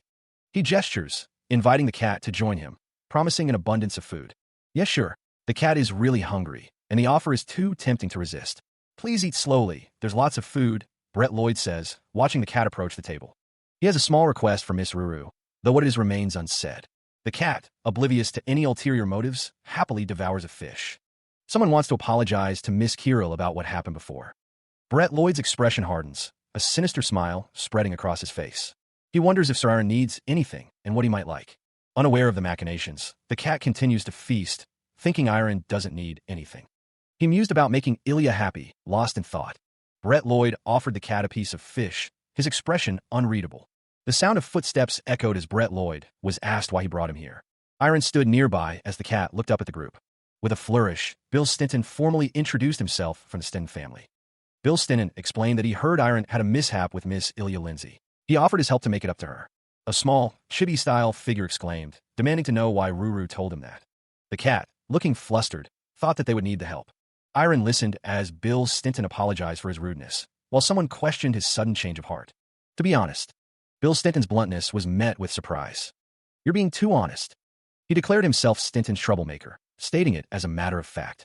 Bill Stinton continued, explaining that the reason he wasn't banished after causing so many incidents was because of his incredible art of living, asking that it be left to him, confident in himself. Brett Lloyd wondered what he should do, speechless at Bill's honesty. A voice boomed, suggesting that Aaron Pereira use this chance to clean up a bit. Bill Stinton, hearing this, asked for a pardon, his expression serious. He stated honestly that Aaron's clothes weren't that pleasant. Brett questioned if Bill was picking on Aaron's clothes again, looking surprised. Bill Stinton apologized again, repeating that he was sorry about before. His expression remained unchanged, his gaze unwavering. However, while apologizing for being rude, Bill Stinton didn't think his opinion on Aaron's clothes was wrong. Brett exclaimed that Bill was too honest, his face showing disbelief. A tournament would be held for the family head's birthday celebration 2 days later. The grand hall buzzed with activity, nobles and servants alike preparing for the upcoming event. In such gatherings, most people were picky about their clothing, so their appearances and charm stood out. If you look fabulous and cool in a place like that, you'll be noticed. Bill Stinton's face contorted in anger, his eyes wide with disbelief. He believed that small mishaps would be overlooked in such a grand setting. A voice declared, "Please leave this to me. I will dress you in the latest fashion of the southern region." Aaron listened intently, his gaze fixed on Brett, who seemed eager to help. Brett, looking at Aaron, said, "Okay, let's try it." The fabric shimmered, promising a transformation. "Yes, let's go to my room right away." Someone slumped over a desk, exhausted by the preparations. The person explained that it was nothing, but their expression betrayed their distress. She lay still, her expression unreadable as she rested on the table. Suddenly, she bolted upright, her face contorted in disbelief and outrage. Her hands slammed down on the table, the force of her reaction evident. With a groan, she slumped back in her chair, seemingly defeated. She stared at her reflection in the mirror, lost in thought. Her gaze drifted downwards, focusing on the details of her uniform. Meanwhile, the day of the tournament was fast approaching. Her expression softened, a hint of determination flickering in her eyes. The details of her attire came into sharper focus. A question lingered in her mind. Should she dress up a bit? Nearby, a man reacted with surprise, his eyes widening. He stumbled backward, caught off guard by whatever he had witnessed. The grip tightens, a silent promise to try again, to get it right. Bill Stinton cautions Aaron, reminding him to maintain his balance and avoid missteps. He apologizes, admitting he hadn't anticipated needing to learn how to dance. Bill encourages him to take it slowly, guiding him through the steps. Aaron wonders why he's going to such lengths. The question hangs in the air. Why should he go this far for Ilya? 2 days later, a grand banquet hall bustles with activity, the air thick with anticipation. A man laments that his request for a peaceful birthday has been ignored in favor of this elaborate banquet. Someone suggests it's been a while, urging another to smile and let go of their grievances. The rustling of fabric fills the air as a woman in a wedding dress passes by. A woman expresses surprise, remarking on someone's appearance. The banquet hall buzzed with hushed admiration. She was beautiful, indeed. Ilya Krasinia, adorned in a stunning blue gown, captivated every eye in the room. The intricate details of the dress shimmered under the soft light. A voice declared that Ilya looked pretty and that she was as expected of his daughter. A man approached Lady Ilya, excusing himself as he spoke. The man's expression shifted to one of shock. He apologized, claiming something urgent had come up. The man rushed away, leaving a disturbed aura in his wake. Smile, do you? Bill Stinnen watched the scene unfold, muttering that no average person would be able to approach Ilya. A gasp escaped someone's lips as the events unfolded. The banquet hall buzzed with hushed whispers and admiring glances. A question lingered in the air, a comparison to a young man from Adon Kingdom. The reason why Ilya kept coming to mind from time to time was now clear. A glimpse of a refined outfit, hinting at elegance and status. The reason why their short conversation, a gentle smile played on his lips, a hint of fond remembrance, left him wanting more. The reason why he worked hard was now coming to light. It was for Lady Ilya. A vision of elegance in a flowing blue gown. If it's not too much to ask, a hint of vulnerability flickered across her expression. She covered her mouth, seemingly surprised by something. Iron observed the scene with a critical eye, finding it not bad. A voice seemed to echo through the hall, a question hanging in the air. May I have this dance? A man with blonde hair smiled, his expression suggesting confidence and perhaps a hint of mischief. A gloved hand extended, an unspoken invitation offered in the grand hall. The thought lingered, a name whispered on the breeze, like Ilya. Elsewhere, a long path stretches out before a lone figure, flanked by crowds of onlookers and tables laden with food. Iron Pereira, clad in formal attire, gracefully dances with a woman beneath a dazzling chandelier. The intricate details of their outfits are on full display as they move in perfect harmony. A man and woman stand together, observing the scene with curious expressions. The man wonders aloud if Lord Pereira's appearance has changed after receiving his help. The man asks if the woman thinks he did well. A woman stands with a cat, who exclaims that he really likes it. From a cat's perspective, Iron admits that life is had good looks anyway. Someone thinks it looks a lot cooler than before, but a dance is fine, nothing more. An older couple stands together, their expressions unreadable. He twirled the woman around the dance floor, her question hanging in the air. The intricate details of her blue gown swirled around them as they moved. Iron, flustered, stammered a question, his cheeks flushed with a light blush. The woman quickly reassured him, though a hint of playful teasing lingered in her tone. His hand rested on her waist, the fabric of her dress soft beneath his touch. Iron's smile was small, but genuine, as he continued to dance with her. The woman wondered what he meant, her expression thoughtful as she gazed up at him. She questioned if he had dressed up purely for the banquet, her eyes searching his. Or perhaps, she mused, there was another reason for his efforts. Her gaze lingered on him, a silent question passing between them as they danced. The unspoken words hung in the air. To impress her? The music swelled, filling the ballroom as the dance continued. The ballroom buzzed with polite conversation and the rustle of formal attire. Brett watched the crowd, his back to the viewer, a sense of unease settling in. Ilya laughed, a bright, genuine sound as she spoke with her companions. It's been a while. A woman's voice, presumably Ilya's, carried over the music. I hope you've been well. Everything looked different to Brett, a subtle shift in his perception. Everything looks different. Ilya's presence stirred something within him. Just a few days ago, I thought of her as a friend. Brett's gaze lingered on Ilya, a newfound longing in his eyes. Different now. I want to get closer to Ilya. Ilya smiled, oblivious to the internal conflict brewing within Brett. But as a man, Brett's internal turmoil intensified. My mind a mess.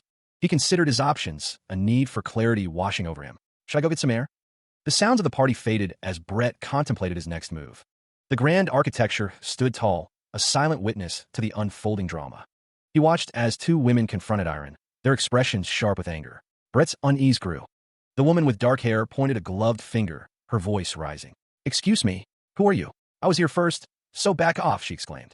The woman with pink hair added, why should I? Iron looked taken aback by the sudden confrontation. Lord Pereira, Sir Pereira, the women shouted. The two women stood their ground, their dresses a stark contrast against Iron's formal attire. Ilya watched with a worried expression. The women exchanged a knowing glance, their smiles hinting at a shared agenda. The tension in the air was palpable. Elsewhere, two other women observed the scene from a distance. So that happened, one remarked with a hint of amusement. The woman's companion listened intently, her expression unreadable as she watched the unfolding events. The woman with blonde hair spoke, her words directed at Ilya. Ilya, I'll take care of your dad, so go over to Lord Pereira. She looked expectantly at Ilya. The woman's expression softened, her eyes pleading. Why, misunderstood, she stammered. The woman's dress shimmered slightly, her voice rising in protest. Well, not like that, she insisted. Geez, what if someone steals him away? Hurry up and go. She apologizes, but seems to be in a hurry. Ilya wonders where Iron went. He was around here just a minute ago. Is he over here? Ilya continues her search. Her expression hardens as she spots a group in the distance. No way, he really is with other ladies. Well, Who wouldn't like Iron when he looks like that? I'm late. If I had found him a little earlier. I think. I like someone who can use a sword well. The man in military attire seems confused by the topic of swords. He mused about finding someone compatible with both himself and his sword. A faint smile played on Iron's lips as he considered the prospect. The woman in the blue dress quietly wished she could be that someone. She excused herself, claiming she had somewhere else to be, a hint of disappointment in her voice. Ilya watched her leave, scoffing at the display with a dismissive, "Huh, how ridiculous." Two other women reacted with visible frustration, one questioning if Iron was referring to a sword. One of the women angrily suggested that Iron should have just rejected them instead of using such a pathetic excuse. Ilya called out to Iron, her tone carrying a mix of surprise and urgency. Meanwhile, Iron was surprised to see Ilya outside, to which she responded that she came out for some air. Iron admitted he had looked forward to the banquet, but found it uncomfortable and restricting. Ilya leaned against the railing, listening intently, her expression thoughtful. She gives a knowing smile, her eyes crinkling at the corners. Ilya suggests a friendly spar. She hesitates, thinking of their attire. Iron dismisses her concern with a confident grin. He reminds Ilya that they are sword masters. Ilya urges Iron to head to the drill hall now. Two figures watch them from afar, wondering if things should always be about swordsmanship. Brett Lloyd finds their progress a little frustrating. He thinks they're fine, feeling a fresh mood that only they can feel. Iron and Ilya walk together under the moonlight. Because it's something that only they can create. 3 days later, the promised sparring match between Iron and Ilya was now underway. The clash of steel echoed as their practice weapons met with brutal force. Ilya's silver hair swayed as she brought her sword down in a powerful arc. The force of the blow sent Iron staggering backward, struggling to maintain his balance. Dust and debris exploded around them as Ilya pressed her advantage, her movements swift and precise. Her blade cut through the air, a blur of motion aimed to overwhelm Iron's defenses. The impact of their weapons created a shockwave, a testament to their combined strength. Iron narrowly deflected another strike, the force reverberating through his arms. He was sent flying, crashing into the ground as Ilya's relentless assault continued. Ilya's sword descended once more, a final, decisive blow aimed to end the exchange. Brett watched the sparring match with rapt attention, clearly impressed by Ilya's skill. She's unbelievably strong. His expression was a mixture of awe and perhaps a hint of concern for Iron's well-being. She advances, a determined look etched on her face as she prepares to strike. The text indicates that Ilya has moved past her emotions regarding Ignite Back and Lambert. Ilya's expression hardens, a slight smile playing on her lips as she closes in. His eyes widen in alarm as he braces for the incoming attack. The force of the blow sends him reeling backward. Brett Lloyd watches with concern, his brow furrowed as he observes the fight. Ilya's attack connects, sending him crashing to the ground amidst a cloud of dust. The impact resonates with a resounding crash. He struggles to regain his footing, sliding along the ground. He groans in pain, the force of the blow clearly taking its toll. Brett Lloyd observes, commenting, "Iron, haven't you been falling over a bit too much recently?" Ilya looks down at him, asking if they should call it a day. Ilya offered a gloved hand, a warm smile gracing her lips. Their hands clasped together, a silent connection forming between them. He gripped her hand, a mess of emotions swirling within him. Brett knew this was bad, especially after realizing his feelings. A voice echoed, reminding him, "You're leaving tomorrow, right? Then today's your last day here." Two figures stood silhouetted against the sunset, their forms outlined by the fading light. Ilya tilted her head, a cheerful smile on her face. "Yeah, you're right. What a shame. Time sure does fly." Brett's internal struggle intensified. He thought, "I couldn't tell her how I feel even though today's the last day. Should I just tell her now?" Doubt clouded his mind. But if I tell her now and I get rejected, wouldn't our relationship come to an end and become awkward? Her name hung in the air, a silent plea. "Ilya." Ilya looked at him expectantly. "Yeah," she asked, her expression open and inviting. He stammered, unable to voice his true feelings. "Amer?" He turned away, defeated. "I can't do it. I can't say it," he thought, his heart heavy with regret. He felt a light touch on his shoulder, and Brett turned, surprised. Her hand rested gently on his shoulder, a silent question hanging in the air. Ilya seemed to have made up her mind, a sudden realization flashing in her eyes. Brett's cheeks flushed crimson as he looked at her, his heart pounding in his chest.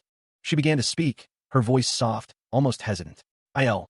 A gentle smile graced Ilya's lips, a hint of warmth in her eyes. Her voice echoed softly, barely a whisper. "Ilya." Ilya embraced Brett, holding him close, a silent comfort passing between them. Brett looks up at Ilya, a slight blush gracing his cheeks as she speaks his name. She embraces him, her arms wrapping around him in a warm hug as the sun sets. The gesture is gentle, comforting. Ilya thanks him for allowing her to visit. She smiles, saying that the past few days have been really fun. Her expression is genuine, filled with warmth. She won't. Brett looks away, a bead of sweat forming on his brow as he agrees with her. Ilya asks if they should head back now, as they get ready to leave tomorrow. Brett agrees, but seems hesitant. Ilya stands with her back to Brett, lost in thought. Brett's expression shifts to one of worry, as he thinks that she might be in big trouble.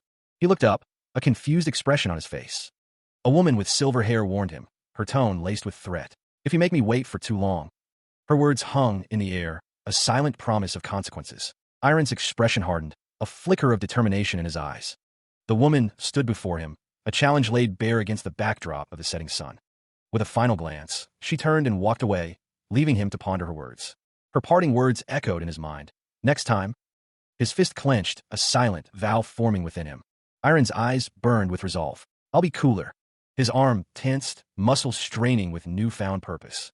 A voice echoed, a final farewell. "Goodbye." Elsewhere, a winged creature perched atop a distant rooftop, an unseen observer of the unfolding drama. An older man with long silver hair speaks, seemingly annoyed by someone holding them up. Brett Lloyd smiles, bidding farewell to someone off-panel, promising to see them again soon. A woman with silver hair smiles gently, telling Iron to take care. The woman suggests that they buy a gift for their parents. Iron agrees with the woman's suggestion as they ride a griffin. Meanwhile, Iron looks off into the distance, a thoughtful expression on his face. He reflects on how he has neglected his parents. He continues to think about how he never contacted them while traveling and has never been a filial son. Iron resolves to repay all the love he's received from them with this trip. The fabric of a cloak obscures the view, hiding the wearer's face. A soldier stands on a balcony, overlooking the courtyard below. He wonders where he should move something. An off-screen voice barks orders at the soldier. He is told to put something in the storeroom on the top floor. The soldier acknowledges the command. The soldier, now identified as Marcus, is called out by another person. He turns to face them. Marcus is confronted by an unseen figure who demands to know where he has been. The off-screen voice continues to berate Marcus, mentioning Iron Pereira and demanding he stop making excuses. Marcus appears shocked and concerned, sweat dripping down his face. The off-screen voice expresses disbelief that Iron has returned looking so manly. Marcus is overcome with emotion, tears streaming down his face as he embraces someone. He admits he had no idea this would happen. A glimpse of a dark cloak and armored shoulder suggests Iron's presence. He is greeted by Marcus, who asks if he's been well. Iron inquires about his parents, asking where they are now. Marcus replies that they are both at the estate. Marcus asks if Iron can spare some time, mentioning he prepared a gift for Iron's parents and wants him to take a look. Marcus's expression darkens as he says Iron is the person who has spent the... Marcus assures Iron that it's all right, stating that he knows best since he spent the most time by their side. Marcus thinks to himself that he has already prepared the best gift. Iron looks on with a slightly confused expression. Suddenly, a voice booms out, calling Iron a rascal and declaring they've finally met. Meanwhile, Iron looks back, a question mark floating above his head as he sees a group approaching. A group of dwarves carries a large, wrapped object, their expressions determined. Iron sees the approaching figure and exclaims, "Sir Volcanus? Why are you here?" Volcanus's face is contorted in anger as he asks if Iron is asking because he doesn't know. He loomed, a fiery aura surrounding him as he expressed his frustration. The scene blurred with speed lines, emphasizing the intensity of the moment. Volcanus declared that he would not leave until he met Iron. Brett Lloyd watched the exchange. Brett Lloyd urged Iron to give his excuse. Volcanus stated he would forgive him if the reason was acceptable. Iron apologized to Sir Volcanus, admitting that he had completely forgotten. Volcanus groaned in frustration as Iron lay prostrate on the ground, seemingly defeated. Iron insisted that it wasn't his intention and reiterated his apology. Volcanus stuttered, seemingly taken aback by Iron's apology. Volcanus reluctantly agreed to let it go, but only this once. Volcanus thought to himself that since he made the sword for Iron, he couldn't give it to someone else. Volcanus declared that he would show Iron the sword right now. Volcanus presented what he called his 10th numbering sword. He hefted the massive sword, its intricate patterns shimmering. Brett Lloyd exclaimed that just by looking at it, it's a masterpiece. Volcanus retorted that they finally get to see it now, because he's been hiding it the whole time. The smith declared, of course it is, he's the one who made it. Ilya mused that it does look impressive, but she thinks she prefers Iron's mystical sword. Ilya was shocked and thought it was ridiculous. The text proclaimed that this sword was made to surpass that long sword. Volcanus stated that long sword has evolved and to show him Iron. Ilya questioned what evolved. The sword glowed with an intense light, its power resonating. The sword's energy crackled around the blade. Brett Lloyd was in awe. Volcanus was shocked. Brett Lloyd could feel that it's perfectly balanced and harmonious just by looking at it. The sword's creation was a rare event, a masterpiece of this generation. Sweat beaded on his brow, the weight of the sword taking its toll. It might even surpass the original Vulcanus numbering sword, a voice mused. He spoke the name of the sword, his voice strained, V Vulcanus. A group of attendants watched, concern etched on their faces. One of the attendants asked, "Are you okay?" His legs buckled, the sword slipping from his grasp. His face contorted in pain as he struggled to remain standing. With a crash, Vulcanus fell to the ground defeated. An attendant ordered, "Move him to the nearest room. Help us, Marcus." Ilya watched as they rushed to Vulcanus' side, urging them to get a grip. Another person offered help to Kirill, but she refused, stating that Marcus and she would handle it. He was told to go to the estate to meet the two people who had been waiting. A woman with blonde hair turned to him, a gentle smile gracing her lips. Kirill acknowledged her with a soft smile, gratitude evident in his eyes. A man sat at a table, awaiting his arrival. The room was filled with anticipation. Kirill's heart swelled as he thought of his parents, a wave of emotion washing over him. He struggled to find the right words, overwhelmed by the moment. He felt a pang of guilt for not contacting them sooner, a shadow of regret crossing his face. He had gifts, but he wasn't sure if they would be well received. He rushed forward, embracing the woman with blonde hair in a tight hug. The woman held him close, relieved to have him back safe and sound. He is enveloped in a warm embrace, welcomed back to the estate. The man's eyes soften, a mix of relief and affection washing over his face. He looks back, a contemplative expression settling on his features. Tears well in Iron's eyes as he thinks of Marcus, his father.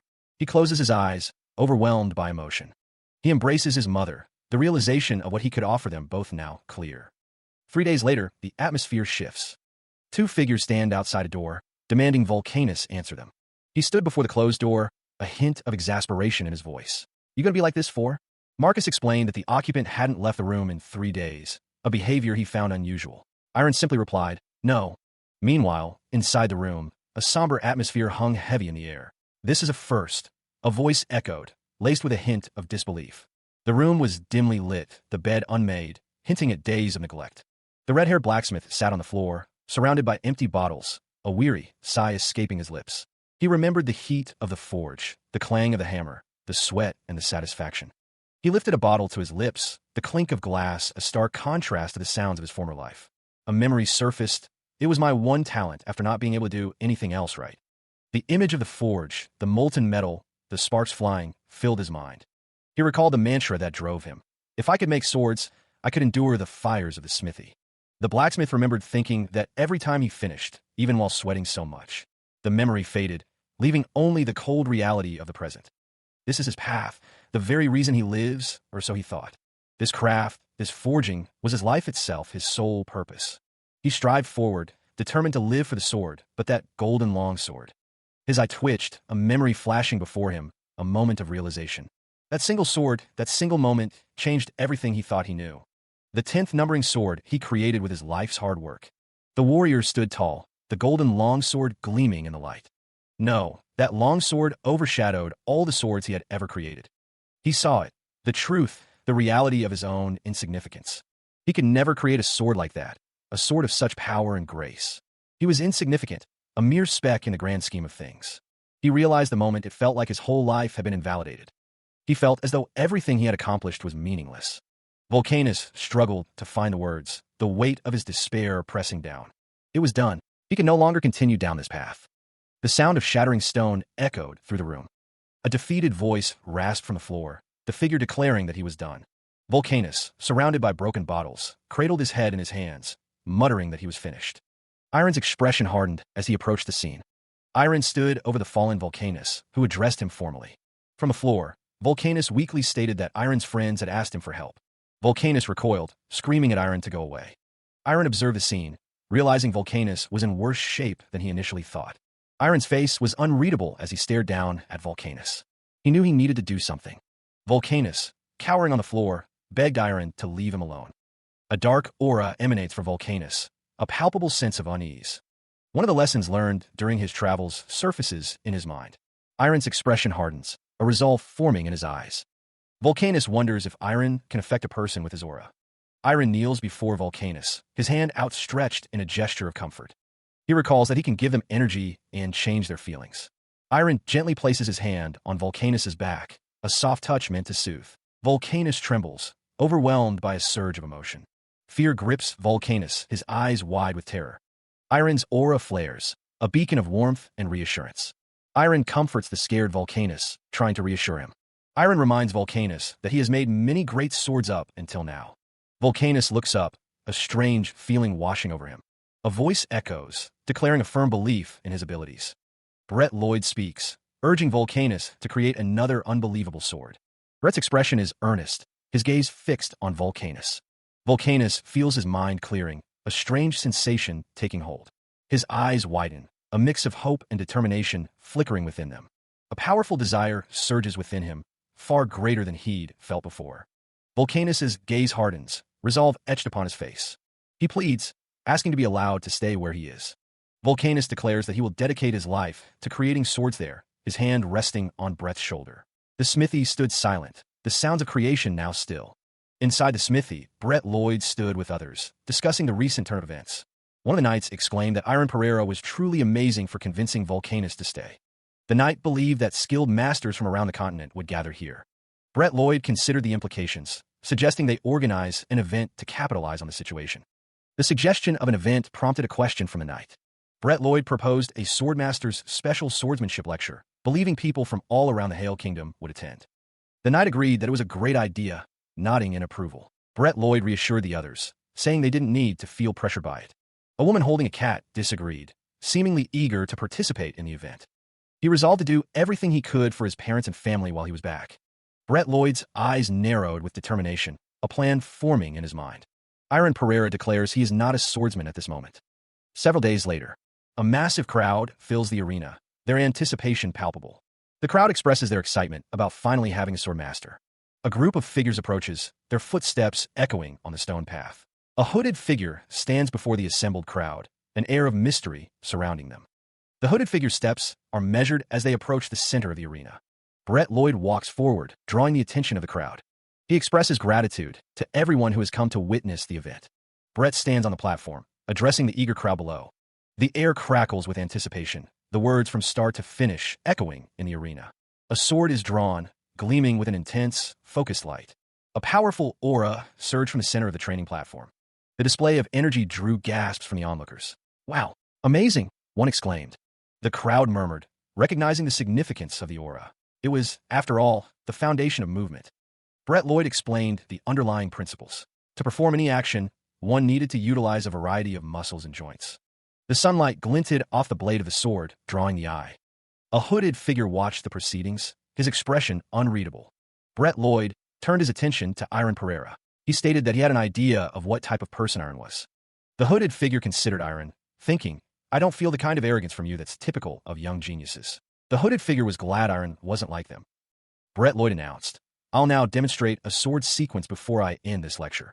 He paused, his hand resting on the hilt. "However, before I do, I would like to ask you all something." He stood among the crowd, a question hanging in the air. The question echoed in his mind. For what reason do you continue down this harsh path? At first, it was a question that Brett Lloyd couldn't answer. Please never stop thinking. The memory of the sword flashed before his eyes. The blade cut through the air, a testament to his dedication. About the reason that you wield this sword, the reason why you live as a swordsman. Through finding his own answers to these questions, he was able to become stronger and became more resolute. Always keep thinking, and if you decide to continue, the swordsman's conviction burned bright. The blade cuts through the air, leaving a trail of light. He moves with incredible speed, his cape billowing behind him. The ground reflects the light, showing the intensity of the training. A voice echoes, declaring that it all comes down to the end. The blonde swordsman stands firm, his gaze intense as he trains. The sound of metal clashing rings out, a testament to his dedication. A voice encourages him to find his reason and his sword.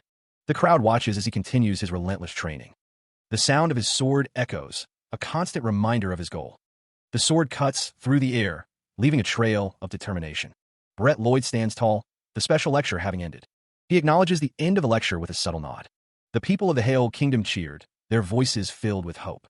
Finally, the Hale Kingdom, once a small country, was on the verge of change. Brett Lloyd watched, a flicker of anticipation in his blue eyes.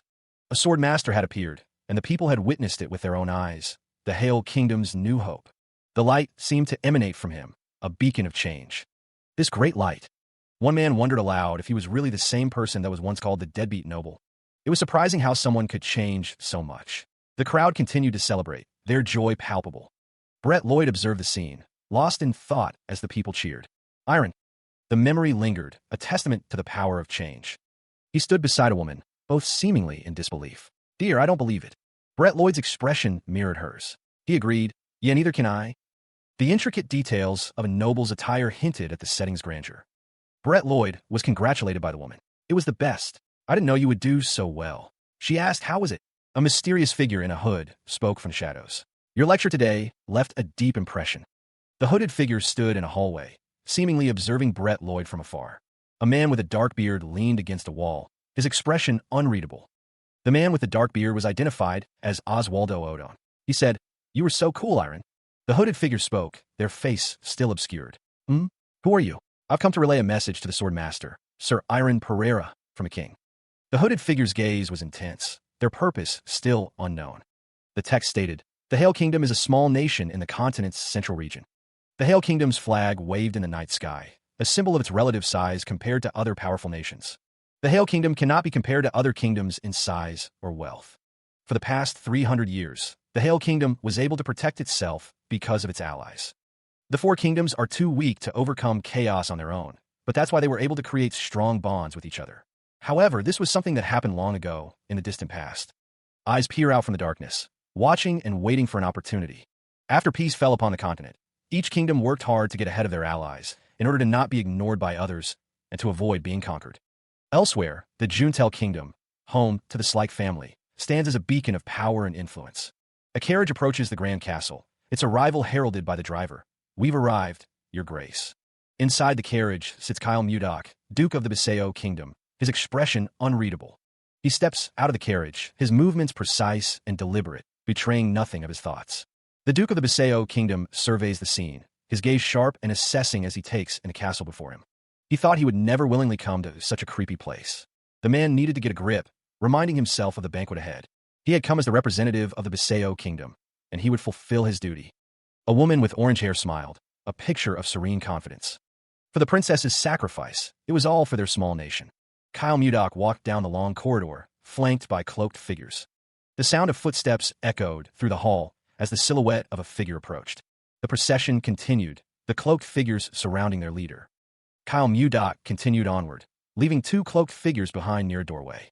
Power crackled around the figures' hands, a visible manifestation of inner strength. The energy surged, a palpable force in the air. Kyle Mudok stood at the end of the corridor, a solitary figure against the light. The man with green hair takes a long drag from his pipe. A woman with crimson hair gazes up at a towering figure. Servants kneel, their faces obscured by shadow and deference.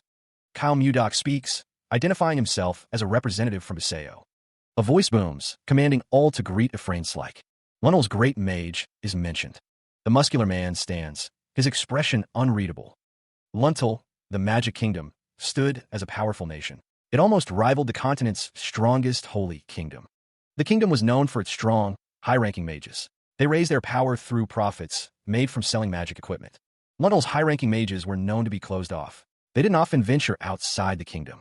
However, there was an incident that broke that precedent. It was the arranged marriage between Luntel's archmage, Ephraim Slyke, and the princess of the Biseo Kingdom. There were those who saw this situation as a Luntel scheme.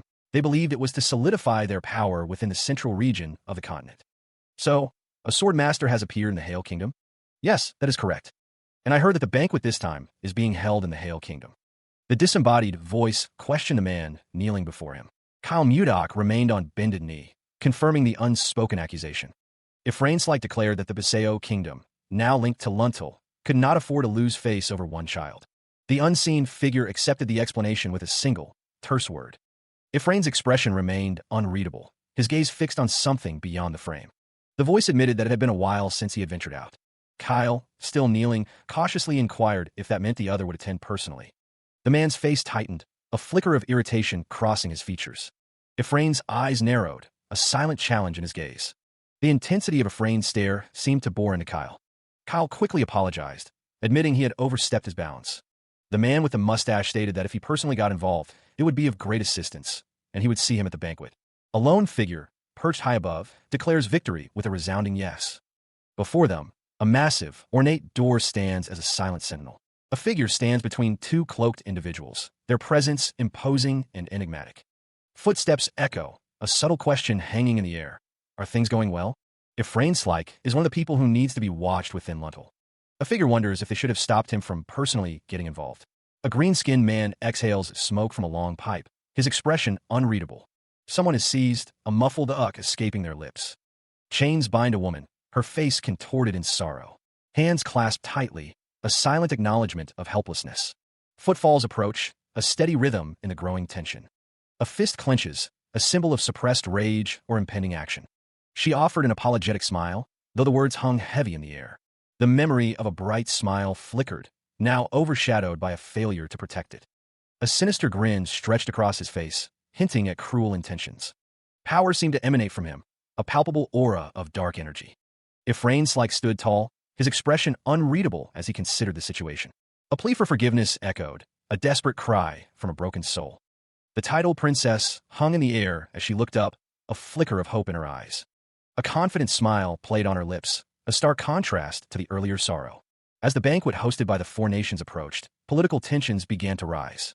The king's high expectations weighed heavily, demanding much from those in his service.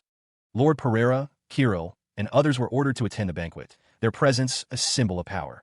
The man's eyes widened, a mixture of surprise and concern etched on his face. That was quick.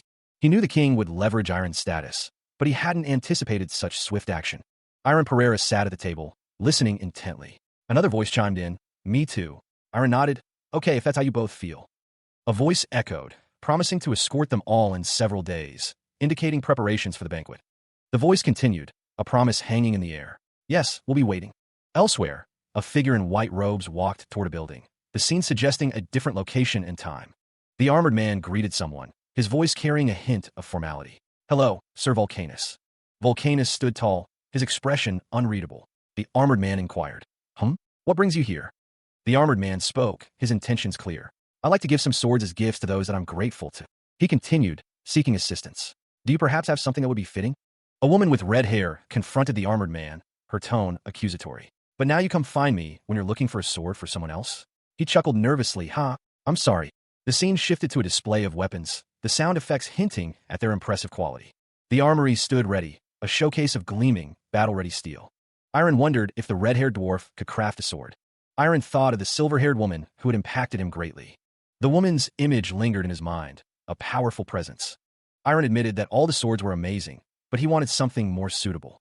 The red-haired dwarf thought Iron was clearly in love. The dwarf wondered if he should get to work then.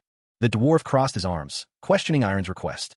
Iron explained that he needed to see the person to make a sword specifically for them.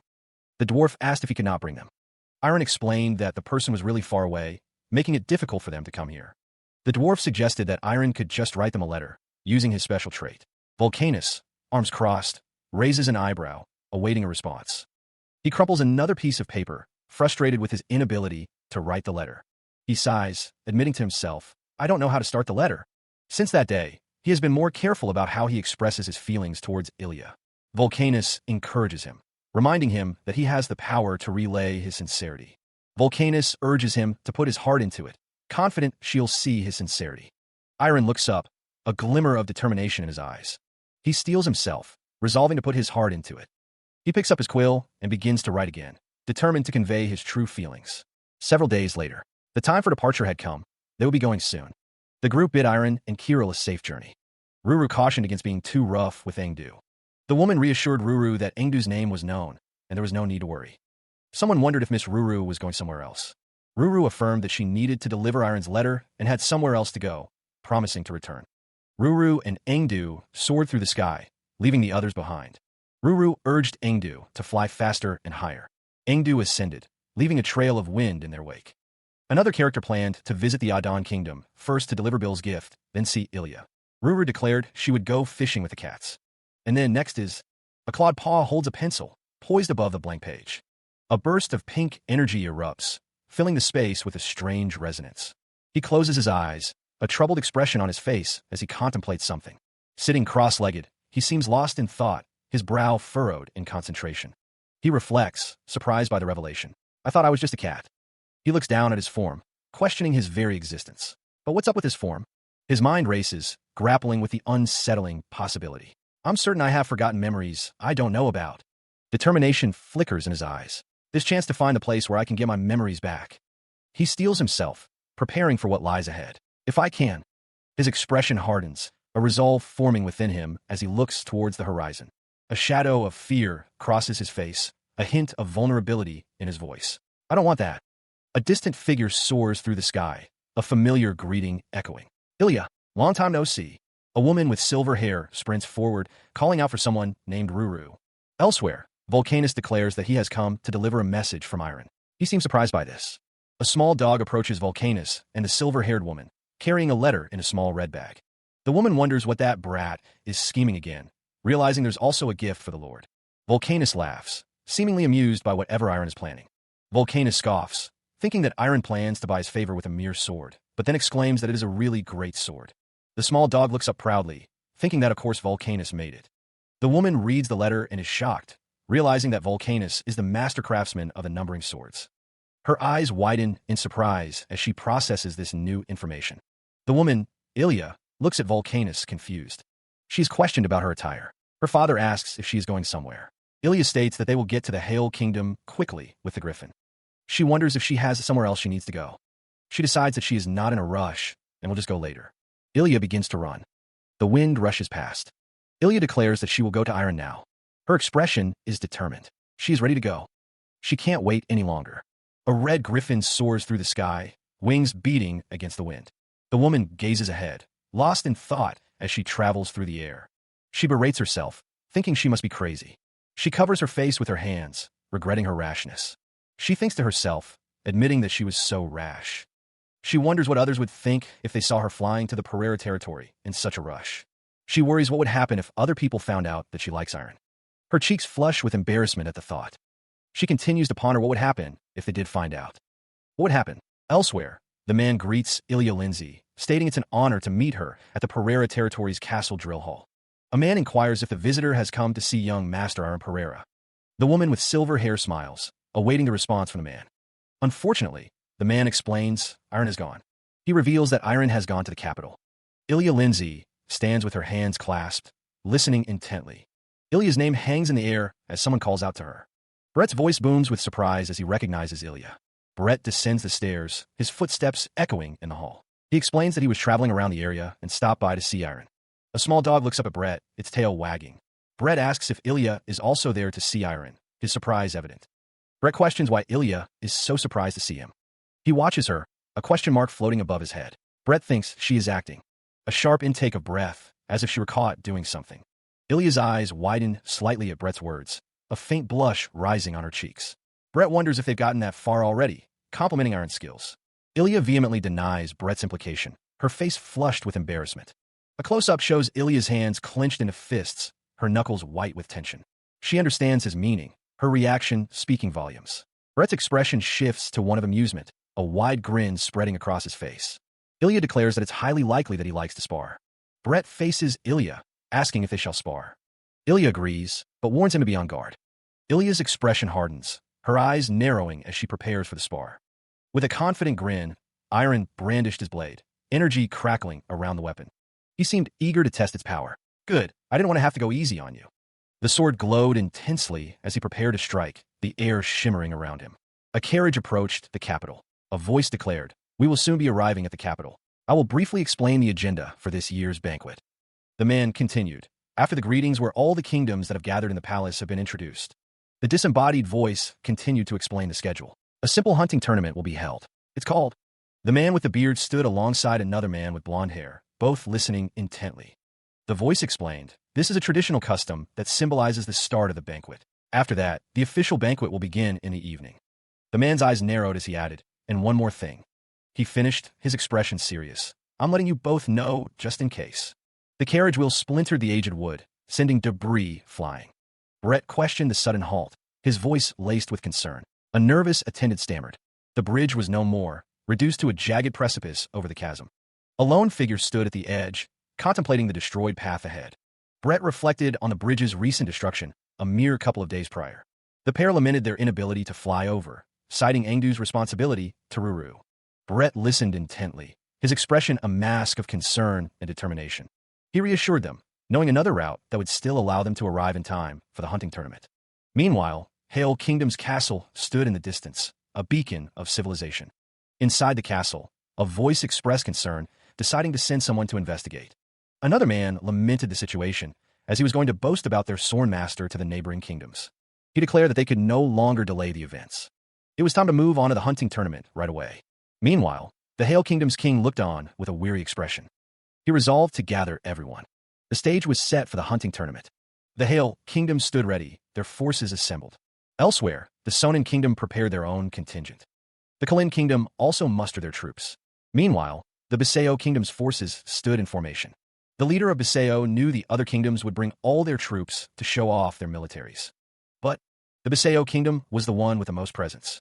A massive carriage, adorned with intricate designs, rumbles along the landscape. The sound of the carriage echoes, a deep and resonant rumble that vibrates through the air. The carriage, a spectacle of wealth and power, continues its journey toward the tournament grounds. The king of Sonin Kingdom observes the carriage, remarking on its outrageous size and wondering how they carried it. He muses that the mages supporting the carriage make it hardly a carriage at all. The king of Kalin Kingdom orders the bugler to sound the start of the hunt. The bugler raises his instrument, filling the air with a resounding call to action. Two figures react to the sound, recognizing it as the signal for the hunt's commencement. A figure urges everyone to head in a certain direction, presumably towards the hunting grounds. The king of Sonin Kingdom seems to acknowledge something, his expression suggesting a realization. The carriage's ornate details are highlighted, emphasizing its grandeur and the wealth it represents. The ground, marked by the passage of many, awaits the start of the hunting tournament. A grand carriage, pulled by unseen forces, arrives at the tournament grounds. A figure emerges from within, his destination unknown as he strides forward. Inside a lavish tent, a woman speaks, her words carrying a hint of concern. She mentions Sir Ephraim, lamenting that he wasn't content with a simple introduction. A man watches, his expression a mixture of anticipation and apprehension.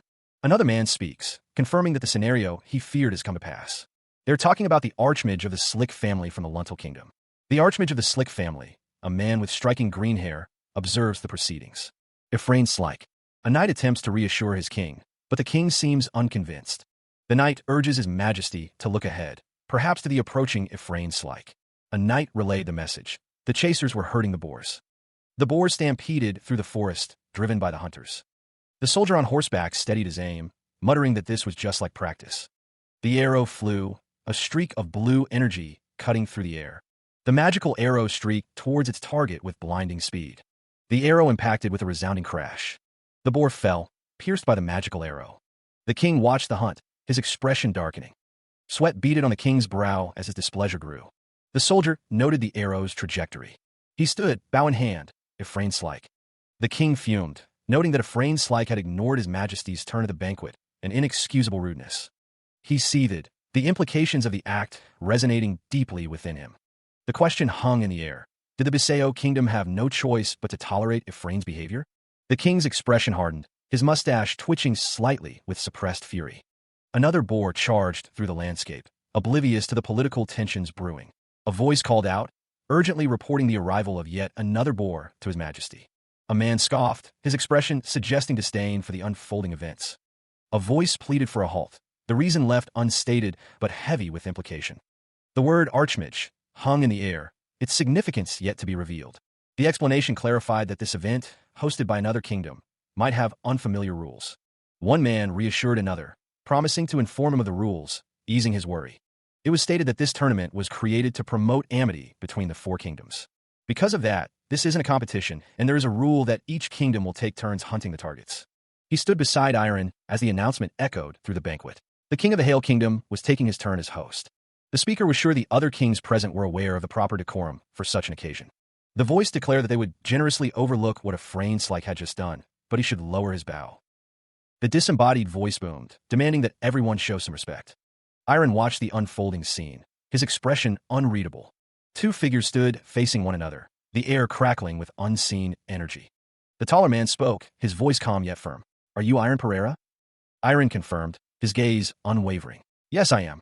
Elsewhere, a king mused, his thoughts turning to the young master. "That boy is—" The name echoed, carrying a weight of expectation. "Swordmaster Iron Pereira?" Efrain Slik's eyes narrowed, sensing the power within Iron. I can feel an extraordinary aura exuding from him just by looking at him. He continued, impressed by Iron's rapid rise. I guess there's a reason he reached the level of master despite being so young. Efrain Slik considered the implications of the encounter. The Pereira family? What a strange. Iron stood, framed against the landscape of the Hale Kingdom. A miracle occurred in such a boring family. Efrain Slik extended an invitation, his expression unreadable. Wouldn't you like to come to Luntel? His hand clenched, awaiting Iron's response. He could only respond with a single, stunned word. No. Efrain Slik calmly states that Iron seems to have misunderstood him. The upper torso of Efrain is shown, revealing a toned physique beneath his open robe. A group of people are inside a cube, seemingly trapped. In the distance, a character exclaims, what's that? A large, glowing cube hovers ominously above the landscape. Someone shouts that they can't see inside, followed by a desperate cry of brother. A woman, identified as Miss Kirill, runs frantically toward the cube. A voice booms, ordering everyone to please stand back from the cube. A cloaked figure stands with their hand outstretched, as if issuing the command. The figure explains that the Archmage wishes to speak with him in private, asking for understanding. The cloaked figure urges others not to worry about what's happening and to continue with the hunt. He was being watched. Miss Kirill was told to simply observe him. The woman seemed tense, aware that acting now would be dangerous. Meanwhile, one man questioned the other's actions, as he wanted to speak privately. The other man asked what he wanted to talk about, stating he already said it and wanted him to come. Elsewhere, Iron wondered why the great Archmage of Luntel would want him, as he was not a mage. Luntel was not made up of only mages. Although there was room for improvement, their swordsmen were strong, and they had 3 masters as well. The man with green hair smirked, seemingly pleased with the power of Luntel. The man with blonde hair gestured with his hand, seemingly impatient. However, they wanted more. The birth of a great sword family was beginning. That rivals the 3 families of Luntel, Slik, and Corcoran. The beginning to an incredible history even stronger than that of the 5 great noble families in the West. The man with green and white hair believes he knows the most suitable person. Many prodigies have been written of throughout history, but none have created a great family. Brett listens intently, his expression unreadable as the other man speaks of legacies. It was because of the environment that surrounded them and the lousy people they had around them. The disembodied voice declares that Luntel isn't like that. The voice continues, stating not to worry about what happens after, because Luntel will interfere and take care of everything. Brett stands firm, his answer unchanged. He will refuse Luntel's offer. The man with green and white hair demands that Brett apologize to His Majesty, the King of the Hale Kingdom. The man with green and white hair reveals that his father is the commander of Hale's army. Brett is told not to act like he didn't know, implying he was aware of the man's connections. Brett declares he would never let anyone speak down on his surroundings, his nation, and his family. The man with green and white hair asks what if he doesn't want to apologize. He faces a strange man with green-tinged hair, who boldly requests a duel. The armored man laughs, a deep and unsettling sound that echoes through the space. An unseen observer considers the situation, admitting they don't know what the armored man is thinking. The muscular man with the unusual hair observes the scene with a knowing smirk. The man's thoughts reveal that he knows Brett has never left his family and questions his understanding of Luntel. Brett looks up, wondering if they truly know nothing about him. Someone nearby breathes a sigh of relief, the tension palpable in the air. The red-haired woman believes that words are effective when conversation fails. A finger points, an unspoken accusation hanging in the balance. Brett reflects on a time when he would use the words Judith taught him. A dark presence looms, questioning if someone is scared. Brett's expression shifts to one of shock, or perhaps fear. The metallic tang of blood filled the air. A piercing gaze narrowed, focused with deadly intent. A furious outburst echoed, a declaration of contempt. Arcane energy crackled, a prelude to conflict. A voice, laced with chilling resolve, accepted the challenge. Fine, I accept your duel. Brett, his expression hardening, vowed, I'll make you regret requesting a duel with me. A question hung in the air, a mixture of disbelief and apprehension. A duel. Elsewhere, a lone figure stood silhouetted against the horizon, the scene serene yet ominous. The field stretched out, an empty stage for an impending confrontation. Concerned voices murmured, we're done for. It'll be a problem whether we win or lose. How are we going to handle the Luntel Kingdom's wrath? The man with dark hair is told to calm down, as Luntel doesn't have time for a small duel. He acknowledges that they have no choice but to trust him for now, despite the circumstances. The man with blonde hair stands with a woman, seemingly unconcerned about the gravity of the situation. A voice declares that if they're ready, then let's start the duel. He confirms that he is fine with that, seemingly ready to face whatever comes next. Brett closes his eyes as the duel starts, which is seen as an arrogant move by some. Someone wonders if he is provoking them again, and vows to make him understand the danger of giving a mage time to prepare. A man with green hair prepares to fight, his body glowing with magical energy. Someone reveals they knew something like this would happen, so they prepared something in advance. Underneath the large carriage, there are a variety of magic circles, hinting at a hidden power. The magic circles glow with an eerie green light, suggesting a potent and dangerous magic. Someone declares that in this location, they can control the carriage's magic, revealing their plan. A stream of green magic descends from an unseen source above. The disembodied voice declares its intent to use powerful brainwashing magic. The green magic intensifies, swirling with ominous energy as it descends. The magic coalesces, forming a dense, swirling mass of power. The stream of magic continues its descent, now resembling a thick, verdant serpent. The magical energy surges, crackling with visible force as it hurtles downward. The source of the magic is revealed to be the carriage, now perched precariously on a cliff edge. The green energy intensifies, flowing like a waterfall of raw magical power. He watches as the magical energy explodes outward, illuminating the area with an eerie green glow. Brett grips the hilt of his sword, his expression unreadable as the magic washes over him. His eyes narrow, a flicker of concern crossing his face as he braces for the impact. Iron's eyes widen, a look of shock and alarm spreading across his face. He moved with blinding speed, a blur against the sky. The ground rushed beneath him as he closed the distance. His attack was already upon the target, a flash of motion. The force of the blow radiated outward. The speed was impossible. Brett realized Iron could move even faster than his casting speed. He couldn't react in time. Sweat beaded on his brow as the attack landed. The impact exploded outward. Debris scattered as the force ripped through the area. The exclamation marked the sheer intensity of the moment. What was going on? The dust cloud obscured the aftermath. The armored soldier struggled to comprehend the speed of the attack. The smoke obscured the battlefield, making it impossible to see. Brett stood amidst the haze, his expression unreadable. The air crackled with residual energy. Brett groaned, struggling to rise from the ground. He stood over a fallen figure, his sword gleaming in the dim light. The sky peeked through the dissipating smoke. The soldiers watched from a distance, their faces etched with disbelief. One soldier exclaimed, "Archmage, is it really over?" Another soldier whispered, "He defeated Ephraim Slike." "Shh, be quiet." A soldier muttered Iron's name in disbelief. The soldier questioned, "Did you really?" He continued onward, his back to the unseen audience, cloak billowing. A voice echoed, laced with disbelief. Was it truly him? He approached a small gathering, two figures mounted on horseback awaiting his arrival. The assembled soldiers stood in silent anticipation, their polished armor gleaming. With a burst of energy, he drew his sword, the blade reflecting the sky. His voice boomed, formally greeting His Majesty, the king. The king and his advisor watched with stern expressions, their faces etched with concern. He declared himself the eldest son of the Pereira family of the Hale Kingdom. Iron's eyes burned with determination, his resolve unwavering. A woman gasped his name, Iron Pereira, as he knelt before the king. He apologized deeply for creating such a scene on the Four Kingdoms' blessed day of history and tradition. However, Iron declared, he could not disregard his family and the Hale Kingdom. The man could not overlook Ephraim Slike's words and actions. Even if the Luntal Kingdom is a formidable power, it can't overpower the Empire. He does not have the right to destroy. The history took centuries for the Four Kingdoms to create. The man's face was etched with sorrow as he held the woman. Iron, I'm sorry. In that dark place. He lay in bed, haunted by the past. I left you alone for such a long time. He walked down the hallway, his expression unreadable, and wasn't able to do anything. He looked skyward, his eyes glistening with unshed tears. Brett, sword raised high, declared his resolve. He would take responsibility for everything that occurred as a result of today's duel. The blond man vowed to ensure that the other's nation would not be affected. The man with the beard swore on his heart, his expression a mix of sorrow and gratitude. A single tear traced a path down Iron's cheek, reflecting the weight of his emotions.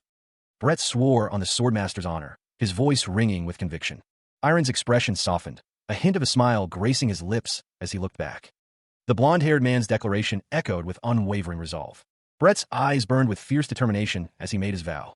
The oath was sealed, the consequences yet to unfold. The Four Kingdoms hunting competition had reached its conclusion, leaving lingering tensions in its wake. A lone rider made his way through the landscape, the weight of recent events heavy on his shoulders.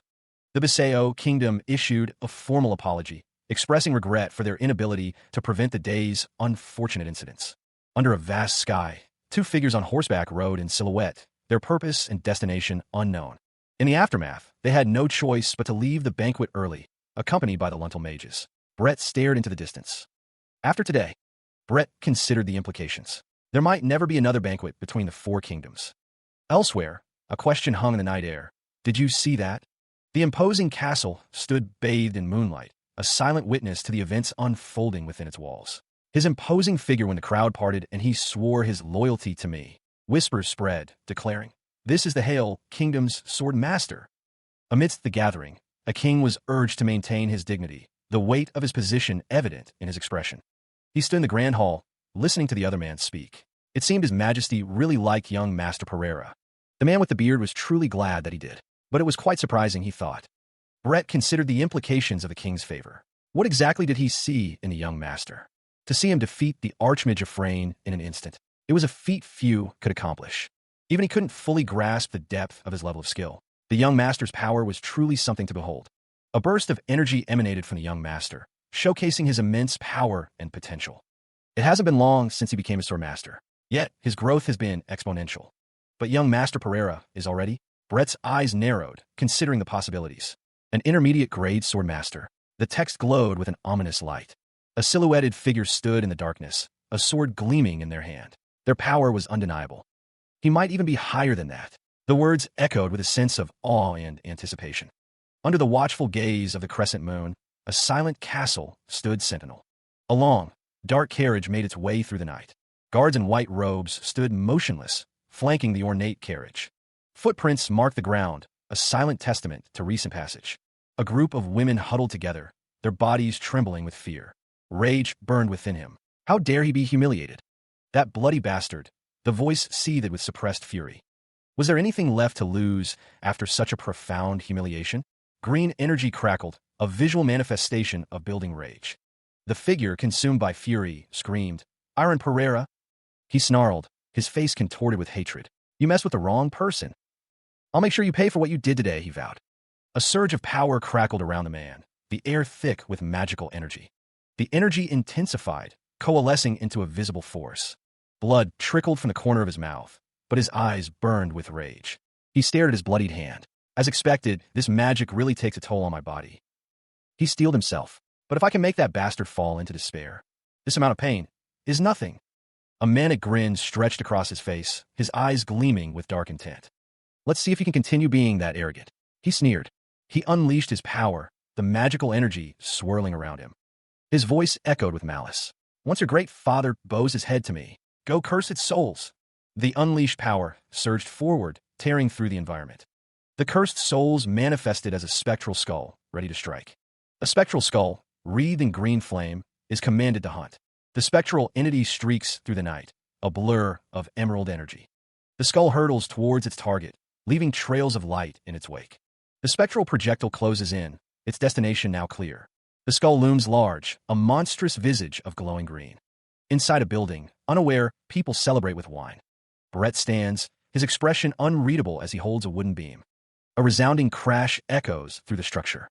Brett is thrown back, the spectral skull impacting nearby. The impact sends tremors through the very foundations. Brett grits his teeth, a surge of power emanating from his hand. I got it. He feels the attack, though he cannot see it. The spectral skull lingers. An incredibly ferocious and dark energy signature began to manifest. He raised his hand, attempting to intercept the approaching force. It was headed directly toward the window, an unseen threat. The man's eyes widened, a chilling realization dawning on him. Don't tell me, was it after father? The man with green hair stared in disbelief. How? Brett's expression tightened as he focused on containing the energy. The man with green hair's face contorted in rage. How was he able to catch my magic with his bare hands? His hand clenched, the power struggling against an unseen force. An energy shield flared, reacting to the immense power. Brett looked on, a mixture of concern and determination etched on his face. The dark energy pulsed, a final surge before dissipating. The dark energy disappeared. Brett wondered if the 5-element necklace sealed the dark energy. He watched as the dark energy dissipated, leaving only lingering traces. Brett reached out, his armored hand grasping at the fading darkness. No!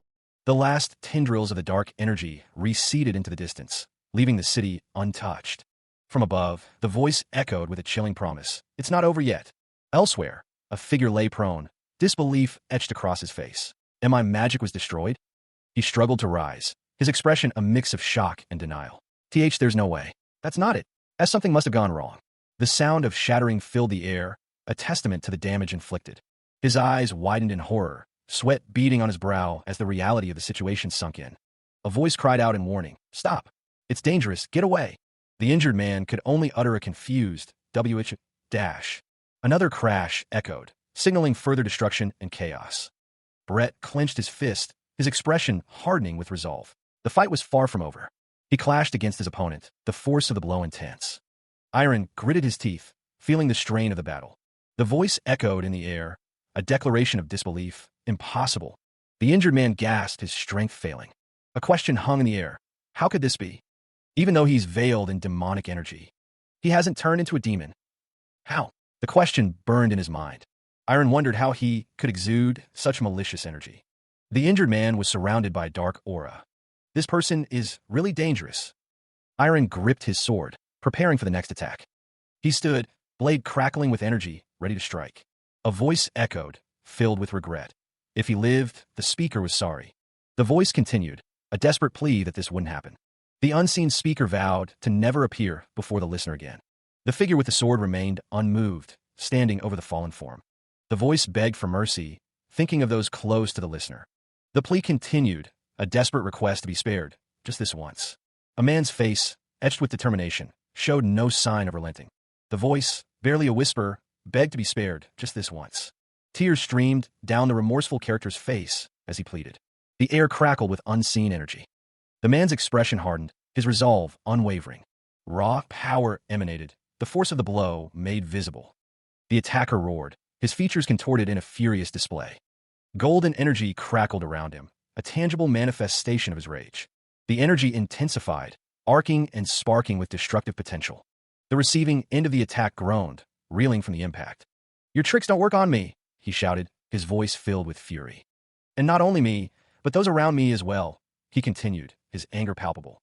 "The next time you feel like trying your luck," he began, his expression menacing.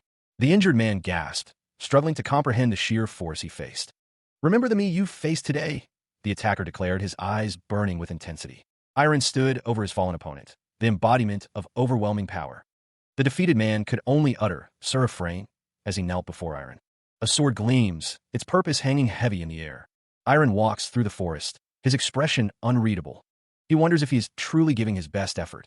The other figure questions if Iron can let a pathetic threat slide. Iron's face is grim as he considers his duty. The question hangs in the air. Who is a demon? The figure speaks, wanting to make one thing clear to Iron. The figure warns that walking the path of the hero requires killing anything. The towering figure presses Iron, demanding to know what he means. The figure asks if Iron considers only demons who endanger the world evil.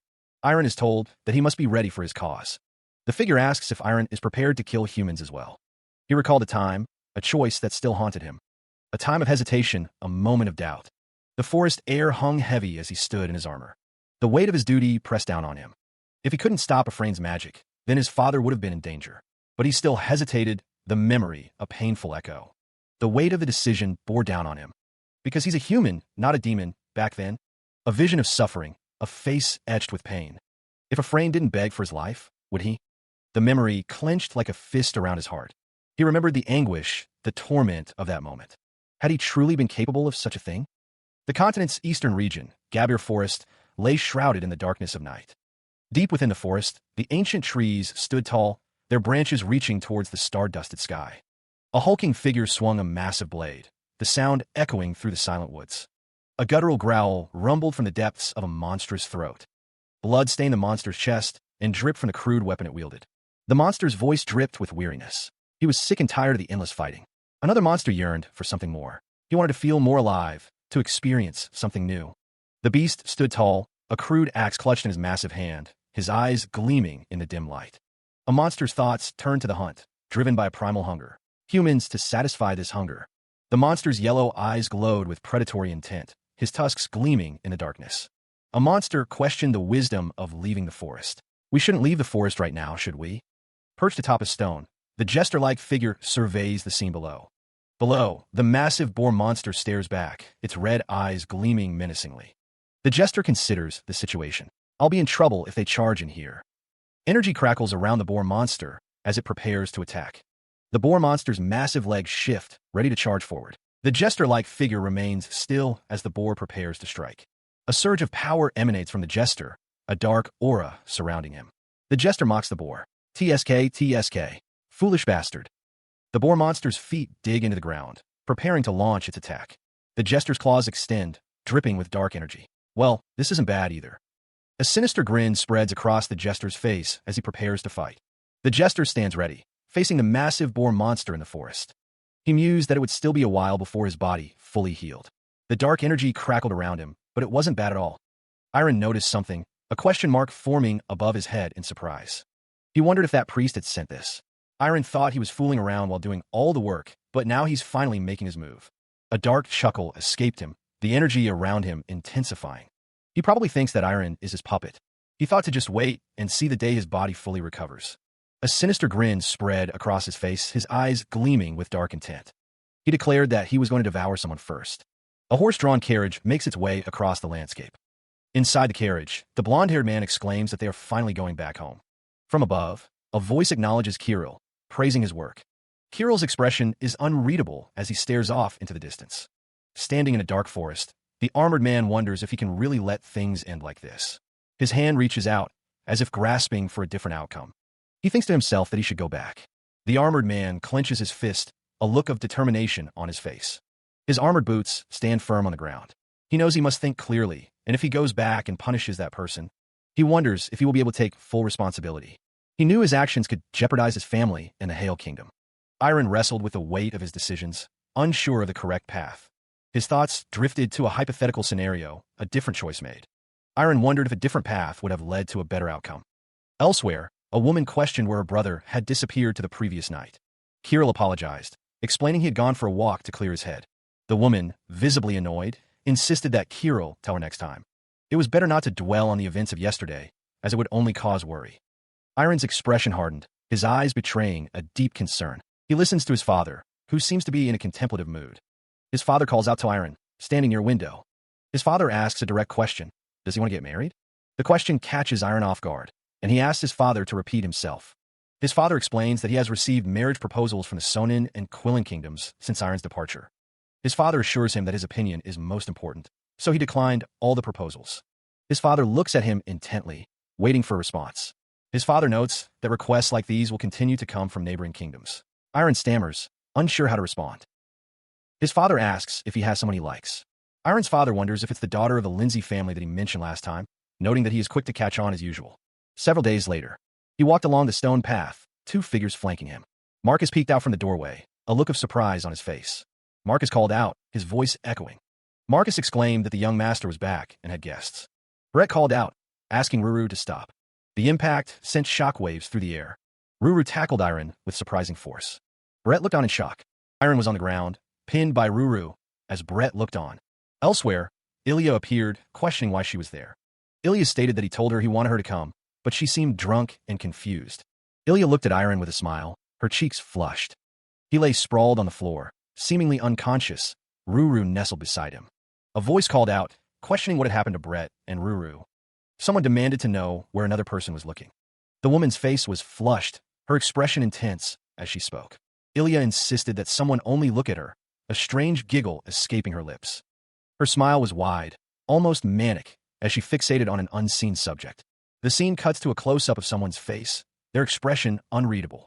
Ilya's face was close to another's, her eyes half closed as she spoke his name. A man with a beard looked on with concern, standing next to a woman with blonde hair. The woman with blonde hair stated that the situation was bad, instructing her brother to take Ilya to her room. The man with purple hair listened intently, his expression serious. The woman with blonde hair declared that they needed to have an emergency meeting. He appeared troubled, a bead of sweat trickling down his temple.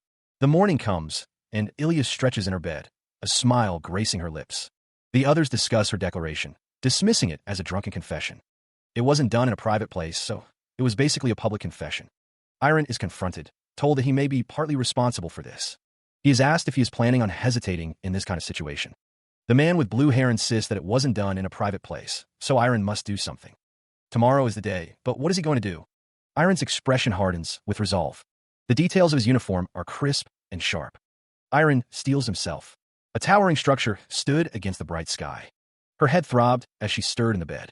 Ilya wondered what had happened yesterday. She recalled drinking with Brett and Ruru, the memories still hazy. The events of the previous night remained a blur. The blurry memories flashed before her eyes. The events of the previous night continued to flash before her eyes. A sudden realization struck her. She noticed the window. Panic rising, Ilya knew she needed to run away. Wrapped in a blanket, Ilya considered her options. She couldn't go out the front gate, so she would jump out. She fixated on the window, hearing knocks at the door. Her eyes widened in fear as she gasped. She looks up, her eyes wide with fear, sweat beading on her brow. The training hall was mostly empty, save for a lone figure calling out, "Hey, Iron." Two figures stood in the distance, one asking, "How does it feel to be dating?" Brett chuckled, a hand raised to the back of his head. Kirill looked on with a slight smile. One of the figures spoke, their tone laced with suspicion. You're not planning on giving me some half-hearted answer, right?" Kirill smiled, but the other figure seemed less convinced. "It's fine, I have someone else I can ask." An unseen figure demanded, "Brett, stop talking and spar with me already. I won't take no as an answer." Kirill watched as the figure took a fighting stance, energy crackling around them. "Wait." The figure before Brett warned, "You have a weird look in your eyes, calm down. Draw your sword." A figure with long blonde hair stood silently, observing the scene. Brett sighed, thinking, wait, it's the day after they started dating, but they're both in the training hall? From a balcony above, a figure looked down, muttering, "Those sword-obsessed idiots." He considered the reasons behind his brother's rapid growth. The reason, the text declared, was because he had friends. Those friends worked hard alongside him. 1 month later, a figure walked away from the academy, stating that he was heading off now. Kirill asked if Iron was going to see Judith. Iron confirmed it. A voice declared that Brett and Judith would destroy them soon. Iron continued his walk, Kirill's words echoing in his mind. Iron thought to himself that maybe it wouldn't be too soon. He mused that the time would come, so they should watch out. He waved goodbye to Brett, a small smile gracing his lips. The fabric of his cloak shifted as he turned. He walked away, the sounds of his footsteps echoing softly. He felt that familiar sensation once more. He mused on the fact that both he and Ilya were growing at an incredible rate. Especially Judith, who had become incomparably stronger since he last saw her. He wondered what kind of enlightenment she had gone through. In the past, he would despair whenever he saw them grow like that, but now it was different. He was going to continue, walking his own path at his own pace. He felt a sudden gust of wind, accompanied by an eerie sound. Iron turned, questioning the source of the strange wind that had just appeared. Elsewhere, Judith noticed the wind as it suddenly swirled around her. The wind dissipated as quickly as it had appeared, leaving her to wonder if someone had created it. Iron remained on guard, his eyes scanning the surrounding area for any sign of danger. The strange wind continued to move through the forest. The wind seemed to be heading in a specific direction. Judith looked around, a sense of unease washing over her. Judith voiced her concern, questioning if anything had happened. It had been a month since Judith left home. A young boy watched Judith with a smile. Judith thought to herself that she needed to confirm with her own eyes that they were safe. A surge of energy emanated from somewhere nearby, but the source remained unseen. She surveyed the town from above, relief washing over her as her destination came into view. The hem of her cloak brushed against the cobblestones as she made her way through the town. A voice called out, thanking her for traveling from the west and wishing her safe travels. She offered a quiet word of thanks in return as she continued her journey. Judith thought to herself, she was able to easily pass through the gates thanks to her fake identity. She considered her next target, the Lord's castle. How would she secretly get in there? A gasp escaped her lips as she realized the challenge ahead. Judith realized that she was exhausted from running for 2 weeks. She thought to herself that she was getting old and needed to rest at that bistro for a while. The cloaked figure approached the bistro, the sound of her footsteps echoing on the cobblestone street. The details of her dark attire became clearer as she paused before entering. She takes a moment to appreciate the meal before her. Judith lets out a sigh of relief, finally able to relax. The red-haired woman pauses, taking in the scenery. She finds the territory interesting and more peaceful than others. Judith thinks to herself that it's a nice place. The aroma of the food fills the air as she prepares to eat. A man approaches, commenting on the pleasant atmosphere and affordable food. The man asks if she would mind him joining her. Judith clarifies that she wasn't referring to the bistro. She explains that she was talking about the territory itself. The man realizes that Judith is a traveler. He asks what made her think that. He seemed pleased that the new installations were cleanly installed. The citizens looked free of worry, too. It seemed to the man across from Iron that the Lord looked after his territory well, indeed. The man chuckled, stating that as a citizen, it made him happy to hear good feedback. As a representative of the citizens, he offered to buy Iron a drink. Iron agreed to the drink. Mugs clinked together in a celebratory toast. Another man at a nearby table asked if they had heard about young Master Pereira. The man at the table with iron responded that he had. The rumor was that young Master Pereira and the young lady from the Lindsay family were dating. The news was met with shock and disbelief. Iron's face contorted in rage as he heard the rumor. He slammed his fist on the table, the force of the blow shaking the mugs. Elsewhere, a woman with silver hair and a man with orange hair discussed dating. The man said he really liked them, and the woman agreed that it was fine to go on dates like this sometimes. The table slam caused a commotion. Someone asked what was wrong, and another voice told them to calm down, asking if they really thought they could right now. Iron stood over several people who were now on the ground, his expression murderous. The blonde-haired person looks up, questioning, "Dad?" Judith and another person look on with concern. The blonde-haired person and a bearded man both exclaim, "Dad?" The silver-haired person clutches their chest, asking, "Father?" The blonde-haired person whispers, "I don't know what's going on, but I think we should leave." Judith and the red-haired person stand together, looking concerned. The red-haired person says, "Father, it seems like you're patrolling the territory. I will humbly take my leave." The silver-haired person says, "It seems like you're talking, so I'll see you later, Dad." The silver-haired person and the bearded man stand together, deep in thought. The silver-haired person and the bearded man continue their conversation. Someone apologizes, "I'm sorry for causing such a fuss." Elsewhere, someone asks, "Do you want another drink?" She walked alongside the man with brown hair, commenting that she didn't think their dad would come all the way here. He wondered what they should do, as they'll be returning soon. Marcus thought to himself that he should use this chance to officially tell him and receive his acknowledgement. He seemed determined. Judith's expression was unreadable as she listened to Marcus's plan. Marcus exclaimed that she was so reliable. Judith smiled, seemingly amused by his enthusiasm. A voice responded with a simple, "Aha, okay." The man with silver hair was being serious. The man with silver hair walked with the man with brown hair, stating he'll say this again, but the reason why he reacted like that. The man with silver hair seemed to be thinking something over. The man with silver hair looked off into the distance, his expression thoughtful. Marcus and Judith smiled at each other, a sense of camaraderie between them. The man with silver hair appeared to be deep in thought, his eyes narrowed slightly.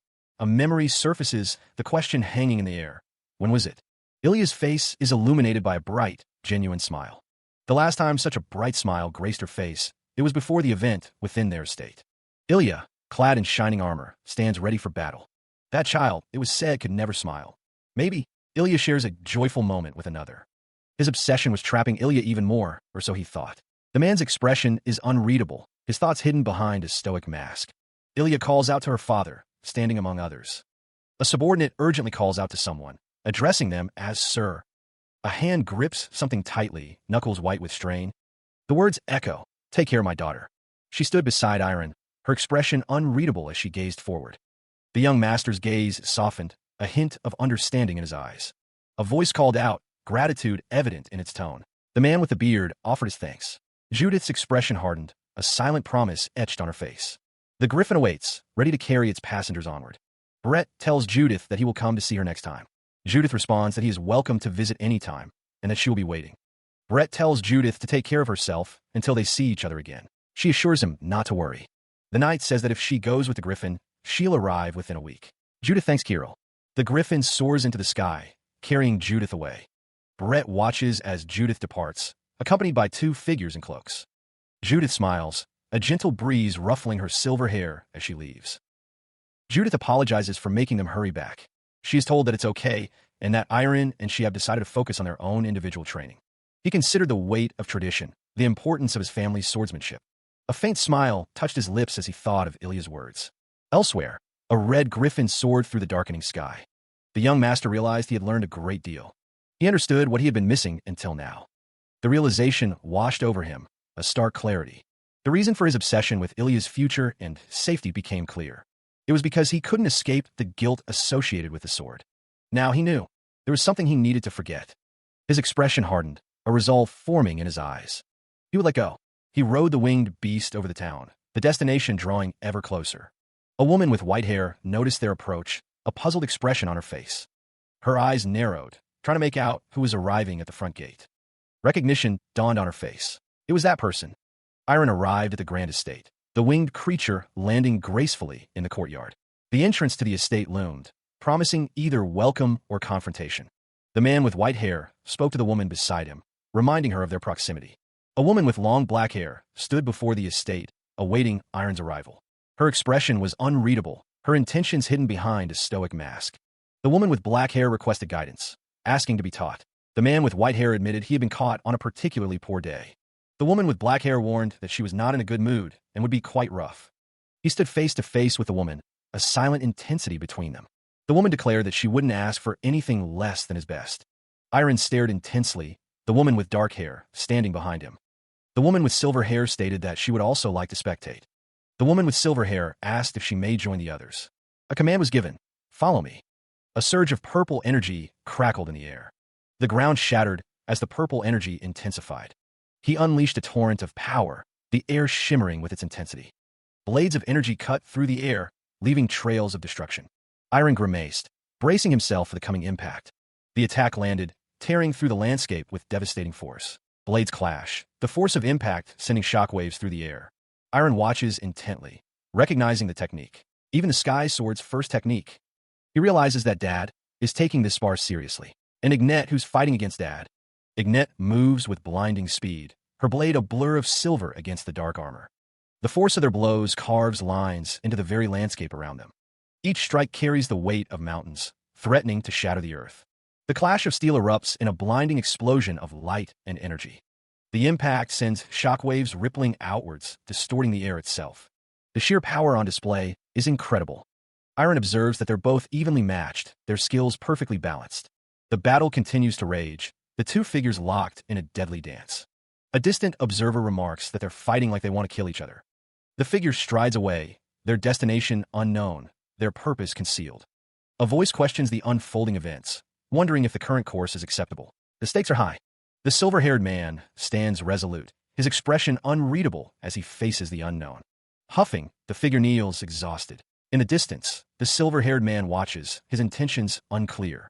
The silver-haired man declares that the conflict will end here, his tone brooking no argument. He states that the opponent is no longer in any condition to fight him, his words laced with finality. A voice expresses gratitude, acknowledging the lessons learned from the encounter. A small figure calls out to Captain, their voice filled with urgency and concern. The silver-haired man issues a stern warning, his gaze intense and unwavering. A voice forbids anyone from stepping onto their land again for such a reason, their tone absolute. Iron Pereira stands before a swirling portal, a small figure bidding him goodbye. He steps through, leaving only ripples in the air behind him. The portal closes, leaving the area silent once more. Only the cracked stone floor remains, a testament to the battle that transpired. Elsewhere, the woman with silver hair stands, her expression unreadable. A masked figure fumes, believing the woman should have been dealt with more decisively. The man in armor demands a response, his voice laced with impatience. The figure with purple hair finds the situation boring, their tone dismissive. The woman with silver hair looks down, her eyes filled with a hidden emotion. The man in armor watches her, his expression unreadable as well. The portal where Iron once stood now only shows the cracked stone floor. The woman with silver hair's eyes narrow, a storm brewing within. Blood trickled down his face, a grim reminder of the battle. The air crackled with residual energy, a testament to the clash. An ancient structure stood silent, a witness to countless battles. The moon hung high, casting an ethereal glow on the scene. Echoes of the sword's power resonated through the very ground. Iron couldn't forget what he had witnessed before. The memory burned into his mind. He was truly shocked by his father's sword, overflowing with murderous energy. But no matter how strong the wind blew, or how powerful the storm was, the figure stood firm, unyielding against the onslaught. Ignet didn't waver. She wasn't swept away. She's a lot stronger. A smirk played on his lips as he considered her resilience. Then he thought. Ilya stood silently, a solitary figure gazing out the window. She wondered, had she made a mistake letting him watch today's spar? A flicker of doubt crossed her face as she considered the implications. The weight of her decision pressed down on her, a silent burden. Was she envious of Ignet? She wondered, the thought echoing in her mind. Perhaps she had wanted to possess Ignet's strong, king-like attitude. Ignet's image, a beacon of unwavering resolve, burned in her memory. A dignity that never falters, never yields before anyone. But that was not the case anymore. Her expression hardened. Her desires had shifted, her focus now set on a different goal. Since she found out that there's something else she desperately desired. A person she could trust and rely on. He reached out, a smile playing on his lips. Judith thought, I too. She wanted to... that. Judith's expression hardened, her eyes narrowing. Beneath the moonlight, she prepared to strike. The blade flashed, ready to cut through the air. Power surged around her. Judith's gaze was intense, focused on her target. Meanwhile, a dense fog hung heavy in the forest. He walked through the trees, his destination unknown. Iron could finally see Judith. He was certain she would be surprised that he became a sword master. Judith looked at Iron, shocked. She asked if he was a sword master. Iron laughed, thinking that Brett Lloyd would be giving Judith another ordeal. He thought Judith would be adorable when she turned into jealousy incarnate. He continued to walk through the forest, the trees surrounding him. He approached a fallen log, his pace steady and determined. Iron's eyes widened, a sudden surge of confusion washing over him. A cloud of dust billowed into the air, obscuring the scene. He looked up, his expression a mix of surprise and apprehension. Iron wondered what the hell was going on. He surveys the desolate landscape, a sense of unease washing over him. What is happening? The ground is cracked and barren, the air thick with an unnatural stillness. He glances to the side, his expression a mixture of confusion and concern. A voice calls out, and Iron turns to see Sir Kun approaching. Sir Kun greets him, remarking on their reunion. Sir Kun notes that Iron is later than expected, but Iron explains there was a small development. Iron thinks that Sir Kun sounds a lot kinder than during his first visit. A memory of the man leaping through the air flashes in his mind. Sir Kun stands tall, his expression unreadable. Sir Kun abruptly tells him to stop talking and follow. The two figures traverse the desolate landscape, the silence broken only by the crunch of their footsteps. Iron looks up, a question forming on his face as he follows Sir Kun. The desolate landscape stretches out, a silent witness to the coming events. A lone figure stands atop a ridge, the wind whipping around them. Judith sits, her expression unreadable as she considers the scene before her. Her eyes widen slightly, a flicker of surprise crossing her face. Steam rises from her, a subtle indication of building tension. So, the man with blue hair begins, his words hanging in the air. The man with blue hair asks Judith if she's a sword master, his tone light and teasing. He suggests they talk more later and asks for a hug, which Judith finds annoying. The man with blue hair smiles, seemingly oblivious to Judith's annoyance. The man with blue hair reflects on his inability to become a master, a hint of sadness in his expression. Judith prepares to fight, thinking it's actually good timing to test how strong she's gotten. A surge of power emanates from Judith as she declares that her opponent shouldn't go easy on her. Judith holds her flaming sword, ready to strike another blow. Iron lies defeated, as Judith tells him it's okay to cry. His hand trembles as he tries to lift himself from the dirt. He stares up, blinking in disbelief at his defeat. He thinks to himself that he is a sword master. Judith asks what's wrong and why he is spacing out so much. Iron lies on the ground, thinking this shouldn't be happening. He wonders how a master could lose against an expert. Judith looks concerned, wondering why he is upset about losing a spar. Iron wonders if he was being too complacent, stating that he trained hard too. Judith observes that he is really in shock and tells him to listen. Judith leans in close to Iron, trying to comfort him. He seemed flustered, a blush rising on his cheeks as he spoke. The sky burned with the colors of sunset, a fleeting moment of beauty.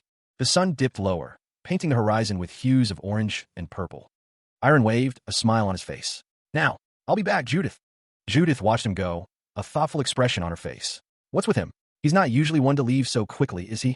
Kun chuckled, stroking his beard. He said there was something urgent he needed to do. Huh, he's a weirdo.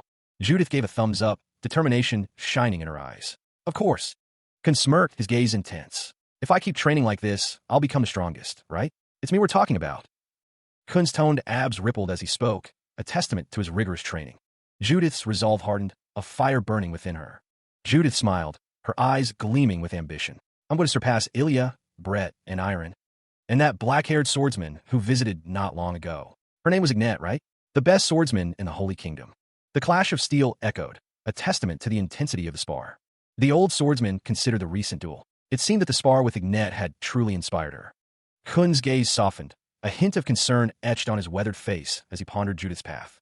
Kun asked, Judith, why do you want to be strong? She responded, stating the obvious, to become the strongest swordsman like him. Judith's ambition burned bright, a declaration of absolute dominance. Kun countered, suggesting that strength alone might not be what she truly needed. Judith, taken aback by the statement, could only utter a questioning, pardon? A stark reminder echoed in her mind. Don't forget your relationships. Kun reflected on his own journey, the sacrifices he made in pursuit of ultimate swordsmanship. The old swordsman questioned his past, unsure if his single-minded pursuit was truly what he desired. A profound suggestion hung in the air. Walk a different path than mine. Kun's gaze drifted into the distance, a somber contemplation etched upon his face.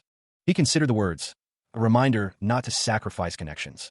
A voice echoed, advocating a different path, pure, unadulterated selfishness. The directive continued, urging relentless growth, a grip that never loosens.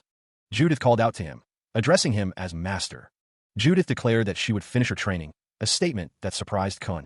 Judith's expression hardened as she wondered aloud who she took after. Kun thought to himself that Judith was not taking after him. He wondered if he had also changed after spending time with her. Kun coughed, covering his mouth with his hand. His expression was pained, a grimace etched on his face. Blood stained his open palm. He thought to himself, this again. He rests his fingers against his lips, his expression troubled as he contemplates something unseen. The man walks along a forest path, his shoulders slumped as if burdened by a great weight. The path continues, winding through the trees as the sun sets in the distance, casting long shadows. A hooded figure stands silently, their face obscured by the deep shadows of their cowl. The figure remains motionless, hidden amongst the trees as the last rays of sunlight fade. His face is drawn, his eyes shadowed. He has become quite gaunt. His gaze is distant, lost in thought as he reflects on recent events. The fabric of his clothing hangs loosely, a testament to his declining health. Meanwhile, Iron sits in Ian's office at the Chrono Swordsmanship Academy, reflecting on Judith's growth and her progress with Kun. Iron vows to no longer let things slide, requesting the headmaster to teach him. A voice echoes with a singular, burning desire for self-improvement. Iron's expression hardens, a newfound resolve etched on his face. A voice calls out, urging someone not to be discouraged by a single loss. Judith grits her teeth, her red hair framing a face filled with determination. She vows to do anything, so long as she can train hard. Judith's resolve hardens, her gaze intense and unwavering. A voice declares a commitment to grow and return in 1 year. Iron's power flares, his eyes burning with renewed purpose. Judith's voice echoes, calling out for someone to wait for her. Kun states that he has a meeting, as Iron looks on with a questioning gaze. The old man asks if someone will come with him. The old man turns away, his white hair contrasting with the dark interior. It had been some time since the cloaked figure had been here. The man with gray hair remarks that it has been a long time. The woman with black hair states that it's fine if they have a spectator, and she wouldn't mind if there were many. The armored woman stands tall, her stance unwavering. The sound of something heavy echoes through the training area. The man with blonde hair swings his sword with a ha. He pauses, letting out a sigh. The man grips the sword tightly, his knuckles white. The man with blonde hair wonders how long it has been since he trained alone like this. The girl mentions that Kirill has been going out a lot recently with the griffin. The girl adds that Ruru needs to find something too, so it's been difficult to see her. The man with blonde hair thinks to himself, it's nice. He breathed deeply, finding a sense of calm amidst the solitude. Since he could completely focus on himself, the training continued, each strike carrying the weight of his resolve. The sounds of exertion echoed as he pushed himself. Was everyone else training hard too? He looked to the sky, a sense of hope washing over him. He was sure they were all doing their best. The training grew more intense. He knew he should work harder. Each movement was precise, each strike deliberate, as he honed his skills. He focused on his stance, his breathing, his mental fortitude. He needed to have a stronger and more resilient mind. The number 50 hung in the air, a silent reminder of the challenges ahead. Elsewhere, two figures watched with concern etched on their faces. The man with green hair looked particularly worried. Another man watched, his expression determined, his gaze fixed on some unseen goal. Back in the training area, he pushed himself even harder, his movements growing faster and more powerful. The air crackled with energy as he unleashed a final, devastating blow. The declaration hung in the air, a promise etched in resolve. The sky stretched, vast and indifferent to the words spoken below. 1 year later, a year had passed when word arrived. The Holy Kingdom had sent a letter for the young master. He practiced his swordsmanship, unaware of the message that awaited him. The letter was delivered, described as an invitation. An invitation? The word hung in the air, pregnant with unspoken possibilities. The heroes' festival? He wondered, a flicker of curiosity in his eyes. The invitation stirred something within him, a sense of anticipation. 1 year prior, the demonic forces began their insidious infiltration. The demons concealed themselves, and demonic beasts began to emerge from the shadows. The number of people who witnessed the demons rise steadily increased, and the continent was consumed by an uncontrollable fear. The Holy Kingdom's subjugation team members, scattered across various locations, faced a growing crisis. Gathered at the capital, they began to discuss countermeasures, knowing a long battle against the demons was inevitable. If the current key figures were to fall, the consequences would be dire. The next generation was deemed incompetent to protect the nation from the encroaching darkness. In front of all the subjugation squad members in the capital, tensions were high. Julius Huel, Holy Kingdom Abilius's White Knights captain, stood ready. Another Holy Kingdom Abilius's Black Knights captain prepared for the coming conflict. Ignet Crescenio watched, her expression unreadable as the world teetered on the brink. The two sons of the Holy Kingdom clashed, their power shaking the very foundations. Silhouettes of warriors danced against a backdrop of swirling energy, locked in deadly combat. As expected, the clash of titans sent shockwaves rippling through the battlefield, devastating the landscape. A figure clad in shining armor stood firm, their blade poised to meet the oncoming assault. The force of the impact reverberated, shaking the very air with raw power and destructive intent. An explosion of light and energy erupted, consuming everything in its path with blinding intensity. The duel was one-sided, a testament to the overwhelming power of one side over the other. The armored figure stood defiant amidst the chaos, their resolve unwavering in the face of overwhelming odds. But amidst the one-sided duel, the subjugation squad members witnessed something extraordinary. Was that in a difficult situation? The armored figure's eye betrayed a hint of desperation. The Black Sword, who boldly charged in, was blocked by the Great White Mountain, the leader of that era, a situation where one could lose consciousness from repeated fierce attacks. Her eye reflects the struggle. She rose again and again, her spirit unbroken, and reached for the giant mountain, her ultimate goal. A figure stood ready, sword gleaming with a light of its own. Golden light cascaded down, a beacon in the darkness. She studied the document, her expression unreadable as she absorbed the holy prelude. The man seemed troubled by what he read on the invitation. Muscles tensed, a silent struggle unfolding. A uniformed man extends a document, requesting it be placed in his study. Iron, shirtless, stands before a grand building, his gaze fixed on the distance. A hand grips the hilt of a massive sword, its golden accents gleaming. Under a crescent moon, clouds drift across the night sky. Iron sits cross-legged on a bed draped with red fabric, lost in thought. A misty landscape fades into darkness, the air thick with an unseen energy. A lone figure stands on a small island surrounded by water, a space created in the mind realm. His expression resolute. Iron's gaze is fixed on some unseen point. To control the iron stake in his heart, he learned the fire's energy. Iron walks across stepping stones, his destination a sword standing tall in the distance. And in order to tame the great flames, he learned the water's energy. A hand clenches around a sword hilt, flames licking at the blade. He recalled the earth's energy that contained the endlessly agitated water. The training he did in the past year flashed through his mind. Iron wanted to wield his sword for the world, but wondered how to use this power. His expression hardened with determination as he considered his goals.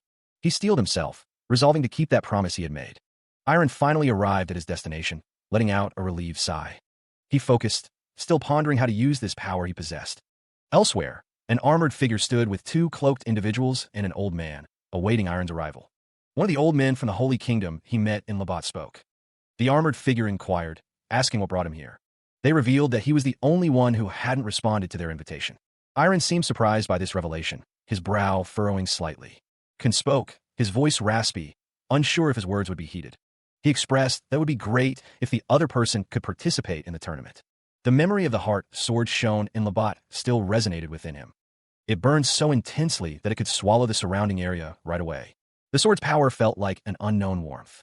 The sword glowed, a beacon of hope against encroaching darkness.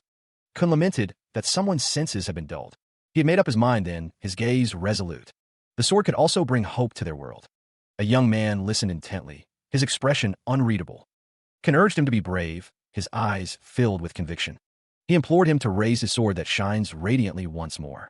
Words hung in the air, a call to action. Iron looked off into the distance, contemplative. The folds of his cloak shifted slightly. A towering structure stood against the bright sky. His name echoed in the courtyard. Iron? Volcanus declared he wanted to accompany Iron to the Holy Kingdom. He had heard Iron was leaving tomorrow. Volcanus wanted to follow him, experience the world, and be inspired. Volcanus also wanted to support everyone participating in the Heroes' Festival, as well as the swordsmen subjugating demons and monsters. Iron agreed, stating that they would go together. The next day, Iron was wished a safe trip by someone as he prepared to depart. Their cloaks billowed slightly as they walked. Iron confirmed that they would be traveling by foot this time, checking if that was okay. He confirmed that he was fine walking, but inquired about Ruru's absence. Iron listened intently, his expression thoughtful as he considered the information. Volcanus explained that he had prepared a subspace pouch, filled with necessities for the journey. Ruru, perched atop a decorative stand, asked if Iron was going far away. The cat reassured him that he would be back soon, his tone lighthearted. Ruru requested that Iron show him how cool he had become when they next met. With their goodbyes said, Iron and Volcanus began their journey on foot. Later that night, the sky was dark, the stars twinkling above the silhouette of the trees. The crackling fire provided warmth and light as they camped beneath the trees. Iron, eating by the fire, expressed his surprise at something.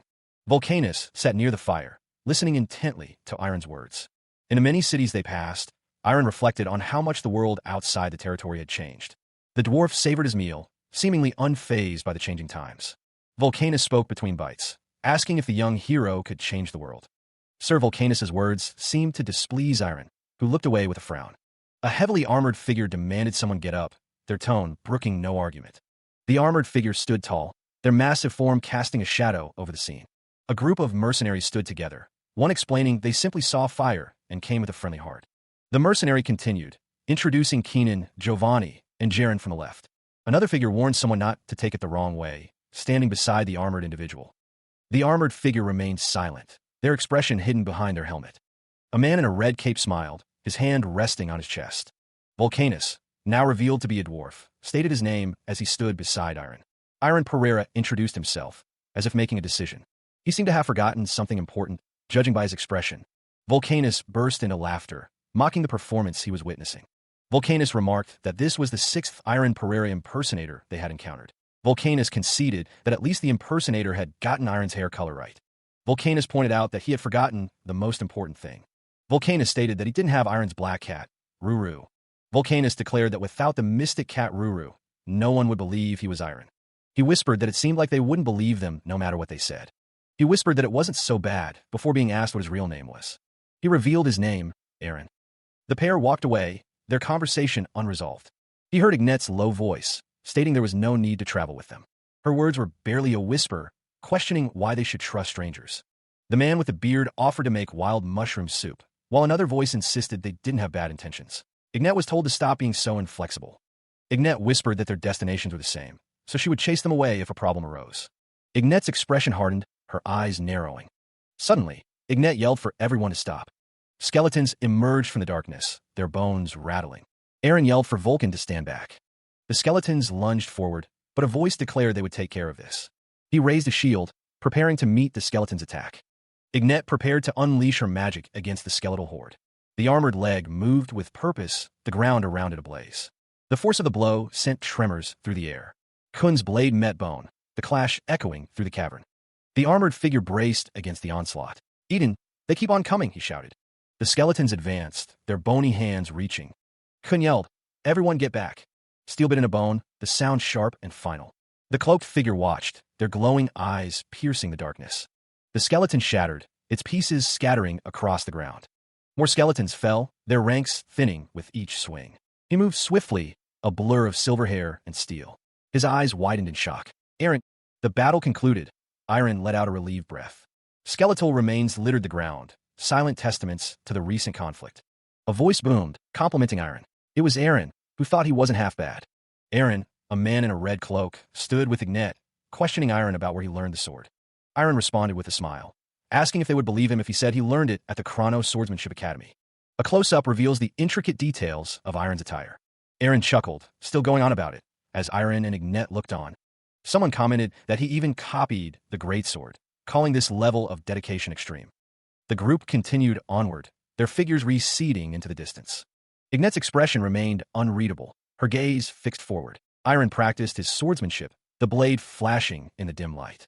He moved with blinding speed, his blade a blur of motion. The monstrous wolf lunged, teeth bared, but the swordsman was too quick. Against a horde of goblins, he fought with a calm, practiced efficiency. Blood splattered as the blade found its mark, each strike precise and deadly. Aaron, observing the display, mused to himself, wondering if he should recruit Iron into their party. Turning to Ignette, Aaron asked what she thought of Iron's performance. Aaron noted that Iron had excellent skills and didn't get scared when fighting monsters. Aaron considered that Iron's swordsmanship might have been learned from a famous academy or the Royal Academy. Ignette questioned if that was all Aaron had to say. Aaron started to say something, but Ignette told him to forget it. The pair walked through the forest, the sounds of their footsteps echoing softly. Later, they sat by a campfire, the flames casting flickering shadows on their faces. He watched as Ignette refused the beef stew, her favorite dish. Aaron remarked on her lack of appetite. Another voice agreed, noting that Ignette didn't seem to have much of an appetite. Aaron paused, trying to recall what they were discussing before Ignette's eating habits came up. The other man reminded him that they were talking about the heroes' festival and who might win the tournament. The man in armor mentioned that Cameron of the Ray family, one of the 5 great noble families, was participating. Aaron acknowledged Cameron Ray's power. It was explained that due to age restrictions, the heads of families and current powerhouses couldn't participate. The man in armor questioned if the winner wouldn't be the commander of the Black Knights. The man sitting added that rumor had it the Holy Kingdom was hosting the tournament for a specific reason. Aaron, surprised, asked if it was to show off Ignet's sword. The man sitting scoffed at the idea of a young woman in her early 30s defeating a 50-year-old master, stating the winner would be a swordsman from the south, 100%. He sighs, someone's pride for their region is showing again. The names of potential tournament winners are being mentioned, starting with Jared, called the Tiger of the South. Jared and his sworn brother, Jack Wang, the king of the Southern Mercenaries, are both masters in their 50s. Iron sits quietly, listening to the discussion while eating. Ignet Cressinia, also known as Ilya Lindsay, is another name mentioned. Brett Lloyd is another potential winner being discussed. Judith and Iron Pereira are also mentioned as possible victors. Iron reflects on the strength of those he traveled with, knowing they're even stronger now. Aaron pauses, considering the question. He says it's a jest, only knowing the swordsman under 20. Aaron's statement is met with surprise, someone asking if that was a joke. Aaron looks off to the side, his expression unreadable. It seemed that the speaker was being truthful in his statement. He was praised for his acting, and he humbly accepted the compliment. The group was nearing the Tomo forest, their destination drawing closer. Normally, they would simply pass through the area without incident. However, there were reports of 2 demonoids in the vicinity, demanding caution. Someone noticed a group of people and remarked that they appear to be merchants. The flag identified them as belonging to the wise merchant, a well-known figure. The pair confirmed that they were indeed a renowned merchantry. The merchant was known to possess all the riches within the continent and wield considerable influence. They distributed grains to the poor, established a scholarship foundation, and supported heroes fighting demons with weapons and equipment. Right now, Gale Wise, the eldest son of the Wise family, leads the Wise merchantry. A figure in a hooded cloak pauses, an exclamation mark hovering above their head. The hooded figure's expression is one of frustration, their brow furrowed in annoyance. The figure's cloak billows slightly, obscuring their features in shadow. Clouds drift lazily across the sky, a peaceful backdrop to the brewing conflict. A voice calls out, questioning, "Not going to join us?" The red-haired woman and the silver-haired man stand together, engaged in a heated discussion. The voice continues, "You can't spare any time to come and watch?" The silver-haired man retorts, "No, I don't. Would I have reached where I am right now if I did all those things?" The red-haired woman exclaims, "Fine, whatever. Train here for hundreds and thousands of days and become so very strong." The red-haired woman's outfit is detailed, showing a practical and functional design. The red-haired woman's expression is one of smug satisfaction, a hint of challenge in her eyes. Ignet, surrounded by a fiery aura, shouts in frustration, demanding encouragement. The man's face contorts in rage as he bellows Judith's name. The disembodied voice urges someone, whether it's Ignet, Iron, or Brett, to go and beat them up.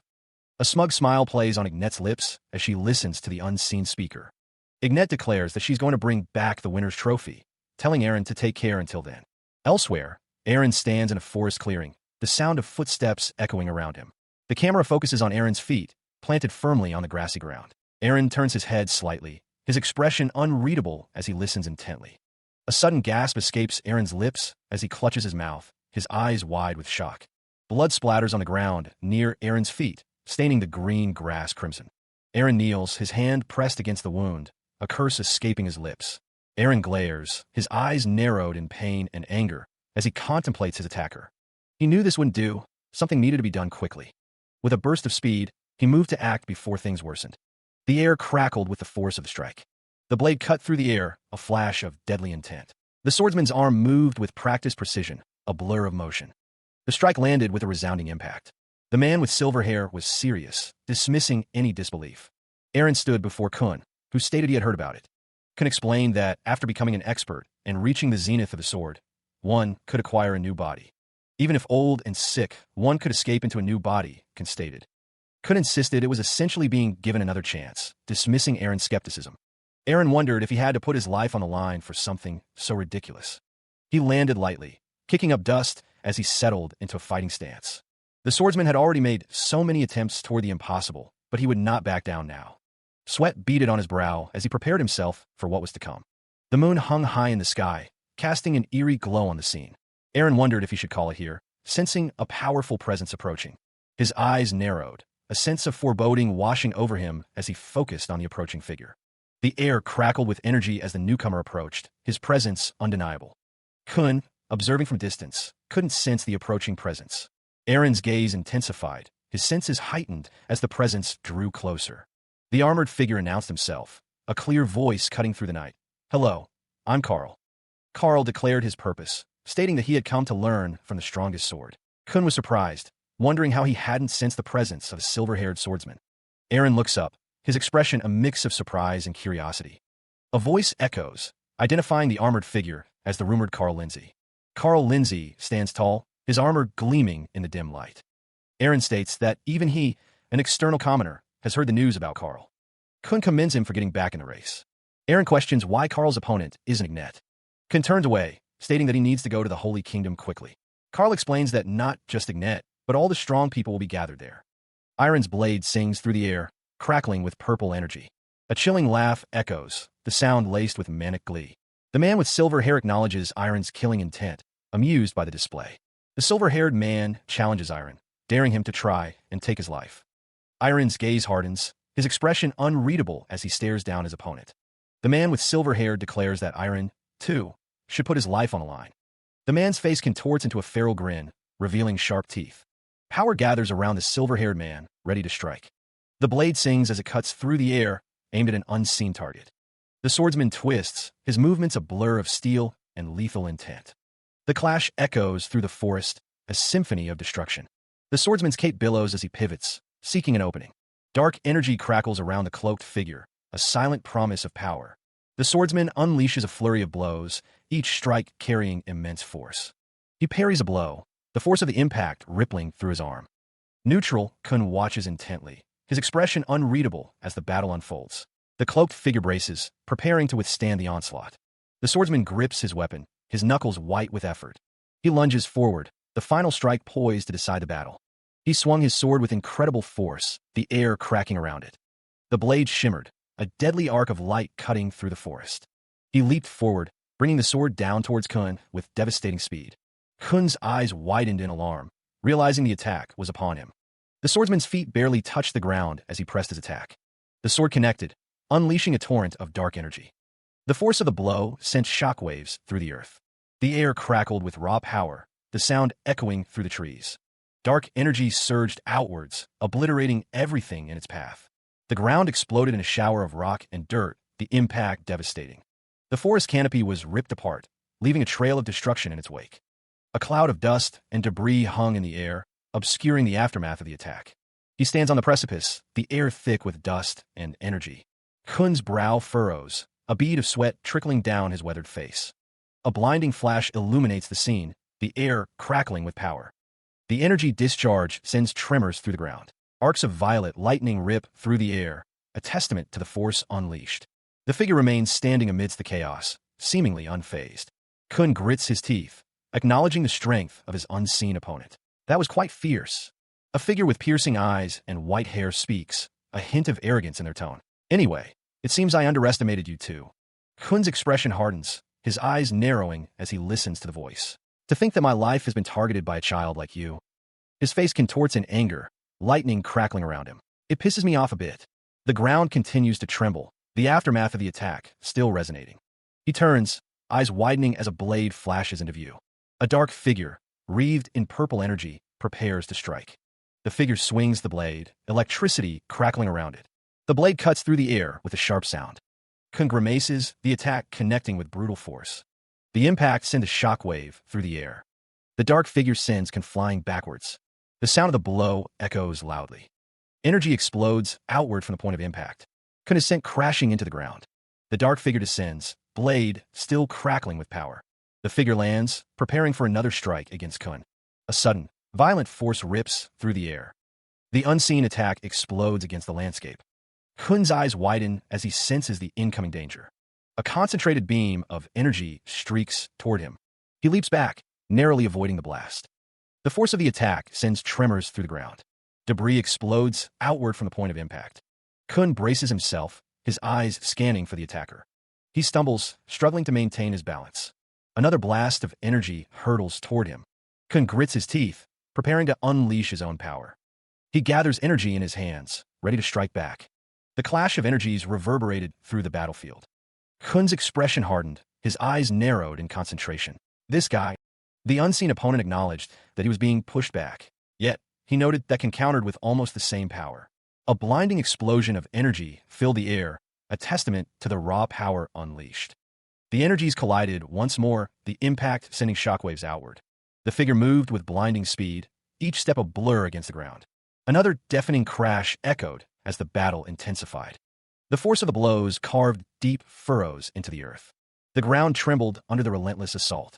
The figure was sent hurtling through the air, a streak of light against the landscape. The figure with the sword lamented that Kun's skills had been wasted in hiding. The opponent believed a man like Kun would have been in despair because he faced a wall he couldn't break. He gripped his weapon, the challenge reminding him of running away. The unseen figure spoke, advising him not to be afraid, but to face it. The voice continued, its tone both encouraging and condescending. The figure emphasized the importance of wishing and working towards a goal. The voice added that in the end, one will reach the place they desire. The unseen opponent declared that they would let this slide just once. The cloaked figure stood in the distance as the voice spoke again, now dismissive. The voice added one more thing, a hint of menace in its tone. The speaker demanded to know why they were after his head. A figure lunged forward, a swift and brutal attack initiated. The attack landed, sending dust and debris flying into the air. A grunt of pain escaped the victim as the attack connected. He spoke with conviction, accusing someone of using foolish tricks. A sudden burst of energy erupted, the air crackling with unseen power. Kun's eyes widened, a flicker of surprise and pain crossing his face. The force of the impact distorted the very air around him. Far above, a silhouetted figure watched the unfolding chaos below. A massive cloud of dust billowed outwards, obscuring the landscape. Dark energy pulsed within the dust cloud, a sinister aura surrounding the point of impact. The dark energy intensified, crackling with malevolent intent. Amidst the chaos, the silhouetted figure stood firm, bathed in the ominous energy. Kun, sword in hand, breathed a sigh of relief. That was close. But nagging feeling lingered. That skill just now, it exceeded his speed. Kun realized something seemed off about the attack. He stood on the precipice, the strange energy still lingering around him. A voice echoed, questioning his choice. So he really chose to use it? The disembodied voice identified the source of the power of a demon. The white-haired man's red eyes glowed with an unsettling intensity. The voice confirmed the nature of the energy, demonic energy. A surge of power crackled in the air. Kun stood firm, the chasm behind him a stark reminder of the stakes. Now, the white-haired man urged him to shed that negativity and start anew, insisting it wasn't too late yet. The voice questioned the very nature of negativity, asking what exactly was so wrong. The white-haired man stated that he simply acquired the power he so desperately wished for, just like he said. The voice challenged the meaning of power gained when one has given up their humanity. He spoke, his voice laced with a chilling resolve. Kun's words dripped with disdain, dismissing the power he faced. His gaze hardened, a storm brewing behind his eyes. Energy crackled around Kun, the air itself vibrating with power. The energy intensified, coalescing into visible arcs of raw force. The air distorted around him, the energy reaching a fever pitch. The energy swirled, forming a vortex of destructive potential. Kun stood amidst the chaos, a conduit for the surging power. His eyes blazed with determination, focused on his unseen target. The energy crackled from his fingertips, ready to be unleashed. The unleashed power surged forward, a torrent of destruction aimed true. He summoned forth a torrent of power, the air crackling with energy. The energy coalesced, forming a destructive wave aimed at an unseen target. The force intensified, the air shimmering with raw, untamed power. The energy surged around him, a dangerous aura of destruction. He stood amidst the chaos, a figure of grim determination. You can't even control it yourself. You're just throwing yourself into this fight because of your emotions. His eyes burned with fury, the power threatening to consume him. Don't you realize how wrong that is? He roared, his voice filled with contempt. His face contorted in rage, the veins in his neck bulging with the strain. I'll make you understand it to your core, he vowed, his voice a guttural snarl. Blood trickled from his mouth, a testament to the immense power he was wielding. A dark figure lurked in the shadows, seemingly unaffected by the onslaught. He stood, blood trickling down his face, the aftermath of the clash evident. Dark energy swirled, a vortex of power unseen. The chaotic energy continued to manifest, a destructive force unleashed. The air crackled with unseen power, a silent threat looming. The ground lay in ruins, a testament to the battle's intensity. Kun's gaze hardened, a storm brewing behind his eyes as he reflected on the fight. He thought to himself, surprised by his opponent's resilience. He had believed his sword would be enough. Kun gasped, his breath ragged, the exertion taking its toll. He acknowledged his foe's cunning, realizing that wits had saved him at the last moment. With renewed resolve, Kun gripped his sword. He requested another duel. He vowed to give it his all, determined to end the fight this time. The warrior's face was a mask of determination, a fierce intensity burning in his eyes. The air crackled with unseen energy, a prelude to the coming storm. The energy intensified, coalescing into a vortex of raw power. The vortex spiraled, a dark and ominous force ready to be unleashed. Bolts of energy arced through the air, illuminating the battlefield. Kun moved with blinding speed, his blade a blur against the chaotic backdrop. His sword sliced through the air, leaving trails of shimmering light in its wake. The display of power was truly amazing. The energy surged once more, crackling with destructive potential. Kun continued his assault, a whirlwind of steel and determination. Despite losing an arm, his strength hadn't decreased at all. Iron watched the battle unfold, thinking how fortunate he was to cross swords with Kun. He unleashes a torrent of lightning, the energy crackling around him. The silver-haired warrior pivots, bringing the energy to bear. He descends, a blur of motion and raw power. The lightning intensifies, illuminating his determined face. Kun grits his teeth, sweat beading on his brow as he pushes forward. He thinks, I need to attack him before he uses his skill. A sudden cough racks his body, blood splattering from his lips. He cries out, the sound a mix of pain and defiance. The attack continues, a swirling vortex of violet energy. More blood splatters as the attack lands, the impact echoing. The blade flashes, a final desperate strike. The sword is drawn, ready for the next clash. The blade descends, a silver flash in the dim light. Crimson splatters against the dark stone, a testament to the brutal exchange. A look of disbelief crosses Kun's face, his single visible eye wide. Despite the grievous injuries, the text declares that he still hasn't given up. Energy crackles around Kun, his expression hardening with renewed resolve. A surge of power erupts from him, lightning dancing around his form. The force of the blast sends debris flying, shaking the very foundations of the arena. A beam of pure energy pierces the darkness, illuminating the battlefield. The energy intensifies, cutting through the air with blinding speed.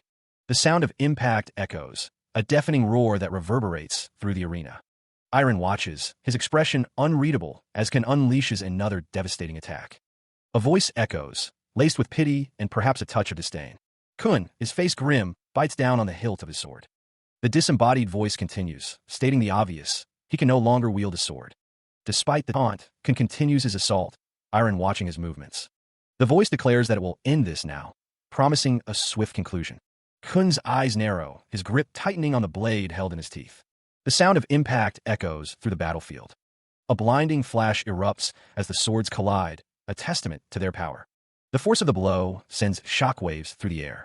The ground erupts as the attack connects, sending debris flying in all directions. A cloud of dust obscures the aftermath, a single, pained breath escaping the haze.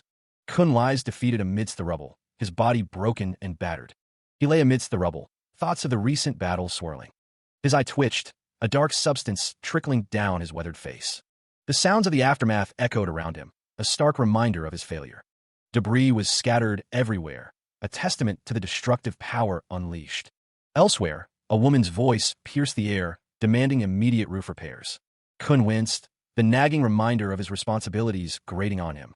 He sighed, knowing he was about to be scolded for his negligence. Another voice echoed, filled with anger and a declaration of independence. A woman with white hair shouted, calling out the name of Kira in anguish. Kun's expression softened, a hint of regret flickering in his eyes. He contemplated his past actions, wondering if he should have done things differently. A wave of sadness washed over him as he thought about visiting her at least once. He crouched low, panting, the clash of steel echoing in the air. The strike had been too much, Kun realized, and he would need to recover for a while. That had been close, he thought, sweat dripping from his brow. Kun knew that if he wasn't sick, he would have been the one to lose. Iron's eyes narrowed, focused on his opponent. The battlefield was littered with debris, a testament to their fierce battle. Kun braced himself, his expression grim. The old warrior stood amidst the destruction, his back to the viewer. Kun admitted that Iron had far surpassed his imagination. Iron's sword gleamed, poised to strike. Had he become immortal, Kun wondered? Iron moved with blinding speed, his blade a blur. The sword connected, and Iron declared that Kun was finished. The man's expression is grim, his brow furrowed as he wonders if he is immortal. The figure, wreathed in blue energy, declares that he just might be immortal. The blue aura intensifies around the man, highlighting his muscular physique and determined stance. That aura surrounds Carl, a strange power emanating from within him. A voice booms, declaring it impossible for him to have any aura left.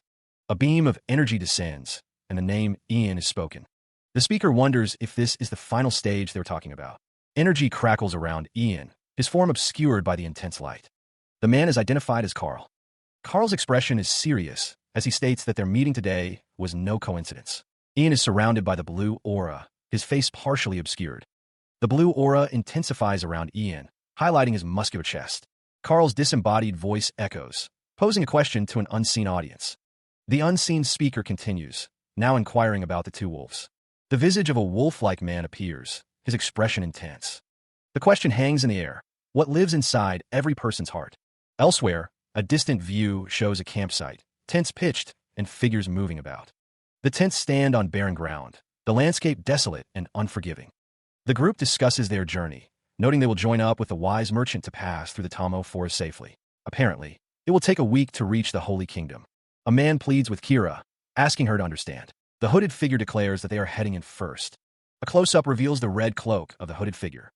Someone notes that Miss Kira has been in a bad mood since meeting the wise merchant, wondering if something happened.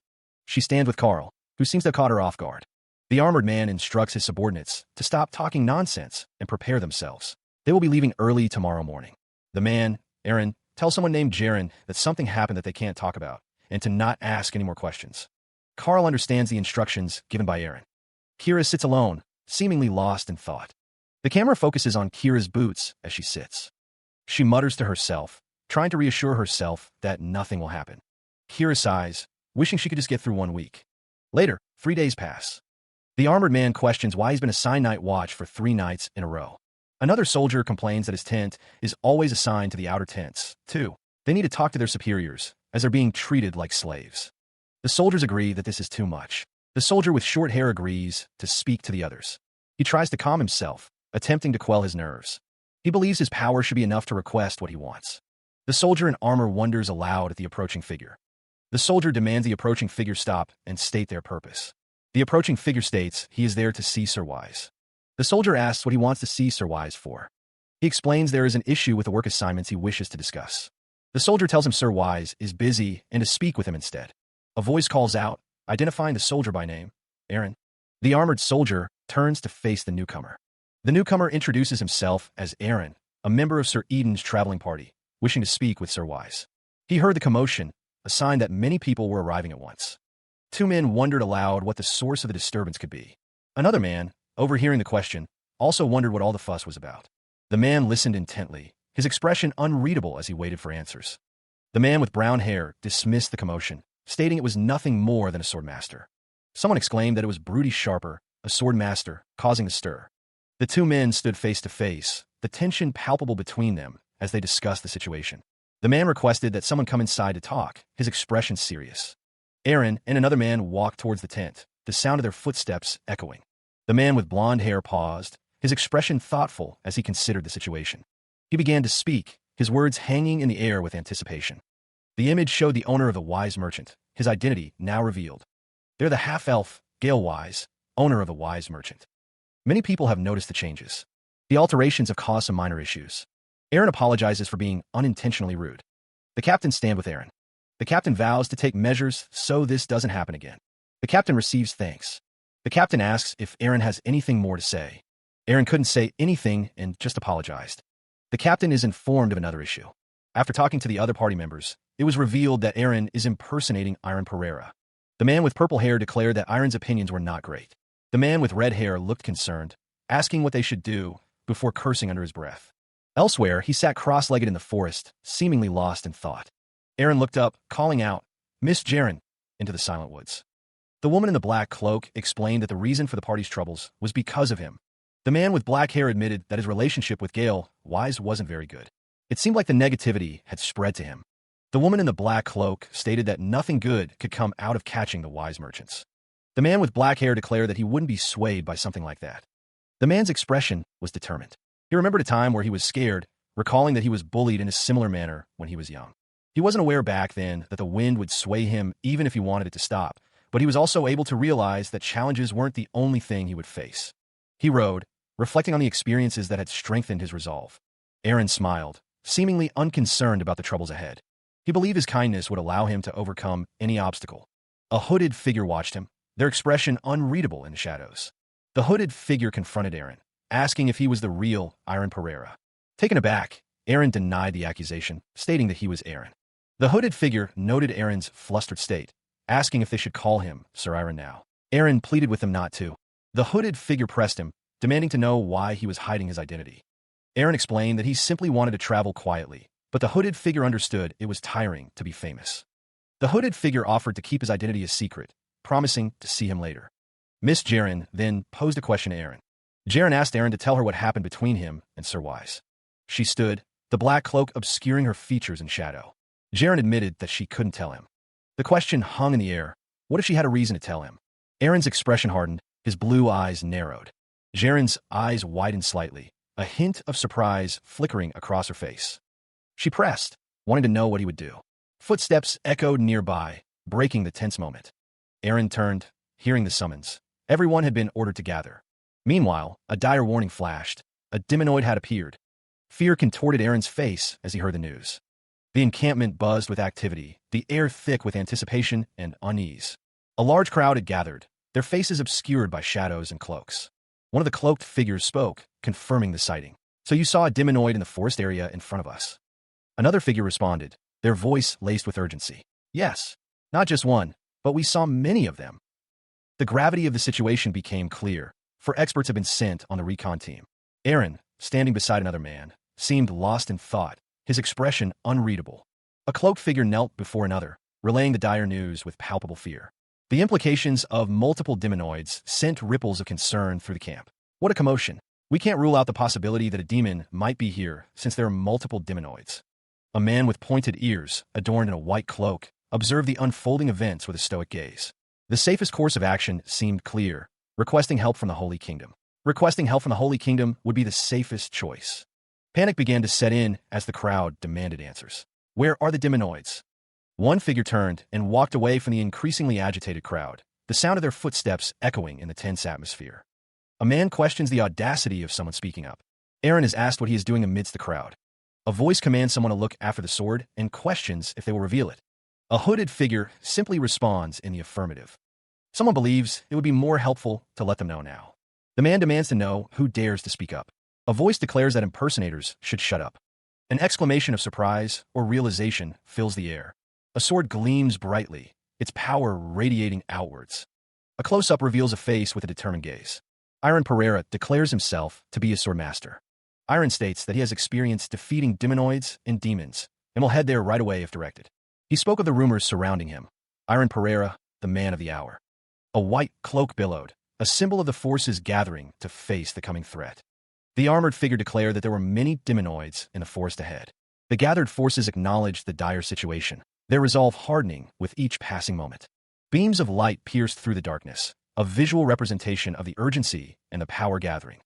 The light intensified, signaling the imminent clash between the forces of good and the encroaching darkness. The armored figure urged everyone to move, the need for haste palpable in their voice. Despite Aaron Pereira's actions, the armored figure cautioned against complacency until the demonoid's power was confirmed. Aaron declared that he would not force anyone, but he and the group would follow the young hero. The armored figure called out to those who wished to join, urging them to prepare immediately. Meanwhile, under the watchful gaze of the moon, the castle stood as a beacon of hope amidst the encroaching darkness. The castle loomed, a testament to the strength and resilience of those who stood against the demonoid threat. A grand throne room stood silent, save for the whispered declaration, "My queen." A disembodied voice echoed, admitting they couldn't bring all the humans from the forest, but the harvest was still great. The speaker continued, explaining that the captured humans were swordsmen with skills far beyond those of normal humans. The voice suggested that if they were turned into demonoids, they would be very helpful. Oh really? Kira responded. Kira reclined on her throne, a sinister smile playing on her lips as she considered the possibilities. The chains around her waist glinted in the dim light, a subtle reminder of her power and control. The voice declared that the number of demonoids under her command was gradually increasing, a testament to her growing influence. Kira plotted to create her own kingdom, secretly growing her power under the noses of those holy kingdom bastards. She was reminded that they would hold the ritual tomorrow. Kira responded, "As you wish." A voice interjected, before that. The bound human, blindfolded and gagged, awaited his fate as a voice wondered, "Shall I eat one?" A monstrous maw opened wide, revealing rows of razor-sharp teeth, a terrifying glimpse of the demonoid's true form. A surge of dark energy erupts, tearing through the chamber with violent force. Her eyes widening, Kira turns sharply toward the disturbance, a gasp escaping her lips. The long-haired figure's expression hardens, sensing the shift in the atmosphere. The figure on the ground recoils, scrambling back, questioning the source of the sudden sound. A voice booms, declaring the presence of a trespasser in a swift, deadly response. A figure launches an attack, a ring of golden energy crackling around them as they strike. Someone sprints forward, their form a blur of motion against the chaotic backdrop. The blonde-haired figure cries out, caught off guard by the sudden assault. A monstrous voice roars, enraged by the intrusion of a human into their domain. The blonde-haired figure's face contorts in pain and surprise as the attack lands. Dark energy crackles again, intensifying the destructive force. The ground explodes, pulverized by the impact of the unseen attack. The force of the blast sends debris flying in all directions. Iron narrows his eyes, bracing himself against the shockwave. Kira's fangs are bared, blood dripping from her mouth as she snarls. Her wings spread wide. The vampire descends, fury etched on her face. She seems surprised by something, muttering a confused, "Huh?" Another explosion rocks the area, the force tearing through the castle walls.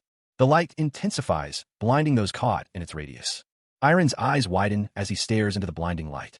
The vampire realizes the danger, exclaiming, "He's." Kira is caught in the blast, her expression a mix of shock and pain. The attack is described as dangerous as it hurtles towards the ground. Iron is shown amidst the destruction, seemingly unharmed by the blast. A voice echoes with a promise of retribution, a dark silhouette fading. He remains still, his eyes closed, unaware of the threat directed his way. A monstrous visage appears, vowing to tear someone limb from limb. Iron's eyes snap open, a flicker of confusion crossing his face. He narrows his gaze, a question forming on his lips. "What are you?" Elsewhere, a figure with flowing white hair is seen amidst crumbling stone. The vampiric woman plummets downwards, a trail of blood marking her descent. The demon was subjugated, its reign of terror brought to an end. The demon's underlings, the demonoids and monsters, were also killed, their threat extinguished. Most of the earth that was stained in darkness was purified by Iron Pereira's mystical power. A holy sword glows with divine energy, ready to strike down evil. The wise merchant also contributed by purifying the area with holy water, cleansing the land. To think that this many people were imprisoned in the basement. Footsteps echo through the stone halls. It wasn't just humans who were locked up. The soldiers marveled at the young master's ability to defeat the demonoids and the demon all by himself. One soldier commented on Iron's genius as a sword master in his 20s and his mystical power to erase demonic energy. Another agreed, stating that Iron was a blessing to the continent, relieved that the misunderstanding was cleared. Aaron, accompanied by a soldier, wondered where Jaren was, noting that he hadn't seen her around. Someone suggested that she might have gone to the bathroom. Elsewhere, a figure in a hooded cloak stood in a dimly lit room, the floor cracked beneath their feet. The figure seemed to be listening intently.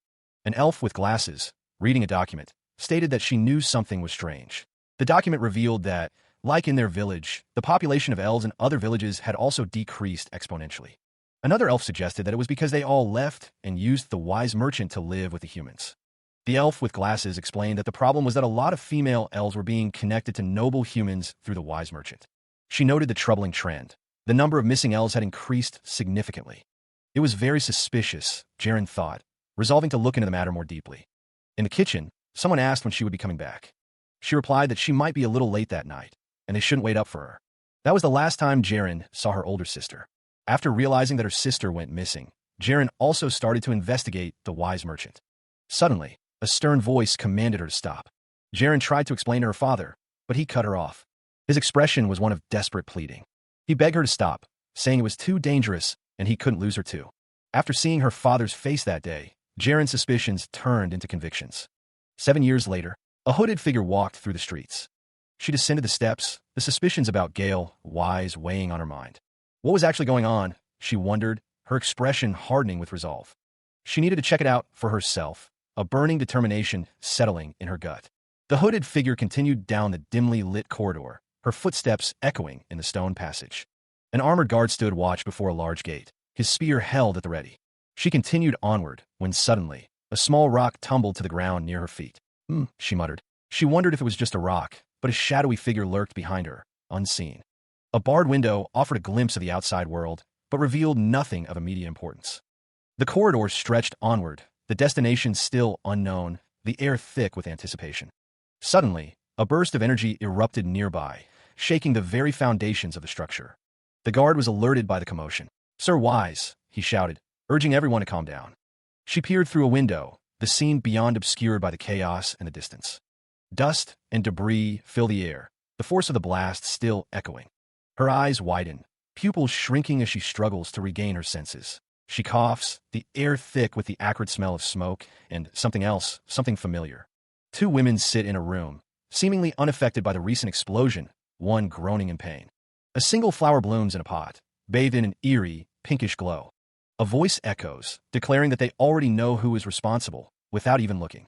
Jaren falls through the air, the ground rushing up to meet her as she thinks, "I hope this day would never come." A voice booms, filled with a sinister familiarity. "Jaren, it's been a while, hasn't it?" A man with pointed ears grins, his eyes gleaming with a malicious intent. The man's voice echoes, demanding an end to these disgusting acts. Jaren confronts him, her expression hardening. "I knew it was you, my sister." She reels, a strange sensation washing over her, vision blurring. A voice echoes, explaining the effects of the floral scent if the antidote isn't taken beforehand. She collapses, struggling against the disorienting effects of the scent. The voice continues, promising that the pain will subside with time. She wonders why this is happening, the confusion intensifying. The speaker's expression is smug, as if enjoying her suffering. She fights to stay conscious, fearing the consequences of fainting. Her vision swims, the edges of her awareness fading into darkness. Elsewhere, a golden energy crackles and swirls, a sign of power. The golden energy intensifies as she struggles against the effects. She gasps, her consciousness slowly returning, piecing together what happened. The sound of footsteps approaches, someone drawing closer. He stands amidst a swirling vortex of golden energy, power radiating outwards. Two figures kneel before Iron, one questioning why the young master is present. Iron faces a knight, the golden light illuminating the scene as tension fills the air. His eyes narrowed. Iron warns someone that he doesn't want to hurt them, urging them to stay still.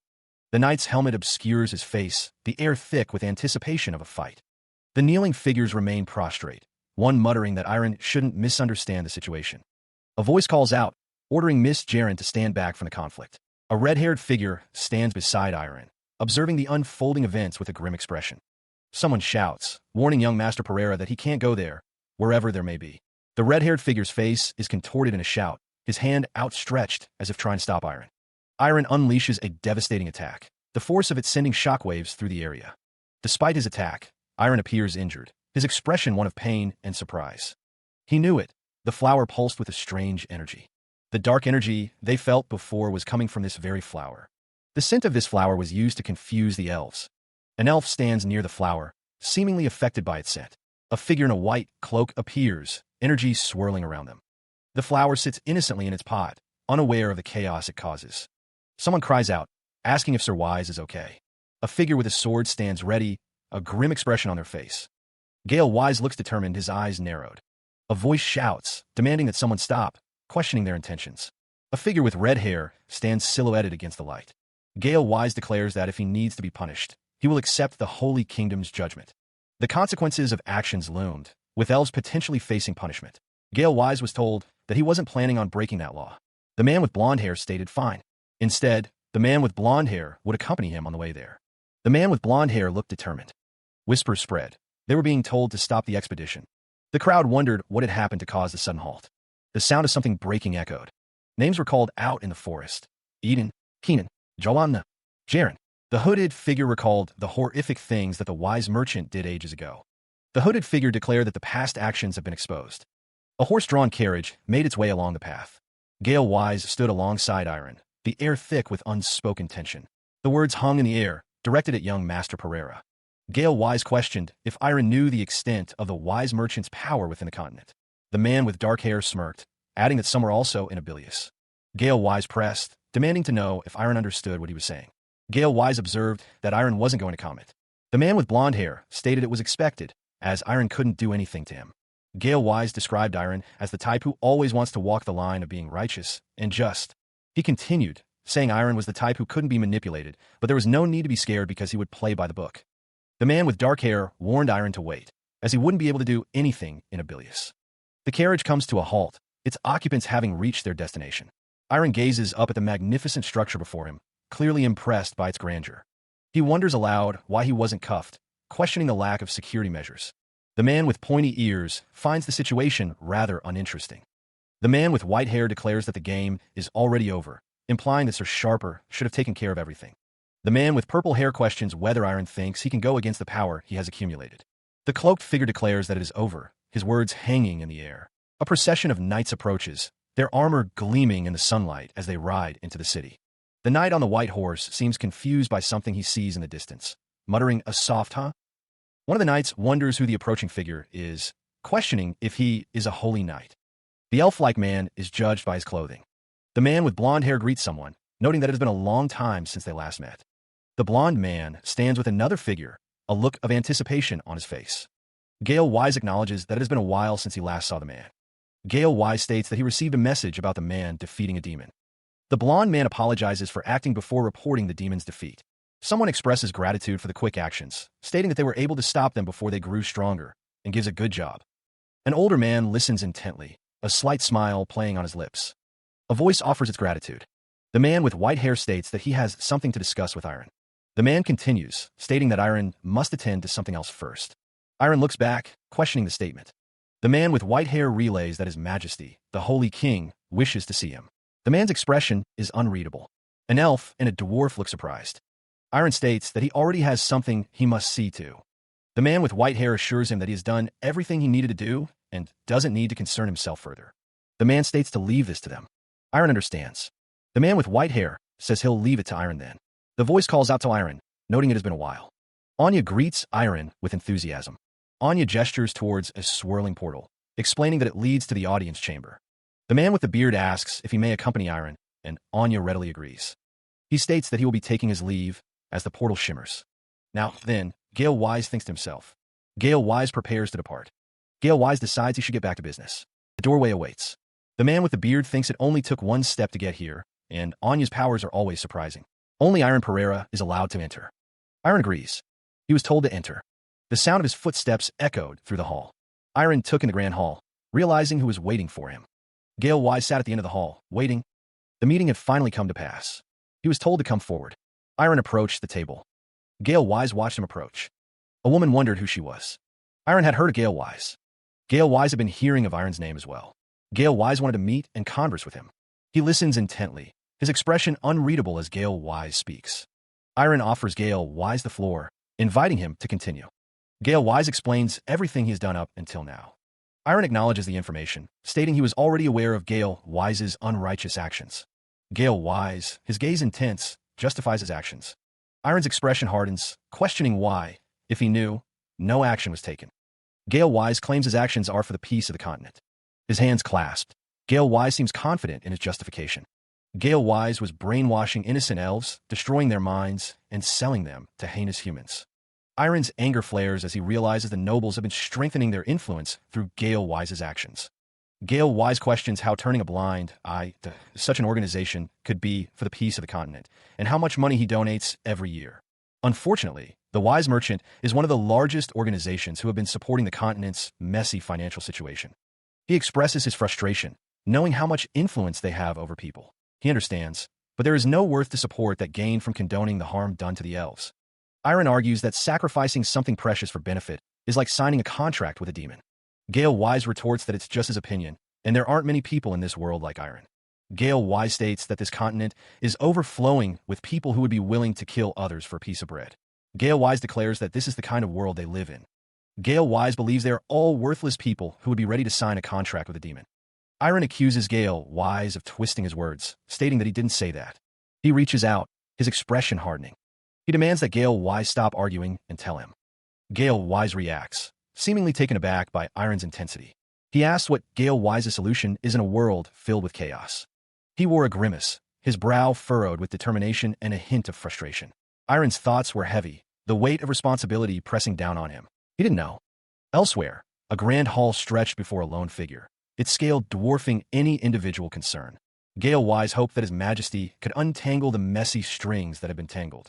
He wondered if he was provoking. Iron resolved not to force his will onto others, respecting their autonomy.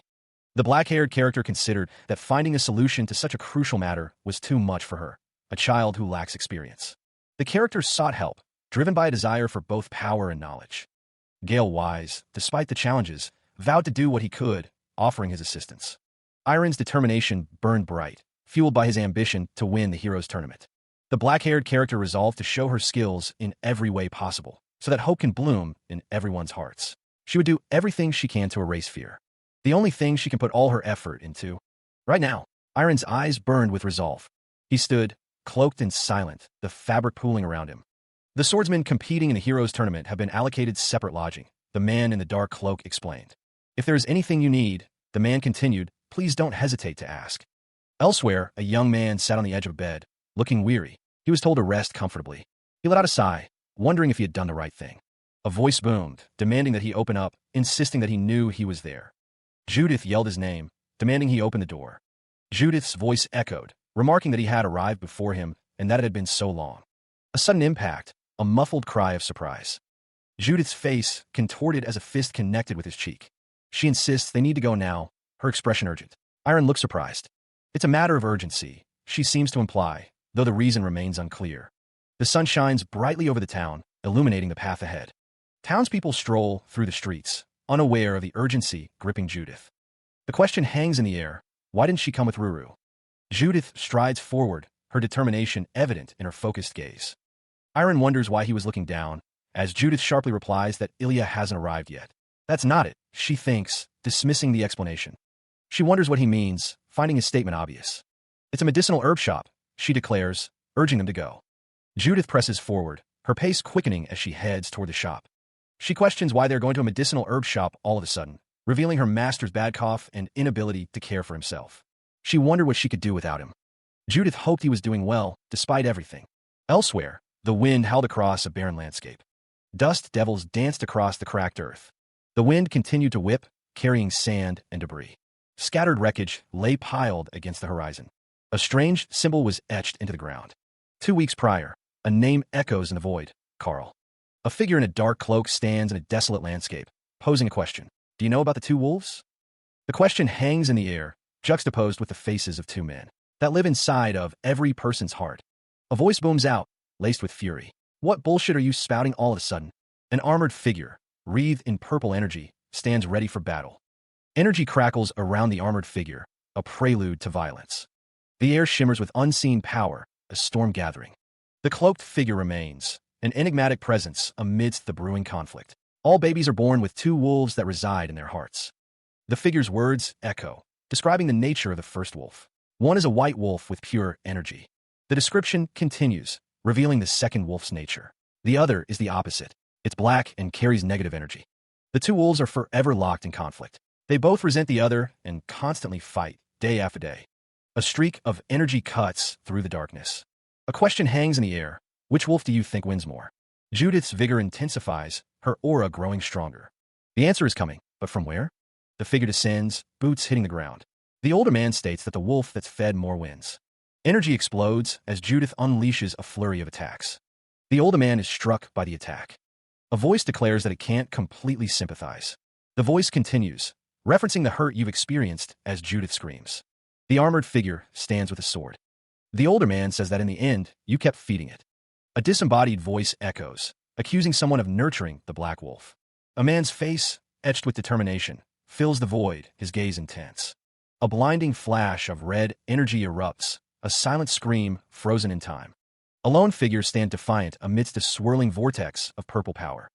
Another man, older, his face lined with weariness, declares a line has been crossed. The ground trembles, the air thick with unseen force, a prelude to violence. A figure clad in dark armor stands ready, poised to unleash devastation.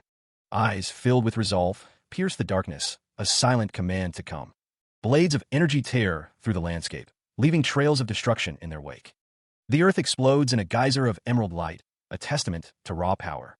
The aftermath, a scarred landscape, a silent monument to a battle fought and won or lost. Energy crackled, a storm of power gathering around an unseen figure. The voice echoed, a declaration of purpose. I will think of meeting you today as my mission. He extended his hand, a promise hanging in the air. I will take responsibility. The command resonated, cold and absolute, and end your life. His face contorted with effort, the strain evident in every line. The energy intensified, coalescing into a blinding surge of power. He steeled himself, his resolve hardening. My body is unbelievably strong. Power surged through him, visible as glowing energy around his hand. He pushed himself to the limit, knowing the risks. So much that I might burn out and cease to exist. His eyes burned with determination, the energy coalescing around his fist. The energy blade formed, a concentrated beam of destructive force. He unleashed the attack, a blinding flash, as the energy hurtled towards its target. Iron's eyes glow with an unnatural darkness, his expression hardening. He leaps forward, a blade of pure energy forming in his grip. The world blurs as he brings the weapon down with incredible speed. The energy blade cuts through the air, leaving a trail of shimmering light. The attack hurtles forward, a concentrated beam of destructive power. The energy surges, seeking its target with deadly precision. The older man barely has time to react as the attack bears down on him. A pained grunt escapes him as the energy connects. Iron grits his teeth, blood trickling from his nose as the backlash hits. The force of the impact reverberates through his body. The older man's face is contorted in pain as he receives the full brunt of the blow. Iron's arm is cut, blood spraying as the attack takes its toll. He braced himself, the lingering pain from the previous attack still fresh. From the shadows, a pair of eyes watched with amusement. The grin widened, anticipating the unfolding conflict. Iron dodged a sweeping attack, the force of it kicking up dust. A flash of energy crackled between the combatants. The older man, his hand glowing with power, declared, "It's over." Chains of dark energy erupted from his hand, crackling with ominous power. The older man swung the chains, the air itself seeming to vibrate with their force. The chains blurred as they lashed out, seeking to bind their target. Iron narrowly dodged the attack, the chains whistling past his face. From the shadows, the sinister observer thought, that was really close. The words echoed, a chilling premonition. The clown demon. He turned, his expression hardening as the ominous phrase settled in. A voice, laced with familiarity, broke the silence. Long time no see. Elsewhere, through the fog-laden woods, a hooded figure walked, their presence unsettling. The chains around his neck seemed to tighten as he listened intently. A man watched, his gaze intense, as if trying to decipher a hidden meaning. His brow furrowed, a storm of confusion brewing within him. He questioned the statement, demanding, "What are you talking about?" His eyes widened, a sudden realization dawning upon him. The man with dark hair felt a strange sensation, a flicker of recognition. He struggled to place the feeling, the familiarity unsettling him. No way. Iron's mind raced, a single word echoing in the darkness. Black. He seemed troubled, the word wolf echoing in his mind. He continued his trek, the forest floor crunching beneath his feet. Sweat beaded on his brow as he pushed onward, his breath coming in ragged gasps. The man's labored breathing filled the air. He clenched his fist, muttering about how much he still lacked. His expression was grim, a storm brewing behind his eyes. A voice echoed, comparing him to Ian. He continued onward, when a voice called out, "Ian." Ian smiled warmly. He questioned if they needed to spar today as well. A sword lay abandoned on the ground. Ian grimaced, while Iron looked down at him. Ian complimented Iron, saying he was pretty fierce today. Iron scoffed, dismissing the compliment. Ian asked Iron what he was going to do, suggesting he run a swordsmanship academy. Ian revealed that he had been acknowledged as a master and received a good offer. Ian stated that for the unseeable future, he wouldn't be able to come back here. Iron congratulated Ian. Ian told Iron to go and build his academy, promising to visit and duel again when it was complete. Elsewhere, Ian walked away. Ian told himself not to get impatient. He stared ahead, a fire burning in his eyes. I can do it too. 20 years ago, time had weathered him, but not dulled his ambition. Sweat beaded on his brow. He swung the sword, a frustrated shout escaping his lips. Damn it. His grip tightened on the hilt, the weight of his failure pressing down. I haven't improved at all. Desperation etched itself onto his face, a silent scream for answers. What the hell do I have to do? The landscape seemed to mock him, a vast expanse against his own perceived inadequacy. Am I just not good enough? He planted his feet, the dirt stained with the evidence of countless hours. No matter how many years I spend on this. His frustration boiled over a raw, untamed fury. Why couldn't he become like Ian? Darkness began to envelop him, a shadowy reflection of his inner turmoil. The darkness coalesced, forming a malevolent energy that pulsed with his desperation. He was consumed by the power, a dark path opening before him. Why couldn't he do it? The darkness swirls, a vortex of malevolent energy taking hold. Iron struggles to rise, a pained grunt escaping his lips. A voice echoes, a tempting offer hanging in the air. Do you need power?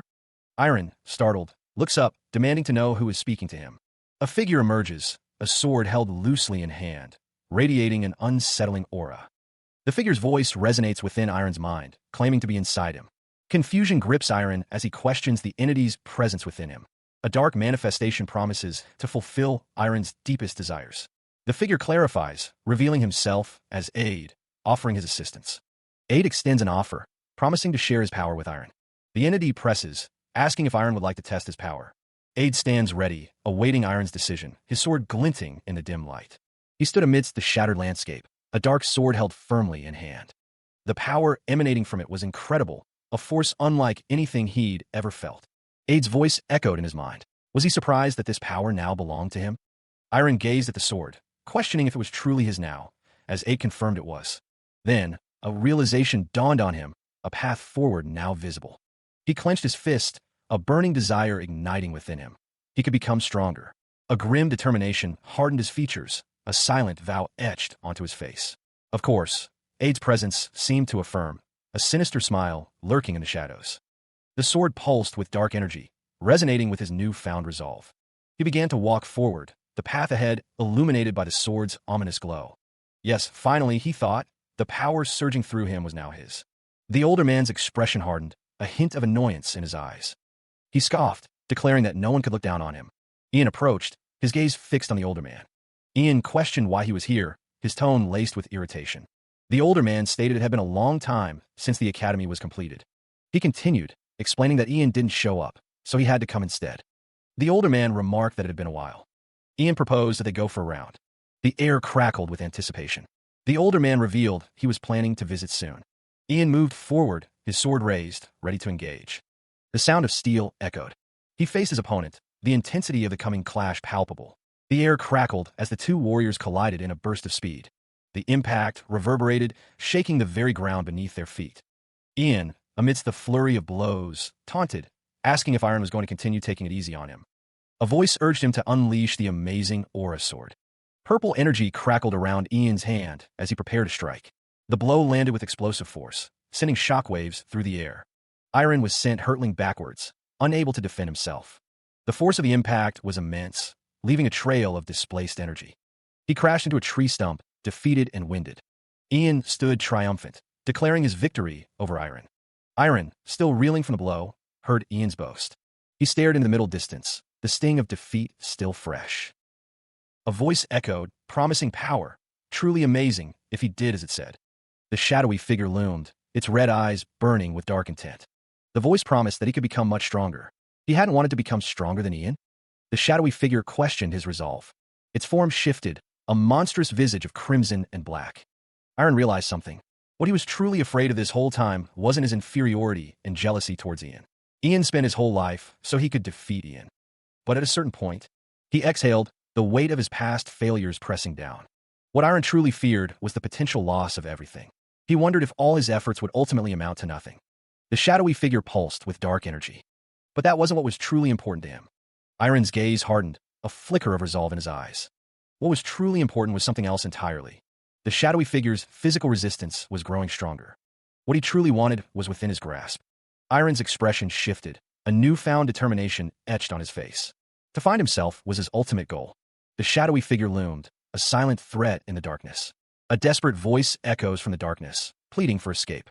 Muscles tensed, the man grits his teeth, a bead of sweat forming. He exerts himself, the force of his movement creating a visible shockwave. The shadowy form on the ground groans, writhing in silent agony. The shadowy figure laments its weakening state, fearing oblivion. Ian strides away, determined to find a new vessel to inhabit. The purple mass pulses faintly, its energy reserves dwindling rapidly. The fabric of Ian's robe shifts as he continues his trek through the wilderness. Ian walks through the forest, leaving the shadowy figure behind. Ian wonders aloud if the great Ian fainted from his sword. A young man looks up, questioning who could have fainted. The young man smiles, stating that it was all an act to make him feel better. A firm handshake seals an agreement, or perhaps a temporary truce. Iron looks up, confused as the white-haired man declares the duel invalid. Iron Pereira stares intensely at the man, promising to defeat him one day. The white-haired man's eyes glow with power as he speaks of his aura sword. Ian's expression is unreadable, his mouth set in a grim line. The white-haired man's head hangs low, his face obscured by shadow. Ian's face is etched with weariness, his eyes holding a deep sadness. The white-cloaked figure speaks, questioning how many people the white-haired man has preyed upon. The white-haired man reflects on his constant efforts to stand before someone. His red eyes gleam with determination, or perhaps desperation. The white-cloaked figure stands tall, chains binding the white-haired man. The chained man's expression twisted with rage, his voice a low growl. He vowed that this was far from over. Lightning crackled around him as he declared his imminent return. His face contorted in fury, the chains binding him seeming to amplify his rage. A dark determination burned within him, fueling his desire to achieve everything he craved. Meanwhile, elsewhere, a red-haired woman stood alongside an older man and another with long black hair. The chained man's voice echoed with unwavering resolve. He was going to come back alive. His will was absolute, a force that seemed to defy even the chains that held him. The white-haired man's face was etched with fury, his teeth bared in a snarl of pure hatred. The heavy chains clanked ominously, a constant reminder of his captivity. A man with gray hair spoke, addressing someone as Sir Kun. A somber command echoed, a wish for someone to rest peacefully. The chained man remained kneeling, his body bound, but his spirit unbroken. An ominous energy crackles in the air. A complex magic circle glows with a pulsating light. Headmaster Ian stands over a prone figure within the circle, the ritual underway. Dark energy surges, tendrils reaching out like grasping claws. The energy coalesces above the circle, forming a dark mass. A shadowy figure watches from the darkness, anticipating the ritual's completion. The monstrous figure grins, thinking, "This is what I've been waiting for." Its sharp teeth glint in the dim light, a predator ready to strike. It anticipates, "I'm going to absorb his power once the ritual is complete." The creature's eyes burn with anticipation, its grin widening into a terrifying display. It gloats, "I'm going to be more than twice as strong compared to my previous body." Elsewhere, Headmaster Ian continues the ritual, unaware of the monstrous figure's intentions. A surge of raw power emanates, shaking the very foundations. The energy intensifies, a vortex of chaotic force. An unseen presence registers the incredible energy, questioning its source. The monstrous figure's eyes widen, overwhelmed by the sudden influx of power. The force continues to build, an unstoppable tide. The monstrous figure grits his teeth, struggling against an unseen pressure. A foot plants firmly, anchoring against the overwhelming force. The energy cascades down, a torrent of pure might. The monstrous figure is buffeted by the power, struggling to maintain his stance. The monstrous figure finds his body moving against his will, a puppet on unseen strings. He is forced to bow, the immense power demanding his submission. The absolute power demands complete surrender, brooking no resistance.